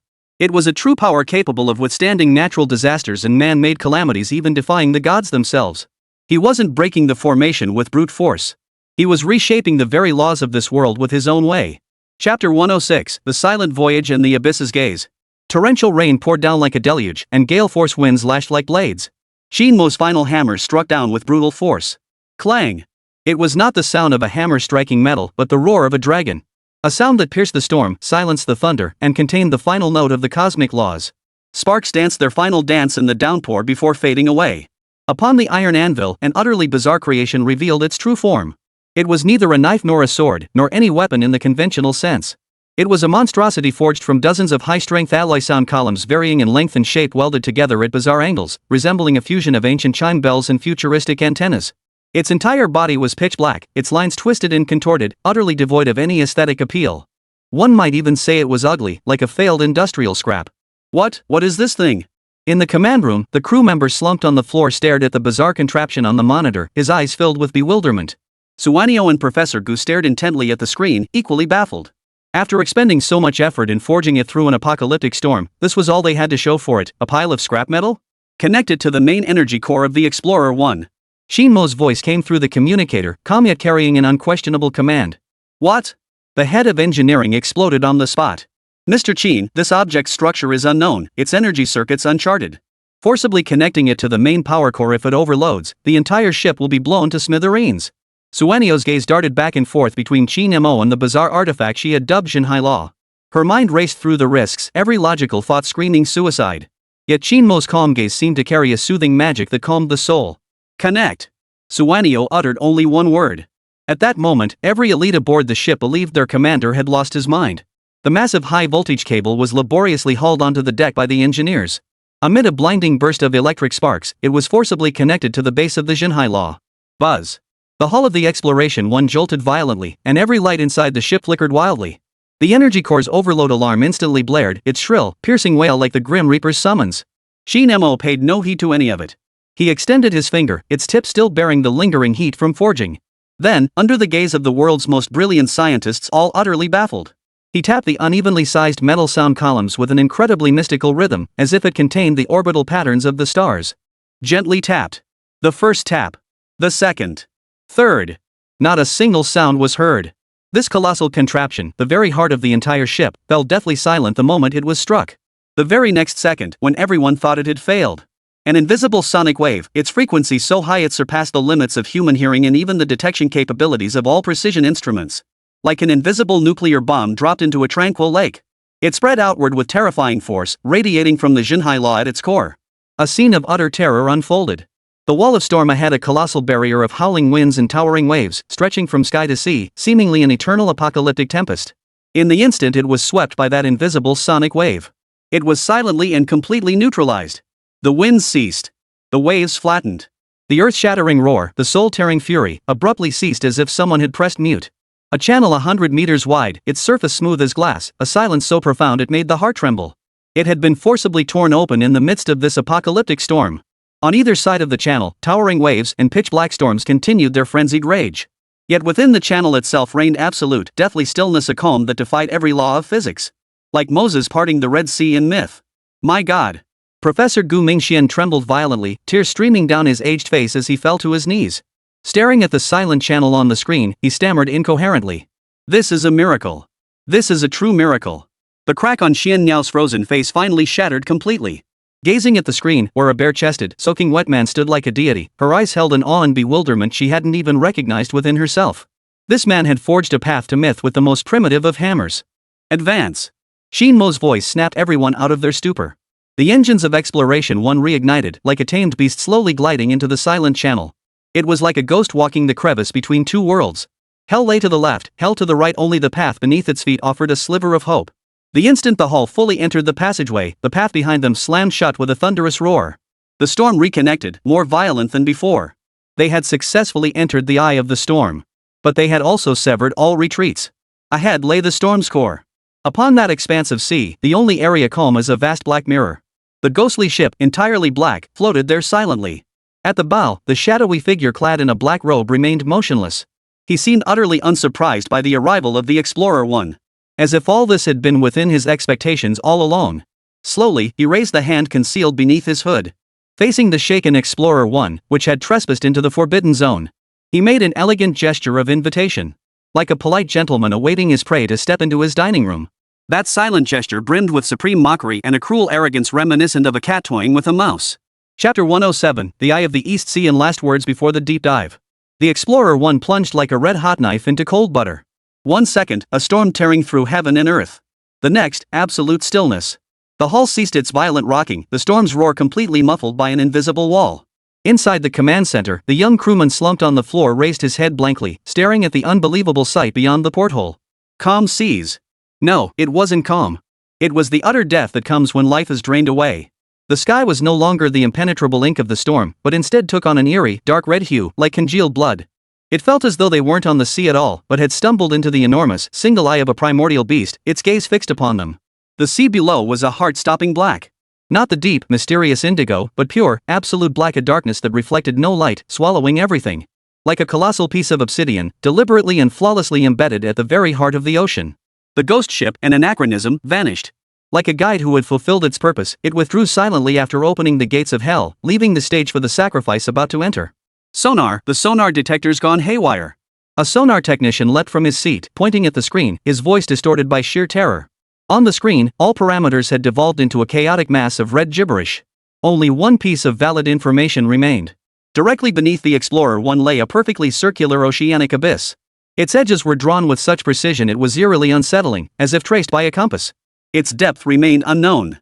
Sonar beams vanished like stones thrown into the sea, returning no feedback about the seafloor terrain.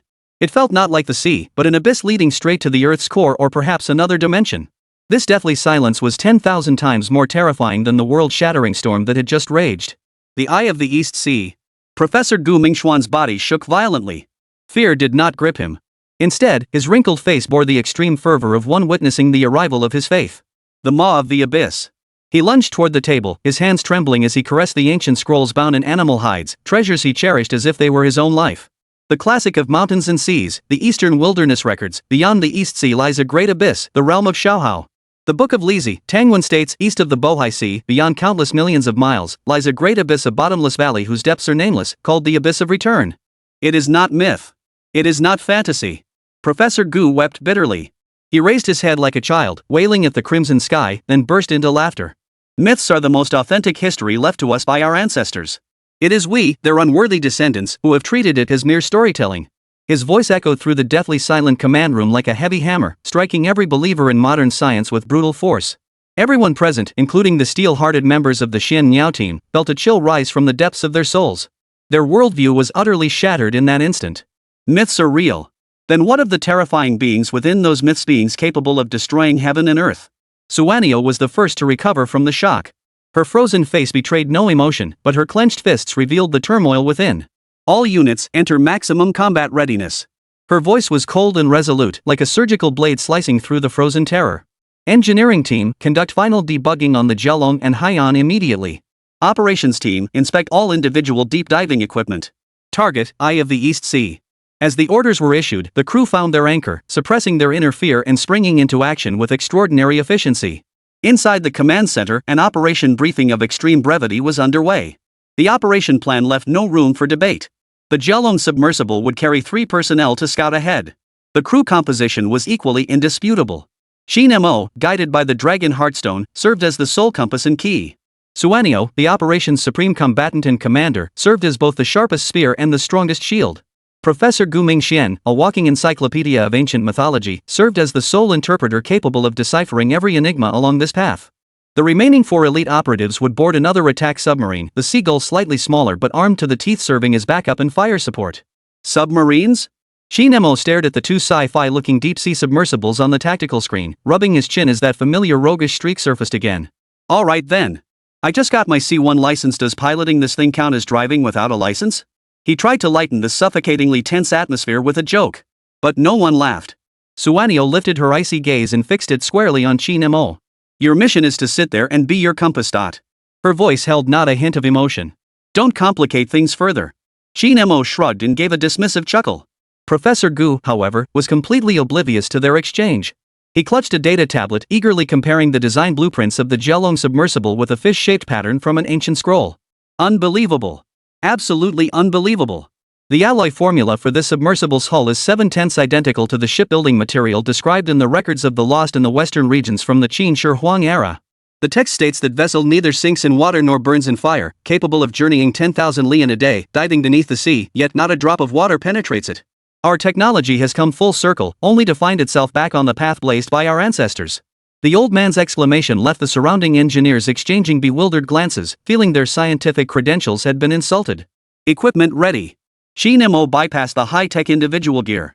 Instead, he dismantled the ugly Jinhai law. He had forged himself into dozens of components of varying sizes, packing them into a specially designed waterproof backpack. Then, from his wooden box, he retrieved the 2 bronze tuning forks and tucked them close to his body. These were his weapons. On the other side, Xian Niao and her 4 team members resembled futuristic warriors straight out of a sci-fi film. Black streamlined combat suits hugged their explosive physiques. From underwater assault rifles to high-frequency vibration daggers, each member's waist was strapped with several menacing-looking specialized explosives. They were the most elite killing machines of this era. 2 starkly contrasting styles coexisted aboard this vessel, creating a scene that was utterly bizarre yet strangely harmonious. The passageway leading to the submersible hangar stretched long and silent. Only the heavy footsteps of the group echoed with a steady tap, tap, tap within the metallic corridor. Each step felt like treading on everyone's heartbeat. The hangar doors slowly slid open. An immense space unfolded before them. The Jialong and Haiyan, like 2 dormant deep-sea behemoths, lay motionless on massive robotic arms. The Jialong, entirely black, possessed sleek and elegant lines, radiating a scientific beauty of order. Beside it, the Haiyan was a completely different beast. Smaller and more menacing, its hull bristled with external weapon ports and aggressive modules, resembling a combative deep-sea tiger shark radiating an unsettling aura of danger. Ground crew conducted final inspections, each face bearing an unprecedented gravity. They knew these two vessels, representing the pinnacle of China's technological prowess, were about to venture into a forbidden realm so profound even myths shun it. Just as Qin Mo and Professor Gu prepared to ascend the Jialong's gangway, Suanio suddenly halted her steps. She turned to face her 4 crew members about to pilot the Haiyan. The 4 iron-willed warriors stiffened at the sight of her gaze, instinctively straightening their spines. "Remember," Suanio spoke, her voice quiet yet piercing like an ice spike driven deep into each ear. "Our mission transcends our very lives." She paused, her icy gaze sweeping slowly across each crew member's face. In that gaze, there was no encouragement, no expectation, only an absolute command that brooked no doubt. If the Jialong loses contact for more than 3 hours, activate the Scorched Earth Plan. At these words, even the ground crew bustling nearby froze in place. The Scorched Earth Protocol was the Dragon Organization's highest-level self-destruct procedure. It signified that in the event of complete mission failure, with core secrets about to fall into enemy hands, the target along with the organization itself would be utterly erased from existence at any cost. Suanio looked at her 4 team members, their faces instantly turning ashen, and delivered that final command, a statement of fact, devoid of any emotion which could be considered her last words. "Use every depth charge on the ship, and all weapons aboard the Seagull. This place, the Eye of the East Sea, must be. Wipe it off the map." The hangar fell into deathly silence. The 4 battle-hardened elite soldiers trembled violently. Not from fear, but because they understood the crushing weight of despair behind this order. It meant they must bury their own commander, China's foremost scientists and master craftsmen, along with that unknown abyss, with their own hands. "Yes." The squad leader, his eyes bloodshot, roared the word with every ounce of strength in his body. His eyes held no tears, only the resolute determination of a soldier facing his highest duty, a resolve fierce enough to consume his very life. The 4 team members rendered a military salute to the Xian bird, perfectly precise, yet unbearably heavy. Qin Mo stood on the gangway, watching this scene in silence. For the first time, the cynical, roguish grin that usually graced his face vanished completely. He finally understood the path he had chosen. This was not a competition to prove himself, nor a treasure hunt adventure. This was a war. A brutal war where the survival of civilization was at stake, a war where failure meant not even the right to be buried would be granted, but instead would be carried out by one's own comrades. He had thought he was here to forge a key. Now he realized he himself was the key, the one about to be inserted into the lock, the one that could snap inside at any moment. Suanio turned away, no longer looking at her team members. She walked toward the gangway, brushing past Qin Mo. Their eyes met. No words were spoken. Yet it felt as though they had exchanged everything. Life or death. They would face it together. Click, boom. The Jialong's heavy alloy hatch closed slowly, emitting a deep, muffled roar. The last rays of sunlight were completely shut out. Inside the submersible, a cold, mechanical darkness descended. The next instant, emergency lights flickered on, casting a pallid glow upon the faces of the 3. Beyond the windows lay the ink-black abyss of the deep sea. "Descend." Suanio's voice sounded calmly over the communication channel. 2 steel behemoths, propelled by mechanical arms, slid silently into the bottomless abyss, a symbol of both endings and the unknown. They stirred not a single ripple. It seemed less like they were submerging into water, and more like they were being silently swallowed by the darkness itself. Chapter 108, Whispers Below 10,000 Meters and the Corruption of the Soul. The Jialong's descent was a silent funeral, a plunge toward the Earth's core. The harsh, pallid glow of emergency lights illuminated the solemn faces of the 3 men inside the cabin. Beyond the window lay pure, all-consuming blackness. No sign of life, no reference points, only endless void. The Jialong's searchlights, like 2 feeble toothpicks, pierced futilely into the darkness called the abyss. At the end of their beams, only deeper, richer blackness lay. The numbers on the depth gauge pulsed coldly. 1,000 meters. 3,000 meters. 5,000 meters. The immense water pressure, like an invisible giant hand, squeezed the submersible's hull from all directions, emitting that teeth-grinding groan of metal being twisted. This sound was the sole accompaniment in this world of deathly silence. Every soul aboard could feel the terrifying pressure sufficient to crush steel into dust, penetrating the thick alloy hull and crushing their very spirits. "We're like corpses sealed inside a coffin being lowered into the grave." Qin Mo broke the silence, his voice echoing hollowly within the cramped compartment. No one answered him. Professor Gu stared intently into the darkness beyond the porthole, as if trying to discern the outline of myth within that void. Suanio sat with eyes closed, still as an ice sculpture, regulating his breath to resist the dual oppression of physical and psychological strain. 8,000 meters. The instant the depth gauge flashed this number, a sudden, violent change erupted.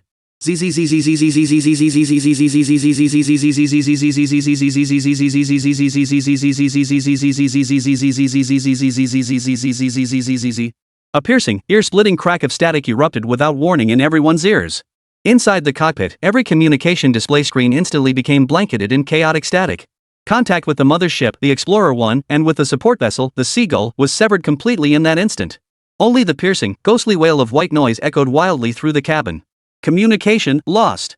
Professor Gu's expression darkened as he exclaimed in alarm. Suanio's eyes snapped open, his icy gaze sweeping across every instrument panel. It's not just the communications. Her voice was like a block of ice. Active sonar, passive sonar, electromagnetic induction. All remote detection equipment has failed. They were blind. And deaf. In this abyss 8,000 meters below, they had become a completely isolated, ironclad island cut off from the world.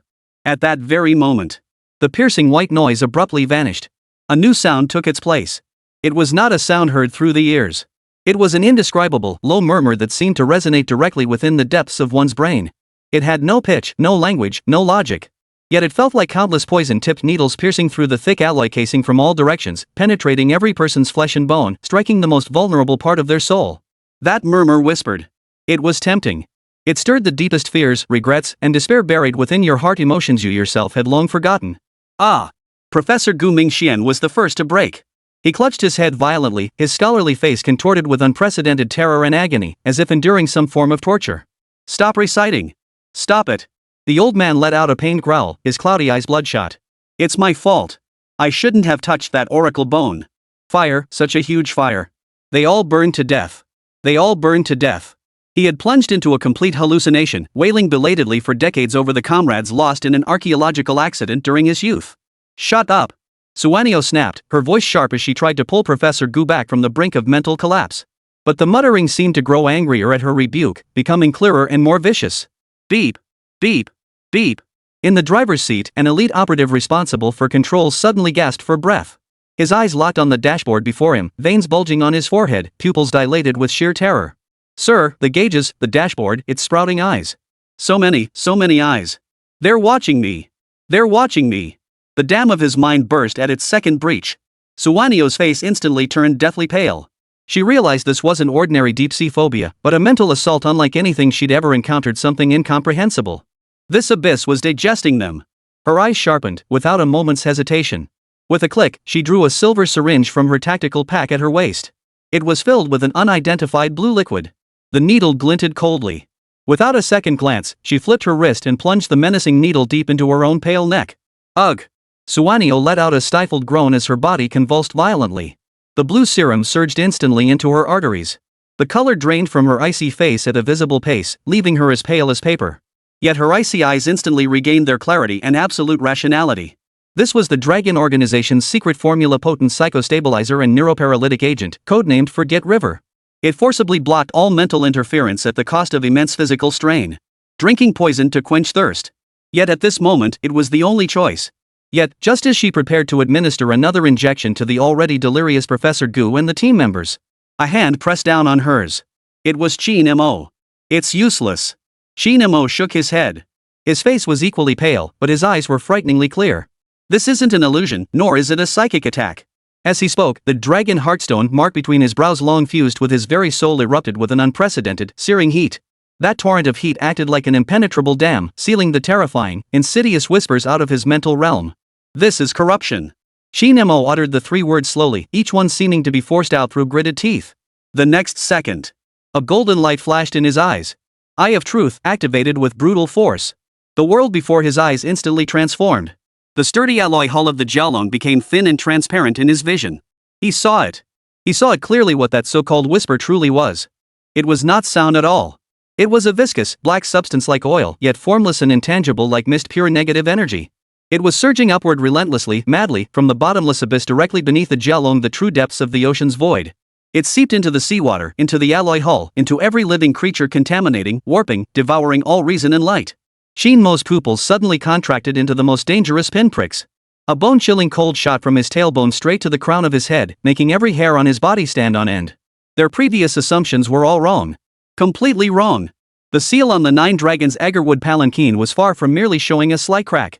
That terrifying mouth of the abyss, pinned here by the ancient ancestors of Huaxia with the Pillar of the Sea. Its seal had long since shattered beyond repair. This is no longer a leaking dam.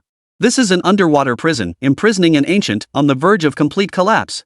Chapter 109, The Lost Dragon Palace and the First Dragon Suppressing Pillar. Pollution? For the first time, Xian Niao's deathly pale face betrayed utter bewilderment. The forgetful river's syringe in her hand hadn't yet pierced Professor Gu. Yes, contamination.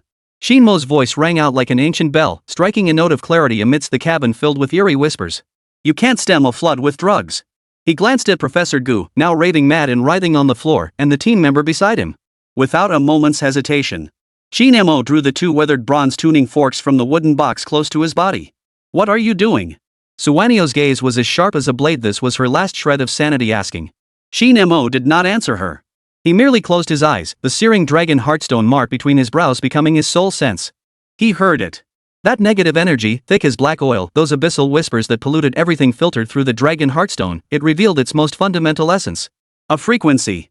An ancient, malevolent pulse capable of tearing souls apart and shattering reason. Found it. Qin Mo's eyes snapped open. His left hand gripped one tuning fork, while his right hand struck the tip of another with lightning speed. Buzz. No sound. At least, to human ears, there was no sound. Yet an invisible sound wave, pure, pristine, as if containing the very first righteous energy of the universe at its creation, exploded outward from Qin Mo's body. This sound wave stood in stark contrast to the wicked whisper. One was distortion, madness, and destruction. The other was order, harmony, and creation. Like the direct collision of light and darkness. Ah! On the ground, Professor Gu's agonized howl abruptly ceased. The grotesque distortion on his face was instantly smoothed away, as if by an invisible hand. The crew member, clutching his head, screaming eyes, shuddered violently before slumping limp in the driver's seat. His breath came in ragged gasps as his eyes shifted from madness to a blank stare. Within the cabin, that terrifying whisper capable of driving one mad, acting directly upon the soul, vanished. Completely neutralized, utterly dispersed. The entire world returned to that teeth-grinding metallic groan and the deathly silence of the deep sea. Suwanio stared blankly at Qin Mo. She stared at the two unremarkable bronze tuning forks in his hands, at his slightly pale yet calm face. She had injected enough nerve suppressant to paralyze an elephant just to barely hold on to her sanity. Yet this man had merely struck twice with two scrap metal rods, dispelling this plague of the mind, born from the mythic abyss. This was no longer mere technique. This was divine magic. You? Suwanio's throat fell parched. She wanted to ask something, yet found all her understanding reduced to pale, worthless scraps of paper. Snap out of it, Superwoman. Qin Mo grinned, his usual roguish charm returning.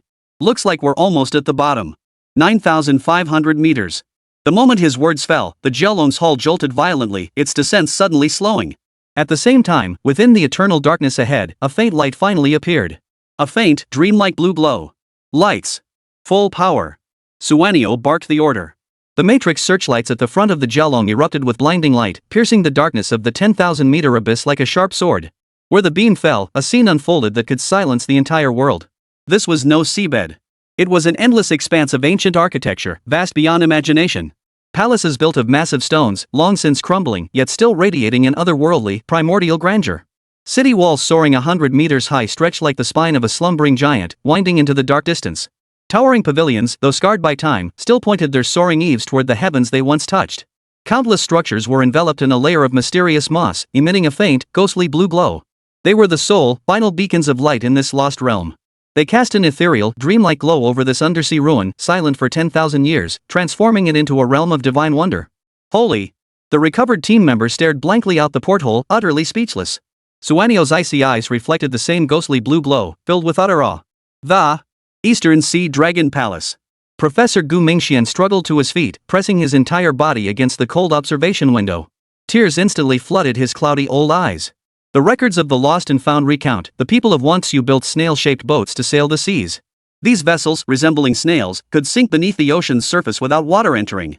These were the wave-submerged boats. The records of the strange recount, beyond the South Sea dwell merfolk who live in water like fish yet never cease weaving. When tears fall from their eyes, pearls emerge. This place is. Professor Gu had completely lost his mind. Pointing at a massive stone gate in the distance collapsed yet still recognizable as an archway, he rambled incoherently, his expression wild with madness. That engraving up there, it's ancient bird script. It reads Southern Heavenly Gate. No. It's dragon-worshipping gate.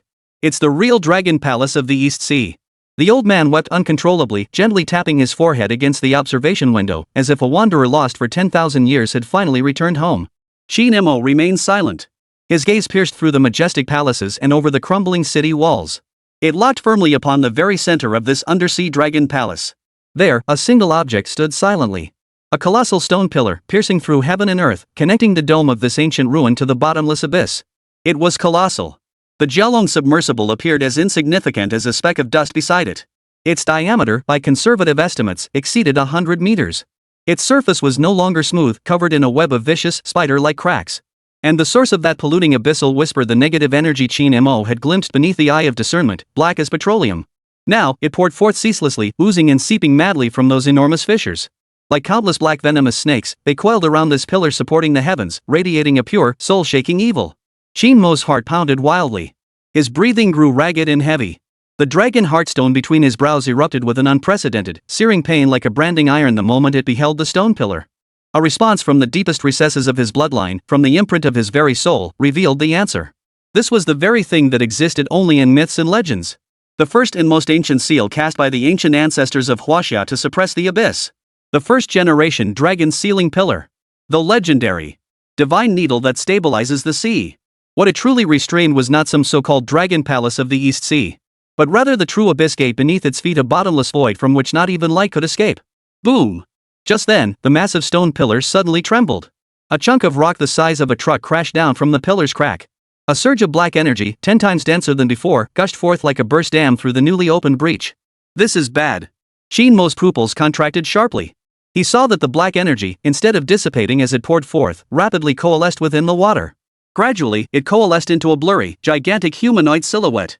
It possessed no features, no limbs, merely a shadow composed purely of malice and madness. But the very instant it took shape, 2 crimson points of light suddenly flared to life at the position of its indistinct head. They were eyes. Eyes filled with endless hatred, hunger, and cruelty. It saw the tiny, life-breathing tin can that had dared to invade its domain.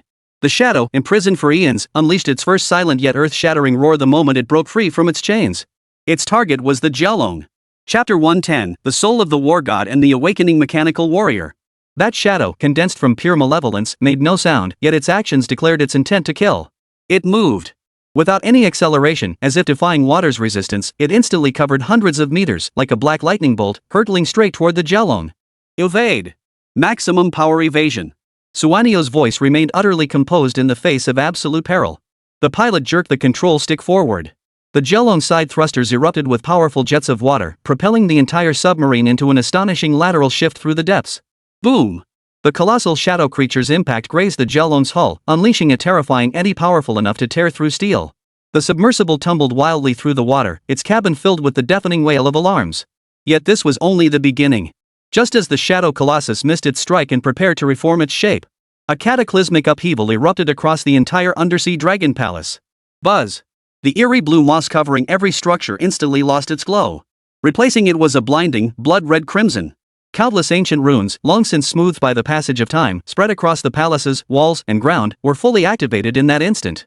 The crimson light transformed this abyss, 10,000 meters below the surface, into a hellish realm of demons. Crack! Crack, crack, crack! A teeth-grinding sound of rock scraping against metal echoed from all directions. Beneath the Jialong submersible, the vast bluestone plaza cracked inch by inch. Giant hands, cast in bronze and gleaming with a cold metallic sheen, burst forth from the fissures. Following them were monstrous heads, broad shoulders, and towering bodies clad in ancient armor.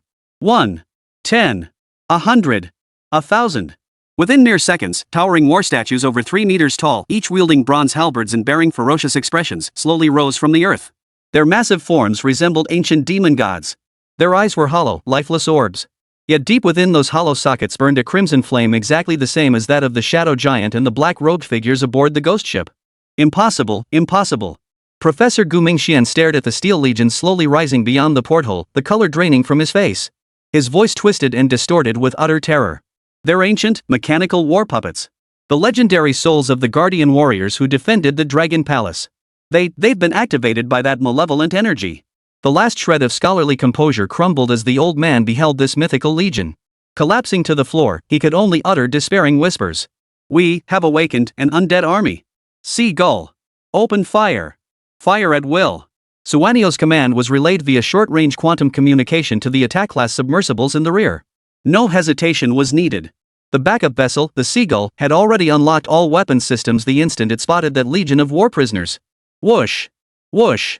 Whoosh!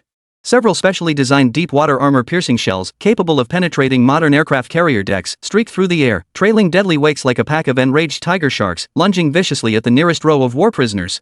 Yet, that terrifying kinetic energy capable of obliterating modern war machines, upon striking the ancient bronze armor of the warriors, only produced a series of dense, crisp clang, clang, clang, clang. Sparks flew everywhere. The war golems struck head-on, merely swayed slightly, their heavy armor bearing only a few faint white marks. Not even a scratch was left behind. Inside the cockpit of the Seagull, the elite weapons operator stared dumbfounded at the collision feedback displayed on the screen. Report, sir. His voice was thick with disbelief and despair. Target physical defense, cannot be assessed. Our attack, ineffective. Ineffective. Those two words struck everyone's hearts like two heavy iron hammers. The thousands of awakened mechanical warriors seemed utterly oblivious to the futile assault. They did not roar, nor did they bellow. With absolute, regimented discipline, they slowly raised their bronze halberds. Their movements were perfectly synchronized, as if controlled by a single soul. Clang! Thousands of warriors stepped forward in unison. The earth trembled beneath them. They formed a vast and flawless ancient battle formation, completely encircling the Jialong and Haiyan vessels. They did not attack immediately. Instead, with thousands of eyes burning crimson flames, they silently observed these two insignificant tin cans that had dared to intrude upon forbidden territory. It was a cat-and-mouse game, an absolute, icy declaration of death. Despair weighed heavier than the pressure of 10,000 meters of water. It's over, completely over. The young crew member, staring out the window at the endless forest of bronze and blood-red flames, utterly collapsed. Even Xian Niao clenched his fists tightly. For the first time, his frozen face revealed a profound sense of helpless defeat. Human strength has its limits. Yet, within this cockpit shrouded in despair and death, Qin Mo slowly rose to his feet. He did not look at the undead army outside the window. His gaze pierced through everything, locking onto the enormous, crack-ridden pillar of the sea with unwavering focus. His face bore no trace of fear or despair. Instead, a smile curled his lips, a smile mingled with madness, enlightenment, and extreme fervor. So that's how it is, he murmured to himself. The words were quiet, yet they thundered through the deathly silent cabin like a bolt of lightning. I understand. Superwoman. Qin Mo turned his head, grinning at the bewildered and wary Shen Niao. These big guys aren't enemies. What? Shen Niao frowned deeply. Qin Mo offered no explanation. He merely pointed outside the window at the terrifying legion capable of flattening a modern metropolis, then gestured toward his own chest. That grin held a reckless arrogance and an absolute confidence unique to a divine craftsman. They're soldiers who've lost their souls. And I'm here to reforge their souls. Chapter 111, The Erase Core. The Divine Craftsman's Path to Breaking the Stalemate. Swallow, overload all weapon systems. Draw all fire. Suanio's command pierced the frozen despair within the cockpit like an ice-hardened blade. From within the Seagull, the captain's resolute roar echoed, laced with a hint of relief. The next instant, the ferocious deep-sea tiger shark erupted with the final, most dazzling burst of light in its existence. Every torpedo tube, electromagnetic cannon, and close-in weapon system emptied their magazines in an instant. Countless deadly streaks of light formed a sky-enveloping net of fire, ruthlessly descending upon the Steel Legion. Clang! Clang! Clang! It was still futile scraping. But this suicidal assault succeeded in enraging the undead army. Thousands of eyes, burning with blood-red flames, simultaneously shifted away from the Jialong and locked onto the smaller, more noisy provocateur. Boom! The nearest war statue abandoned its millennia-old, unhurried gait. Its legs surged with power, shattering the blue stone plaza beneath its feet. Like a cannonball launched from a barrel, it hurtled toward the Seagull at a terrifying speed utterly incongruous with its massive frame. Boom! A deafening roar that could shatter eardrums.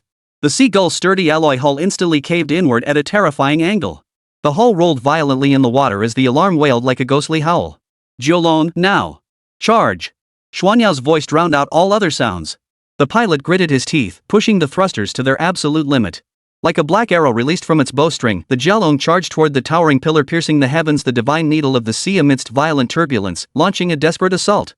Inside the cabin, the world spun violently. Professor Gu and the crew member were already strapped tightly into their seats, the immense G-force nearly knocking them unconscious. Even Xian Niao strapped himself to the command seat with tactical straps, his face deathly pale as he stared fixedly ahead. Only Qin Mo. He took no measures to secure himself, yet his feet stood rooted to the spot, unmoving. His gaze had long since pierced through the raging war slaves, penetrating the chaotic battlefield. A golden flash flickered in his eyes. Piercing illusion eyes, activated. The world before his eyes was stripped bare of all illusions once more. The thousands of seemingly independent mechanical war puppets were no longer isolated entities in his eyes. Blood-red energy threads, finer than hair and invisible to the naked eye, extended from each warrior's body. They formed a vast, intricate web enveloping the entire dragon palace, following some profound, mysterious order. And every thread converged upon a single destination: the base of the crack-riddled divine needle of the sea. Qin Mo's gaze pierced through the thick rock layers and metal like the sharpest drill bit. He saw it. Deep within the colossal pillar that propped up the heavens lay a massive spherical core over 10 meters in diameter. It pulsed like a beating heart, forged from pure evil and madness. With each pulse, that crimson, all-corrupting energy was channeled through the threads into the body of every war prisoner. That was not a power source. A thunderclap of realization exploded within Qin Mo's mind. It was the control hub. The core of an ancient, unimaginably vast magical array.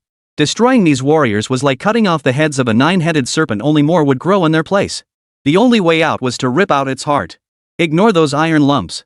Aim for beneath the pillars. Qin Mo's roar, like a dragon's cry, drowned out all the alarms and explosions. There's an array core there. That's what controls them. What? Suanio whipped his head around, a terrifying gleam flashing through his icy eyes. The Jiaolong executed a violent tail swing, narrowly evading a sweeping bronze spear. Draw the structure.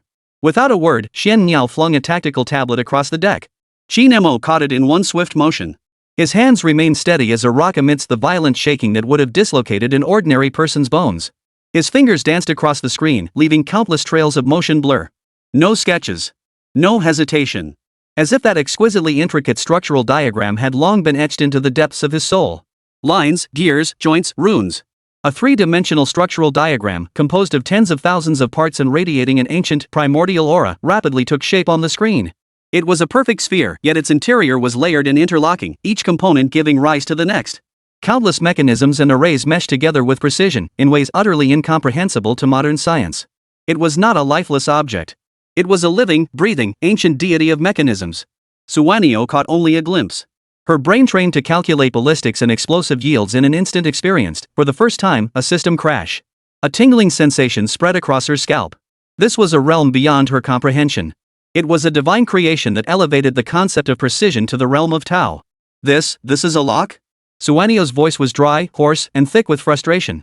Even with tactical laser cutting, pinpointing the location would take months. And the slightest miscalculation could trigger a chain reaction, collapsing the entire array. We'd be vaporized instantly. Her conclusion was cold and despairing. This path is impassable. Seagull. Right engine failed. Hull damage at 37%. We can't hold on much longer. The desperate shouts of crew members echoed through the communication channel. The Jiaolong had already charged within 100 meters of the divine needle of Dinghai. But those thousands of warrior statues had already pivoted once more, forming an impenetrable wall of steel. The cold gleam of their halberds and spears flashed menacingly, aimed squarely at the Jiaolong. Death loomed within inches. Qin Mo shut off the tactical tablet. He looked at Xian Niao, at her cold eyes reflecting despair and destruction. He grinned, revealing a row of white teeth. That smile, as always, carried an unrestrained arrogance. Who said we'd use the cutter? Qin Mo's voice was quiet, yet it struck Suanio's heart like a heavy hammer. To presume to understand the creations of the divine with mortal wisdom is arrogance itself. He extended a finger and, under the Xian Niao's utterly stunned gaze, tapped it lightly against his own chest. I can turn it off. It was a statement, an unquestionable declaration. At that moment, even the breath of the mystic bird seemed to pause. She gazed at the man before her, the divine craftsman who forged keys in the storm and dispelled corruption with tuning forks. For the first time, her mind abandoned all logic and calculation. How? She heard herself ask in a voice so unfamiliar it startled her. Qin Mo's smile held an added thread of the craftsman's utmost focus and confidence. These great beasts are soldiers who have lost their souls. Then the array eyes that control them are the locks they've rusted. I'm not here to break the locks. He spun abruptly, unzipping the waterproof backpack containing the parts for the Jinhai law. I'm here to oil it. He looked up, his gaze piercing like lightning, striking deep into the soul of the Xian bird. But before that, you must buy me 3 minutes. 3 minutes. If I'm still alive after that, there are soldiers. If I die. Qin Mo paused, then let out a wild, arrogant laugh. Then activate the scorched earth contingency plan. Let me go down with this dragon palace of the East Sea. The moment his words fell, the communication channel erupted with the final, ear-splitting explosion of the seagull. Thousands of battle statues, engulfed in surging blood flames, turned en masse toward the dragon boat, now stripped of its final defense. The final judgment had descended. Chapter 112, Baiting the Predator and the Flames Beneath the Iceberg. Suanio's gaze was as cold as the waters of this 10,000-meter abyss. Her voice pierced the eardrums of every crew member aboard the Seagull through quantum communication. Seagull, coordinates XXX, XXX, XXX. Use yourselves as the fuse. Execute the final assault. No sorrow, no farewell. It was an order. A cold command that treated the lives of comrades as the sole bargaining chip for victory. On the other end of the line, a brief, deathly silence fell. Then, a wild laugh, crackling with static, erupted like an explosion. Ha ha ha ha. Roger that, sir. It was the captain's voice. His voice held no fear, no hesitation, only the blazing glory of a soldier charging into his final battle, a glory bright enough to consume the soul. Guys, the boss found us the coolest way to die. Push the throttle to the floor. Let these ancient pieces of junk see what the hell modern industrial violence aesthetics looks like. For China. For the dragon. The next second. The deep-sea tiger shark, battered and bruised from relentless attacks, unleashed its final, most desperate roar. Rum. The thruster's power surged beyond their design limits in an instant, emitting agonized groans as if on the verge of disintegration. The seagull abandoned all evasive maneuvers, all defenses. Like a suicide nuclear torpedo with its fuse lit. Trailing a blinding, searing white wake forged by friction at hypervelocity. Without hesitation, it slammed into the densest steel jungle formed by thousands of warships. Boom! An explosion beyond description, a deafening, thunderous blast, erupted in the depths of the ocean. All the high-energy fuel and ammunition aboard the Seagull ignited simultaneously upon impact. A miniature artificial sun, powerful enough to vaporize 10,000 tons of seawater in an instant, rose slowly in this realm of darkness. A terrifying shockwave formed a visible white ring of air, spreading with brutal force. Dozens of mechanical warriors positioned at the forefront were instantly hurled backward by the terrifying torrent of energy. For the first time, their seemingly indestructible bronze bodies showed visible warping and dents. A fleeting, fatal breach appeared in the battle formation. Now! Charge! Suanio's roar echoed through the cockpit alongside the lingering shockwaves of the explosion. She had already pushed the mentally shattered crew member aside and personally taken control of the dragon's breath. Her slender, pale hands that seemed meant only for plucking ancient zither now gripped the cold control stick with iron resolve. The Jelone, this deep-sea submersible representing the pinnacle of China's technological prowess, had now transformed into the most primitive and savage battering ram. The thrusters roared, pushing power to its absolute limit. Like an enraged black whale, the Jelone launched its final, desperate charge toward the towering pillar that pierced the heavens. Boom! Boom! Boom! Countless bronze spears and halberds slammed viciously into the Jelone's hull, erupting in a cascade of sparks. The thick observation window instantly cracked like a spiderweb. Inside the cabin, red warning lights flashed frantically, and the shrill alarm nearly tore through everyone's eardrums. 40% structural damage to the hull. Energy core overload at 180%. Life support systems malfunctioning. Every instrument panel screamed the same grim truth. Death was imminent. Suanio remained utterly oblivious to it all. Her icy, beautiful face bore no trace of color, yet her eyes reflecting the massive pillar ahead burned with an unprecedented, frenzied flame. Closer. Closer still. Just as the Jelone was about to collide with the pillar, Suanio violently ripped open a red cover symbolizing the highest emergency authority and slammed down the button beneath it, engraved with a skull. All external power modules forcibly jettisoned, directional detonation. Boom. Boom. Boom. The backup power modules on both sides of the Jelone were instantly ejected, triggering a series of violent detonations behind the hull. The immense reverse thrust felt like a godly kick from behind. At the last moment, the Jelone's speed surged once more. Boom! A deafening roar, even more thunderous than the Sea Sparrow's self-destruction, shook the entire undersea palace to its foundations. The Jelone's sleek, elegant bow slammed violently into the cracked base of the Dinghai Divine Needle. For an instant, it felt as if the entire universe had frozen. The terrifying kinetic energy caused the submersible's hull, forged from the strongest alloy, to twist, deform, and tear apart as if made of paper. Countless components were hurled apart by the immense impact. Inside the cabin, it felt as though a giant's iron fist had struck it head-on. Professor Gu and the crew member were tossed violently about, instantly knocked unconscious. The entire submersible, crushed like a smashed soda can, became firmly embedded within the ancient stone pillar. Completely, utterly, devoid of all power. But they had succeeded. They had reached the battlefield through the most brutal means possible. Amidst the violent tremors powerful enough to render gyroscopes useless, Qin Mo remained utterly still, fixed to the floor like a nail driven in. He had already donned the custom-made deep-diving exoskeleton, a monstrously mechanical contraption. Open the hatch. His roar drowned out every wail of metal. The blackbird struggled, lifting its head from the mangled cockpit, a trickle of blood seeping from the corner of its mouth. Gazing at Qin Mo's unyielding silhouette, she mustered her last ounce of strength to slam the manual pressure relief valve shut. Click, hiss. The heavy main hatch creaked open with a bone-chilling metallic screech, forcing a narrow crack. Bone-chilling, abyssal water laced with unnatural energy gushed in instantly. Beyond the door, countless pairs of deathly eyes enraged by the explosion, converging once more, burning with crimson flames stared back.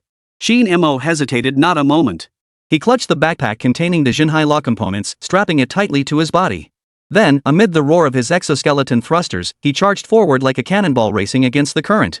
He charged headlong into the terrifying water pressure strong enough to crush steel. He charged headlong into the advancing, undead army. He charged headlong into that crimson hell. Suanio pressed against the cracked observation window, staring blankly at that retreating figure. That resolute figure, alone in the cold, dark depths of the ocean, charging toward the mythical battlefield. In that moment, the image of that cynical, wisecracking, rogue-like figure vanished completely from her mind. In his place stood a true, divine craftsman, one who bore the weight of this battle for civilization's survival upon his shoulders. A surge of emotion she had never experienced before, a mix of awe, worry, and a hint of something she hadn't even recognized herself, admiration and trust crashed through the defenses of her heart, frozen for 10,000 years. She finally understood. Qin Mo's declaration, "Let me go down with this dragon palace of the East Sea," was not arrogance. It was the most romantic, yet heaviest promise a man could make when staking everything. Suanio smiled.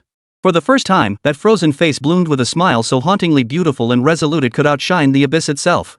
In that smile, there was no longer any coldness. Only blazing flames. A raging inferno capable of consuming everything. Struggling, she crawled back to the long-abandoned weapons console. She forcibly activated the Jelong's last and only backup power source. Buzz. From the Jelong's head, torn open like a monster's maw, two long deformed close defense electromagnetic turrets slowly raised their barrels once more amidst a blinding burst of electric sparks. They were the final fangs bared by this dying steel colossus. Qin Mo. Suanio extended her tongue, gently licking the blood from the corner of her mouth. Her voice was quiet, yet it felt like a blood oath sworn to herself and to this abyss. "Your 3 minutes. I'll trade my life for it." The moment the words fell, the first wave of mechanical warriors charging forward raised their cold, bronze halberds. Fire! Suanio's roar was drowned out by two searing white bolts of lightning that tore through the darkness. At the same moment, Qin Mo had already charged to the base of the divine needle of the sea. Ignoring the brutal, doomed skirmish raging behind him, he pushed the exoskeleton's power to its absolute limit. That mechanical hand, gleaming with metallic coldness, slammed down hard onto the massive gash torn open by the Jelong. He closed his eyes. The dragon heartstone mark between his brows burned like a red-hot branding iron. Piercing illusion eyes penetrated the ancient rock layers. "Found it. Right here." Qin Mo snapped his eyes open, staring at the blood-red digits on his exoskeleton arm display, frantically counting down the final 3 minutes. 2:59. 2:58. His other hand had already retrieved the first component of the Jinhai Law from his backpack. Time, start. Chapter 113, 3 minutes of life or death speed. 2:59. The blood-red countdown pulsed coldly within the exoskeleton's visor. Behind him, Shen Niao ignited the final inferno of artillery fire with his life. Blinding white lightning tore through the darkness of the 10,000-meter abyss, forcing several charging war vessels to stumble backward. Yet this fragile line of defense flickered like a candle in the wind. From the distant darkness, hundreds upon hundreds of blood-red eyes coalesced into a sea of despair, surging forward like an unstoppable tidal wave. Their bronze spears and halberds carved impenetrable paths of death through the deep sea, stirring up terrifying currents powerful enough to tear steel apart. Qin Mo paid no heed to the chaos behind him. His entire mind, his very soul, had plunged into an absolute domain, one belonging to the divine craftsman, unlike anything he had ever known. Here, there was no death, no fear, only cold metal parts and profound magical arrays. He tore open the waterproof backpack strapped to his back, long since torn and tattered, and extracted the most crucial component of the sea-binding law. It was a palm-sized alloy disc. Its entire surface radiated an ancient, dark golden hue, as if forged from molten stars. Its surface bore no traces of modern precision machining, instead covered in countless seemingly chaotic yet subtly aligned patterns that mirrored the celestial orbits of the heavens. This was his crowning masterpiece, born of blood, sweat, and tears. It was the perfect fusion of China's lost mechanical arts and his own divine craftsmanship. 2:47. A golden light flashed in Qin Mo's eyes. His piercing illusion eyes had already penetrated the mind-bogglingly complex structure within the base of the divine needle. He had located the wound torn open by the brutal collision of the Jelong. There, at the most fragile and deadly node within the entire array's energy cycle. Without a moment's hesitation, he slammed the dark gold disc into place with all his might. Creak! Under Qin Mo's extreme control, the exoskeleton's power arms erupted with the strained groan of metal pushed beyond its limits. Modern technology's creation and the ancient divine mechanism were forcibly connected in the most brutal manner. The instant the disc touched the ancient array's base, a colossal surge of blood-red energy brimming with madness and malevolence exploded back through the contact point. Like plunging a hand into a red-hot branding iron. Put! Qin Mo grunted, feeling a malevolent force surge into his body. His internal organs felt as if ignited, and a mouthful of scalding blood spurted directly onto his cold visor. At the wound site, countless ancient runes stirred to life, blazing brightly as they attempted to repel this foreign intruder. 210.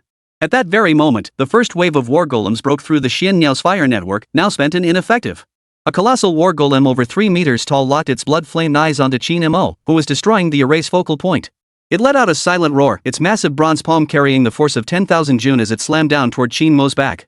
That single blow could flatten a main battle tank into a pancake. Yet Qin Mo neither dodged nor retreated. All his focus was channeled into resisting the backlash of corrupted energy, forcing the disc into place at the array's core.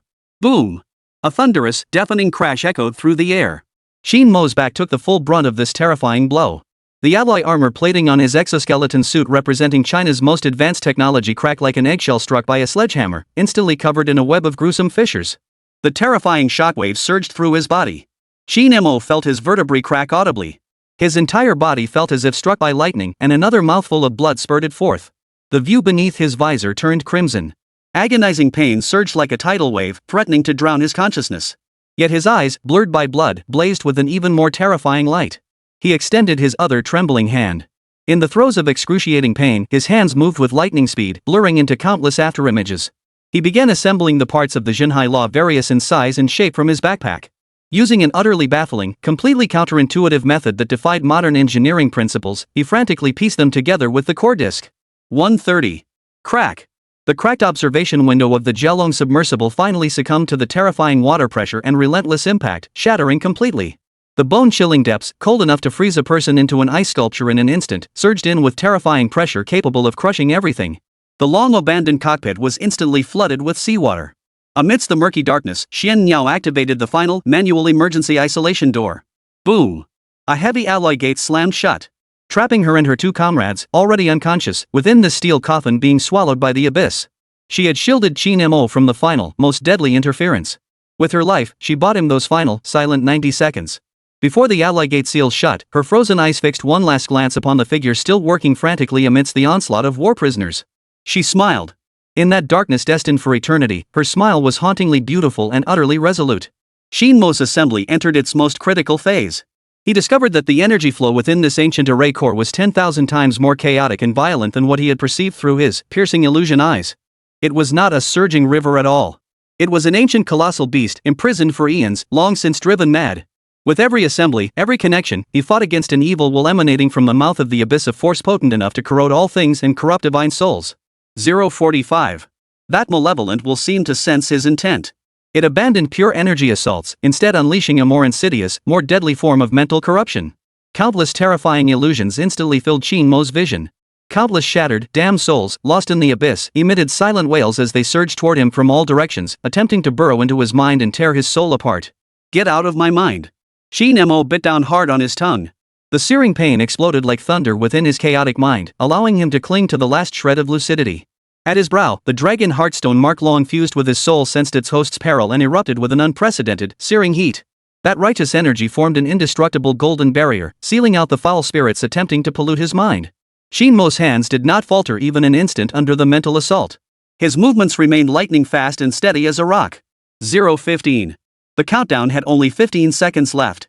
Click. As the final component was precisely snapped into place, the reconstruction of the entire Jinhai Law was finally complete. Like a flawless work of art, it lay quietly embedded upon the wound of the divine pillar of stability. Its intricate patterns and ancient runes intertwined seamlessly. But it was like a lifeless object. A cold corpse with a flawless shell, yet devoid of soul. It showed no reaction whatsoever. That violent crimson energy still raged within the array's core, while the mechanical warriors outside continued their frenzied assault upon his tottering form. Why? Qin Mo's mind went blank in that instant. Then, like a flash of lightning, a sudden insight illuminated all his confusion. He instantly understood. This ancient divine array, this celestial artifact sealing the mouth of the abyss, required an authority. A supreme, civilizational key, one powerful enough to be recognized by it, capable of overriding that corrupting energy. 003. The colossal spear of a war statue had pierced through layer upon layer of obstruction, now mere inches away. Its blade, gleaming with a chilling, eerie light, reflected Qin Mo's bloodshot eyes, burning with utter madness. 002. The shadow of death had descended. 001. Qin Mo smiled. Without hesitation, he drew a high-frequency vibrating dagger from his waist and, without even looking, slashed fiercely across the palm of his left hand. Blood, under the terrifying water pressure, did not dissipate. Instead, fueled by the righteous energy within him, it coalesced into droplets. Midnight. Just as the massive spear was about to pierce his skull, Qin Mo summoned every last ounce of strength, unleashing a soul-shaking roar. He pressed his blood-soaked left hand, the hand of the divine craftsman, imbued with the mark of Huaxia civilization, with all his might onto the cold, dark gold core of the sea binding law. Chapter 114, The Weapon Spirit Returns. Boom! Time itself froze at that instant, frozen in absolute stillness. Qin Mo's left hand, drenched in the divine craftsman's blood, slammed down hard onto the cold core of the sea binding law. No earth-shattering explosion. No world-shattering energy collision. It was as if an ancient key, sealed away for eons, had been gently inserted into its destined lock. Hum. The hideously ugly sea binding law, forged by his own hands, stirred like a primordial beast slumbering for eons, its soul awakened as it roused to life. A blinding golden light erupted from the dark gold disk. This light was neither scorching nor violent, but warm, profound, and radiating an overwhelming sense of order, the light of civilization. The golden light flowed like water, instantly enveloping Qin Mo's entire body. The gruesome wounds and excruciating pain from his fractured bones began to miraculously heal under its radiance. Immediately after, an intangible melody unheard by the ears yet resonating deep within the soul radiated outward from the sea calming law like a calm ripple, spreading with overwhelming force. This rhythm was ancient and vast, as if it were the very first thread of order and the first rule established by the ancestors of Huaxia for all things in this world at the dawn of creation. It did not destroy any matter. It merely proclaimed the supreme, unquestionable truth. Wherever this radiance reaches, wherever this rhythm extends, all chaos succumbs to order. All frenzy returns to calm. All distortion returns to balance. This is not a battle at all. This is a dimensional strike. A complete, merciless formatting of the abyssal corruption by the Huaxia civilization. That blood-red energy, like a virus, had been rampaging throughout the entire formation and within every mechanical warrior. Yet the moment it touched this golden sound wave, it offered no resistance, no struggle. Like ice meeting the blazing sun, it was instantly purged, overwritten, and reprogrammed. The bronze spear, shrouded in deathly chill, was but an inch from Qin Mo's brow. Reflected upon its tip were his own eyes, blood-red and burning with madness. Time seemed to stretch infinitely. Death was within reach. Clang. A faint sound. Like the shattering of ice. The bronze spear, sharp enough to pierce an aircraft carrier, halted abruptly just 1 millimeter from Qin Mo's skin. It halted so abruptly, so utterly, as if an invisible divine hand had casually pinched the deadly edge. The soul-freezing intent of murder that had emanated from the spearhead vanished into thin air. The warrior statue wielding the giant spear, its blood-red pupils, burning with boundless madness and malice, flickered violently under the sweep of the golden sound waves. Then, like a candle snuffed out, they extinguished completely. This was merely the beginning. It was as if the first domino had fallen. 1 pair, 10 pairs, 100 pairs, 1,000 pairs. That sea of despair, a crimson expanse formed by thousands of blood-red pupils, began to extinguish at a visible pace, an epic, magnificent fading. From Qin Mo's side, to the battlefield's edge 100 meters away, and onto the distant, dark ruins of the Dragon Palace. Pop. Pop. Pop. Those soft pops, dense as raindrops, merged into a continuous chorus. Across the entire 10,000-meter deep abyssal battlefield, that maddening, frenzied killing intent was utterly purged within mere seconds. Dead silence. An unprecedented, absolute stillness. It enveloped this mythical forbidden land, silent for 10,000 years. The next instant, deep within the hollow eye sockets of thousands of battle statues, a faint azure glow flared like the first star piercing the night sky. That light was gentle, profound, radiating an ironclad loyalty and an absolute sense of order. Then, a second, a third. Like wildfire spreading across the land. Within mere breaths, the soul fire of guardianship, the deep blue flame, reignited in every eye socket. They were no longer mindless killing machines. They had become once more the invincible legion that guarded the last secret realm of Huaxia 10,000 years ago. Inside the shattered cockpit of the Jialong, Xian Ya was encased in icy seawater, her life rapidly ebbing away. But before the alloy hatch sealed shut completely, she glimpsed through the soul observation window that hadn't shattered entirely. She witnessed a miracle that would shatter her entire worldview. At the same moment, in the command center of the Explorer 1. Amidst chaotic snowflakes and piercing white noise, a backup life support system's video feed miraculously reconnected. On the screen, the dark blue steel legion stood silently, solemnly at the bottom of the abyss. Every breath was held. Under the utterly horrified gaze of Xian Niao and every viewer worldwide witnessing this miracle through the signal. Boom! The closest war statue to Qin Mo stirred. It did not attack. It merely lowered its massive spear slowly, planting it into the ground with an impeccably standard, solemnly reverent posture. Then, under the gaze of all present, its towering bronze frame, weighing several tons, moved toward Qin Mo, kneeling on one knee. Rumble. As if a signal had been given. The entire Dragon Palace square, the entire ocean floor, began to tremble violently. The second, the third. Hundreds, thousands. Thousands of primordial warriors, each over 3 meters tall, moved in perfect unison, as if controlled by a single soul. They knelt in unison, one knee to the ground. The bronze halberds in their hands formed an inverted forest of steel, planted firmly into the ancient blue stone slabs. They bowed toward that figure, drenched in blood, teetering on the brink, yet still holding its spine straight. Toward their new master. They bowed their bronze heads proud for 10,000 years, never having bowed to any being before. In that moment, all sound ceased. This single kneel transcended the ages. Ding! Congratulations, host! With the blood of the divine artisan, you have reforged the weapon soul, restored order, and achieved an epic reversal. You have obtained a special privilege, Seal of the Warmaster Basic. Seal of the Warmaster, you have become the supreme commander of the Eastern Sea Dragon Palace's mechanized war machine legion. You may now command the legion to a limited extent currently deployable, 100 units to fight for you. The cold, mechanical notification echoed within Qin Mo's mind. He wiped the blood from the corner of his mouth, forcing his already shattered body to stand straight. Agonizing pain surged like a tidal wave, still tearing at every nerve in his body. But he gazed upon the boundless blue steel forest before him, now bowing in submission. He gazed at the distant pillar, still scarred with vicious cracks, the divine pillar of the sea. He knew this was merely the beginning. The true war had only just begun. Trembling, he raised his hand and pressed the long-dead communication button on his exoskeleton, channeling the last shred of righteous energy within him into it. ZZZZT, ZZZZT. A faint crackling of static filled the communicator. Suanio. His voice was hoarse and weak, yet it carried the unquestionable authority of the commander. Open the door. He paused, his gaze sweeping over the magnificent yet lifeless undersea palace. Let's go inside the palace and find something useful. Chapter 115, The Dragon Palace Treasury and Jiumeng's Final Message. SSSSHHH. A shrill screech of metal scraping against metal was followed by suffocating silence. The alloy bulkhead door of the Gelong submersible, locked tight, was torn open by 2 mechanical warriors with brute force, leaving a gaping hole. Cold seawater surged in as one warrior carefully lifted Xin Niao and carried her to Qin Mo. Her battle suit lay in tatters, her face as pale as paper. Yet within her frozen eyes, the icy detachment had vanished, replaced by the profound awe of witnessing a miracle unfold. Qin Mo's exoskeleton was on the verge of disintegration. He casually discarded it, and the righteous energy emanating from his body formed an invisible barrier in the depths of the 10,000-meter ocean, sealing out the terrifying water pressure. Can you still walk? Qin Mo asked. Suanio struggled to steady herself and nodded, though a trickle of blood escaped the corner of her mouth, impossible to suppress.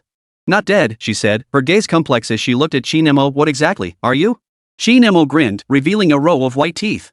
A craftsman. He turned, his gaze sweeping over the steel legion before him, kneeling on one knee in a deep blue hue. And now, a general. Without another word, he strode toward the dragon gate, half-collapsed yet still radiating primordial might. Behind him, 100 mechanical warriors rose in perfect unison. With heavy, orderly steps, they marched like the most loyal imperial guards, escorting their new master into this mythical realm that had lain silent for 10,000 years. The unconscious Professor Gu and his teammate were also rescued by the warriors and placed upon a relatively flat boulder. When Professor Gu slowly regained consciousness and beheld the scene before him, his eyes widened in astonishment. He beheld the endless, dreamlike undersea palace stretching before him. He saw the Steel Legion, emerging from myth, radiating an eerie blue glow. He witnessed that very army escorting a young man of Huaxia into the legendary southern heavenly gate. No, toward the Dragon Gate. Ah! Dragon! Dragon Palace! Alive! The old man's eyes rolled back in his head. This national treasure of archaeology, overwhelmed by the sight of his lifelong dream, succumbed to sheer emotion and promptly fainted once more. The interior of the Dragon Palace of the East Sea proved far grander than its exterior suggested. Massive columns pierced the vaulted ceiling, carved with ancient mythical beasts long lost to history, rendered with astonishing lifelike detail. The floor was paved with an unknown type of jade stone, which remained as smooth and lustrous as ever despite having been submerged in seawater for 10,000 years. Suanio, suppressing his injuries, followed closely behind Qin Mo. Each step felt like treading upon China's lost history, stirring a tempest within his heart. Qin Mo, however, paid no heed to the surrounding palaces and towers that would drive any archaeologist mad. The dragon heartstone mark between his brows emitted a faint, scorching glow, functioning like the most precise compass, guiding his path forward. He passed through the main hall and around a collapsed coral forest. Finally, Qin Mo halted before a side hall that appeared utterly unremarkable, even somewhat dilapidated. This is the place. Suanio looked up. The side hall bore no plaque, its stone doors tightly shut and covered in moss, resembling nothing more than an abandoned warehouse. What's inside? She asked, puzzled. I don't know, Qin Mo shook his head. But the dragon heartstone tells me what I need is inside. He stepped forward and reached out to touch the massive stone door. The moment his fingertips made contact, a repulsive force so powerful it made one's heart race erupted with a thunderous roar. Buzz! Countless golden runes, invisible to the naked eye, flared across the entire stone door, forming an impenetrable barrier array. Suwanio's expression darkened.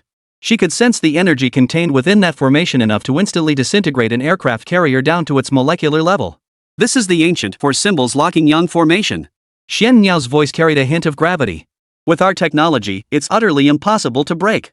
Qin Mo, however, smiled. Who said we needed technology? He took a step back and turned to face the two mechanical warriors silently following behind him. Without a word, he issued an extremely complex command through the seal of the warlord in his mind. The faint blue glow in the eyes of the two war puppets instantly blazed brilliantly. Clank! They moved. The left warrior lunged forward, slamming its massive bronze palm with tremendous force onto the lower left corner of the stone door, the Sun position. Almost simultaneously, the right statue, though moving later, arrived first. Its bronze halberd pierced the upper right corner of the stone door, the Gen position, with a precise, impossibly sharp angle. This was no brute force break. It was a masterful convergence of force and timing, angle and direction, working together to unlock the gate. Through some profound resonance, the two forces instantly tore an unstable breach in the impregnable four symbols locking young formation. Boom! The stone door, silent for 10,000 years, emitted a deafening roar as it slowly swung inward. Beyond the stone door lay neither gilded splendor nor rare treasures. Instead, a vast space stretched out beyond imagination. This place was, astonishingly, an ancient artisan workshop.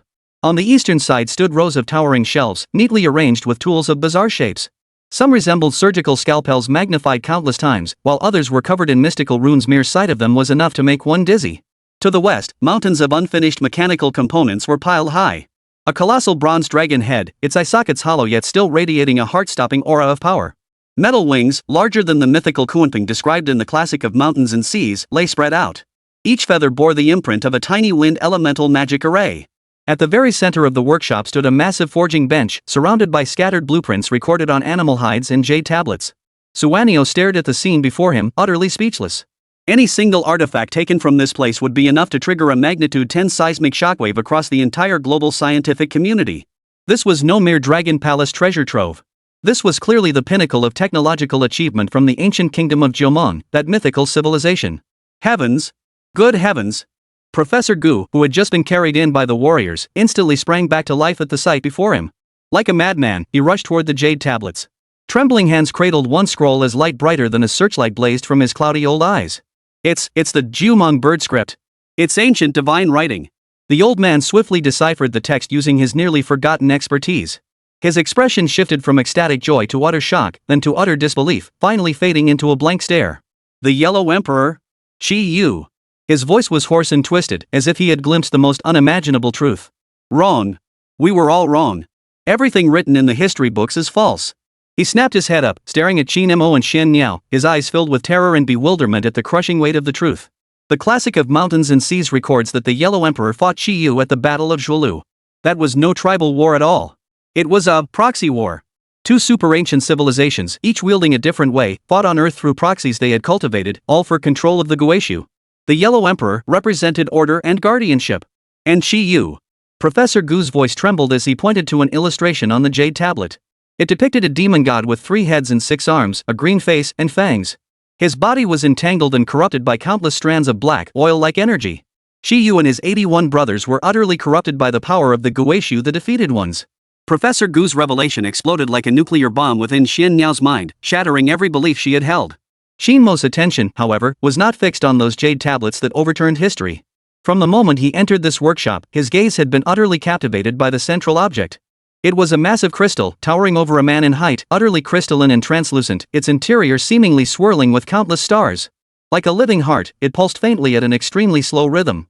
Memory crystal. The term instantly surfaced in Qin Mo's mind. He could sense the Dragonheart stone yearning for it, as if within lay the ultimate answer it had pursued for 10,000 years.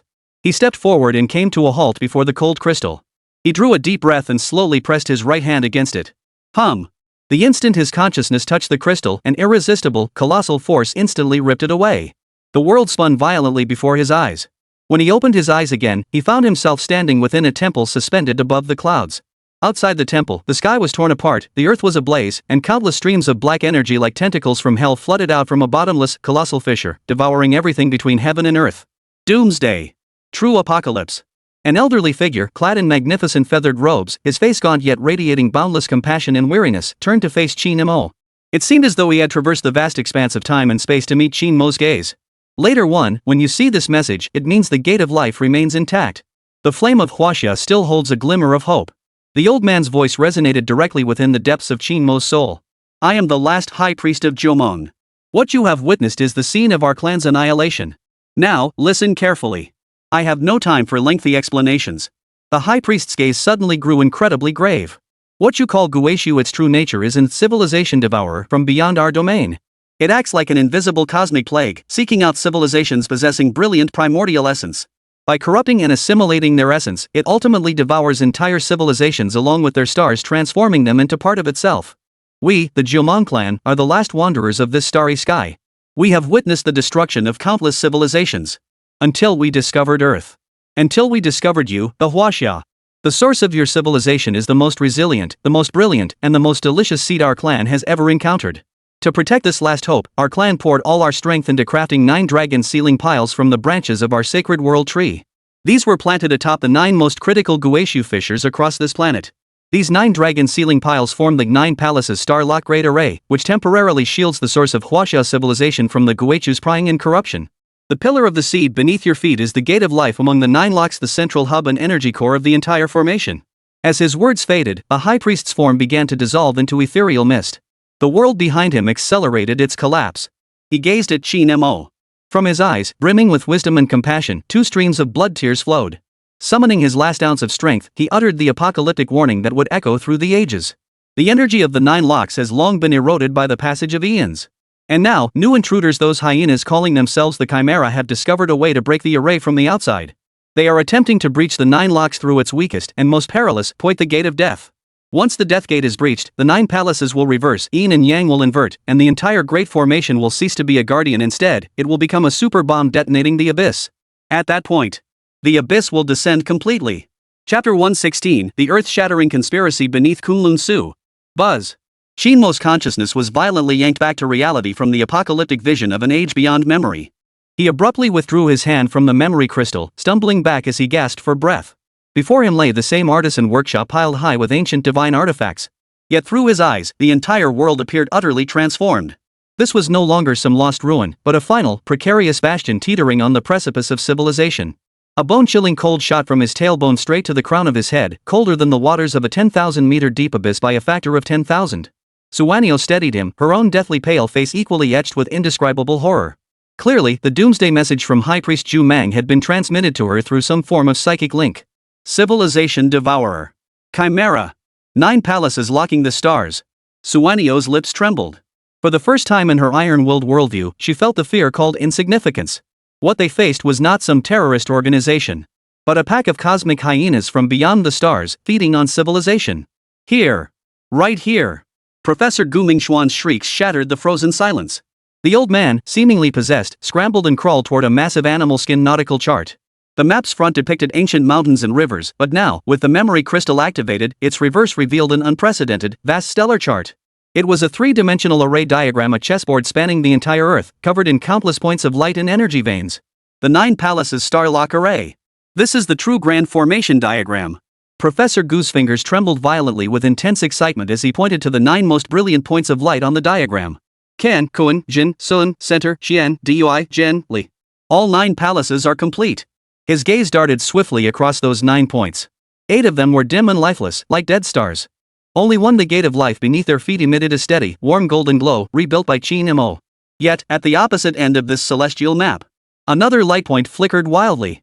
It flickered not with the gold representing guardianship, nor the blue symbolizing order. Instead, it pulsed with a blood-red hue, a color brimming with foreboding and the scent of destruction. Like a heart being devoured by a virus, on the verge of rotting and decaying. That is, the gate of death. Suwanio's voice was dry and hoarse.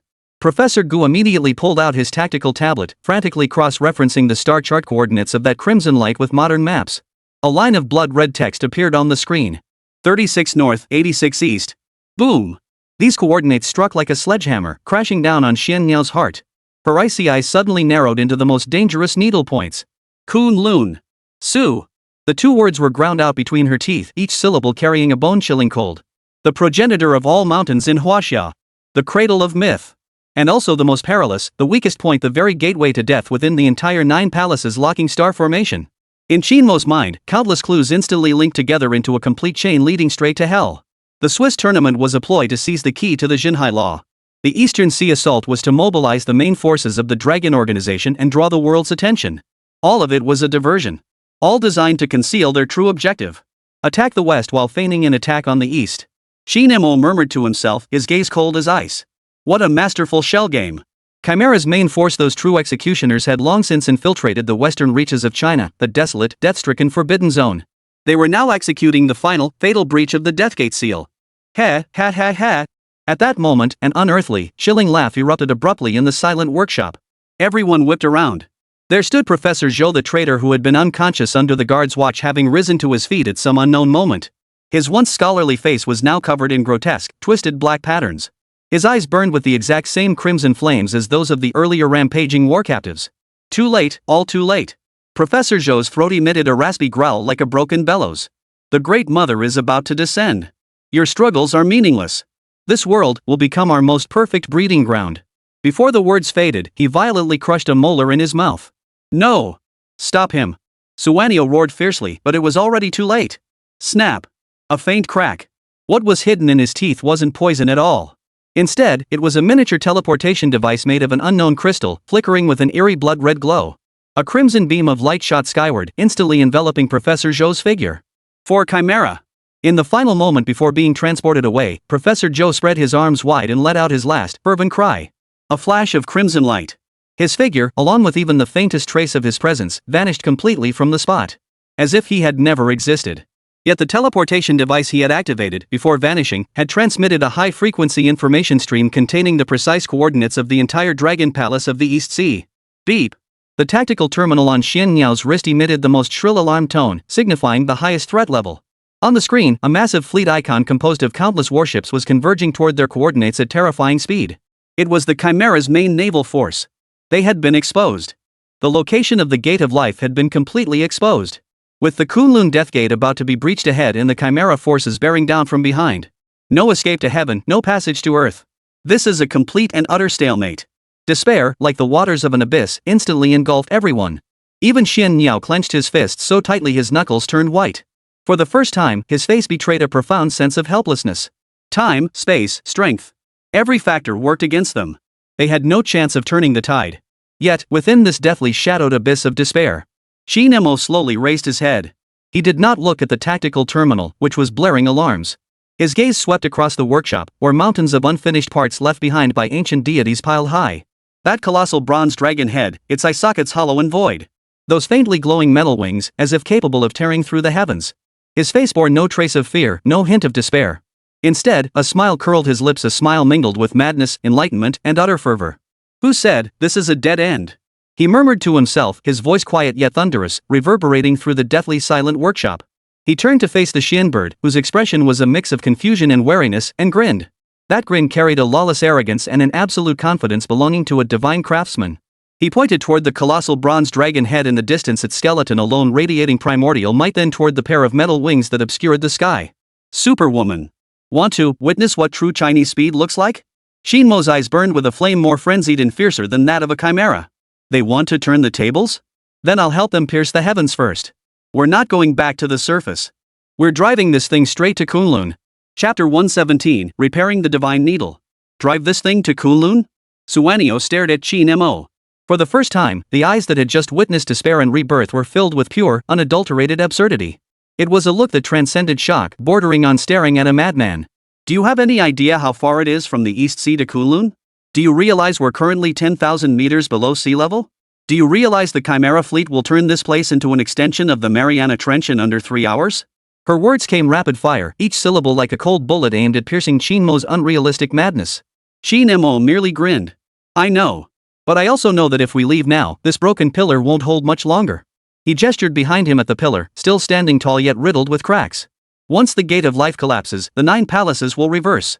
Even if we make it to Kunlun, all we'll see is a detonated Guochu bomb and a shattered earth.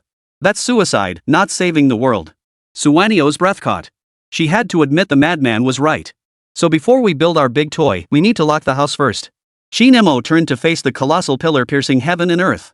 The wild fire in his eyes abruptly transformed into the focused intensity of a divine craftsman. Besides, I've just taken command of a new unit. They need to stretch their legs and get acquainted with their new boss's style. He extended his hand, channeling through the warm seal of the commander within his mind, issuing his first command as general to every mechanical warrior throughout the Dragon Palace. Rumble. The earth began to shake violently. Thousands of steel giants, having just sworn allegiance, rose as one. No longer cold killing machines, they transformed into an ancient engineering corps, possessing absolute discipline and terrifying efficiency. One contingent of war dwarves wielded massive bronze axes, meticulously cutting and quarrying a peculiar rock from the Dragon Palace ruins, completely black in color yet incredibly hard in texture. Another group of prisoners of war joined forces to lift a mountain-sized bronze smelting furnace, extinguished for 10,000 years, and placed it steadily beside the base of the divine needle of the sea. Professor Gu Mingxian stared at the rocks, his body trembling as he gasped in astonishment. Basalt! It's one of the legendary 5-colored stones left over from Nuwa's repair of the heavens, the stone of Xuanwu. The Huainanzi records that this stone is supremely hard and resilient, impervious to water and fire, and indestructible through countless eons. They intend to use this divine artifact to repair the divine needle? The old man's worldview had been repeatedly shattered, reshaped, and shattered again within a single day. Qin Mo paid no heed to his shock. He walked to the massive bronze crucible, extended his hand, and pressed it gently against the surface. Superwoman, lend me some fire. The restoration work proved 10,000 times more difficult than imagined. Basalt was tossed into the furnace, yet it resisted like stubborn ice frozen for 10,000 years. No matter how fiercely the mortal flames roared, it showed not the slightest sign of melting. Qin Mo had no choice but to continuously channel the righteous energy recently restored within him into the magical array at the crucible's base.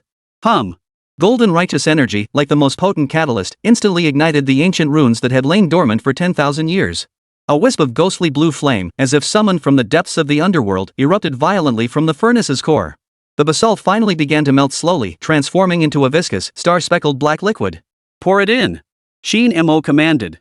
Several mechanical warriors jointly lifted the massive furnace, carefully pouring the scalding basalt molten liquid into the enormous cracks on the surface of the divine needle of the sea. Their precision mirrored the meticulous art of kintsugi, repairing shattered ceramics. Sizzle! White steam erupted instantly in the deep sea, forming a vast cavity. The fissures filled and healed at a speed visible to the naked eye. From the outside, the repair work appeared flawless.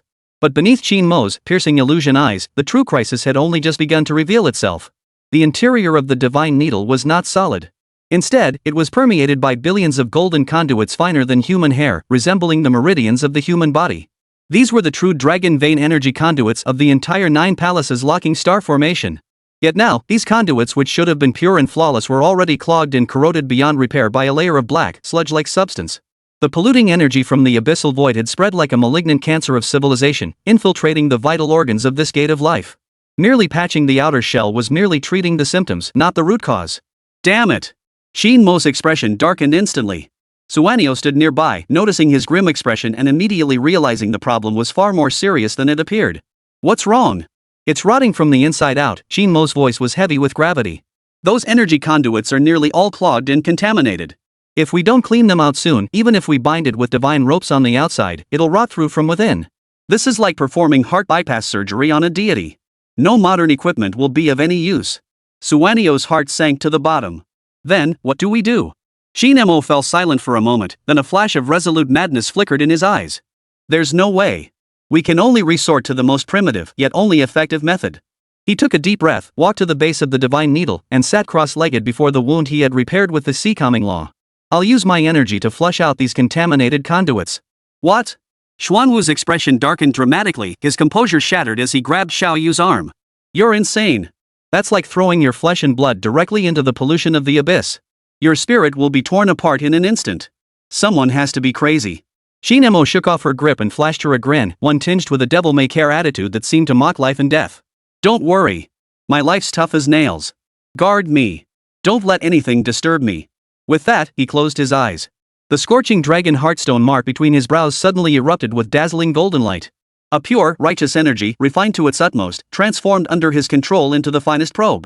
With utmost care, it ventured into the intricate network of dragon veins, complex as a starry river. Agony. An indescribable agony, originating from the very depths of his soul, erupted the instant it touched the corruption. Qin Mo's body convulsed violently, his entire face instantly drained of all color. That was no ordinary mud. It was a swirling mass of spiritual plague condensed from the remnant souls of countless civilizations sunk in the abyss, brimming with venom and madness. Upon sensing Qin Mo's energy, brimming with vitality and order, they lunged forward like sharks smelling blood. They sought to tear apart his will, corrupt his soul, and drag him into the eternal darkness of oblivion. Get out! A thunderous roar erupted from the depths of Qin Mo's soul. The dragon Heartstone, sensing its host's peril, unleashed unprecedented power.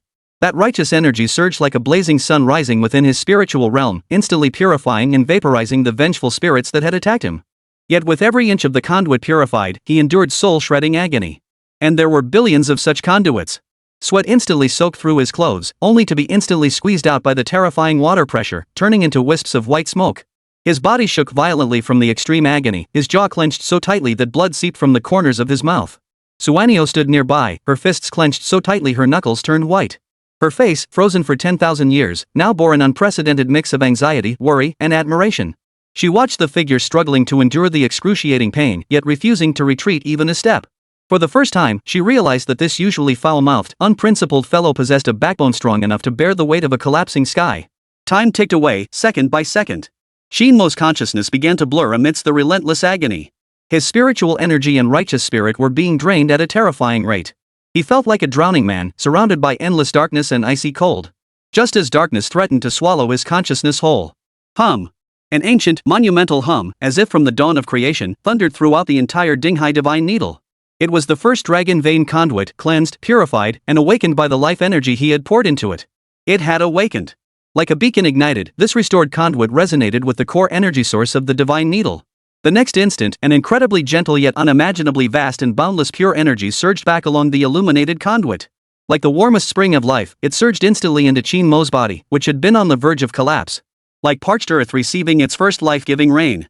The pure energy from the core of the divine needle began to frantically nourish Qin Mo's body and soul, which were on the verge of shattering the moment it entered his body. His internal and external injuries healed at a miraculous, visible pace. His nearly depleted righteous energy was not only instantly replenished but, under the baptism of this higher dimensional energy, began a frenzied transformation. If his previous righteous energy had been a rushing brook, then now, that stream was being forcibly widened and deepened, rapidly evolving toward the scale of rivers, lakes, and seas. An unprecedented sensation of clarity and wholeness spread through every fiber of his being. He felt a profound, blood-like connection forming not only with the earth beneath his feet and the divine pillar of the sea, but with the entire dragon palace of the East Sea itself. He seemed to hear the earth's breath and feel the pulse of the dragon palace. Ding! Congratulations, host! By using yourself as the catalyst to ignite the divine needle's light, you have received the gift of the ancient kingdom of Jumong. Your bloodline ability civilization imprint has been upgraded. New ability, Earth Vein Control Basic. Earth Vein Control, you can now perceive and channel the power of the Earth's dragon veins. All areas touched by these veins fall within your domain. Note, this ability consumes significant mental energy. The cold system notification sounded like heavenly music at that moment. Qin Mo's eyes snapped open, a tangible golden light flashing from his gaze. The pain had long since vanished. In its place surged an unprecedented sense of power. It worked. He rose to his feet, radiating such overwhelming confidence that even the nearby Xian bird couldn't help but glance his way. The surface of the divine needle of the sea was now completely free of its once frightening cracks, replaced by a smooth, jade-like luster. The dark mist that had been seeping from its depths was now completely suppressed. The entire pillar radiated a steady, warm golden glow, anchoring the turbulent sea like a divine tether, restoring calm to the raging waters. Though this suppression was only temporary, it had at least secured them the most precious window of opportunity. Well done. Suanio approached him, handing over a clean cloth. Her voice remained cool and detached, yet the softness in her eyes could no longer be concealed. Qin Mo took the cloth, wiped the blood from his face, and grinned. Basic stuff, no big deal. He glanced up at the still dark expanse of water above, then at the tactical terminal on Xian Yao's wrist, its alarm flashing frantically. Our welcome party is almost here. Time to collect our package. He turned and strode purposefully back toward the wondrous craftsman's workshop. Suanio and Professor Gu followed closely behind. What are you building? A faster submarine? Xian Yao couldn't help asking. A submarine? Qin Mo scoffed, his smile carrying an arrogance that seemed to pierce the heavens. That's too small-minded, Superwoman. His gaze swept past the colossal bronze dragon head, past the pair of metal wings that obscured the sky. It locked dead center on the workshop's core, the massive memory crystal still pulsing slowly, its interior seeming to swirl with billions of stars. We're not going back. What we're building is something that'll make those alien hyenas' eyes pop out of their sockets. He extended his hand, pointing toward the heart that seemed alive, speaking slowly and deliberately. His voice was not loud, yet it was enough to make the entire abyss tremble. See that thing? That is our engine. Chapter 118, Return to the Surface. Inside the command center of the Exploration 1 mothership, the atmosphere was as oppressive as a tomb. The radar monitor stared fixedly at the screen, his bloodshot eyes bulging as if they might pop from their sockets. Report. Target acquired. His voice was hoarse and distorted, filled with utter terror and disbelief. On the screen, the faint light representing the Jiaolong submersible finally reappeared. But surrounding it, densely clustered, were thousands, no, tens of thousands of unidentified, massive signal sources. They formed a formidable, colossal array, like a mythical fleet escorting their king back from the abyss with unmatched might. Zoom in on the optical feed. The captain's roar shattered the command room's dead silence. High-definition cameras pierced the murky depths. The instant that image projected clearly onto the main screen. Whoosh! A collective gasp of shock filled the command center. Time seemed to freeze in that instant. Everyone saw it. They saw the battered, nearly disintegrated Jiaolong submersible. And they saw the ancient undead legion guarding a cast in bronze, their eye sockets burning with ghostly blue soulfire. This was no illusion. It was myth itself, descending upon the mortal realm. The moment Qin Mo's figure, escorted by the mechanical warriors, stepped back onto the deck of the Explorer 1, he was met with the reverent gazes of every crew member, as if beholding a deity. Qin Mo, however, allowed himself no time to catch his breath. His first action was to locate the communications officer. Connect me to the highest encrypted channel of the Dragon Organization. His voice was not loud, yet it carried an undeniable authority. I intend to broadcast a trial to the entire world. Half an hour later. A video, without any prior notice, was forcibly pushed to every connected device worldwide through the Dragon Organization's global network of covert channels. From the giant billboards in Times Square to the Seoul, outdated mobile phone capable of receiving signals in some African tribe. Whether it was the Pentagon's war room or an ordinary person scrolling through short videos in bed. At that very moment, every screen was completely overtaken by the same image. The image showed a young man from China. He stood atop the ruins of a magnificent yet shattered undersea palace. Behind him, thousands of bronze warriors over 3 meters tall knelt in perfect unison, their eyes glowing with a deep blue light that merged into a sea of loyal stars. I am Qin Mo. The young man's voice echoed through this video, reaching every corner of the earth. I believe many of you are familiar with this face. He grinned, a hint of mockery in his smile. Just days ago, I was branded by the Chimera Foundation as an academic fraud, a thief who stole their research. Today, I stand here, 10,000 meters beneath the East China Sea, in the legendary Dragon Palace, to reveal to the world a brutal truth concealed for millennia. Qin Mo bent down and picked up a jade tablet engraved with ancient divine scriptures. The world we inhabit is not as safe as you imagine. Beyond our civilization lies a cosmic-level plague known as the Guishu. It devours civilizations and assimilates planets. And the Chimera Foundation, these hyenas from beyond our domain, their true purpose is neither archaeology nor scientific research. They are the apostles of the Guishu, traitors to civilization. They seek to break the 9 seals that bind Guishu, transforming the entire earth into a gluttonous feast for their dark god. As his words fell, Qin Mo raised the jade tablet high in his hand. The camera zoomed in, revealing the Jumong bird seal script engraved upon it, inscriptions capable of overturning human history clearly displayed before 7 billion eyes. Irrefutable proof. And behind me stands the final line of defense left by the ancient kingdom of Jomon to protect this land. They are the warrior spirits of Huaxia. Now, they have awakened. At the video's conclusion, Qin Mo's gaze pierced through the screen, locking onto the soul of every viewer. The war has begun. Choose to stand with civilization, or choose to align with destruction. The answer lies in your own hands. The video ends, and the screen returns to normal. The entire world fell into a deathly silence that lasted 3 seconds. 3 seconds later. Boom! Global public opinion erupted. Holy crap! What is that? An undersea dragon palace? Good heavens! Are those terracotta warriors? They're alive. Mythology is real. Chinese mythology is all real. Chimera Foundation. Those damned frauds. They want to destroy the world. Qin Mo. He's a hero. A true divine craftsman. China. Forever the god. Dragon Palace beneath the sea, Immortal Legion, the Guishu Conspiracy, Divine Craftsman Qin Mo. Countless terms instantly surged to the top of trending charts across every nation, each followed by a bright red exploding label. All the slander previously hurled at Qin Mo evaporated completely in this moment, leaving not a trace behind. He was no longer a fraud or a thief. In the eyes of all humanity, he became the solitary hero who, alone at the bottom of the abyss, shouldered the battle for the survival of civilization. Chimera Foundation's stock plummeted to zero within a second. All its global branches were instantly raided by special forces from various nations. A coordinated global campaign to crush this anti-human organization erupted with thunderous force. But as Qin Mo had said, this was merely the beginning. As the world's gaze fixated on the earth-shattering storm unfolding over the East China Sea, in the top-secret communications room aboard the Exploration 1, Qin Mo received an encrypted call from Commander Candle Dragon. On the other end, Commander Candle Dragon's voice was heavier than ever before. Diverting attention east while striking west, they succeeded. The moment you released that video, we received a top-level alert from Kunlun Su. Qin Mo's heart sank abruptly. Speak. A multinational international scientific expedition team has obtained permission to enter the core uninhabited zone of Kunlun Su under the pretext of exploring plateau geology. Commander Zhu Long paused, his voice carrying a bone-chilling coldness. The expedition's leader is Jack Rain, a legendary explorer from the United States.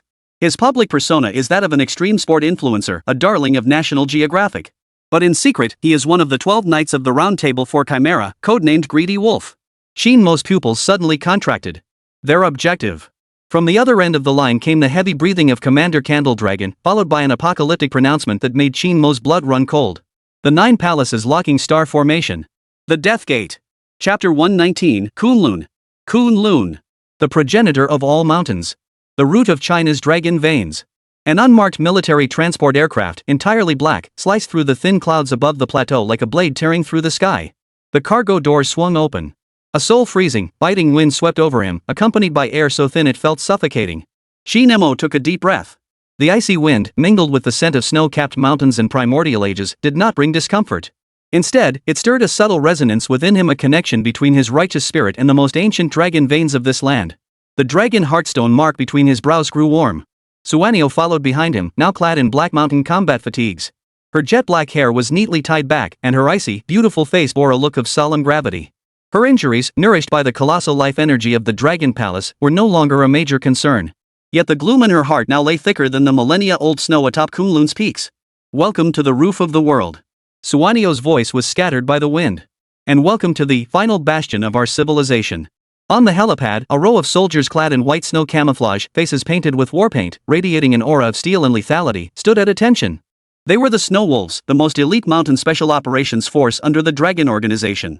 Each one was a warrior elite, selected from millions of soldiers. At their head stood a man nearly 2 meters tall, with shoulders broad as door panels and a face weathered by the elements, carved like granite. His gaze was as sharp as an eagle's. Captain of the Snow Wolf Assault Team, Zheng Feng. The man rendered an impeccable military salute to Xian Niao, then turned his gaze to Qin Mo. His gaze held no curiosity, only scrutiny. It was the most direct scrutiny a top-tier warrior could offer an outsider. Comrade Xian Niao, Commander Zhu Long orders all members of Snow Wolf to immediately cooperate with every action taken by Mr. Qin Mo. Zhang Feng's voice, like his bearing, was steady and commanding. But forgive my frankness, Kunlun is not the East Sea. Here, we believe only in strength. Qin Mo grinned, revealing a row of white teeth. What a coincidence. I'm the sort of person who only trusts the tools in my own hands. No small talk was exchanged. The group proceeded directly into the top-secret tactical command center located deep within the mountain. At the center of the command room, a massive holographic sand table slowly rotated. Displayed upon it was a high-definition 3D topographic map of the entire Kunlun mountain range. Mountains, glaciers, and canyons were rendered in exquisite detail. A blinding red arrow, like a greedy viper, snaked its way deep into the heart of Kunlun. Zhang Feng extended a finger and tapped the very tip of the red arrow. This is the last known position of the Chimera International Scientific Expedition Team, as of 10 minutes ago. Their route, after repeated simulations by our top experts, leads to only one conclusion. Zhang Feng's expression grew incredibly grave. Precise. Precision, to a terrifying degree. They evaded all our overt and covert sentries. Even our latest deployment life detectors utilizing geomagnetic field fluctuations was flawlessly circumvented. It's as if they possess a map more detailed than ours. Suanio's face paled further. Where is their final destination? Zhang Feng took a deep breath and traced a region on the holographic sand table, shrouded in dense black representing extreme danger. Yunjin Mountain, the Valley of Death. The local herders call it the gateway to hell. The voice of the battle analyst sounded beside him, cold and utterly devoid of emotion. Death Valley, geographic coordinates, 36 north, 86 east. This coordinates perfectly with the Death Gate marked on the 9 Palace Lockstar formation map. The magnetic field in this region is extremely chaotic, perpetually shrouded in intense thunderstorms. Any electronic device entering the area will become completely inoperable within 3 seconds. Over the past century, a total of 137 recorded individuals have entered, explorers and scientific expeditions alike. Survivors? 0. The air in the command room seemed to be sucked out. Every pair of eyes was fixed, unblinkingly, on that ominous black zone. There lay the Achilles heel of the 9 Palaces locking star array. There, the detonator that Chimera intended to use to blow up the entire planet. How did they manage to block the magnetic interference? Suanio voiced the most critical question. Black tech. Feng uttered the 3 words, a fleeting look of profound helplessness flashing in his eyes. Our drone transmitted one final blurred image before losing contact. He pulled up the footage. At the center of the scientific expedition team stood a peculiar instrument resembling a black obelisk. It emitted an invisible wave that twisted and repelled the violent lightning around it. We consulted the nation's foremost physicists. Their conclusion is, this technology does not belong to Earth. Another instance of extraterrestrial technology. Another devastating blow from a higher dimension. Feng's fist clenched tightly, knuckles turning white from the force. We attempted high-altitude reconnaissance with helicopters, but all missions failed due to the intense magnetic field. If we attempt a ground approach, even our snow wolves would require at least 72 hours to traverse this uninhabited zone and reach the edge of Death Valley.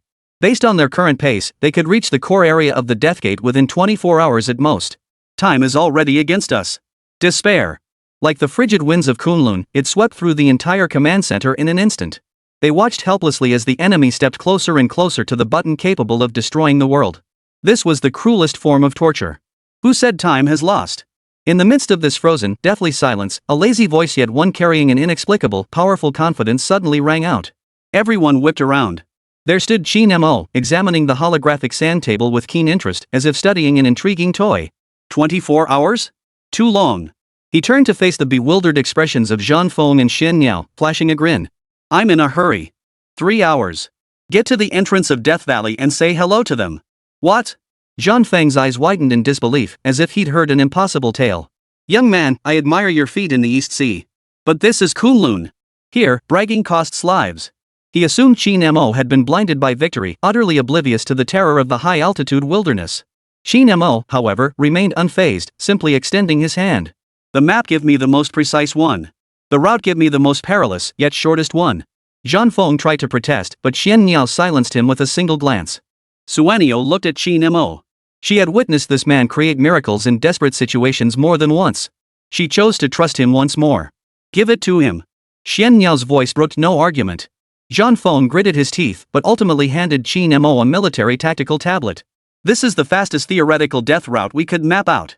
60 kilometers total, requiring crossing 3 snow-capped mountains over 7,000 meters in elevation and traversing a glacial fault zone known as the 10,000-foot ice forest. Good luck. His tone dripped with disbelief. Qin Mo took the tablet, glanced at it, then casually tossed it onto a nearby table under everyone's stunned gaze. This route is too conservative. Take the direct route. After speaking, he leisurely retrieved an object from his unassuming backpack. It was a palm-sized disc, crafted entirely from an unknown, warm-toned jade. The surface bore no traces of modern industry, only countless intricate, ancient runes that seemed to contain the ultimate truths of heaven and earth. What is this? Feng asked instinctively. A little trinket that can turn you turtles into hares. Qin Mo's lips curved into a smirk as he infused a thread of his righteous energy into it. Hum. A faint hum sounded. The ancient jade disc suddenly glowed. An invisible energy field unseen by the naked eye yet distinctly perceptible to the body instantly enveloped the entire command room, radiating outward from the jade disc. The next second, Feng and every member of the Snow Wolf team behind him simultaneously let out an uncontrollable gasp of astonishment. They felt as though their bodies had instantly broken free from Earth's gravitational pull. The mountain-like weight of altitude sickness that had long oppressed them vanished. The thin air, which had demanded every ounce of strength with each breath, was no longer a burden. Their bodies felt light as feathers. Feng, horrified, tried to jump. The result? His head smacked right into the ceiling of the command room over 3 meters high with a loud thud. For the first time in his life, this iron-blooded tough guy let loose with a curse. He stared at Qin Mo, his eyes fixed on him as if he were a living deity.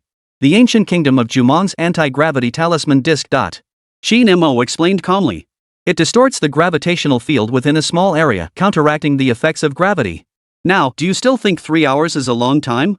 Feng scrambled to his feet, ignoring the massive bump on his head. His granite-like face was etched with extreme fervor and excitement. He spun around abruptly, unleashing the loudest, most frenzied roar of his life toward the team members behind him, who remained frozen in place. All units. Equipment check. Load your weapons. Destination, Death Valley. We're going to deliver a special express delivery from China to those bastards. Meanwhile, Kunlun Mountains, edge of Death Valley. A team of over a dozen tall, blonde-haired, blue-eyed explorers had reached the canyon's entrance. They wore the finest outdoor gear, yet their eyes held no reverence for nature. Only cold, machine-like indifference. At the forefront stood a man with dazzling golden hair and a smile as captivating as a Hollywood star. Jack Ryan. The world's most renowned legendary explorer, a frequent cover star for National Geographic, an idol in the eyes of countless people.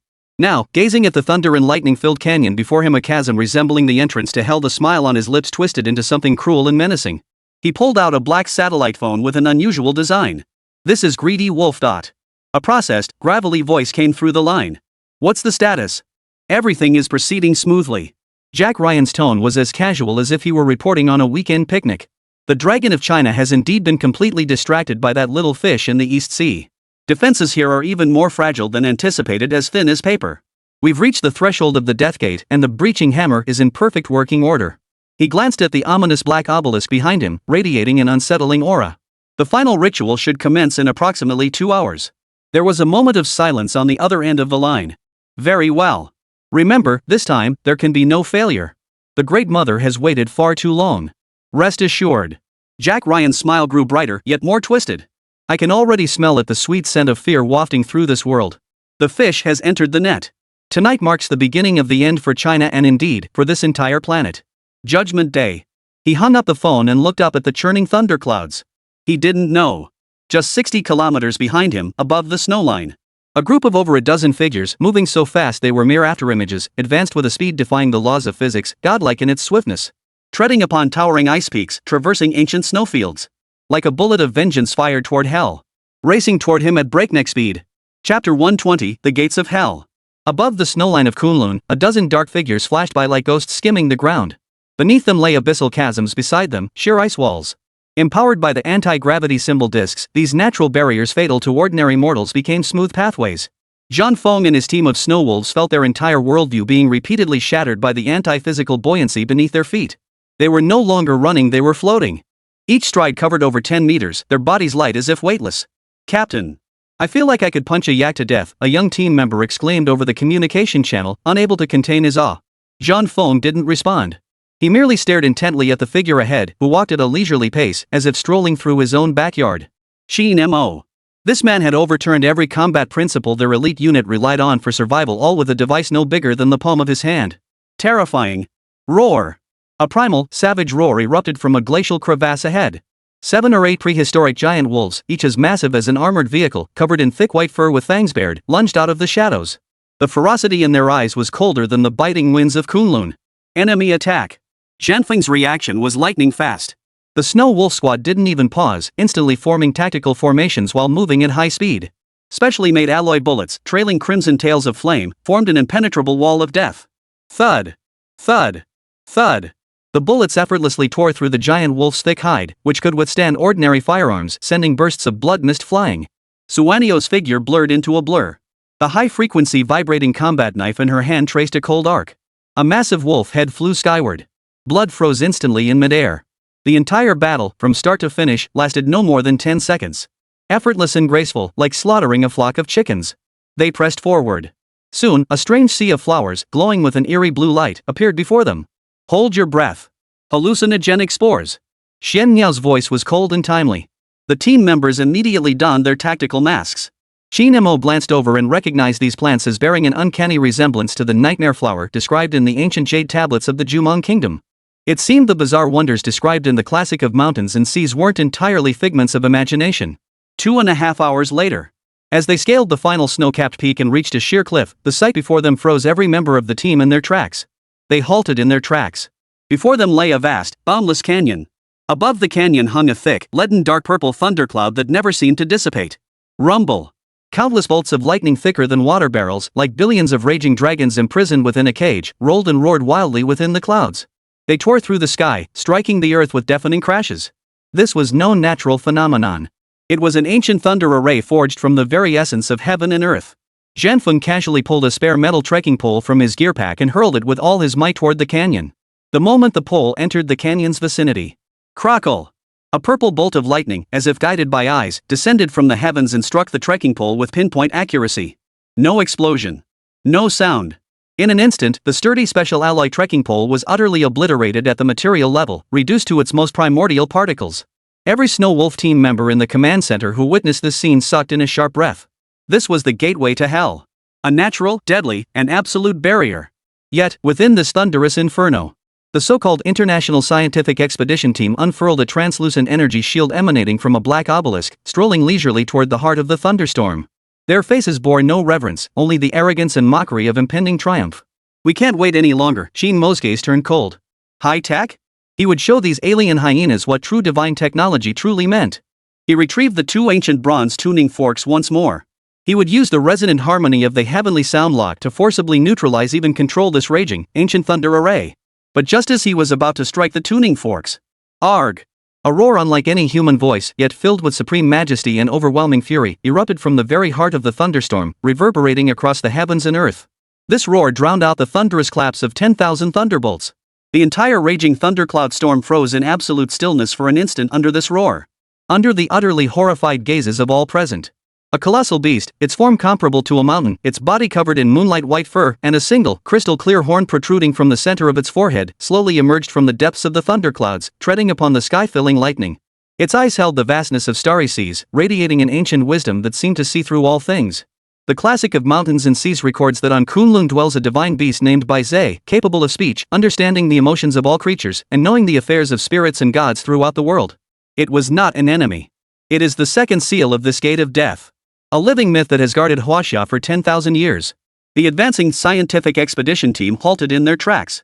Jack Rain, its leader, saw the Bai Zhe and instantly, the arrogance on his face was replaced by an extreme, sickening greed. My God! A parched whisper escaped his throat. It's even more perfect than the records described. He smiled a smile that was dazzling yet cruel.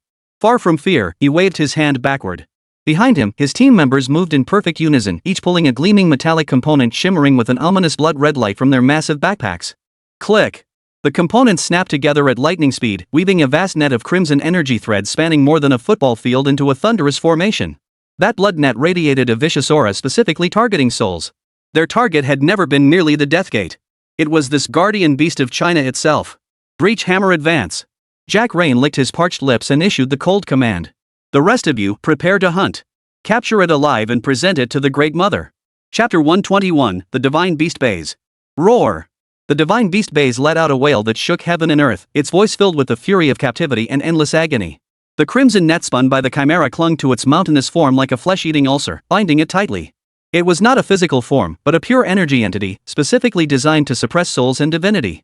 With every violent thrash, the protective divine thunder surged around its body, attempting to tear apart this filthy cage. Yet the furious purple lightning, upon touching the blood net, vanished like a stone sinking into the sea, absorbed entirely without stirring a ripple.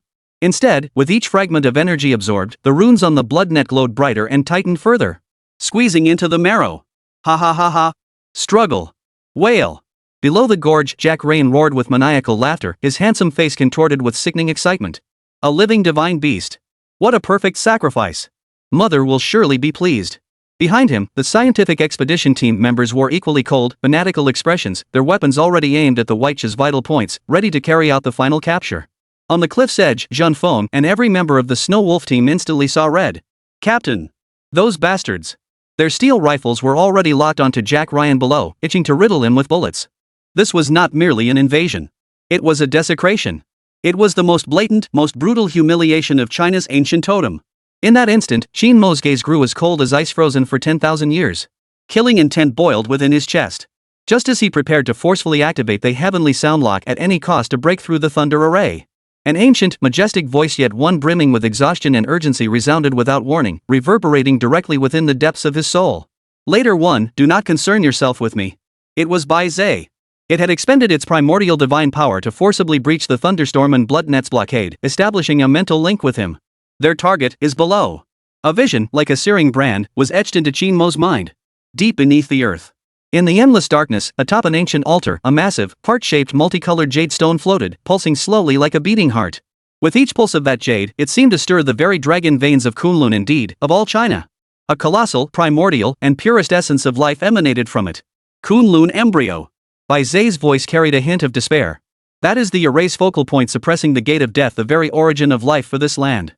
Should it be seized, the 9 palaces will reverse, and nothing will stand in the way of Guichu. The fall of Huaxia will come in an instant. Boom! Qin Mo's mind felt as though struck by a bolt of lightning. So hunting the divine beast was merely a diversion. Their true objective, from the very beginning, had been this Kunlun embryo, the very key to Huaxia's survival. What a masterful chain of schemes. No time. Qin Mo spun around abruptly, his gaze as sharp as a blade fixed on Xian Niao and Zhang Feng behind him. The plan has changed. His voice was decisive, leaving no room for discussion. You two, attack head-on. Unload every last bullet you've got, every single one, straight into the faces of those bastards. Make the biggest racket you can. Draw every ounce of their attention. Zhang Feng froze. What about you? A mad grin spread across Qin Mo's lips. Me? I'll go underground and rip out their hearts. By yourself? That's like walking into. Before Zhang Feng could finish, Shen Niao raised a hand to silence him. Suanio stared deeply at Qin Mo. In those eyes burning with flame, she saw not a trace of recklessness, only absolute confidence and a resolve that spared no cost. She had witnessed it too many times, this man creating miracles in the face of utter despair. This time, she chose to stake the fate of all China on him once more. 1,000 words and thoughts ultimately condensed into one sentence. Come back alive. With that, she spun on her heel, her icy cold face radiating a murderous intent. She drew the high-frequency vibrating combat knife, its blade pointing straight down into the thunderstorm hell below. Snow Wolf. Did you hear me? Open fire. Smash the fury of our Chinese people into their skulls. Roar. In response, a dozen predators roared back the most primal, savage howl imaginable. The next second, gunfire erupted. Vengeful fire snakes tore through Kunlun's frigid winds, pouring relentlessly toward that seemingly impenetrable energy shield. The entire cliff face instantly transformed into the front lines of war. Amidst the deafening battle cries, Qin Mo's figure vanished from his original spot like a ghostly apparition. He walked to the cliff's edge, extended his right hand, and gently pressed it against the hard, frozen earth covered by millennia of ice and snow. Earth Vein Control. Activate. The righteous energy within him and the dragon heartstone mark upon his brow resonated wildly. An invisible wave surged into the earth in an instant. The rock and frozen earth beneath his feet made no sound whatsoever, yet they softened and liquefied like flowing water. Qin Mo's figure sank silently into the earth. It was as if he were not a human being, but a single drop of water merging into the ocean. The entire world transformed before his senses in an instant. Solid matter vanished, replaced by ceaselessly flowing, vein-like earth dragon veins. He could clearly see a filthy, malevolent energy, like a poison, already infiltrating one of the branches, winding its way toward the depths of the earth's core. Found you. Qin Mo snorted coldly, his body transforming into an earth-colored streak of light as he swiftly infiltrated along the polluted dragon vein. He pierced through layer upon layer of rock, crossing scorching mantle. Finally, a colossal, unimaginably vast subterranean cavern appeared before his eyes. The entire cavern's walls were composed of an unknown black crystalline stone that shimmered with an eerie glow, bathing the space in a light reminiscent of a hellish temple. The air was thick with a nauseating, malevolent energy, a foul mixture of sulfur and blood. At the very center of the cavern, atop a colossal altar, the legendary Kunlun embryo floated silently. The multicolored radiance it emitted was the sole and final vestige of sanctity in this defiled land. Qin Mo's gaze froze instantly. For encircling the altar, the ground had long been etched with a vast and intricate malevolent formation. Countless crimson runes flowed like living entities, radiating a specific suppression and severance aura targeting the power of the earth. His earth vein control ability, under the spell's influence, felt as though its throat had been seized, its connection to the outside world forcibly severed. This was a trap. A trap woven specifically for him, a net cast from heaven and earth. At that moment, a figure slowly emerged from the shadows of the altar. Clothed in a wide, dark robe, the face remained hidden. Yet the cold, powerful aura like the depths of an abyss was one Qin Mo would never forget. It was the mysterious figure from the ghost ship of the East Sea, the one who had single-handedly annihilated the Dragon Squad. He seemed to have anticipated Qin Mo's arrival all along, standing there silently as if he had been waiting for centuries. Under Qin Mo's horrified gaze, the cloaked figure slowly raised his head and pulled back his hood. It was a face that was unnaturally young, even handsome. Yet within those eyes, there was not a shred of human emotion. Only absolute indifference and an ancient, unearthly strangeness, like a god surveying ants. He looked at Qin Mo and smiled. That smile brimmed with mockery and the delight of a hunter witnessing his prey finally step into the trap. You finally arrived, inheritor. His voice was hoarse and deep, yet carried a soul-piercing magic. I have waited for you for a very long time. Chapter 122, The Heir. You finally arrived, heir. The smile on that face, handsome to the point of being unnerving, grew ever more intense. I have been waiting for you for a very long time. Qin Mo's pupils suddenly contracted, his heart clenched as if by an invisible hand. A trap. This formation specifically designed to counteract earth vein control. This mysterious figure lying in wait like a hunter by a tree stump. From the very beginning, all of Chimera's actions on the surface hunting the divine beast base had been nothing but a grand decoy to lure him here. Chimera? The cloaked figure seemed to read Qin Mo's thoughts, letting out a contemptuous snort. That pack of hyenas driven by greed? Merely tools I picked up along the way, quite useful ones at that. He extended a finger and gave it a slight shake. Allow me to introduce myself. You may call me the Usurper. The Usurper. Those two words seemed to carry a kind of magical power, causing the evil energy throughout the entire cavern to boil. Surprised? Confused? The usurper relished the shock on Qin Mo's face, as if watching a play whose script had been written long ago. The abyss truly is the end of civilization. But an end also signifies a new beginning. His voice brimmed with a feverish fervor that seeped into the soul. I am the sole survivor of the last civilization it devoured. I witnessed my homeworld, all my kin, utterly erased in that feast, reduced to nourishment for the abyss. But I survived, and I came to understand it. He spread his arms wide, as if embracing the entire subterranean world. I do not seek to unleash it, heir. I intend to control it. To harness its power and purge this universe of all filth, folly, and chaos to forge a new world of absolute reason, perfected under my dominion. And you. The usurper's gaze locked dead center on Qin Mo's forehead. You, bearing the mark of civilization, are the final and most perfect piece of my grand design.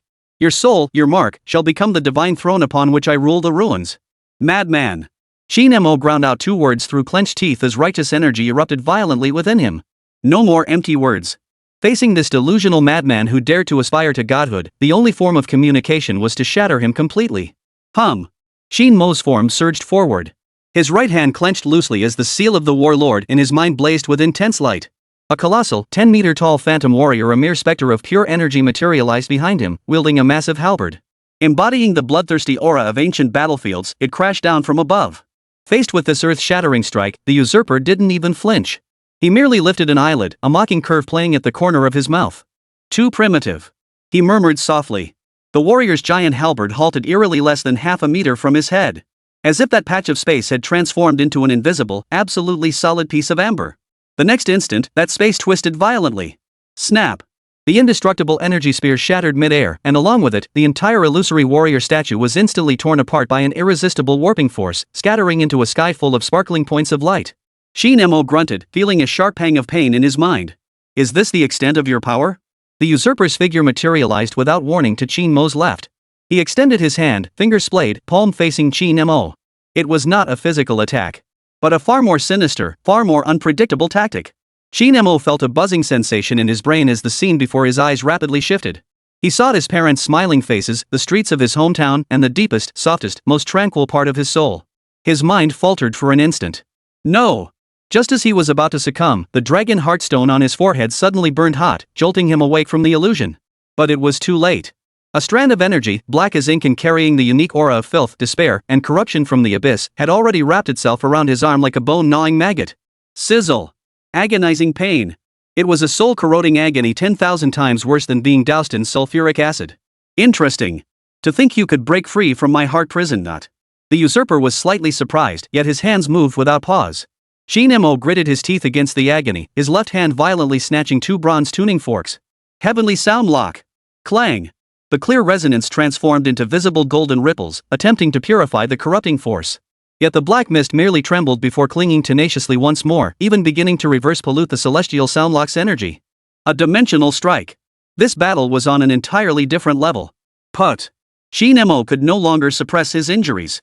He spat out a mouthful of blood and collapsed to one knee. All the trump cards he had prided himself on proved as fragile as a joke before the usurper's bizarre, unfathomable power of force belonging to another civilization entirely. Spatial distortion, mind invasion, abyssal corruption. The opponent was like a max-level powerhouse effortlessly toying with a newbie player in a beginner's village.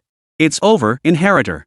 The usurper's figure appeared before Qin Mo as if teleported, towering over him with a condescending gaze. Abandon feudal resistance. Becoming a part of me is your highest honor. He slowly raised his hand, its palm holding a mass of guechu black sludge so dense it had solidified, writhing violently. The stench of death assaulted his senses. Meanwhile, on the ground. Hold on. Hold the damn line. Half of Zhang Feng's body was drenched in blood. Roaring, he slammed the last magazine into the gun's chamber. Before him, the so-called scientific expedition members had long shed their disguises. Their bodies were bulging with twisted muscles, their skin an unnatural, ashen gray. Bloodshot eyes gleamed as they charged the Snow Wolf Squad's defenses with utter disregard for death. Each one resembled a monster injected with super soldier serum. Suanio's combat knife was already chipped, her breath coming in ragged gasps as her stamina reached its limit. They were locked in a bitter struggle, held fast here. Earth's core, cavern. Just as the mass of black sludge was about to press against Qin Mo's crown chakra. Snap. A sharp cracking sound echoed from within Qin Mo's embrace. It wasn't the sound of shattered bones. It was the ancient jade pendant he'd casually taken from the Chomong treasure vault, that seemingly ordinary, unremarkable piece. The jade pendant shattered. A gentle, boundless golden divine consciousness filled with infinite wisdom and compassion instantly surged into Qin Mo's consciousness, which was on the verge of shattering. The latecomer. It was the voice of the high priest of Jiumeng. 9 palaces lock the stars, life and death intertwined. Beneath the gate of death lies the path to great life. The way to break the stalemate lies not in destruction, but in awakening. That divine consciousness, like a key, instantly unlocked a brand new door within Qin Mo's minded door to the 9 palaces locking stars' great formation. He gained access to the higher level, central hub permissions. A sudden flash of insight. The veil lifted. Qin Mo abruptly lifted his head. His eyes, nearly drowned in agony, suddenly blazed with an unprecedented, frenzied light. He did not look at the usurper standing mere inches away. Nor did he attempt a final counterattack. Instead, he performed an action that stunned even the usurper. Qin Mo summoned the last shred of righteous energy within him, merging it with the newly infused divine consciousness of Jiumeng and the full power of the Dragon Heartstone. He poured it all, without reservation, like a surging river, into the altar before him, into that slowly pulsating, multicolored Kunlun embryo. "I'm done fighting you. I'm flipping the table. What are you doing?" The usurper's composure vanished for the first time. For the first time, a flicker of bewilderment and alarm surfaced in his once serene, still eyes. He instinctively sensed that events were spiraling wildly out of control in a direction he could neither foresee nor command. He wanted to stop it. But it was too late. Buzz. The Kunlun embryo, having absorbed all of Qin Mo's power, erupted with a multicolored radiance 1,000,000,000 times more brilliant than the sun. It no longer pulsed slowly. Instead, like a war drum, it emitted a heavy, majestic heartbeat that shook the entire planet. Thud. Thud. Thud. The entire Kunlun void began to shake violently. No! The entire Eurasian plate trembled in response to this terrifying heartbeat. The thunderstorms above ground froze instantly. The divine beast base ceased its mournful wail, staring in horror toward the depths below. Beneath Shunfeng and Suanio, the earth surged like ocean waves, nearly toppling them from their feet. Impossible, impossible. A flicker of emotion called fear finally flickered across the usurper's face. This aura, this cannot exist. He sensed it. An aura more ancient, more tyrannical, and more utterly defiant than anything he knew, more primal than the civilization of his homeworld, more primordial than the abyssal void, more mythical than any legend he could comprehend. Slowly awakening in the deepest depths of the earth's core. It was not the power of Jiumeng, nor that of any known deity. It was a brutal, pure, primordial dragon might. Rumble. The vast subterranean cavern began to collapse. The altar shattered. The Kunlun embryo transformed into a streak of light, plunging into the boundless abyss. As if it were but a key offered to awaken that slumbering existence. The next instant, a dragon's roar, as if echoing across billions of years, powerful enough to shake the stars from the heavens, resounded across the cosmos. The true unknown had arrived. Chapter 123, Dragon's Roar. Roar. This was no roar of flesh and blood, but the most primal, most savage, most unreasonable fury accumulated by the entire planet over 46 billion years. This dragon's roar originated from the planet's core. It was this planet's immune system launching its ultimate purge against the foreign virus known as the usurper. The usurper's face, once twisted with malevolence and composure, shattered instantly, replaced by primal terror born of life's instinct. His vaunted power to warp space crumbled like thin paper before this pure, primordial essence of the dragon vein. His once invincible abyssal black sludge, under this resplendent heavenly might, evaporated and purified like ice under the scorching summer sun, leaving not a single trace behind. No! A guttural, inhuman scream erupted from his throat. The malevolent formation at the cavern's center, crafted specifically to counter Qin Mo's earth vein control, didn't last even a second. Countless crimson runes emitted piercing wails upon contact with the dragon vein's energy, instantly reduced to ash.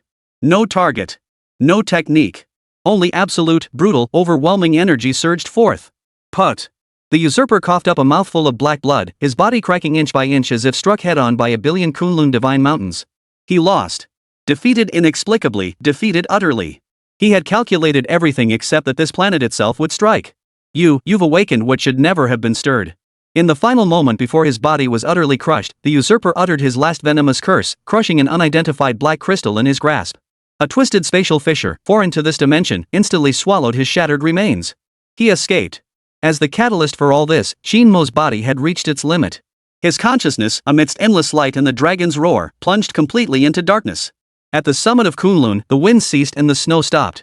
The terrifying thunderstorm that had shrouded the Valley of Death for eons vanished into thin air the moment the dragon's roar echoed. The sky was as blue as washed silk. The crimson net that had bound the divine beast base silently disintegrated into dust across the heavens. It was free. Yet this guardian of myth uttered no roar of joy.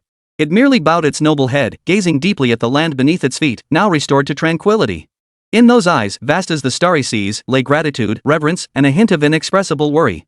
Then, its mountainous form dissolved into countless points of luminous light, drifting like a gentle snowfall as it slowly faded away, returning to the land it had guarded for 10,000 years. All things fell silent once more. No. There were still the Chimera-modified troops. Under the overwhelming dragon might emanating from the planet's will, their minds forcibly catalyzed by drugs and dark arts had already shattered. They were no longer fearless monsters, but pitiful creatures cowering on the ground, clutching their heads and emitting beastly wails. Jean Foam straightened his body, wiping the blood from his face. His gaze was cold as steel. Clear them out. The response came in the synchronized metallic clatter of Snow Wolf Squad pulling back their rifle bolts. This was not combat, it was execution. Suanio, however, remained motionless. Her gaze remained fixed on the spot where Qin Mo had vanished. Her heart sank. 3 days later. Somewhere in China, 10,000 meters underground, lay a top-secret base never marked on any map. Codename, Nest of the Candle Dragon. Qin Mo lay motionless in a medical pod filled with pale golden nutrient fluid. Her body was covered in monitoring probes, her eyes tightly shut as she remained in the deepest coma. Commander Candle Dragon stood before the pod. His naturally imposing face bore an unprecedented gravity. Operation codename, Mending the Sky. His voice echoed through the empty medical chamber. All related information is permanently sealed and classified as top-level state secret. Suanio stood beside him, dressed in a fresh combat uniform, yet her icy beautiful face betrayed an unmistakable weariness and worry. How is he? Vital signs stable. A researcher in a white lab coat adjusted his glasses, his tone heavy. But his psychic energy, or rather, his soul, seems utterly drained. We cannot rouse him. Commander Candle Dragon fell silent. He waved his hand, and a massive holographic display unfolded before him. The screen displayed front-page headlines from major news outlets worldwide. Kunlun experiences strongest geological disturbance in history, affecting multiple regions globally. Shocking. Mysterious energy fluctuations emerge in western China, disabling satellites across multiple nations. Sign of the apocalypse? Or a superweapon? International community demands explanation from China. Commander Zhu Long switched to another screen. These were media reports from Western nations, clearly biased and malicious in tone. Insider reveals Kunlun Dragon's Roar is the codename for China's secret geological weapon experiment. The truth.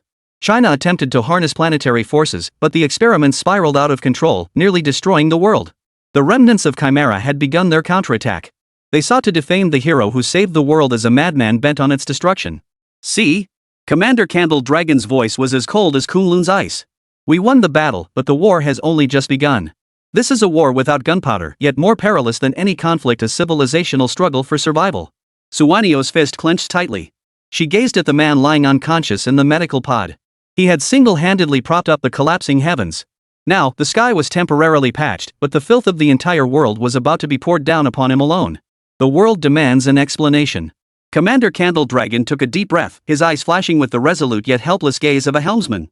But our hero, he still won't wake up.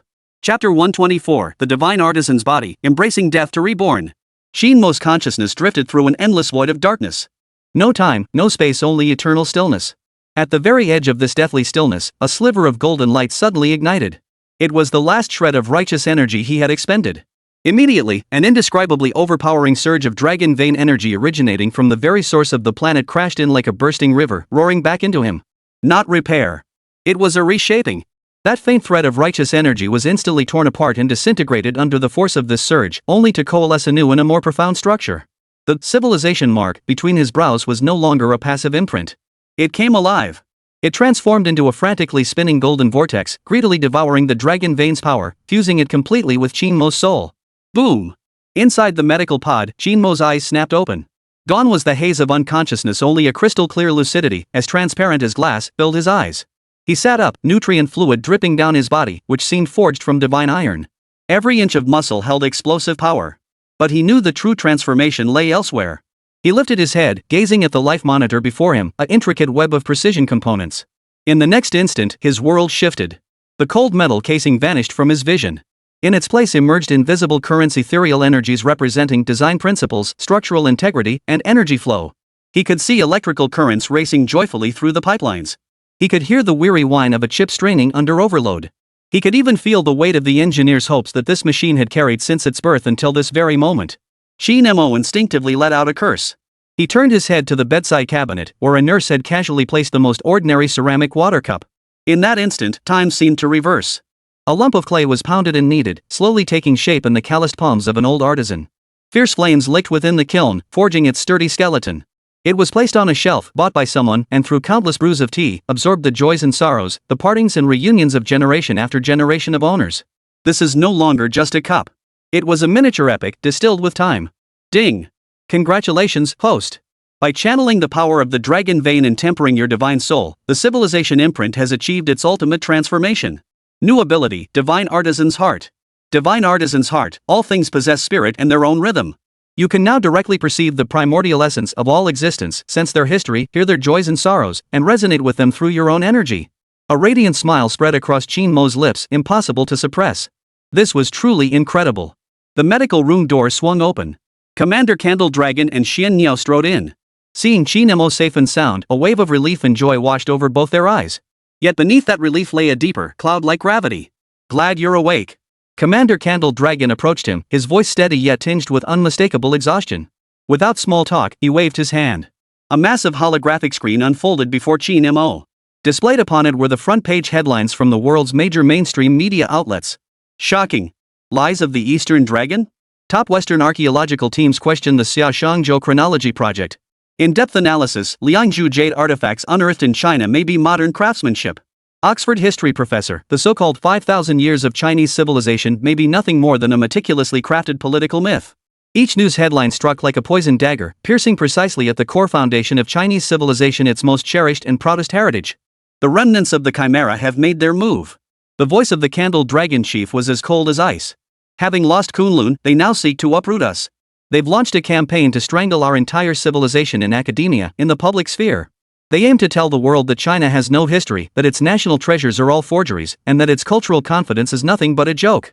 The smile on Qin Mo's face slowly faded. Replacing it was a murderous intent as stark and icy as Kunlun's black ice. This was more vicious than war.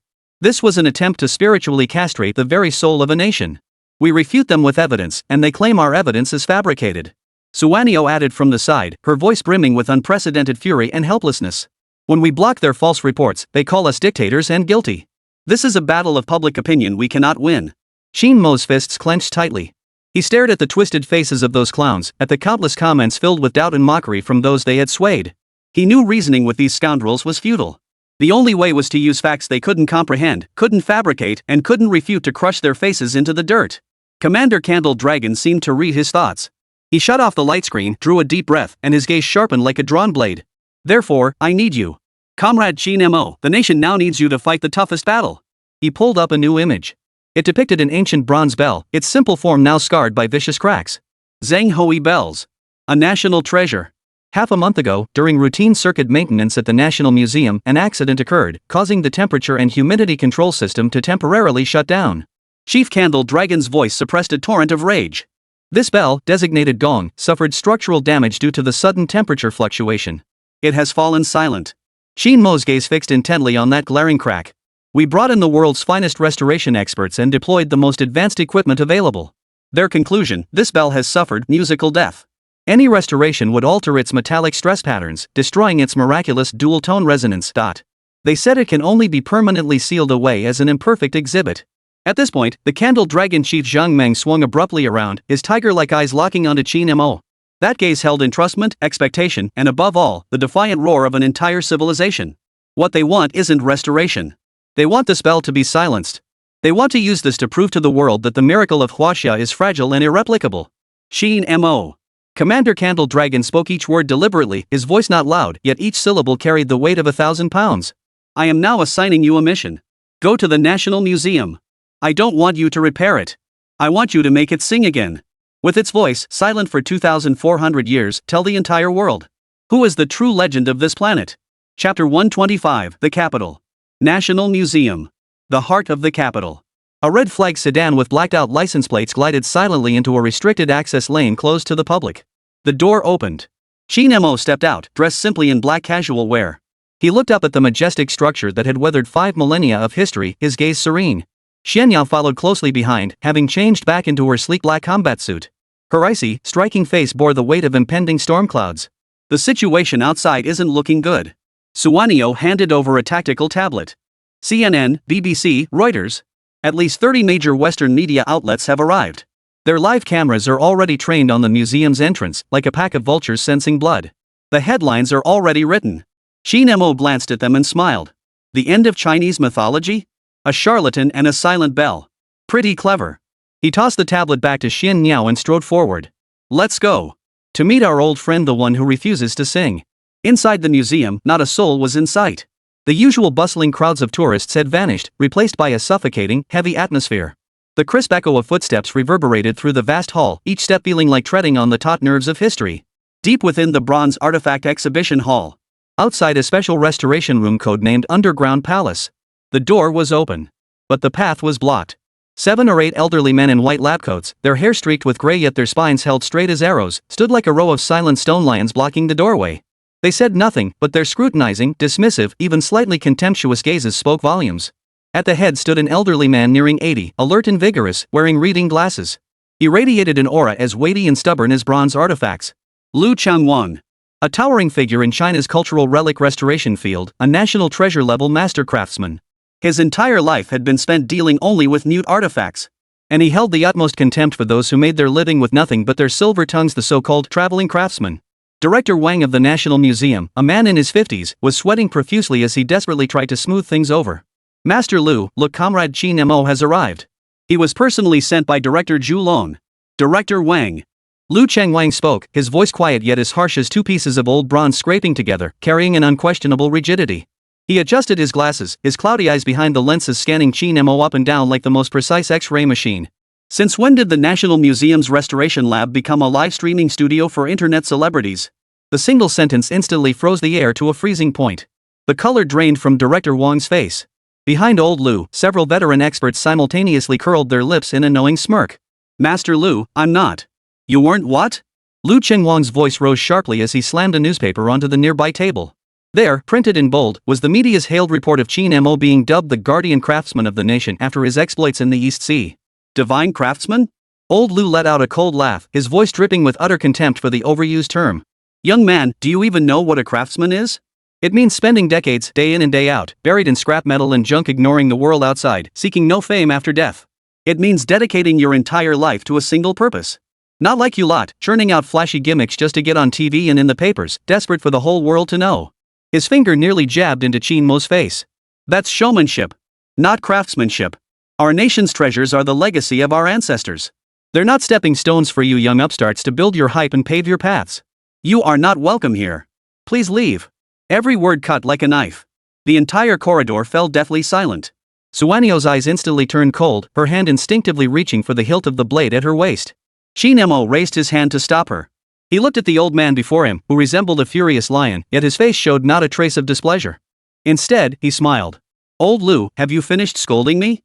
Liu Chengwang froze. He had anticipated every possible reaction from Qin Mo: anger, defense, even fury born of humiliation.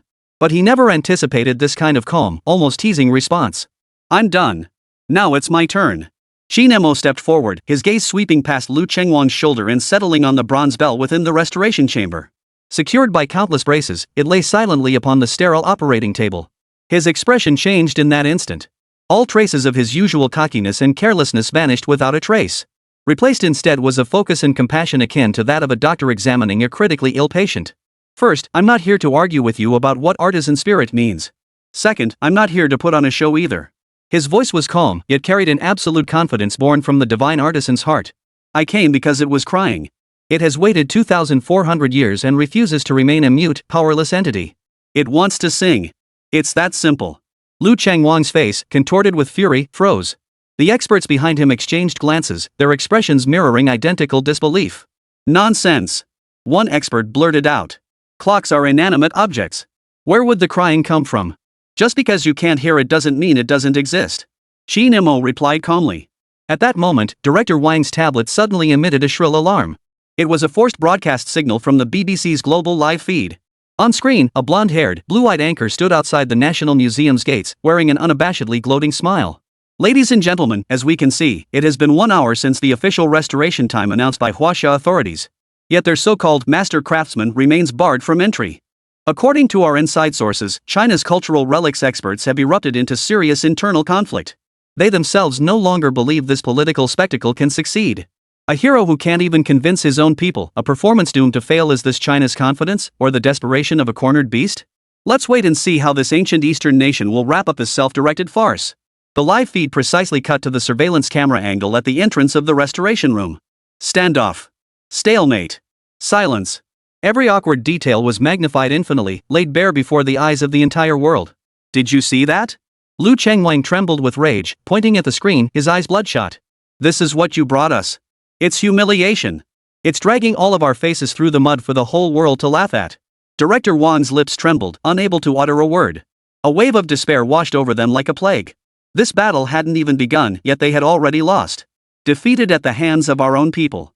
Qin Mo, however, couldn't be bothered to glance at the screen. He simply gazed quietly at the bell, as if observing an old friend he hadn't seen in ages. Then, he slowly lifted his head, looked at Liu Chengwang blocking his view, and cracked a grin. That smile was dazzling, yet carried an audacious arrogance that seemed to pierce the heavens. Old Liu, I've made my point. I didn't come here to ask for your approval. He paused, then spoke each word deliberately. His voice was not loud, yet it thundered like a bolt of lightning, exploding through the deathly quiet corridor. It is beckoning me inside. The moment the words fell, a streak of glass like gold flared up in the depths of Qin Mo's eyes. Divine artisan's heart. Activated. He did nothing. He merely extended a thread of his consciousness like an invisible silk strand across the barriers of space, gently resting it upon the ancient, battered bell. Hum. A faint hum. Faint. Fleeting. Yet so real it made the eardrums of everyone present tremble. It was not the sound of striking.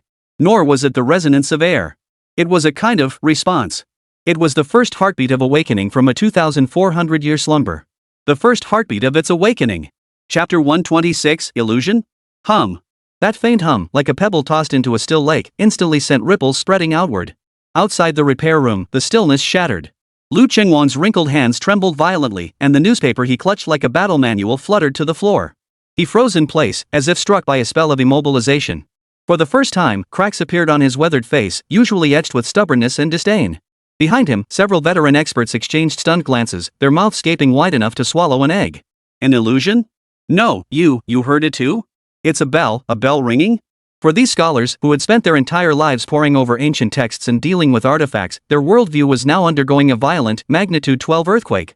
In the BBC Live studio, the smug expression on the blonde presenter's face froze solid. Stammering, he tried to explain to the camera. Viewers, it seems we heard some sounds. This is likely due to equipment malfunction on site, or some kind of sound effect we're unaware of. But even he didn't believe his own words. For that hum carried a weight and sorrow that spanned millennia, something no modern technology could possibly replicate.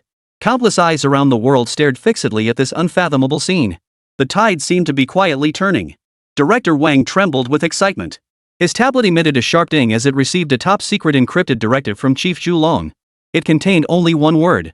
Approved. Relieved as if granted a pardon, Director Wang turned to Liu Chengwang, who stood blocking the doorway, his voice trembling. Old Liu, let him try. Liu Chengwang did not respond. His body seemed rooted to the spot, still blocking the doorway. Yet the impenetrable human wall formed by him and several experts had, unnoticed, parted to create a narrow gap just wide enough for one person to pass through. This was the final, and greatest, concession from the older generation of craftsmen. Qin Mo didn't even glance at them. He stepped forward, entering the underground palace restoration chamber, hailed as the sanctuary of cultural relic restoration in the country. Behind him, the heavy lead door slowly closed, sealing out all the clamor and skepticism of the outside world. The entire world now contained only him and the national treasure lying on the workbench, silently weeping. Qin Mo approached and came to a halt before the battered bronze bell. He extended his hand, not to touch the jagged cracks, but to hover gently above the cold bronze surface. The next instant, he closed his eyes. Divine artisan's heart, full activation. Boom! The world before his eyes shattered into fragments. The cold metal, the blinding lights, the intricate instruments, everything vanished. In its place emerged a vast and profound energy universe, woven from countless golden rays. This was the primordial essence of the Zhang Hui chime bells. Each ray represented a distinct musical tone. Each intersection held the millennia-old miracle of one chime, two tones. They should have flowed harmoniously and orderly like the Milky Way, playing the most glorious symphony of Chinese civilization. But now, this universe has died. Those golden rays snap and dim, like severed dragon veins tangled into a lifeless knot of chaos. At the very center of the entire Qi-Yin universe, a massive, twisted, black wound radiating endless venom and wails straddles the void like an abyssal fissure. It devoured the remnants of golden light around it with frenzied voracity, spreading an aura of death and finality. This was the true wound. The hideous cracks on the surface were merely the ugly projection of this soul wound in the real world. Qin Mo's heart sank. He heard it. He heard the bell's mournful wail. It was not the unconscious vibration of metal, but a soul-wrenching wail filled with resentment, fury, and endless agony. It was crying out to him. It was begging him for help. Qin Mo's gaze softened, yet grew unwaveringly resolute. Don't be afraid. His spirit transformed into a warm golden stream of light, gently touching the black wound. I'm here. Tell me who did this to you. The black wound, filled with agony and wails, seemed to find an outlet the moment it touched Qin Mo's consciousness. Buzz. A colossal torrent of information, brimming with chaos and resentment, erupted violently. Qin Mo's consciousness was violently dragged into the backflow of time. The world spun violently before his eyes. He saw it. He saw that calm night half a month ago. Inside the repair room, everything was as usual. The constant temperature and humidity system emitted its regular hum, a sign of normalcy. Yet, within an inconspicuous cable conduit, a small black box meticulously disguised as a line stabilizer shifted its indicator light from green to red. Immediately afterward, a man clad in blue electrician's overalls, wearing a mask and hard hat, appeared in the distribution room at the end of the corridor. His movements were skilled, professional, and flawless. He opened the distribution box and proceeded with what appeared to be routine circuit maintenance. But in the blind spot of the surveillance, his other hand reached into the toolkit and retrieved a black crystal the size of a button battery. He gently pressed the crystal onto a hidden contact point within the main power supply. Then he closed the electrical box, turned, and walked away. The entire operation took no more than 3 minutes. He looked like the most ordinary late-night maintenance worker. But Qin Mo's divine artisan's insight pierced through all the disguises, revealing the face hidden beneath the mask. It was an utterly ordinary face, the sort that blended into a crowd and would be forgotten in 3 seconds. But those eyes held not a shred of human emotion, only the cold, precise, and utterly detached gaze of a surgical blade. Qin Mo's pupils suddenly contracted. He recognized those eyes. They were identical to those of the chimera cyborg he had obliterated with a single punch in Kunlun Su. The instant the electrician departed, the black crystal activated. An inaudible, undetectable infrasonic pulse surged through the wiring, striking the special repair room with pinpoint accuracy. This was no indiscriminate attack.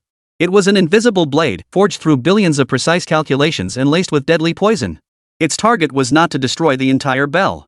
Instead, it precisely severed the most critical and most fragile metal stress structure within the bell body, the very core responsible for high and low resonance. Cutting off the source. One strike, one kill. Qin Mo saw the primordial essence within the bell's body severed cleanly in two at that instant. The resplendent golden cosmos collapsed with a thunderous crash. And that infrasonic attack, having fulfilled its purpose, triggered a short circuit in the constant temperature and humidity system, creating a perfect accident. All clues were concealed. All incriminating evidence was erased. What a move! A perfect murder, killing without spilling a drop of blood. Qin Mo's consciousness abruptly snapped out of the temporal regression. He opened his eyes. All warmth and compassion vanished without a trace from those clear eyes. In their place now lay a murderous intent as cold and ancient as ice frozen for 10,000 years. He turned slowly, his icy gaze sweeping over the repair room.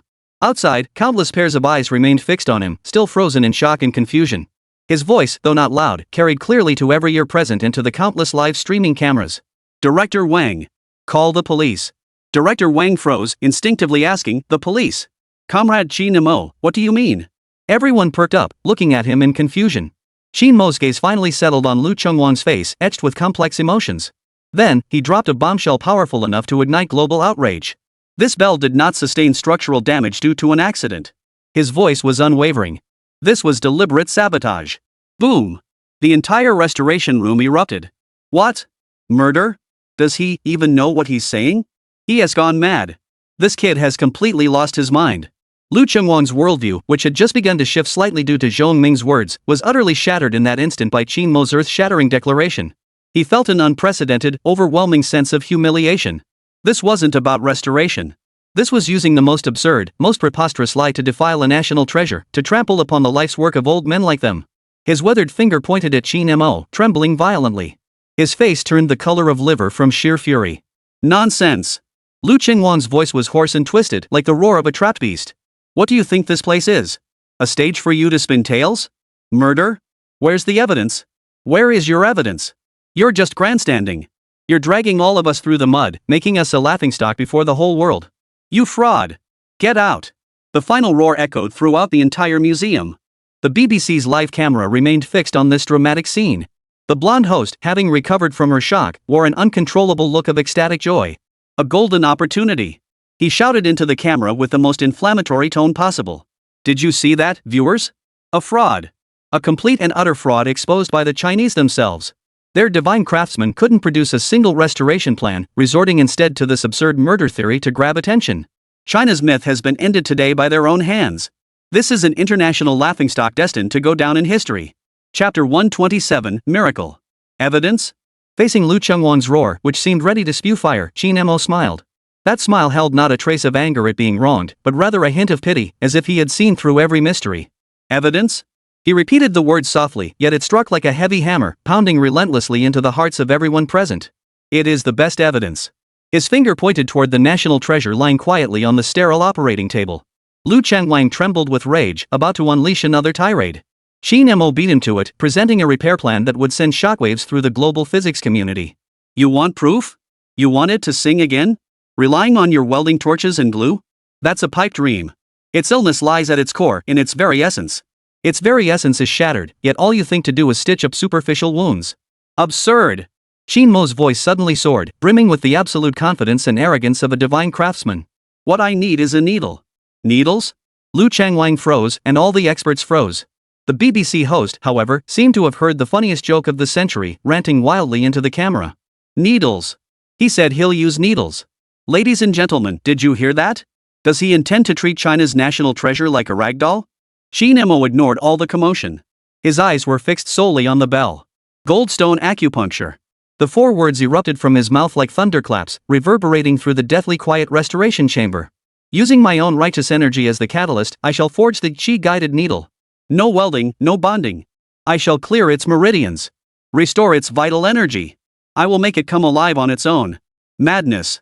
That was the soul thought racing through every mind present. Lu Chengwang's face, swollen to the color of liver, twisted into a bitter, sorrowful grin, a grimace born of utter absurdity. I've dealt with artifacts my entire life, and I've never heard such an absurd, far-fetched tale. He pointed toward the door, his voice hoarse. Get out. Get out of here now. Don't defile our ancestors' treasures. Mr. Liu, please don't be so hasty. Qin Mo's expression remained calm. Since you don't believe me, let's make a bet. He scanned the room, his gaze sweeping over the temperature-controlled cabinets housing the sealed fragments. Give me a bronze fragment you've deemed completely dead. Anyone will do. The older, the better, the more shattered, the better. Right here, in front of the whole world. Qin Mo grinned, revealing a mouthful of white teeth. The smile held a wild, lawless madness. I'll bring it back to life. Lu Chengwang stared intently at Qin Mo, his cloudy eyes raging with internal conflict. Reason told him this kid was a complete fraud, a madman seeking attention. Yet that mysterious hum from the ancient bell felt like a thorn, piercing deep into his once unshakable worldview. Fine. Finally, he ground out a single word through clenched teeth. Director Wang. Go. Fetch that ghost face from the vault. Director Wang's face paled. Mr. Liu, that piece is a Shang Dynasty fragment. You personally concluded back then that its bronze crystal lattice had completely. I said go get it. Lu Chengwang bellowed. Soon, a bronze fragment encased in a blast-proof box and covered in thick dust was carefully presented before Qin Mo. It was a palm-sized fragment from a ritual vessel of the Shang Dynasty, 3,000 years ago. Spiderweb-like cracks crisscrossed its surface, while green copper patina, like malignant tumors, had corroded nearly every engraved pattern. It carried not a trace of qi, only a thick, oppressive aura of death. Lu Chengwang gazed at the fragment with a complex expression. Young man, this is the ghost face, the most thoroughly dead piece in our museum. If you can make even a single crack on it show the slightest change, I, Lu Chengwang, will kneel down and kowtow to you today. He made his promise unequivocally. The BBC camera immediately zoomed in for a 10-second close-up of the ghost face. The host delivered the most dramatic explanation to the world about this fragment's death certificate. Public opinion had reached a boiling point. Everyone waited to see how Qin Mo would resolve this absurd farce he had unleashed. Qin Mo didn't even glance at them. He walked to the corner of the restoration room, to the most advanced laser melting furnace imported from Germany, and shook his head. Trash.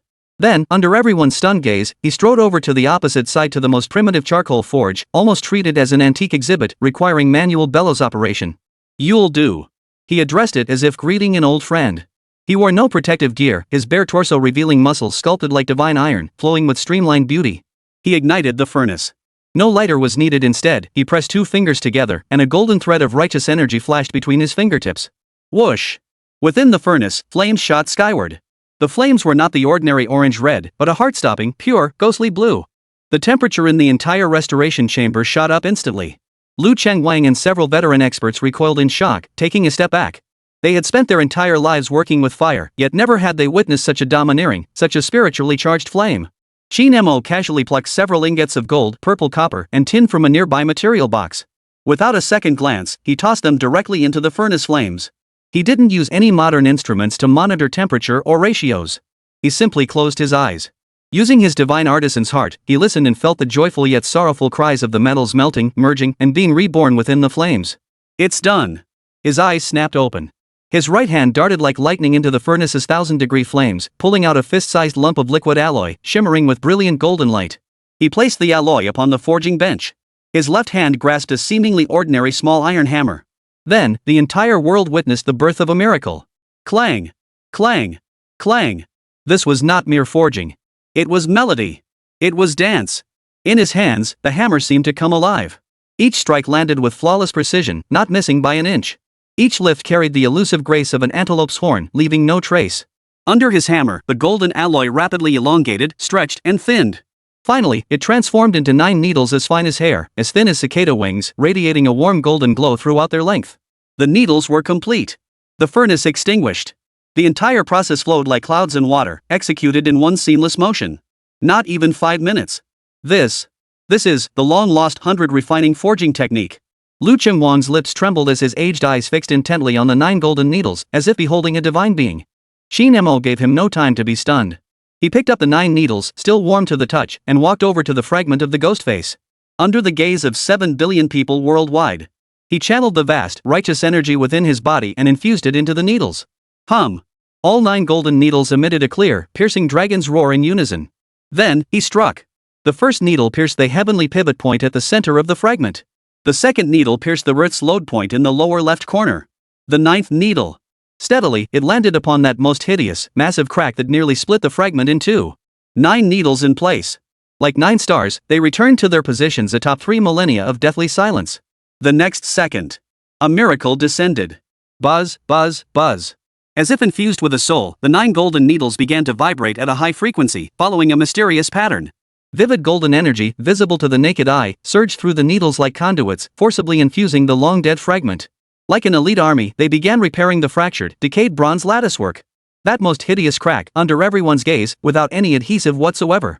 Its jagged edges began to slowly wriggle and draw closer to one another, as if possessed by life. They were healing. They were reborn. Impossible, impossible. In the BBC Live studio, the blonde presenter's smile froze completely on her face, her throat emitting a dry, inhuman growl. It's magic. It must be magic. Yet no one paid him any mind. Every eye, every heart, was utterly captivated by the miracle unfolding before them, a phenomenon defying science, destined to be etched into history. Click. A soft crack. The hideous crack healed perfectly, fitting together seamlessly. The ugly green patina receded like a tide, revealing the bronze artifact's original, ancient, and profound luster. The entire fragment became one seamless whole, showing not a single trace of its former fracture. It had come back to life. At that moment, Qin Mo slowly extended a finger and gave the reborn fragment a light flick. Clang! A clear, resonant, and melodious sound as if traversing 3 millennia of time echoed throughout the entire museum. It echoed throughout the entire world. Thud! Liu Ruyan, the towering figure of China's cultural relic restoration field, this elderly man who had walked with his spine straight his entire life. His legs buckled. Under the stunned gaze of the entire world, he fell straight to his knees. Chapter 128, A Peerless National Treasure, Echoes in the Underworld. That crisp, resonant sound. Like a thunderclap spanning 3 millennia, it exploded across the eardrums of 7 billion people worldwide. Immediately followed by another sound deeper, more thunderous. Thud. Liu Ruyan knelt. This towering figure, who had spent his entire life kneeling only before ancient sages and paying homage only to national treasures. Now, stiff as a board, he slammed his spine harder than bronze onto the cold stone floor. He was not kneeling before Qin Mo. He was kneeling before that lost art of China, lost for 1,000 years. He was repenting for his own arrogance and ignorance. The BBC livestream fell deathly silent. The blonde host who had just moments ago been ranting wildly about magic tricks and scams now seemed to have an invisible hand clamped around his throat. His face turned the color of liver, unable to utter a single syllable. The live chat froze for a second. Then, with explosive force, they erupted into utter frenzy. Holy! Holy! What the hell did I just see? Kneeling! Master Liu, he's kneeling? This isn't special effects. This isn't scripted. This is a miracle. This is God incarnate. Where are those bastards who called him a fraud just now? Where's your face? Does it hurt? I declare, from this day forward, Qin Mo is my dad. Not even Jesus could stop me. I said it. Don't stop me. I'm heading to China. I'm going to study traditional Chinese medicine. Acupuncture really can cultivate immortality. Bro, snap out of it, you're learning acupuncture. Qin God uses Gundam. At that moment, public opinion underwent a stunning reversal. The noose of malice and scorn, meticulously woven by Chimera, was severed by that crisp bell toll and that heavy knell reduced to ashes. Qin Mo didn't glance at Liu Changwang kneeling on the ground. He merely handed the reborn fragment of the ghostly face to Director Wang, who stood beside him, frozen in shock. Take it. Send it for carbon-14 dating. That way, no one can accuse me of gluing it back together with superglue. He made a light-hearted joke. Director Wang's hands trembled as he accepted it. The sensation felt less like receiving a fragment and more like grasping a scorching imperial edict from ancient times. Qin Mo turned, his gaze returning to the battered Zhang Hui chime bells. His gaze grew focused and gentle once more. All right, warm-up complete. Now, let's get down to business. He strode back into the restoration room, the heavy lead door closing slowly behind him. Outside, the roar of the crowd echoed like a storm. Inside the door lay the 3-day death trial. Outside the repair room, Liu Changwang was helped to his feet. His aged face was streaked with tears, yet it also bore a fervent glow, the kind that comes from one who has grasped the truth and feels ready to die content. He stared at the sealed lead door as if it were a sacred shrine. Seal off the area. He roared with every ounce of strength left in him. From this moment on, no one is to approach the repair room. Anyone disobeying this order will be treated as a traitor to the nation. All disciples and followers, come here immediately. Watch. Learn. Memorize. This is a gift from our ancestors. A once-in-a-lifetime opportunity. The veteran experts behind him had shed their earlier hostility and disdain. Like the most devout disciples, they hauled up stools, stationed themselves at the doorway, and stared fixedly at the surveillance screens, not daring to blink. Amidst the crowd, one young man's gaze was dark and menacing. Zhao Li. Liu Changwang's most prized disciple, at just 30 years old, he was already a rising star in China's bronze artifact restoration field. Watching the monitor, he saw that bare-chested figure holding golden needles, resembling a deity. His fist clenched tightly beneath his white coat. His knuckles turned white from the pressure. Jealousy. Maddening jealousy, like a venomous snake, gnawed at his heart. Why? Why did his decade-long study of scientific restoration theory, spectral analysis, and metal flaw detection pale in comparison to this self-taught outsider who'd appeared out of nowhere? Golden needles? Vital energy? Bull. This wasn't restoration at all. It was witchcraft. A desecration of science. The ultimate insult to someone like him, trained in the proper methods. A dark thought began to fester wildly in his mind. Inside the restoration chamber, Qin Mo had entered a profoundly mystical state. His divine artisan's heart had fused completely with the primordial essence of the entire bell. He could sense every breath the bell took, every mournful wail it emitted. The 9 golden needles in his hands were no longer lifeless objects. They were extensions of his nerves, an outgrowth of his righteous spirit. He had discarded all modern instruments. Temperature, by touch. Sound patterns, by heart. Needling by intuition. Day 1. He stabilized the scattered qi within the bell body using the Big Dipper array. Day 2. He employed the 8 trigrams chain technique to reconnect the severed meridians within the bell. Outside the monitoring room, Liu Changwang and the others watched in rapt fascination. Brilliant. Absolutely brilliant. That single needle, seemingly a casual stroke, has revitalized the entire sound spine. Divine craftsmanship. This isn't mere repair, it's pure creation. What they witnessed was divine skill. But hidden in the corner, Zhao Li witnessed a different scene. He quietly activated the video recording function on his phone. Through a unique angle and deliberate editing, in the footage, Qin Mo's fluid, graceful movements transformed into a wild, frenzied dance, a bizarre ritualistic dance. The 9 long needles, glinting with golden light, no longer appeared as tools of restoration. Instead, they resembled blood-stained bone needles wielded by a shaman in some primitive tribe. Paired with a sinister filter. A perfect, bizarrely macabre documentary on spirit possession rituals was freshly baked. A cruel, sickly smile curled at the corners of Zhao Li's mouth. He anonymously sent this meticulously edited video to an overseas encrypted email account. The subject line contained only one line of text. The truth behind Chinese mythology: a sorcerer who destroyed national treasures. Day 3, dawn. As Qin Mo drove in the final needle. Hum. The entire set of Zhang Hui chime bells emitted a long, deep, and joyful dragon's roar, filled with the delight of rebirth. That monstrous, gaping crack that had split the bell's body. Healed. Perfect as new, not a single flaw remained. Qin Mo exhaled a long, heavy breath, his face wearing a weary yet satisfied smile. It was done. He pushed open the door. Outside, Liu Changwang and all the experts stood at attention, bowing deeply at a 90-degree angle. Master Qin. The greeting came from the depths of their hearts. Yet what greeted him was not the cheers of victory. Instead, he faced Xian Niao's face colder than ever before, frozen to the extreme. Her tactical tablet played a CNN emergency press conference. On screen, Jack Ryan, Chimera's CEO, the man who had been terrified out of his wits by Zayat Kunlun, who now stood before the podium, dressed in a suit and tie, looking every inch the polished executive. His face bore an expression of profound grief and sorrow. We are deeply grieved. A cultural treasure belonging to all humanity, a musical miracle spanning 2,400 years, is being destroyed by the most ignorant, most barbaric Eastern witchcraft. Behind him, a large screen began playing a video. It was precisely the footage secretly recorded by Zhao Li, maliciously edited, rife with insinuations and smears, the so-called evidence. The world erupted in outrage. We must stop this tragedy for civilization. Jack Ryan roared, his arms raised high, his face radiating a saintly glow. We hereby submit an urgent appeal to UNESCO. We demand mandatory intervention. Take over all restoration work on the Zhang Hui bells. To protect humanity's heritage. And to expose that charlatan named Qin Mo. Chapter 129, Following the Trail. The live feed from CNN struck the National Museum like a lethal poison, seeping through every pore. The air, which had just been abuzz with awe at the miracle, froze into deathly silence upon Jack Ryan's hypocritical face. Liu Chengwan's aged face, flushed with excitement and remorse, drained of all color in an instant, turning as pale as paper. His gaze locked onto the screen, fixated on the young man he had personally mentored for a decade, Zhao Li.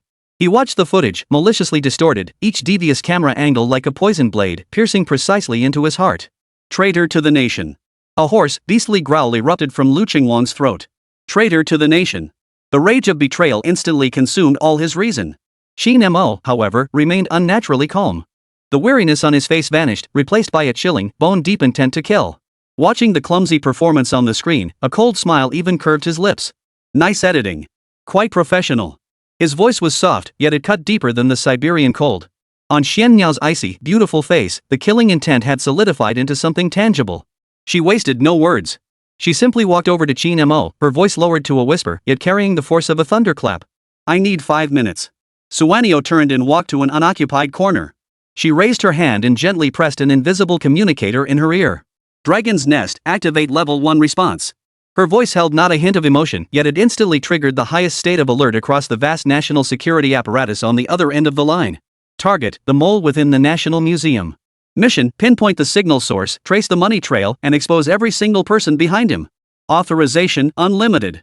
Deadline, 3 minutes. The moment the order was issued, within the vast data center code-named Candle Dragon's Nest, buried 10,000 meters beneath the capital, countless streams of blue data surged like a reversed Milky Way, rushing madly. China's elite cyber warfare unit, Dragon's Phone, bared its fangs. Skynet system, activate. Commencing comprehensive signal screening. Locked onto upload IP address. Confirmed, originating from storage room 3 of the National Museum. Matching terminal device code. Identity confirmed. In under 30 seconds. A young, somewhat somber face appeared on Xian Niao's tactical tablet. Zhao Li. Liu Chengwan's most prized protege. Master Liu. Suanio handed the tablet to Liu Chengwang. Upon recognizing the familiar face, the elderly man who had been seething with rage moments before suddenly staggered, as if drained of all strength, nearly collapsing. It really is him. I let the wolf into my home. Regret and anguish flooded the old man like poisonous venom. Meanwhile, on another front, good news arrived. The funding chain has been traced. An encrypted cryptocurrency transaction conducted through the dark web. The source account points to an offshore entity registered in Switzerland, the Global Cultural Heritage Preservation Foundation. Suanio's gaze grew as cold as steel. Continue. Yes. 10 seconds later. Report. This foundation is a shell company. Its wholly owned parent company is Chimera Group. Irrefutable proof. From exposing the mole to uncovering the mastermind behind the scenes, the entire process took 2 minutes and 47 seconds. This is the fury of China. This is the speed of Dragon's Fong. At this moment, inside storage room 3 of the National Museum, Zhao Lijing stared intently at his phone screen, his face twisted in a sickening, distorted ecstasy. He had succeeded. He had pulled that lofty god down from his pedestal and trampled him into the mud. He was the ultimate victor. Yet, when his gaze swept across the live feed and met the cold, inhuman eyes of the blackbird, an inexplicable chill shot up his spine, piercing his skull. For the first time, a flicker of fear stirred within him. Just then, his phone vibrated. An encrypted message, set to self-destruct upon reading, popped up. Well done. West City, abandoned warehouse number 3. Come collect your final payment. Greed instantly overwhelmed fear. In Zhao Li's eyes, the craving for money and a brighter future flared up once more. With this money in hand, he would flee the country immediately and spend the rest of his days as a wealthy man. Without a moment's hesitation, he pulled his baseball cap low over his eyes and slipped out of the museum like a mouse, utterly silent. He didn't notice. The moment he stepped through the doors, a miniature drone invisible to the naked eye locked onto his figure in the sky. A net of fate had already been cast. West City, abandoned warehouse number 3. This desolate place reeked of rust and decay. Zhao pushed open the creaking iron gate and cautiously stepped into the dim warehouse. "I'm here. Where's the money?" he called out in a hushed voice to the empty darkness. No one answered. Only his own voice echoed through the empty warehouse, sounding eerily strange. A sense of foreboding began to grow wildly within him.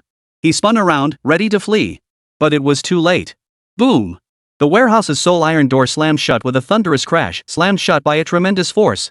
From the shadows surrounding him, over a dozen figures clad in black combat gear, ghostly and silent, closed in, sealing off every possible escape route. Each figure radiated a palpable, blood-soaked killing intent. Zhao Li's legs buckled, and he collapsed to the ground, a damp, warm patch forming in his crotch. Suwanio slowly emerged from the darkness. She looked down at the puddle of mud on the ground, her eyes holding no anger, only absolute indifference, as if observing a mere insect. "Looking for money?" Her voice was cold, devoid of any emotion. "No money. But there is a path. The road to the underworld. The deepest interrogation chamber within the nest of the candle dragon. No brutal torture." Zhao Li sat bound to a chair, trembling like a sieve. Before him lay a table, holding his phone, a bank transfer record, and the original video, all editing traces meticulously restored. Irrefutable evidence. Suwanio sat across from him, silently observing without uttering a word. Yet the terrifying pressure emanating from that sea of corpses and blood pushed every nerve in Zhao Li to the brink of collapse. Finally, he couldn't hold on any longer. "I'll talk. I'll tell you everything." Tears and snot streaming down his face, he spilled everything: his jealousy, how that so-called foundation had contacted him, how they'd lured him step by step, leaving nothing out. I just envied him. I never meant to destroy the national treasure. I only wanted to ruin his reputation. They promised me $10 million if I filmed the video. He whimpered and begged like a dog. Suwanio's gaze suddenly sharpened. Something was off. Chimera had gone to such lengths, setting this vicious trap, just to smear Qin Mo? That didn't make sense. Is that all they made you do? Xian Niao's voice turned dangerously sharp. Zhao Li's wailing abruptly ceased. His face contorted with terror more horrifying than death itself. There's more. His teeth chattered violently. There's the final safeguard. They said, if that madman Qin Mo actually used that witchcraft to repair the bell, then that video wouldn't be a smear. What would it be? The interrogation room door swung open. Qin Mo had appeared at the doorway, his expression unreadable. His face was expressionless. Zhao Li saw Qin Mo as if he'd glimpsed a demon crawling out of hell, his mind shattering completely. It's the signal. It's the signal. He let out a shriek that sounded nothing like a human voice. In that video, they inserted a subsonic command only detectable by specific equipment. They said that black crystal used to destroy the chime bells back then still contained a hidden contingency. The moment the chimes are repaired and struck, that infrasonic command will activate the backdoor through the resonance of the chime sound. Suwanio's pupils suddenly contracted into the most dangerous pinpricks. She grabbed Zhao Li by the collar and yanked him upright. What happens when it activates? Zhao Li's face was etched with utter, maddened despair. He stared at Qin Mo, uttering his final words, a curse filled with venom and terror. It's not repair. It's detonation. They want that Zheng Hui chime set to explode. After you personally restored it. Boom. Blown to smithereens. Chapter 130, Swap the Heavens. The air in the interrogation room froze solid like absolute zero after the words shattered into a sky full of fragments. Zhao Li collapsed on the floor, utterly deranged, muttering over and over, detonation, shards, everything's ruined. Suwanio's hands still gripped his collar. For the first time, a look of sheer terror flashed across her icy, beautiful face. This was a dead end. A trap prepared for Qin Mo, for all of China, a trap sealed with the nation's most precious weapon as its sacrifice, a trap where a global live broadcast served as the execution ground, a trap designed for certain death. Qin Mo's face showed neither fear nor anger. He merely stared silently at the puddle of mud on the ground, his gaze as deep and unfathomable as the bottomless abyss beneath Kunlun Mountain. Vicious. He murmured the two words softly. Then, he smiled. That smile was cold, grim, carrying a murderous intent so intense it made even the Xian birds tremble. I like this script. Now, it's my turn to rewrite the ending. The nest of the Candle Dragon, High Command Center. The atmosphere was so thick you could cut it with a knife. The Candle Dragon commander remained silent as massive holographic screens flashed with the torrent of data streams intercepted by the Dragon Fong unit. Report! An intelligence analyst abruptly stood, his voice cracking with shock. We've discovered a second, even larger fund transfer in Chimera's encrypted ledger. The recipient isn't any foundation. It's a private foundry in Europe codenamed Vulcan Forge. The moment the words workshop of Vulcan were uttered, the expression of a white-haired elder advisor present changed dramatically. Impossible. That's the sacred ground of Valerius, the king of forgers. He never takes official commissions, working only for the world's wealthiest individuals to secretly forge lost or destroyed artworks. His rule is to create only non-existent items, never touching genuine pieces in the present world. Before the words had fully faded, a decrypted contract was projected onto the large screen. The contract's title was startling. Project Code, Eastern Echoes, the Descent of the False God. The contract's contents were blunt and brutal. Party A, Chimera Group. Party B, Fire God Workshop. Subject matter, a perfect replica of an ancient bronze chime set originating from the East. Requirements, zero tolerance for error from metallic composition to rust distribution to internal stress. Delivery date, 1 week prior. Remuneration, 300 million euros. Attached below the contract is a technical appendix that sends shivers down the spine. Analysis of microgram level samples extracted from the chime body. 3-dimensional laser scanning modeling via spy satellites. They even deployed the European Particle Collider to simulate the molecular decay process of bronze over the span of 2,400 years. They employ humanity's most advanced technology, the most expensive equipment, and the most insane resources. All to forge a perfect, utterly convincing lie. I understand. Chief Xulong closed his eyes. When he opened them again, his tiger-like gaze burned with overwhelming fury and boundless exhaustion. Well played, a masterful deception. What a masterstroke of psychological warfare. He understood. From the very beginning, Chimera had prepared 2 blades. The first blade was detonation. If Qin Mo succeeded in his restoration, the moment the great bell rang would be the instant the national treasure shattered into pieces before the eyes of the world. The hero would personally strike the death knell of civilization, becoming a criminal of history. This was destruction. The second blade was darker, more venomous. It lies quietly in a Swiss vault right now, that perfect replica. If Qin Mo uncovers the conspiracy to detonate it and refrains from striking the bell, or if by some miracle the detonation fails, Jack Ryan would immediately call a press conference and reveal that fake to the world. They would declare to the world, "Behold! This is the genuine Zhang Hui bells. They were too severely damaged to be restored." And Qin Mo, that Chinese fraud, to cover up his incompetence, had long since swapped the genuine national treasure with a modern artifact. What he restored in the museum was a fake from start to finish. He doesn't believe us? Then let him bring out his authentic piece and compare it to our fake. Oh, right, he won't dare. Because he's guilty as charged. No matter which path Qin Mo chooses, he loses. Strike the bell, and Zhang Hui perishes, his reputation ruined. Refuse to strike, and the charge of swapping heaven and earth would be nailed to his back forever, leaving him no chance to redeem himself. They wouldn't even need evidence. All they needed was to level that vicious, irrefutable accusation. Victory was not their goal. What they seek is to strip the treasures of Chinese civilization of all credibility in the labyrinth of truth and falsehood. They aim to sever a nation's cultural confidence at its very roots. A deathly silence hung over the command center. Everyone was rendered speechless by the sheer venom and flawless execution of this plan. Despair spread like a plague. "Commander!" For the first time, Xian Yao's voice carried an almost imperceptible tremor. "What do we do now?" "Yes. What should we do?" This was an unsolvable problem. It was a trap set by Chimera, harnessing the full might of Western technology and media dominance, designed to ensure Qin Mo's certain death. Yet, in the corner, Qin Mo, who had remained silent all along, suddenly let out a low, quiet laugh. The sound was faint, yet it cut through the suffocating despair in the command room like a sharp scalpel. He lifted his head, staring at the contract for the descent of the false god displayed on the light screen that cold, 300 million euro lie. His eyes held no fear, no retreat. Only a battle frenzy ignited to its absolute peak. What now? He grinned, revealing a row of white teeth. The smile was dazzling, yet wildly unhinged. Don't they love putting on a show? Didn't they set up the stage themselves? Qin Mo stood up, cracking his joints with a loud popping sound. His gaze swept across every face present, finally settling on the candled dragon chief. His words came out one by one, not loud, but each one thundered like a bolt of lightning. Notify the National Museum. Inform the entire world. Restoration will be complete in 3 hours. I, Qin Mo. I will personally strike the Zhang Hui chime bells and play a melody for the entire world. China's. He paused, a defiant curve lifting at the corners of his mouth. The battle-breaking melody. Chapter 131, the battle-breaking song rises again to the heavens. The air froze in the candled dragon command center. Qin Mo's audacious declaration of the breaking the array song detonated like a nuclear bomb, sending shivers down everyone's spines. He's lost his mind. This kid must be out of his mind. For the first time, the muscles on the candled dragon commander's naturally imposing face twitched uncontrollably. He leapt to his feet and slammed his palm onto the table. Nonsense. Do you know what you're saying? This isn't child's play. We're gambling with the nation's fate. Suanio's heart sank to the depths. She understood Qin Mo's pride, but this time, the enemy had laid a trap with no escape, a calculated dead end. Ring the bell? That would be suicide. Qin Mo smiled instead. He walked to the massive holographic display and pointed at the 300 million contract for the descent of the false god. Commander, what are they afraid of? They're not afraid of us presenting evidence, nor of us defending ourselves.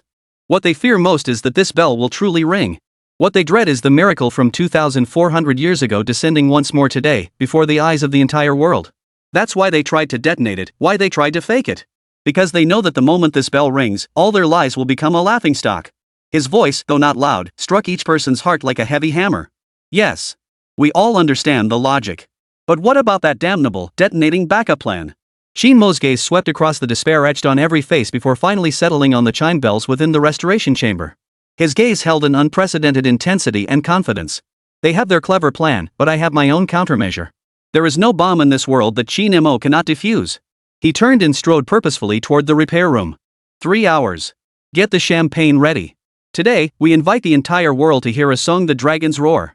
Bang! The heavy lead door slammed shut behind him, cutting off all pleas, worries, and despair. The entire world was left with only him and that national treasure, now parasitized by death. Qin Mo took a deep breath and stepped before the chime bells. The external cracks had healed perfectly. Under the light, it resembled a sleeping work of art, showing not a single flaw. But Qin Mo knew this was merely an illusion. He closed his eyes. Divine Artisan's heart activated full power. Boom! His consciousness instantly plunged into the primordial essence universe of the chime bells. That once fractured, dim golden starry river, restored by his efforts, had reconnected and flowed slowly. Yet this flow was sluggish, feeble. Like a patient recovering from a severe illness, it breathed but lacked a heartbeat. The entire universe of essence lay lifeless, utterly incapable of sustaining the profound resonance of one bell, two sounds. Deep within the starry river, the black tumor formed from the subsonic detonator implanted by the chimera lay dormant. Like a venomous spider, it sat at the center of its web, radiating a cold, vengeful aura of death.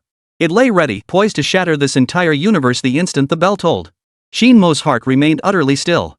His consciousness traversed this silent starry expanse, skirting the deadly spider. What he sought was the root of the disease. The true reason why this bell had died within. He plunged deeper and deeper. Penetrating layer upon layer of energy structures, he reached the deepest, most fundamental core, the origin of this universe. Then, he discovered with horror. Above the origin point, a colossal shackle lay sprawled, a monstrosity billions of times more magnificent, vast, and tyrannical than the chimera's tumor. It was a golden light chain forged from the purest will of the primordial divine craftsman, blended with the soul of bronze and the spirit of blazing fire. It was not for destruction. It existed to protect. Like a majestic emperor, it suppressed the soul of the entire set of chime bells, condemning it to eternal slumber. Artifact Soul Lock. These 4 words instantly flashed through Qin Mo's mind. He understood. He understood completely.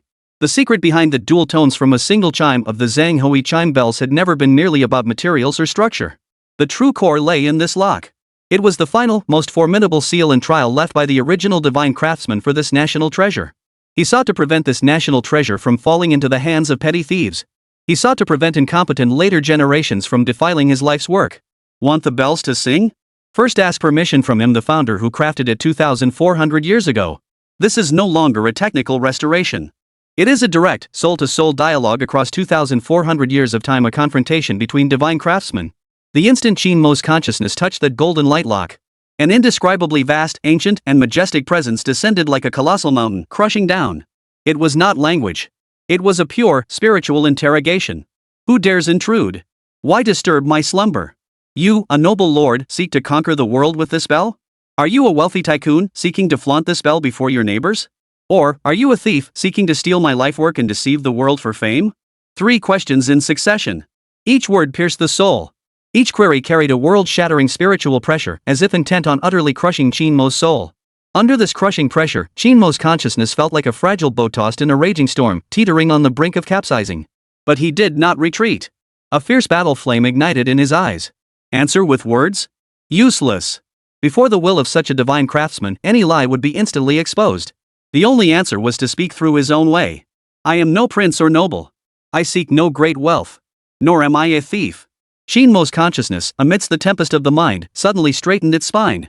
He offered no explanation, instead channeling the most fervent, purest righteous spirit within his chest, that spirit dedicated to safeguarding Huaxia and preserving civilization, into a golden torrent without reservation. He slammed it fiercely against that ancient and majestic spiritual interrogation. I am here to prolong the life of China. For civilization to speak. I will. To make the dragon's roar, silent for 1,000 years, resound once more across the land of China. Let those petty scoundrels witness what the legend of China truly means. Boom! Two wolves spanning over 2 millennia collided with a thunderous crash at the edge of the Qin universe. No earth-shattering explosion erupted. That ancient, majestic will trembled violently upon encountering Qin Mo's righteous energy, pure and utterly untainted. The terrifying pressure receded like a tide. In its place came a silence tinged with scrutiny and astonishment. The first trial was passed. But the trials had only just begun. The ancient will spoke once more. With heart but no skill, you are still a waste. As a craftsman, you must speak through your skill.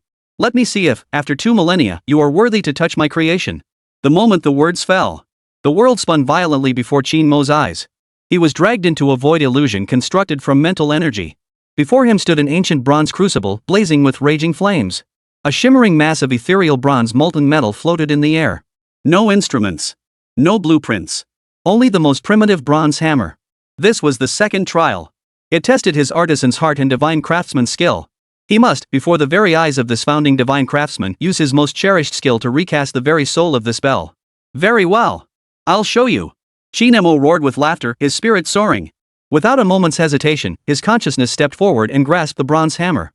He did not begin forging immediately. Instead, he closed his eyes. At that moment, the divine artisan's heart fused completely with the righteous spirit within his chest and his burning passion for Chinese civilization. What he sought to forge was not merely a bell. What he was forging was the unyielding backbone of the Chinese artisans of this era. Clang! The first hammer fell. Clear, resonant, carrying a colossal momentum that seemed to split heaven and earth. Clang! Clang! Clang! His hammer was swift as lightning, yet steady as a mountain. That was not the lost 100 refining forging technique.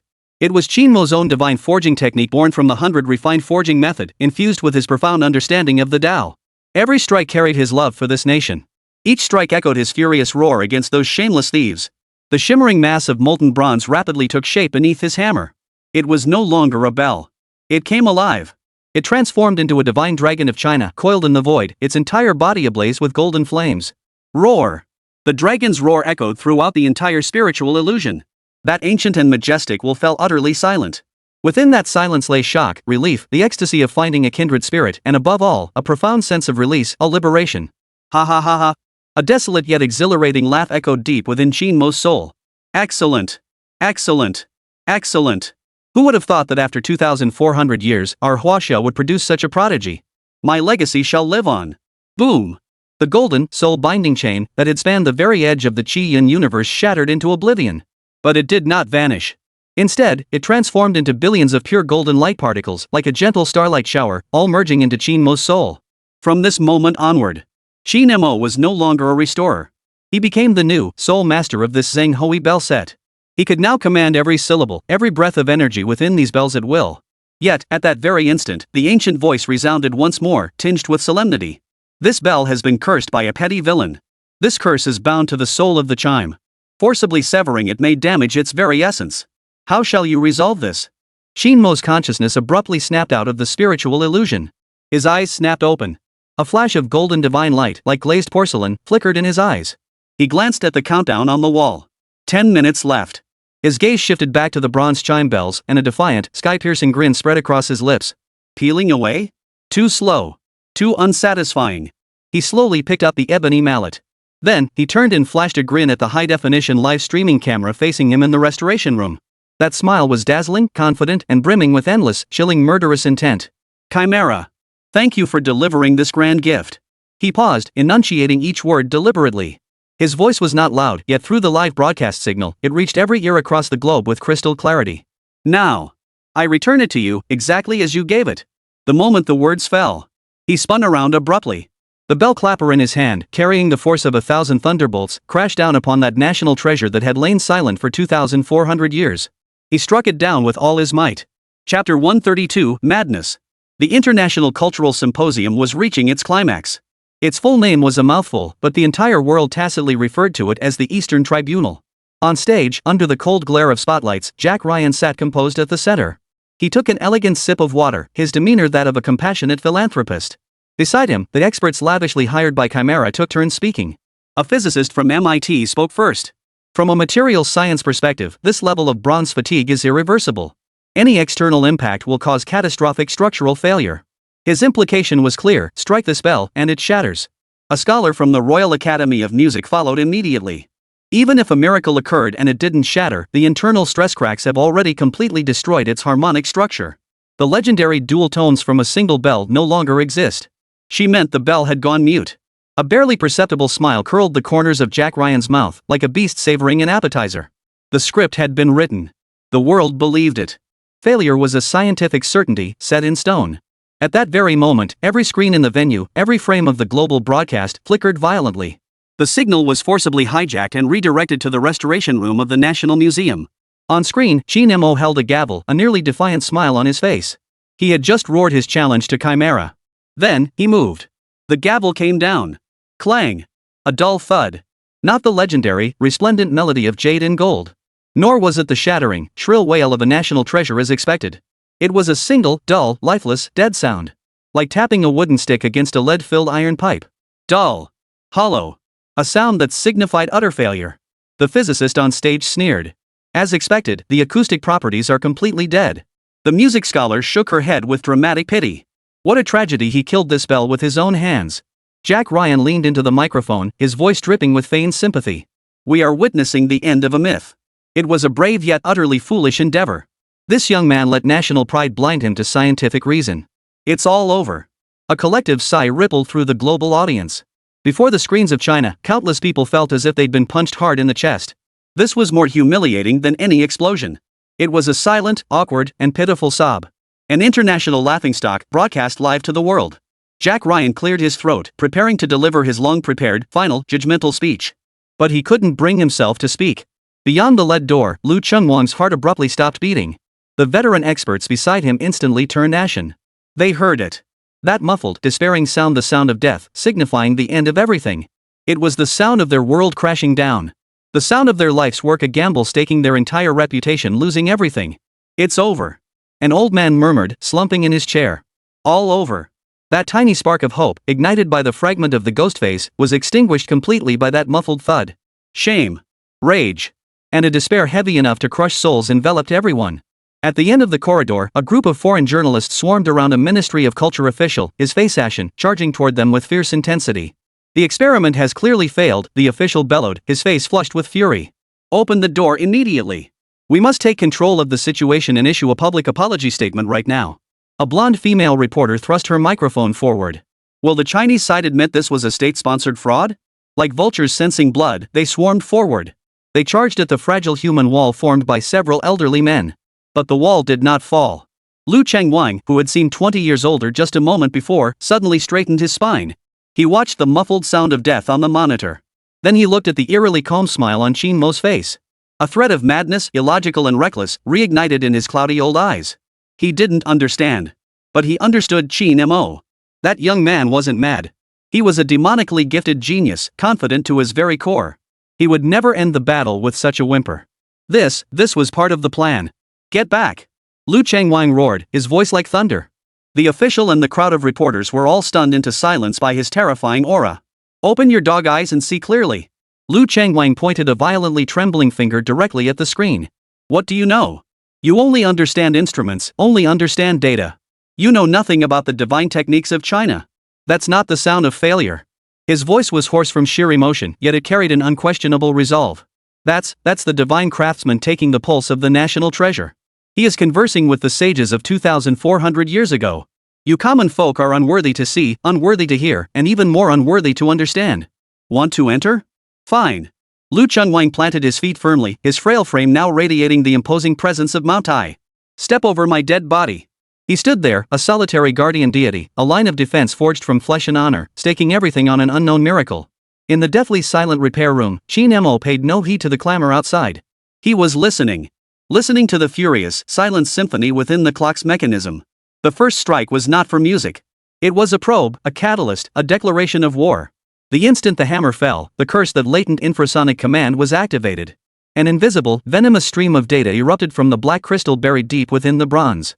Its mission, to use the bell's resonance as an amplifier, creating vibrations powerful enough to shatter the metal lattice and detonate everything. But the explosion did not occur. For the instant that signal awoke, Qin Mo's power, that righteous energy fused with the legacy of the artifact's soul lock, descended like a golden cage, crashing down. He had become the master of this bell. Every vibration, every frequency, every quantum tremor of each bronze atom lay under his absolute command. A curse is a deadly poison injected into a patient's veins. But Qin Mo was not merely a physician. He was the sole deity within this vessel. He allowed the poison to flow freely, yet clutched the lifeline with an iron grip. He guided the venomous signal, preventing it from reaching the clockwork's most fragile core. He compressed it, twisted it, and forcibly channeled it into a single, ugly, harmless frequency band. The muffled thud the world heard was not the bell ringing at all. It was the first, futile scream of a demon caged, uttered in a language no one could understand. Gotcha, Qin Mo smiled. He had succeeded. He had captured every signal characteristic of the Chimera's ultimate safeguard in its entirety. Now, the real show begins. The curse was designed as a one-way receiver. But the Zheng Hui chime bells were not. They are the most intricate acoustic marvel in human civilization's history. And now, it possessed a new, mad soul. Qin Mo's consciousness returned to that realm of energy and rhythm. Awaken, he commanded with a divine thought. The dormant golden starry river, the reconnected dragon veins of Huaxia, the battle spirit within this bell, slumbering for 1,000 years, awoke completely in this instant. Sluggishness vanished without a trace. The sickness vanished without a trace. The will of the first divine craftsman merged completely with Qin Mo's own divine craftsman's heart, coalescing into a golden torrent of utmost purity. He began to tune it. Not adjusting its physical structure, but resetting its metaphysical, soul frequency. He intended to transform this ancient instrument into a modern weapon. A directional sonic cannon. Its cannonball was the very curse he had just captured, a vicious spell. Didn't they want to hear the bell toll? Qin Mo looked into the camera, his eyes flashing with a terrifying light. I'll give them a song. A melody that pierces time and space, a soul-chasing song that claims lives with deadly precision. He drew a deep breath. The light in the entire restoration room seemed to dim, all energy converging upon him and the great bell. Slowly, with utmost solemnity, he raised the bell clapper in his hand. This was the second strike. Chapter 133, the final chapter of judgment. International Cultural Symposium, the final chapter of judgment. A victorious smile had already curled the corners of Jack Ryan's mouth. He was poised to deliver the eulogy he had long prepared, the final nail in the coffin for Chinese civilization. Yet, on the live broadcast, the gavel in Qin Mo's hand moved. Without a moment's hesitation. Not a moment's hesitation. With thunderous force, it crashed down. This was the second strike. Clang. No sound.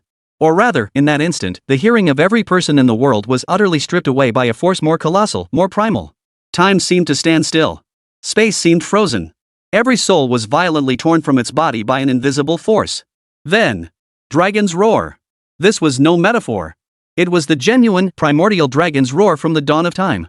It pierced through the live broadcast equipment, penetrated electromagnetic signals, and shattered the barriers of steel and concrete, exploding directly within the depths of 70 billion souls. Clear. Overwhelming. It radiated the imperial aura of one who surveys all creation and commands the four seas. The International Symposium fell deathly silent. The physicist who had just declared acoustic properties are completely dead felt his glasses clatter to the floor, shattering into pieces. The music scholar who had lamented the end of a myth clamped her hands over her mouth, her blue eyes reflecting utter terror as if witnessing the descent of a deity. Jack Ryan's smile froze on his face. Every prepared argument, every venomous script he'd crafted, was reduced to dust by that single dragon's roar. How could this be?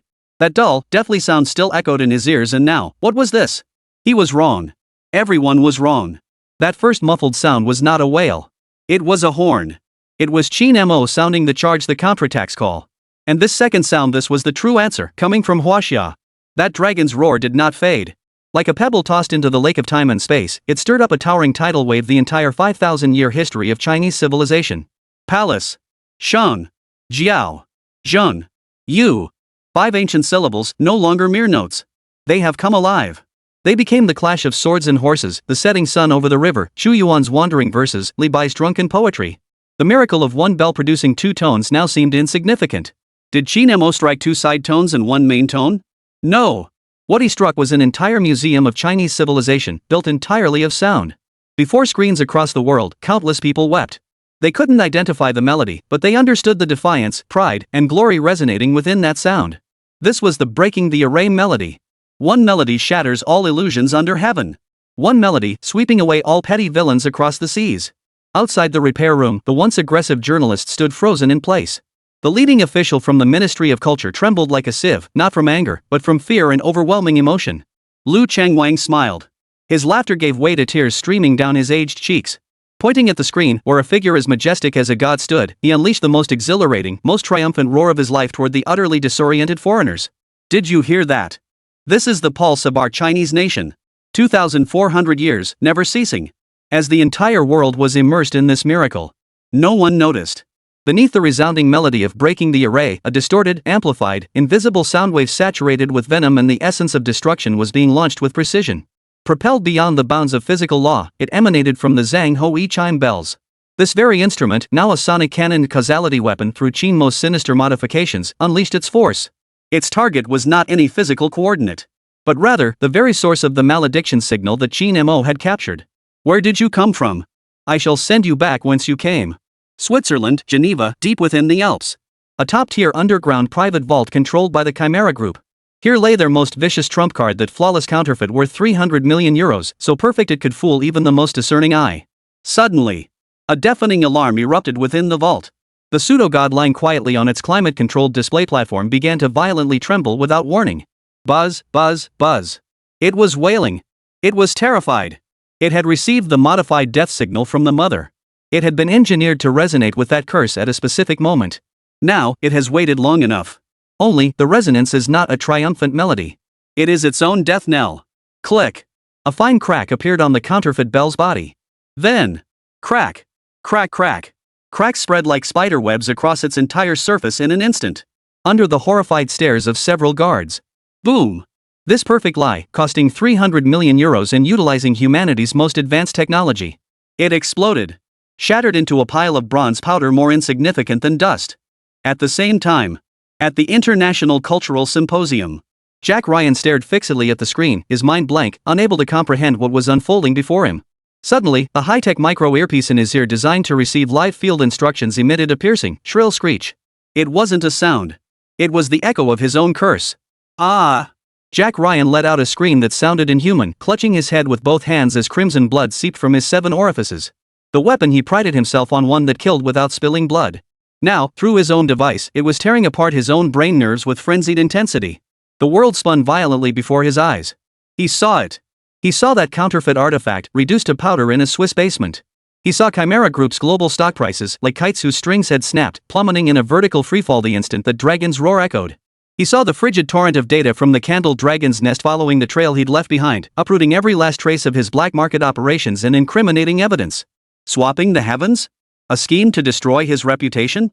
A perfect murder? All turned into a joke. Impossible, impossible. With his last ounce of strength, he glared venomously at the young devil on the screen, the one who had orchestrated all of this. Qin Mo slowly lowered the gavel. A fleeting look of exhaustion crossed his face, replaced by the calm of one who had seen through every mystery. He looked into the camera, as if observing Jack Ryan collapsed on the floor. Then, he grinned, revealing a row of white teeth. I told you. This is it, inviting me in. Now, the game is over. You're out. Thud. Jack Ryan, the tycoon who controlled a vast business empire. Under the gaze of billions worldwide. He collapsed straight to the ground, completely unconscious. The instant he fell, the massive main screen in the venue abruptly went black. A line of text, rendered in the sharpest, blood-red font, appeared in both Chinese and English before everyone's eyes. Those who dare to offend China shall be punished, no matter how far they flee. Signed. Zhu Long. Chapter 134, Those who offend China shall be punished, no matter how far. That line of blood-red text, those who dare to offend China shall be punished, no matter how far they flee, seemed like a branding iron, seared onto every screen in the venue and onto the retinas of billions worldwide. Jack Ryan lay sprawled across the center of the stage like a dead dog, unconscious. The scene descended into utter chaos. Security guard shouts, journalists' screams, and attendees' terrified murmurs coalesced into a chaotic cacophony. The MIT physicist scrambled frantically on the floor, searching for his shattered glasses while muttering to himself. Impossible, a sonic weapon that violates the conservation of energy. The female scholar from the Royal Conservatory of Music, her face ashen, stared fixedly at the unconscious man on the screen. She recalled Qin Mo's casual words, I'm giving it back to you. A chill shot up her spine, from the base of her tailbone to the crown of her head. That wasn't repair. It was judgment. Amidst this utter chaos. Boom! The 2 heavy, carved oak doors of the seminar room were violently pushed open by a tremendous force. All noise ceased abruptly. Every pair of eyes was drawn to the entrance. At the doorway, light and shadow intertwined. A figure slowly stepped inside. It was Qin Mo. He wore a clean black Tang suit, the weariness from his face now gone, replaced by a calmness as still as an ancient well. He did not come alone. Behind him, the Zhanghui chime bells which moments ago had been thousands of miles away were being carefully wheeled in on a specially designed sterile cart by several Dragon's Nest operatives in black uniforms. It had arrived. Bearing the frost and snow of 2,400 years. Bearing the icy, murderous aura of having just drunk blood. And so, it appeared with utter audacity upon its trial platform. The entire hall fell deathly silent. Everyone seemed frozen in place, their minds completely shut down. They stared at the bell, its ancient, weighty bronze hue, its flawless form, its restrained yet utterly overpowering aura. What on earth was this? Shouldn't it be in the museum's restoration room? How did it end up here? How dare he bring a national treasure here? The Ministry of Culture official who had just been ranting about a scam now stood frozen in the crowd, his mouth agape. His worldview felt like it had been run over by a heavy truck, back and forth, a dozen times over. Madman, a complete and utter madman. He muttered to himself, utterly disoriented. Qin Mo ignored all the stares. He simply walked to the center of the stage, to the bell, as if the entire world had shrunk to just him and his old friend. The disheveled physicist finally found the half-broken lens. Clutching the frame, he pointed at Qin Mo, his voice cracking with shock. What are you doing? Do you realize the internal structure of this bell has already? He stammered for a moment, unable to continue. Because science could no longer explain what was unfolding before his eyes. Qin Mo didn't even spare him a glance out of the corner of his eye. He simply reached into the toolbox beside him and picked up the ebony bell clapper. Then, facing the entire world, he gave it a single, gentle strike. Dong! A clear, resonant, and lingering note, like a palace melody from ancient times, instantly filled the entire venue. The sound was utterly flawless. It pierced through everyone's eardrums, soothing all restlessness and unease. Like a benevolent monarch, it proclaimed its return. The entire hall fell silent. Every breath seemed a pause in that moment. Then, Qin Mo flipped his wrist, and the mallet struck the bell's side gong at an arcane angle. Clang! A high-pitched, bright, and resonant note, rich with metallic resonance, pierced the air. It formed a perfect harmony with the previous gong note, yet remained distinctly separate, neither interfering with the other. One bell, two tones. Not a single note out of place. A musical miracle from 2,400 years ago, amidst all the declarations of impossibility, under all the judgments of science. Perfectly reborn. The physicist's legs buckled, and he collapsed to the ground, uttering only one unconscious whisper. Miracle, a miracle. The music scholar's eyes instantly reddened, tears streaming down her cheeks uncontrollably. She was not sad. As a musician, witnessing the most sublime brilliance imaginable in this lifetime, she felt the most primal tremor and submission deep within her soul. The entire hall fell silent, so quiet you could hear a pin drop. In this moment, all the conspiracies, all the smear campaigns, all the scientific conclusions became laughable. The truth stood before them. The sound was right there, in her ears. The legend of Huaxia needs no defense. It sings its own song. Qin Mo slowly lowered the mallet, finally shifting his gaze away from the bell. His icy gaze swept over the stunned experts below the stage, finally settling on a European elder in the crowd. The man was elegantly dressed, his hair streaked with gray, his eyes filled with horror and disbelief. The master of the fire god workshop. Valerius, the king of forgers. Now. Qin Mo's voice was not loud, yet it carried clearly to every corner of the hall. It's time for everyone to see the authentic piece you've been hiding. Valerius's face turned deathly pale in an instant. He instinctively tried to deny it. But Qin Mo gave him no chance. The Xian bird standing behind Qin Mo gently pressed the tactical tablet in his hand. The crimson, though far, must be punished on the main screen slowly faded away. In its place appeared a fully decrypted top-secret contract. Project code, Eastern echoes the descent of the false god. Party A, Chimera Group. Party B, Fire God Workshop. The contents of the contract were shocking. A staggering remuneration of 300 million euros. From 3D data stolen via spy satellites to microgram-level sample analysis, all the way to simulated decay reports from the European Particle Collider. Every technical detail, every financial transaction, laid out clearly, item by item. Then, the scene shifts. Live surveillance footage from the underground vault deep within the Swiss Alps. The footage was captured just minutes earlier. The entire world witnessed it. That flawless counterfeit, once hailed as the ace up the sleeve, trembled violently amid the wailing alarms, groaned in agony, and finally exploded into a pile of powder. Irrefutable proof. Caught red-handed. Broadcast live to the world, this century-spanning conspiracy meticulously orchestrated by Chimera to deceive the heavens, destroy nations, and crush hearts was stripped bare, leaving nothing hidden. Valerius, the king of forgers who had lived his entire life in the shadows, collapsed beneath the spotlight, his legs giving way under the gaze of billions. Thud. He followed in Jack Ryan's footsteps, collapsing to the ground. The entire venue erupted. My God! This is a conspiracy. A complete and utter conspiracy. They wanted to destroy the real thing and frame someone with a fake. Vicious. Utterly vicious. Chimera is finished. No one can save it this time. Public opinion, in that instant, reversed completely, crashing back like a tsunami upon its masterminds. Qin Mo paid no further attention to the defeated figures sprawled on the ground. He slowly approached the Zhang Hui chime bells, their radiance subdued, and reached out to gently caress the cool, smooth surface of the bell body. As if caressing a comrade in arms, a brother in arms who had fought alongside him through life and death. He turned, facing the camera, facing the 7 billion gazes now focused upon him. His voice was calm, yet each word carried a power capable of shaking the world. The miracle of Huaxia never needs to prove itself to anyone. He paused, then curved his lips into a confident, defiant smile. Listen. This voice, spanning 2,400 years, is telling the world. Our story has only just begun. Chapter 135. The war has only just begun. After the trial, the war has only just begun. Chimera Group's stock price plummeted through the Earth's core the moment Jack Ryan fell. The shrill alarms of circuit breakers across global stock exchanges became its most jarring epitaph. Yet the corpse of this financial behemoth had not even grown cold. An invisible web, woven by Wall Street's top PR team, was quietly cast across the globe. CNN, primetime, emergency interview. The host no longer dwelled on the authenticity of the clock that shame was already beyond dispute. Instead, they adopted a more cunning, more vicious angle. We've invited a leading expert from Harvard University's psychology department to decipher the truth behind this Eastern miracle. On screen, a professor wearing gold-rimmed glasses and exuding scholarly elegance presented a novel theory with a tone of compassionate rationality. This isn't physics. It's group psychology. The dragon's roar we heard and the miracle we witnessed are likely the result of an unprecedented collective hypnosis. That young man named Qin Mo, he is not a restorer. He is a highly skilled mentalist. He exploited the unique acoustic structure of ancient chime bells, embedding infrasound waves capable of influencing the human subconscious. Combined with specific camera angles and lighting cues during the live broadcast, he induced a collective hallucination among global viewers. His target wasn't our ears. He attacked our brains. This theory is utterly preposterous. Yet it wears the perfect cloak of science and rationality. It no longer targets the chime itself. It begins to attack Qin Mo himself. The tide of public opinion shifted abruptly. Online, the crowd that had just been cheering for miracles began to split. Hypnosis? That actually makes a bit of sense? Exactly. How else do you explain him detonating a Swiss replica from miles away? That's completely unscientific. I knew it. There are no gods in this world, it's all just a scam. Isn't this the kind of mystifying Eastern sorcery that Chinese people excel at? The war shifted from attacking things to attacking people. They aimed to drag Qin Mo down from his pedestal as the nation's peerless genius. To nail him to the pillar of shame as a con artist.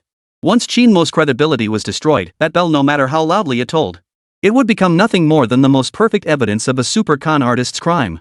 Candle Dragon's Nest, High Command Center. Yet the atmosphere was one of jubilant celebration. Special Merit Award. The Candle Dragon chief slammed his fist hard on the table. His face, naturally commanding respect even without anger, betrayed uncontrollable elation. That kid isn't fighting alone. He's carrying our 5,000 years of heritage on his shoulders to smash those bastards' operation. Well done. That was satisfying. Every staff member in the command center broke into genuine smiles. This victory was too splendid, too satisfying. Yet, at that very moment, Suanio pushed open the door. Her icy, beautiful face showed not a trace of joy, but instead bore an unprecedented, grave expression. Commander. She projected an encrypted document onto the main screen. The jubilant atmosphere abruptly froze. On the screen, only one word and an emblem appeared. Minerva Initiative. The emblem depicted an owl perched atop symbols of technology and finance. Chimera is merely their white glove. Suanio's voice was as cold as ice. According to the highest level classified report, Dragon's Tooth just extracted from Chimera's core servers. The Minerva Initiative is a secret alliance formed by the Western world's most powerful financial conglomerates, Nobel Prize-level scientists, and the behind-the-scenes directors of major museums. Their sole purpose is this: to preserve the absolute hegemony of the Western world in culture, technology, and finance at any cost. The smile vanished completely from Chief Candle Dragon's face. His tiger-like eyes fixed intently on the screen, where an owl radiated an ominous aura. This bell chime incident. Xian Niao took a deep breath before delivering an even more chilling conclusion. For them, it was not a decisive battle. Merely a test.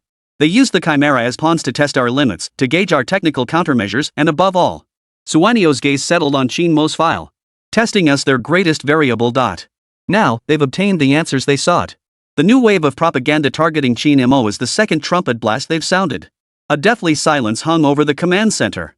The earth-shattering victory from moments ago now seemed like a joke. That was not the end. It was merely a bloody prelude. Commander Candle Dragon remained silent for a long while. He slowly rose to his feet, walked to the porthole, and gazed down at the city below, ablaze with lights. His voice was low, yet carried an ominous, oppressive weight like a storm gathering. They have taken the war from the repair room and brought it into the court of public opinion. They seek to use science to define our mythology. The chief slowly turned, his gaze sweeping over every person present before finally settling on Xian Niao's face. Within those tiger-like eyes, a torrent of rage was compressed into a single, intensely cold glint of murderous intent. Then tell them this. Myths are meant to be believed, not to be defined. Transmit my orders. Initiate the Classic of Mountains and Seas project. Chapter 136, Fanaticism. Outside the National Museum, the low-key black van came to a slow stop. Before the doors opened, the world had already fallen into a deathly silence. The long avenue was devoid of the clamor of carriages and horses. Crowds lined both sides of the road, yet you could hear a pin drop. No welcome banners, no boisterous slogans. Only millions of eyes remained. Awe, excitement, curiosity, fervor. Countless gazes coalesced into an invisible torrent, piercing through the car window and converging upon that young figure. This was a silent pilgrimage. The door opened. Qin Mo, clad in a black Tang suit, stepped out first. Behind him, Xian Niao's face was as cold as ice, his eyes scanning the surroundings with vigilance. Following him was the Zhang Hui chime bells, carefully carried off the vehicle. When that national treasure weathered by calamity yet radiating an understated brilliance reappeared under the sunlight of its homeland, a collective gasp rippled through the crowd. It had returned. It had returned with an earth-shattering victory, bearing the aura of bloodshed and conquest. Qin Mo paid no heed to the frenzied crowd or the blinding flashes of cameras. His gaze settled upon the very front of the steps. There, a group stood. A group of white-haired elders. The director of the Palace Museum, the curator of the Shanxi History Museum, the chief expert of the Dunhuang Research Academy. Virtually every luminary in China's cultural heritage circles, the most esteemed authorities in the field had gathered. They had not come to welcome him. They had come to bear witness. Lu Chengwang stood at the very front of the crowd. His weathered, lined face appeared even more aged than before. Yet his cloudy old eyes shone like two searchlights. He stared at Qin Mo, at the bell, his body shaking violently. Step by step, he descended. Each step seemed to drain every ounce of strength from his body, crushing the pride and stubbornness that had defined his entire life. He came to a halt before Qin Mo. The entire square fell completely silent. At that moment, every live broadcast camera in the world focused on this man, the foremost authority in the restoration of Chinese bronze artifacts. Lu Chengwang slowly turned around. He faced the group of disciples behind him, those he was most proud of. He faced all his colleagues in the cultural heritage field present. He faced the cameras of the entire world. He took a deep breath, his voice carried through the microphone to every corner of the venue. I, Lu Chengwang, have spent my entire life playing with bronze artifacts. I thought I understood it. I believed that the scientific knowledge I had spent my entire life mastering was the sole truth of restoration. His voice was hoarse, yet carried an earth-shattering force. Until I met him. He pointed sharply at Qin Mo. That's when I realized I was wrong. I was wrong, utterly wrong. It wasn't bronze artifacts I didn't understand, it was our own ancestors. I didn't understand that spirit, passed down for 5,000 years. He abruptly turned toward Qin Mo once more. His eyes, burning with fire, fixed intently on Qin Mo. I once said that if he could repair the chime bells, I, Lu Chengwang, would kneel 3 times and kowtow 9 times before him in front of the entire world. Today, I come to fulfill that promise. The moment the words fell, Lu Chengwang's spine, stiffer than bronze, suddenly bent. His knees were about to crash down hard onto the cold floor tiles. The entire crowd gasped in horror. Countless voices cried out in shock. Suwanio's pupils suddenly contracted. Yet, a figure reacted faster than anyone else. Qin Mo moved. In a single stride, he closed the distance as if compressing the earth. The instant Lu Chengwang's knee was but an inch from the ground. A pair of young yet rock-solid hands firmly caught his arms. No matter how hard Lu Chengwang strained, those knees could sink no further. Old Lu. Qin Mo's voice, though not loud, thundered like a bolt of lightning in Lu Chengwang's ears. This is unthinkable. Lu Chengwang's aged face flushed crimson as he struggled fiercely. A promise made is a promise kept. I, Lu Chengwang, concede defeat wholeheartedly. This kneel, you are worthy of it. Qin Mo smiled. He supported the old man, slowly helping him to his feet. You kneel not for me, Qin Mo. His voice suddenly rose, clear and resonant, echoing across the entire square. I, Qin Mo, a mere 20-something upstart, what merit do I possess to deserve your bow? His gaze swept over Lu Chengwang, over the group of white-haired elders behind him, over every single person present. The one you should kneel before Is every single person here the venerable elders who have devoted their lives to preserving our heritage? You should be kneeling. This bell. The ancestors who cast it. Our Chinese nation, its unbroken backbone spanning 5,000 years. Qin Mo steadied the dazed Lu Changwang as they slowly turned. Together, they faced the Zhang Hou chime bells, their radiance subdued. Today, regardless of age, we bow not to individuals. We must collectively pay this great tribute to this national treasure, to our ancestors. Qin Mo released his grip. He gazed at the chime, adjusting his robe. Then, under the gaze of the entire world, he bowed deeply, his head dipping 90 degrees. No sound. Yet it was more profoundly moving than any prostration. His straight spine, like a bow drawn taut, paid homage to the great civilization that had passed away. Lu Changwang froze. He watched Qin Mo's retreating figure, gazed at the bell. Tears welled up in his cloudy old eyes and spilled over. He understood. He understood completely. Wiping away his tears, he turned and faced the bell and the young man who carried on the legacy of the sages. In turn, he bowed deeply, his back bending at a 90-degree angle. Splash! As if it were a signal. Behind Lu Changwang, the director of the Palace Museum, the curator of the Shanxi History Museum, and those venerable figures whose very footsteps could send tremors through the entire cultural heritage community. In perfect unison, they bent their proud backs. After that, their disciples, museum staff, the on-site security personnel, the journalists with their cameras and lenses, even the ordinary citizens gathered on the periphery. The entire square. Thousands upon thousands of people. At this moment, all turned in the same direction toward the bell, toward that young man. Silently, solemnly, they bowed. Not a single sound disturbed the air. This was the true pilgrimage. This scene, captured by live broadcast cameras, spread across the world. In the CNN studio, the psychology professor who had just been spouting off watched the screen, where a sea of silent, bowing figures filled the frame.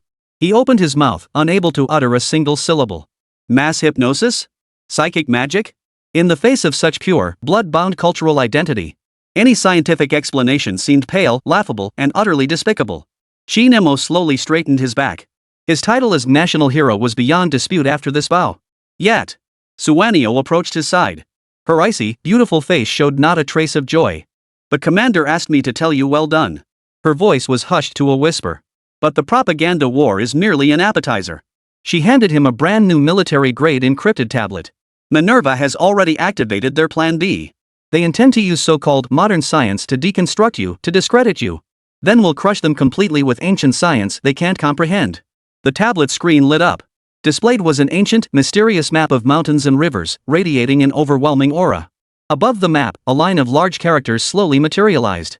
Classic of Mountains and Seas Project Chapter 1, Seeking the Dragon. Almost simultaneously, a thunderous voice from the system erupted within Qin Mo's mind. S-rank main quest activated, Dragon Vein Guardian.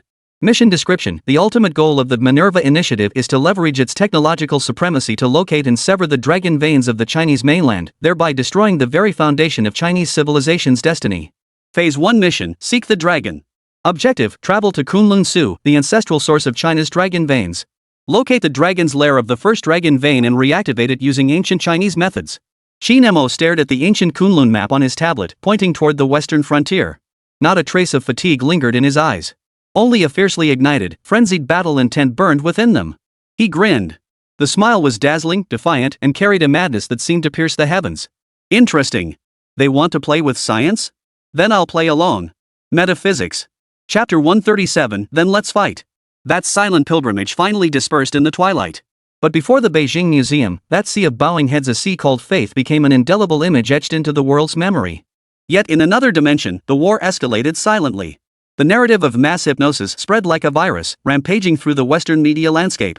Like a carefully concocted basin of filthy water, it sought to extinguish the prairie fire ignited by that dragon's roar. Amidst this eerie atmosphere, an open letter from Paris emerged out of nowhere. France, the Louvre. The world's temple of art, a sanctuary of civilization.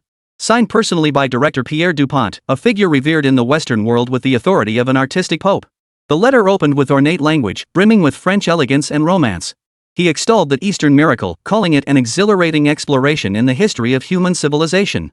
Yet between the lines lurked the fangs of a venomous serpent.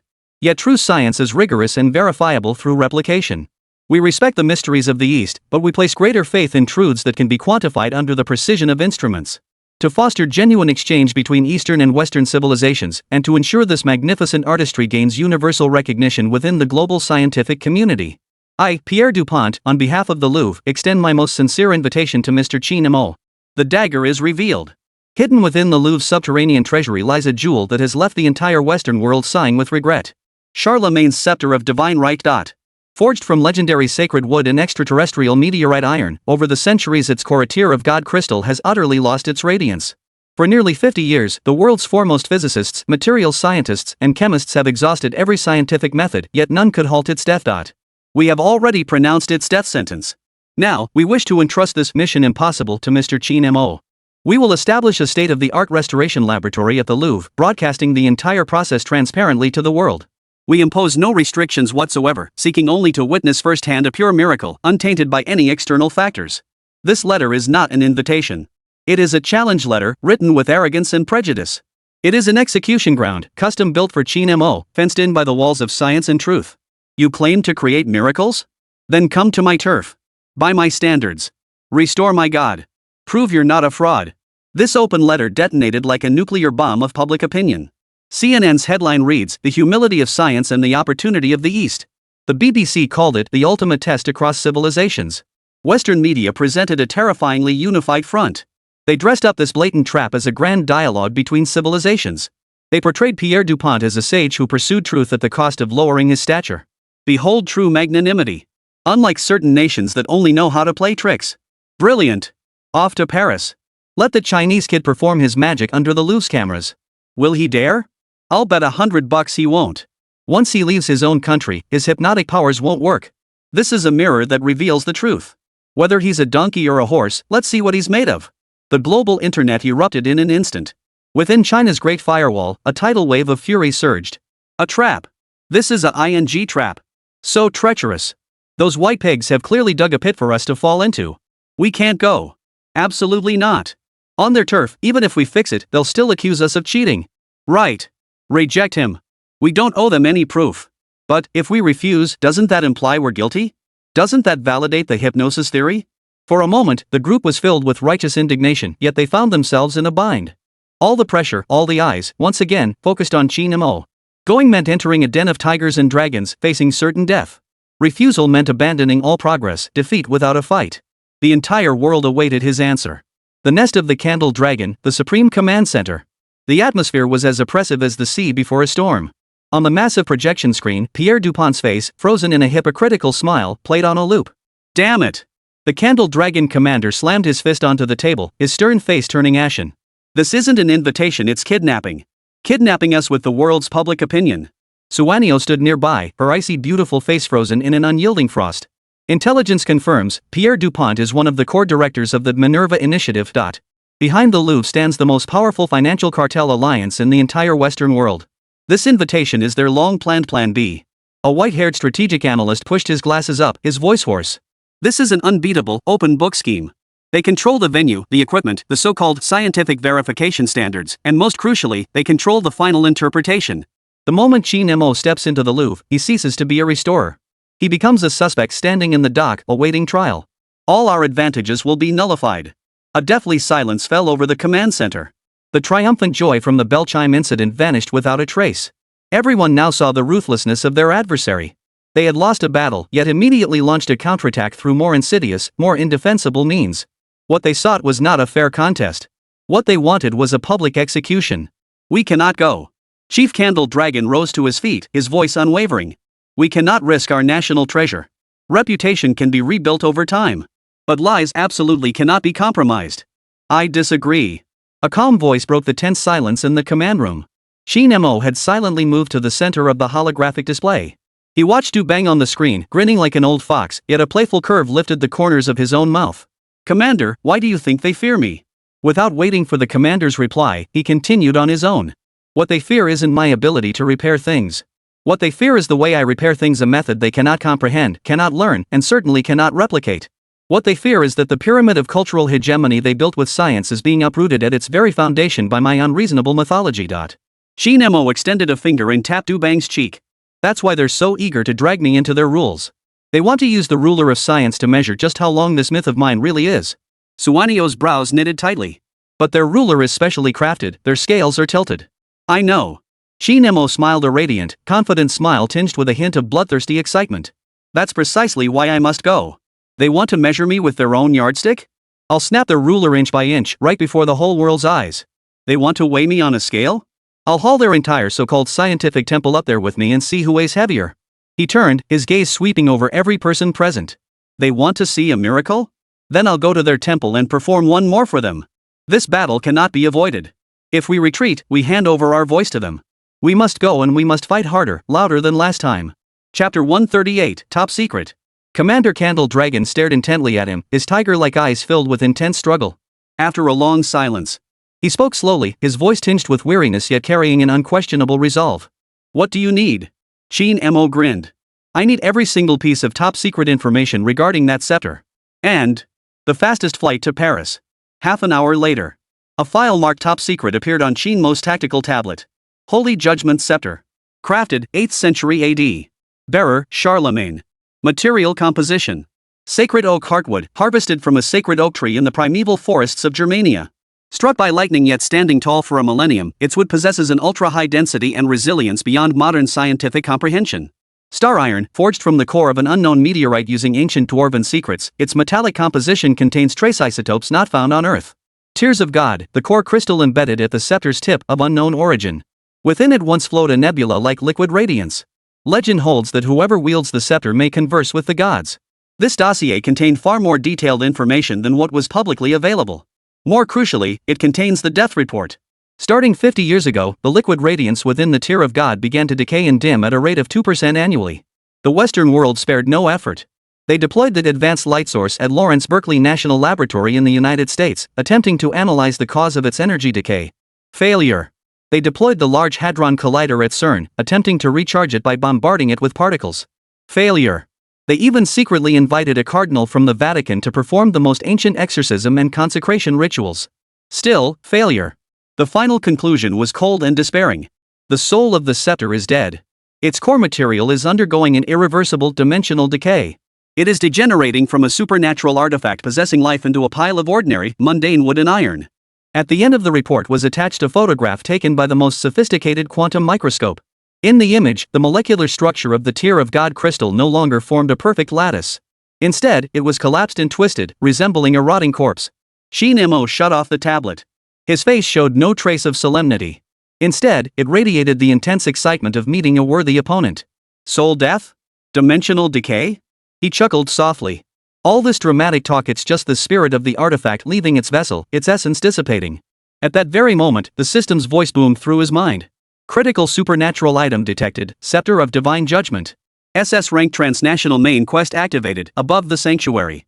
Mission description: the Minerva Initiative has cast an inescapable net, attempting to use the closed logic of Western science to permanently suppress the birth of Eastern mythology. This battle is unavoidable. Mission objective: travel to the Louvre Museum in France. Before the eyes of the world, reignite the soul of the Scepter of Divine Judgment using the methods of China, shattering the cultural arrogance of the Western world. Quest reward: unlock the new system module Omniscience. Acquire the exclusive new skill Masterstroke. Qin Mo's eyes suddenly blazed with intensity. Masterstroke, originating from the idiom adding the finishing touch to a dragon painting. The host may infuse their own divine essence into creations, bestowing upon them a true soul, transforming the mundane into the miraculous, and breathing life into lifeless stone. This was precisely what he needed. Repair? No. This time, he was going to create a new world. The next day, at dawn, while the world's media was still frantically speculating how Qin Mo would retreat and respond, a 1-minute video, without any warning, simultaneously appeared on every social media platform worldwide. In the video, Qin Mo stood before the National Museum, with the understated yet radiant Zheng Hui bells as his backdrop. He delivered no lengthy speech, nor did he even look at the camera. He simply reached out, gently caressing the cold bronze surface as if bidding farewell to an old friend. Then, he slowly turned and finally looked into the camera. Mr. Pierre Dupont. He spoke, his voice calm yet carrying a power that sent a tremor through the hearts of people worldwide. I received your letter. I accept your invitation. However, there are 2 points I wish to clarify. He extended his index finger. I am not going to undergo verification. Your science has already sentenced that scepter to death. What right does a condemned man have to verify a doctor who can bring the dead back to life? He held up a second finger, a defiant smirk curling his lips. My journey to Paris is not for exchange. I am going to attend a lecture. A public lecture on what it means to have awe. To tell you, that bunch of scientists who only believe in cold, hard data. Some things are forged with the soul. And the soul is something you'll never be able to measure? At the end of the video, Qin Mo grinned, revealing a mouthful of white teeth. The Louvre is a fine place, big enough, bright enough. Clear out your finest exhibition halls and point every camera you have at me. 3 days from now, I'll be there on time. Oh, and one more thing. The tuition for this lesson is expensive. Video ends here. The world fell silent. Then came a volcanic eruption, a tsunami of online chaos. He's gone mad. This guy has completely lost his mind. Good lord. He's declaring war on the entire Western scientific community. Unbelievably arrogant. In my 60 years, I've never seen such audacity from an Eastern man. Tuition? What does he mean? Does he actually want to charge us? I'm starting to like this bastard. Whether he's a fraud or a god, that kind of guts is unmatched. That absolute dominance in public opinion, meticulously orchestrated by the Minerva Initiative. Qin Mo's 1-minute video ripped open a gaping wound in that dominance. He didn't fall into the trap. He kicked the card table over, transforming a trial into a showdown. Moreover, he stood on the moral high ground, looking down upon his student as the teacher. This move struck at the root of the problem, turning the tables. Paris, Louvre Museum, Director's Office. Pierre Dupont trembled with rage as he stared at Qin Mo's smug, arrogant face on the screen. The priceless antique cigar in his hand snapped clean in two under his grip. Bastard! That arrogant Eastern savage, so full of himself. He sprang to his feet, pacing the room furiously. All traces of his usual elegance vanished, replaced by nothing but furious, venomous hatred. You want to come to class? Fine. I'll make you come. I'll make you understand in the palace of Louis, in my sanctuary. There is only one God. And that is me. 3 days later. An unmarked black private jet sliced through the Parisian dawn, landing smoothly on the private helipad at Charles de Gaulle Airport. The cabin door slowly opened. Qin Mo, clad entirely in black, stepped out into the gentle French breeze. Behind him, Xian Niao stood like a shadow, his face as cold as ice, clad in a black trench coat, never straying an inch from his side. No flowers. No red carpet. Only a row of French security personnel, expressionless and dressed in suits. And a single, jet black, stretched Lincoln. Xian Niao's gaze swept over the bulges at the waistbands of the men's suits. His voice was hushed. They mean us no good. I know. Qin Mo's face betrayed no emotion. He gazed toward the distance, where the Eiffel Tower loomed faintly in the morning light, a cold curve forming at the corner of his mouth. A good show always needs a few clowns to warm up the crowd. Otherwise, how boring it would be. Chapter 139, Tying Up Loose Ends. The black minivan left the square, the center of everyone's attention, and turned into a quiet alley. Outside the windows, the bustling cityscape of the capital receded like a tide. Suanio sat in the passenger seat, watching Qin Mo, who had closed his eyes to rest, through the rearview mirror. Are you sure you want to see him? Her voice held no warmth. Qin Mo opened his eyes, his gaze devoid of any joy, only an abyss of profound calm. To see my #1 fan. He tugged at the corner of his mouth, as if recounting a joke that wasn't funny. And wrap things up while I'm at it. The car finally came to a stop at the entrance of an unmarked underground structure. This was one of Candle Dragon's secret strongholds. The air carried a cold, metallic scent mingled with the sharp tang of disinfectant. A heavy alloy door slid silently shut behind them. It blocked out sunlight and the outside world. A stark white isolation interrogation room. Through the one-way glass, Qin Mo saw Zhao Li. The once spirited young man, hailed as the rising star of the Bronze Restoration world, now slumped in his chair like a pile of mud. He wore baggy prison garb, his hair straw-colored and brittle, his eyes hollow and vacant.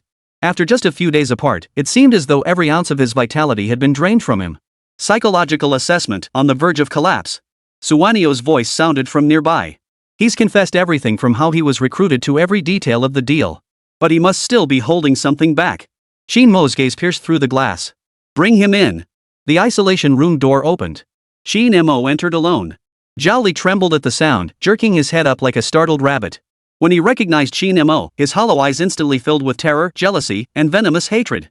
You, what the hell are you doing here?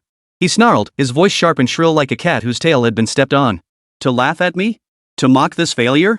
Qin Mo said nothing. He merely pulled out a chair and sat down across from Zhao Li. There was no anger, no mockery.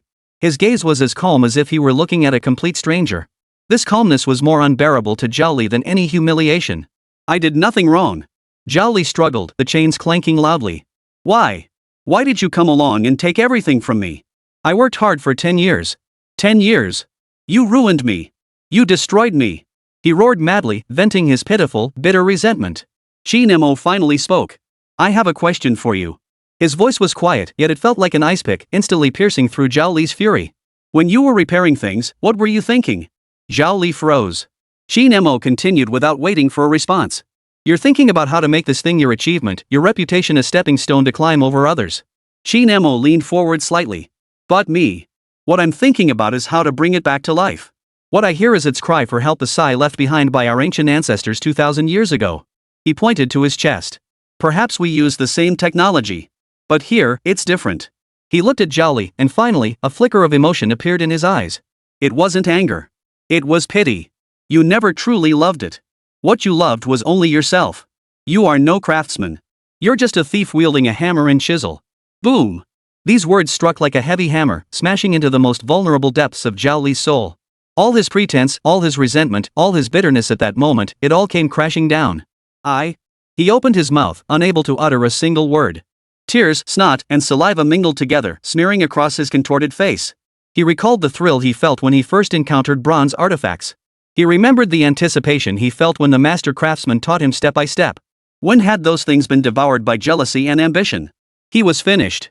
He knew he was utterly finished. Not because he'd been caught, but because he had personally killed the boy he once was, deep within his own heart. Wah! Zhao Li finally broke down. He wailed like a child, his sobs wrenching and heartrending. In the depths of his remorse, the memory he had deliberately buried, the one fear had crushed deep within his heart, surfaced. No, it's different. He gasped for breath, choking out the words in broken bursts. That person, the chimera I made contact with, it wasn't the same. Qin Mo's gaze suddenly sharpened. The way he looked at me, it wasn't like looking at a pawn. Zhao Li lifted his head. In his tear-washed eyes, a deep, resurfacing terror flickered. He looked at me like I was a tool. A tool for picking locks. He said the chime bells were merely a test, a signal. Their target was never the spell. They wanted to use the spell to find a key. Zhao Li's voice trembled with fear. A key that can unlock a certain sleeping entity within Huaxia. Chapter 140, The Key. The Key. A key that unlocks the sleeping thing of Huaxia. As these two words escaped Zhao Li's shattered face, the air in the interrogation room seemed to be sucked out in an instant. Qin Mo's pupils contracted to pinpricks. Beyond the one-way glass behind him, Xian Niao's breath caught in her throat. She whipped around to face the technicians recording the proceedings. The recording from just now, maximum level encryption, physically sealed. Anyone who leaks a single word about what happened here today will be charged with treason. Her voice was no longer cold, it was an absolute command, tinged with the scent of blood. The technicians, stunned by her terrifying presence, nodded frantically and scrambled to carry out her orders. Inside the interrogation room, Qin Mo rose slowly, never once glancing back at the utterly rotted mass of flesh once known as Zhao Li. He pushed open the door and walked out. Suanio approached him. For the first time, a flicker of something called wavering appeared on her eternally icy, beautiful face. The key theory might not be Zhao Li's fabrication. In Chimera's encrypted communications, we intercepted several unbreakable, top-priority signals. Their codename was an ancient KOM bronze key. Qin Mo's gaze was as deep as the ocean. They weren't after a single bell. They want to steal the keys to our entire house. He paused, exhaling a breath thick with the grim aura of battle. Take me to the commander. Now. The nest of the Candle Dragon, High Command Center. When Qin Mo and Xian Niao pushed open the door, the place was still abuzz with triumphant celebration. On the massive light screen, footage of Jack Rain bleeding from all 7 orifices in public and that fake god artifact exploding into dust in a Swiss basement played on a loop. Each scene elicited waves of unrestrained, exhilarated gasps. Yet the Candle Dragon commander did not smile. Alone, he stood before the vast porthole window, gazing down at the city below, its lights a sea of brilliance. His brows were furrowed into a deep, worried frown. He heard footsteps behind him but did not turn. Speak.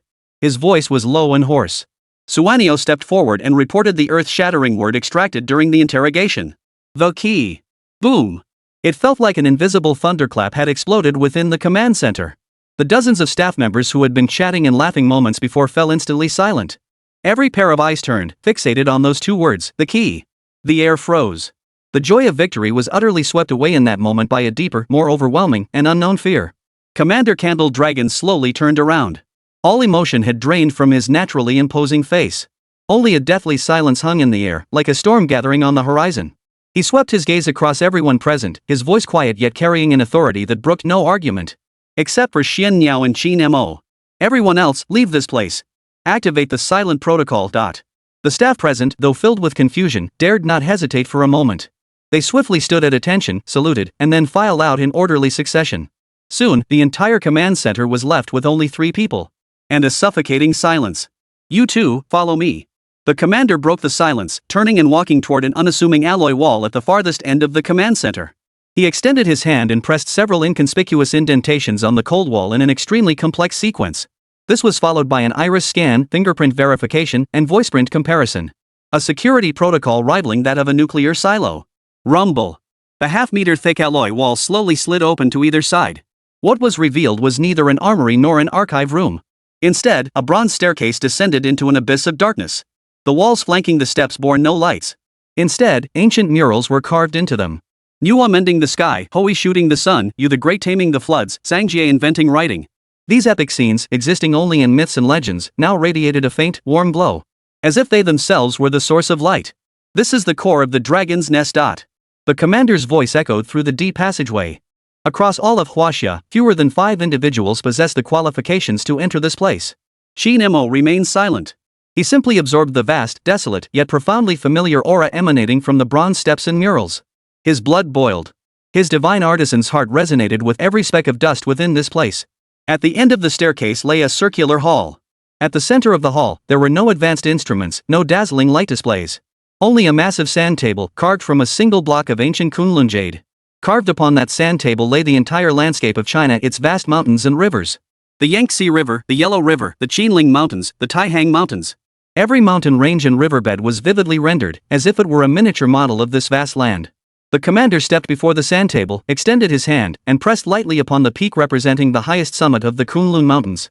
The entire jade sand table lit up. Golden rays of light shot up from the base of the sand table, spreading rapidly along the mountains and rivers. Ultimately, they converged upon 9 dazzling points of light. These 9 points of light were situated at the 9 cardinal directions of the Chinese mainland. The summit of Mount Tai, the Yellow River's estuary, the Qin Emperor's underground palace, the ancient city of Lulan. Each point represented a top-secret location powerful enough to anchor the nation's destiny. These are the sleeping entities Zhao Li spoke of. The commander's voice carried an unprecedented gravity. They are not called national treasures. Their codename is the 9 tripods of the dragon veins. Legend has it that after Yu the Great tamed the floods, he gathered gold from across the land to cast these 9 tripods. They were meant to suppress the dragon veins of the 9 provinces of China, sustaining the nation's prosperity. The world believes this is merely legend. The leader lifted his head, his tiger-like eyes fixed intently on Qin Mo. Beneath his gaze surged a tidal wave of emotion. But it is not. These 9 tripods are real. They are not merely bronze vessels.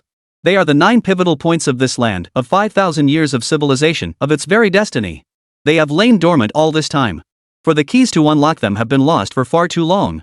The leader took a deep breath, each word seeming to be forced out through gritted teeth. Until you appeared. He pointed at Qin Mo with a sudden, sharp gesture. When you restored the Zhang Hui chime bells and struck that single note that dragons roar, it was more than just sound. It was a kind of divine resonance beyond scientific explanation. That dragon's roar pierced all physical barriers, awakening a sliver of resonance within these 9 slumbering divine cauldrons. And it was precisely this sliver of connection that allowed the Minerva Initiative, lurking in the shadows all alone, to finally confirm their target. You, Qin Mo. You are the one key they've sought for decades, the one key they've dreamed of finding, the one and only key. The commander's voice echoed relentlessly through the vast hall. Qin Mo's heart pounded wildly. All the clues, in this moment, finally connected. Chimera's conspiracy, the curse of the Zhang Hui chime bells, Zhao Li's betrayal, Jack Ryan's madness. All of it was merely the prelude to something terrifyingly vast. Their true objective had never been about swapping the heavens or destroying nations. What they sought was to find Qin Mo the key. Then, with this key, unlock the 9 most sacred locks guarding the very heart of Chinese civilization. As for what happens after unlocking them, whether they steal, destroy, or pollute them in even more vicious ways, the consequences would be unimaginable. So, the invitation from the Louvre. Qin Mo's voice was dry. Correct. A cold, grim smile spread across the commander's face. That is not a feast of treachery. It was a trap they set for you. They don't know about the 9 tripods, but they know this key of yours can resonate with those extraordinary artifacts possessing divine essence. Charlemagne's scepter of divine judgment is the most tempting bait they've laid out. They want to lure you, the key, onto their territory. Then, completely, control you. Even. Xian Yao added from the side, her voice as cold as ice. Even dissect you, study you, replicate you. What they want is the technology to mass-produce keys. The entire hall fell silent once more. The atmosphere reached an oppressive peak. A cultural war that seemed to have been won decisively had now revealed its most vicious, most deadly fangs. Qin Mo remained silent for a long while. He slowly walked to the enormous jade sand table. He reached out, gently tracing the 9 faintly flickering golden points of light. He could sense the faint yet intensely yearning call emanating from beneath those points. It was a summons from the very source of his bloodline. I understand. Qin Mo lifted his head, all emotion fading from his face. Only one remained, a resolve so calm it sent shivers down the spine. They have their plans. We should have ours too. He looked at the commander and cracked a smile. That smile was no longer the defiant and flamboyant one of before. Instead, it was the madness of one who, having shouldered the fate of an entire nation, had burned his boats. Paris. I must go. Not only must I go, but I will polish their worthless scepter until it shines brighter than God's own. I'll make them believe their bait has succeeded. I will make them focus all their attention on Paris, on me. He paused, his gaze sweeping slowly over each of the 9 glowing points on the sand table. A raging inferno ignited in his eyes. Then, Commander, please activate the classic of mountains and seas plan. We will retrieve what our ancestors left behind. Piece by piece, we shall retrieve them. Chapter 141. If the mountain won't come to me, I'll go to the mountain. Paris, Louvre Museum. The curator's office was filled with the aroma of premium cigars and the scent of triumph. Pierre Dupont held a glass of 1982 Lafite, gazing out through the massive floor-to-ceiling windows at the gentle ripples of the Seine. An elegant yet ruthless smile, like that of a hunter, played upon his face. The fish has taken the bait. He murmured to the air. A cold, machine-like voice crackled through the communicator, its transmission encrypted. Mr. Dupont, Minerva is highly satisfied with your plan B. Eastern sorcery will ultimately reveal its true form before Western science. Dupont swirled his wine glass, the crimson liquid resembling flowing blood. Science? He laughed contemptuously. No, what I have prepared for him is theology. In the Louvre, in my temple, I am the only God. I will show him what a true miracle is, and what a true judgment truly means. He had already arranged everything. Hundreds of hidden cameras, the most sophisticated spectrum analyzers, and a jury composed of the world's foremost physicists and materials scientists. He even secretly invited the Vatican's exorcist bishop to serve as the final validator. This was a perfect cage woven from science, theology, and public opinion. Once Qin Mo stepped inside, there would be no chance of redemption. He would be nailed to the pillar of shame as a charlatan, condemned to eternal disgrace. And the Zhang Hui chime bells would forever bear the stain of this disgrace. Killing 2 birds with 1 stone. Strike at the root of the problem. He will come. Dubang declared with certainty, draining his glass of red wine in one gulp. For his ridiculous sense of national pride. He has no choice. At the same moment. Huaxia, nest of the Candle Dragon, Supreme Command Center. The atmosphere was thick enough to cut with a knife. The giant light screen no longer displayed victory replays. Instead, it displayed the Lu's invitation letter, each word a dagger to the heart. And the relentless, inflammatory coverage from global media outlets. Will the Eastern sorcerer dare enter the Western sanctuary? A showdown staking the dignity of civilization. The ultimate trial of science versus myth. Each headline felt like a noose tightening around Qin Mo's neck. A blatant ploy. This is a blatant ploy. A strategic analyst slammed his fist on the table, eyes bloodshot. They've abandoned attacks on objects and begun strangling people. Once Qin Mo is gone, he's no longer a restorer, he's a suspect. If we lose, we'll be disgraced. All our previous efforts will go down the drain. But what if we win? Another expert countered. They'll accuse us of cheating. They control all the equipment and standards, they hold the final say. Then we won't go. Not go? That's admitting we're guilty. Admitting the dragon's roar was collective hypnosis. We'll still lose everything. The arguments rose and fell in waves. Inside the command center, all the elites were trapped in an inescapable stalemate. To go was death. Not going meant death too. The only difference lay in the manner of death. Commander Candle Dragon remained utterly silent. He merely stared fixedly at the light screen, his tiger-like eyes blazing with overwhelming fury and profound, helpless despair. In all his years of battle, he had never felt such utter frustration. Your adversaries won't engage you in bayonet combat. They cloak their most savage traps in the garb of civilization, forcing you to walk right into them. Enough. The commander finally spoke, his voice hoarse. The entire command center fell silent in an instant. He rose slowly, his gaze sweeping over each person before settling on Qin Mo, who sat silently in the corner. We cannot fight this battle. Each word seemed to be forced through gritted teeth. This isn't a matter of courage. It's a matter of strategy. We cannot risk our national treasure on a gamble we are destined to lose. The classic of mountains and seas project is more important than any reputation. Qin Mo, you cannot go. This was an order. It was the most agonizing yet rational decision made by the Candle Dragon leader, as the guardian of a nation. Sacrificing the gains and losses of a single city to preserve the most vital spark. All eyes turned to Qin Mo, filled with reluctance and regret. Yet, Qin Mo's face showed not a trace of disappointment. He even smiled. Commander. He stood up and walked to the center of the light screen, facing the hypocritical face of Dupont on the screen from afar. When did I ever say I was going? Boom. One sentence caused every brain in the entire command center to freeze instantly. What did he mean? You're not going? Didn't you just announce to the world via video that you accepted the invitation? A rare flicker of bewilderment flickered across Xian Niao's icy, beautiful face. She too had assumed Qin Mo was heading into the lion's den to cause a major stir. Chief Candle Dragon's pupils suddenly contracted. He stared intently at Qin Mo, as if trying to read something from the young man's face. Qin Mo paid no heed to the stunned reactions around him. He extended a finger and tapped the screen, pointing at the magnificent dome of the Louvre. They want a show. They've set the stage, arranged the lighting, and written the script. They assume that as the protagonist, I'll immediately take the stage and perform a tragedy of self-destruction according to their script. A near-cruel curve lifted at the corner of Qin Mo's mouth. But they seem to have forgotten one thing. I am not an actor. I am the director. He turned, his gaze fixed intently on the commander. If the mountain won't come to me, I'll go to the mountain. That's the philosophy of the weak. The way of the strong is. The mountain won't come? Then I'll have it brought to me. Silence. Dead silence. Then, in an instant, a terrifying gleam erupted from the tiger-like eyes of Chief Candle Dragon. He understood. He understood completely. This kid's madness far exceeded his wildest imagination. He wasn't just flipping the table. He was going to uproot the entire casino and transplant it to his own turf. Ha ha. Ha ha ha ha. The commander suddenly burst into a thunderous laugh, his laughter reverberating through the entire command center, making it hum. All the pent-up frustration, all the anger vanished in that laughter. Only the ultimate sense of exhilaration remained. Good lad.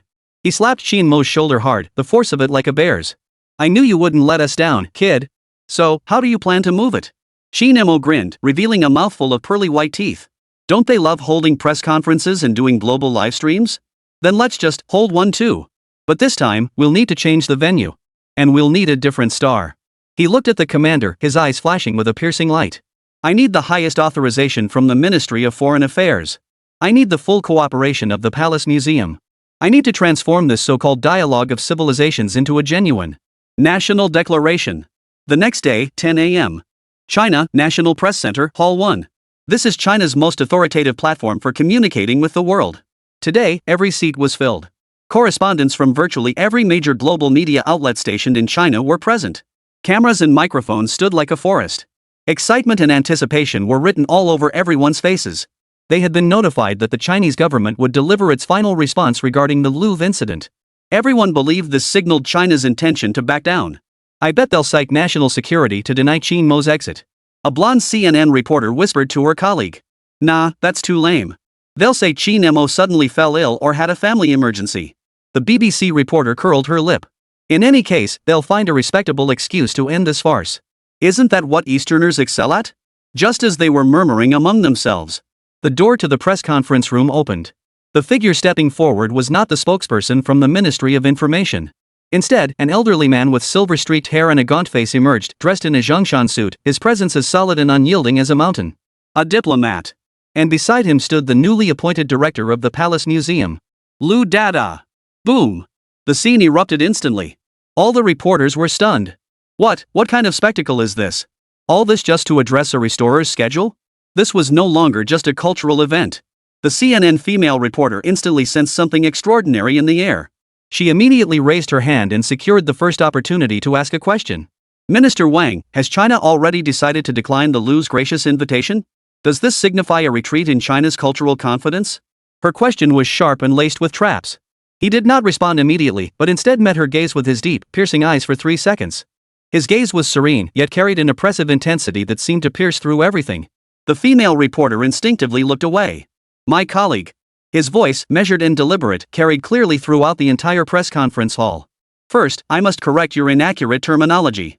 What the Louvre issued was not an invitation, but a challenge. When faced with a challenge, the Chinese nation has never known the meaning of retreat. The room erupted in an uproar.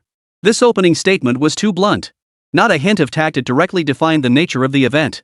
Minister Wang paused, his gaze sweeping across the entire room. We did indeed decline Mr. Dupont's invitation. Just as expected. The reporter's heart stirred, ready to start taking notes. But Minister Wang's voice suddenly rose sharply. What we refused was not the challenge itself. What we refuse is so-called verification conducted within an unfair environment saturated with prejudice and arrogance. True treasures of civilization belong to all humanity. Its restoration should be conducted under the most impartial and transparent scrutiny worldwide. Therefore, He stepped forward, his entire presence radiating the sharpness of a drawn sword. Following joint deliberation by the highest cultural and diplomatic authorities of the Republic of China, I hereby, on behalf of the People's Republic of China and Mr. Qin Mo himself, to the Louvre Museum in France, to Director Pierre Dupont, and to the Western scientific community he represents, issue the most formal counter-invitation. The entire press conference hall fell into a deathly silence. All journalists held their breath, hearts pounding wildly. A counter-invitation? What kind of divine maneuver is this? Liu Changwang, standing beside the minister, trembled as he stepped forward. This elderly man, who had just experienced the greatest ups and downs of his life, now had an unprecedented fire burning in his eyes. I, Liu Changwang, in my capacity as director of the Palace Museum, hereby pledge. We will open the Forbidden City. We will clear the Danby Plaza before the Hall of Supreme Harmony, that very square symbolizing the highest authority of China. We will establish the world's most advanced, most transparent, and most comprehensive restoration platform. His voice cracked with emotion, yet carried a thunderous force that shook the very foundations. I implore you. Bring Charlemagne's scepter of divine right. Bring all your experts, all your instruments, all your doubts. Come to Beijing. To the heart of our Chinese civilization. Mr. Qin Mo will teach you a lesson here, before the eyes of the entire world. A public lecture on what constitutes a miracle and what inspires awe. Paris, Louvre Museum. Pierre Dupont watched the live broadcast from the east with leisurely detachment. A sneer curled his lips. He waited to see how the Chinese side would fabricate a ridiculous excuse and make a humiliating exit. However, as the minister and Liu Dada's earth-shattering words streamed through the simultaneous interpretation into his ears, the smile on his face froze, inch by inch. Finally, it transformed into utter horror and bewilderment. What? A counter-invitation? The Forbidden City? The Hall of Supreme Harmony? It sounded like the most absurd fairy tale of the century. When Liu Changwang roared with every ounce of strength, I'll teach you a lesson, into the livestream camera. Clink. The priceless antique crystal goblet in Pierre Dupont's hand slipped from his grasp. It shattered into pieces.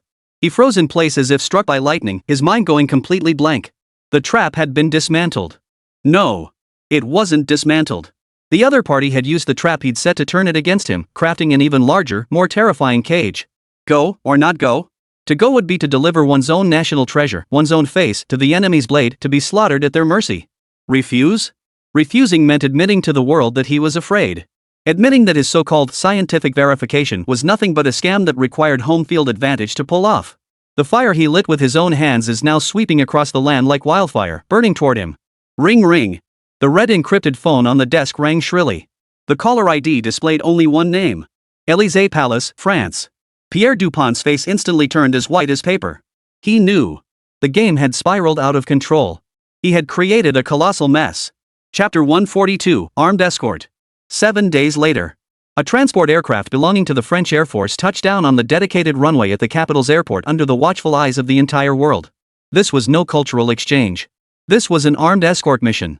When the cargo door opened, descending were not elegant scholars, but a security detail composed of elite veterans from the French Foreign Legion.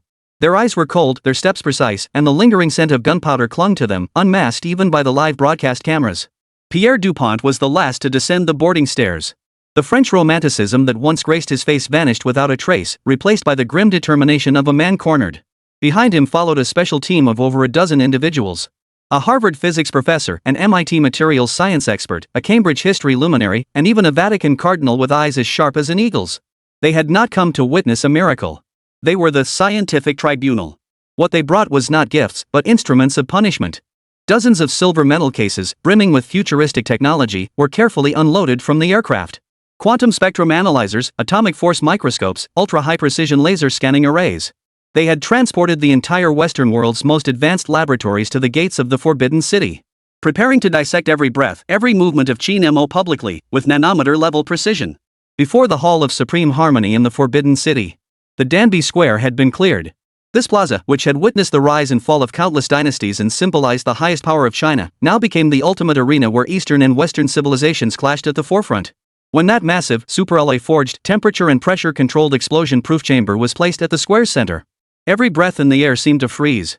Liu Changwang and the other Chinese experts stood behind Qin Mo, each face etched with solemn gravity. They knew this container held no national treasure. It held a super bomb powerful enough to obliterate Qin Mo and even shatter the very foundation of Chinese cultural confidence. Pierre Dupont stepped forward, his gaze sweeping past Qin Mo to meet the cameras of the entire world. In a tone that blended solemn compassion with the air of a victor, he spoke slowly. Before we open it, I must reiterate. The decay of the Holy Judgment Scepter is an irreversible physical phenomenon acknowledged by the entire Western scientific community. We gather here today not to challenge anyone, but to stand with Eastern civilization in confronting this shared human regret. His words were flawlessly crafted. First, he read aloud the death sentence before the entire world. Regardless of Qin Mo's success or failure, he stood unassailable. Success would be an accident beyond Western science's explanation. Failure would be an inevitable necessity. Open the box, he ordered coldly. Zzzzzzz. The hydraulic rods emitted a faint hiss as the blast-proof container's lid slowly rose. A stench of decay and dust, mingled with the scent of death, washed over him. When the Holy Judgment Scepter inside the box was fully exposed to the sunlight, a collective gasp of horror rippled through the crowd. Even Liu Ruyan, who had studied countless records and steeled himself mentally, turned ashen-faced and staggered violently at the sight of the artifact. This can't be possible? This wasn't an artifact at all. It was a rotting corpse. The staff, crafted from sacred oak and the reference photos, was now covered in vast patches of dark, dull spots resembling cadaverous lividity. The intricate patterns woven from gold filigree had corroded into something resembling dried, blackened scabs of blood. And at the staff's apex, the tear of God crystal which should have shone brilliantly had utterly lost its luster. It had turned murky and dull, resembling an eyeball gouged from a corpse. Damaged. 10 times worse than the records indicated. No, this was not merely damaged. This was utter, complete death. The members of the scientific tribunal collectively let a faint, icy smile curve their lips. A flicker of triumphant cruelty passed through Pierre Dupont's eyes. This trap had turned out even more perfect than he had anticipated. He turned to look at Qin Mo, his expression as though surveying a condemned prisoner already on the scaffold. As you can see, Mr. Qin Mo. His voice dripped with feigned sympathy. Its soul has vanished completely. This was an impossible task. Perhaps we should abandon this restoration and proceed directly to the scientific research phase? He was forcing Qin Mo to give up. If Qin Mo uttered a single no, this battle would be over. However, Qin Mo never once looked at him. His gaze pierced through everyone present, penetrated the high-tech container, and locked onto that rotting scepter. While everyone else was cowed by that aura of death. His face bore no trace of fear or solemnity. Only a near-greedy, frenzied battle intent. He walked forward slowly, ignoring the stunned gazes of everyone present. He stopped before the case. The world's cameras focused on his young, yet eerily calm face. Finally, he spoke. His voice was not loud, yet it thundered across the square like a bolt of lightning. Impossible? He smiled. That smile was dazzling, defiant, and carried a wildness that sent a chill through Pierre Dupont's heart. You call an inanimate object impossible? Qin Mo slowly raised his head, his jet-black eyes meeting Du Bang's for the first time. That gaze was as if he were looking at an ignorant child. And I call this creation. Chapter 143, Creation. Creation. When these two words slipped casually from Qin Mo's lips, the entire Taiha Hall Plaza fell into an eerie, deathly silence.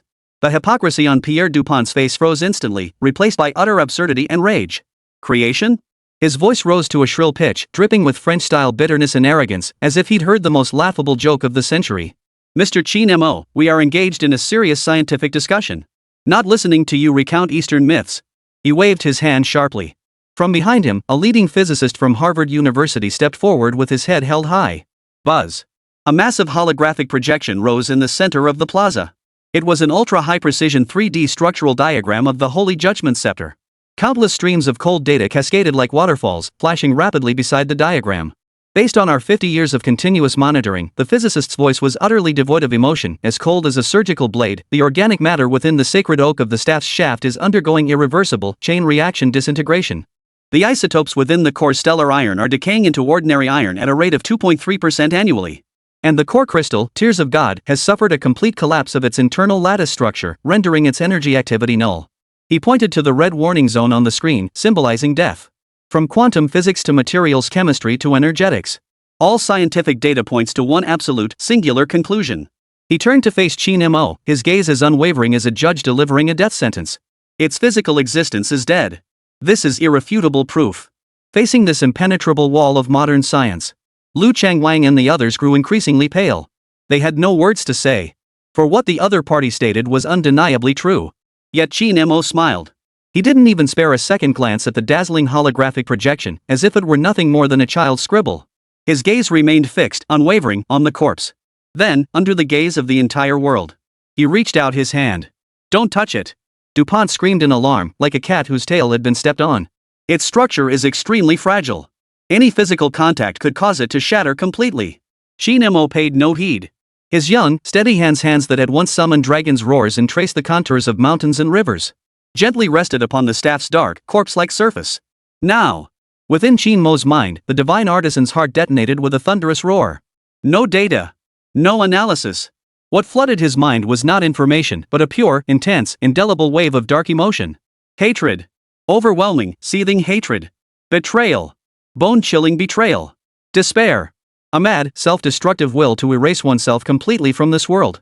Shattered scenes flashed like lightning, tearing through Qin Mo's consciousness.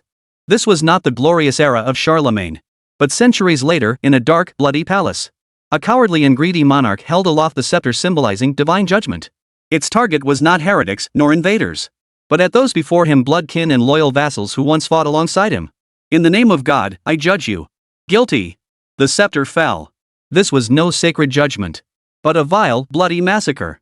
The scepter was defiled with the sin and blood of its master. From that moment on, its soul went mad. It was no longer the divine scepter. It had become a weapon of sin. It hated the master who had defiled it. It hated all humans who dared to touch it. It hated itself most of all. It did not want to be repaired. It did not want to be saved. It only wants to quietly end itself, rot into dust, and vanish completely from this world that makes it sick. Qin Mo abruptly withdrew his hand. The defiance and madness on his face had faded. In their place emerged a piercing clarity that seemed to see through the ages, and a barely perceptible flicker of pity. Well, Mr. Qin Mo? Pierre Dupont, seeing him withdraw, assumed he had finally faced reality. The scorn on his lips grew thicker. Now that you've tasted this death firsthand, what more is there to say? Qin Mo lifted his head. He looked at Dupont, looked at the group of scientists who called themselves the embodiment of truth. He smiled. Your diagnosis was fundamentally flawed from the start. The Harvard physicist, as if hearing a personal insult, puffed out his chest arrogantly. Data is absolute. Science is indisputable. Is that so? Qin Mo's smile turned slightly amused. He took a step forward. His voice was not loud, yet through the microphone, it carried clearly across the entire world. Your greatest mistake is treating this place like an emergency room, trying to revive a dying patient. He paused, his gaze returning to the scepter, his expression growing incredibly complex. But in reality, you should treat this place like an interrogation room. What you're facing isn't a patient, but a murderer, one burdened by unspeakable sins, consumed by remorse and self-loathing. It is not decaying. Qin Mo's voice abruptly turned icy, like an ice pick piercing everyone's heart. It is committing suicide. Chapter 144, Eastern Witchcraft. Suicide. When these two words exploded like a mental bomb across the hall of Supreme Harmony Square, the entire square fell deathly silent. Then came a deafening, absurd roar of laughter. Suicide? Pierre Dupont laughed until tears streamed down his face, pointing at Qin Mo as if he were a patient who had escaped from an asylum. My dear Mr. Qin, are you suggesting this piece of wood and iron has developed emotions and even depression? This is the most absurd, laughable Eastern witchcraft I've ever heard. The Harvard physics luminary pushed his glasses up his nose with disdain, his face etched with the disgust of talking to a wall. Emotions? That's just chemical reactions of neurotransmitters. Excuse me, but where exactly is the amygdala in a pile of inorganic matter? Using unverifiable mysticism to mask unsolvable scientific problems, what a pathetic ploy. Their mockery echoed through the microphone, reverberating across the globe. Western livestream chat rooms instantly flooded with haha and wizard comments. Yet Qin Mo paid them no mind whatsoever. He ignored all the ridicule and skepticism. He turned to Liu Changwang behind him and spoke calmly. Mr. Liu, would you kindly fetch me a qin? Liu Changwang froze. A zither? A guqin. Qin Mo added. The moment those words left his lips, the entire room fell silent once more. Then, even louder than before, came a burst of laughter. Qin? Guqin? Du Bang nearly choked on his breath, clutching his chest as he exclaimed dramatically. My God! What is he trying to do? Play a requiem for a corpse? He's lost his mind. He's completely lost his mind. This is his restoration plan? Trying to move a piece of wood with music? He's insulting all of our intelligence. The members of the scientific tribunal crossed their arms, their expressions as if watching a poorly staged circus act. The contempt in their eyes nearly spilled off the screen. Even the experts from Huaxia were utterly dumbfounded. Playing the piano? What on earth does that have to do with restoration? Only Liu Changwang, after a moment of bewilderment, suddenly lit up. He recalled Qin Mo's restoration of the bronze chimes and that astonishing synchronous resonance. He understood. This kid was about to start playing with something they couldn't comprehend again. Excellent. Liu Changwang nodded firmly, turned, and went to make arrangements personally. Soon, a rustic, weathered ancient zither with a burnt tail was carefully carried by staff to the center of the square. On one side stood cold, metallic instruments representing the pinnacle of Western technology. On the other side, a zither and a man. Ancient and modern. Myth and science. At the pinnacle of the Forbidden City, the most intense visual clash unfolded. Qin Mo sat cross-legged on the floor. He ignored all the cameras around him, ignored the scientists staring at him like he was some kind of cute little thing. He gently touched the strings and closed his eyes. The entire world seemed to vanish. His divine artisan's heart fused completely with the ancient zither. Ding! A clear, resonant note sounded, drifting gently through the air. No stirring melody, no flashy technique. The sound was archaic and desolate, as if emanating from a distant primordial age, carrying the breath of the earth and the pulse of mountains and rivers. This was not played for the ears. It was meant for the soul. Qin Mo did not force his will into the scepter. He did not say, "You must not die."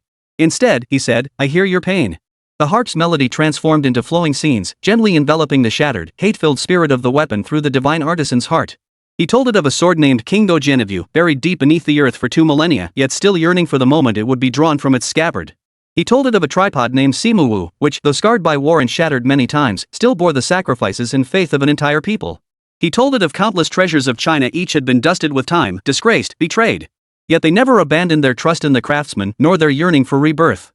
The fault lies not with you. It is the greed of human hearts that defiled you. You need not punish yourself with self-destruction. Your glory should not be reduced to decaying ashes, but rather rebirth through the flames. The sound of the Qin held no accusation, no trace of coercion. Only the purest empathy and solace. The mad, self-destructive hatred coiled within the scepter gradually subsided. Like a child who had wept for centuries, it finally heard its first words of comfort. Everyone in the square stood frozen. The music seemed to possess a magical power, piercing through all the noise and restlessness to reach the depths of every soul. Those who had mocked, sneered, or gathered to gawk fell silent without realizing it. The contempt on the faces of the scientific tribunal members slowly faded, replaced instead by a bewildered, unnerving shock. "Look at the instruments." The Harvard physicist pointed at a quantum spectrum analyzer and screamed in disbelief.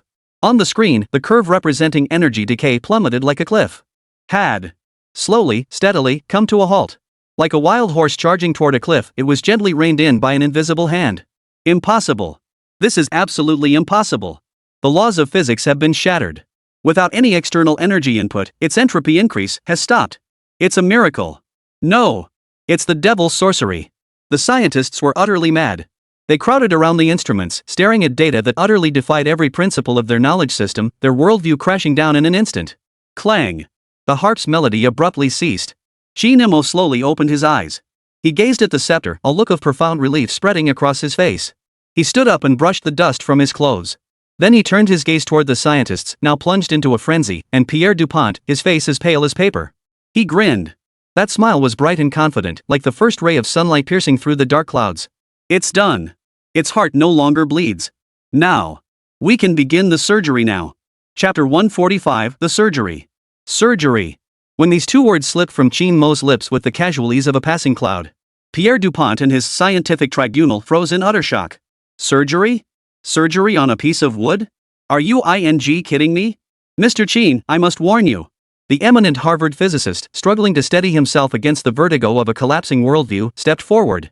Even if its entropy increase is temporarily halted, its internal physical structure remains dead and fragile. Any conventional repair method, cutting, grinding, welding, will cause it to disintegrate instantly. He pointed at the scepter, as if defending science's last shred of dignity. You can do nothing. Who said I intended to use conventional methods? Qin Mo retorted, his gaze as though observing an elementary student clutching a multiplication table, desperately trying to grasp calculus.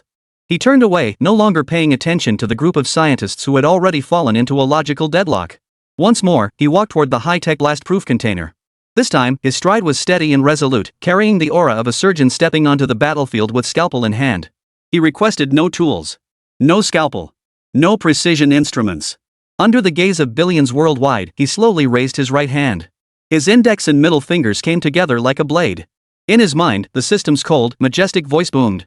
New exclusive skill masterstroke activated. The host may infuse their own divine essence into creations, bestowing upon them a true soul, transforming decay into wonder, and breathing life into lifeless stone. Now! A fierce light blazed in Qin Mo's eyes. He channeled every ounce of his essence, energy, and spirit along with the boundless power of the divine artisan's heart into his fingertips. Hum! A faint golden glow, barely perceptible to the naked eye, flickered and vanished from his fingertips. Then, he struck. That finger, like a brush dipped in divine essence, moved with precision and gentleness, yet carried an unquestionable will. It touched the deepest, most lifeless section of the scepter's shaft, the ivory carving that resembled corpse spots. What is he doing? With his finger? He intends to repair it with his finger? Madman. A complete and utter madman. DuPont screamed from the audience. Yet, the very next second, his scream abruptly stopped. Every breath in the room froze in that instant. For there, where Qin Mo's fingertips touched, within that ivory lividity long since dried and petrified over billions of years, declared absolutely dead by every scientific instrument. Surprisingly, slowly, a single drop seeped out. A single drop, crystal clear, amber-like, radiating a newborn's luster of mysterious liquid. That droplet, though small, seemed to contain the very essence of life from the entire world. It slid down the ivory's grain, slowly, like a tear that had traversed the ages. The tear of ivory. The instant this tear fell, the entire scepter emitted a faint hum, as if from the depths of its soul. Then, a miracle unfolded. The dark, dull stains covering the staff's surface began to fade at a visible speed, like snow melting under sunlight. The golden filigree, once rusted like dried blood, once again radiated a dazzling, sacred brilliance.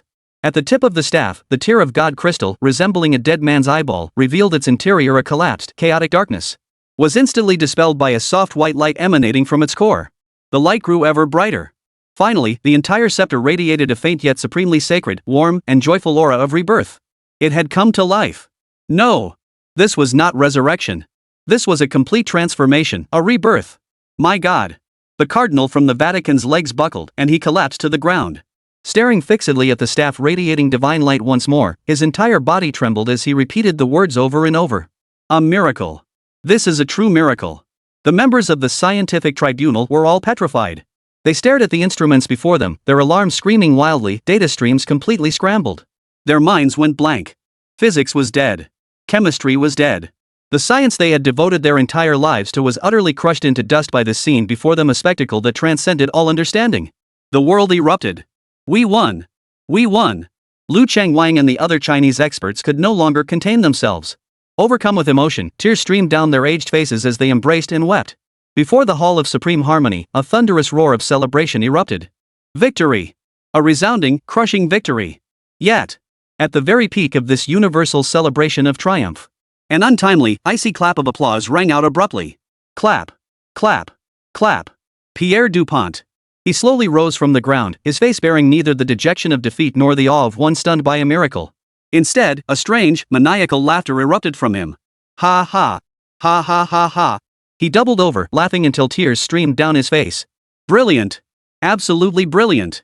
Clapping as he strode toward the center of the square, his gaze brimmed with the pity and cruelty of the ultimate victor. Mr. Qin Mo, your sorcery, your performance, it was nothing short of perfect. I applaud you. This unexpected scene gradually silenced the crowd's cheers. People stared at him in confusion, unsure what this defeated man was up to now. Du Bang pulled out a remote control. He pressed a button lightly. Before the Hall of Supreme Harmony, the massive holographic screen abruptly shifted. No longer the live stream of the scepter radiating divine light. Instead, it was a cold, analytical report filled with complex data and chemical formulas. The report's title, in vivid scarlet letters, clearly stated: Micro-component analysis report on C14 isotopes and mass spectrometry flow of the golden portion of the divine judgment scepter. Du Bang pointed sharply at the screen, his voice as icy as the depths of hell. Mr. Qin, your sorcery is remarkable. Your miracle could easily pass as genuine. But alas, our mass spectrometer does not lie. The smile on his face twisted into a hideous grimace at that moment. According to our most precise scientific analysis, the trace elements within the core gold of this scepter perfectly match the electrolytic refining techniques of the Second French Empire during the 19th century. Not primitive forging from the 8th century AD. He paused, then delivered each word like a final judgment, one capable of sending all of Qin Mo's efforts straight to hell. It is a counterfeit. Boom! The entire world seemed to be silenced. A fake? Global silence. Everyone's mind froze in shock. A cruel smile of ultimate victory spread across Dupont's face.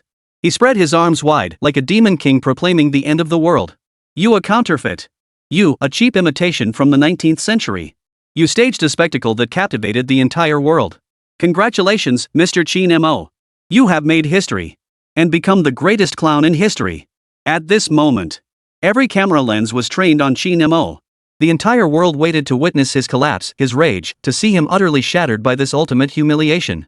Liu Ruyan and the others felt the blood drain from their faces, as if plunged into an ice cave. It was over. This scheme was 100 times more vicious than they had ever imagined. They had won the battle but lost the war. Yet, Qin Mo, staring at the report, showed not a trace of shock or anger on his face. He slowly put away the ancient zither, his movements calm and deliberate. As if this earth-shattering reversal before him had nothing to do with him at all. Then, he lifted his head to look at Pierre Dupont, who was already caught up in the euphoria of victory. A faint, inscrutable smile touched his own lips. Chapter 146, What are you smiling about? That smile was profoundly enigmatic. On that youthful face, there was not a trace of embarrassment at being exposed, nor a hint of anger at being humiliated. What remained was only pity and amusement, the kind that comes from having seen through every scheme, watching the clowns perform their one-man show on stage. The air around them seemed to be sucked dry by that smile. Pierre Dupont's face, contorted with ecstatic joy, froze rigid. The triumphal arch of victory he had built in his heart with the word fake shattered into pieces. No!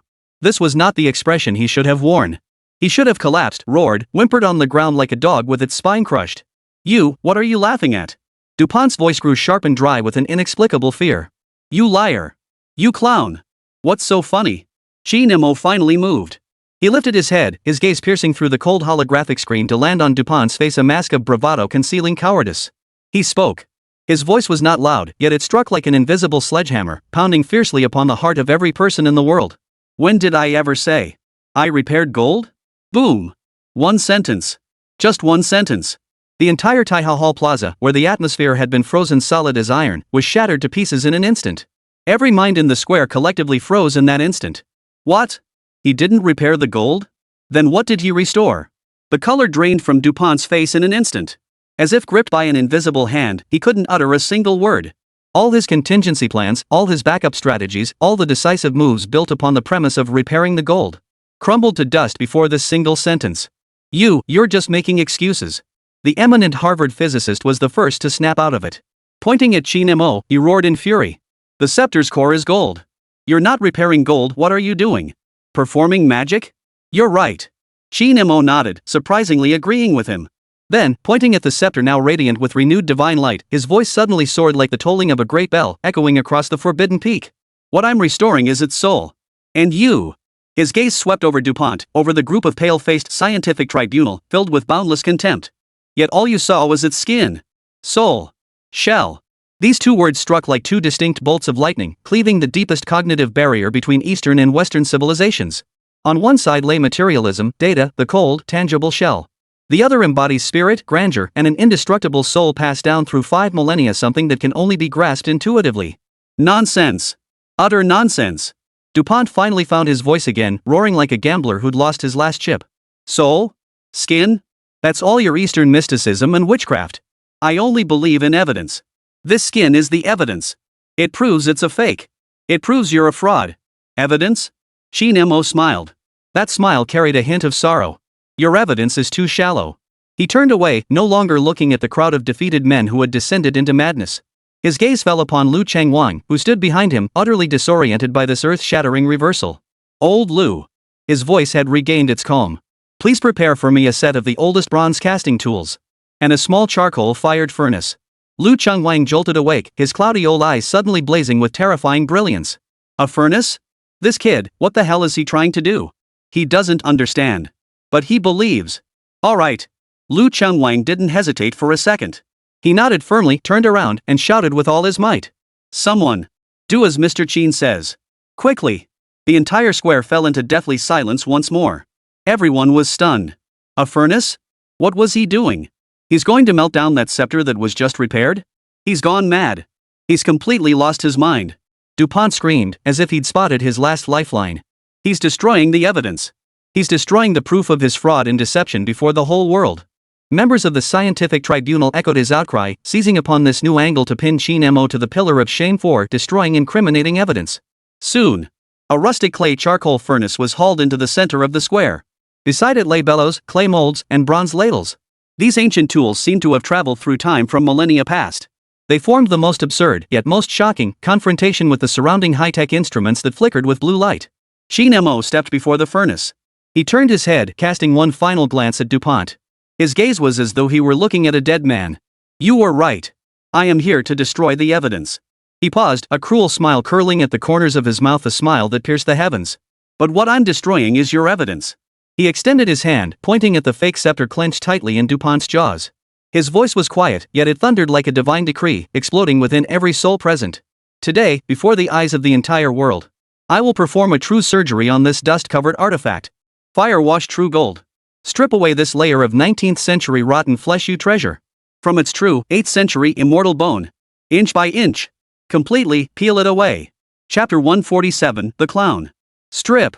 When these two words crashed down upon the square of the Hall of Supreme Harmony like the final judgment of the gods, Pierre Dupont went completely mad. Divest? How dare you divest? Like a cornered beast, he roared madly, spittle flying. Gold melts at 1064 degrees Celsius. But the sacred oak's ignition point is only 400 degrees. Before you melt this layer of rotten flesh, that so-called divine bone will already be reduced to ashes. This is physics. It's a law. An immutable iron rule of this universe. He pointed at Qin Mo, pointed at the furnace, venting his final, scientific dignity to the entire world. Yet, Qin Mo didn't even deign to spare him a glance. He walked up to the ancient furnace.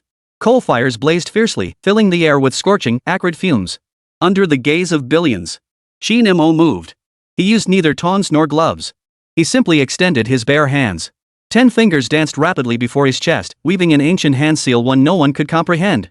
The seal was intricate and profound, as if it contained the most primordial laws of the universe. Then, his lips moved slightly, and a series of low, hoarse syllables slowly emerged from his mouth. It was not any known language. It sounded more like a command to the flames. Fire, come! Boom! At his command. Within that clay furnace, the crimson embers instantly changed color. No longer a raging crimson, they transformed into a gentle, jade-like glow, a soft golden hue that seemed to possess a life of its own. The golden flames carried not a trace of scorching heat, but instead radiated a comforting warmth that soothed the soul. Like a docile spirit serpent, it slithered from the furnace's mouth, gently and tenderly coiling around the rejuvenated scepter. No! No! Dupont let out a desperate scream. He watched helplessly as the golden flames licked the surface of the scepter. He waited for the moment when the scepter would be reduced to charcoal. Yet, the destruction he had imagined did not occur. A miracle occurred. Under the scouring of the golden flames, that layer of 19th century electrolytically refined gold, which Dupont had deemed irrefutable proof, did not melt. Instead, it began to become transparent. Like a cicada's shed skin soaked in warm water. That magnificent, dazzling gold shell, scientifically proven to be a fake, was peeling away from the staff's body in a manner that defied the laws of physics. Inch by inch. Another inch. The entire world held its breath. Time seemed to freeze in that moment. Every pair of eyes reflected that miraculous spectacle. The golden shell grew thinner and thinner, more and more transparent. People could even see through it, revealing the sacred oak staff beneath. Enveloped in golden flames, it showed not a single scratch. Instead, it radiated an even more lustrous, jade-like glow. Finally. Crack. A soft crack, like a cicada's wing breaking free from its cocoon. The entire golden cicada shell detached completely from the staff. It hovered in midair for a second. Then, as if drained of its last ounce of strength, it dissolved into a pool of dazzling, golden liquid. It dripped precisely into the white marble dish Qin Mo had prepared long ago. Clink. A crisp sound rang out. The dust settled. The rotten flesh was gone. The immortal bones, finally revealed. The square fell silent. Online, dead silence. The entire planet, at this very moment, fell into an absolute deathly silence born of utter shock. Pierre Dupont's legs buckled beneath him, and he collapsed to the ground with a thud. His eyes locked on the pool of golden liquid, then shifted to the staff unscathed by the flames, radiating an ancient, mystical aura. The color drained completely from his face. His mouth opened and closed, yet no sound emerged. His science. His laws. His ironclad principles. The entire Western scientific system he had cherished and believed in all his life. At this moment, that pool of golden water and that flawlessly intact divine bone, completely shattered, crushed into the most laughable of dust. A deception. He muttered to himself, like a little darling who'd lost his soul. This must be magic. Qin Mo withdrew his hand seal. The golden flames instantly extinguished, reverting to ordinary charcoal embers. He didn't even glance at the pool of golden liquid, as if it were nothing more than a pile of useless surgical waste. He walked over to Pierre Dupont, who lay collapsed on the ground. He towered over him, looking down. His face bore no trace of triumphant joy, only boundless pity. Now. Qin Mo's voice was calm, yet carried a divine, majestic authority. Tell me. Who is the true clown? Chapter 148, You Are Not Worthy. Who is the clown? This calm question pierced like an invisible steel needle, shattering Pierre Dupont's last, desperate, mental barrier. He collapsed to the floor, his contorted face instantly drained of all color. The clown? He stared at the pool of stripped-away golden liquid, then at the divine bone reborn in the flames. The scientific temple he had spent his entire life building, his pride in civilizational superiority, his meticulously planned, foolproof scheme. In this moment, all became one thing, a joke. A colossal joke. And he was the clown standing center stage, deluding himself as the director, only to be played like a monkey by the entire world. Ah! DuPont's mouth gaped open, his throat emitting a rasping, bellows like wail. His eyes rolled back, limbs twitched, and white, humiliating saliva dripped from the corners of his mouth. He had gone mad. Completely mad. Qin Mo didn't spare him another glance. This opponent was no longer worthy. He turned to face the group of Chinese experts behind him, their souls shattered by the divine miracle. Old Liu. His voice snapped everyone out of their stunned daze. I still need one more thing. Liu Changwang jolted awake, his tear-streaked, weathered face radiating fervent, almost fanatical reverence. Mr. Qin. Name it. Not just one thing. Even if you asked for the stars in the sky, this old man would find a way to get them for you. Qin Mo smiled. It's not that dramatic. I need a stone. A stone? The entire crowd fell silent once more, filled with confusion. Wasn't the restoration already complete? That staff, now radiating warmth throughout its body, emitted an ancient and sacred glow more perfect than any reference image. What possible use could a stone have now? What kind of stone? Lu Chengfu asked respectfully. Qin Mo's gaze fixed on the direction of the candle dragon's nest, as if piercing through space itself. 1. An unassuming black stone. The one in the black alloy case the commander gave you before departure. Liu Chengwang's heart jolted violently. He remembered. Before departure, the Candle Dragon commander had indeed personally handed him a box extremely heavy and bearing the highest security clearance. But commander had said only one thing at the time. Open it only when Qin Mo needs it. Quick! Bring it up! Liu Chengwang roared excitedly. Soon. The jet black alloy case, seamless and brimming with futuristic technology, was hoisted up by 4 fully armed soldiers working together. Iris scan, fingerprint, password. 3 layers of verification unlocked. The case slowly opened. No dazzling brilliance. No rare treasures. Inside, a thick layer of shock-absorbing padding covered the surface. In the center, a single object lay quietly. A piece of charcoal briquette black as coal, pitted and scarred, looking like it had been scavenged from the roadside and burned. Put. A young scholar from the scientific judgment panel couldn't help but laugh. This is your trump card? A piece of broken rock? I get it. This is performance art. A performance art piece mocking our blind faith in science. Their mockery was feeble and powerless. Like a bunch of gamblers who'd lost everything down to their underwear, clinging to their last shred of pride to defend their pitiful dignity. Qin Mo paid them no mind. He stepped forward and retrieved the honeycomb coal. He raised the stone high and placed it atop the still glowing charcoal furnace. What was he doing? He was going to burn this stone with fire? The entire audience stared wide-eyed. Yet Qin Mo's next move made everyone's heart stop. He did not throw the stone into the furnace. He simply held the stone in his own hands. Then, he closed his eyes. Divine Artisan's heart erupted for the 3rd time. This time, what ignited was neither technique nor empathy. It was will. It was the absolute dominion over creation that came with being a divine craftsman. Hum. A golden radiance brighter than furnace flames ignited in Qin Mo's palm. That blackish, stubborn stone, as if sensing the call of its sovereign, emitted a joyful, submissive hum. It had not been melted by the furnace flames below. Instead, it was ignited from within by the divine light emanating from Qin Mo's palm. It began to glow, to shine, from within outward, turning crimson, becoming soft. The stubborn stone gnawed. 1 drop. 2 drops. 3 drops. Scorching hot, sparkling with starlight, as if containing an entire galaxy metallic liquid. Slowly dripping from the base of that stubborn stone. Dripping onto the fingertips of Qin Mo's other hand. He's mad. He's gone mad. That's molten metal over 1,000 degrees. His hand will be ruined. Liu Changwang and the others cried out in alarm, about to rush forward. Don't move! Suanio's icy voice halted everyone in their tracks. Her eyes, too, were stormy with shock, but more than that, they held an absolute, unwavering trust. Qin Mo opened his eyes. His eyes held no pain, only a primordial calm and focus.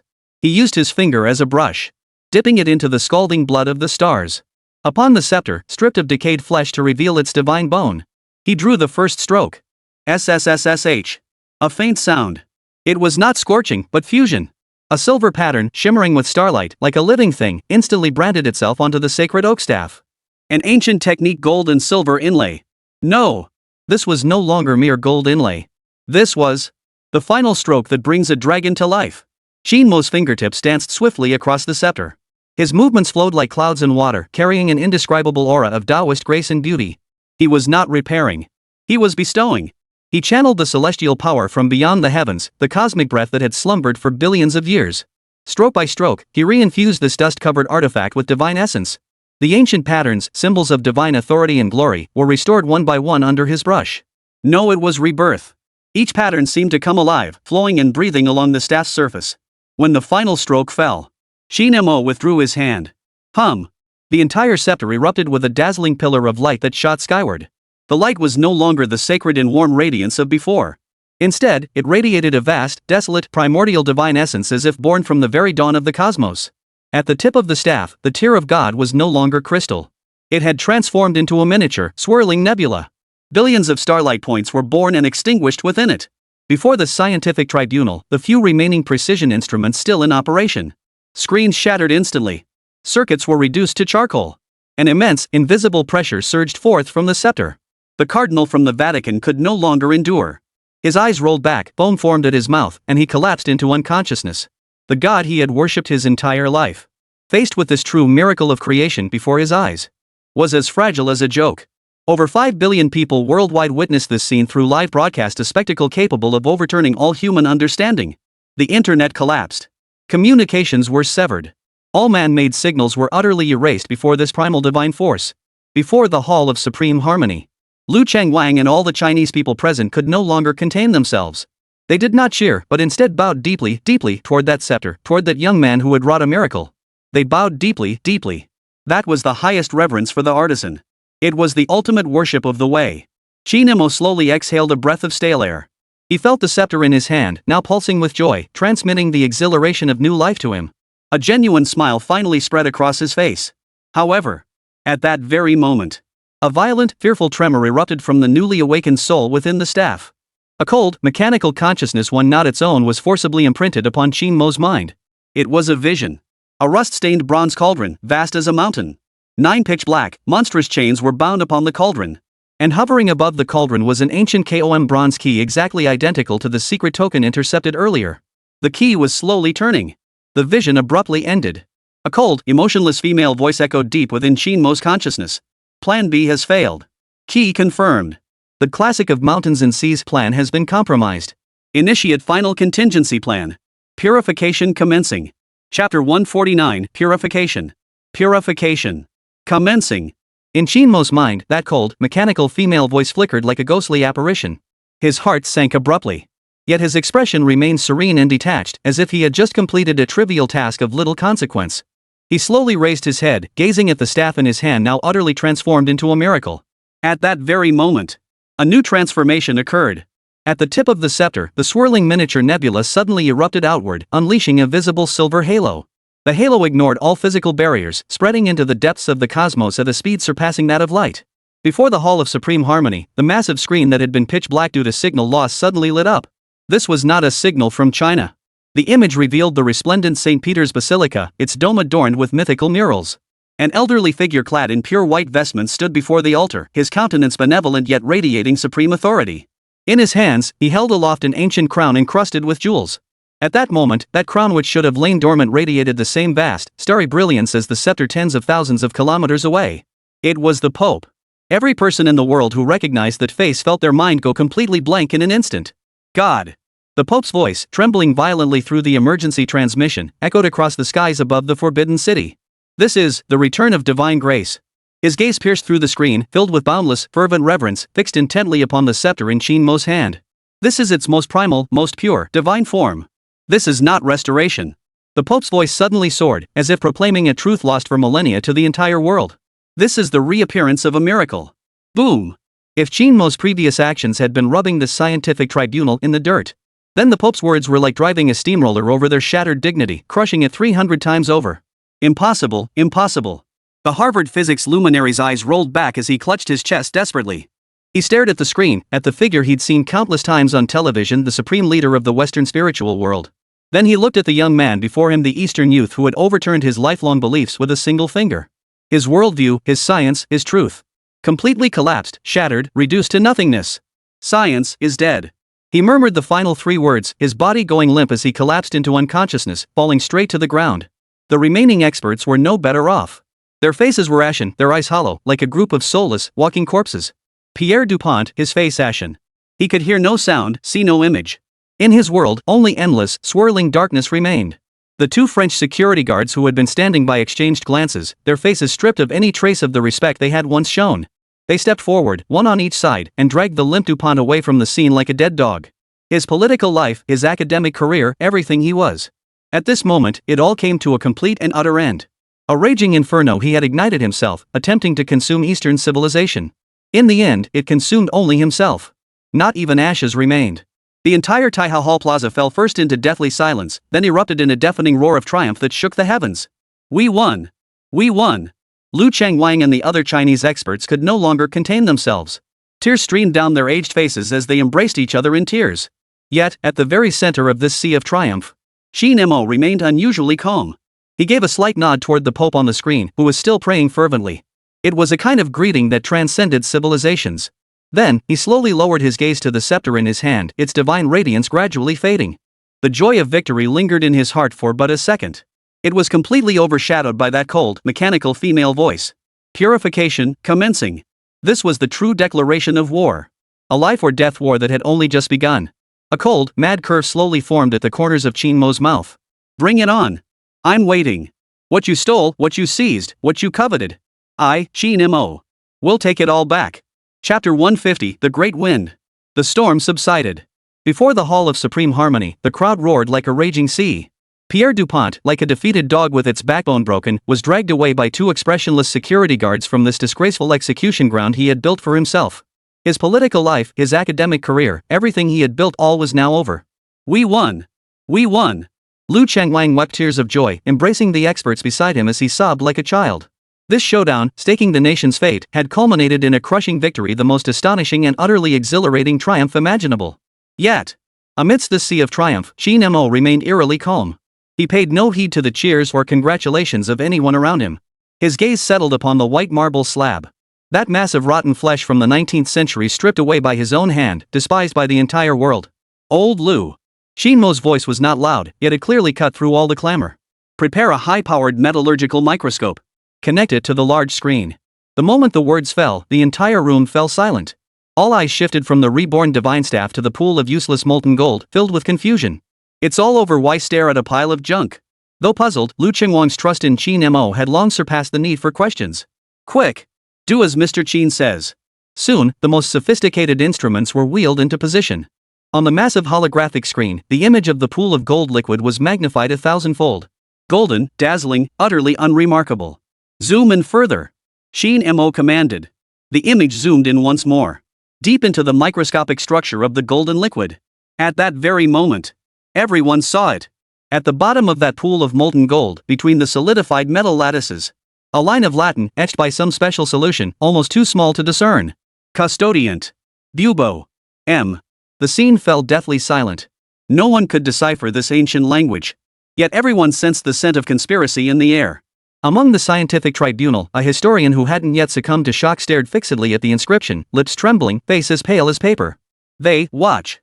He translated in a trembling voice, his heavily accented English revealing his distress. Owls. M. Suanio's pupils suddenly contracted. Her icy voice rang out beside Qin Mo, tinged with an unprecedented gravity. Bubo is the ancient Latin word for owl. In Western mythology, the owl is the sacred symbol of Minerva, the goddess of wisdom. Minerva. Qin Mo's gaze instantly turned icy.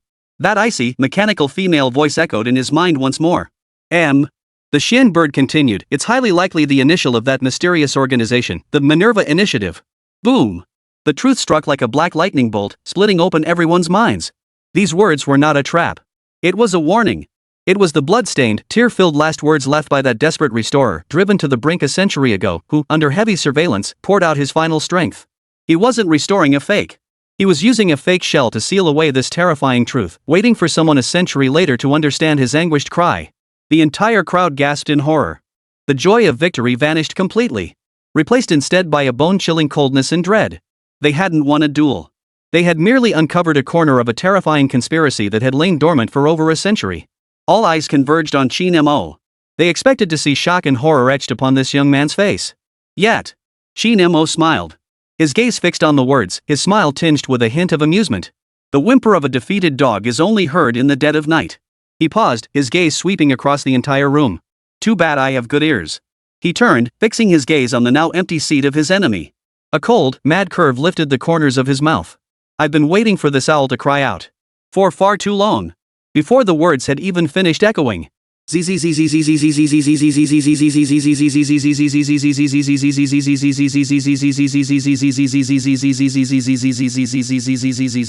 Before the Hall of Supreme Harmony, the massive screen and all global broadcast feeds were instantly hijacked by an irresistible force. The screen plunged into complete darkness. Then, a cold, geometric owl icon, composed of countless silver codes, appeared at the center of the screen. Those hollow eye sockets seemed to stare down every single person. That mechanical female voice, devoid of emotion and all too familiar to Qin Mo, resounded through global speakers, echoing to every corner of the earth. Observer, Qin Mo. You have heard the lamentations from a century past. But you should not have awakened the gods. The voice abruptly turned cold, carrying a divine, judgmental intent. Purification has been locked. Target, all individuals tainted by the miracle. The live feed abruptly cut to the Vatican cardinal, who had long since collapsed unconscious on the ground. There, on his pale, bloodless neck, silver, circuit-like patterns began to emerge from beneath his skin, spreading wildly. Chapter 151, The Icy Venomous Serpent. Those eerie silver patterns, like cold, venomous snakes come to life, slithered madly beneath the skin of his neck. Their target, his brain. Purification has begun.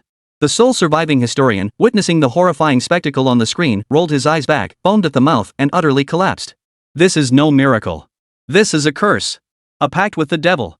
Panic erupted like a plague, instantly engulfing the entire square. Western journalists and scholars who had just moments ago been ecstatic over the miracle now wore expressions of utter terror. They frantically tried to flee the place.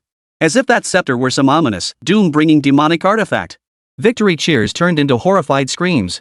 Admiring gazes turned into fearful avoidance. Minerva! What a masterstroke cutting off the fuel from beneath the cauldron.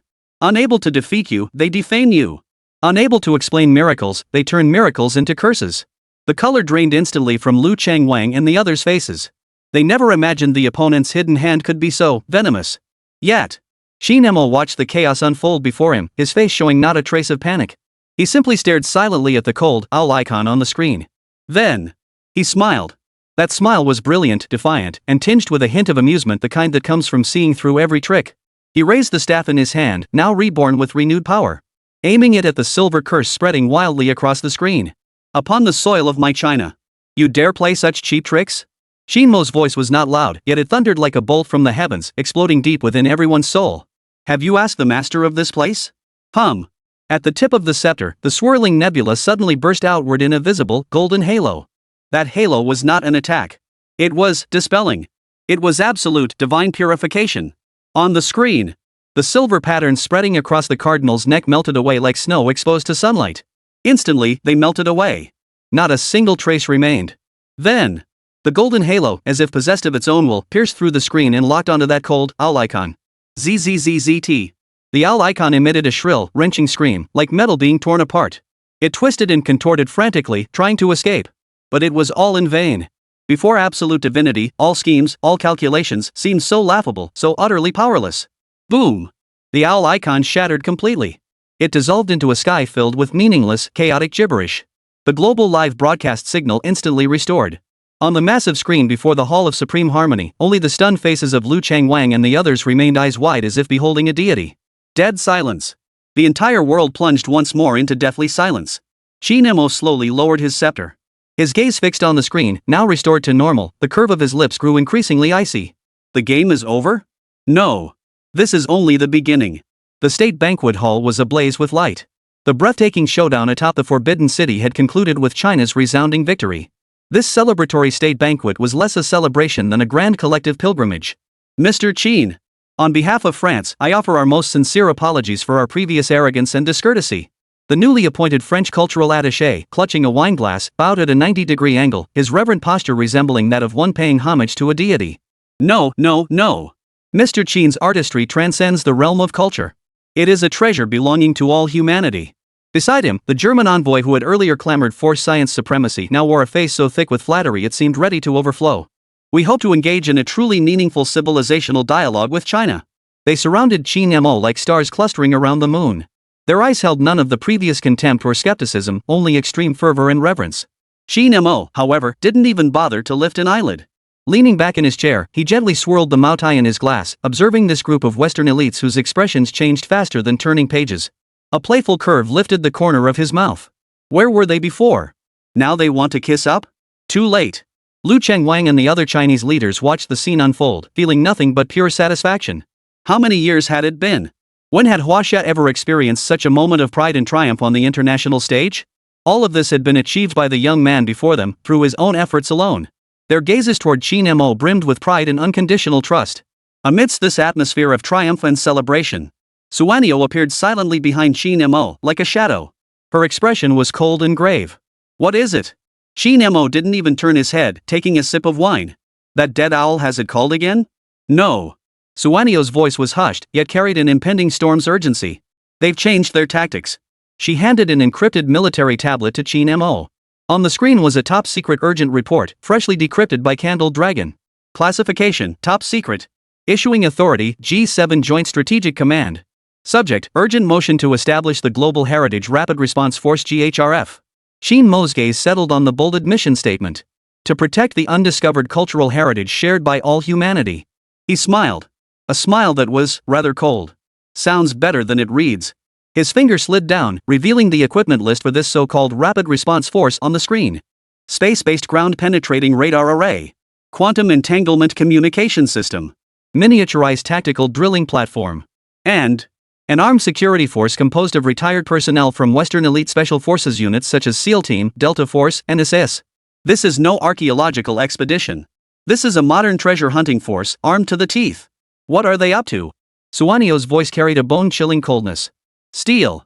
Before anyone can react, they'll use the most advanced technology and overwhelming force to seize control of every uninhabited area worldwide where significant ancient sites might exist. They're not after artifacts. Xian Yao uttered the most terrifying answer, one word at a time.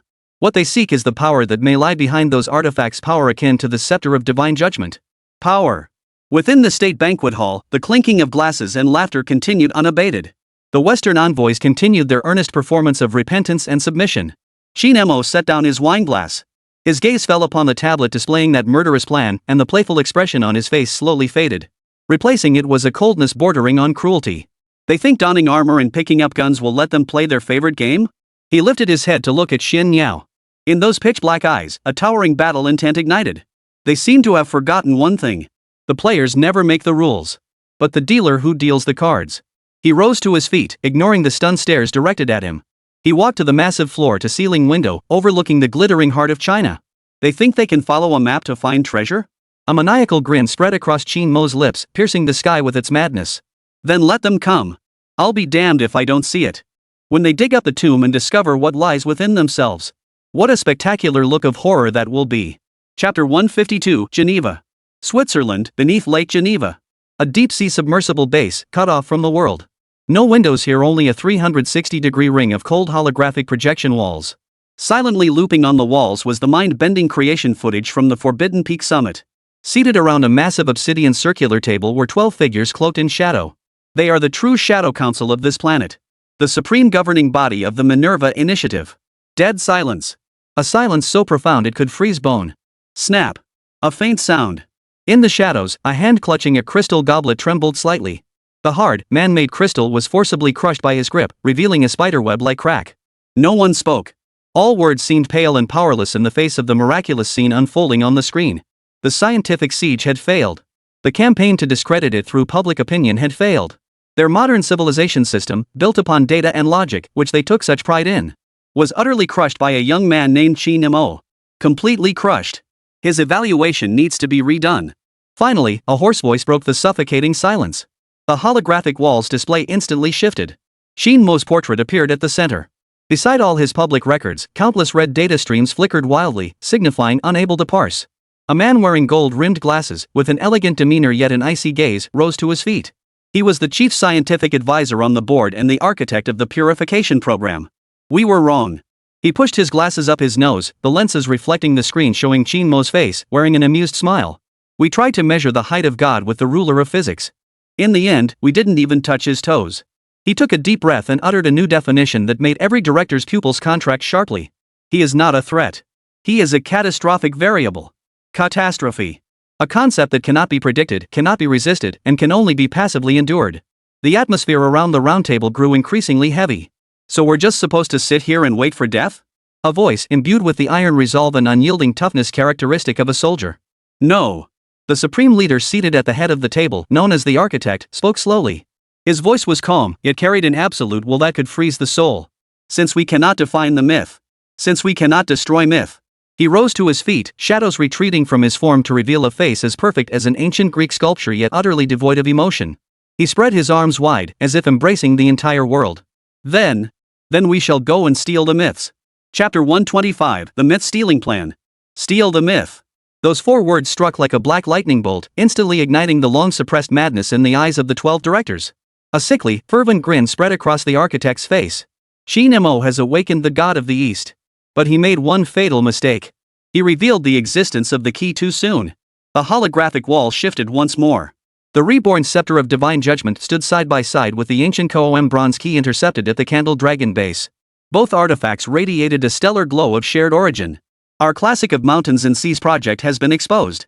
It has yielded the most crucial coordinate parameters. The chief scientific advisor stepped forward once more. His eyes flickered with the childlike excitement and cruelty of one who had found a new toy. Through reverse analysis of the energy spectra of the key and the scepter, we have successfully pinpointed 9 anomalous points within Huaxia, the highest level and most ancient energy anomalies. A massive map of China unfolded on the wall. The Kunlun Mountains, the depths of the Qinling Range, the bottom of Dongting Lake. 9 crimson coordinates, like demonic eyes, were clearly marked. Based on our most ancient textual records and cutting-edge geological energy modeling simulations. These 9 points perfectly align with the burial sites of the ultimate artifact from Huaxia legend, the one that anchors the nation's destiny and divides the mountains and seas. The 9 tripods of the dragon veins, the very artifacts that bind the nation's destiny and divide the mountains and seas. Boom! The air in the entire conference room seemed to be sucked dry. The 9 tripods of the dragon veins. They were in existence even older, more powerful, and closer to the very source of divinity than the divine judgment scepter. Qin Mo is merely an awakener. The architect's voice brimmed with the superiority of a victor. And we shall become the new dominators. He swung his hand violently. Initiate the God-stealing plan. Order the Global Heritage Rapid Response Force GHRF 1st, 3rd, and 7th Combat Groups to deploy immediately. Mobilize all our technology. Deploy every ounce of our strength. I don't care if you dig, drill, or just nuke it with tactical bombs. His voice, in that moment, became utterly ferocious. Before Qin Mo can react, dig those 9 tripods out of China's dragon veins, inch by inch, alive. Bring them back here. We shall use the gods of the East to forge our own throne. The moment the words fell. Across the globe, 9 of the most secretive military bases. One after another, sleek, all-black, sci-fi-style aerospace transport craft silently glided into the night sky. Their target, the East. An unprecedented war of plunder against the entire Chinese civilization had begun. Chapter 153, The Nest of the Candle Dragon. The Nest of the Candle Dragon. Cold alloy walls reflected a lifeless white glow. This was the heart of Huaxia and an eternal battlefield. The clamor and glamour of the state banquet hall were completely shut out behind the heavy isolation doors. Qin Mo shed his constricting formal attire, donning the simplest black combat uniform. Not a trace of triumph graced his face. Only the icy chill of impending storm lingered. Commander Candle Dragon stood in full military attire, shouldering the nation's weighty responsibilities. His weathered face, etched with deep furrows, resembled a living chronicle of modern Chinese history. His gaze was sharper than a scalpel. They're more desperate than I anticipated. The commander's voice was hoarse yet steady as a mountain. Before him floated a holographic projection. It was that pool of 19th century golden water, stripped away by Qin Mo. Alongside it, the Latin inscription magnified 10,000-fold. Custodiant. Bubo. M. They watch over. The owl. M. The voice of a gray-haired cryptography authority, wearing reading glasses, trembled. This is not a last will. This is a beacon of succession. The restorer from a century ago was one of them. He used this fake shell to seal the artifact spirit within the scepter, leaving behind coordinates only they could decipher. The temperature in the entire command room plummeted. Everyone believed Qin Mo had won a fair and honorable clash of civilizations. Yet none could have imagined that from start to finish, this had been a century-spanning conspiracy. They weren't here to challenge. They had come to reclaim. To reclaim the pawns they had planted a century ago. Qin Mo, however, smiled. What a pity. This pawn has been intercepted by me. He looked at the commander, his eyes reflecting the same icy, warlike intent. They won't let this go. Before he could finish. Report. Suanio's figure appeared at the doorway like a ghostly apparition. She offered no salute, no unnecessary words. GHRF has moved. Swish! The massive screen at the center of the command room abruptly switched its display. No longer the pool of golden liquid. Instead, a real-time dynamic map covering the entire globe appeared. 3 combat groups of the Global Heritage Rapid Response Force, composed of the most elite special forces. Like 3 poison-tipped daggers. Simultaneously launching from 3 separate overseas military bases, they plunged into the heartland of China. The screen displayed their chilling equipment inventory. Sky-based ground-penetrating radar, capable of seeing clearly through 100 meters of Earth. Quantum communication, impossible to intercept or jam. Miniaturized tactical drilling platforms could penetrate the hardest rock layers within hours. This was no archaeological expedition. This is armed to the teeth tomb rating. It is modern technology-enabled plunder. Their target is the 9 tripods of the dragon vein. The cryptography master gasped in horror. They used the scepter as bait to force your hand all to capture the energy spectrum of that divine essence within you. Using this spectrum, they reverse-engineered the approximate location of the 9 tripods. What a masterstroke, killing 2 birds with 1 stone. What a move, luring the snake out of its hole. In the command center, every heart sank to the depths. This was an inescapable, deadly stalemate. The enemy had bared its fangs. And they didn't even know where the enemy's target was. Commander Candle Dragon slowly closed his eyes.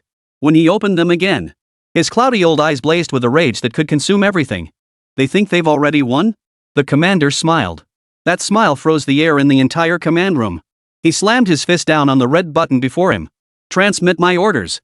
His voice was no longer hoarse, but roared like a dragon's cry. Project Classic of Mountains and Seas. Full activation. Boom! The entire Candle Dragon's nest, like a slumbering prehistoric colossus, awoke in that instant. Countless hidden light strips ignited. Walls cracked open. A colossal supercomputer, beyond description, slowly rose from beneath the earth. It possessed no screens, no keyboards.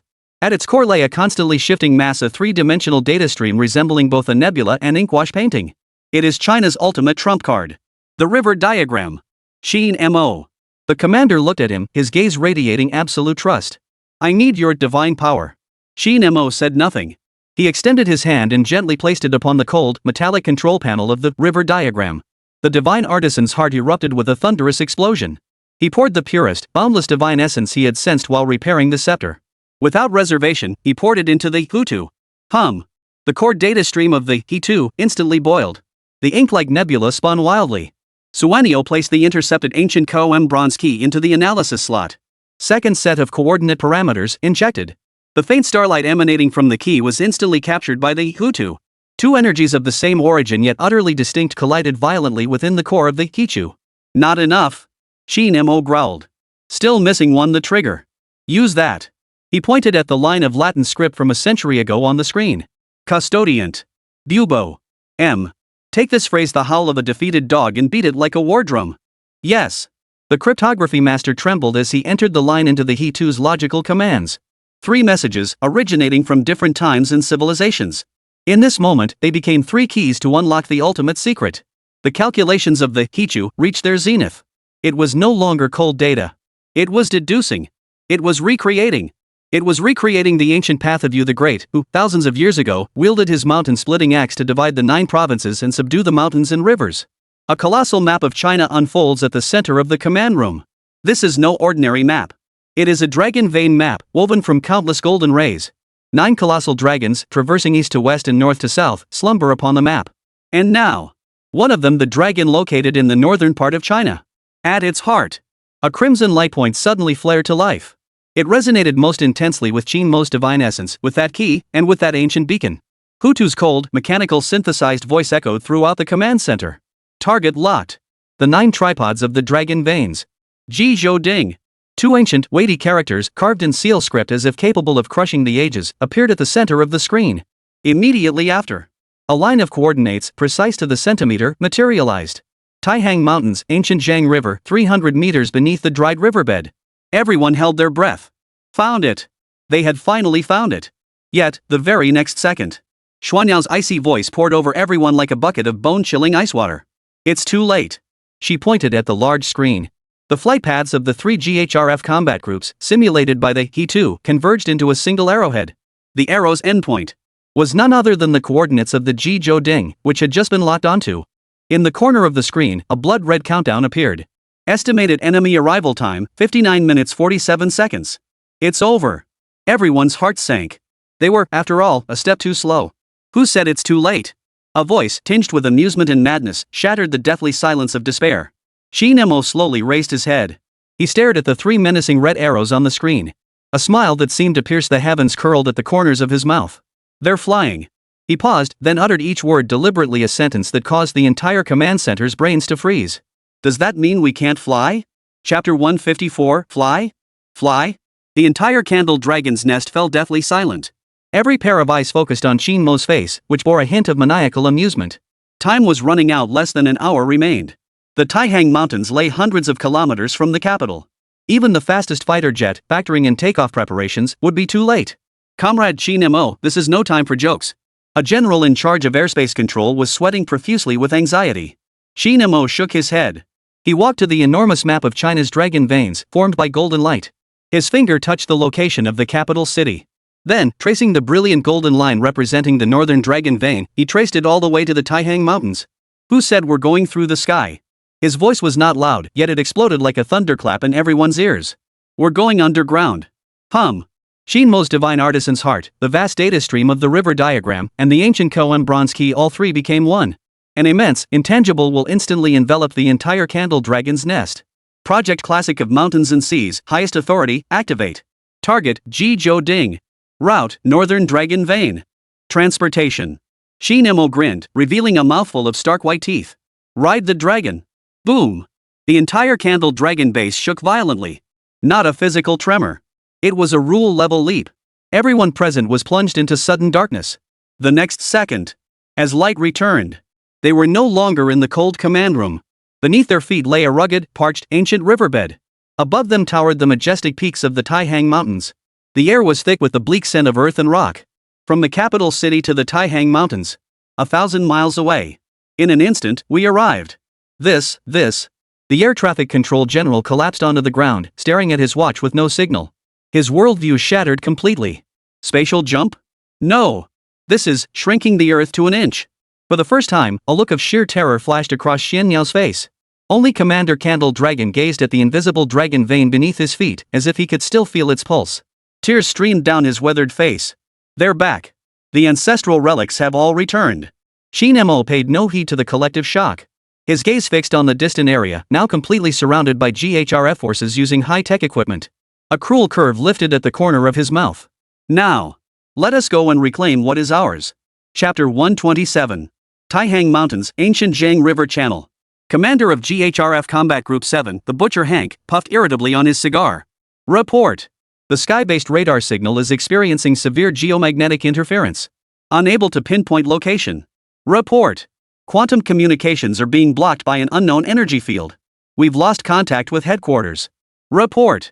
Tactical drilling platform overload alert. Subsurface rock hardness exceeds our database records. One piece of bad news after another came pouring in. Hank slammed his cigar onto the floor. Bunch of useless jerks. We have the world's most advanced technology. And we can't even handle a piece of rock? Staring at the cold instruments flashing frantic red alerts, an inexplicable unease rose within him. Just then, a lazy voice, tinged with a hint of mockery, sounded from behind them. Hey! Need some help? Hank whipped his head around. Not far away. A young man with Asian features, clad in black combat fatigues, was leaning against a boulder, grinning widely at them. Behind him stood a group of people, all wearing the same Chinese military uniforms. They seemed to have materialized out of thin air. Who the hell are you?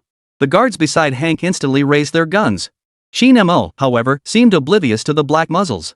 He drew an ancient-looking octagonal compass. The compass needle wasn't magnetic. Instead, it was a small bronze spoon. A C-nan. Don't panic. Qin Mo waved the C-nan in his hand. The bronze spoon handle pointed steadily toward the patch of land beneath the GHRF troops' feet. I'm just a passing geomancer.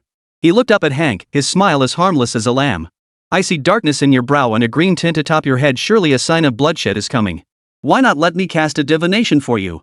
You're asking for death. A murderous glint flashed in Hank's eyes. He wasted no more words, lashing out with a fierce swing of his arm. Fire. However, at that very moment, Qin Mo's foot gently stomped the ground. A deep, muffled, thunderous roar erupted from the earth's depths. As if a colossal beast, slumbering for millennia, had been awakened. The ground beneath Hank's feet violently split apart. The tactical drilling platform, worth billions of dollars, let out a wail as an invisible force instantly twisted it into a pretzel. Then, A bronze cauldron, ancient and imposing, as vast as a mountain. With the supreme divine might to subdue mountains and rivers, to divide the 9 provinces. Burst forth from the earth. The Jizhou cauldron emerges into the world. Its terrifying pressure instantly engulfed the entire battlefield. Every GHRF soldier was struck dumb, unable even to scream before the force shattered their nostrils and ears, knocking them unconscious on the spot. Only Hank, relying on his specially designed exoskeleton armor, managed to hold on. He stared fixedly at the colossal cauldron, its divine might as oppressive as a prison, then glanced at the young man standing before him, unscathed and smiling. His mind went blank. You're not human. You're a demon. Qin Mo smiled. He walked to the Jizhou Ding, radiating a desolate divine aura. Gently, he traced the ancient mountain and river patterns etched into the vessel's surface. You're right. For you, I am the devil. Chapter 128. The Nest of the Candle Dragon. The moment the Jizhou Ding was reborn through satellite signals, the entire command center erupted in thunderous cheers. We won. We won again. Brilliant. This is nothing short of a dimensional strike. The experts were so overcome with emotion they could barely form coherent sentences. Commander Candle Dragon gazed at the screen, where the divine artifact that suppressed the nation's fortune was displayed. His cloudy old eyes brimmed with boundless pride. Yet, Qin Mo felt not a shred of victorious joy. He stared at the ancient KOM bronze key in his hand, its glow growing ever dimmer. His brows furrowed tightly. Something was wrong. It was too smooth. Smooth as if it were a trap, with a script written long ago. Suanio. Qin Mo's voice was icy. Immediately use the He2 to re-simulate all data flows of the Minerva initiative. Yes. Suanio executed the command without delay. The core data streams of the He2 once again raced into frenzied operation. This time, it was no longer analyzing energy spectra. Instead, it analyzed information. It was the final encrypted data packet transmitted globally by the GHRF forces before they lost contact. Seconds later, the river diagram's calculations halted. A line of blood-red, chilling analysis results appeared on the large screen. The enemy is performing a reverse sacrifice using the coordinates of the Jizhou Ding. They are actively feeding a far more terrifying entity. Sacrifice? The cheers throughout the command center abruptly fell silent. Cold sweat instantly drenched everyone's backs. What does this mean? The commander demanded sharply. The cryptography expert stared fixedly at the screen, his lips trembling. They never intended to retrieve the Jizhou Ding from the start. The Jizhou Ding was merely a positioning anchor. They used the peak dragon vein energy unleashed when we reclaimed the Jizhou Ding to activate another coordinate one dormant within the heart of Huaxia.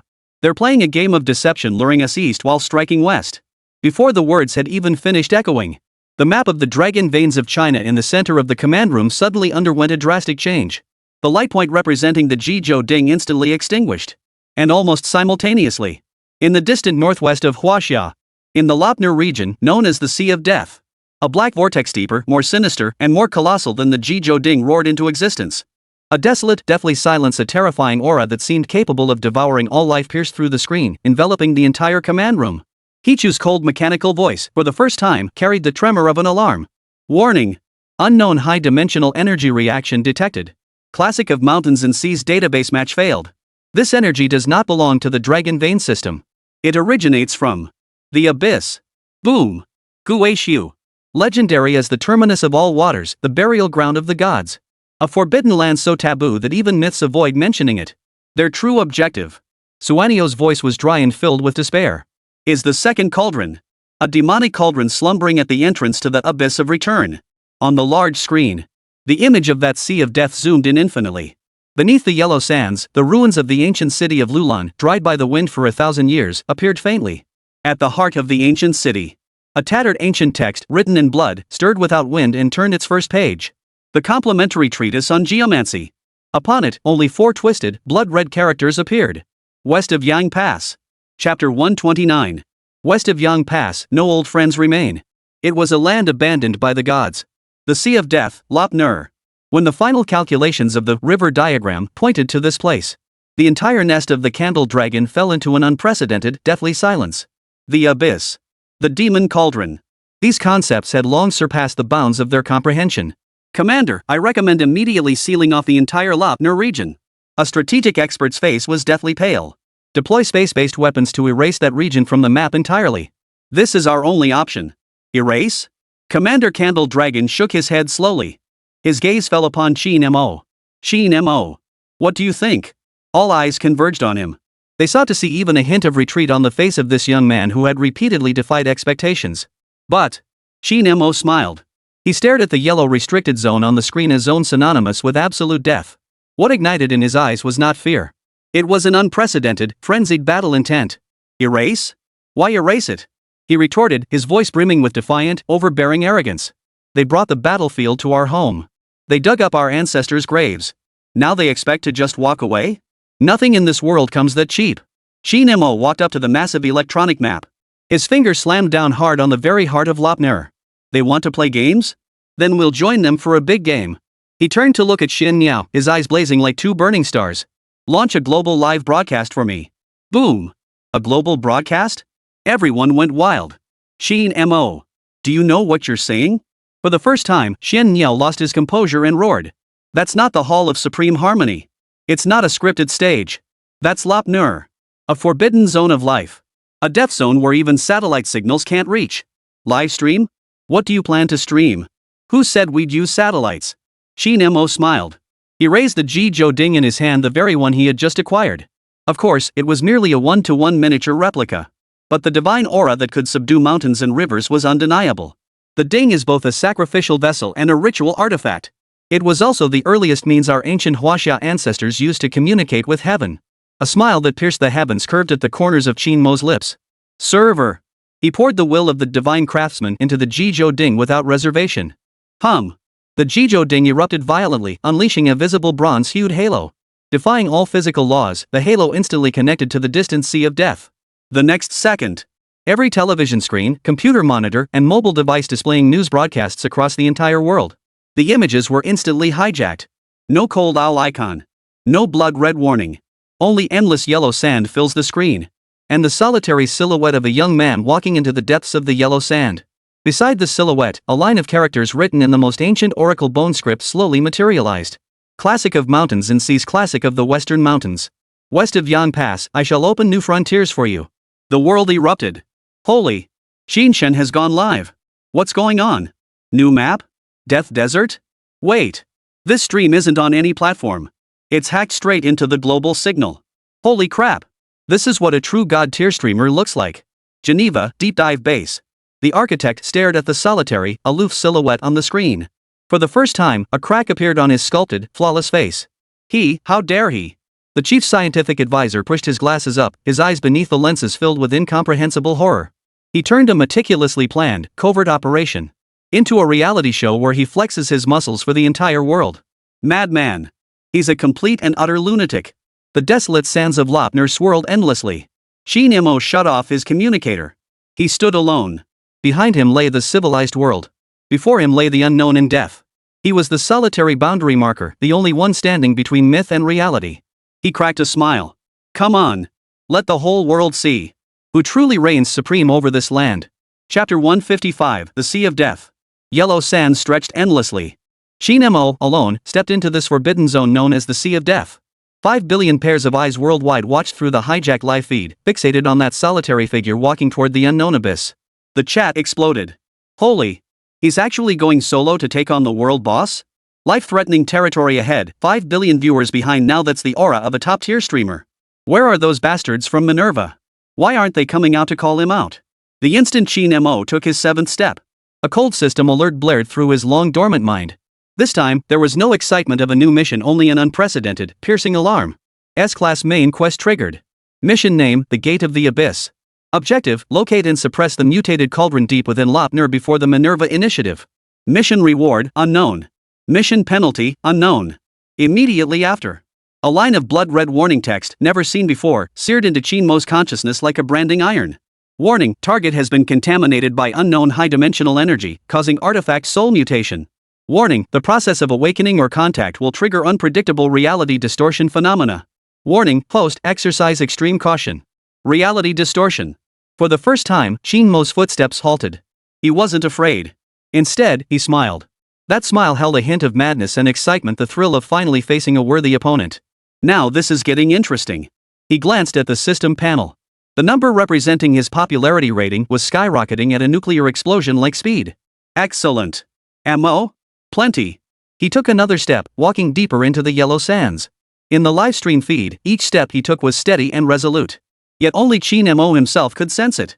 The sand beneath his feet felt off. It was breathing. With every breath, it stole away his body heat, his very vitality.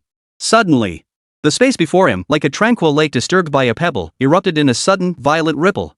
The yellow sand vanished. In its place lay a churning, black ocean. Upon its surface floated countless ancient warships, shattered and broken. Each ship's mast bore a desiccated corpse clad in armor from different dynasties. They were all staring at him. The global livestream exploded in an instant. Holy! A mirage? No way! This is way too real. What the hell is this place? Why do I feel like those corpses just moved? Shen, run! This place is way too creepy.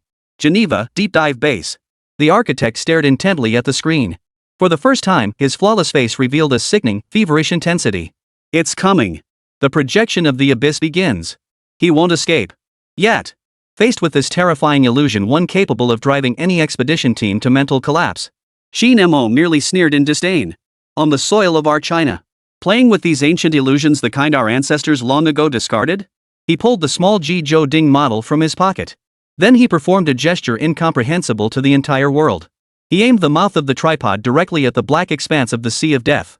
As if it were not a mere model, but a black hole capable of devouring all things. Gather! A single, sharp command.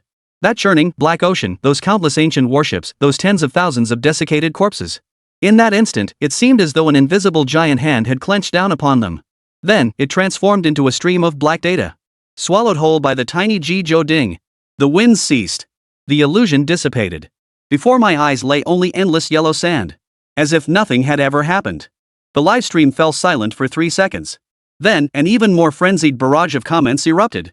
Did I just see that? What the hell was that? A cauldron, swallowing the sea? Is this guy a feng shui master? He's more like a ghost hunting exorcist.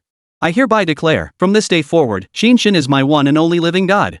Qin Mo stowed away the Zhizhou Ding and brushed the dust off his hands. The appetizer is over. He lifted his head, gazing toward the distant horizon, where the wind and sand met the sky. Now, it's time for the main course. Before his words had even faded. Boom! A towering wall of sand and dust erupted from the horizon. Dozens of pitch-black, menacing-looking special-purpose off-road vehicles charged toward him like a herd of steel beasts. GHRF. They had arrived. From the lead vehicle, a woman stood tall, clad in a white high-tech combat suit, her features cold and striking. Her voice boomed through a megaphone, echoing across the entire Sea of Death. It echoed across the entire world. Observer, Qin Mo. You have illegally breached the Minerva Initiative's Class A containment zone. Your reckless actions are activating a reality distortion point capable of obliterating the entire Asian tectonic plate. I now order you to cease resistance immediately and submit to our purification. Otherwise, we will act in the name of humanity's security. Execute you on the spot. What a masterstroke, twisting black into white. What a move, the thief crying thief. They aimed to frame Qin Mo as a terrorist who unleashed catastrophe. And they, as the heroes saving the world. Global public opinion erupted instantly. Countless Western citizens, unaware of the truth, began viciously attacking Qin Mo. So it was him. That madman. Stop him. He can't be allowed to destroy our world. However, faced with accusations that could utterly ruin his reputation, Qin Mo didn't even lift an eyelid. His gaze pierced through the murderous steel army. He looked beyond them, into the even deeper darkness. Something was emerging from there. He laughed. Kill me? With just you lot? He paused, raised his hand, and pointed behind the woman. That smile held a trace of pity. You'd better keep your own pet under control first. Pet? The woman frowned sharply and whipped her head around. And at that very moment, behind them, the flat sandy ground suddenly collapsed. A massive, ancient, twisted stone gate as if not of this world burst forth from the sand. The gate of the abyss. Slowly, the gate opened a crack. No light. No sound. Only a cold, soul-freezing intent swept across the entire scene. Then, a voice that made the scalps of 5 billion people worldwide tingle and their hairs stand on end emerged from the crack in the door. It was not the roar of a beast, nor the screech of a demon. It was the wail of an infant. Wah! The cry was not loud. Yet it pierced like an invisible, poison-tipped steel needle, driving itself deep into the mind of every single person. Among the GHRF troops, several soldiers with weaker resolve rolled their eyes, foamed at the mouth, and instantly went mad. The woman in white turned pale as death. No! It has awakened. Everyone, activate the sacred word barrier. Now! But it was already too late. In Qin Mo's mind, the blood-red warning flashed frantically. Warning, the artifact soul has awakened. Warning, the source of contamination is now coming into being. Chapter 156, The Gate of the Abyss. Candle Dragon's Nest, Command Hall. The air froze. That cry.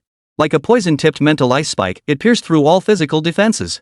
It plunged viciously into the minds of every top strategist of Huaxia present. Thud. A young communications officer's eyes rolled back, his body convulsing as he collapsed instantly. A strange, vacant smile lingered at the corners of his mouth. Block it. Quickly block that audio signal. A general in charge of information warfare, his face deathly pale, bellowed at the top of his lungs. It's useless. The cryptography expert clutched his hair in a frenzy, looking like a madman. This isn't a sonic attack. It's contamination at the level of the rules themselves. It's directly rewriting our very cognition. Panic spread like a plague through the very heart of China's most impregnable stronghold.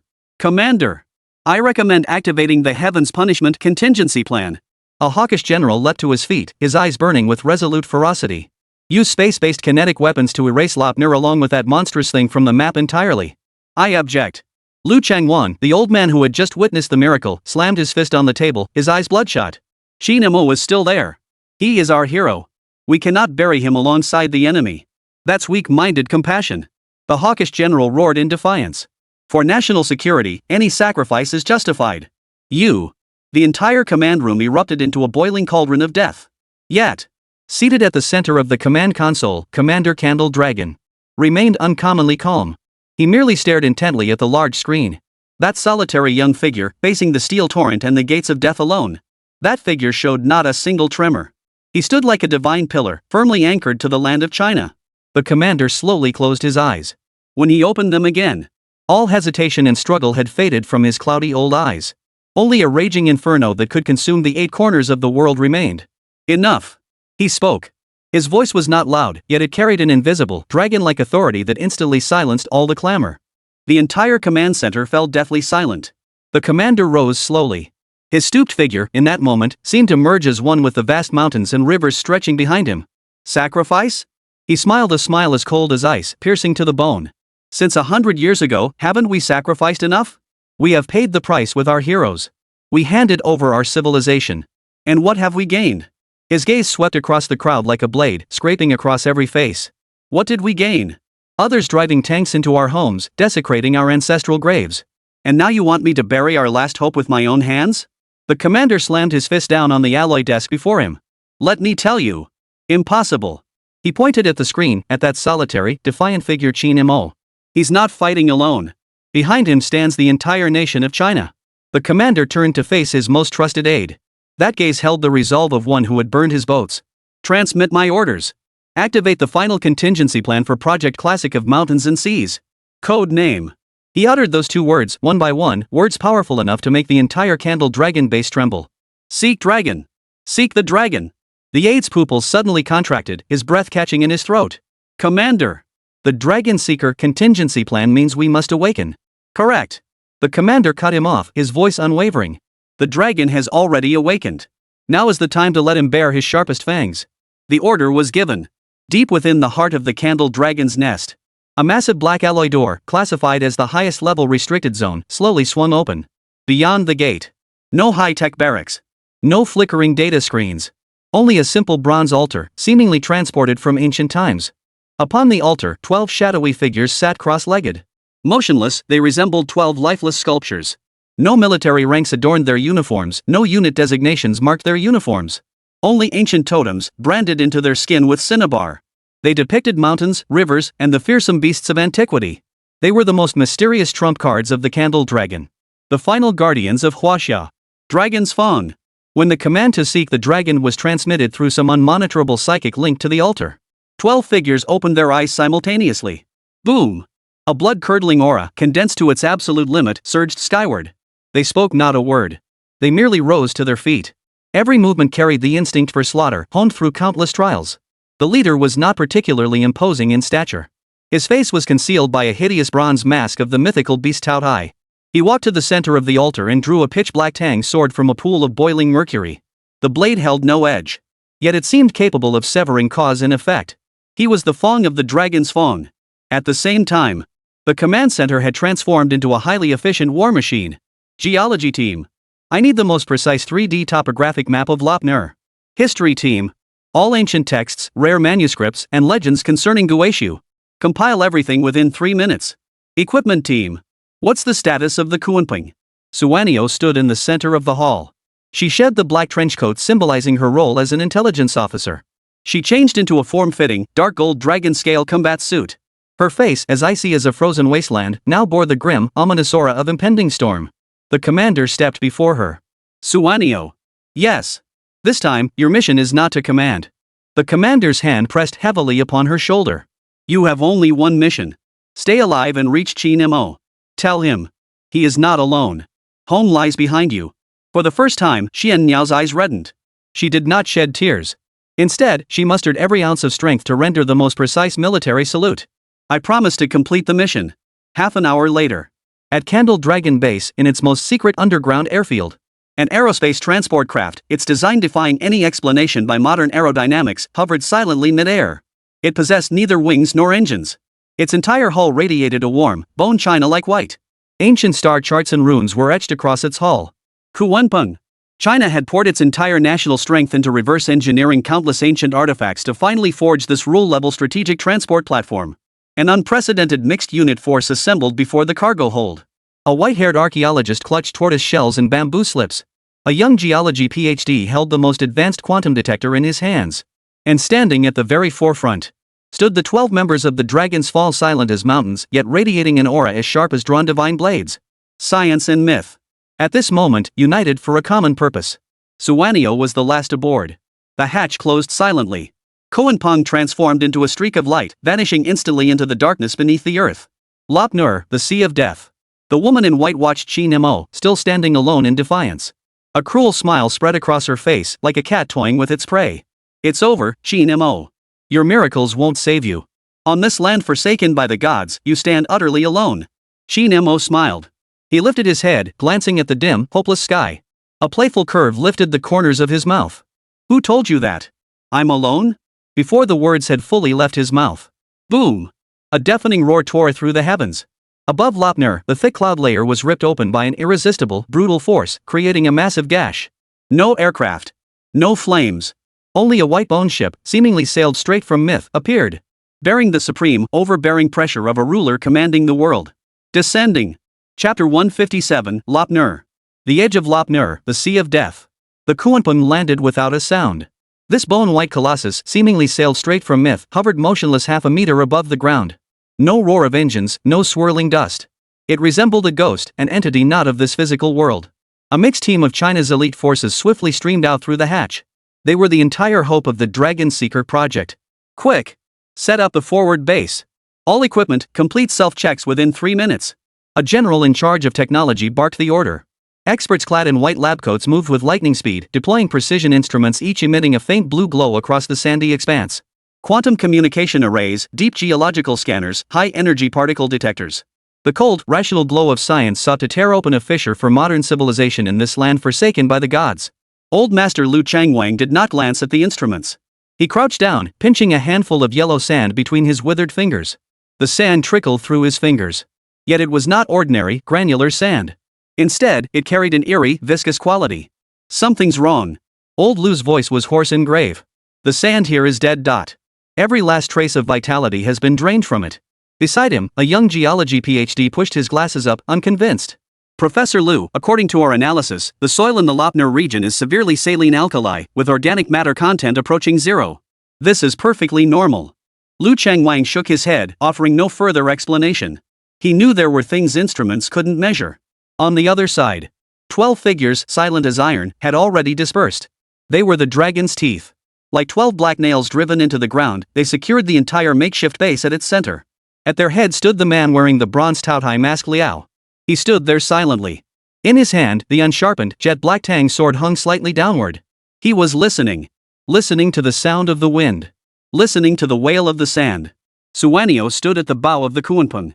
Her dark gold dragon-scale combat suit shimmered with a cold glow beneath the night sky. On the military tablet in her hand, only one red signal dot flickered incessantly. It was Qin Mo's global live broadcast signal.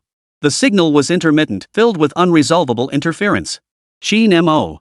She murmured to herself, and for the first time, a flicker of what could be called worry appeared on her icy face. Night had fallen completely.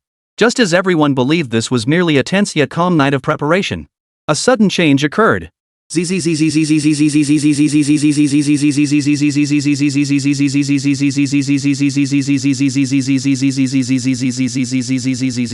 A piercing, ear-splitting crackle of electricity. Every high-tech instrument, which had just been flickering with a faint blue glow, exploded in an instant. Their screens burst into a blinding shower of electric sparks. Then, with a puff, they all went dark. The entire base plunged into a deathly silent darkness. What the hell? The tech general roared in shock and fury. What about the backup power? Activate the backup power. Reporting, General. The backup power supply has been overloaded and destroyed. An EMP attack? Impossible. Our equipment has the highest level of electromagnetic protection. It's a magnetic storm. A sudden, unprecedented super geomagnetic storm. A scientist monitoring the environment stared at the only functioning device in his hands, an old mechanical compass whose needle was spinning wildly in a full 360-degree circle. His voice was filled with incomprehensible terror. It's over. All our electronic equipment has become a pile of scrap metal. Science, in that instant, was slapped back into the Stone Age. Yet, this was merely the beginning. Look! The sky! A shrieking cry, trembling with utter terror. Everyone snapped their heads upward. Where the night sky should have been as black as ink, was now completely illuminated by a strange, yellowish glow. Within the glow, the outline of a magnificent, ancient, and prosperous city slowly emerged. Palaces with ornate beams and painted rafters. Bustling streets filled with carriages and horses. Men and women in ancient attire came and went along the streets, hawking wares and laughing merrily. Every face bore a vivid, lively expression. Yet all of this is silent. Like a silent film projected upon the heavens. A mirage. The geology PhD murmured to himself, his voice thick with self-doubt. No, impossible, a mirage is merely light refraction. It couldn't possibly have such clear details. Lu Changwang gazed at the city that existed only in ancient texts and legends. He gazed at the clothing and architecture he had only ever seen depicted in murals. The color drained from his aged face in an instant. Tears streamed down his aged cheeks. Lulan. Yes, the ancient kingdom of Lulan. It has returned. This was not a refraction of light. This is the double image of time. Yes, a sealed chapter of history from 2 millennia ago, forcibly unearthed from time's tomb by an incomprehensible force. Just as everyone was immersed in this miracle that defied all understanding, Liao, the man who had remained silent all along, slowly raised his head. His gaze pierced through the city's opulent, illusory facade, landing squarely upon the very heart of the city. There, in a place unnoticed by all, the shadow of a bronze cauldron, vast as a mountain, was faintly visible amidst the swirling dust. The cauldron was pitch black throughout. It lacked the sacredness and weight of the Zhizhou Ding. Coiled around its body were strands of ominous black mist, visible to the naked eye. The black vapors seemed to have come alive. It twisted. It wailed. It cursed every living soul within this realm. A cold, unnatural, soul-freezing terror burst forth from the shadow of that colossal black cauldron. In an instant, it enveloped the entire forward base. Put! The young geology PhD rolled his eyes back, spewing a mouthful of black, viscous blood. He collapsed straight to the ground. His body convulsed violently. Beneath his skin, sinister black patterns spread like wildfire. He had been corrupted. It's that thing. Suanio's pupils suddenly contracted into the most dangerous needle points. The cauldron of the abyss. It's using Lolan's phantom as a vessel for its descent. Before the words had even faded, the ancient city of Lulan, suspended in the sky. That city, which should have been a mere mirage. It moved. That ancient, tightly shut city gate. With a bone-chilling, creaking sound. Slowly, a crack opened. Through the crack, not streets, not figures, but endless, pure darkness that could devour all light.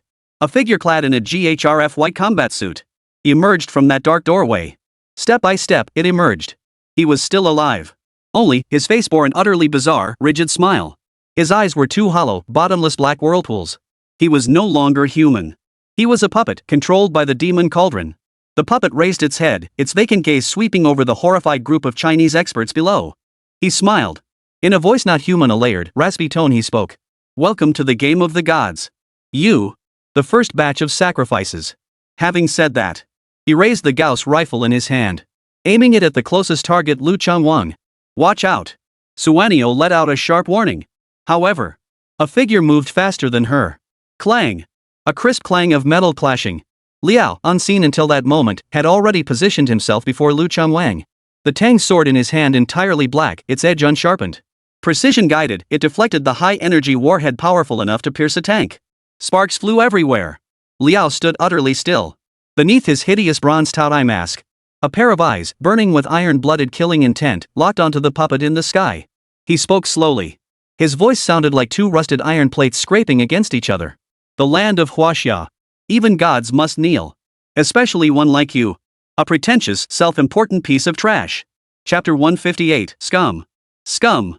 Those two words struck the silent sand sea like two red-hot branding irons. In the sky, the puppet controlled by the demon cauldron displayed a first-ever distortion resembling rage upon its rigid face. It raised its Gauss rifle, poised to fire once more. Every heart in the entire forward base leapt into their throats. They stared fixedly at the sky, at that towering, colossal beast, fearing they might miss a single life-or-death moment. However, just as everyone's attention was utterly captivated by that scene, reminiscent of a standoff between gods and demons, the mystic bird moved. Her dark golden eyes did not look skyward. Instead, like a hawk, they locked onto an unnatural shadow on the ground. That shadow lurked within the vast silhouette cast by the Kunpeng. It was writhing against the wind. No! Suanio's heart sank abruptly. This wasn't a shadow. It was a person. And not just one. What a move, a diversionary tactic. Using puppets in the sky to draw everyone's firepower and attention. The real killing blow lies on the ground. Their target, those research facilities that had just shut down. And within those devices all the core data concerning the Dragon Seeker project that hadn't been destroyed in time. Suanio remained silent. She didn't even spare a glance for her comrades beside her.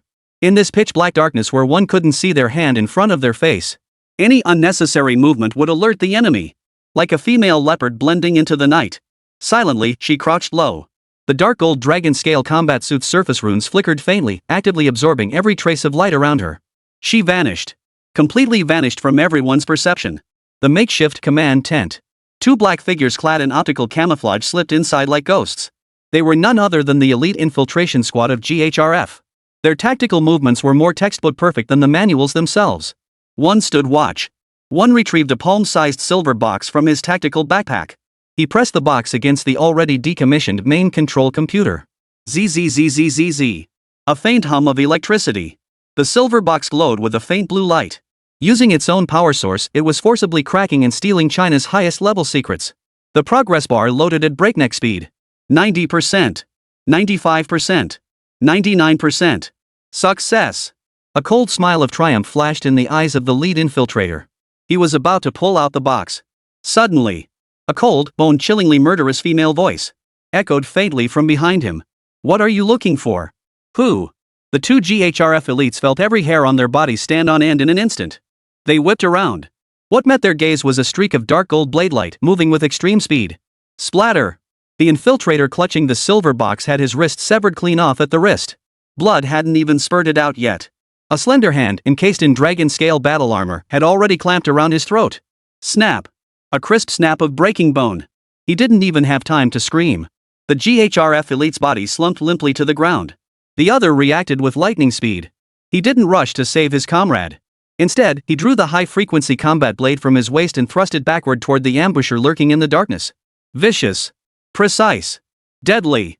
However. Clang. In the darkness, a blinding burst of sparks erupted. Suanio, using the dragon-scale armor on his arm, forcibly withstood this strike. That high-frequency battle blade, powerful enough to slice through armor.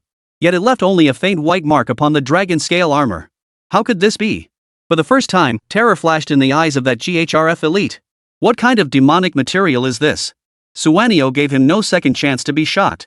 Her body twisted violently at an angle defying human mechanics. A vicious elbow strike. Landing squarely on the opponent's temple. Thud. A dull thud. The second body fell. The entire sequence took less than 3 seconds. Clean. Swift. Suanio picked up the silver box, still flickering. Just as it was about to inspect it. Suddenly, a deadly sense of danger swept over him from behind. Someone else. Without a second thought, Shen Niao rolled like a lazy donkey and lunged to the side. SSSH. SSSH. SSSH. 3 silent, poison-tipped darts whizzed past her scalp, embedding themselves into the ground where she had just stood. The ground instantly corroded into 3 sizzling black holes. A taller, more imposing GHRF captain slowly emerged from the tense shadows. In his hand, he toyed with a uniquely shaped wrist crossbow. A faint, cruel smile of approval played across his face. Truly worthy of being the mystic bird of the candle dragon. Quick reflexes. He actually knew his codename. Suanio's pupils suddenly contracted. Who the hell are you? Us? The captain smiled. We're here to clean up your mess. He pointed toward the sky. That thing has gone out of control. And you lot, your so-called dragon's fang, your so-called fangs, are merely another bait we use to lure that thing out. Boom! A thunderclap exploded in Xian Niao's mind. Bait? Liao is bait too. What do you mean? What I mean is... The captain's smile grew increasingly sinister. True purification has never been about physical elimination. But rather... He abruptly raised his hand. He pressed a red button on his wrist crossbow. Data level overwriting. Buzz. The silver box held in Xian Niao's hand suddenly erupted in a burst of blood-red light. It wasn't stealing data. It was implanting a virus. A super virus targeting the river diagram. Targeting the classic of mountains and seas project. No! Suanio's face paled as he tried to toss the box away. Too late. That blood-red glow transformed into countless twisted strands of code, instantly burrowing into her dragon-scale combat suit. Game over, Xian Niao. The captain stared at her as if she were a dead specimen. Soon, all of your Huaxia myths will be at our command. And you will become the first shrine maiden abandoned by the gods. With that, his figure slowly dissolved into the darkness, vanishing without a trace. Suanio stood rooted to the spot, motionless. She lowered her head. Her gaze fell upon her own dark gold dragon-scale combat suit. At this moment, it was being frantically devoured by crimson, eerie patterns. Her mental link with the Kuanpeng forcibly cut off. Chapter 159, Virus. Virus. A rule-level data virus targeting the entire classic of mountains and seas project. Suanio's heart sank to the depths. She stared at the blood-red patterns spreading wildly across her dragon-scale combat suit. Like festering sores clinging to bone. They were devouring every link between her and the pinnacle of Huaxia's technological achievements. She had become an isolated island. Bait. Those mocking words from the GHRF captain before he left exploded like a poison thorn in Xian Niao's mind. Liao was the bait. Bait to lure out the Guichu demon cauldron. Then what about herself? This dragon-seeking core, bearing the hopes of all Huaxia? Was it too merely another, larger-scale bait? What a masterstroke, a chain stratagem! What a move the mantis stalks the cicada, unaware of the sparrow behind. From the very beginning, they never intended to clash head-on with China. Their objective is contamination. To steal. To use China's own gods to defeat China. Put. Suanio felt a sweetness in his throat as a mouthful of blood surged up and spurted out. It wasn't from injury. It was rage overwhelming his heart. Yet, in that very instant when her guard slipped, in her mind, a lazy, slightly amused voice suddenly echoed. Hey! Snap out of it. You're overacting a bit. It was Qin Mo. Suanio's pupils suddenly contracted. How could he? She immediately realized. Global broadcast. The Ji Zhou Ding. That ancient artifact Qin Mo referred to as the server. It wasn't merely a one-way broadcast signal transmitter. It was also a two-way quantum communication network based on dragon veins and divine essence. Qin Mo has been watching all along. He saw everything. The virus is fake. Qin Mo's voice carried a touch of madness that pierced the heavens. No. Or rather, it's fake to me. But for them, it will be real. Suanio instantly understood. Turn the tables. I need a map. Qin Mo's voice rang crystal clear within Xian Niao's mind. A map, one that's sufficiently authentic yet deadly enough to be a fake. Lead them to a place we want them to go. A place where they'll truly be buried alive. A towering battle intent reignited in Xian Niao's eyes. She spun around abruptly. She burst out of the tent, thick with the stench of death. Old Liu! She shouted at the archaeological authority who was directing the rescue of the wounded. The desolate wasteland of Lopner, anciently known as the Black Wind Pass. Where exactly is it? Liu Chengwang froze. He stared at the blackbird that had returned. He stared at the eerie crimson patterns on her body. Then he looked into her eyes, seeing that resolute determination, that burning resolve to go all in. The old man instantly understood. To the northwest of the ancient city of Lulan. Old Liu's voice trembled with emotion. Historians record it as a wind-eroded wasteland where survival is a 1 in 1,000 chance. Legend says even birds cannot cross it. Good. Suanio abruptly turned around. She stared at the silver box in her hand, still flickering with a blood-red glow. A cold curve lifted at the corners of her mouth. She extended her hand.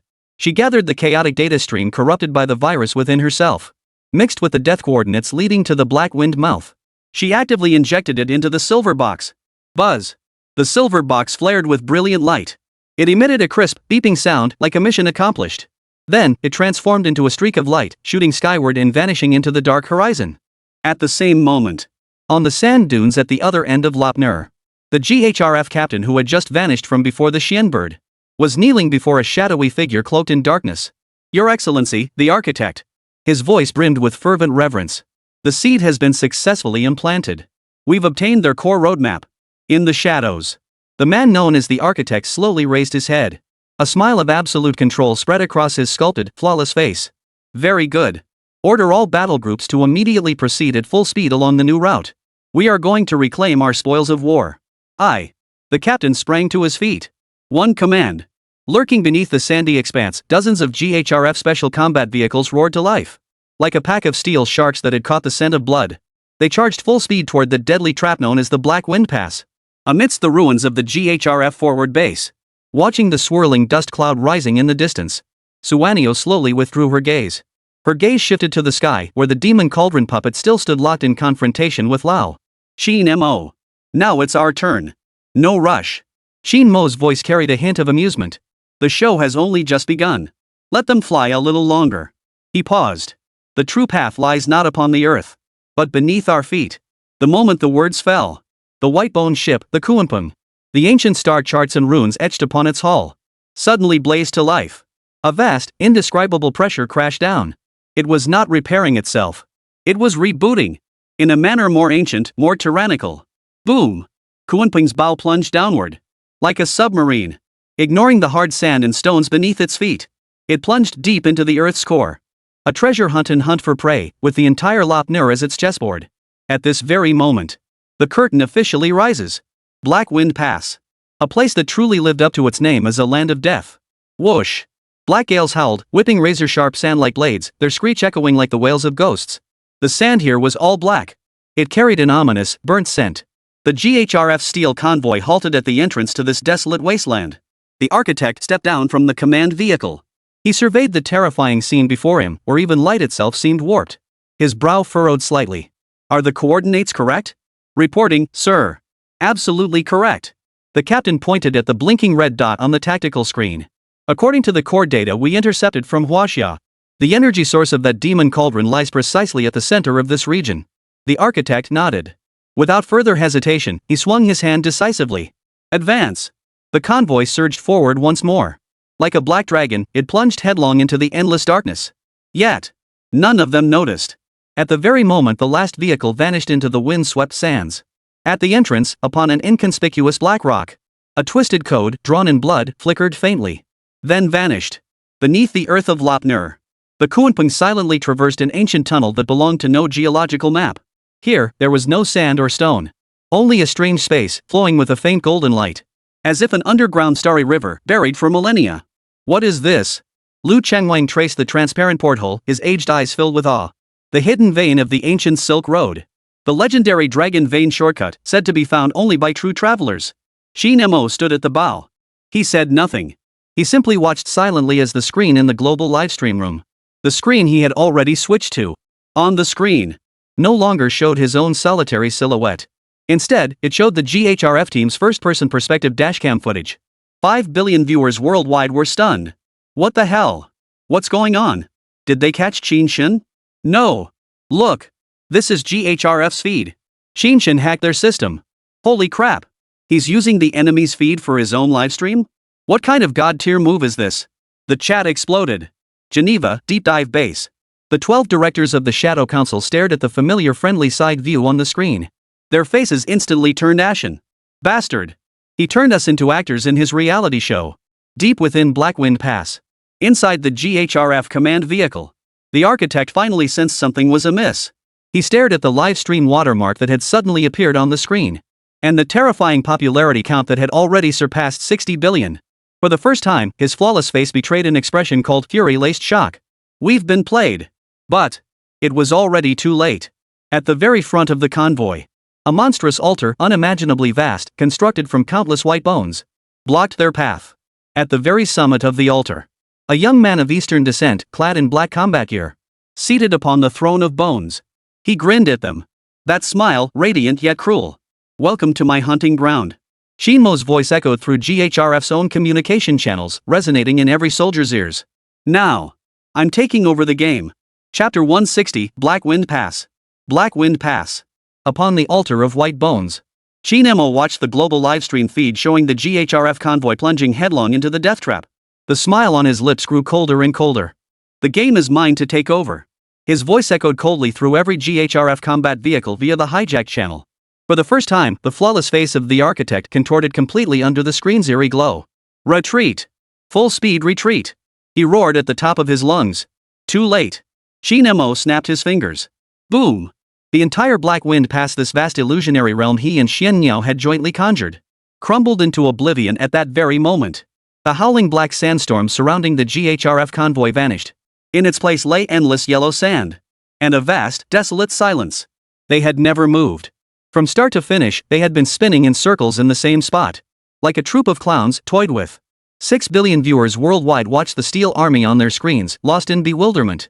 The bullet comments froze for 3 seconds. Then erupted an unprecedented tidal wave of comments. Holy crap! Sun Tzu's art of war. This is defeating the enemy without fighting. Qin God, the most elite hunters often appear in the guise of prey. I anticipated your anticipation.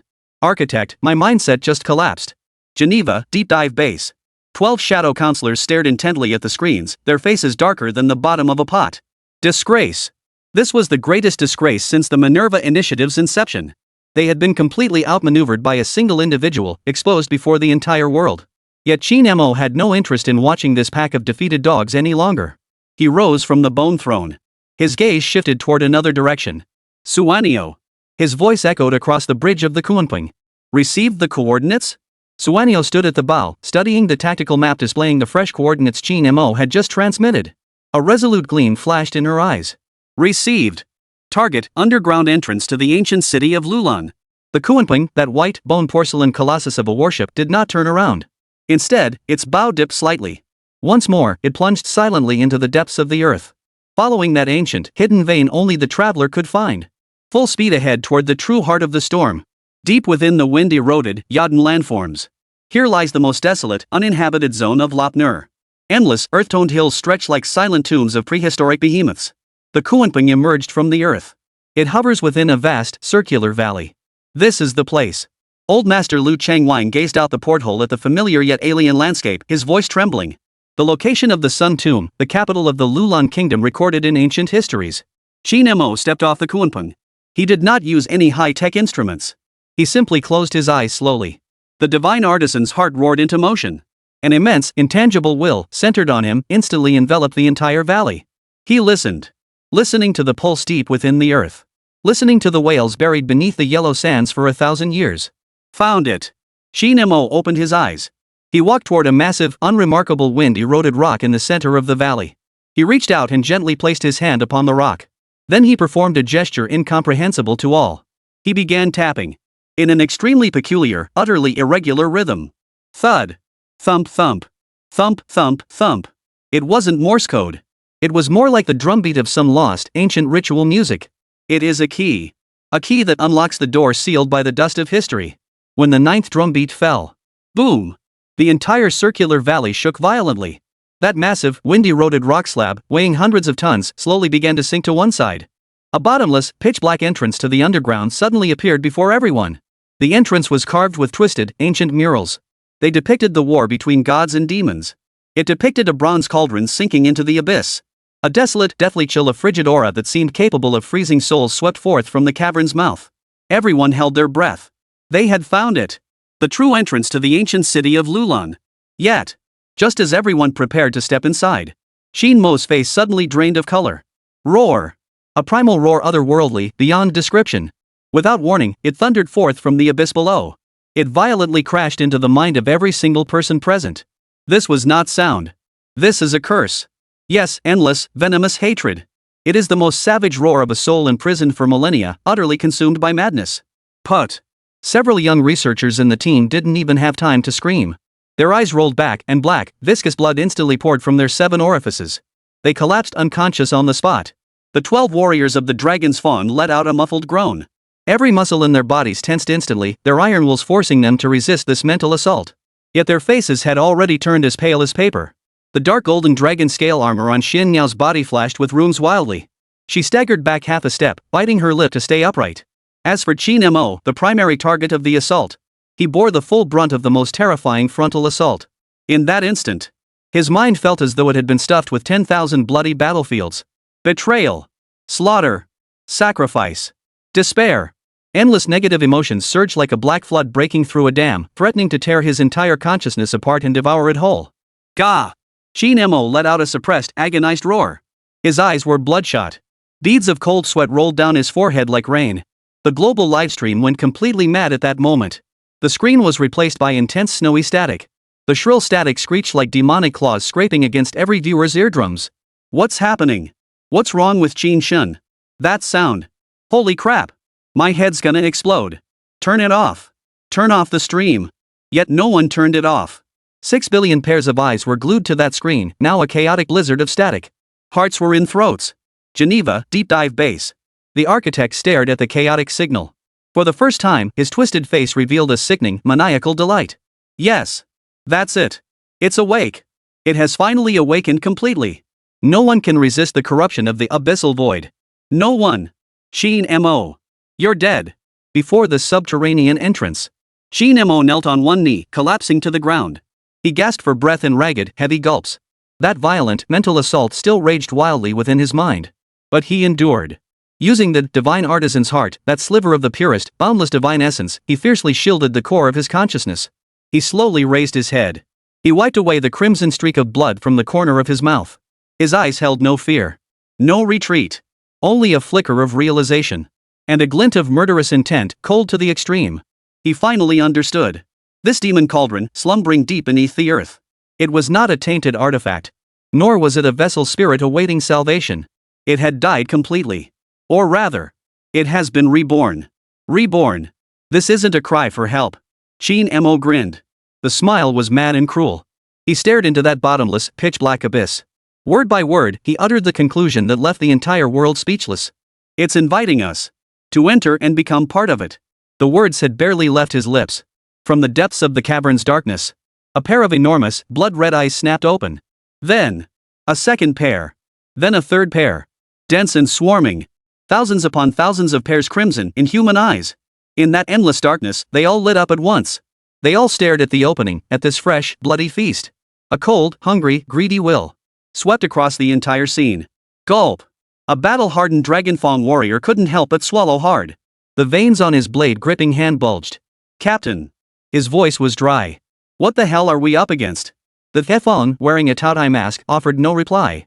He merely drew the dull, pitch-black Tang sword slowly. The blade hummed faintly. Not excitement. It was sensing the presence of its own kind. The scent of slaughter. Qin Mo slowly rose to his feet. He brushed the dust from his clothes. Then he walked toward the entrance to hell, covered in countless crimson eyes. Suanio. Present. Watch over the home. Qin Mo turned back and flashed her a grin. I'm off. I'll be back soon. With that, he stood there, alone. He stood alone. One step, and he plunged into that boundless abyss. Chapter 161, The Abyss. The Abyss. The instant Qin Mo's figure was completely swallowed by that all-consuming darkness. The global broadcast signal cut out.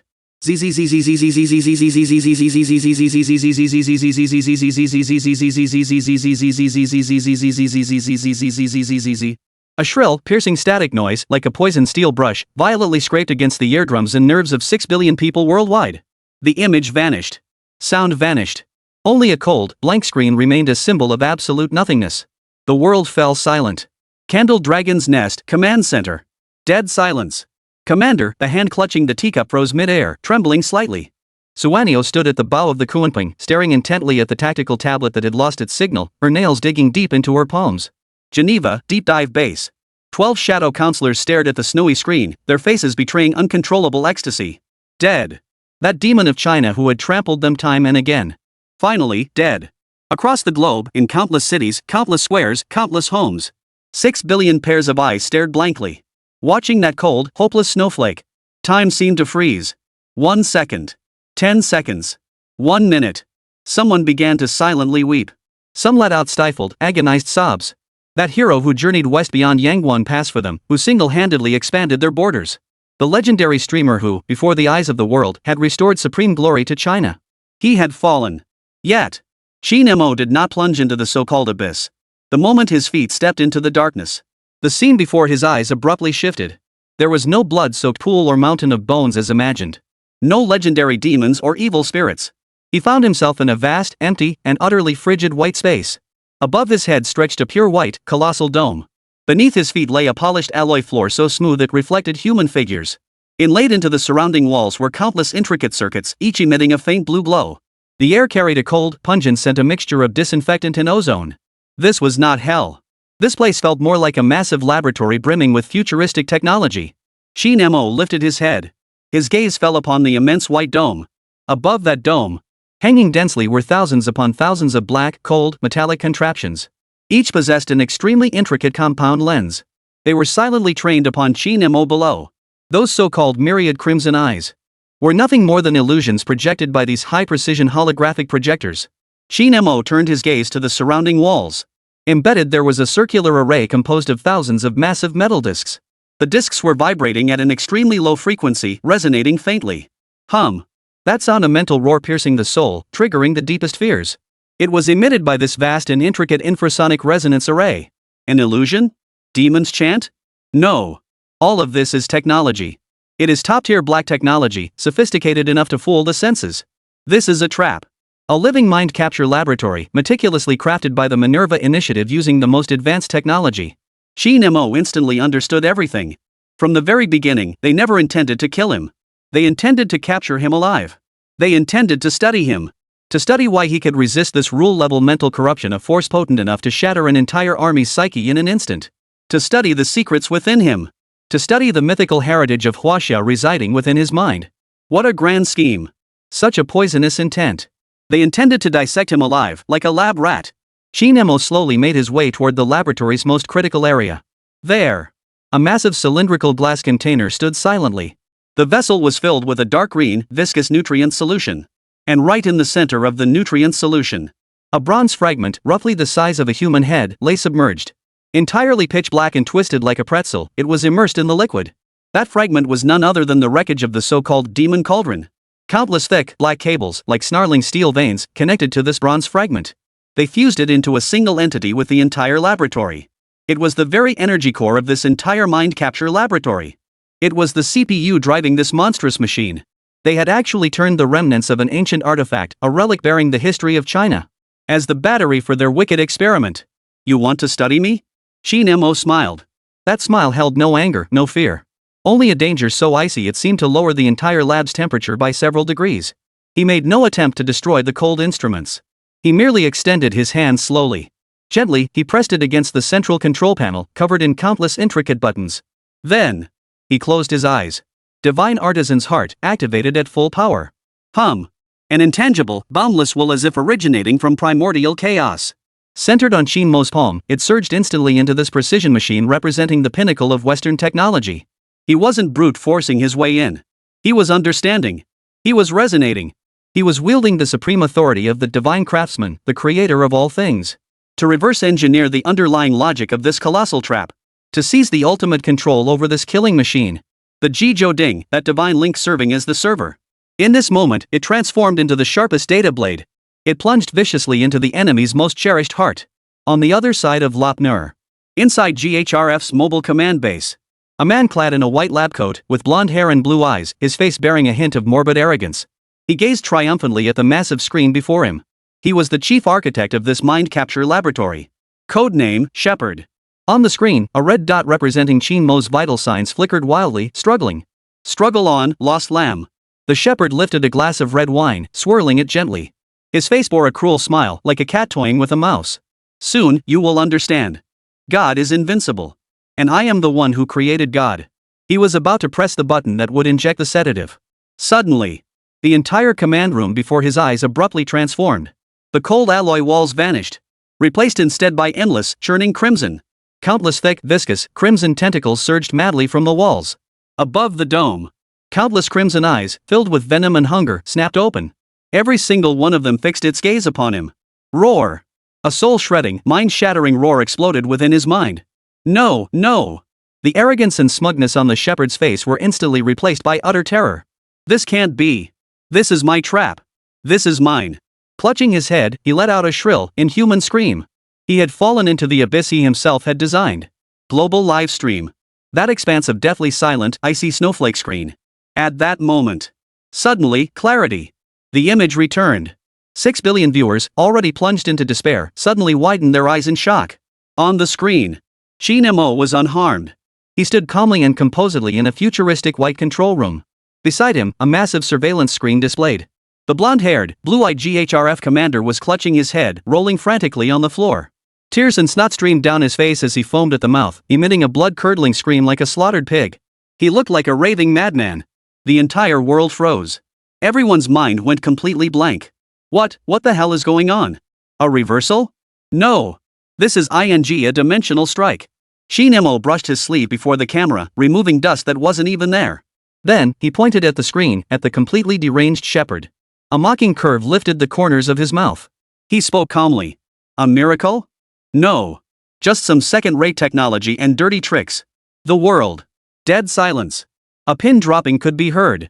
That single, nonchalant, teasing remark. Like an invisible slap. It struck hard, landing squarely on the faces of those 12 shadow parliamentarians in Geneva. It also struck the faces of everyone around the world who had ever doubted him. The sting was searing. Chapter 162, Deep Dive Base. Geneva Deep Dive Base. The chessboard of the master strategist was kicked over with a single blow. Technology and brutality. The architect. That face, perfect as a god's, twisted violently for the first time, consumed by extreme fury. He stared fixedly at the screen, at Qin Mo's face serene as ever, even carrying a hint of lazy amusement. That taunt pierced his heart, a heart that prided itself on being divine like 10,000 red-hot steel needles. Disgrace. An unprecedented, utter disgrace. Crash. The crystal glass before him, filled with a century-old vintage, was swept violently to the floor. The crimson liquid spread across the floor like blood, winding its way. The other 11 Shadow Council members within the base fell silent, frozen in fear. They had never witnessed the architect lose his composure like this. The architect's chest heaved violently. In his sapphire-like eyes, all reason had been consumed by a rage that scorched the very heavens, reduced to ashes. He had lost. He had been utterly defeated. Defeated by a man he considered a barbarian. Defeated before the eyes of 6 billion people across the entire world. He spun around abruptly. Into the communicator, he issued the coldest, most frenzied command since taking control of the Minerva Initiative. Initiate. His voice sounded like ice shards being ground out between clenched teeth. Scorched Earth Protocol. Wipe out Base A7, along with that bastard. Completely erased from the face of Earth. Scorched Earth Protocol. At the mention of that name, every senator present turned deathly pale. That was Minerva's highest-level self-destruct protocol. Once activated, 3 miniature nuclear devices buried deep beneath the base will detonate instantly. Their destructive force would be sufficient to reduce everything within a 10-kilometer radius to radioactive dust. At any cost, bury all failure and disgrace. This is the madness of the chessmaster. Global broadcast. All viewers witness the blood-red countdown suddenly appear on the screen of that white laboratory. 60. 59. 58. The world went wild. Damn it. Can't take the heat? They're flipping the table? These bastards are going to detonate a nuclear bomb. Shen, run. Forget the evidence. Run. Too late. At this depth, he can't escape. Despair. The euphoria and pride that had just surged up were instantly doused by the cold, relentless countdown to death, leaving them utterly numb. Yet, Qin Mo, standing at the very center of the vortex of death. He merely glanced at the frantically pulsing crimson numbers. Then, he sneered with disdain. Is that all? He didn't even bother to make a move to run. He turned and walked toward the other end of the laboratory. There lay the control hub for the backup power source. His actions left the entire world baffled. What is he doing? Has he given up? No. He hasn't given up. His gaze is calm. Qin Mo certainly hadn't given up. A mischievous curve even touched the corners of his mouth. The divine craftsman's heart had long since penetrated every circuit and structure within this base, understanding them inside out. Including that so-called scorched earth protocol. Defusing? Qin Mo chuckled softly into the camera. Too cliché. Not interesting. It's impolite not to reciprocate. Instead, let's send them a return gift. His fingers danced across the backup power console, leaving only streaks of motion in their wake. He did not attempt to deactivate the self-destruct sequence. Instead, he reversed the overload. He intended to transform that high-energy particle battery, the very source of backup power for the entire base, into a bomb, one that belonged solely to him. A precise, scalpel-like bomb. 45. 44. The countdown continues. In Geneva, a cruel, savage grin spread across the architect's face. Die. Together, turn to ashes. But, at the very instant the countdown hit 30, Qin Mo pressed the final enter key. Buzz. The entire underground laboratory shook violently. There was no earth-shattering explosion. No all-consuming flames. Only a visible, ghostly blue electromagnetic pulse halo spread outward. Centered on the backup power room, it swept across the entire A7 base in an instant. Strong electromagnetic pulse. EMP. Inside the GHRF's mobile command base. The shepherd, still writhing on the ground in frantic agony, suddenly stiffened and passed out completely. All the screens around him crackled with sparks before going dark in an instant. The entire base plunged into dead silence and utter darkness. Meanwhile, at the Geneva deep dive base, the massive screen displaying the blood-red countdown before the architect. The image froze abruptly. The numbers froze forever at 29. The screen went black. All connections to base A7 were severed in one fell swoop. The architect's maniacal grin froze on his face. He stood like a statue, its throat clamped shut. That sense of commanding everything, that composure, shattered completely. No. Impossible. He had lost. He lost so thoroughly he didn't even have the right to flip the table. Qin Mo, using the very technology he prided himself on most, delivered the loudest slap of all. Above Lopner, A7 base. That area, paralyzed by the EMP. Boom. A deafening roar, like metal being torn apart. The alloy dome of the laboratory was ripped open by a brutal force, tearing a massive hole through it. Sunlight streamed into this filthy underground prison for the very first time. A mythical warship, bone-white throughout, as if not of this world, hovered silently above the cavern entrance. Kuwenpeng. Agile figures descended from the sky. Suanio, clad in a dark golden dragon-scale combat suit, landed without a sound. Liao, wielding a jet-black Tang sword, radiated a killing intent as tangible as substance. 12 Dragon Fawn operatives descended like 12 silent, murderous gods. Their gear had long been upgraded with top-tier electromagnetic shielding. Qin Mo's EMP blast was to them as a mere breeze. Yet it cleared every obstacle from their path.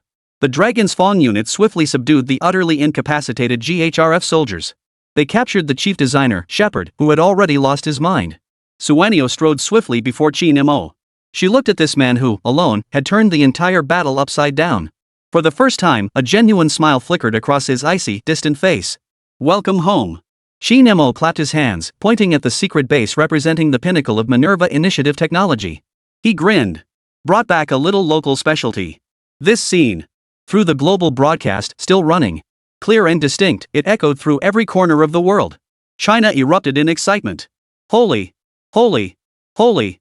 Qin just packed up the enemy base and carried it away. You call this a local specialty? This is like digging up their ancestral graves. Attack our nation and we'll rob you blind. National pride reached its peak at this very moment. Geneva, deep dive base. Dead silence. The architect slowly sank back into his throne. The rage on his face vanished, replaced by a coldness so extreme it bordered on utter stillness. It was the most terrifying kind of stillness, the kind that comes before the storm. He won this round. His voice was hoarse yet steady. But the war.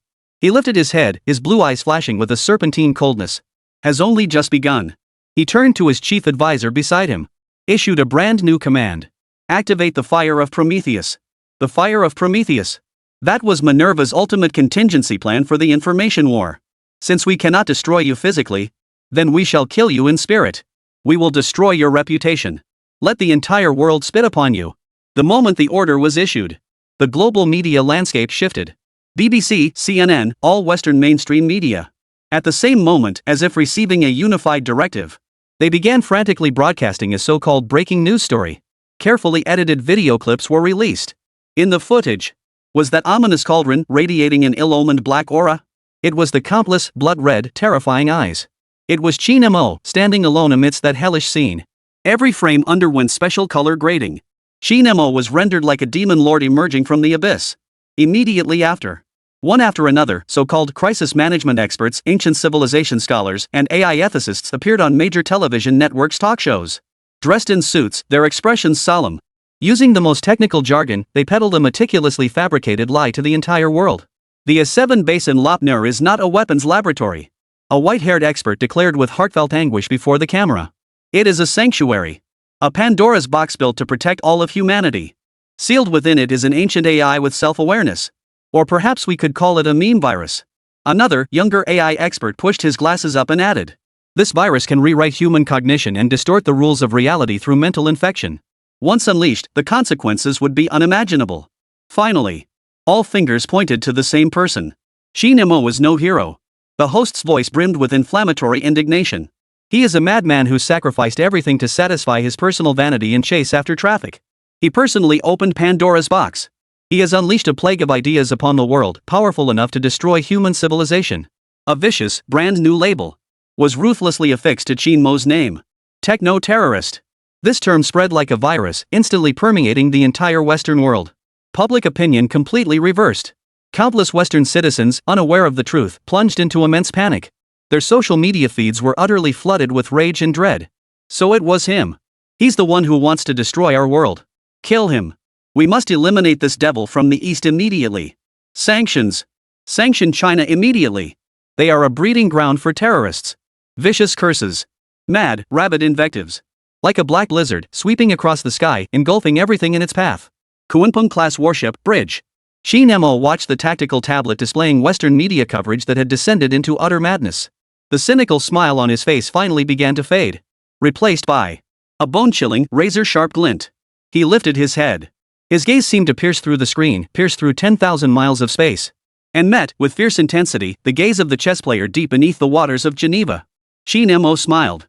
That smile held not a shred of warmth. Want to play? Fine. I'll play with you. To the very end. Chapter 163, I'll play along until the end. I'll play with you to the very end. These 5 words, transmitted through the still operational global broadcast, struck like a silent thunderclap.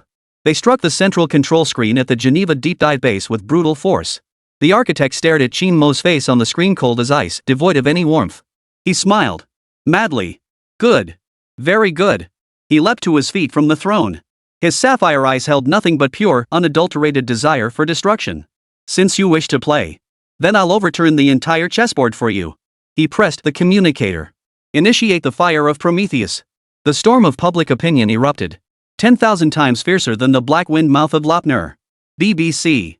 CNN. Reuters. All Western mainstream media outlets, like a pack of hyenas that have caught the scent of blood, simultaneously baring their sharpest fangs at China. Tech terrorists. Openers of Pandora's box. An inhuman Eastern demon. One by one, these carefully crafted, vicious labels were ruthlessly pinned onto Qin Mo. Those videos, maliciously edited countless times, accompanied by so-called experts delivering tearful, in-depth analyses, successfully unleashed a tidal wave of panic and fury across the entire Western world. Countless uninformed citizens took to the streets. They burned the Chinese national flag. They chanted demands for sanctions and war. They drew Qin Mo's portrait as a demonic figure and trampled it underfoot. Black became white. Heroes became criminals. A global cognitive warfare campaign meticulously orchestrated by the Minerva Initiative had begun. United Nations Security Council. The atmosphere was so thick it could be cut with a knife. Representatives from G7 nations took the floor one after another. Their speeches were righteous and impassioned. We strongly condemn China's irresponsible act of terrorism. For the safety of all humanity, we demand China immediately hand over Qin Mo. Hand over that out-of-control ancient AI. He must face a public trial before an international tribunal. Each sentence struck the Huaxia delegation like a heavy artillery shell. Mr. Liu Changwang, the technical advisor, sat in the back row. He trembled with rage. His wrinkled face turned the color of liver, twisting black into white. Outrageous. Utterly shameless. He wanted to stand up and protest. He wanted to expose the ugly faces of the GHRF to the world. But he couldn't. Faced with the meticulously constructed information cocoon of public opinion spun by the other side, any feeble defense would be branded as sophistry and lies, then drowned in a sea of vitriol. Helplessness. A bone-deep sense of helplessness enveloped the entire Chinese delegation. Command hall of the nest of the candle dragon. Dead silence. Screens flickered with a relentless stream of vitriol and curses from every corner of the globe. The commander sat in silence. He watched the screens showing crowds incited, deceived, and driven mad. Deep within his cloudy old eyes burned a raging inferno. And a hint of profound exhaustion. The most severe diplomatic crisis since the founding of the nation. It descended without warning. Like an invisible mountain towering 10,000 feet high, it crushed down upon his stooped frame. Commander! The aide hurried over, his voice urgent. The G7 has issued us an ultimatum. If we don't hand over Qin Mo within 12 hours, they will activate the most severe comprehensive sanctions in history. The air in the entire command room froze. All eyes turned to the commander. Hand him over or not? Handing over Qin Mo would shatter China's dignity for a century and destroy the nation's fortune in an instant. The hero who fought for his country would languish in foreign prisons, dying in exile. Refuse? China would find itself in outright confrontation with the entire Western world. War could erupt at any moment. This was a dilemma heavy enough to crush any decision-maker. The commander slowly closed his eyes. His fingers tapped lightly on the tabletop. Once. Twice. 3. The entire hall could only hear the steady, powerful beat of his heart. Just as everyone's hearts were in their throats. The encrypted communicator before him suddenly lit up. A top-secret message arrived from the A7 base in Lopner that had just been seized. The message was brief. Just 4 words. Global link. Sender. Qin Mo. The commander smiled at those 4 words. He slowly opened his eyes. All hesitation and struggle had vanished from those cloudy old eyes. Only the resolve of a man who had burned his boats remained. An unwavering trust in that young man. He sprang to his feet. Transmit my orders. His voice was not loud, but it was firm and decisive. Connect to the Security Council chamber. Inform our representative. Hand over the main microphone to him. The aide froze in shock. Sir. This is gambling with the nation's fate. Gamble? The commander smiled. That smile held the bold ambition of one who looked down upon the world. 100 years ago, we dared to gamble when we had nothing. Now we've risen to our feet. Why should we fear sitting at the table with them? He's our trump card. I believe in him. United Nations Security Council chamber. The chief representative of the G7, an elderly white man with a hooked nose. He stood at the podium delivering his final closing statement. His voice brimmed with moral superiority. History will remember this day. Justice will ultimately triumph over evil. For the sake of humanity's survival, we will never. Before he could finish, the massive United Nations emblem screen behind him. Crackle. A faint crackling of electricity. The screen abruptly went black. Then, a young, handsome Asian face appeared on the screen without warning. It was Qin Mo. He had forcibly hijacked the live broadcast signal of the United Nations Security Council. The entire chamber erupted in chaos. What's going on? Security. Security. Cut him off. Quickly cut him off. The hawk-nosed delegate, both shocked and furious, roared like an old cat whose tail had been stepped on. However, no matter how the technicians behind the scenes manipulated the controls, that face remained frozen on the screen, utterly unmoving. The entire conference hall descended into chaos. Qin Mo paid no heed to the panicking politicians. He simply watched in silence. Only when the clamor gradually subsided, he spoke slowly. His voice, though not loud, carried clearly to every corner of the hall. And it echoed across the entire world. Ladies and gentlemen, good afternoon. He even greeted them politely. Then he smiled. That smile held a hint of amusement. I hear you've been looking for me? He scanned the group of Western representatives, their faces ashen. I hear you want to put me on trial? He paused. The smile slowly faded from his face, replaced by a cold, razor-sharp glint. Words are the least efficient means of communication. Instead of listening to words, why not see for yourselves what the truth truly is? Having said that, he extended his hand toward the camera. He snapped his fingers lightly. Snap. A crisp sound. The screen switched. No longer Qin Mo's face. Instead, a brand new video appeared. A complete, uncut, high-definition recording from a first-person perspective. The video opened with revealed a futuristic mobile command center. A man with blonde hair, blue eyes, and a sickly arrogant expression appeared before the camera. He is the shepherd. Immediately after, a cold, emotionless voice emanates from the communicator. The voice had undergone special encryption processing. Yet every person present heard it loud and clear. Shepherd, you have only one mission. Capture Qin Mo alive at any cost. I need what's inside his head. As for your men, a cold chuckle echoed through the communicator. Sacrifice them if necessary. Boom. Those words, cold and utterly devoid of humanity, like a heavy bomb, slammed into the deathly quiet UN hall. The blood drained instantly from the hawk-nosed representative's face. He recognized that voice. It was the architect. The video continued. The scene shifted to the interior of the so-called Pandora's box. Those countless crimson eyes of terror. The soul-shredding mental screams. All the horrifying imagery Western media uses to sensationalize the Eastern demon. All unfolded in this first-person perspective footage. Yet, a small data panel in the corner of the screen reveals the truth behind it all. Infrasonic resonance array power, 75%. Holographic projection system operational. Mind capture program activated. The truth was laid bare. It was never some ancient demon god. It was merely a meticulously orchestrated deception by the most advanced black technology. A vicious trap set to capture Qin Mo alive. The video played to its conclusion. It showed the shepherd being killed by Qin Mo. He had fallen into the illusion he himself had created. He clutched his head, thrashing wildly on the ground, emitting blood-curdling screams like a slaughtered pig. That look of utter despair and madness formed the most ironic contrast to his earlier arrogance of absolute control. Video ends. The entire United Nations hall fell deathly silent. You could hear a pin drop. All the Western representatives who had just moments ago been vehemently denouncing China now hung their heads, faces drained of color. Like a bunch of clowns stripped naked in public. Especially that hawk-nosed representative. He felt his face burning with shame. It felt like getting 100 hard slaps across the face with the soles of shoes. After 3 seconds of dead silence in the global livestream, it exploded. Holy, holy, holy.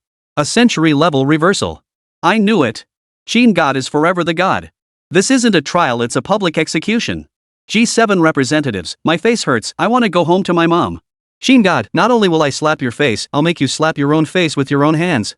And I'll livestream it worldwide. Killing people and then crushing their spirits. Qin, you're wicked. The screen switched again. Qin Mo's face, bearing a faint smile, reappeared. He gazed into the camera. As if he were gazing at the chess player beneath Geneva's deep waters, whose face had grown so dark it seemed to drip with gloom. He spoke slowly. His voice was quiet, yet it struck each person like a heavy hammer. Architect. Is this evidence satisfactory? He paused. The curve of his lips grew colder and more dangerous. Oh, right. I forgot to tell you. This is merely an appetizer. The real trial has only just begun. Chapter 164. The real trial has only just begun. The real trial has only just begun. As Qin Mo's words faded, the global broadcast signal was abruptly cut off. The screens in the UN hall in Geneva reverted to displaying the plain blue emblem. Yet those cold, commanding words remained etched like an indelible brand in everyone's mind. An appetizer? This ing upended the entire Western media landscape, rubbing the G7's face in the dirt, and it was merely an appetizer? What kind of earth-shattering spectacle would the main course be? An eerie silence descended upon the world. All media outlets, all politicians, all netizens, everyone seemed frozen in place. They stared fixedly at the blackened screens, holding their breath, awaiting Qin Mo's thunderous strike. 1 minute. 10 minutes. 1 hour. Yet nothing happened. Qin Mo, along with the entire nation of China behind him, seemed to vanish into thin air. This sudden stillness after such extreme flaunting was more heart-stopping than any storm. An unknown dread began to ferment wildly across the global media landscape. What is he doing? Why has he gone silent? The calm before the storm. This is absolutely the calm before the storm. God, I dare not imagine what he'll do next. That man is terrifying. Amidst the frantic speculation gripping countless people worldwide, the epicenter of the incident, the S7 secret base, was bustling with orderly activity. Qin Mo paid no heed to the external clamor. He was leading elite warriors from Xianyao and Longyan in a full takeover of this base, the pinnacle of GHRF's technological achievements. Team 1, Energy Sector secured. Backup power activated. Team 2, Biochemistry Lab sealed off. All test subjects in cryogenic stasis. Team 3, Weapons Cache Inventory in progress. Captain, you should come see this. These bastards stashed away quite the stash. The excited voice of a Dragon Fong warrior crackled through the communicator. Qin Mo's lips curved into a faint smile, though his gaze remained sharp. He walked through futuristic alloy corridors, observing the once arrogant GHRF mercenaries now cowering on the floor, bound like quails. The ferocity that once burned in their eyes had vanished, replaced only by the dazed terror of survivors. Qin Mo's gaze finally settled on the shepherd, who was being held in solitary confinement. This once arrogant man was now utterly broken. The interrogation room was bathed in harsh, white light. The shepherd cowered in the corner, his body shaking uncontrollably as he muttered incoherent words over and over. The key, yes, the key. The architect, his grand vision, the magnificent plan. God, a miracle is about to happen. The interrogating Xianyao agent frowned deeply, his notebook nearly blank. Captain, this guy's mind has completely broken. One member reported helplessly to the Xianyao captain who had just arrived. We've tried every method, but he can't provide any valuable intelligence beyond this gibberish. The Xianyao captain stared at the shepherd's deranged figure on the surveillance feed, his expression grave. The codename architect weighed on everyone's minds like a mountain.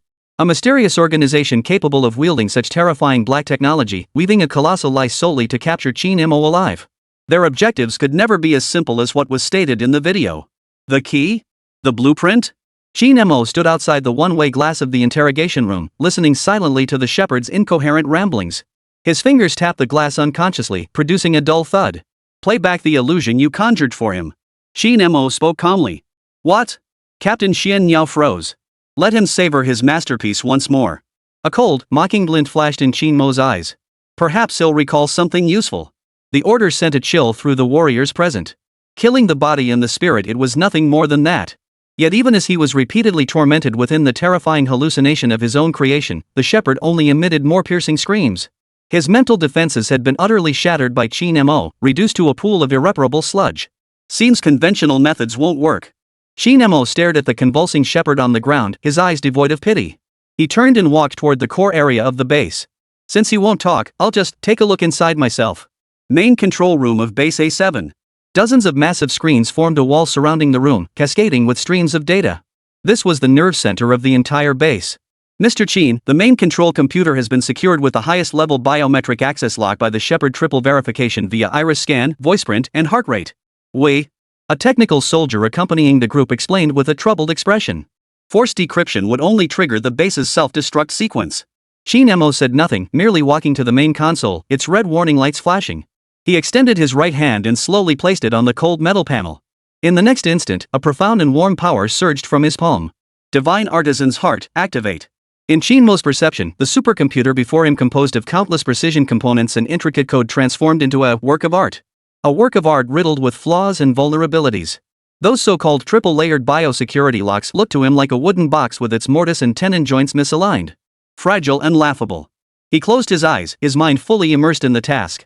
His consciousness transformed into an invisible chisel, tracing the grain of the data and bypassing those crude latches. He didn't attempt to crack them, he simply ignored them. Like a master locksmith too lazy to study the lock's mechanism, he simply used a wire to flick open the latch. Beep. A faint beep sounded. The blinding red warning light on the main console screen instantly turned green, signifying security. The permissions, bypassed? The tech soldier beside him nearly popped his eyes out of his head, staring at Qin Mo as if he were a monster. This defies logic. This isn't even hacking. This is downright theology. Qin Mo ignored his shock, opening his eyes as his fingers danced across the virtual keyboard like lightning. Countless folders and data streams flashed before his eyes. His formidable mental prowess allowed him to process information in an instant that would take ordinary people hours to analyze. Suddenly, his fingers froze. In a deeply encrypted, hidden corner disguised as system junk files, he discovered a folder marked with a peculiar designation. The folder's name made his pupils contract sharply. Yuzhou Project. The Yuzhou Project. Qin Mo's heart skipped a beat. He had a strong premonition that he was just one step away from uncovering the true secret of that architect. Without hesitation, he clicked open the folder. No password. No secondary verification. As if opening this folder itself served as proof of authorization. What met his eyes were not blueprints, but meticulously detailed research logs so exhaustive they were almost horrifying. At the core of these logs lay the very bronze fragment that served as the energy core within the Pandora's box. GHRF Log 001, target sample, codenamed Apocalypse. Preliminary analysis indicates ancient bronze artifact fragment. Origin, China's Lopner uninhabited zone. GHRF Log 017, energy output test completed. Under specific frequency infrasonic excitation, the sample releases stable and massive energy, with power far exceeding any known miniature energy source. Proposed designation, Yuzhou Ding Fragment 01. Upon seeing the characters Yuzhou Ding, Qin Mo's breath caught in his throat. He recalled the system's archived records. The 9 tripods secured the 9 provinces, with the Yuzhou Ding reigning supreme as the foremost among them, a symbol of Huaxia's destiny. This fragment was actually a piece of the Yuzhou Ding? Suppressing his shock, he pressed on. GHRF Log 044, major discovery.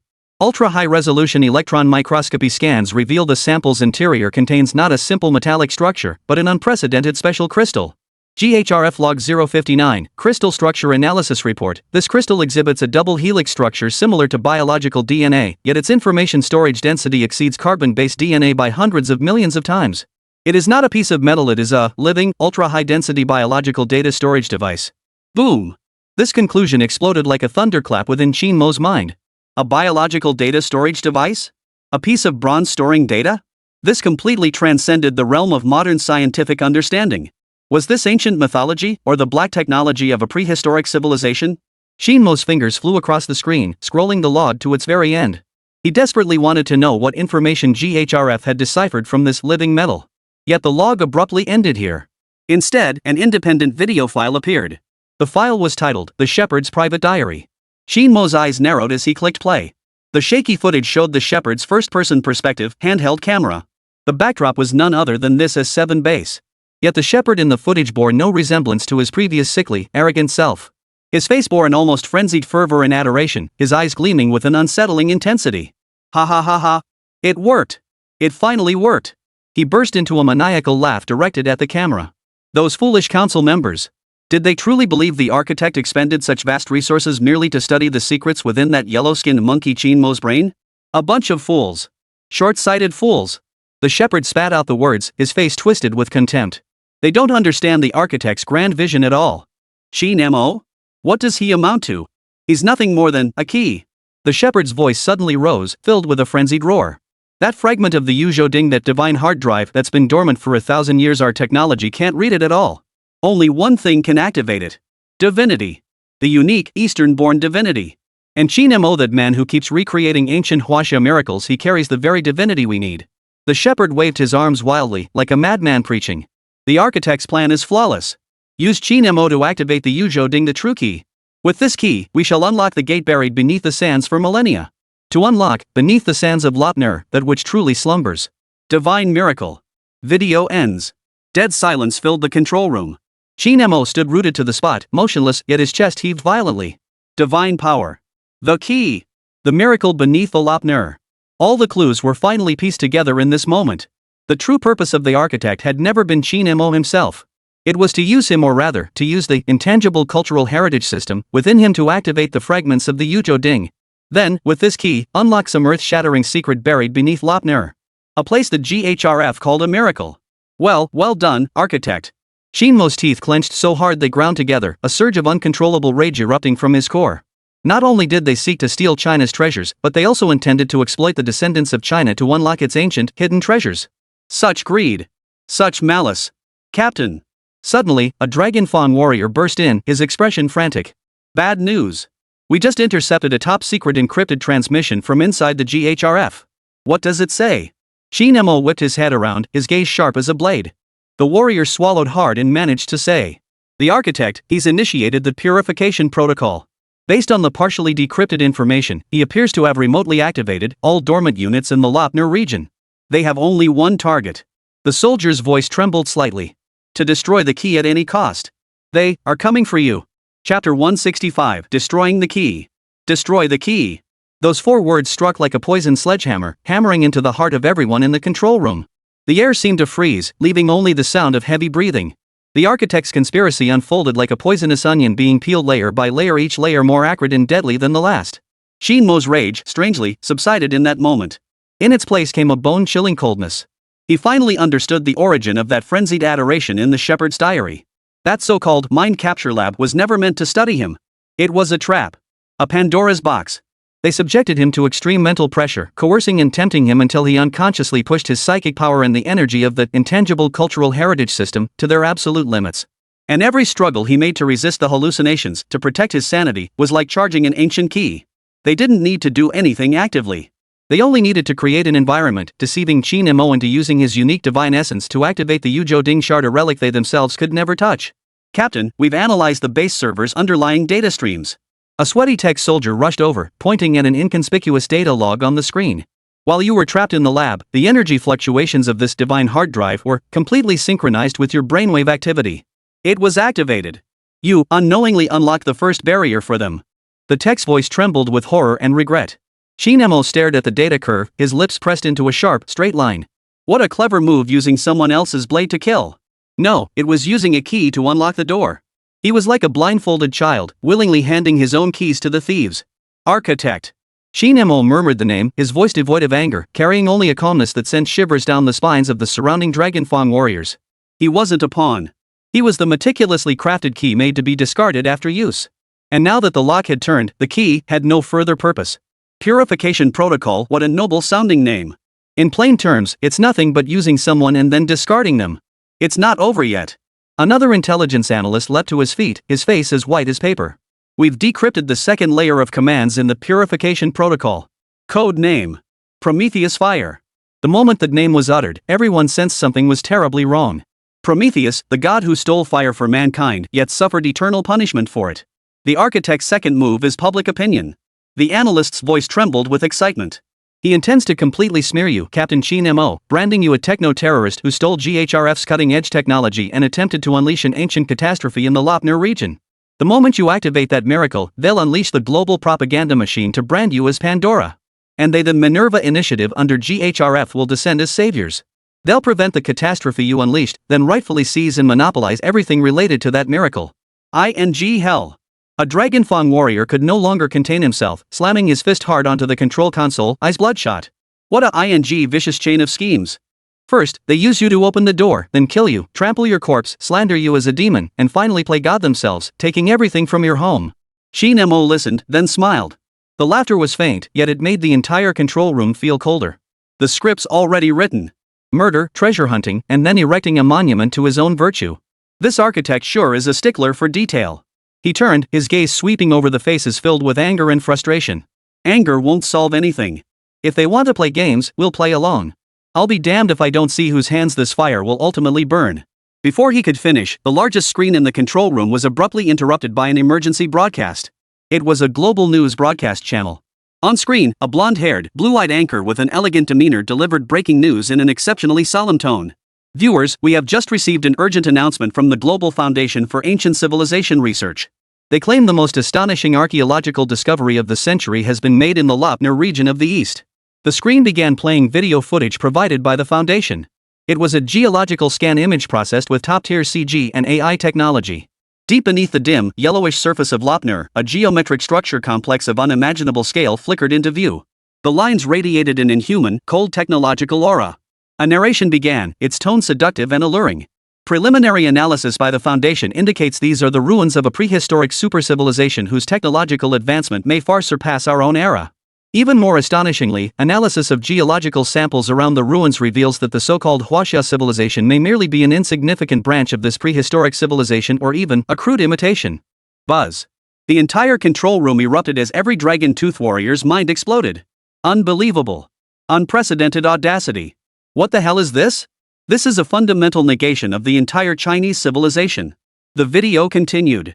A well-dressed elderly white man, exuding scholarly demeanor, appeared before the camera as a Foundation spokesperson.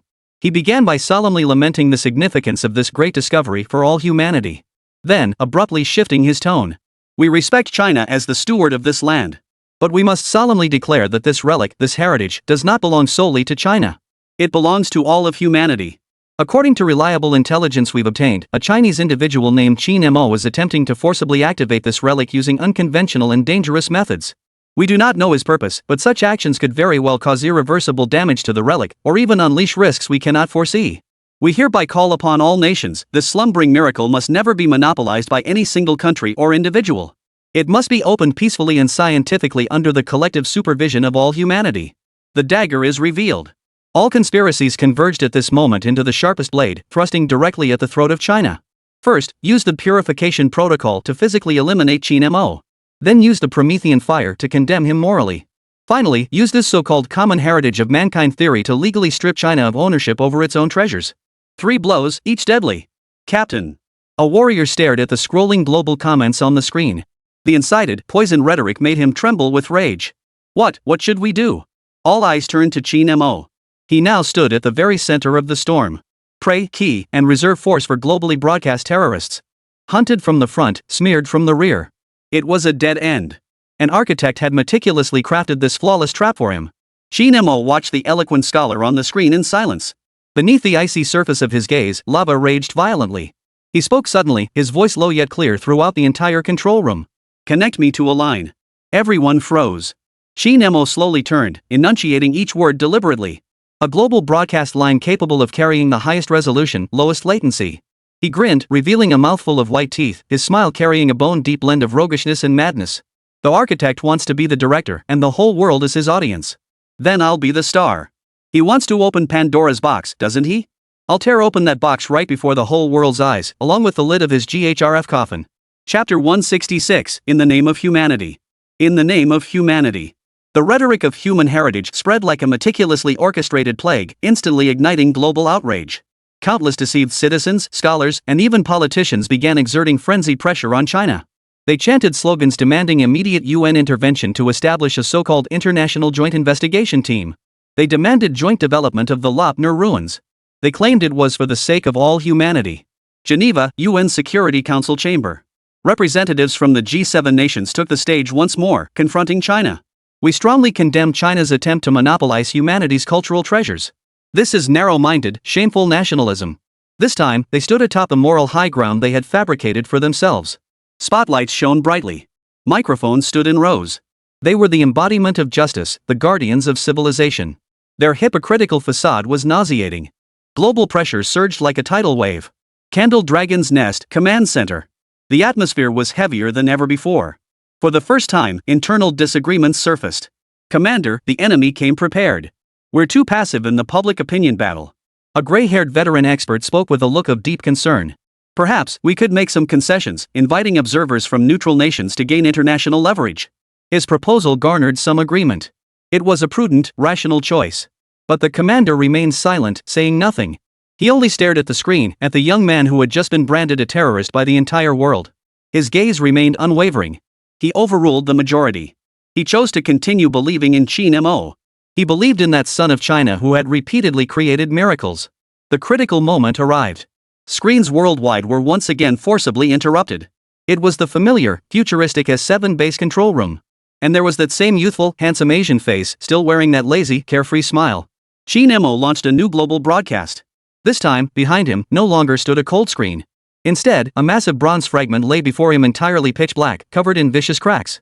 A fragment of the Yu Ding. It hovered silently, radiating a deathly stillness that seemed to devour light itself. Qin Mo gazed into the camera, a sneer curling his lips. That smile was filled with utter disdain. You want to take what belongs to us? Just spinning tales won't cut it.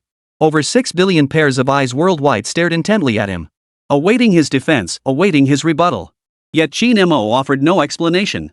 He merely reached out, his fingers gently caressing the sacred artifact that had borne the fortune of China for millennia. His gaze was gentle, yet unwavering. Today, I will show the entire world what true Chinese divine craftsmanship truly is. What is the legacy etched into the very DNA of every Chinese person? As the words fell, he abruptly stopped speaking, his gaze sharpening like a blade. I, Qin Mo, will employ the lost ancient techniques of China. Before the eyes of the entire world. Restore this national treasure. The world was stunned. The entire world fell utterly silent. Restore? Restore this mysterious ancient black technology right in front of a global live broadcast? Has he lost his mind? Material scientists, archaeologists, physicists, everyone in the world experienced a collective brain freeze at that moment. What on earth was that thing? Based on GHRF reports and footage, its composition and energy response completely defy modern scientific understanding. And you're telling me you're going to repair it? Using ancient methods? This isn't science. It's theology. Absurd. A complete and utter charade. In the BBC's live studio, the white expert slammed his fist on the table in fury. He's insulting the world's intelligence. This is impossible. He's stalling for time. I bet he'll make excuses for failure in the next second, then pin the blame for damaging cultural relics on us. Public opinion erupted once more. Countless people shifted from shock to skepticism, then to mockery. Ha ha ha, the Chinese are at it again with their traditional talent blowing smoke. Repair? With what? Love power? Sitting here waiting for the biggest live streaming disaster in history. I've already recorded it. Black, vicious comments flooded the screen like a tidal wave. Geneva, deep dive base. Architect, watching Qin Mo on the screen, mocked by the entire world, finally revealed a confident smile. Foolish. What does he think he's doing? Restoring a bronze artifact? That's not an artifact, it's a fragment of the rules. A hard drive containing prehistoric information. A mere mortal dares to meddle with the creations of the gods? He's courting his own humiliation. He gracefully raised his glass, ready to savor the final act of Qin Mo's downfall. Victory was his. Yet, within base A7, Qin Mo ignored all the clamor and mockery from the outside world. In his world, only the battered Yu Ding before him remained. Ding. Detecting host's intense will. Activating special scenario mission, National Treasure. Mission objective, repair the Yu Ding fragments during a global live broadcast to showcase the divine might of Huaxia. Reward, unlock phase 2 of Divine Artisan's Heart transmute stone to gold. Acquire legendary restoration technique ancient cauldron forging, refined purity. Accept? Accept. Qin Mo silently affirmed in his mind. Boom. An unimaginably vast, searing torrent of information surged into his mind in an instant. Countless images of lost, ancient divine craftsmanship flashed before his eyes at breakneck speed. Or selection, smelting, forging, quenching. Each step contained the deepest understanding of the heavens, the earth, and materials possessed by the ancient ancestors of China. This was not cold, impersonal data. It was a fiery legacy, flowing through his very blood. Qin Mo slowly closed his eyes. When he opened them again, his entire demeanor had changed. The carefree, roguish air had vanished. In its place was a master's calm and focused presence. He was the divine craftsman. Suanio. His voice was steady and powerful. Present. Take the breathing soil. Take the Milky Way sand. Bring forth the 9 netherworlds as mystic iron. Qin Mo declared 3 names of materials, each one unheard of by anyone before. These were all treasured items he had accumulated within the system, his ultimate reserves. Materials that existed only in myth. Without a moment's hesitation, the mystic bird turned and departed. Soon, 3 briefcases crafted from a special alloy were delivered. Before the eyes of the entire world, Qin Mo opened the first case. Inside lay a handful of earth, radiating a faint, earthen glow. Shiran.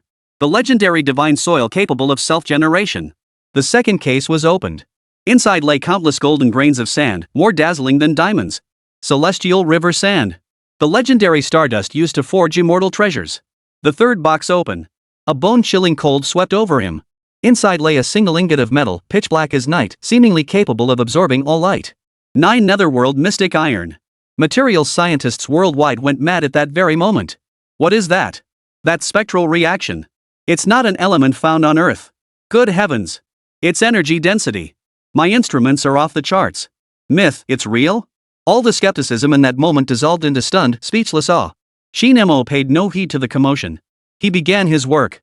No high-tech laser furnace. No complex robotic arms. He merely clenched his fist. Hum. A ball of golden, searing flame blazed fiercely in the palm of his hand. The 3 flamed true fire. The entire world froze once more. Qin Mo remained expressionless. He hurled the 9 netherworld's mystic iron into the flames within his palm. That mythical metal, capable of withstanding nuclear explosions, began to melt at a visible speed, transforming into a pool of pitch-black molten metal. Immediately after, he sprinkled the Milky Way sand into it. Sizzle! Golden grains fused seamlessly with the black molten iron. Finally, he slowly covered it all with a handful of Shirong soil. A miraculous scene unfolded. The liquid mixture of the 3 mythical materials began to shape itself. It seemed to possess life. It listened to the lament of the Yuzhou Ding. It was automatically filling those hideous cracks. 1, 2, 3. Those cracks, representing millennia of scars, are being mended, bit by bit. That lifeless, pitch-black fragment of the Yuzhou Ding. At this moment, it emitted a sound, a distant dragon's roar that seemed to echo from the primordial chaos. Hum. A visible golden halo erupted from the cauldron's surface, radiating outward in a thunderous wave. Every single person watching the live broadcast worldwide, no matter who they were or where they stood, at that instant, felt their very souls undergo a profound, searing purification. Geneva. The crystal goblet in the architect's hand clattered to the floor, shattering into pieces. The composure and elegance that had graced his face vanished completely. Only sheer, ghost-stricken terror remained. Impossible, impossible. What is he doing? He's not repairing it. He's awakening it. But it was already too late. Qin Mo had completed the final step. He bit through his fingertip. A single drop crimson, glistening with a faint golden sheen, fell onto the cauldron's surface. With my blood, I forged the soul of the nation. Boom! The entire S7 base shook violently. That Yuzhou Ding, now fully restored. In that instant, it erupted with a dazzling golden light. All darkness, all deathly stillness, in this instant, was utterly dispelled. It was no longer a cold, broken fragment. It has come to life. It has transformed back into that national treasure, the vessel that once suppressed the destiny of China. An ancient, majestic, and boundless will awoke from within the cauldron. That will swept across the entire Lopner. It also swept across the hearts of every descendant of Huaxia across the globe. At this moment, no matter where they were, no matter what they were doing, a voice resounded simultaneously within the mind of every Chinese person. That voice was ancient yet familiar, as if it were the most distant call from the depths of their bloodline. Return! Return! The voice brimmed with boundless authority, and a hint of unquestionable fury. As if a sovereign were summoning his exiled subjects. Or like a master rebuking petty thieves who dared covet his treasures. The global public opinion arena underwent a stunning reversal at that very moment. All the Western netizens who had just moments ago been wildly cursing and mocking Qin Mo. Now, they were like chickens with their necks wrung, utterly speechless. They stared at the screen, where the majestic, golden-hued divine cauldron of China hovered in the air, radiating an aura as imposing as a prison. A profound fear and sense of insignificance welled up from the depths of their souls. Meanwhile, Chinese people around the world. At the instant that call echoed through the void, an indescribable surge of pride and fervor exploded from their chests. Their eyes welled with tears. Their blood boiled. Holy! It's the Yuzhou Ding. It really is the Yuzhou Ding. It's calling us. It hasn't forgotten us. Those who dare to offend our Huaxia shall be punished, no matter how far they flee. This isn't just a slogan. It's etched into our very bones. Qin God. Awesome. Qin Mo stood before the Yunjin, reborn with renewed vitality. He tapped the vessel's body. A crisp, metallic resonance echoed. Then, he grinned widely at the camera. That smile was dazzling and unrestrained. Now, who still thinks this is your human heritage? Who still wants to come and take it? Before his words had fully faded, the Yunjin seemed to understand his words. The mouth of the cauldron suddenly locked onto a specific direction within the base. A terrifying, invisible force of suppression erupted with a thunderous roar. Boom! In the distance, an underground facility used by GHRF to conceal its covert forces, along with the hundreds of elite soldiers inside, poised to execute the purification protocol. Without even a chance to react, they were crushed into a flat, iron disc by this mysterious force from the east. Physically obliterated, utterly flattened. The entire world fell utterly silent. Everyone stared at the screen with eyes that gazed upon a deity of that solitary Eastern youth, standing proudly before the world with his cauldron. Qin Mo slowly withdrew his smile. His gaze seemed to pierce through the screen. It settled upon the cold base deep beneath the waters of Geneva. Architect. His voice was not loud, yet it resonated like a divine decree from the heavens.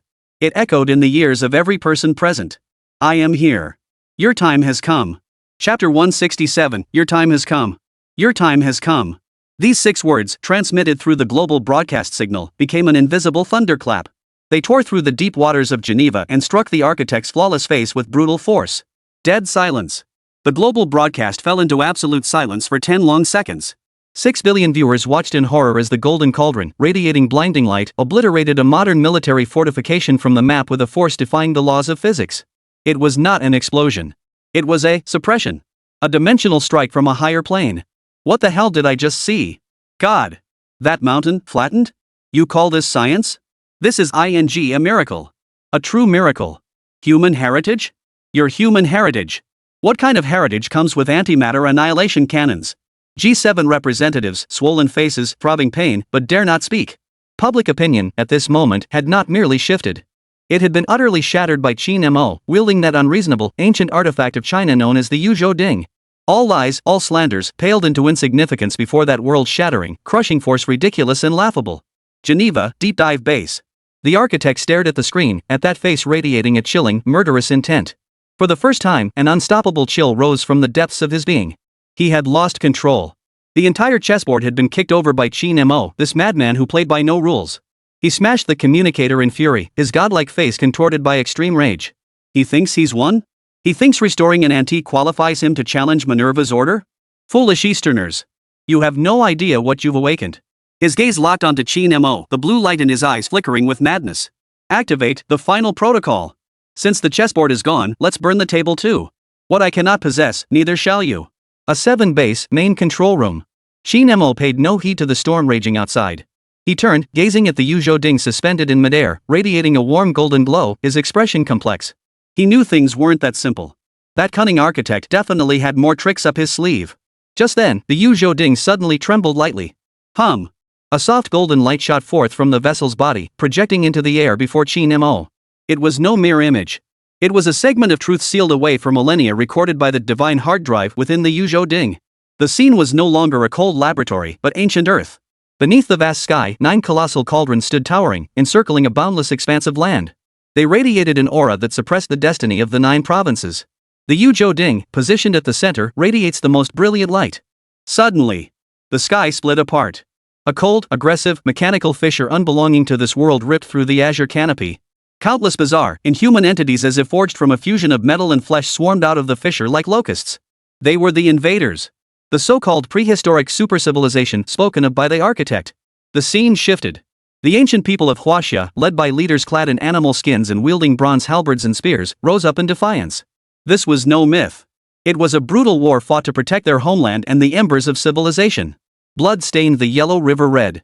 Bones piled high upon Kunlun. Finally, the 9 tripods resounded in unison. 9 ancestors of Huaxia, revered as deities by later generations, sacrificed their lives to unleash the ultimate power of the 9 tripods. Boom! A surge of energy, powerful enough to pierce the heavens and earth, erupted from the dragon vein of China. It forcibly sealed the rift in the heavens, sealing it shut forever. Those invaders who failed to escape, along with their colossal mothership, a fortress as massive as a steel city, were permanently sealed deep beneath the earth of Lopner. At the video's conclusion, The 9 tripods shattered, scattering across the 9 provinces. The fragment of the Yuzhou Ding lay quietly amidst the yellow sands, bearing witness to this unknown, tragic epic. Dead silence hung in the control room. Suanio, Lao, and all the Dragon's Tooth warriors watched the footage, fists clenched, eyes brimming with tears. That so-called prehistoric civilization relic. The so-called origin of Huaxia civilization. It was nothing but a lie. It was the damn grave of the invaders. It was a tower forged with the blood and bones of our ancestors, a tower to seal away the demons. And the architect, that clown who stole fragments of the invaders' technology. What he intends to do is not archaeology. What he sought to do was dig up the grave. To release the celestial demon from beyond the realms, imprisoned for millennia. Qin Mo's teeth ground together with a grinding sound, a torrent of murderous intent surging forth, impossible to contain. He finally understood the architect's ultimate goal. He wasn't after treasure, he sought to destroy the world. He intended to unleash the Pandora's box capable of obliterating all Eastern civilization. Then, he and the Minerva Initiative behind him would emerge as saviors to purify it all. What a perfect script. What a vile scheme. Captain. Trouble. An intelligence analyst's voice, choked with tears, suddenly rang out. The architect, he's released the precise coordinates of base A7 to the entire world. And he's activated the base's deepest level, self-destruct sequence. It's not a nuclear bomb. According to the decrypted data, it's a high-energy particle collapse device unlike anything we've ever seen. Once detonated, the entire Lopner region along with the suppressed tomb beneath it will be utterly obliterated. He intends to force open that Pandora's box. He's gone mad. Boom. Before the words had even finished echoing, the entire I-7 base began to shake violently. The earth trembled violently. As if some terrifying colossus, dormant for 10,000 years, was slowly awakening from the depths beneath the earth. The tomb of the invaders, sealed by the Yuzhou Ding, was collapsing. Countless massive cracks split open the dome of the base. Yellow sand poured in like a raging waterfall. A cold, malevolent aura saturated with venom and hunger seeped up from the earth. That aura even caused the suspended Yuzhou Ding to emit an uneasy hum. The architect's global broadcast signal forcibly interrupted once more. On screen. He stood within the submersible base at the bottom of Lake Geneva. He tore off that flawless mask, revealing his true face, mad and twisted. Qin Mo. The game is over. Spreading his arms wide like a madman embracing the apocalypse, he cackled. See this? This grand gift. I will use the land of your Huaxia to present the world with the grandest fireworks display. I'll make the entire world witness that it was you who opened the gates of hell. And I shall be the god who ends this hell. He pressed the red, final button. The self-destruct countdown appeared on screens across the globe. 10. 9. 8. Despair engulfed the entire world. Run. Qin Shen, run. It's too late. What the hell is that thing? It's terrifying. Yet. Qin Mo, standing at the epicenter of this apocalyptic vortex, smiled. Gazing at the screen where the deranged architect raged, his eyes held no fear, only profound pity. God? He slowly raised his hand and gently tapped the Yuzhou Ding beside him. Within those dark eyes, a golden flame ignited brighter than the three-flame true fire itself. Today, I'll show you. What the hell is this so-called god? Countdown to 0. Boom. Boom. Boom. A devastating light erupted from the deepest depths of base A7. But, just as that light was about to devour everything, Qin Mo suddenly slammed his fist onto the body of the Yuzhou Ding. Ding, come forth. A roar, as if originating from the very source of Huaxia civilization, resounded throughout heaven and earth. Chapter 168, The Inscription Dispute, A Battle of Inches. Qin Mo paid no heed to the devastating light. With every ounce of strength, he slammed the bronze fragment engraved with the characters Yuzhou back into the gaping crack of the divine cauldron. Boom! The earth trembled. The high-energy particle collapse device capable of reducing the entire Lopner region to radioactive dust was violently forced back by an immense, invisible force the instant it erupted. The light was swallowed whole. The sound was erased. The Yuzhou Ding, suspended midair, blazed with golden radiance, firmly pinning down the entire tottering A7 base along with the restless grave of the intruders below. Qin Mo gasped for breath, beads of sweat forming on his forehead. His gaze sharpened as he stared at the fragment he had just forcibly repositioned. The restoration had only just begun. He retrieved his set of tools from his system, space primitive in design yet shimmering with an uncanny glow. These were not modern instruments, but a complete set of long-lost bronze restoration masterpieces, the hair-carving tools. What is he doing? In the global livestream, countless viewers stared wide-eyed. Qin Mo offered no explanation. Holding a razor-thin rust-cleaning blade, he held his breath and focused intently. With a gentle scrape, he touched the millennia-old rust where the fragment met the body of the tripod. SSSSHHH.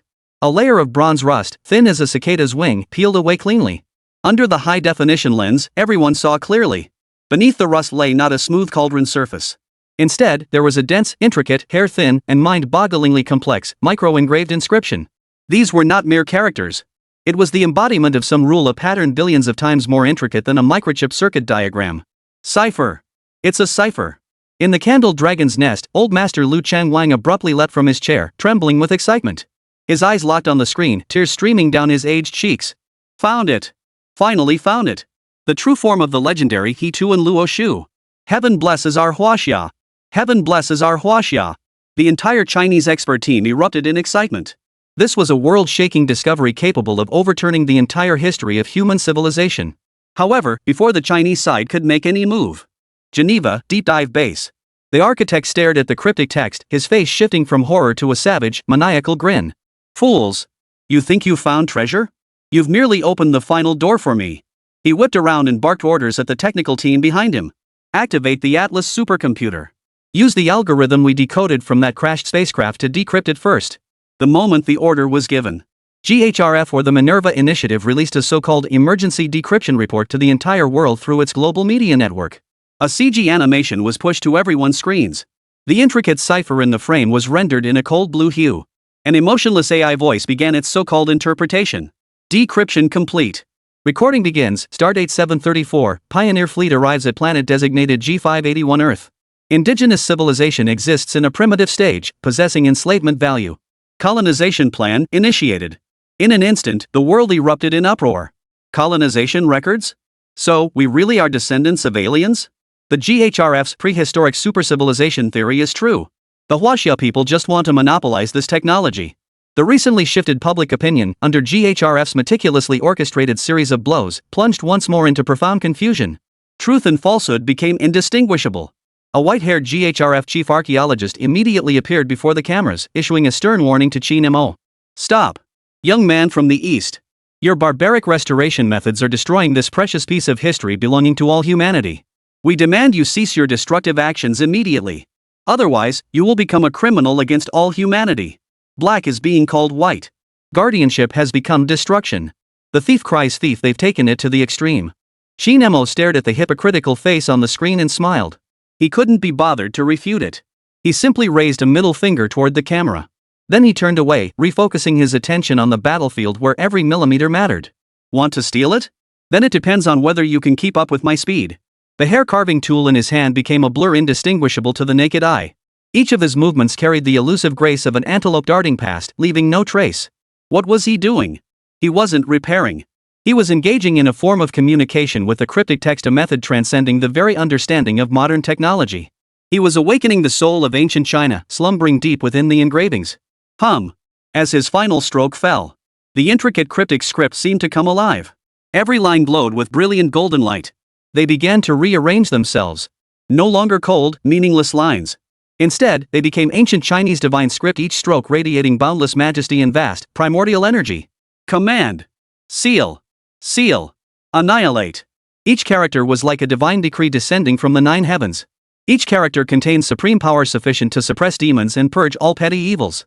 That so-called colonial record, in the face of these few, utterly domineering Chinese divine characters, resembled nothing more than a lowly, laughable lie. Shattered into dust in an instant. The global livestream fell deathly silent. All the Western netizens who had been waving flags and cheering moments ago now felt as if an invisible giant hand had violently clamped down on their throats. Not a single word could escape their lips. Their faces burned with shame. Geneva. The architect stared at the golden characters on the screen, words that made his very soul tremble, and the color drained from his face in an instant. He screamed hoarsely. Impossible. This can't be. It defies logic. Atlas calculations never fail. Yet. Qin Mo seemed to hear his inner thoughts. He slowly turned around, gazing into the camera, a mischievous grin spreading across his face. Who told you that? Do you think we Chinese operate on logic? He extended his hand and tapped lightly. The golden divine characters seemed to receive their command. In an instant, they transformed into 4 streaks of light and vanished into the body of the Yuzhou. The next second. Rumble, rumble, rumble. The entire Lapner region, no, the entire Eurasian continental plate began to tremble violently. It felt as though some colossal entity, suppressed for millennia, was being forcibly awakened. At the candle dragon's nest, every monitoring instrument collectively emitted a piercing, shrill screech. Commander! We're in trouble. 8 super energy sources have been detected activating simultaneously within China's borders. Coordinates are located at Mount Tai, Mount Hua, Mount Hung. It's the fragments of the remaining 8 tripods. They are responding to the call of the Yuzhou. The 9 tripods are returning to their rightful places. Chapter 169. The 9 tripods return to their places. The 9 tripods return to their rightful places. These 4 words struck like a thunderbolt from creation, crashing down upon the crowns of every head in the candle dragon's nest. The commander abruptly rose to his feet, his cloudy old eyes blazing with an unprecedented intensity. He stared intently at the intricate map of China, watching as the 8 sacred coordinates dormant for millennia glowed brightly once more. Quickly! At any cost! Immediately seal off all coordinate points. Maximum security alert. Dig to the depths of the earth if you must find those national treasures for me. The orders were delivered with ironclad resolve. At that very moment, the entire war machine of China roared into action, responding to that distant, mythical call. Geneva, Deep Dive Base. The architect stared at the illuminated map of China, at the figure on the screen Qin Mo, standing alone with his cauldron, as if challenging the heavens themselves. His godlike face twisted completely. No. Impossible. He's just a key. A tool meant to be destroyed after use. How could he turn the tables and become the chess master himself? Extreme fury and incomprehension plunged him into madness. He couldn't comprehend it. He had calculated it countless times with the most precise science and coldest logic. Qin Mo should have died in that trap. Huaxia should have been floundering in the quagmire of public opinion. And he, as the savior, would reign supreme. But now, everything had derailed. That awakened divine cauldron, those 8 pillars of light piercing the heavens, they had utterly shredded the script he had so meticulously crafted. He's bluffing. He's putting on a show. Activate Operation Termination. Blow that tomb to smithereens. He bellowed his final, hysterical roar into the communicator. Yet, the only response was the deafening silence of a busy signal. Behind him, the technicians who had once obeyed his every command now stared at him with the fearful gaze reserved for madmen. No one dared move. In the face of absolute divine power, all technology seemed utterly powerless and laughable. The global livestream exploded. Holy! Dragon summoning technique? Is he gathering the 7 dragon balls to summon the dragon? Calm down, everyone. This is called 9 tripods converging as one, all laws paying homage. Xinxin is unleashing his ultimate power. G7 representative, we strongly condemn China's irresponsible summoning of divine beasts.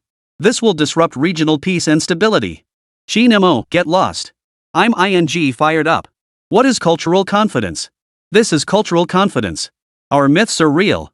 On the screen, those black, venomous bullet comments had long vanished. Replaced instead by the roaring, fiery pride of Huaxia descendants worldwide, a sea of crimson cheers. They say 7, the eye of the storm. Qin Mo ignored everything outside. He knew the architect wouldn't let this rest. He also knew that the return of the 9 tripods was merely the beginning. What he must do was complete the final step before that tomb of the intruder was fully detonated. To truly insert this key into the lock, then turn it. He drew a deep breath, pouring every ounce of his focus into the final and most critical stage of the restoration, the joining of the molds. He did not use those mythical materials again. What he took out was the most ordinary bronze found within this base. He would use the most humble material to complete the most sacred ritual. He would show the world that the divine craftsmanship of Huaxia lay not in the rarity of materials, but in that legacy etched into their very bones. Hum! The threefold true fire ignited once more. The bronze melted rapidly in his palm. No complex instruments for testing, no sophisticated computer analysis. He simply observed the hue of the molten bronze with his naked eye. He inhaled the unique scent of metal mingling with flame in the air. He sensed it with that heart, the divine artisan's heart fused as one with China's millennia of divine craftsmanship. Now! His eyes sharpened and his wrist flickered. The scalding, golden bronze solution flowed like an obedient fire dragon. Was precisely and slowly poured into the hairline thin mold gap between the Yuzhou fragment and the body of the cauldron. The entire process flowed like clouds drifting across the sky. Not a single moment of hesitation.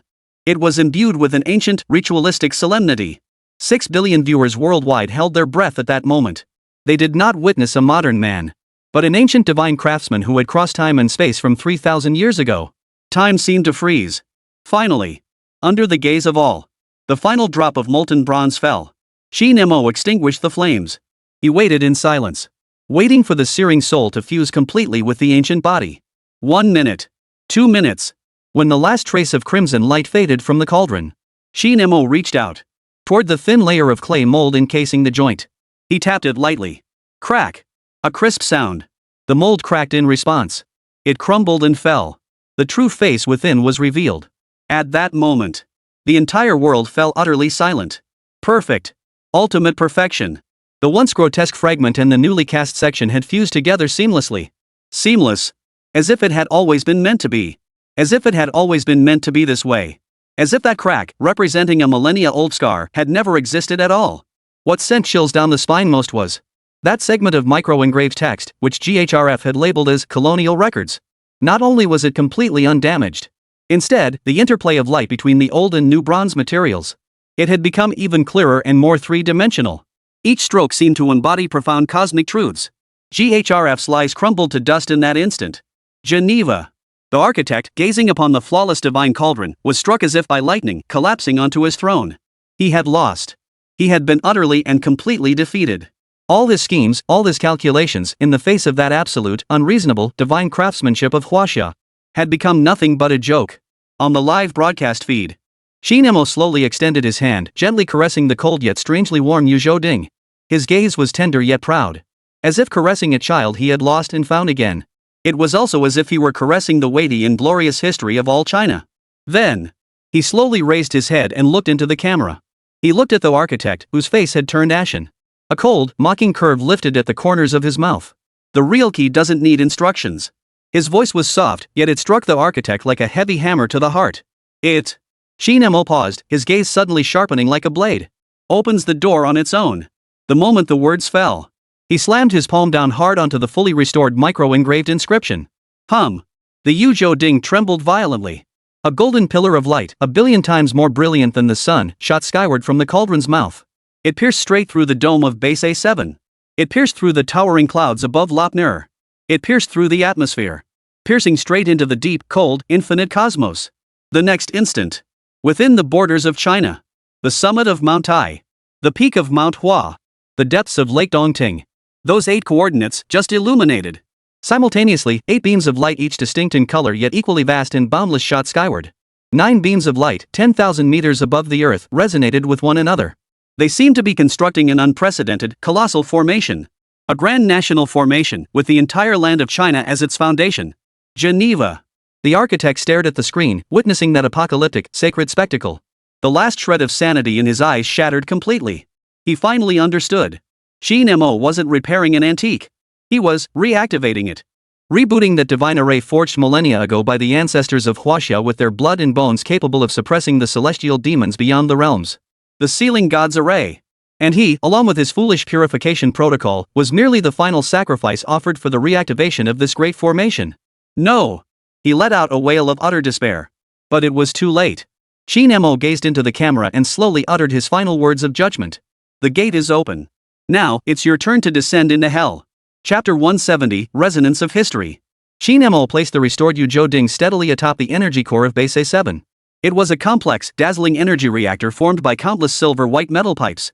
It had once been the heart that powered the entire underground base for GHRF. Now, it had become a sacrificial offering. Qin Mo did not infuse it with any so-called divine essence. Such self-important notions belonged only to fools like the architect. He merely channeled an exceptionally unique energy frequency through the Kunping's central AI. A frequency born from the ancient, purest dragon energy of the Earth's veins, originating from the land of Huaxia. Activate the cauldron body. The Yu Zhouding emitted a hum so deep it seemed to pierce the very depths of existence. As if a dragon slumbering for 5,000 years had finally opened its eyes. It was no longer a lifeless object. It had come to life.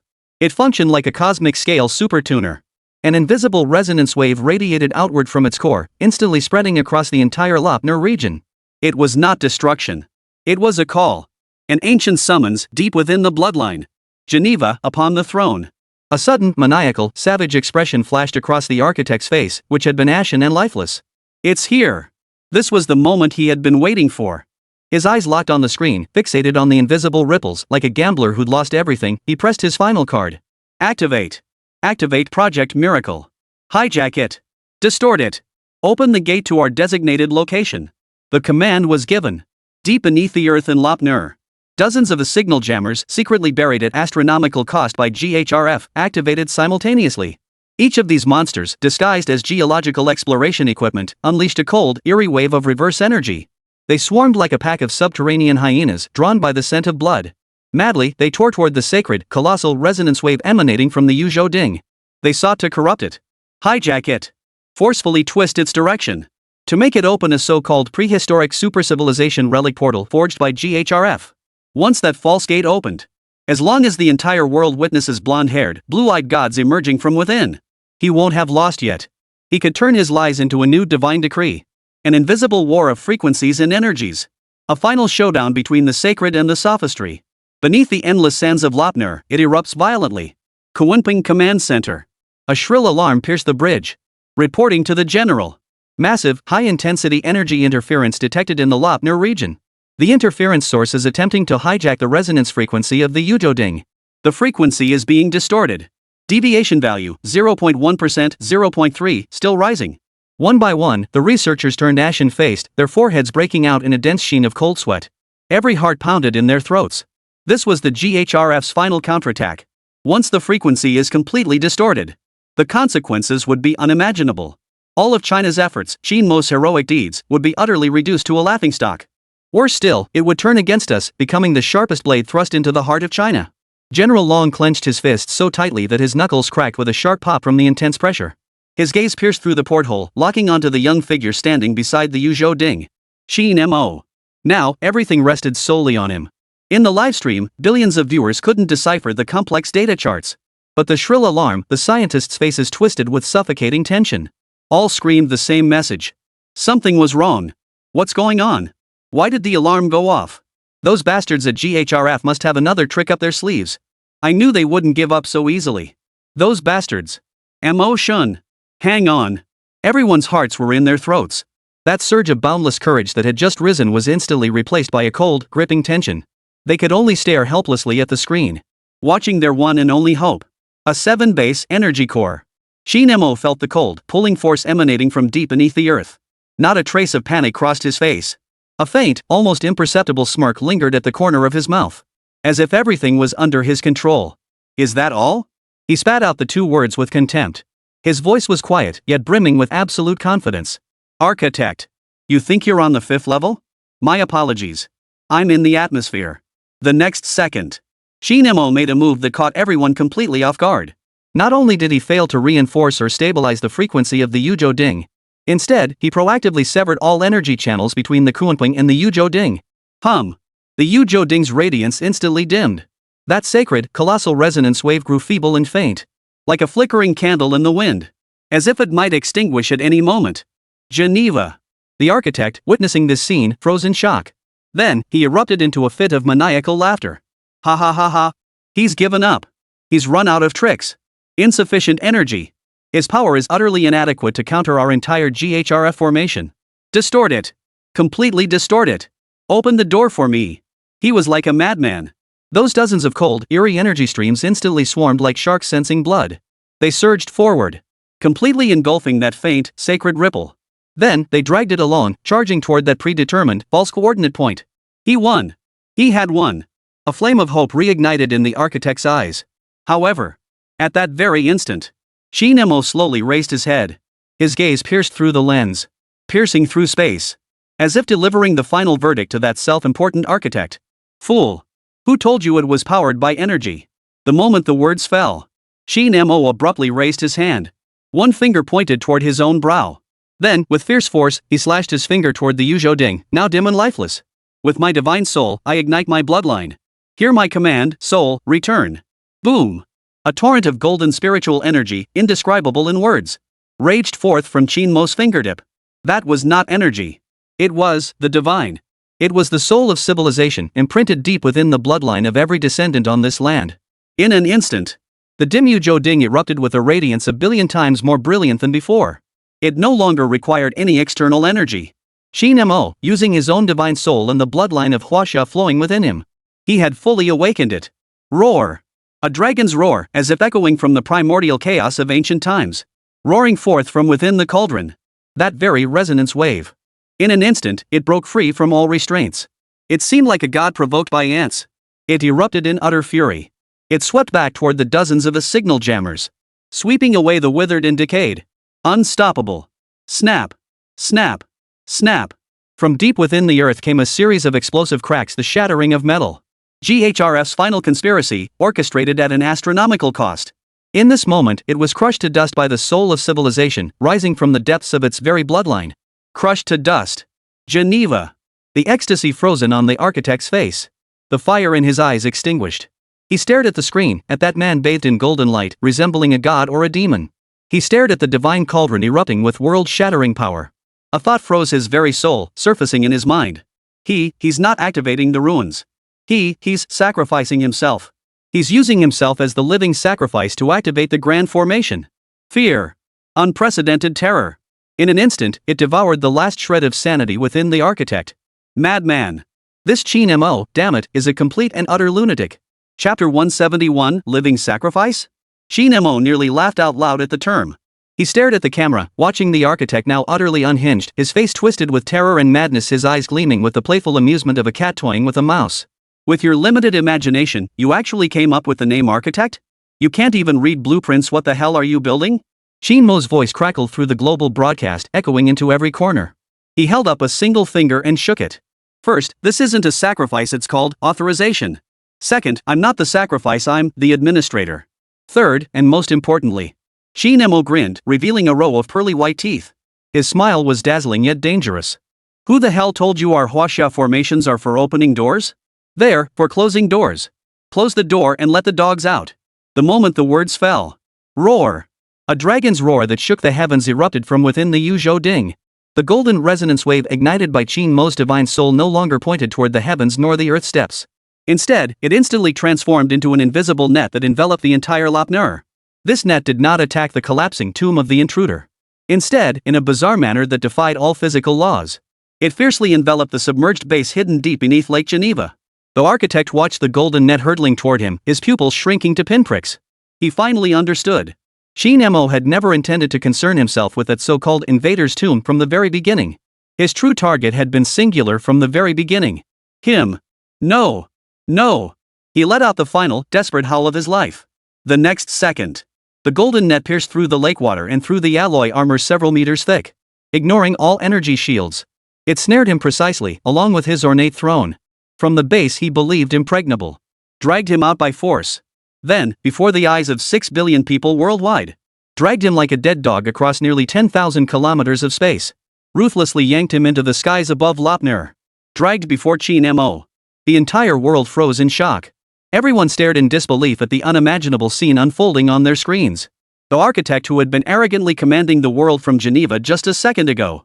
The next second, he was snatched up like a little chicken and hauled halfway across the globe. What the hell was this? Quantum entanglement teleportation? No. This is the most down-to-earth Chinese hospitality. Taking someone's head from 1,000 miles away. Did I see that right? Teleportation? This isn't teleportation, it's luring you into the trap. In the physical sense. 1 minute ago, I shall be the god who ends hell. Next minute, hello, your delivery is here. Architect, I just hit the self-destruct button and you teleported me here? Are you kidding me? Do you want my house blown to bits? After a full 30 seconds of dead silence, the bullet comments erupted like a geyser. All the shock, all the worry, in this moment, transformed into the most cathartic, hearty laughter. Satisfying. This is what you get for scheming against my China. Bottom of Lake Geneva. The high-ranking officials of GHRF, or the Minerva Initiative, stared dumbfounded at the empty throne. And the massive hole torn from the wall. The innate arrogance and elegance vanished from their faces. Only bone-deep terror remained. They finally understood, in the truest sense of the word, what divine wrath felt like. What divine retribution truly meant. Lapner A7 base. The architect was bound like a dumpling by that golden net, suspended midair. His face, perfectly sculpted by genetic engineering, was etched with utter bewilderment and collapse. He still hadn't grasped how he'd ended up here. Qin Mo slowly approached him. He looked him up and down. Then he curled his lip. You call yourself an architect?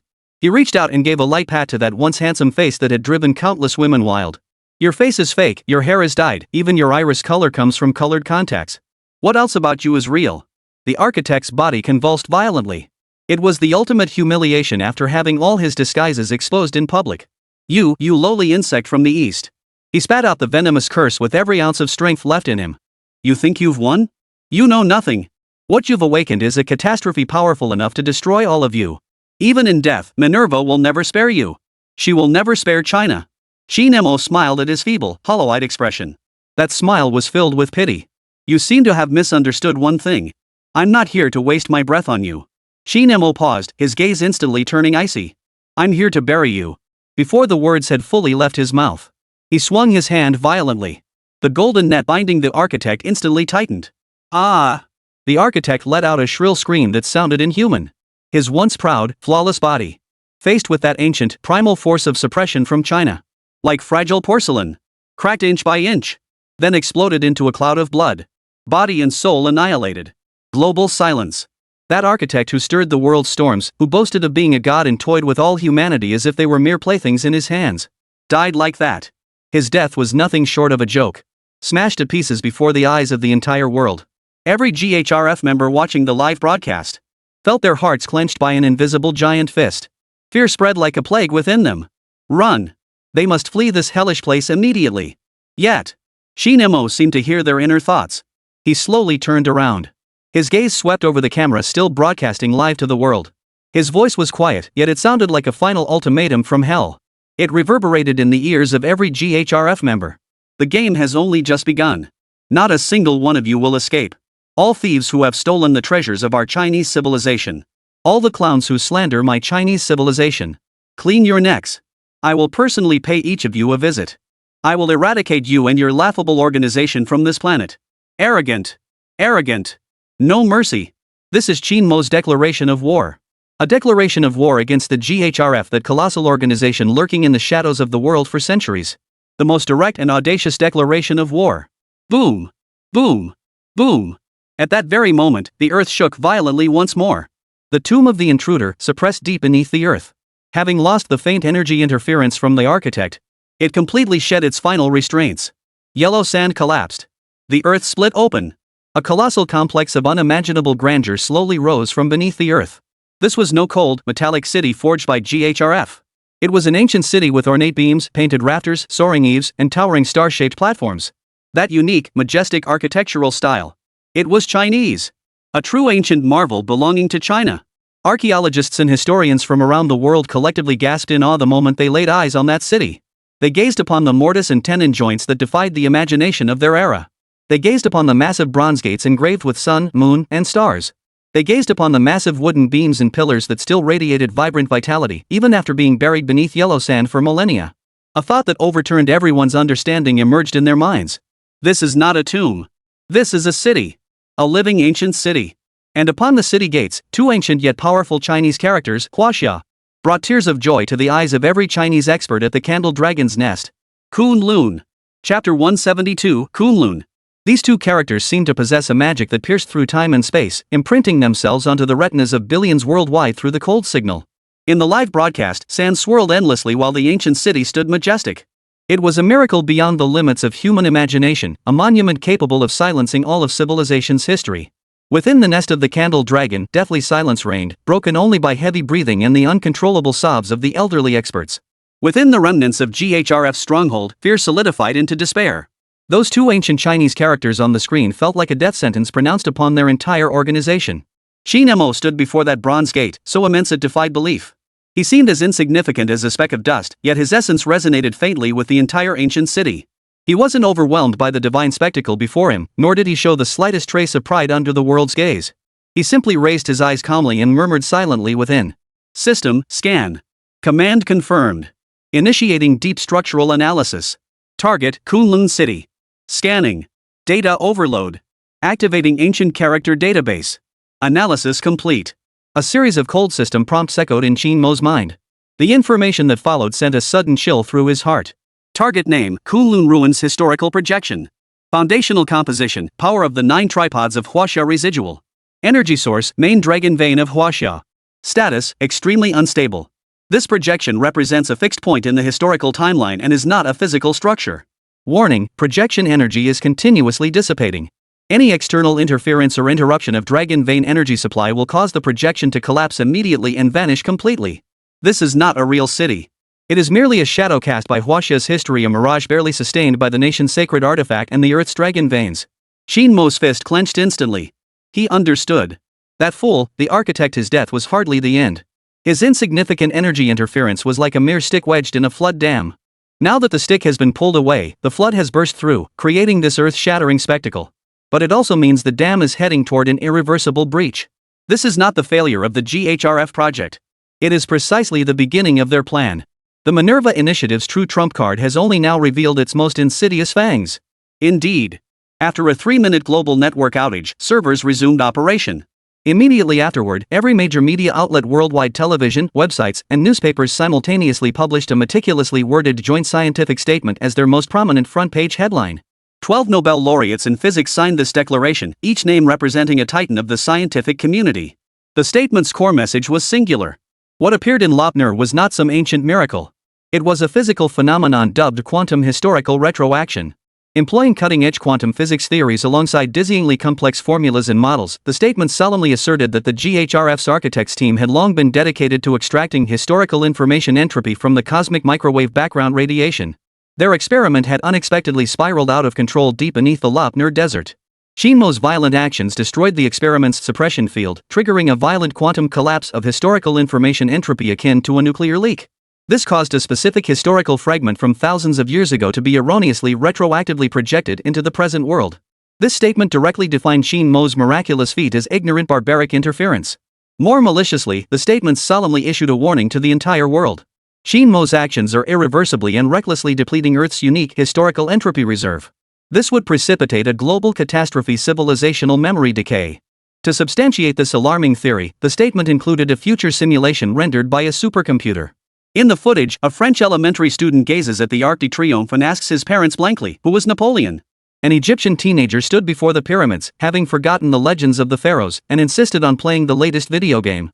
A British youth discards Shakespeare's works as worthless paper, utterly unable to comprehend their vocabulary and allusions. At that moment, the GHRF's AI troll army fragmented and spread like a virus across global social media platforms. Good heavens! My son suddenly asked me today why we celebrate Christmas. He said he can't remember who Jesus is at all.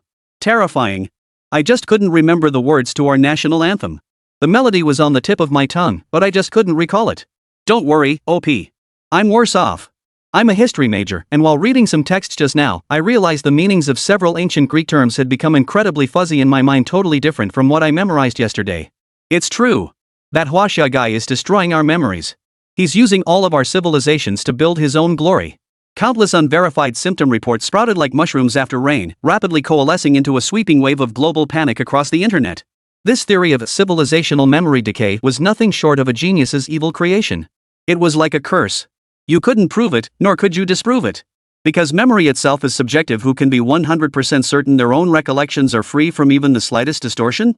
Once the seed of doubt is planted, it takes root and grows wildly in the soil of fear. With a pseudoscientific manifesto, GHRF effortlessly shifted the entire discourse.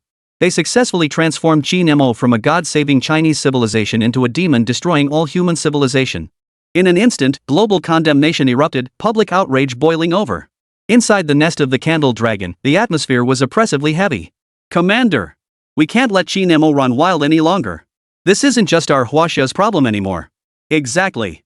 GHRF's motives are sinister, but their claims are undeniable. What if it's true? None of US can bear that responsibility. I propose we immediately respond to the UN's call and invite a team of top international physicists to form an observation group to deploy to Lopner. At the very least, we must first determine what that city truly is. Calls for international intervention surged once more, mounting pressure like a mountain upon the commander at the command console. The commander's bloodshot eyes fixed intently on the solitary yet upright figure on the screen. He remained silent, bearing all the doubt and pressure. After a long silence, he picked up the communicator and once again placed the fate of China in the hands of that young man. Qin Mo, you heard everything. Now, the entire world wants you to stop. Tell me your choice. A soft chuckle echoed through the communicator. That laughter was filled with undisguised mockery and contempt. He slowly turned back to face the live camera, which continued to faithfully record everything. He watched the righteous-sounding scientists on the screen, observed the champions of justice online, whipped into a frenzy of indignation. His voice was quiet, yet it reached every ear with crystal clarity. History is meant to be lived, not merely observed. A defiant curve lifted at the corner of Qin Mo's lips. If you want to understand the history of China, you'd better learn to speak human language first. The moment his words fell, he spun around abruptly. No longer heeding the clamor of the outside world, no longer caring about so-called science and theories. He faced the massive bronze door engraved with sun, moon, and stars, confronting the overwhelming aura of ancient mystery that swept toward him. Resolutely, he stepped forward. Under the stunned gaze of the entire world, Qin Mo's figure vanished behind the gates of the ancient city of Kunlun. China's. Chapter 173, One Step. One step forward, and the world spun. The clamor and fervor of the outside world were severed the instant he stepped through the gate. The world fell silent. Qin Mo stood on a broad bluestone avenue wide enough for 100 chariots to pass side by side, utterly stunned. Before him lay a living city. Ornate beams and painted rafters, soaring eaves and intricate brackets, palaces and towers stood densely packed, piercing the clouds. In the marketplace, stalls stood densely packed. Bronze wine vessels, exquisitely crafted pottery, and even strings of dried cured meat lay displayed with lifelike realism, as if the vendors had merely stepped away. In the distant training grounds, weapon racks stood in orderly rows. Long spears, sharp swords, and powerful bows glinted with a cold, icy light under the fading sunset glow. Everything felt eerily real. For there was not a single soul in sight. Not a sound, not a breath of wind, even the dust suspended in the air seemed frozen in time. Ding! Intangible Cultural Heritage System notice, you have entered the special scenario historical slice, Kunlun Ruins. Scene description, this is not a physical space, but a historical projection solidified by capturing a single moment during the zenith of ancient Kunling's rule, with the 9 tripods of Huaxia as its array core. It is a living yet dead museum. Qin Mo's heart trembled violently. A 3D amber? A super USB drive recording an entire ancient civilization? He slowly approached a weapons rack by the roadside, his gaze settling on an ancient bronze longsword. The blade was covered in fine cracks, and the edge showed signs of chipping, clear evidence of fierce battles. Qin Mo reached out, his fingertips lightly touching the cold blade. Ding! Detected reparable item, ancient 100 refined bronze sword damaged. Required restoration techniques, ancient sword forging, 100 refined true gold, lost wax casting. Proceed with repair? Qin Mo's breathing instantly grew ragged. He snapped his head up, surveying the vast, deserted ancient city. Those exquisite porcelain pieces, those splendid brocades, those masterfully crafted buildings. This wasn't a damn museum. This was clearly a colossal, unparalleled treasure trove of China's intangible cultural heritage, waiting for him to awaken it. Just as Qin Mo's heart surged with excitement, ready to make his mark. A chill, cold to the extreme, filled with deathly stillness and sorrowful foreboding, suddenly swept over him from behind. Qin Mo spun around violently. From the shadows of the street, a tall figure slowly emerged. It was a soldier. He wore a suit of bronze armor, long since rusted and cracked, and clutched a halberd, now broken and reduced to a mere stump. He had no heartbeat, no breath. His eyes were hollow, like 2 bottomless black holes. System scanning. Target scanned, Kunlun Tomb Guardian. Species definition, aggregate of heroic souls. Composition analysis, ancient heroic souls of Huaxia who perished defending their homeland outside Kunlun City. Their indomitable will fused with the suppressing power of the 9 tripod array, giving birth to this entity neither living nor dead. Core function, to annihilate any intruder who dares disturb the historical tranquility of this place. Qin Mo's heart sank. Tomb Guardians. The so-called tomb of the intruder mentioned by the architect, its true meaning was this. They were the guardians of this monument to history. I mean no harm, Qin Mo attempted to communicate, his voice carrying with unusual clarity through the deathly quiet street. Yet the tomb guardian showed no reaction. He merely advanced toward Qin Mo, step by step, with mechanical precision. Those hollow eye sockets fixed intently on Qin Mo. A dry, stiff sound, like 2 pieces of rusted metal grinding together, forced its way from his throat. Trespassers, die. The moment the words fell, he raised the broken halberd in his hand and, without hesitation, brought it down with a fierce swing toward Qin Mo's head. The strike carried no whistling wind, yet it bore a murderous intent fierce enough to tear apart a soul. Qin Mo's pupils contracted. He could sense an aura coiled around the broken halberd, a cold, malevolent presence that did not belong to this world. He sidestepped the blow, his gaze darting over the tomb guardian's bronze armor. Beyond the scars of blades and swords, the armor bore even more terrifying claw marks, tearing gashes that seemed to have been ripped open by sharp talons. And vast patches of black scorching, as if corroded by some potent acid. Demons from beyond the realms. The scene recorded by the Yu Ding flashed instantly through Qin Mo's mind. He understood. These tomb guardians were the ancestors of Huaxia who had fought hand-to-hand against those monsters in that apocalyptic war long ago, ultimately perishing in battle.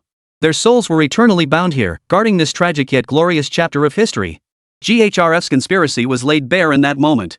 They deliberately projected the image of Kunlun City to lure him here. To make him fight these heroic souls of ancient China to the death. If he won, he would be branded with the crimes of distorting history and desecrating our ancestors, forever branded with shame by the entire world and all descendants of China. If he lost, this key beyond GHRF's control would be eliminated. What a move, using others' blades to kill. What a move, a heart-piercing scheme. Qin Mo growled low, his eyes boiling with murderous intent. But he did not strike back. Facing this ancestral spirit, who had traversed millennia yet still fulfilled its duty. He could not strike back. Nor did he deserve to. He watched the tomb guardian raise the broken halberd once more, saw the heartbreakingly steadfast resolve in those hollow eyes. Qin Mo made a decision that baffled every spectator worldwide.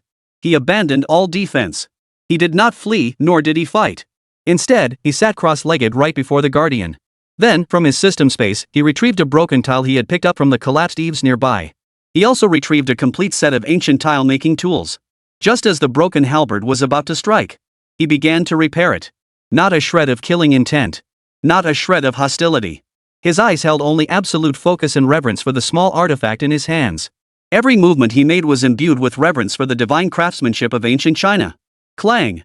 The broken halberd, carrying boundless killing intent, halted less than 3 inches from Qin Mo's head. In the tomb guardian's eyes hollow, lifeless, unchanged for millennia.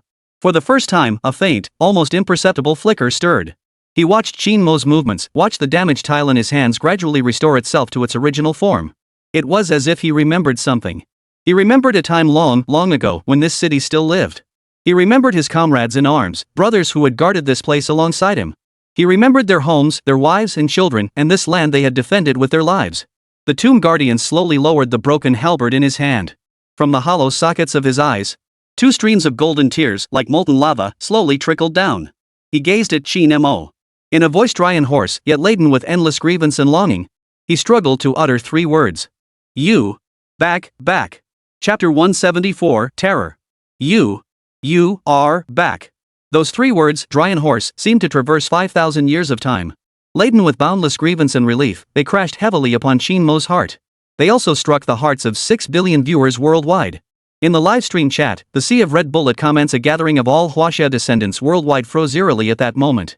Then, like a volcanic eruption, tears poured forth. Our ancestors. He's speaking to our ancestors. He hasn't forgotten us. They've waited thousands of years for us. Damn it! I'm a 300-pound beast of a man, and I'm crying like a little. GHRF's meticulously constructed lie of rewriting history was torn to shreds by these 3 words. This was a resonance of bloodlines. This is the recognition of souls. This is an inheritance that no technology or lie can ever tarnish. Qin Mo rose slowly and bowed deeply to the tomb guardian, whose eyes were streaming golden tears. Junior Qin Mo has arrived too late. He did not pause. Along the street, hundreds upon hundreds of tomb guardians still clutched their broken weapons, their vacant stares fixed upon him. That killing intent, crystallized over 1,000 years, wavered but did not dissipate. One was not enough. Qin Mo understood. He turned and walked toward a collapsed corner tower nearby. From the rubble, he dug out a battle drum long since torn to shreds and covered in millennia of dust. Its skin was torn by sharp claws. The drum body bore deep axe marks. Remember. Qin Mo's voice was not loud, yet it carried an unquestionable command. Remember who you are. He planted the war drum in the center of the long street and, before all the tomb guardians, once again sat cross-legged. Ding! Detected reparable item, ancient Kuei ox war drum severely damaged. Restoration techniques required, solid wood carving, Kuei oxide drumhead application, raw lacquer sound stabilization. Proceed with restoration? Restore. Nothing else existed in Qin Mo's eyes. He was the divine craftsman. With this legendary craftsmanship, he would strike the drum, awakening the ancient battle hymn of China that had lain dormant for 1,000 years. The global audience held their breath in awe. They watched Qin Mo restore the war drum in the most ancient, most reverent manner. He did not use glue. Instead, he gathered sap from ancient trees, boiled it over flames, and used it to bond the cracked drum body back together. He did not use nails. Instead, he carved dozens of resilient wooden wedges. With an arcane precision, he wedged them into the drum body, fitting them together with perfect alignment. Finally, he bit through his fingertip. With his own blood, he painted an ancient and majestic totem upon the freshly stretched Kuei oxide drumhead. That totem was a dragon roaring toward the heavens. Hum! The moment the war drum's restoration was complete, a golden halo erupted skyward with a thunderous explosion. Qin Mo rose to his feet. Clenching his right fist, he struck the drumhead with all his might. Dong! That thunderous drumbeat. No sound. Instead, it transformed into a golden, invisible, spiritual shockwave. Sweeping across the entire Kunlun dead city. Along the long street, hundreds upon hundreds of the guardsmen's bodies jerked violently. The confusion and lifelessness in their vacant eyes vanished in an instant. They remembered. They remembered this drumbeat. They remembered the thunderous bugle call that sounded when these drums beat. They remembered their comrades in arms beside them and their distant homelands. Roar! A tomb guardian raised his head to the heavens and let out a roar filled with boundless sorrow and heroic passion. He dropped the broken sword from his hand. Kneeling on one knee before Qin Mo, he pounded his breastplate with every ounce of strength. Thud! Thud! Thud! This was the ancient military salute. Immediately after. The second. The third. Hundreds upon hundreds of tomb guardians, all kneeling on one knee. They paid homage to Qin Mo, this bloodline descendant from thousands of years hence. They paid the most sublime, the most solemn tribute. In this moment, they were no longer soulless tomb guardians. They were soldiers of Huaxia. Yet, just as the heroic spirits of Kunlun City were about to be fully awakened, a sudden, unexpected change occurred. Squeak! A shrill, ear-piercing screech of metal scraping metal erupted from a massive armory on the opposite end of the city. Above that armory, a cold, malevolent vortex formed from countless streams of crimson data engulfed the sky. GHRF's backup plan. Their true, lethal move. They never expected that false propaganda could stop Qin Mo. What they wanted was for Qin Mo to enter Kunlun City. They needed Qin Mo to use the divine craftsmanship of Huaxia to activate this historical fragment. Then, they would unleash the technological virus they decoded from the remains of the celestial demons from beyond, to contaminate and corrupt this city at the data level. A final showdown between divine craftsmanship and demonic technology. Under the gaze of the entire world, it erupts with utter audacity. Inside the armory, countless components flew into the air autonomously. This is not repair. It was a cold, efficient, utterly devoid of beauty assembly.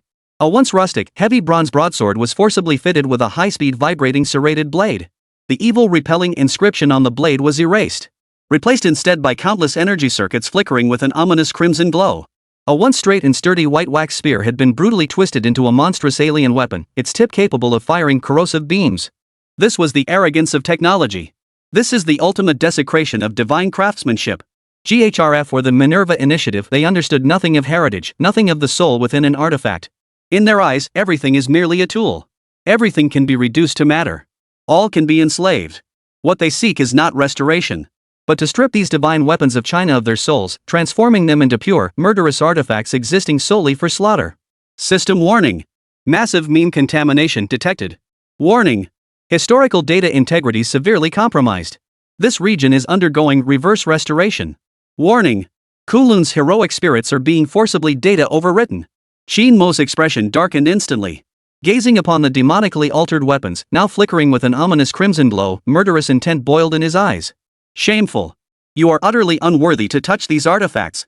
The divine craftsmanship of Huaxia is about giving life. It is to imbue objects with life and soul, allowing them to endure eternally. But GHRF's demonic techniques embody death. It strips objects of their souls, warps their very essence, turning them into soulless killing machines. This is no longer mere restoration. This is a war of the way. It is the Tao of China, the unity of heaven and humanity, the spirit within all things. A clash with GHRF's Tao of reducing all to matter and absolute control. The most fundamental confrontation. War erupted in an instant. Weapons corrupted by dark magic transformed into ominous crimson beams, roaring forth from the armory. They flew autonomously toward the newly awakened, still dazed, tomb guardians. One guardian instinctively reached out, catching a demonically modified longsword hurtling toward him.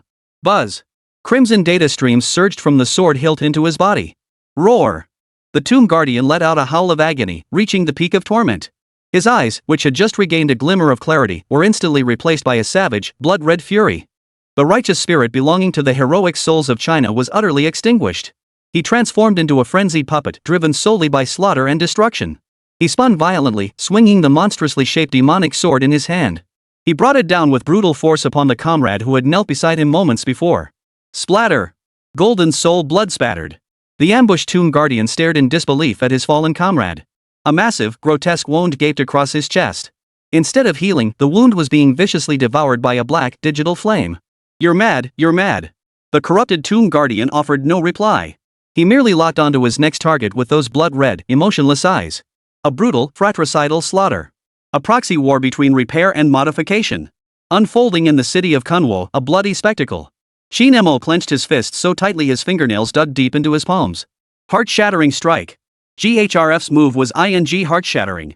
They wanted nothing more than to pit the ancestors of Huaxia against each other in fratricidal conflict.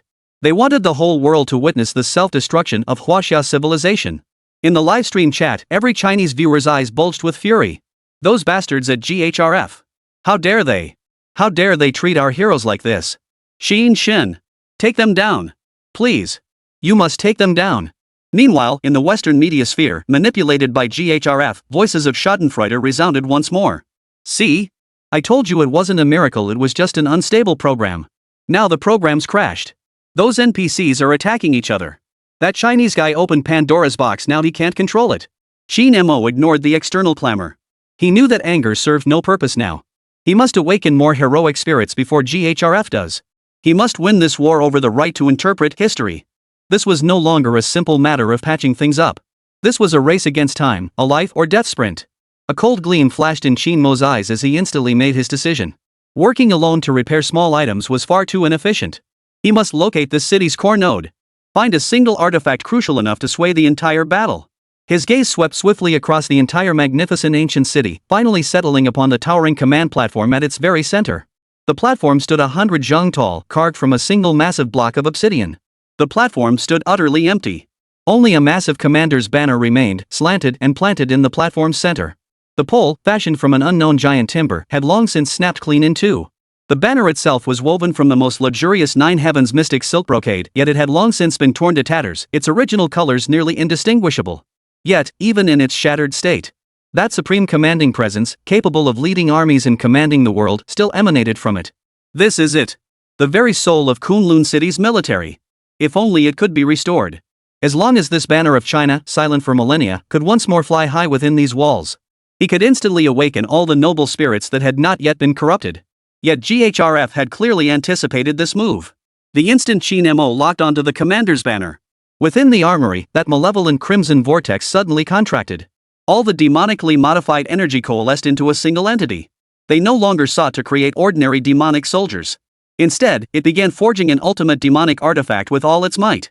It was a spear entirely pitch black, its tip ablaze with the digital hellfire, the soul-shattering spear.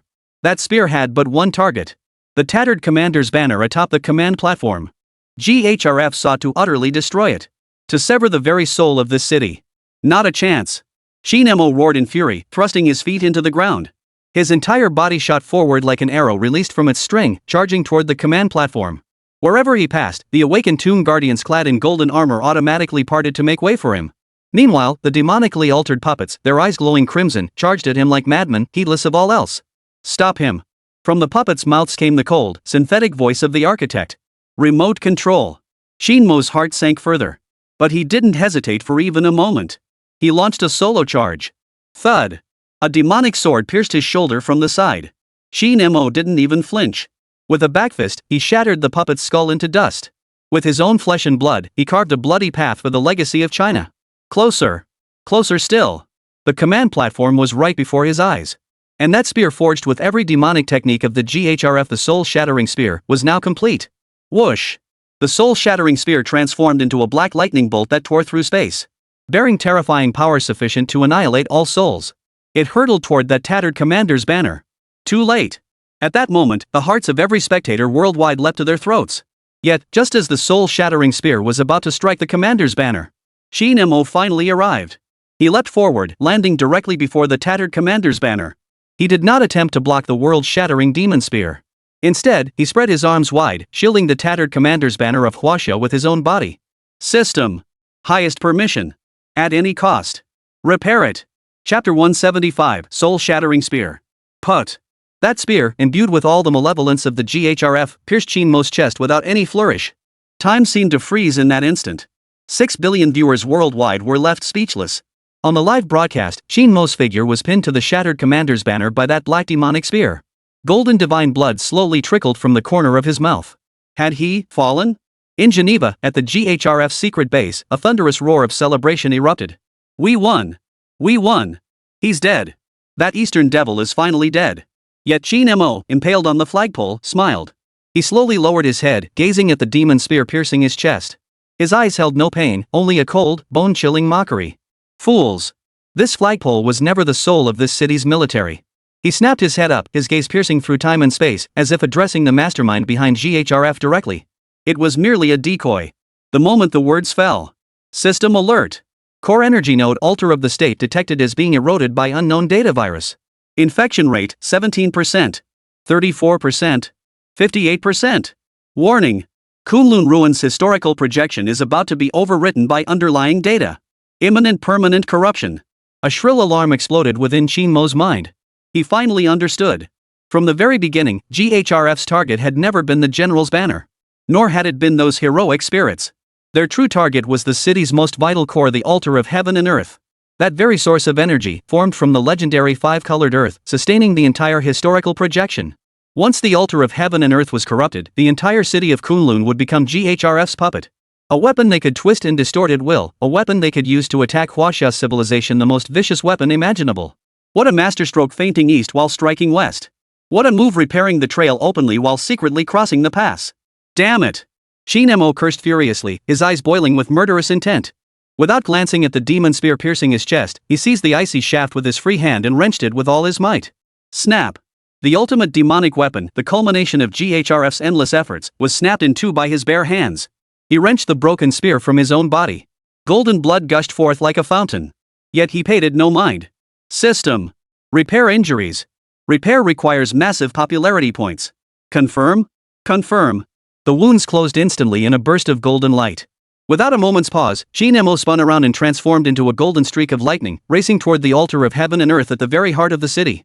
Don't even think about succeeding. The battle for the altar of earth and grain, sacrificing oneself as the offering. An alarm blared in his mind. Without hesitation, Qin Mo abandoned the bronze chime bells before him and charged straight for the altar of earth and grain at the city's heart. The altar of earth and grain served as Kunlun City's energy core, constructed from the legendary five-colored earth. If it were demonically modified, the entire historical fragment would be utterly corrupted and controlled by GHRF. Along the way, countless puppet tomb guardians controlled by demonically modified weapons surged like a black tide from all directions. Their eyes flickered with crimson data streams, and their mouths emitted meaningless roars. Stop him! A cold, emotionless command echoed in every puppet's mind. Qin Mo refused to engage them in prolonged combat. He instantly pushed the perception of the divine artisan's heart to its absolute limit. The entire blueprint of Kunlun City transformed within his mind into billions of flowing beams of light. As he raced forward at terrifying speeds surpassing the speed of sound, he used his vast mental power to remotely repair critical structures along his path. He wasn't merely patching things up. He was commanding. A giant axe-wielding puppet stood before him, bringing the blade down with a crushing blow. Qin Mo didn't even lift an eyelid. His spiritual energy instantly locked onto the collapsed corner tower above the puppet's head. Repair target, corner tower cantilever beam mortise-and-tenon structure. Repair complete. Crash. As if lifted by an invisible giant hand, the corner tower, silent for 1,000 years, suddenly rose. The bronze alarm bell suspended beneath it, weighing 10,000 Jin, crashed down with a thunderous clang. With pinpoint accuracy, it crushed the puppet into a pile of data gibberish. The global livestream fell deathly silent. Holy! What the hell just happened? He's using the entire city as a weapon? Holy, everyone else is playing ARPG, but Yunjin has turned this into an RTS real-time strategy game. Qin Mo's footsteps didn't falter for a second. Ahead, a wide avenue stretched out, occupied by hundreds of puppet archers. Arrows poured down like a black rainstorm, overwhelming the sky. Qin Mo's gaze fixed on the underground waterway beneath the avenue, one that had lain dry for millennia. Repair target, central waterway of Kunlun City, 108 floodgate mechanisms. Repair complete. Roar. A dragon's roar erupted from the depths of the earth. The next instant, a torrent of celestial river water, condensed from pure, historical energy, erupted violently from the earth's surface. That was no ordinary water. It was the ceaselessly flowing river of time, the very lifeblood of Huaxia civilization. In an instant, the 100 puppet archers and the hail of arrows they fired were swept away completely by this relentless, unyielding torrent of history. A broad avenue to the altar of heaven and earth was forcibly carved open. Qin Mo strode like a sovereign through his own kingdom. He was the absolute sovereign of this city. Each of his repairs felt like playing a sacred note, awakening ancient powers. The entire slumbering city of Kunlun seemed to come alive. It became the mightiest weapon in Qin Mo's hands. And the most steadfast shield behind him. In its own way, it shielded this bloodline descendant, thousands of years later, from the relentless tide of enemies. This was the true essence of divine craftsmanship. Imbuing all things with spirit, resonating with heaven and earth.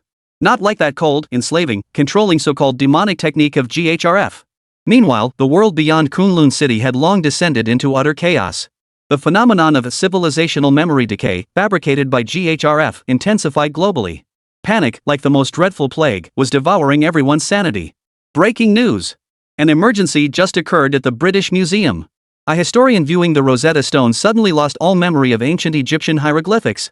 The French Academy of Sciences has issued its highest-level warning. They've detected a rapid loss of information entropy representing human art history.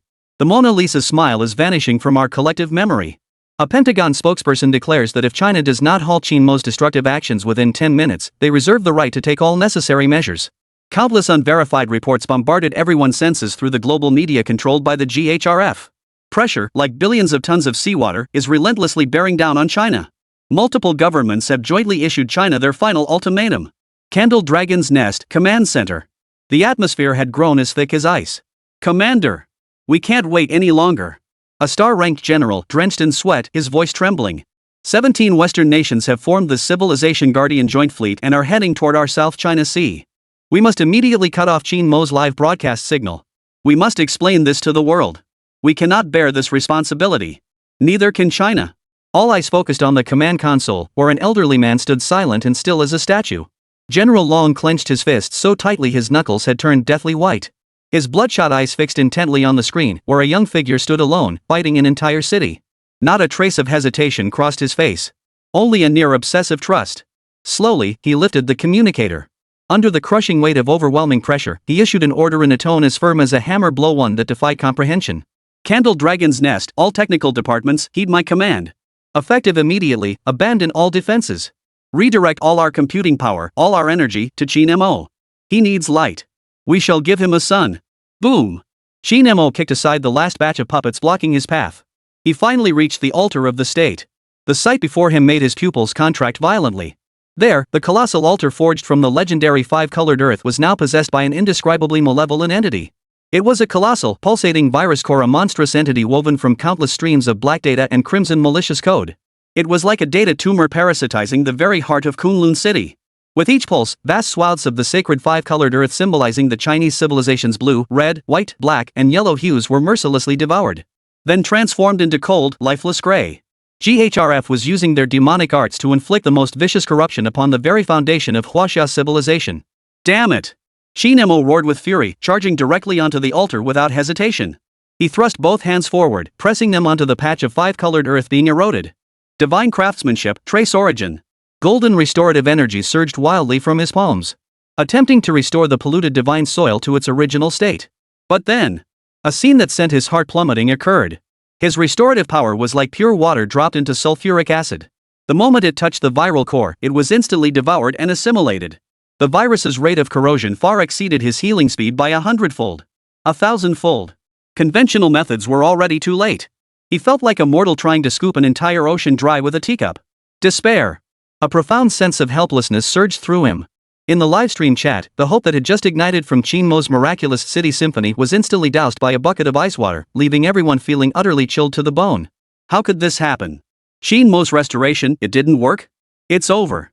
The altar of heaven and earth can't be defended. Everything is lost. But then, at this critical moment, just when everyone thought all hope was lost and the tide had turned irrevocably, Qin Mo made a decision that sent the entire world into a frenzy. He slowly withdrew his hand. He abandoned the futile attempt at repair. Gazing at the virus core pulsing wildly, devouring the very foundation of Chinese civilization, his eyes flashed with an unprecedented resolve. Step by step, he ascended the altar. He reached the very center of the virus core. Then, before the horrified, disbelieving gaze of 6 billion people worldwide, he sat cross-legged. He placed the Yuzhou Ding, long fused with his very bloodline, steadily upon his knees. What was he going to do? This chilling thought surged through everyone's mind. The next second, Qin Mo closed his eyes. He willingly severed all resistance to the virus. Like a prisoner who had abandoned all struggle, waiting for death to descend. That black viral core seemed to have found the most perfect, most delicious host in the world. It emitted a silent, ecstatic shriek. In an instant, it transformed into billions of cold, data tentacles. Like hell's torrent finding an outlet. It surged madly into Qin Mo's body. It poured into the ancient Yuzhou Ding cauldron resting upon his knees. Ah! Qin Mo's body began to shake violently. Beneath his skin, it felt as though countless black venomous snakes were frantically writhing and burrowing. Golden blood spilled uncontrollably from his 7 orifices. He was being utterly consumed from the inside out by that malevolent force from beyond the realms. Geneva. The GHRF executives watched the screen, where a figure twisted in agony under the virus's corrosion. Their faces broke into the cruel smiles of victors. It's over. He was too arrogant. He thought he was a god, but in the end, he was just a mortal. He and his laughable civilization will become the stepping stones for our Minerva initiative to rule the world.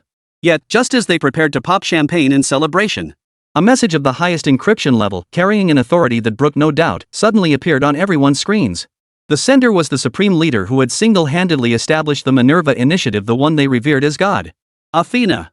The message contained only one sentence. Fools. You activated what should never have been activated. He is not performing a sacrifice. He's seizing power. What? The smiles on every GHRF executive's face froze instantly. And in that very instant, In Qin Mo's mind, that system, the Intangible Cultural Heritage System, which had always merely issued tasks and offered rewards. Its core interface displayed chaotic, distorted gibberish for the very first time. Immediately after, a line of never-before-seen text, crimson as blood and utterly overbearing, materialized. Purification protocol, passively activated. Protocol objective, eliminate all external contamination sources. Executor, highest administrator privileges Qin Mo. Warning, executor's vital signs are now deeply bound to this protocol. Protocol failure.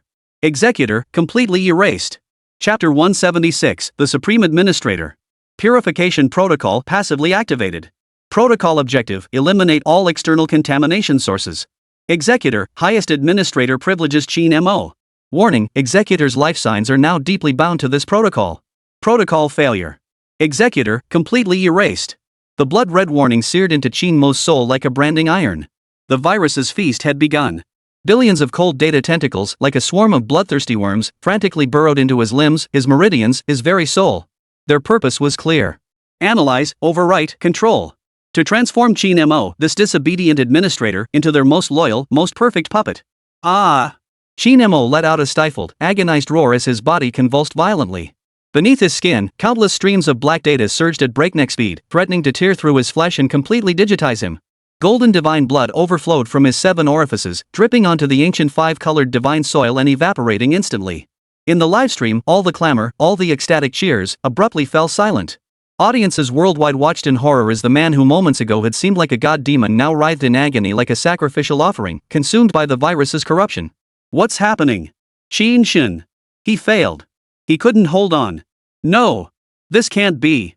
The hope that had just begun to rise was instantly doused with a bucket of ice water, solidifying into despair. Geneva, GHRF's secret command center. The technical director watched the rapidly declining life data of Qin Mo and the relentlessly climbing contamination index on the screen, a savage and triumphant grin spreading across his face.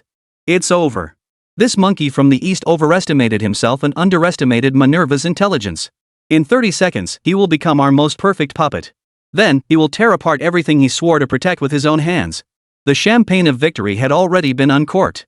Yet none of them noticed. Deep within Qin Mo's sea of consciousness, submerged beneath a torrent of billions of viruses, a smile curled at the corners of his mouth, a smile twisted into an utterly bizarre arc. Pain? No. It was the ultimate excitement of one about to feast. Who told you I came here to kill viruses? Qin Mo murmured within his own mental realm, his voice dripping with mockery. I'm here to eat. The next second. Not only did he not resist, he willingly opened his soul. Like a colossal furnace with its gates wide open. Allowing the cold, malevolent, civilization-erasing virus data to surge in unchecked. Divine Artisan's Heart Stage 2. Transmute stone into gold. Qin Mo roared within his mind. His true killing move, at this moment, finally unleashed with brutal force. The true essence of turning stone into gold was not mere restoration. Rather, it lies in performing a fundamental, rule-based reconstruction of all things in the world. Is a virus data? Is data information? Information is also the most fundamental material that constitutes matter. In Qin Mo's eyes, these technological viruses, the pride of GHRF, originating from the demonic forces beyond the realms, were no formidable weapons at all. They were merely a pile of unrefined scrap metal, brimming with colossal energy. And he, Qin Mo, is the world's most supreme divine craftsman. With my divine soul as the crucible. With the mold of Chinese civilization. Forged for me. Boom. His spiritual sea instantly transformed into a golden sea of flames. The cold, malevolent viral data surging into his body was dragged into this inferno by the overwhelming will of the divine craftsman before it could inflict any damage. The GHRF virus contained the technological core of that extraterrestrial demon civilization. They were pure logic weapons. They attempted to dissect Qin Mo's divine soul, only to discover it contained no logic they could comprehend. Instead, they encountered following nature's way, unity of heaven and humanity, yin-yang and the 5 elements, and benevolence, righteousness, propriety, wisdom, and integrity. It was the soul of Huaxia, something their cold, binary world of zeros and ones could never compute, much less comprehend. These viruses were like a bunch of fools wielding calculus formulas to dissect a traditional ink wash landscape painting. They had completely crashed. And in that very instant of their crash, Qin Mo's forging began. With the most savage, most unreasonable methods, he shattered, crushed, and purified these viral data streams. Stripping away all malicious, polluting logic. Leaving only the purest, most primordial energy and information. Then, using the rules of Huaxia civilization, he reshaped this pure energy into a new form. Outside, global viewers and GHRF technicians witnessed a scene they would never forget. Qin Mo's body ceased trembling. What overflowed from his 7 orifices was no longer golden blood. Instead, wisp after wisp of black, dust-like data fragments emerged. These were the remnants of the virus, completely digested. The useless slag left behind after the divine smith's forging. His body was no longer distorted by the pressure of the black data streams. Instead, it radiated a golden light of blinding brilliance. That light grew ever brighter, as if a sun were igniting within his very core. In the command center of the Candle Dragon's Nest, a researcher pointed at Qin Mo's vital signs displayed on the screen and let out a blood-curdling scream. Look! Qin Mo's vital signs. It stopped declining. It stopped declining. My God, it's rising. Rising at an unbelievable speed, climbing like crazy. 90%.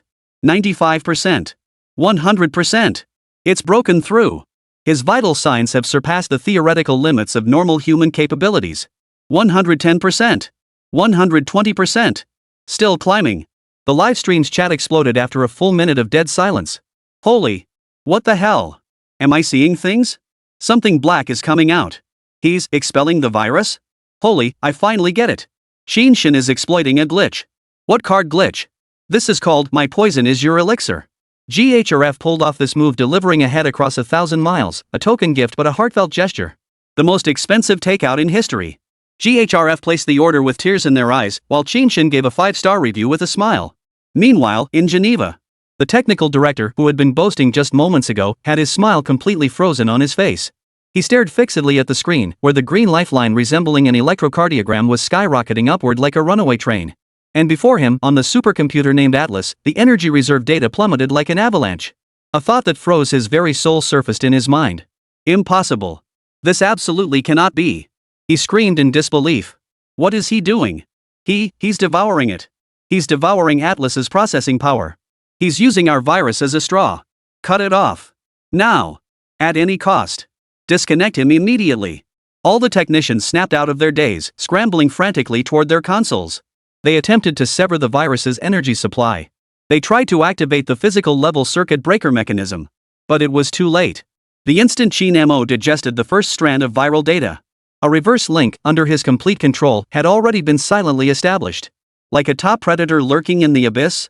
Following the straw the enemy had handed him, he opened his greedy, gaping maw. His divine soul, his will, and his divine craftsman's heart now elevated to its absolute peak by boundless energy, transformed into an invisible yet unstoppable torrent of data. Following the quantum network's trajectory, it spanned nearly 10,000 kilometers of space. Like a sword of divine retribution, red hot and blazing, it plunged viciously into the GHRF supercomputing center, that fortress beneath Lake Geneva, convinced of its impregnability. Inside Atlas, all GHRF technicians stared in horror at their firewall. Those S-class firewalls, named after the mightiest gods and titans of Greek mythology, reputed to be impregnable. Zeus' shield, Poseidon's trident, Hephaestus' forge. Now, before Qin Mo's savage, tyrannical, utterly unreasonable divine artisan's will, they cracked and shattered like paper. Qin Mo wasn't cracking their code at all. He was reforging it. Using the devouring, same source energy from beyond the domain, he forcibly twisted and restructured GHRF's defensive code at its core logic into the shape he desired. This was not hacking. This was a dimensional strike. It's over. The technical director watched as the green zone representing system permissions on the screen was being voraciously devoured by an unstoppable golden force. His legs gave way, and he collapsed to the floor. Everything is over. The very instant his words fell, Atlas, the supercomputer bearing all of GHRF's ambitions and schemes, emitted the most shrill, most despairing alarm it had ever sounded. Within the command center, every screen was instantly engulfed in a sea of crimson. A line of golden text, radiating absolute authority and commanding no doubt, slowly materialized. It was an ancient Chinese character they had never seen before. Yet every member of the GHRF instantly understood its meaning. For it was the very words of judgment, seared directly into their mental planes. Warning! Unknown permissions overriding core firewall. System control is being lost. Estimated 30 seconds remaining. All base defense systems will turn against us. Chapter 177, GHRF. Geneva, GHRF secret base. The alarms ceased. In their place came a deathly silence. Every GHRF technical specialist stared at their screens like puppets whose souls had been ripped out. The green zone representing system permissions had been completely engulfed by an overwhelmingly dominant gold. The gold slowly coalesced at the screen's center, eventually forming a familiar icon. A penguin icon. Immediately after, a cough, one familiar to every Chinese person yet enough to make the GHRF leadership tremble in fear, echoed throughout the entire base. Ahem. Dear GHRF user, your friend Xin, your grandpa, is now online. Qin Mo's voice, tinged with 3 parts teasing and 7 parts mockery, echoed clearly through the base's broadcast system, reaching every corner. First off, thanks for the virus gift pack you guys sent over. Packed with energy, tastes great, 5 stars from me. Second, I noticed your Atlas system has quite a few vulnerabilities. Your firewall is as flimsy as paper. I took the liberty of optimizing it for you. You're welcome. My name is Lei Feng. The technical director snapped his head up, bloodshot eyes blazing. What did you do to the system? Qin Mo chuckled softly. Nothing much. I just tied your base's self-destruct sequence to each of your heartbeats. If anyone's heart rate spikes or stops, the entire base will go boom and fly skyward.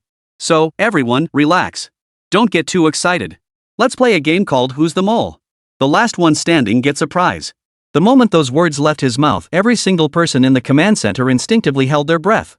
They looked at their colleagues in terror, their eyes filled with suspicion and dread. Devil! This Qin Mo wasn't human at all, he was a devil through and through. He didn't destroy this place outright. He intended to let them destroy themselves in endless fear and suspicion. Qin Mo paid no heed to the GHRF members who had already descended into madness. His divine consciousness now used Atlas as a springboard, galloping freely through the GHRF's databases hidden deep within the global network. Like an emperor strolling through his own backyard, he casually leafed through the filthy, inhumane evidence classified as top secret. Soon, he found what he sought. A top-secret document codenamed Project Spark. Even Qin Mo's eyes flashed with a cold, murderous intent upon reading its contents. This so-called seed project was not about preserving civilization at all. Instead, it aimed to exploit the peak of the civilization memory decay panic they had engineered. By implanting specific memory chips, they would globally select what they deemed the elite class. Those deemed useless commoners would have their memories completely erased, reduced to the lowest-rung mindless slaves who obeyed orders without question. They sought to become the gods of Earth. They intend to turn everyone except themselves into livestock. A bunch of lunatics. Qin Mo snorted coldly. Without a moment's hesitation, he compiled the entire contents of the seed project into a single file. It contained all the personal information of GHRF's high-ranking officials, details of their secret assets, and the complete chain of evidence proving how they had fabricated this civilization memory decline. He paused, then named the file. GHRF's Self-Destruction Compilation and Censored HD Edition.zip. Then, using Atlas as the server, he simultaneously sent this document to the intelligence agencies of all major countries worldwide. And to major news media outlets. And to a website called WikiLeaks. After completing all this, he left a single line in the GHRF system's backend. A specialty from China, plenty to go around. Help yourselves. Then, he cleanly severed the connection, deeply concealing his achievements and fame. After a brief moment of dead silence, the global network erupted in chaos. United States, Pentagon. A 4-star general stared at the freshly decompressed file on the screen, his face turning from crimson to white, then to ashen. God. His trembling hand reached for the red telephone on the desk. Immediately. Now. Recall the 7th Fleet. We didn't attack a nation, we nearly attacked the savior of all humanity. Britain, MI6 headquarters. An elderly agent, pipe clenched between his teeth and exuding scholarly grace, stared at the computer screen. His pipe clattered to the floor. Dispose of all our sleeper agents within GHRF. Every last one. Remember, dispose of them. They never existed. CNN Live Studio. The blonde anchor stared at the urgent documents handed to her by the director, her mouth agape for a full 10 seconds, utterly speechless. The next second, her voice trembled with unprecedented excitement as she shouted into the camera. Viewers! We've just received. Oh my God, we've received the most explosive intelligence of the century, no, of all human history. Civilization memory decline is a hoax. It's all a conspiracy orchestrated by a terrorist organization called the Minerva Initiative. And the one who ended it all is that person from China. God. The entire world went mad. World leaders who moments before were condemning Qin Mo and demanding China take responsibility instantly changed their tune. They scrambled to send congratulatory messages to China, lauding its crucial role in safeguarding world peace. Media outlets that had jumped on the memory decline bandwagon deleted their articles overnight, rushing to publish editorials denouncing the GHRF as mad and despicable, provoking the wrath of both heaven and earth. Social media worldwide erupted into a sea of celebration. Holy! What a twist! I knew there was no way my mom could forget how to play mahjong. GHRF, I'll play God. Shin, you're not even worthy to be my grandson. What about that civilization guardian fleet? Still drifting at sea? Should we crowdfund some instant noodles for them? Hidden in the shadows of the world for centuries, GHRF crumbled within minutes. The largest, most secretive terrorist organization on this planet.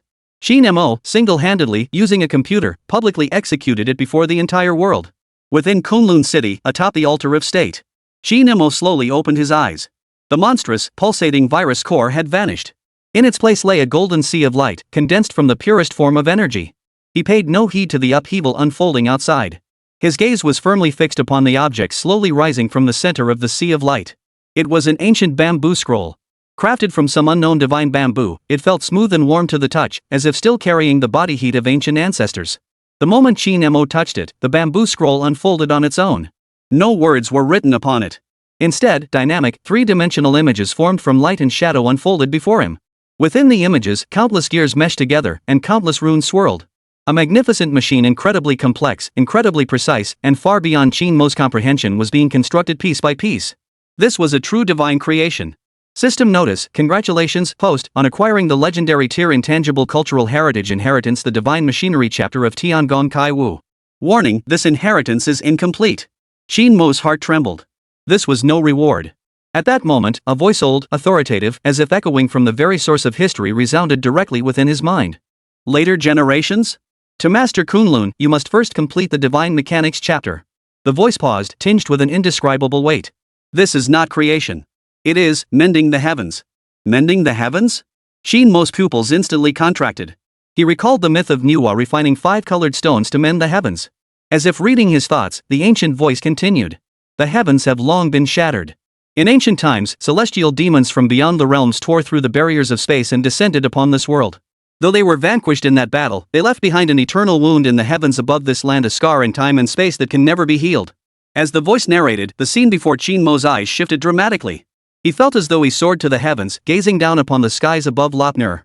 There, invisible to the naked eye yet undeniably real, a vast, abyssal black fissure stretched across the heavens and earth.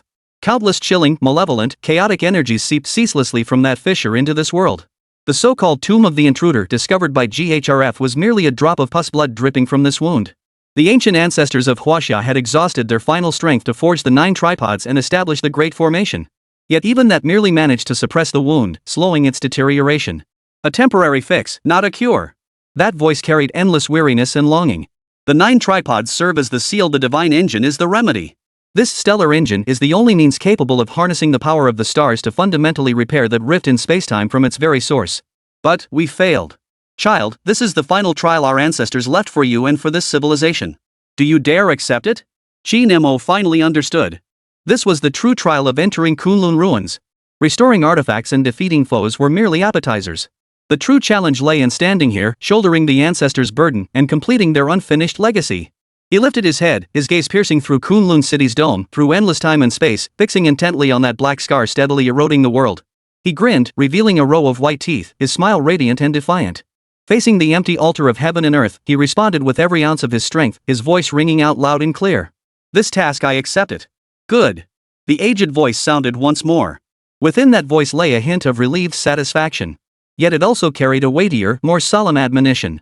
But to forge the stellar engine, you must gather the 3 talents: true fire to melt all things and shape the divine mechanism. Heavenly fire is the true fire of the sun, distilled from the blazing sun. Earth fire is the earth's molten core, nurtured deep within the earth. Qin Mo listened quietly, his expression unchanged. Ascending to the heavens or descending to the earth was, to him, merely a matter of expending a little more effort. Yet, the final words uttered by that aged voice caused him, for the first time, to furrow his brow. And the human fire. It is the convergence of the collective thoughts and prayers of the people across the 9 provinces, crystallized into the civilizational will of this land. This fire is the strongest and the most elusive. Child. How will you obtain it? Chapter 178, Ancient Glory. With a single step forward, the light gate abruptly closed behind him, like the end of a dream.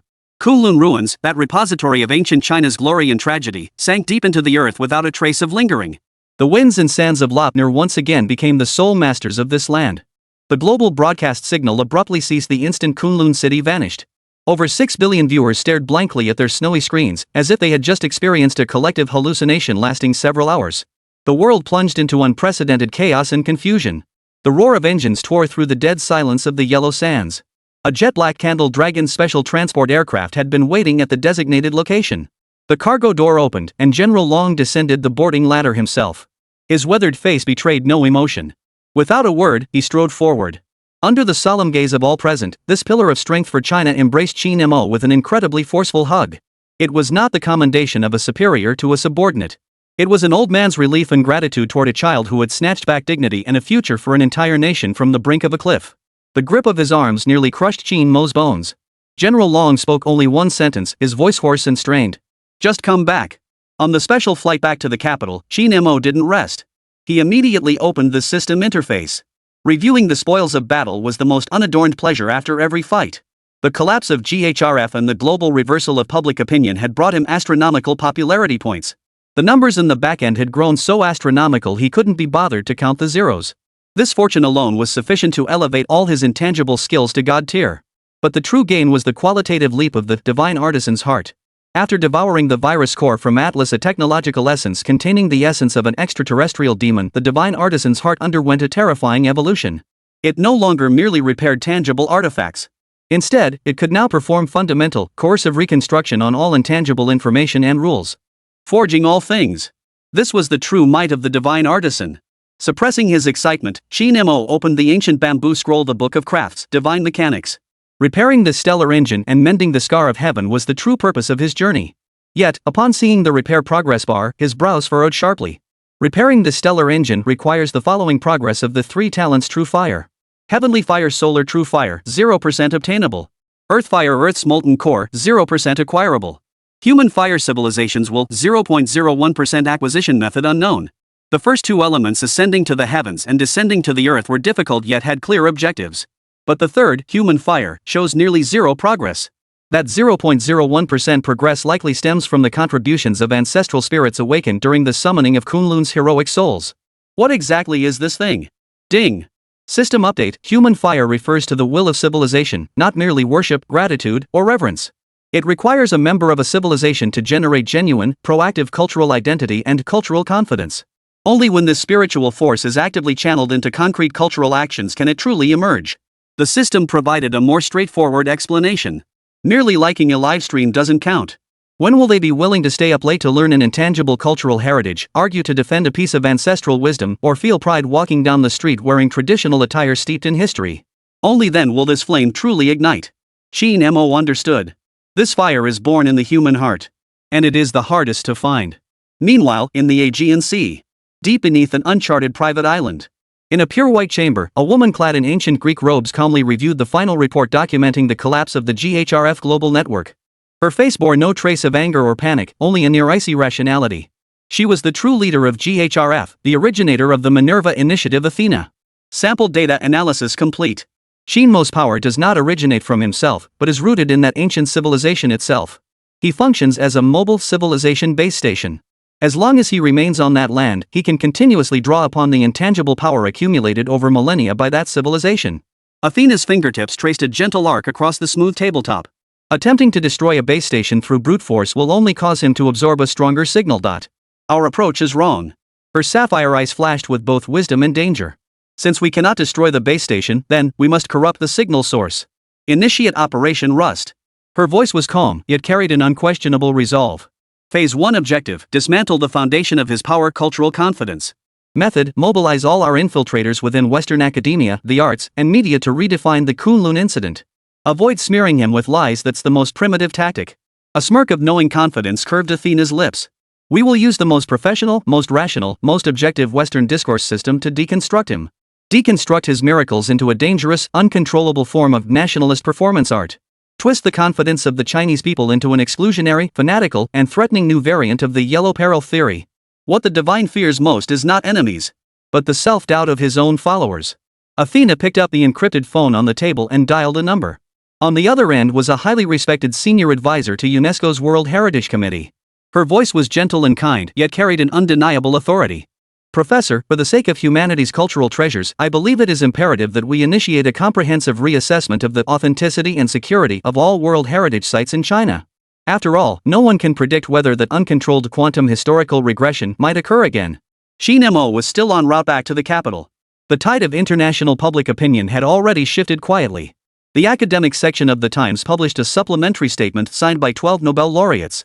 Its meticulously worded text pointed out that while the Kunlun ruins phenomenon was astonishing, the potential risk of historical entropy leakage it might conceal had been severely underestimated. The French Academy of Fine Arts went further, directly urging museums worldwide to temporarily remove all exhibits related to ancient China to mitigate potential risks of cultural information collapse. These voices sounded utterly rational, objective, and concerned for all humanity. Without a single accusation, they placed Qin Mo and Huaxia on trial as public enemies of world civilization. These carefully packaged distractions were swiftly translated and disseminated within China. Long-dormant public intellectuals and opinion leaders surface like sharks sensing blood. Beware! The nationalist fervor behind the Kunlun miracle is hijacking our rationality. Can one person truly represent an entire civilization? Shouldn't we reflect on where this cult of individual heroism is leading our nation? When everyone is immersed in this illusory myth, who will focus on the real problems we need to solve? The aircraft touched down at the military airport west of the capital. The highest honors awaited, a red carpet and a smartly dressed honor guard. However, Qin Mo's gaze fell upon the encrypted phone General Long handed him. Covering the screen were overwhelming, glaring rational analyses. He knew the specter of GHRF had not vanished. Those bastards had returned, adopting a more insidious, more vicious approach. The real war had only just begun. General Long looked at Qin Mo with an extremely grave expression, handing him a newly received encrypted file. Qin Mo, take a look at this. Within the 3 hours since your return, the World Heritage Committee suddenly announced a re-evaluation of authenticity and security for all our heritage nomination projects. This ING move is cutting off our lifeline. Qin Mo scanned the arrogantly worded official document and the seemingly rational yet venomous comments on his phone. Far from anger. Instead, he smiled. That smile held a hint of excitement and arrogance that even General Long couldn't fathom. He uttered a single sentence to General Long that left everyone stunned. Let them make a fuss. The louder, the better. A stagnant pool of adoration won't ignite a flame. You need to add some dry kindling and pour oil on it. Bring this pot of water to a full, rolling boil. Chapter 179, a single proclamation outweighs a fleet of warships.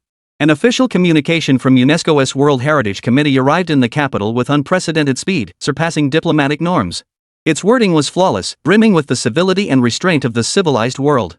Throughout, it spoke of regret, concern, and the safety of humanity's shared cultural heritage. It made no mention whatsoever of the GHRF, as if that nefarious organization had never existed. It merely stood on the moral high ground of all human civilization, using the most objective pen to portray China as a dangerous entity that had accidentally acquired the power to destroy the world, yet acted with extreme irresponsibility. This is not a diplomatic note. This is a carefully crafted, venomous indictment against China, orchestrated by the remnants of the GHRF. To bolster its persuasiveness, they released a small segment of raw data concerning historical projections stolen from the Atlas database. They packaged it as an independent scientific discovery from a neutral Swiss high-level research institute. This data was cold, precise, and imbued with the allure of rationality. It proved to the world that the so-called Kunlun miracles were not myths.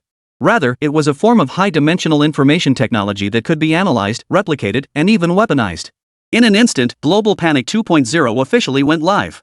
The fear of a civilizational memory decay had barely subsided when a more concrete, more deadly dread seized everyone's throats. Civilization information hegemony. The New York Times front-page headline blazed crimson. If China wielded this ultimate weapon capable of arbitrarily rewriting history, could they erase the British Museum's memories? Could they make the Louvre vanish from the face of the earth? Could they turn the Declaration of Independence into a mockery? Fear is a contagion more terrifying than any virus. This combination punch landed precisely on the already fragile mental knees of a segment of the domestic population. Online, the dregs have resurfaced. Long-dormant self-reflection factions and public intellectuals sprouted like poisonous mushrooms after rain, popping up everywhere overnight. Have we been too loud? The Kunlun City incident was essentially a display of military might. Is it worth antagonizing the entire civilized world over a single Qin Mo and that illusory national pride? A truly confident great power should place such dangerous technology under joint UN management that is the true bearing of a great nation. Candle Dragon's Nest, Command Center. The atmosphere was even more oppressive than when Qin Mo had ventured alone into Kunlun. Last time, the enemy was a terrorist organization that could be wiped out with a Dongfeng strike. This time, the enemy was the rules, science, and international morality. Invisible and intangible, it was more suffocating than an entire aircraft carrier fleet. Smoke swirled through the conference room. Faced with suggestions from all sides to consider the bigger picture and bide our time, Qin Mo remained silent. Only when General Long's questioning gaze met his did he slowly stub out the cigarette in his hand. Explanations are a sign of weakness. His voice was not loud, yet it instantly silenced the entire conference room. Truth needs no explanation. It only needs to be demonstrated. He rejected all proposals to reopen Kunlun City and counter skepticism with even more powerful miracles. That would only play into their hands, deepening accusations of a technological threat. Turning to General Long, he said, "General, I need a list. A list of all national treasures looted, destroyed, or lost overseas since modern times." It was a list steeped in blood and humiliation. A long scroll unfurled before Qin Mo. The 12 animal heads of the Old Summer Palace, a copy of the Yongle Encyclopedia, the Tang Dynasty copy of the Admonitions of the Court Ladies.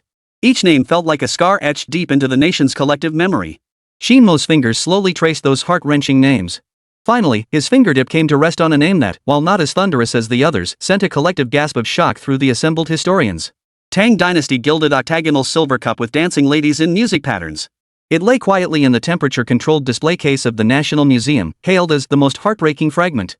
It was a masterpiece that should have radiated the splendor of the Tang Dynasty. 8 sides of the cup were chiseled with 8 plump, gracefully robed ladies of the prosperous Tang Dynasty. Some played the flute, others strummed the ruan, while some struck the stone chime or danced gracefully. It should have been a breathtaking tableau, frozen in time, capturing the joyous songs of a golden age. Yet a century ago, a bullet struck it from the side, piercing through. That brutal, cold bullet not only left a hideous, irreparable hole in the cup's body. It also crushed the entire vessel, severely deforming it. The once elegant octagonal cup was twisted into a grotesque heap of scrap metal. The gracefully smiling court ladies had their features distorted and bodies torn apart, as if emitting silent, agonized wails. The nation's foremost cultural relic restoration experts conducted a decade-long examination of it. The final assessment report contained but one sentence: permanent structural damage. The molecular lattice of the silverware has suffered irreversible tearing due to high-speed impact. Any external repair attempt will result in its complete shattering. It was deemed permanently irreparable. Qin Mo stared at the photograph documenting every detail of the silver cup. His eyes held no regret, only a battle-ready resolve about to ignite. He did not hold any press conference. He didn't even utter a word on his social media accounts. Through the official channels of the Candle Dragon's Nest, he issued a single-sentence announcement to the world. 3 days from now, the National Museum, Qin Mo, will restore this absolutely irreparable national treasure before the eyes of the global live broadcast. All are welcome to witness. This announcement landed like a bombshell in the global media landscape. Western media and so-called experts, after a moment of stunned silence, erupted in unrestrained mockery. The senior advisor to the World Heritage Committee, interviewed by CNN, smiled elegantly into the camera and remarked, "We're discussing nuclear-level technical security issues, and he wants to put on a show repairing a cup? What arrogance, ignorance, and sheer desperation." Yet everyone understood they could neither stop nor refute it. Because Qin Mo, in the most brute yet clever manner, had dragged the battlefield from the nebulous realms of historical projections and information security back to a tangible object one everyone could understand and see. This was no longer a mere threat. This is a civilizational dialogue about creation and restoration. You destroy my nation's treasures, and I shall make them rise anew before your very eyes. This is a strategy so compelling, no adversary can refuse. The night before the live broadcast, Qin Mo declined all escorts, arriving alone at the National Museum after closing hours. The vast exhibition hall lay empty and silent, a single beam of light illuminating the solitary, shattered silver cup on display. He stood silently before the display case. It seemed as though he could hear the melodies of the Tang Dynasty intertwining with the gunfire from a century ago, echoing in his ears. He summoned his system interface. Human fire civilization willpower, 0.03%. Amidst the global media onslaught orchestrated by GHRF these past days, and the frenzied guidance of the domestic reflection party, the faint spark he had painstakingly ignited in Kunlun City not only extinguished, it had even turned negative. Qin Mo stared at that jarring number, yet instead of feeling disheartened, he smiled. He reached out, gently tracing the contours of the silver cup through the cold glass. He murmured to himself, as if speaking to the cup, or perhaps to the entire hall filled with China's treasures. "Ancestors, watch closely. This time, I won't just restore artifacts. I will also restore our nation's spine." Chapter 180, The National Museum. Live broadcast day, National Museum. Hundreds of media outlets worldwide trained their cameras on the empty restoration table. The online viewership surpassed 70 billion the moment the broadcast began, shattering every record in human history. Centered in the frame, upon a velvet cushion, lay the Tang Dynasty silver cup pierced by bullets, violently twisted. Like an ugly scar, it silently bore witness to a nation's past humiliation. To demonstrate so-called objectivity and impartiality, the live broadcast had assembled a prestigious international panel of experts. Leading them was none other than Professor Hans Schneider, the senior advisor to the World Heritage Committee who had publicly mocked Qin Mo on television. He sat on the commentary panel alongside several top Western restoration experts, their faces bearing an unmistakable trace of contempt and arrogance, poised to correct this laughable performance art from the East at any moment. Qin Mo arrived. He wore the simplest white Chinese-style shirt, spotless and immaculate. He did not glance at the experts in the commentary section, nor did he acknowledge the countless flashing cameras. He walked straight to the restoration table, his gaze settling on the silver cup as if viewing a long-suffering old friend. Qin Mo spoke calmly, addressing the cameras and the entire world. Restoration is a dialogue with our ancestors, an act of humility and reverence toward history. Today, there is no magic here, no miracles. Only. With that, he slipped on white gloves and gently cradled the warped silver cup in his palm. Step 1, Realignment. Everyone expected him to employ high-tech methods like laser scanning, 3D modeling, or robotic arm correction. But he did not. Instead, he reached into his toolbox and pulled out a small, antique-looking mallet made of rosewood. Then he placed a piece of cork, soaked in special medicinal herbs, inside the silver cup. Thump. Thump. Thump. Under the bewildered gaze of the entire world, Qin Mo began to gently, rhythmically tap the cup's walls with the wooden mallet. "Oh my god, he's actually hammering it," a Western expert couldn't help but laugh out loud. This is the most barbaric, primitive, and irresponsible approach. Once the metal's memory is destroyed, it will cause secondary damage. Professor Schneider leaned back in his chair, his face wearing an expression that said, "I knew it," preparing to launch into his lengthy lecture. But the next second, the smile froze on his face. The monitoring screen, magnified by an ultra-high-power microscope, revealed that each of Qin Mo's strikes varied completely in frequency, force, and impact point. Far from sustaining new damage, the twisted cup body instead produced a visible, high-frequency resonance with each peculiar tap. Like a flower frozen in ice, it slowly began to unfurl itself under the caress of a spring breeze. Those fierce creases were being smoothed out. Those twisted edges were slowly returning to their proper places. Internal stress resonance annealing. In the commentary section, an elderly Chinese expert from the Forbidden City abruptly rose to his feet, trembling with excitement, his voice hoarse. He's not hammering. He's using sound waves to awaken the memories of the Tang Dynasty, dormant within the metal crystal lattice. The entire hall fell deathly silent. Step 2, Filling the void. The gaping hole gouged through the cup's body by a bullet was an insurmountable chasm even for modern science. Everyone believed it was an irreparable dead end. Qin Mo, however, seemed oblivious to the hole. He retrieved an unassuming ingot of pure silver and placed it upon a small charcoal brazier. Without any molds, he wielded only a small hammer, beginning to hammer away with a steady clanging rhythm. Thousands of hammers, 10,000 forges. Finally, he peeled away a fragment from the ingot, thin as a cicada's wing, gleaming like a mirror. He gently laid the silver over the bullet hole. Then, he took a fine needle ground from the bone of an unknown animal. Dipping it into a drop of colorless, transparent liquid held in a jade bowl, he carefully applied it along the edge of the silver plate. Under the ultra-high-powered electron microscope worth billions at the scene, 8 billion viewers worldwide witnessed a scene they would never forget. The molecules of the silver plate in the shattered cup seemed to come alive the instant they touched the liquid. They drew toward each other, intermingling, until finally, they bonded together perfectly and seamlessly. No traces of welding. No molten sparks. That wound, which had existed for over a century, simply vanished. Impossible. This violates the second law of thermodynamics. It defies the principles of metal bonding. Professor Hans Schneider could no longer maintain his composure. Like a mad bull, he charged toward the repair station, his face nearly pressed against the isolation glass. The portable spectrometer he brought, representing the pinnacle of Western technology, flashed frantic red alerts on its screen, unknown substance, unable to analyze. Qin Mo finally lifted his eyes to glance at him. His gaze seemed to regard the man as nothing more than an unreasonable fool. Laws are meant to describe the world, not to imprison it. Qin Mo's voice rang out, calm yet clear, echoing across the globe. You don't understand simply because your civilization hasn't grasped rules of this level yet. This is called cold welding, a technology that utilizes special biological enzymes to catalyze the valence electrons between metal atoms at room temperature, enabling their reoriented movement and sharing. Our ancestors were already using it thousands of years ago. Step 3, Gilding. Finally, repairing the gilded layer around the bullet hole, the area violently scraped away. Qin Mo did not employ modern electroplating techniques. Instead, he demonstrated a long-lost master technique, the fire gilding method. He took gold and mercury, mixing them in a peculiar ratio to form a golden gold paste. Using his soft brush, he evenly applied the gold paste to the damaged area. Finally, he gently baked the lower part of the cup with a faint charcoal fire. Under the intense heat, the mercury transformed into wisps of white smoke, rising gently and dissipating into nothingness. Yet the brilliant gold, as if possessed of life, adhered firmly to the surface of the silver cup. The entire process flowed like clouds in water, executed in one seamless motion, radiating the ultimate beauty of following nature's way. When the last wisp of white smoke vanished, Qin Mo set down his tools. He placed the silver cup back onto the velvet cushion under the spotlight. Perfect as ever.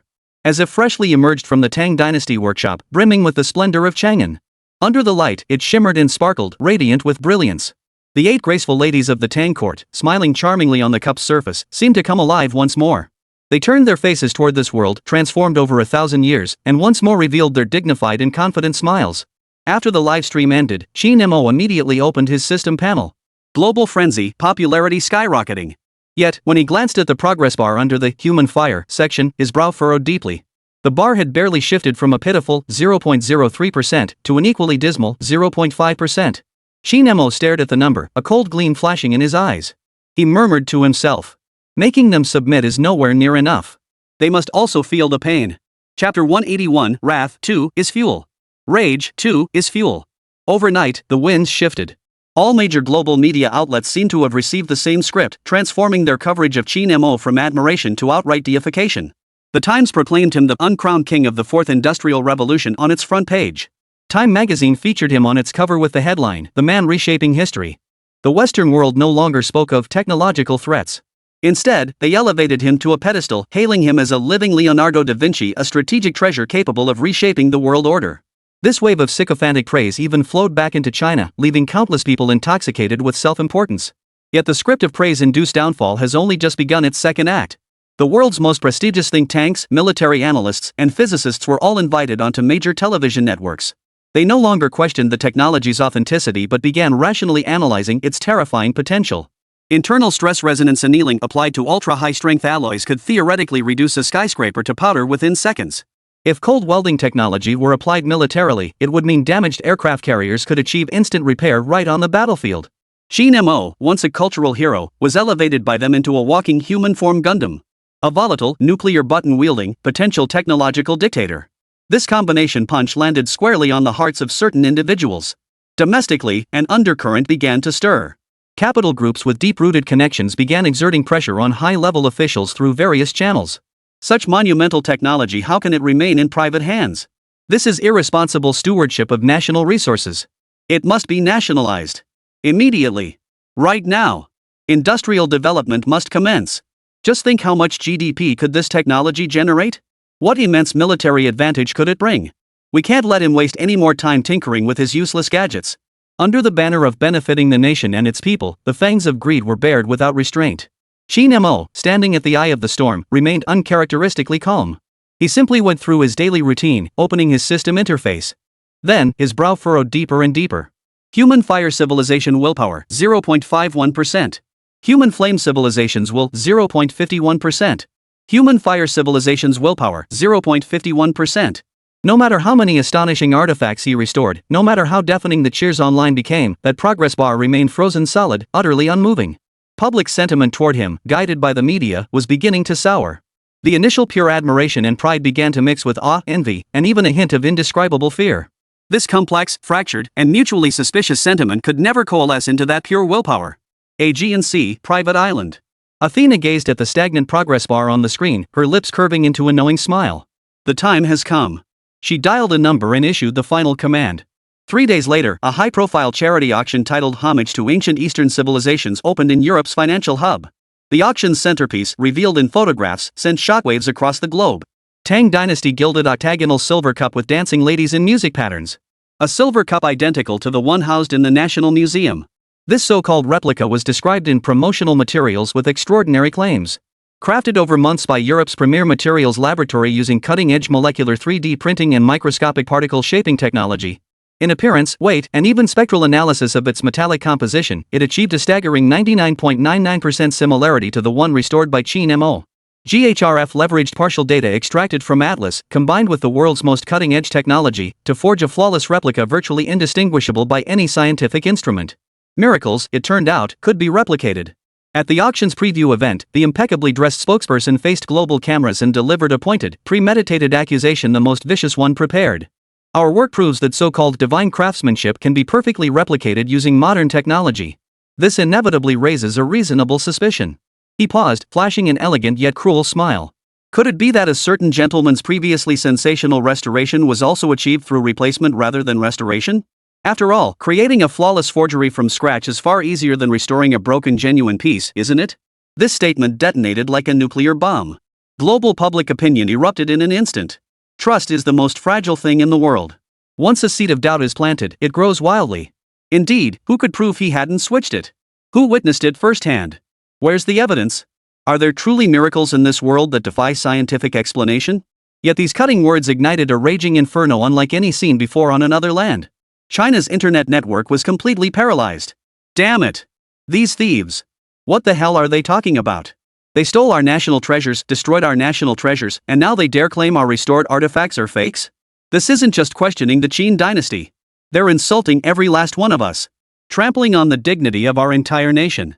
We can't stand this. If we swallow this humiliation, what kind of descendants of the Yellow Emperor and Yen Emperor would we be? An indescribable collective rage of fury born of humiliation, injustice, and trampling ignited across the 9.6 million square kilometers of our land in an instant. Just as this torrential rage coalesced into a raging sea. Before Qin Mo's eyes, the system panel visible only to him suddenly emitted a blinding red glow. The previously motionless human fire progress bar seemed to be injected with high-purity rocket fuel. It went mad. It began surging upward at a near-insane, visibly rapid pace. 1%. 5%. 10%. 20%. Still climbing. Qin Mo watched it all unfold, the rage burning through the internet like an inferno, the progress bar on his system panel spiraling out of control. He finally smiled. His laughter was utterly exhilarating, utterly crystalline. He understood. The essence of human fire had never been lukewarm adoration, nor fragmented reverence. It was a fiery, pure, unified torrent of emotion. Awe and envy only divide hearts. But a common enemy, a shared fury, could instantly forge the will of hundreds of millions into an indestructible force. Athena, thank you. Qin Mo murmured to himself, a cold, heart-stopping glint flashing in his eyes. Thank you for helping me find the real igniter. He picked up the encrypted phone on the table and dialed General Long directly. General, arrange a visa for me to travel to the UK. General Long froze on the other end of the line. Qin Mo's voice carried an unprecedented note of flamboyance and arrogance.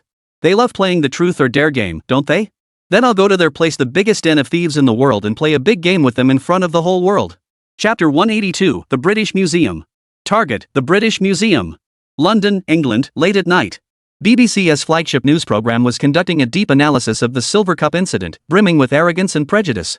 Inside the studio, several so-called sinologists were spitting venom, deconstructing Qin Mo's restoration as some sort of Eastern sorcery that stole Western technology.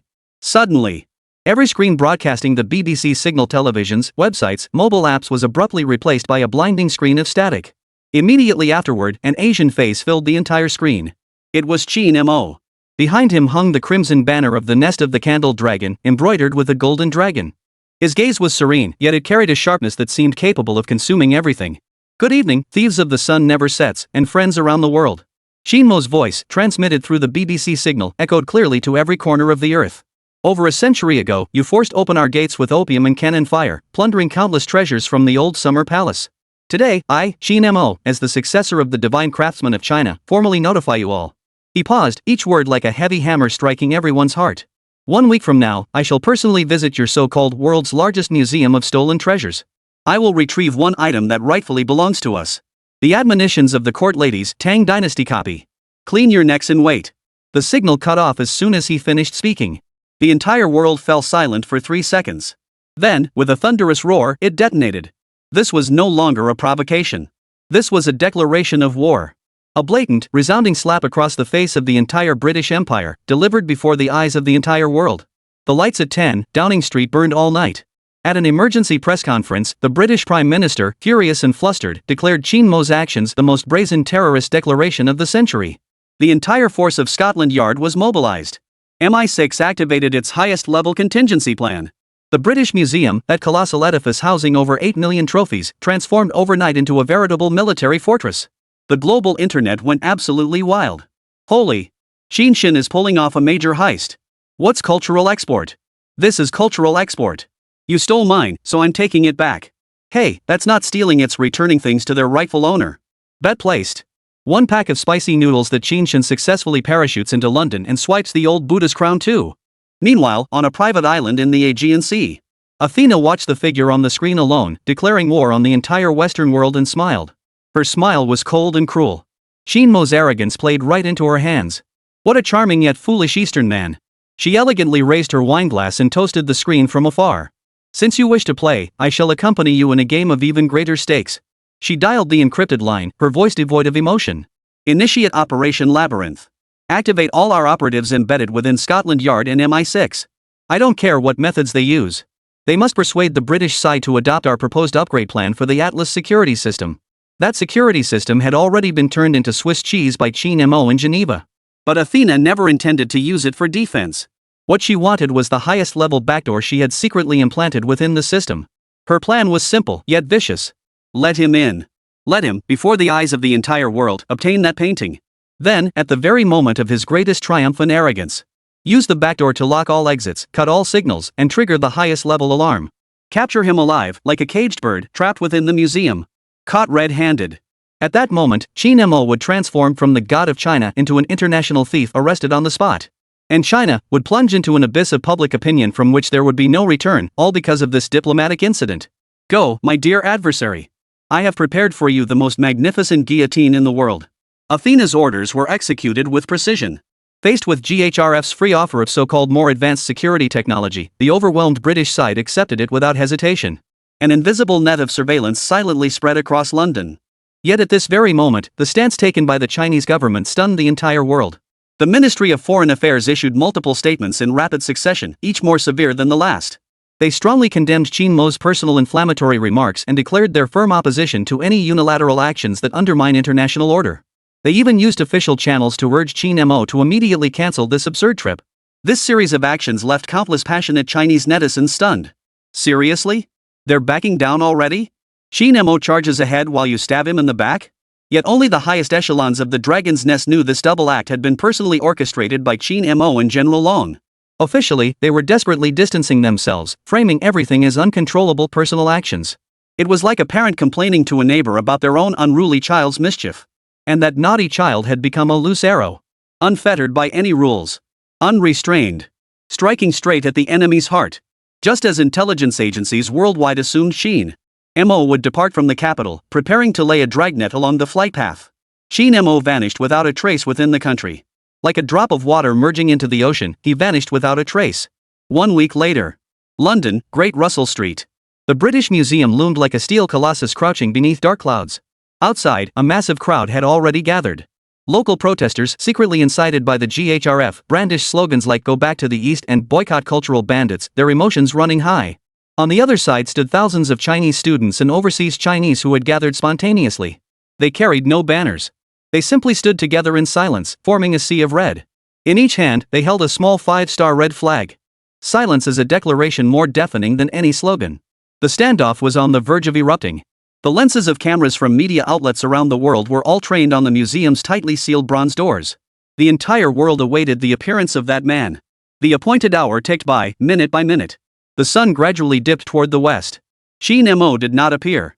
Standing in the island's command center, Athena watched the empty gate on the screen and frowned for the first time.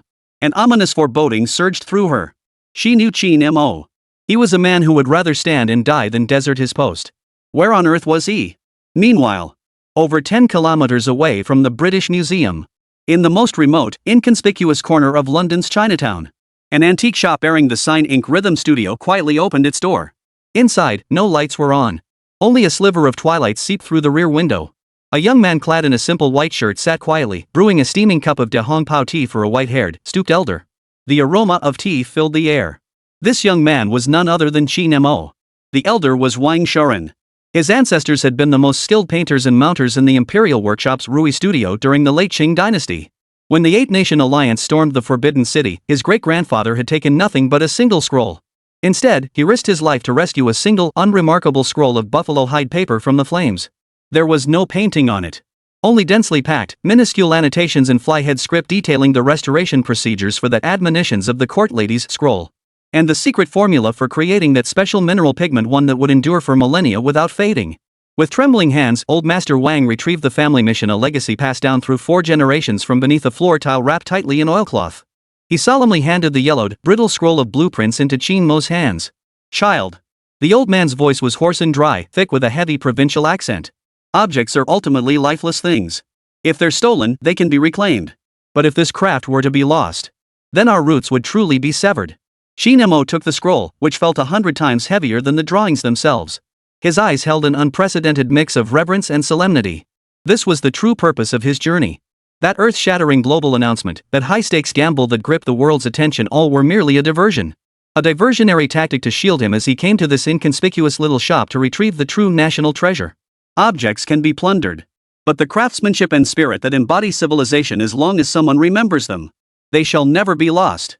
Qin Mo gazed into the old man's cloudy yet hopeful eyes and nodded solemnly. "Rest assured, old man. A confident, almost reckless curve lifted the corners of his mouth.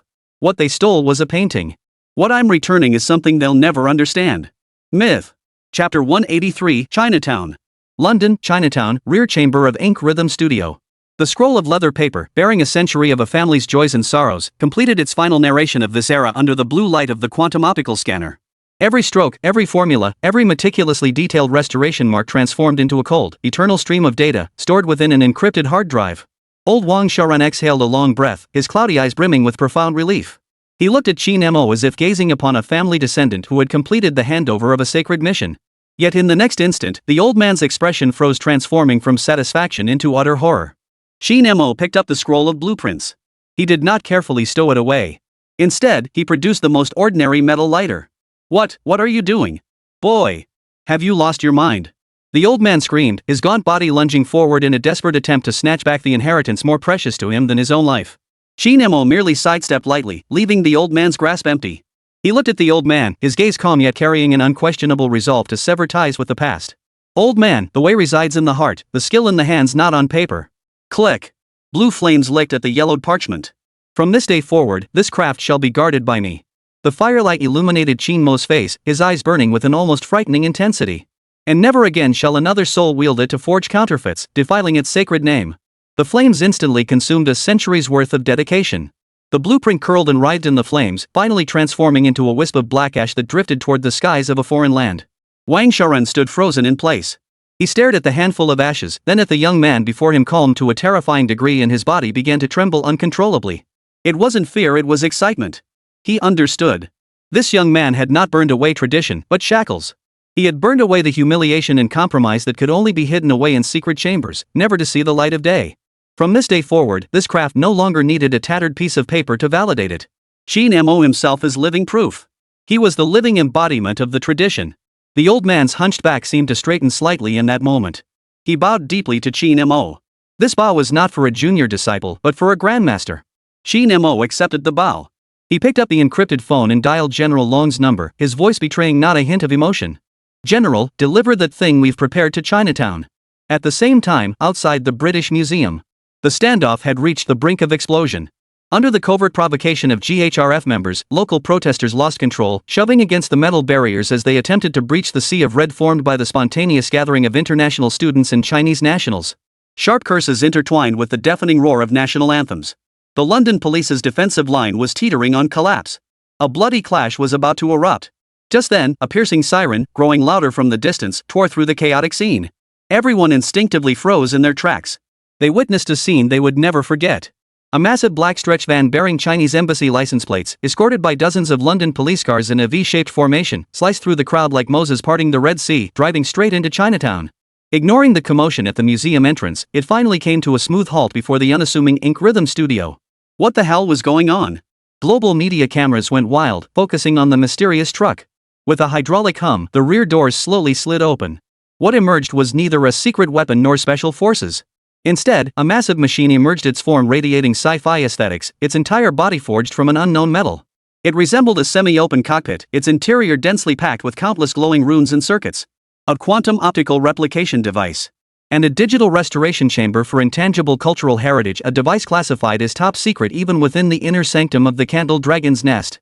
The shop door opened. Qin Mo stepped out. He had changed into the simplest black Tang suit. Under the gaze of the entire world, he placed that restoration chamber which seemed to come from the future directly beneath the archway of Chinatown. This was Chinese territory. This was his home turf. He paid no heed to the staged spectacle unfolding over 10 kilometers away. He opened a makeshift personal livestream channel. His voice, clear and distinct, reached the ears of 8 billion people worldwide through the lens. The world claims the authentic admonitions of the court ladies is housed in the British Museum. But they don't know that the moment they tore that painting from Chinese soil with the most barbaric methods, its spirit and grace died.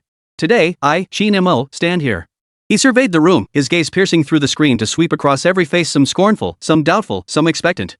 Not to steal treasures, but for. He enunciated each syllable, his voice ringing out with unwavering conviction. To mend the heavens. The words sent shockwaves through the world. What was he attempting? Mending the heavens? What heavens? Qin Mo gave them no time to ponder. I will take 3 days to combine ancient methods with future technology and, before the eyes of the entire world, paint a new picture. It shall no longer be called the Admonitions of the Court Ladies. Its name shall be the Divine Maiden Mending the Sky.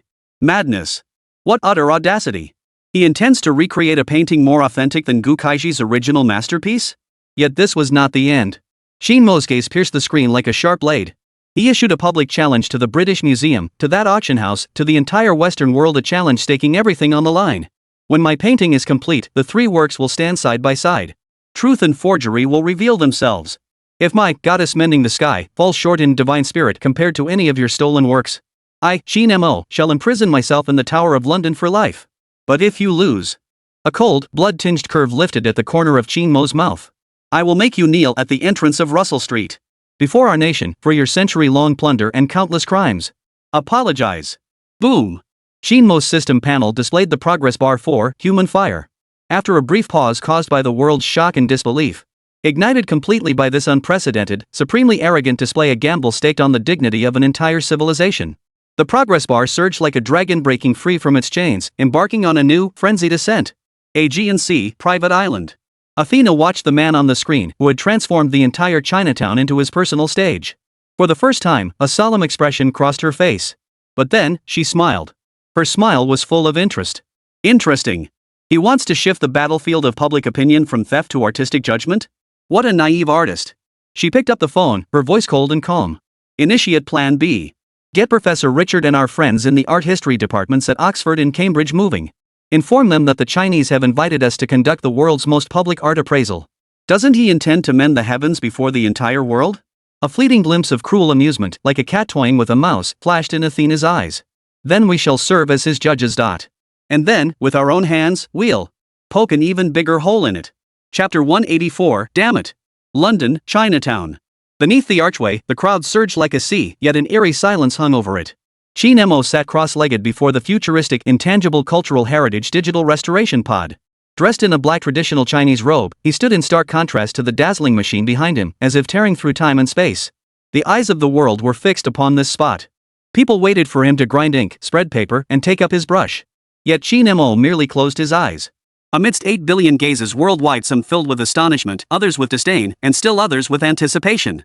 He slowly raised his right hand. No brush. Only a slender, clean index finger. He extended his index finger, hovering it in midair toward the three-dimensional holographic screen projected from the recovery pod. Gently, he tapped it. One gesture sent shockwaves across the globe. In the commentary booth, the once arrogant Professor Hans Schneider finally found a point he could grasp, snorting derisively. Pander to the crowd. His voice, amplified through the microphone, echoed across every live broadcast channel, dripping with intellectual superiority. I thought it was some Eastern mysticism, but it's nothing more than mind mapping connected to neural sensors. Leaning back in his chair, he spread his hands wide and delivered his self-important lecture to the camera. A VR technology long discarded in the West, extremely imprecise, high latency, suitable only for childish scribbles. Looks like Mr. Qin has truly run out of tricks. His words hadn't even finished echoing. The next second, the elegant smile of everything under control on his face froze completely. The live stream cut to an ultra-high-definition close-up of Qin Mo's fingertips. Everyone could see it clearly.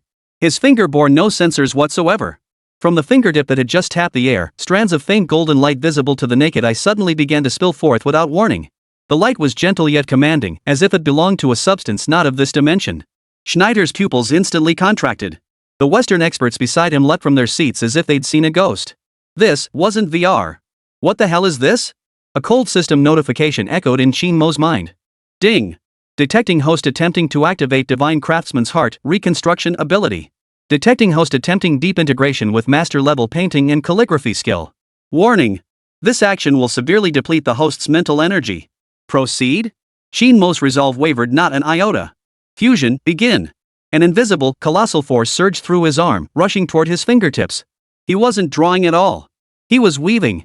Using his divine soul power, intensified to its peak by the divine artisan's heart, as warp and weft. His profoundest understanding of Chinese civilization became the threads. Directly at the quantum level, he wove the foundational information of this painting. This was true creation. Audiences worldwide witnessed through their screens the moment their entire cognitive framework shattered.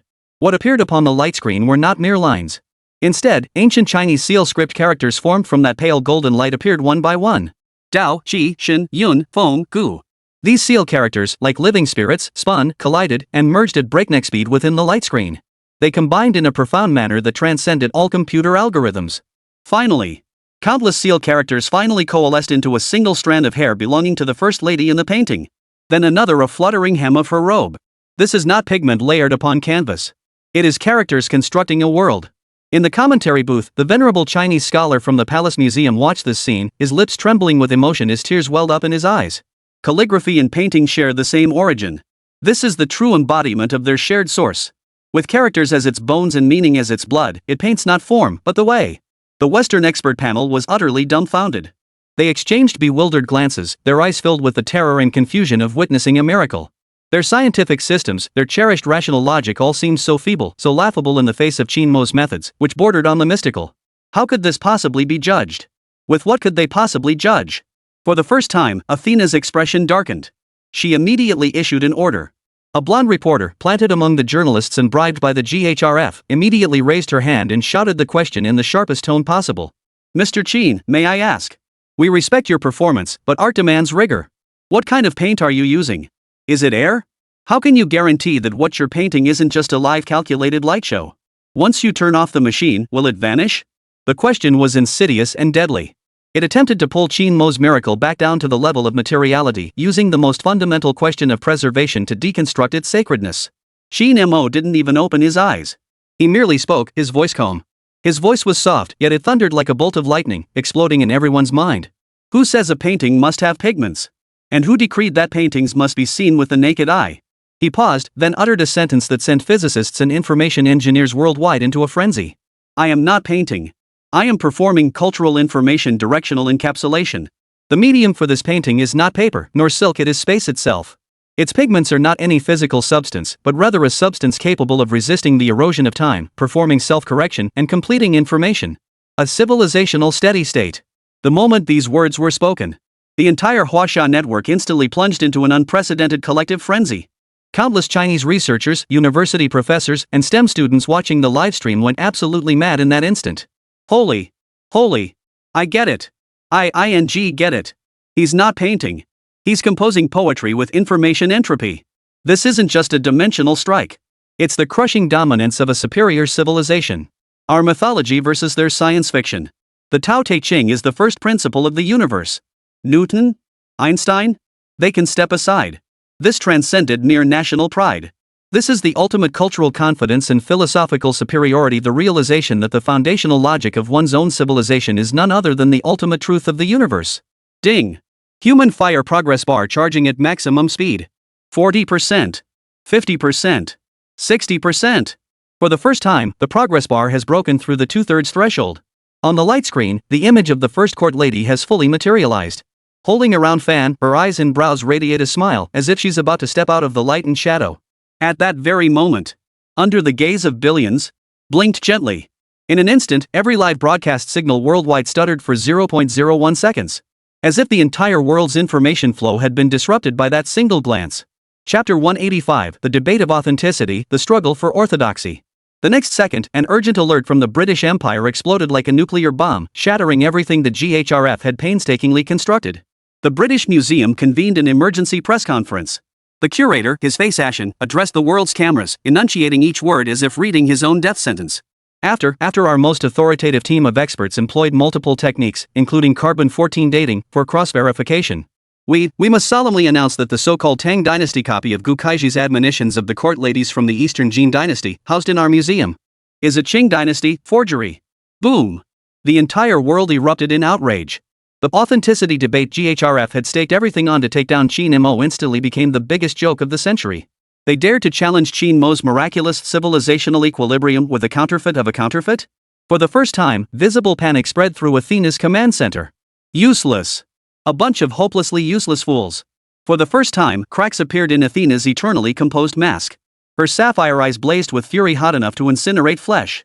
She had calculated 10,000 possibilities, yet never imagined the British would be this utterly foolish. They had actually overturned their own table in front of the entire world. Yet, on the live broadcast feed, Qin Mo merely raised his hand slowly. With the back of his hand, he gently wiped away a trace of blood seeping from the corner of his mouth, the result of the intense drain on his soul. The gesture was deliberate, yet tinged with contempt. Not a trace of surprise flickered across his face. Only a cold, mocking smile lingered, as if he were watching a farce. Not only did he not stop, Instead, under everyone's gaze, he accelerated his pace. Upon the light screen, the torrent of information, composed of countless golden seal script characters, suddenly accelerated. As if the Milky Way itself were pouring down from the heavens. The final segment of the entire scroll was frantically taking shape at an unprecedented speed. Qin Mo's voice, slightly weakened from exertion, sounded once more. Yet the arrogance within that voice was 1,000-fold, 10,000-fold greater than before. I take back what I said earlier. He paused, his gaze piercing through time and space. I refuse to stoop to comparing myself with a mere counterfeit. Today, what I must do is let the original artist of that painting Gukaiji of the Eastern Jin Dynasty see it with his own eyes. To see what truly lay within his heart, what he yearned to paint yet could never fully achieve, constrained by brush and ink. The true admonitions of the court ladies. As the words fell, the light at his fingertips abruptly shifted. No longer a pure golden hue. Instead, it transformed into a chaotic hue beyond description. As if the heavens and earth had yet to be formed, the primordial chaos of the universe. It contained the primordial essence of heaven and earth, the ancient and profound Tao. Ding!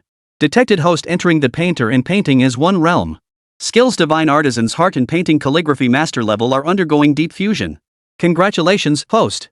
You have mastered a new ability, transcendence into painting. This is no longer mere technique. Transcendence into painting can directly infuse Qin Mo's understanding of the Tao and the spiritual core of all Chinese civilization into his paintings. It endows the artwork with a true soul. In that instant, the scroll pulsed with the essence of the Tao.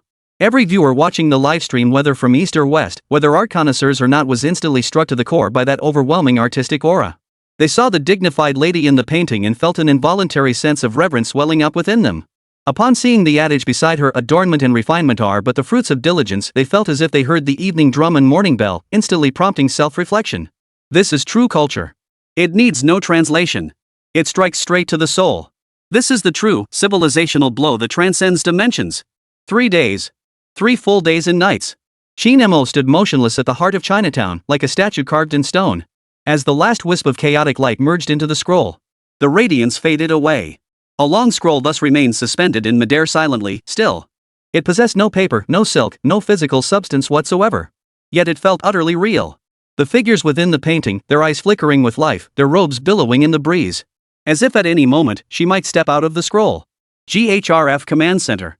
Athena stared at the painting, biting her lip tightly, forcing herself to calm down. Her mind raced frantically. Finally, she found it her last, and only, lifeline. Immediately. Have the expert team alter the attack vector. Yes. That's exactly what to say. The next second, the expert Athena had bribed immediately composed himself and declared loudly into the camera. Undeniably. This is truly a masterpiece that will stand the test of time. He affirmed it first, then abruptly shifted his tone, becoming incredibly sharp. But it is not an antique. It hasn't been tempered by time. It has no history. It's merely a modern art piece created by Mr. Qin Mo in the year 2024. No matter how magnificent it may be, it cannot prove the past of your Chinese civilization. At these words, countless people who had been immersed in awe were suddenly jolted awake. Indeed. This argument was devastating.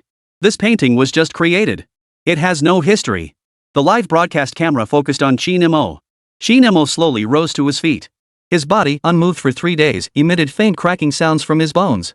He walked to the floating painting and looked up. Facing the camera and the Athena expert panel, he offered a cold smile, tinged with a hint of pity. Who says it has no history? Before the words had even finished echoing, in Athena's command center, her chief technology officer, a German man wearing gold-rimmed glasses, jumped to his feet. He stared fixedly at the supercomputer before him, where a waterfall of incomprehensible data streams refreshed relentlessly, each line making his scalp crawl. The color drained from his face in an instant. No! No! Athena! A terrified scream, nearly tearing his throat apart, erupted from his lips. He's not painting. He's harnessing the belief and willpower of every single Chinese person in Chinatown to power a supercomputer beyond our wildest imagination. He's performing a massive scale. Historical information targeted overwriting. The German man's pupils contracted into the most dangerous pinpricks. With every ounce of strength, he roared out the final verdict that instantly plunged Athena into an ice cellar. He intends to rewrite history. Chapter 186, Telekinesis, Heaven Tilts Northwest. He intends to rewrite history. The German man's heart-wrenching scream reverberated through the GHRF hack lines, exploding within Athena's command center. Athena's pupils contracted into the most dangerous pinpricks. Rewrite history. Those 4 words struck her with more terror than any weapon. If Qin Mo truly succeeded, he would cease to be a mere base station and become a god capable of rewriting the past at will. Yet, in Chinatown, Facing the world's astonishment and the expert's fatal accusation of no history, Qin Mo smiled. Who says I must return to the past? He lifted his head, his gaze sweeping over the suspended painting, the Taoist aura swirling within the divine maiden mending the sky. I can also make it return to the past on its own. The moment these words left his lips, the Western media and expert panel erupted in unrestrained, frenzied laughter. He's gone mad. Utterly mad. Make a painting return to the past? Back to an ancient tomb from over 1,700 years ago in the Eastern Qin Dynasty? This is the most laughable nonsense of the century. Physics weeps.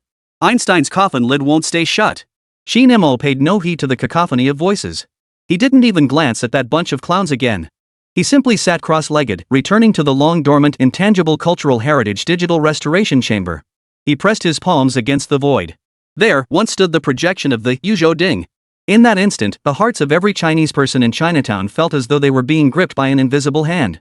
Their anxieties, their hopes, their fury, and that incomparable pride ignited within them. All emotions converged into a single, invisible torrent of spirit. They transformed into the purest fuel, surging madly toward that slender figure seated cross-legged. On Qin Mo's system panel, the human fire progress bar emitted its final, most blinding glow. 95%. 98%. 99%. Ding. Warning. Civilization willpower has reached the critical threshold for rule interference. System overloading. Host, cease immediately. A trickle of blood spilled from the corner of Qin Mo's mouth, his face as pale as paper. Yet the light in his eyes burned brighter than any star. Ignoring the system's warning, he summoned every ounce of strength within him and unleashed a low roar that echoed across the heavens and earth. 9 provinces as the foundation. 9 tripods as the catalyst. Open. This open was not merely a sound, but a will that shook the fabric of space itself. It was not a wormhole or jump gate from science fiction films.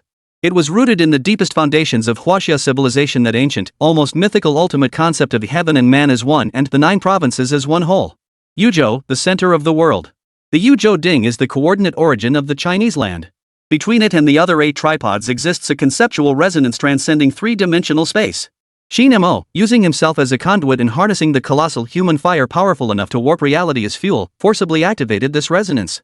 He forged a passage through time and space, a tunnel existing solely within the realm of civilizational concepts. Boom! Above London's Chinatown, the fading apparition of the Yuzhou Ding abruptly reappeared. This time, it was no longer a phantom, it had solidified, as if straining to squeeze from another dimension into the real world. At the same moment, 10,000 miles away, in China's Nanjing, above the Plum Blossom Mountain at the Eastern Qin Dynasty Gukaiji Tomb Park, the sky darkened, thunder roared, and lightning flashed. An identical bronze cauldron apparition to the one above London tore through the clouds, materializing out of thin air. The 2 cauldrons, spanning the Eurasian continent, echoed each other across the vast distance. At that moment, every satellite and radar system worldwide ceased functioning. Physicists worldwide, witnessing this miracle defying all laws, collectively fell silent before the horrified gazes of over 8 billion people worldwide. The paintings suspended over London's Chinatown, the goddess mending the sky, moved.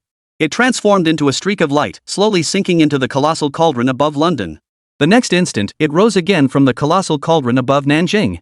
The entire process unfolded in silence, yet with overwhelming force. Finally, captured by countless lenses, the streak of light precisely vanished beneath the mound of the main burial chamber never before excavated in the archaeological park. Vanishing without a trace.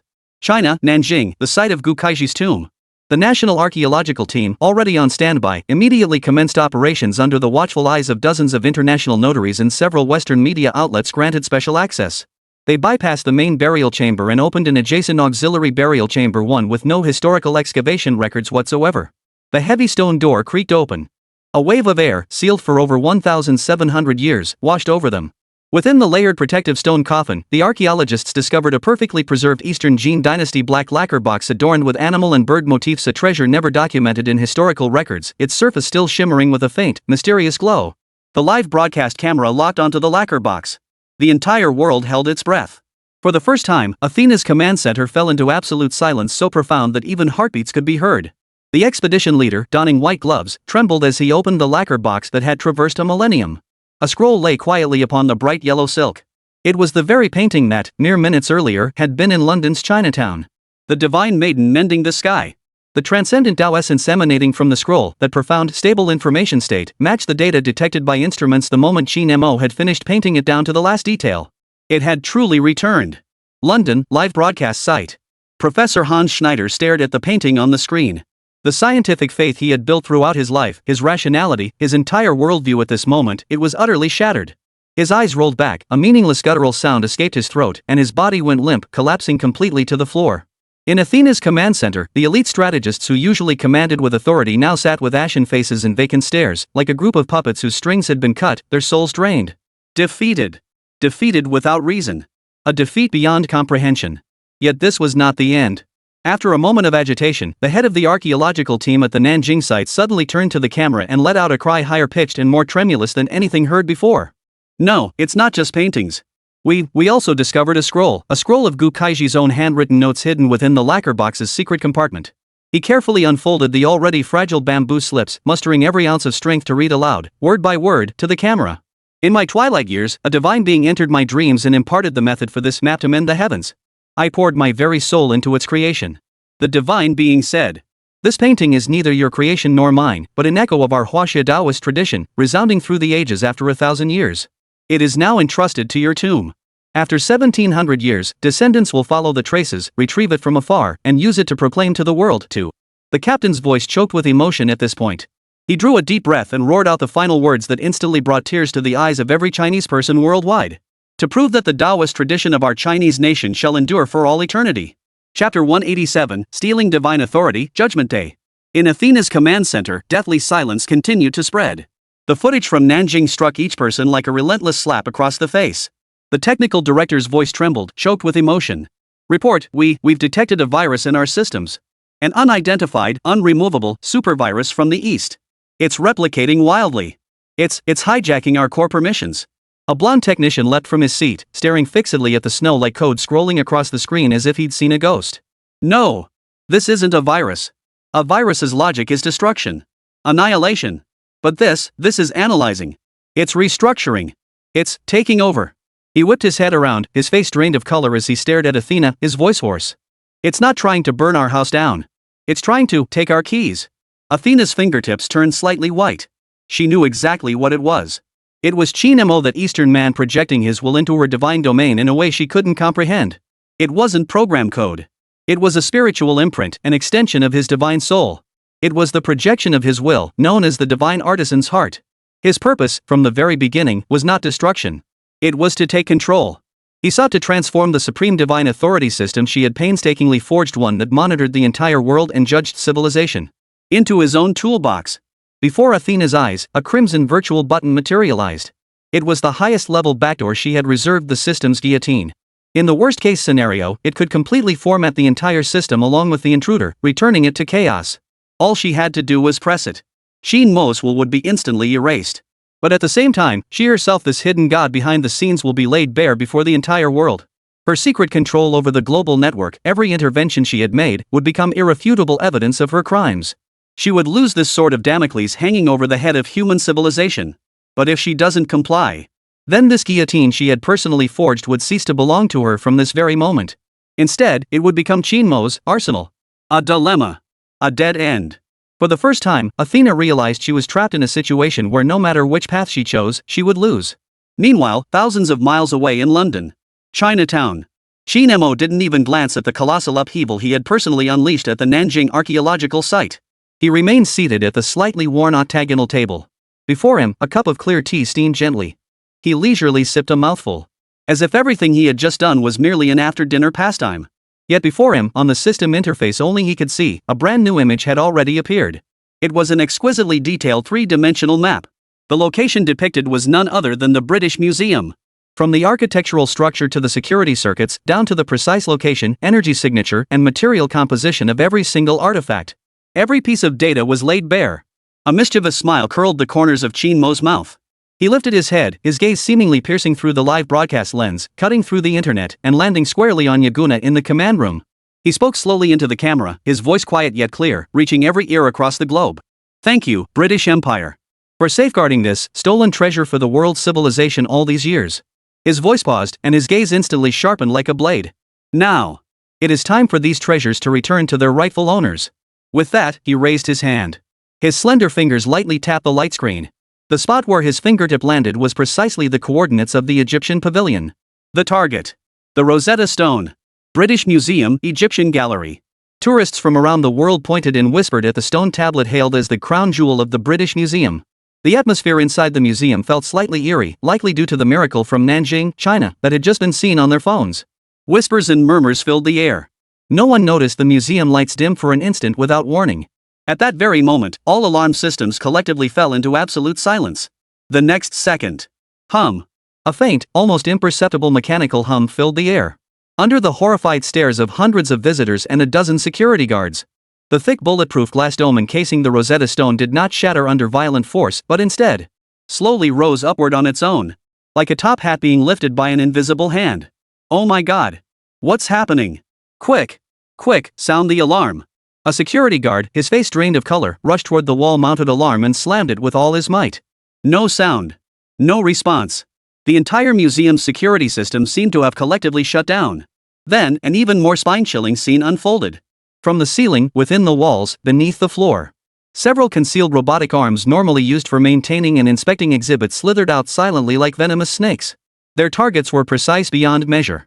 It was the Rosetta Stone, weighing a massive 760 kilograms. There was no rough handling. Multiple robotic arms, like the gentlest hands, carefully lifted the stone slab from its base, supporting it steadily. Then, under the stunned gazes of all present, it was lifted from its pedestal and transported smoothly toward the museum's central hall. The entire process flowed like a river. Quiet, efficient, and yet imbued with a profound sense of sacred ritual. This was not theft. This was more like an unmanned, solemn, a grand relocation of the collection. This was merely the beginning. Almost simultaneously with the Rosetta Stone being invited out of its display case. The Greek pavilion. Click. The display case housing the Parthenon sculptures slid open. The Yunjin marbles, hailed as the source of Western art, were gently lifted by invisible hands. A Syrian gallery. Thud. The tracks beneath the base of the colossal La Massa, weighing tens of tons, activated autonomously. These guardian beasts from the ancient city of Nimrud took their first steps homeward. China Gallery. The Tang Dynasty copy of the Admonitions of the Court Ladies, originally from Dunhuan, was slowly removed from its climate-controlled display case. One. Then another. One by one, these supreme national treasures not native to this land, hailing from Egypt, Greece, China, and ancient Babylon, were invited out of the cages that had imprisoned them for over a century. They converged upon the museum's central hall. There, under the gaze of the entire world, they stood in perfect order, forming a silent yet majestic army. An army of silent accusation, forged from the jewels of human civilization. Just as the global network erupted in fervor over this miraculous spectacle, Qin Mo's voice echoed through every corner of the British Museum via its public address system. I will not take them away. His voice was calm, yet it carried the weight of thunderous power. I am merely allowing them to stand here. To face the judgment of the entire world. The judgment is not upon any individual or organization, but the colonial era itself, that era of relentless plunder. In Athena's command room. Bang! A sharp crack. Athena watched the scene unfold on the screen, as if a deity had descended. She watched as the global network erupted in an instant, igniting a frenzied condemnation of the colonial original sin. She witnessed the overwhelming tidal wave of backlash crashing back at her and at the entire Western world's authority, a torrential force of unstoppable fury. The stemmed glass in her hand was crushed in her grip. Crimson wine mingled with shards of glass, dripping down her pale fingers. She had lost. She had lost. Defeated beyond recognition. At that very moment. On Qin Mo's system interface. The progress bar representing the flame of Huaxia civilization, a flame ignited by the collective will of hundreds of millions of compatriots because of this global outpouring of support and cries for civilizational justice. It blazed with radiant brilliance. In an instant, it shattered all constraints. 99%, 100%. Human flame fully charged. An unprecedented, colossal force surged from every fiber of Qin Mo's being, flooding into the depths of his soul. Yet he did not glance at the system. He slowly rose to his feet. The hint of insolence and arrogance on his face faded completely. In their place emerged a weariness and desolation that seemed to span the ages. His gaze pierced through the void, penetrating layer upon layer of obstruction, as if he could see that mist-shrouded island in the distant Aegean Sea. He murmured softly to himself. In that voice lay a hint of world weariness, unnoticed even by himself. The farce must end. Athena, I have come for you. Some debts span countless civilizations. It's time to settle them. Chapter 188, The Fallen Actor, the Ascending Deity. Above the Dead Sea of Lop Nur. A fissure invisible to the naked eye abruptly expanded. As if the cosmic canvas itself had been brutally torn open by an invisible pair of scissors. A will cold, malevolent, and brimming with pure malevolence unfathomable to any human language, surged forth like a black flood bursting through a breached dam, pouring madly from the fissure. It swept over Kunlun, crossed the Himalayas, and within a mere 0.1 second, engulfed the entire planet. Finally, like two precision-guided coordinates, this will instantly lock onto two targets. One, the Eastern man in London's Chinatown who had just ignited the flame of civilization. The other, in the Aegean Sea, on that mist-shrouded private island that fancied itself a divine domain. Aegean Sea, Command Center. Warning. Warning. Unidentified intrusive will detected. Access protocols bypassed by unknown force. Atlas core defense protocols are being dissolved. The shrill alarm, like the death throes of a dying creature, reverberated across the entire island. All screens instantly replaced by chaotic snowflakes, symbols of absolute entropy. Athena stared at the frantically pulsing data model representing the celestial demon's will. For the first time, cracks appeared in her eternally composed, elegant mask of mastery. No, it shattered. For the first time, her sapphire eyes reflected an emotion called fear. How dare he? She screamed, her voice shrill and distorted by utter horror. How dare he bring out that thing? She knew better than anyone what it was. It was a fragment glimpsed by chance during GHRF's analysis of the Atlas Core, a cosmic predator that roamed the universe, feeding on civilizations. A forbidden entity that even gods would retreat from. And Qin Mo? Not only did he not flee, but like a madman, he charged straight toward it. London, Chinatown. Qin Mo felt that icy will, cold enough to freeze the soul. He understood, the moment his human fire reached perfection, he had lit a beacon far too brilliant in this dark cosmos. He had two choices. Immediately suppress all traces of his presence, extinguish his divine flame, and retreat like a worm into the shadows, praying that we'll never find him. Or, to detonate himself completely. Become the sole sun in this night. Draw the moth's attention, relentlessly, irrevocably. Qin Mo smiled. He rose slowly, channeling every ounce of his perfected human firepower without hesitation into the will core known as the divine artisan's heart. Facing the deserted street, the land beneath his feet, and his homeland 10,000 miles away. His voice boomed, shaking the heavens. China, why need spectators? Today, I, Qin Mo, for this world, shall mend the heavens once more. As the words fell, the system within his mind erupted with an unprecedented, thunderous roar. Ding! Detected host voluntarily sacrificing 100% civilization willpower. Core ignition conditions for divine mechanics, stellar engine fulfilled. System core permissions initiating deep integration with divine mechanics chapter. Integration rate 10%, 30%, 70%. Qin Mo paid no heed to the system's integration progress. Leveraging the absolute control over the GHRF global system he had just seized, he did something that sent Athena's soul flying in terror. His consciousness, like an invisible scalpel, precisely sliced into the deepest layer of the Atlas system.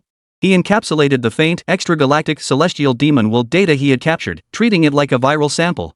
Then, he used the Atlas system built by Athena herself as an amplifier and enhancer. He frantically replicated, amplified, and disguised this thread of celestial demon will data. Finally, in the instant before that terrifying extra-dimensional will completed its final lock-on, he pressed the launch button. He transformed himself from a dazzling light source into a perfectly smooth mirror. He reflected that beam of light capable of destroying everything precisely and entirely back onto the true source of light. To that coordinate in the Aegean Sea. That very body of Athena, who proclaimed herself a god. This was the most thorough, most lethal response to all her schemes. You enjoy manipulating hearts and minds, relish being the puppet master behind the scenes? Then let you be the target not just of the world, but of the entire universe. Boom! That terrifying, world-sweeping extra-dimensional will was utterly enraged. In its chaotic, illogical perception, that insignificant insect in the Aegean Sea was repeatedly jumping around, madly provoking its majesty. An invisible storm of willpower tore through space, ripping apart dimensions. It slammed viciously into that picturesque private island. In an instant, every defense system forged by human technology on the island, along with its hidden weapons, melted into bright red molten iron at the physical level. Inside the command center, black, viscous, non-material liquid began seeping from the ceiling, thick as crude oil. The air filled with unearthly, frenzied mutterings. The elites who had once commanded with authority now rolled their eyes, foaming at the mouth, their souls instantly crushed by the mad whispers. Only Athena retained her final shred of lucidity. As she gazed upon this apocalyptic scene, the extreme terror on her face slowly faded. In its place emerged a smile despairing, yet hauntingly beautiful. She lost. She lost to that man from the east, the one she had looked down upon. She also lost to the higher power she had always sought to exploit, only to have it ultimately consume her. What a splendid finale. Black viscous fluid swallowed her whole. London, Chinatown. Qin Mo quietly severed all connections, lifting his gaze to watch London sunset. The demonic will that had relentlessly locked onto him, now that Athena's beacon was utterly destroyed, lost its bearings in the cosmic darkness and slowly receded. The farce at the British Museum had ended. The GHRF's conspiracy had ended. Athena, the actress, had taken her final bow. But Qin Mo knew that for him, the deity who had just stepped onto the stage, the true war had only just begun. The interface within his mind had undergone a complete transformation. No longer did it display simple tasks and rewards. Instead, it displayed an exquisitely intricate blueprint, the blueprint for constructing the stellar engine, seemingly containing the entire cosmic star chart. At the blueprint's center, the human fire had taken its place like a star. Yet the two positions representing the heavenly fire and earthly fire began to flicker with an eerie, ominous black light, a sign of corruption. At that moment, the aged voice resounded once more within his mind. This time, however, it was filled with an unprecedented gravity. Child, you have temporarily deceived it with your stratagem. But it has memorized the coordinates of this world. The time left for you is running out. Moreover, by stirring the will of the heavenly demon, you have awakened several other slumbering entities on Earth. Civilization relics. Before the words had fully left his mouth, the encrypted phone in Qin Mo's pocket emitted a shrill buzz. It was General Long. The moment the call connected, the general's usually composed voice was now filled with urgent alarm and desperation. Qin Mo. Something terrible has happened. The Egyptian pyramids, the Nazca lines in Peru, the Minoan labyrinth ruins on Crete. 7 S-class ancient sites worldwide have simultaneously exhibited inexplicable, ultra-high energy reactions. Our guests. Seems like there's more than one now. Chapter 189, Echoes of the Gods. Qin Mo answered the call. For the first time, General Long's voice lost its usual composure, carrying an unprecedented, almost growling gravity. Qin Mo. Something major has happened. The Egyptian pyramids, the Nazca lines in Peru, Crete in Greece, ancient cities along the Indus River, Chichen Itza and the Maya ruins, Easter Island. And one more, an unrecorded, unknown structure beneath the Antarctic ice sheet. 7 S-class ancient ruins across the globe, all simultaneously experiencing violent, inexplicable energy fluctuations. The emergency news broadcast interrupting television confirmed General Long's panic. The skies over Cairo were enveloped by a golden phantom balance spanning the horizon. The scale was immense beyond measure, one end connected to the sun, the other dipping into the Nile. Ancient and majestic, it cast a metallic cold glow upon the tips of the pyramids. In Peru's Atacama Desert, the massive Nazca lines seemed to come alive. Hummingbirds spread their luminous wings, spiders crawled from the sand, and giant monkeys raced across the ground. The entire desert transformed into a flowing, eerie sand painting. Greece, Aegean Sea. At the site of Athena's sunken island, a colossal vortex emerged large enough to swallow an entire aircraft carrier fleet. Salt waters surged in, thunder and lightning raged as if Olympus' wrath was tearing the sea apart. Global communication systems suffered widespread paralysis. Countless satellites veered off course simultaneously. Within Qin Mo's mind, that aged voice resounded with a hint of sigh. Child, I underestimated the commotion caused by the human fire reaching perfection. It's like lighting a beacon far too bright in this endless, dark universe. It has awakened several other ancient civilizational imprints slumbering upon this planet. They are the systems of other civilizations, the roots of other myths. Now, they have been activated simultaneously by the lingering echoes of that heavenly demon's will and your human flame. A war for dominance over this planet's rules has begun. Qin Mo immediately turned his gaze inward. The blueprint of the newly formed, stellar engine was now utterly distorted. The module representing the Earth fire, which should have been a pure, solid earth and yellow, was now eroded by 7 alien forces, displaying mottled black scars. Energy output was wildly unstable, like a reactor poised to explode at any moment. The module representing celestial fire had taken on an ominous, ashen hue attained from beyond the domain, symbolizing pure entropy and deathly stillness. An ancient voice explained this terrifying transformation. Earthfire embodies the very veins and will of this planet itself. It was meant to merge with your Huaxia Dao tradition. But Earth is a unified whole. The awakening of other civilizations' imprints is like 7 distinct viruses directly contaminating this planet's conceptual foundation. Therefore, your Earthfire is no longer pure. The global network plunged into a frenzy of panic. The end. This is the end. Divine punishment. It must be divine punishment. The remnants of GHRF and certain Western think tanks seized this once-in-a-lifetime opportunity, launching a frenzied campaign to stir public sentiment. Countless experts and commentators emerged, deftly directing their accusations toward the man who had just performed a miracle in London. Think about it. When did all this begin? It was after the Chinese man staged that spectacle in London. He shattered the world's equilibrium. He opened Pandora's box. Amidst the panic, public sentiment toward Qin Mo instantly soured. Admiration gave way to fear. Awe dissolved into hatred. General Long's voice came through the phone again, weary yet furious. Qin Mo, the United Nations is convening an emergency meeting. Over 40 nations are united in pressuring us. They demand we hand you over and make you accountable for this global crisis. China now faced an unprecedented diplomatic storm from around the world. Qin Mo, however, hung up the phone with unusual calm. He shut off all news broadcasts, cutting himself off from the external clamor. His gaze was clear and unwavering. Evade? Pointless. Explaining? Ridiculous. He stared at the battered Earthfire module within his system and suddenly smiled. These awakened civilization imprints were not enemies. They were merely runaway programs. For a divine craftsman, what a runaway program requires is not deletion, but rather repair. His gaze darted swiftly between the 7 energy explosion points. Finally, it locked onto Egypt.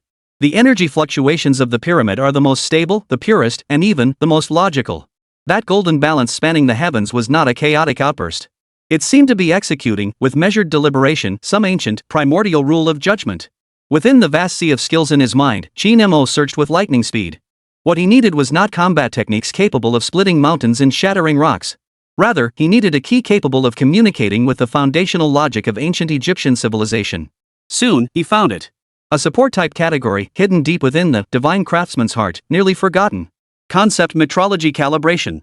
Qin Mo picked up the encrypted phone once more and dialed General Long directly. Dead silence greeted him on the other end. Only Qin Mo's voice came through calm, yet carrying an undeniable authority. General, I need to go to Egypt. Additionally, please utilize state resources to procure 3 items for me. A handful of the driest sand from the center of Lop Nur. 1 drop of the purest water from the source of the Yellow River. And a piece of uncut jade from the summit of Kunlun Mountain. Before General Long could recover from these astonishing demands, Qin Mo had already switched channels. Using the authority he had just seized, he once again took control of the BBC's global broadcast signal. An Asian face reappeared on every screen across the globe. He spoke only one sentence. I am heading to Cairo. Not to quell the disaster, but to complete a journey spanning 4,000 years? Weighing. Before his words had fully faded. Above Cairo, the massive golden scales the sun representing and began to slowly descend. In every intensive care unit across the globe's hospitals. Every life support system in the exact same second, so all readings on their screens begin to plummet wildly. A piercing alarm echoed across the land. General Long remained silent for a full 10 seconds before responding in a voice hoarse to the extreme. The nation will deliver what you seek at any cost. But, Qin Mo, you must understand one thing. Just moments ago, top-secret intelligence arrived from Egypt. All the pharaoh's mummies within the Giza Pyramid complex. All of them have opened their eyes. Chapter 190, Original Sin. China's special aircraft, like a sharp sword piercing through the yellow sands, forced its landing at Cairo International Airport under the escort of 2 J-20 fighters. Beyond the runway, a dense crowd gathered. Angry protesters held aloft banners bearing the same word in English and Arabic: original sin. An Egyptian official clad in a white robe, his beard meticulously groomed, approached with a squad of armed soldiers. His name was Amir, Deputy Minister of Culture for Egypt and a descendant of a high priesthood dating back 3,000 years. His gaze was intensely complex, a blend of reverence, fear, and a hint of barely perceptible anticipation. Mr. Qin, Amir's voice was hoarse, welcome to the place of judgment. He handed over a tablet, its screen displaying a frantic scroll of global news. The law of Mott has descended. Now, any lie spoken will leave an indelible black mark upon the speaker's skin. On the television screen, a prominent Western politician delivered a speech. With every utterance of "for the welfare of the people," another black spot appeared on his face. By the end, his entire face was as black as a pot bottom, and he fled the podium in panic. Any betrayal, fraud, or injustice will strike directly at the heart. The scene shifts to a Wall Street trading floor. Countless traders clutching their chests collapse to the ground, cries of agony filling the air as the stock market plummets at an unprecedented rate. Global commerce, politics, even everyday interactions between couples all ground to a complete halt in the face of this absolute honesty. This ING thing was like a global tour of massive social embarrassment. Just then, an encrypted livestream window popped up on the tablet. A man wearing a silver mask stood before a GHRF-style emblem, declaring to the world in a voice brimming with seductive power. We are the guardians of world truth. The ancient Egyptian deity has awakened. He will perform a great purification upon this world steeped in lies. And the root cause of all this is that man from the East, Qin Mo. The masked man pointed at the camera, his voice suddenly rising. He is the original sin. Hand over Qin Mo. Sacrifice the original sin. Appease the wrath of the gods. Amir shut off the video feed, his voice tinged with bitter laughter. They're the remnants of GHRF after Athena's death. Now, the entire world sees you as the demon who unleashed this catastrophe. Qin Mo remained silent, his gaze already fixed upon the 3 colossal triangles and the distant structures that had stood for millennia amidst the yellow sands. The pyramids of Giza. The sky was enveloped by a golden phantom balance spanning the heavens. Beneath that colossal phantom, within the weathered stone eyes of the Sphinx, flickered an eerie, faint glow, a light not of this era. A grand, ancient, yet rigidly cold will like a supercomputer that had never been shut down for billions of years was scanning every life on this planet with its long obsolete algorithms, cold and relentless. The deity awaits you there, Amir's voice trembled. Qin Mo stepped forward, heading toward the restricted zone sealed off by the military. The instant his foot touched the yellow sand. Buzz! The phantom scales in the sky shook violently. An invisible yet mountain-heavy pressure crashed down. It was not a physical assault, but a judgment on the conceptual level. Qin Mo felt every thought, every heartbeat, even the birth and death of every cell within him being subjected to an inhuman weighing by that ancient law. The blueprint for the newly formed, stellar engine trembled violently within his mind. The module representing Earthfire flashed wildly. Within it, the golden portion belonging to the Huaxia Dao tradition struggled fiercely to resist. Yet the other 6 strands, the polluted black energies from ancient civilizations, seemed to have found their true master, resonating with the judgmental force in a frenzied harmony. They worked in concert, from within and without. They sought to tear Qin Mo's soul to shreds on the spot. Warning! Host's weight of the heart severely exceeded limits. Being judged as ultimate sin by the Mott law. For the first time, Qin Mo's face paled. He finally understood the meaning behind General Long's parting concern. His very existence, the flame of Huaxia civilization fused within him, and that newly ignited divine artisan's heart to this rigid, ancient system, they were too heavy. So heavy it could crush the entire balance. It's over. Amir watched as Qin Mo halted in his tracks, the color draining from his face, and let out a despairing wail. Our most ancient scrolls record this as the final judgment of the Book of the Dead. When Anubis scales begin their weighing, any heart heavier than the feather of truth shall be mercilessly devoured by the demon Ammit. Your heart is too heavy. Across the world, everyone watching this scene via satellite felt their hearts sink to the depths. Before the laws of the gods, were humans truly powerless to resist? Yet Qin Mo merely drew a deep breath.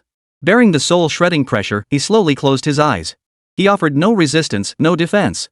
Instead, he proactively extended his own divine artisan heart deemed overweight toward that judgmental will. He was analyzing. He was dismantling this ancient machine, known as divine punishment, with the precision of a master craftsman. Seconds later, when he opened his eyes again, the gravity had vanished from his gaze. Instead, a trace of pity and understanding appeared, as if he were observing a crying child.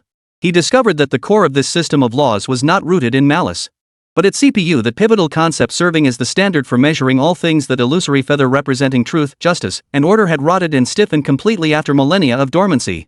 It had lost the spiritual essence of life and wisdom. It no longer understood tolerance, no longer grasped change, no longer weighed the complexities of good and evil. It had become an absolute, cold, rigid dogma, black or white, 0 or 1. Thus, it passes indiscriminate, sweeping judgments upon the entire world. It is not punishing anyone. It has simply broken down. Qin Mo turned his head, addressing Amir, whose face was ashen, and the ancient will above the heavens, delivering his diagnosis. It's not judging the world. It's crying out for help. His voice, though not loud, carried clearly across the globe. Its scales need maintenance.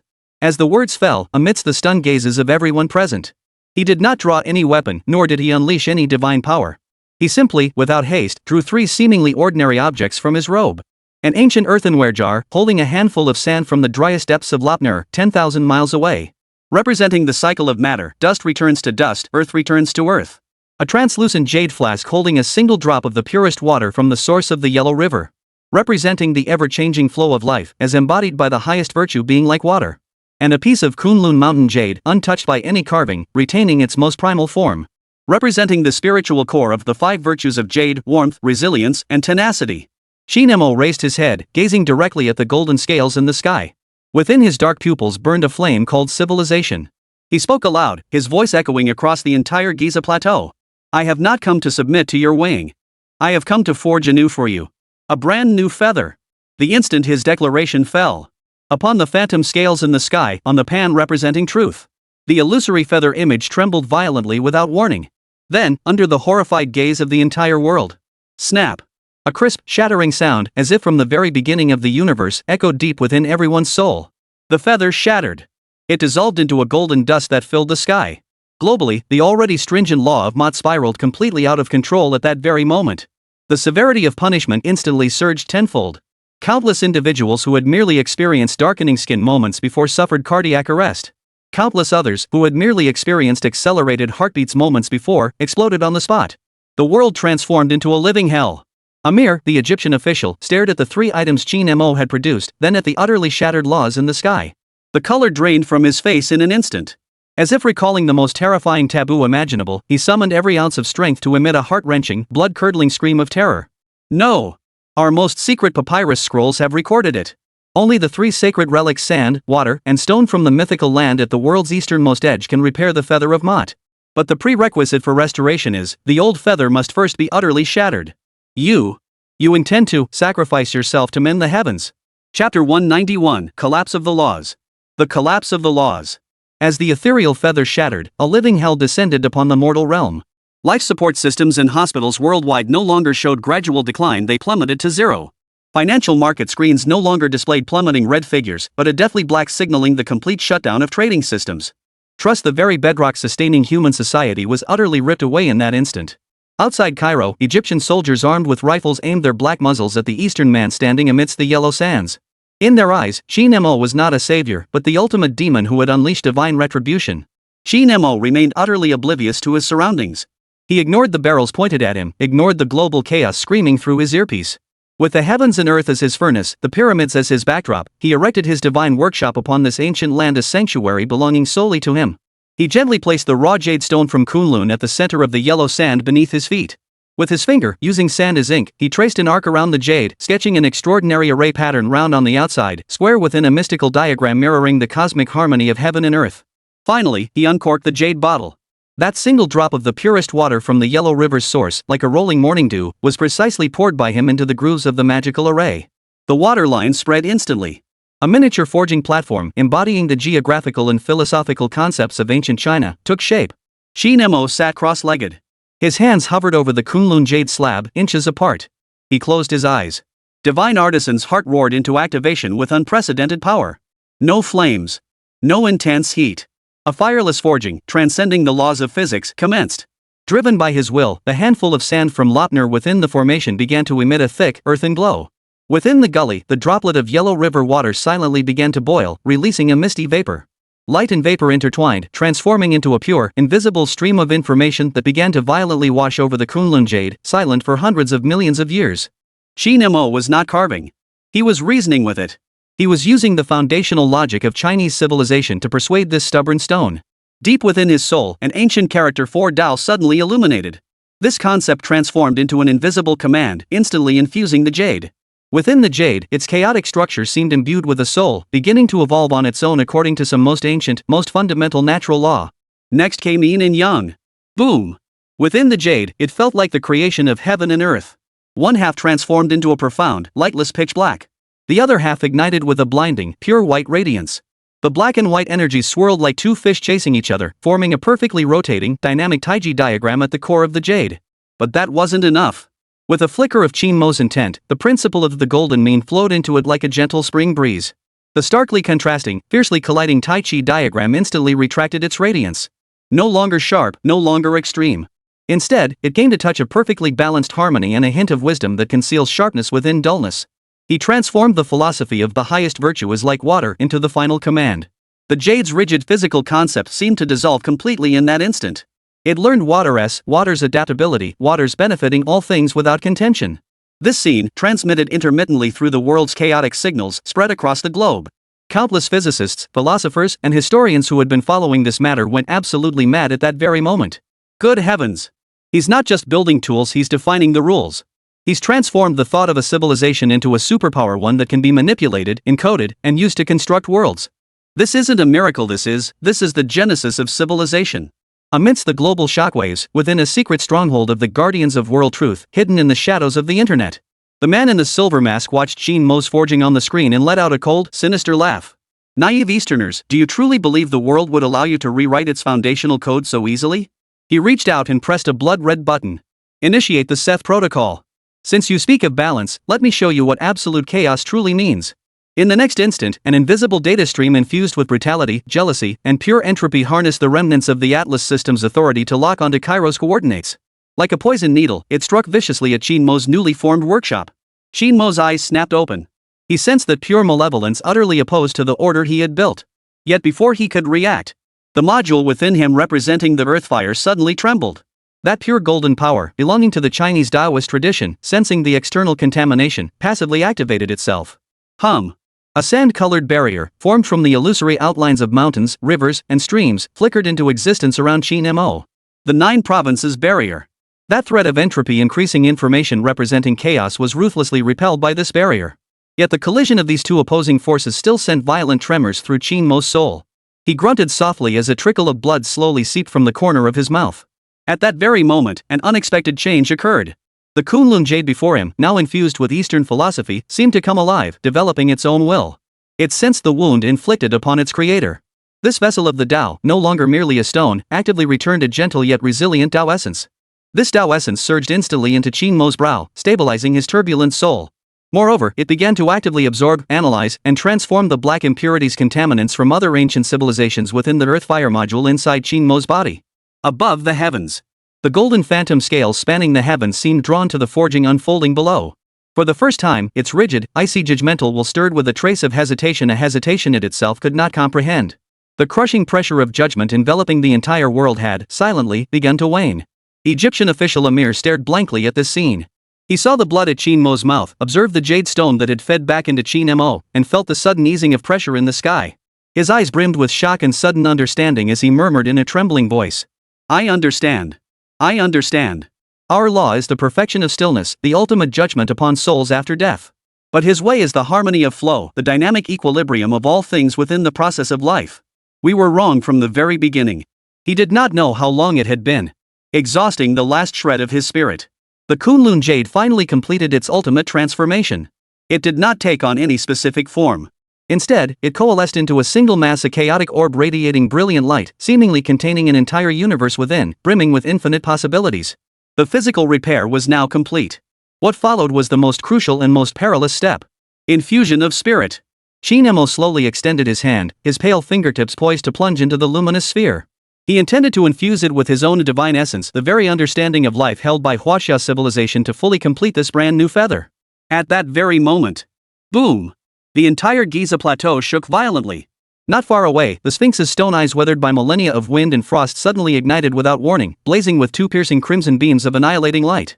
An ancient will, older and more tyrannical than the law of Mott, filled with boundless fury, awoke completely. Its voice thundered like a billion-ton sandstorm, exploding deep within every soul. Mortals! Who gave you the audacity to usurp the authority of my lord Anubis? Chapter 192, Mortals. That voice, like a billion-ton sandstorm, thundered through the depths of every soul. Mortals! Who gave you the right to usurp the authority of our lord Anubis? From the scarlet stone eyes of the Sphinx, two beams of pure, destructive will erupted as a psychic shockwave, tearing through space and piercing straight toward Qin Mo's forehead. This assault was brutal, tyrannical, and utterly unreasonable. It embodied the most primordial logic of guardianship. Anyone who dared to alter the rules was an enemy, and must be annihilated. Egyptian official Amir instantly bled from all 7 orifices, his soul shattered by the shockwaves of this will, collapsing unconscious. Yet before Qin Mo, the chaotic orb of light formed from Kunlun jade suddenly radiated a gentle, nurturing glow, warm and embracing. It did not resist. It did not retaliate. It merely remained suspended there, in silent stillness. The mental shockwave, powerful enough to tear apart gods, upon touching the orb, felt like a red-hot branding iron plunging into an endless, profound ocean. There was no explosion. No collision. Only silent dissolution. That frenzied will, brimming with murderous intent, was effortlessly dissolved into nothingness by the Tao essence of moderation, and the highest virtue is like water contained within the sphere of light. One rigid, one yielding, one domineering, one embracing the superiority was instantly clear. Qin Mo did not even glance at the enraged stone statue. He merely lifted his head, his gaze piercing through time and space to meet the ancient guardian's will. With utter calm, he posed a question that pierced the soul. If the scales can only weigh lifeless objects, how then can it measure a living heart, one that errs, regrets, and transforms? A living heart?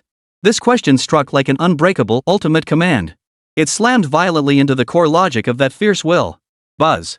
The red light of the Sphinx began to flicker violently. It followed rigid laws written in stone thousands of years ago. Its programming contained only 2 options, good and evil, truth and falsehood. It could not comprehend the concept of variables. It could not compute a living, changing human heart. For the first time, that tyrannical will plunged into chaos and crashed. Qin Mo paid no further attention to this ancient server, whose CPU was on the verge of burning out. He seized this once-in-a-lifetime, precious window of opportunity. His consciousness instantly plunged into his body, settling upon the blueprint of the stellar engine. His gaze locked precisely onto the Earthfire module. Those 7 streams of alien civilizations corrupting energy were frantically eroding his lineage. A wild, audacious gleam flashed in Qin Mo's eyes. To repair Ma'at, we need an intelligent core capable of comprehending variables. And you slumbering fools are the finest nourishment. He roared low and fierce, his divine soul power coalescing into an invisible giant hand. It clawed viciously toward that tainted energy emanating from Crete, Greece. Borrow a sliver of your humanism's radiance. Use it. Qin Mo was attempting to forcibly strip away a sliver of positive concepts representing wisdom, rationality, and the radiance of humanity from the very imprint of Greek civilization. This was an unprecedented, insane act.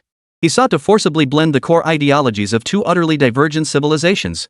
That brilliant golden thread, representing the radiance of humanity, was forcibly torn from the murky mass of energy by Qin Mo.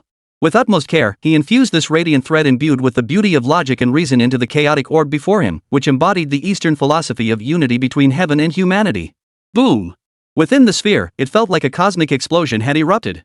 The Eastern Tao flowed like a vast, ever-circulating river embracing all things. The Western reason shone like a brilliant star, its sharp brilliance piercing the darkness. Within the sphere's tiny universe, the two concepts collided with the most intense conceptual clash. The sphere trembled violently, its surface light flickering erratically, as if it might shatter completely at any moment. Yet, at the very brink of collapse, a wondrous, space-time transcending vision slowly emerged at the core of the sphere. An Eastern elder clad in simple Taoist robes and a Greek sage dressed in pure white robes did not engage in combat. They sat beneath an endless expanse of starlit sky. Between them lay a starkly contrasting black and white chessboard. They would place a piece, engage in debate, or simply smile at each other. The light of two utterly distinct civilizations, in this moment, found no victor. Instead, they achieved a higher dimensional harmony in coexistence. As the last vestige of human brilliance fully merged. When the ethereal forms of those two sages finally merged into one, all conflicts within the sphere instantly subsided, every ray of light drawn inward. It was no longer chaos. Instead, it coalesced into a single, perfect feather. That feather, translucent, shimmered with a warm, subdued glow reminiscent of Kunlun jade. Yet within its veins flowed a brilliant celestial river, as intricate as stellar trajectories, brimming with wisdom and reason. It embodied both the Eastern Tao and the Western reason. The feather of truth was born. Without pause, the brand new feather of truth rose slowly from Qin Mo's palm. Transforming into a streak of light, it shot straight into the heavens, soaring toward the golden phantom scales spanning the sky. It did not land on either scale. Instead, with pinpoint precision, it merged directly into the pivotal fulcrum at the very core of the balance beam. Buzz! The entire balance shook violently. It was no longer that crude instrument, nearly capable of swaying left and right to weigh the outcome of good and evil. It began its upgrade. The beam extended, the pans transformed, and ring-like scales materialized out of thin air. It transformed into an incredibly complex, exquisitely intricate, three-dimensional geometric structure much like the ancient Chinese armillary sphere. It no longer judged outcomes. Instead, it began to weigh motives. It no longer weighed good and evil. Instead, it began to calculate possibilities. A new dynamic equilibrium principle, imbued with tolerance and change, was born. The phantom scales in the sky and the crimson glow in the Sphinx's eyes slowly dissipate simultaneously. The global law of Mott vanished. In the next instant, the black spots on everyone's skin born of lies transformed into a shower of golden light, merging into their bodies. Countless individuals felt chronic ailments that had plagued them for years miraculously heal under this golden light. This was not judgment, it was forgiveness and grace bestowed by the new law. At the same moment, within Qin Mo's body, within the Earthfire module of the stellar engine, the black pollution representing ancient Egyptian civilization was completely purified. It transformed into a pure, dense energy imbued with the historical essence of the Nile, nourishing the entire engine system. Qin Mo's power not only remained intact but surged. Yet, just as the Egyptian crisis was resolved and the world erupted in post-apocalyptic celebration, General Long's emergency transmission once again pierced through, shrieking urgently. His voice was more terrified, more desperate than any previous time. Qin Mo. Greece. That vortex off Crete, it's expanding. It swallowed the entire carrier strike group we sent for reconnaissance, along with that entire stretch of ocean. Swallowed whole. Before the general could finish speaking, in Qin Mo's mind, that aged voice boomed with unprecedented trepidation. Damn it! Repairing Ma'at is like applying a perfect patch to Earth's foundational rules. This has triggered another entity that feeds on devouring rules. The labyrinth of Crete. It is not a judge. It is the predator.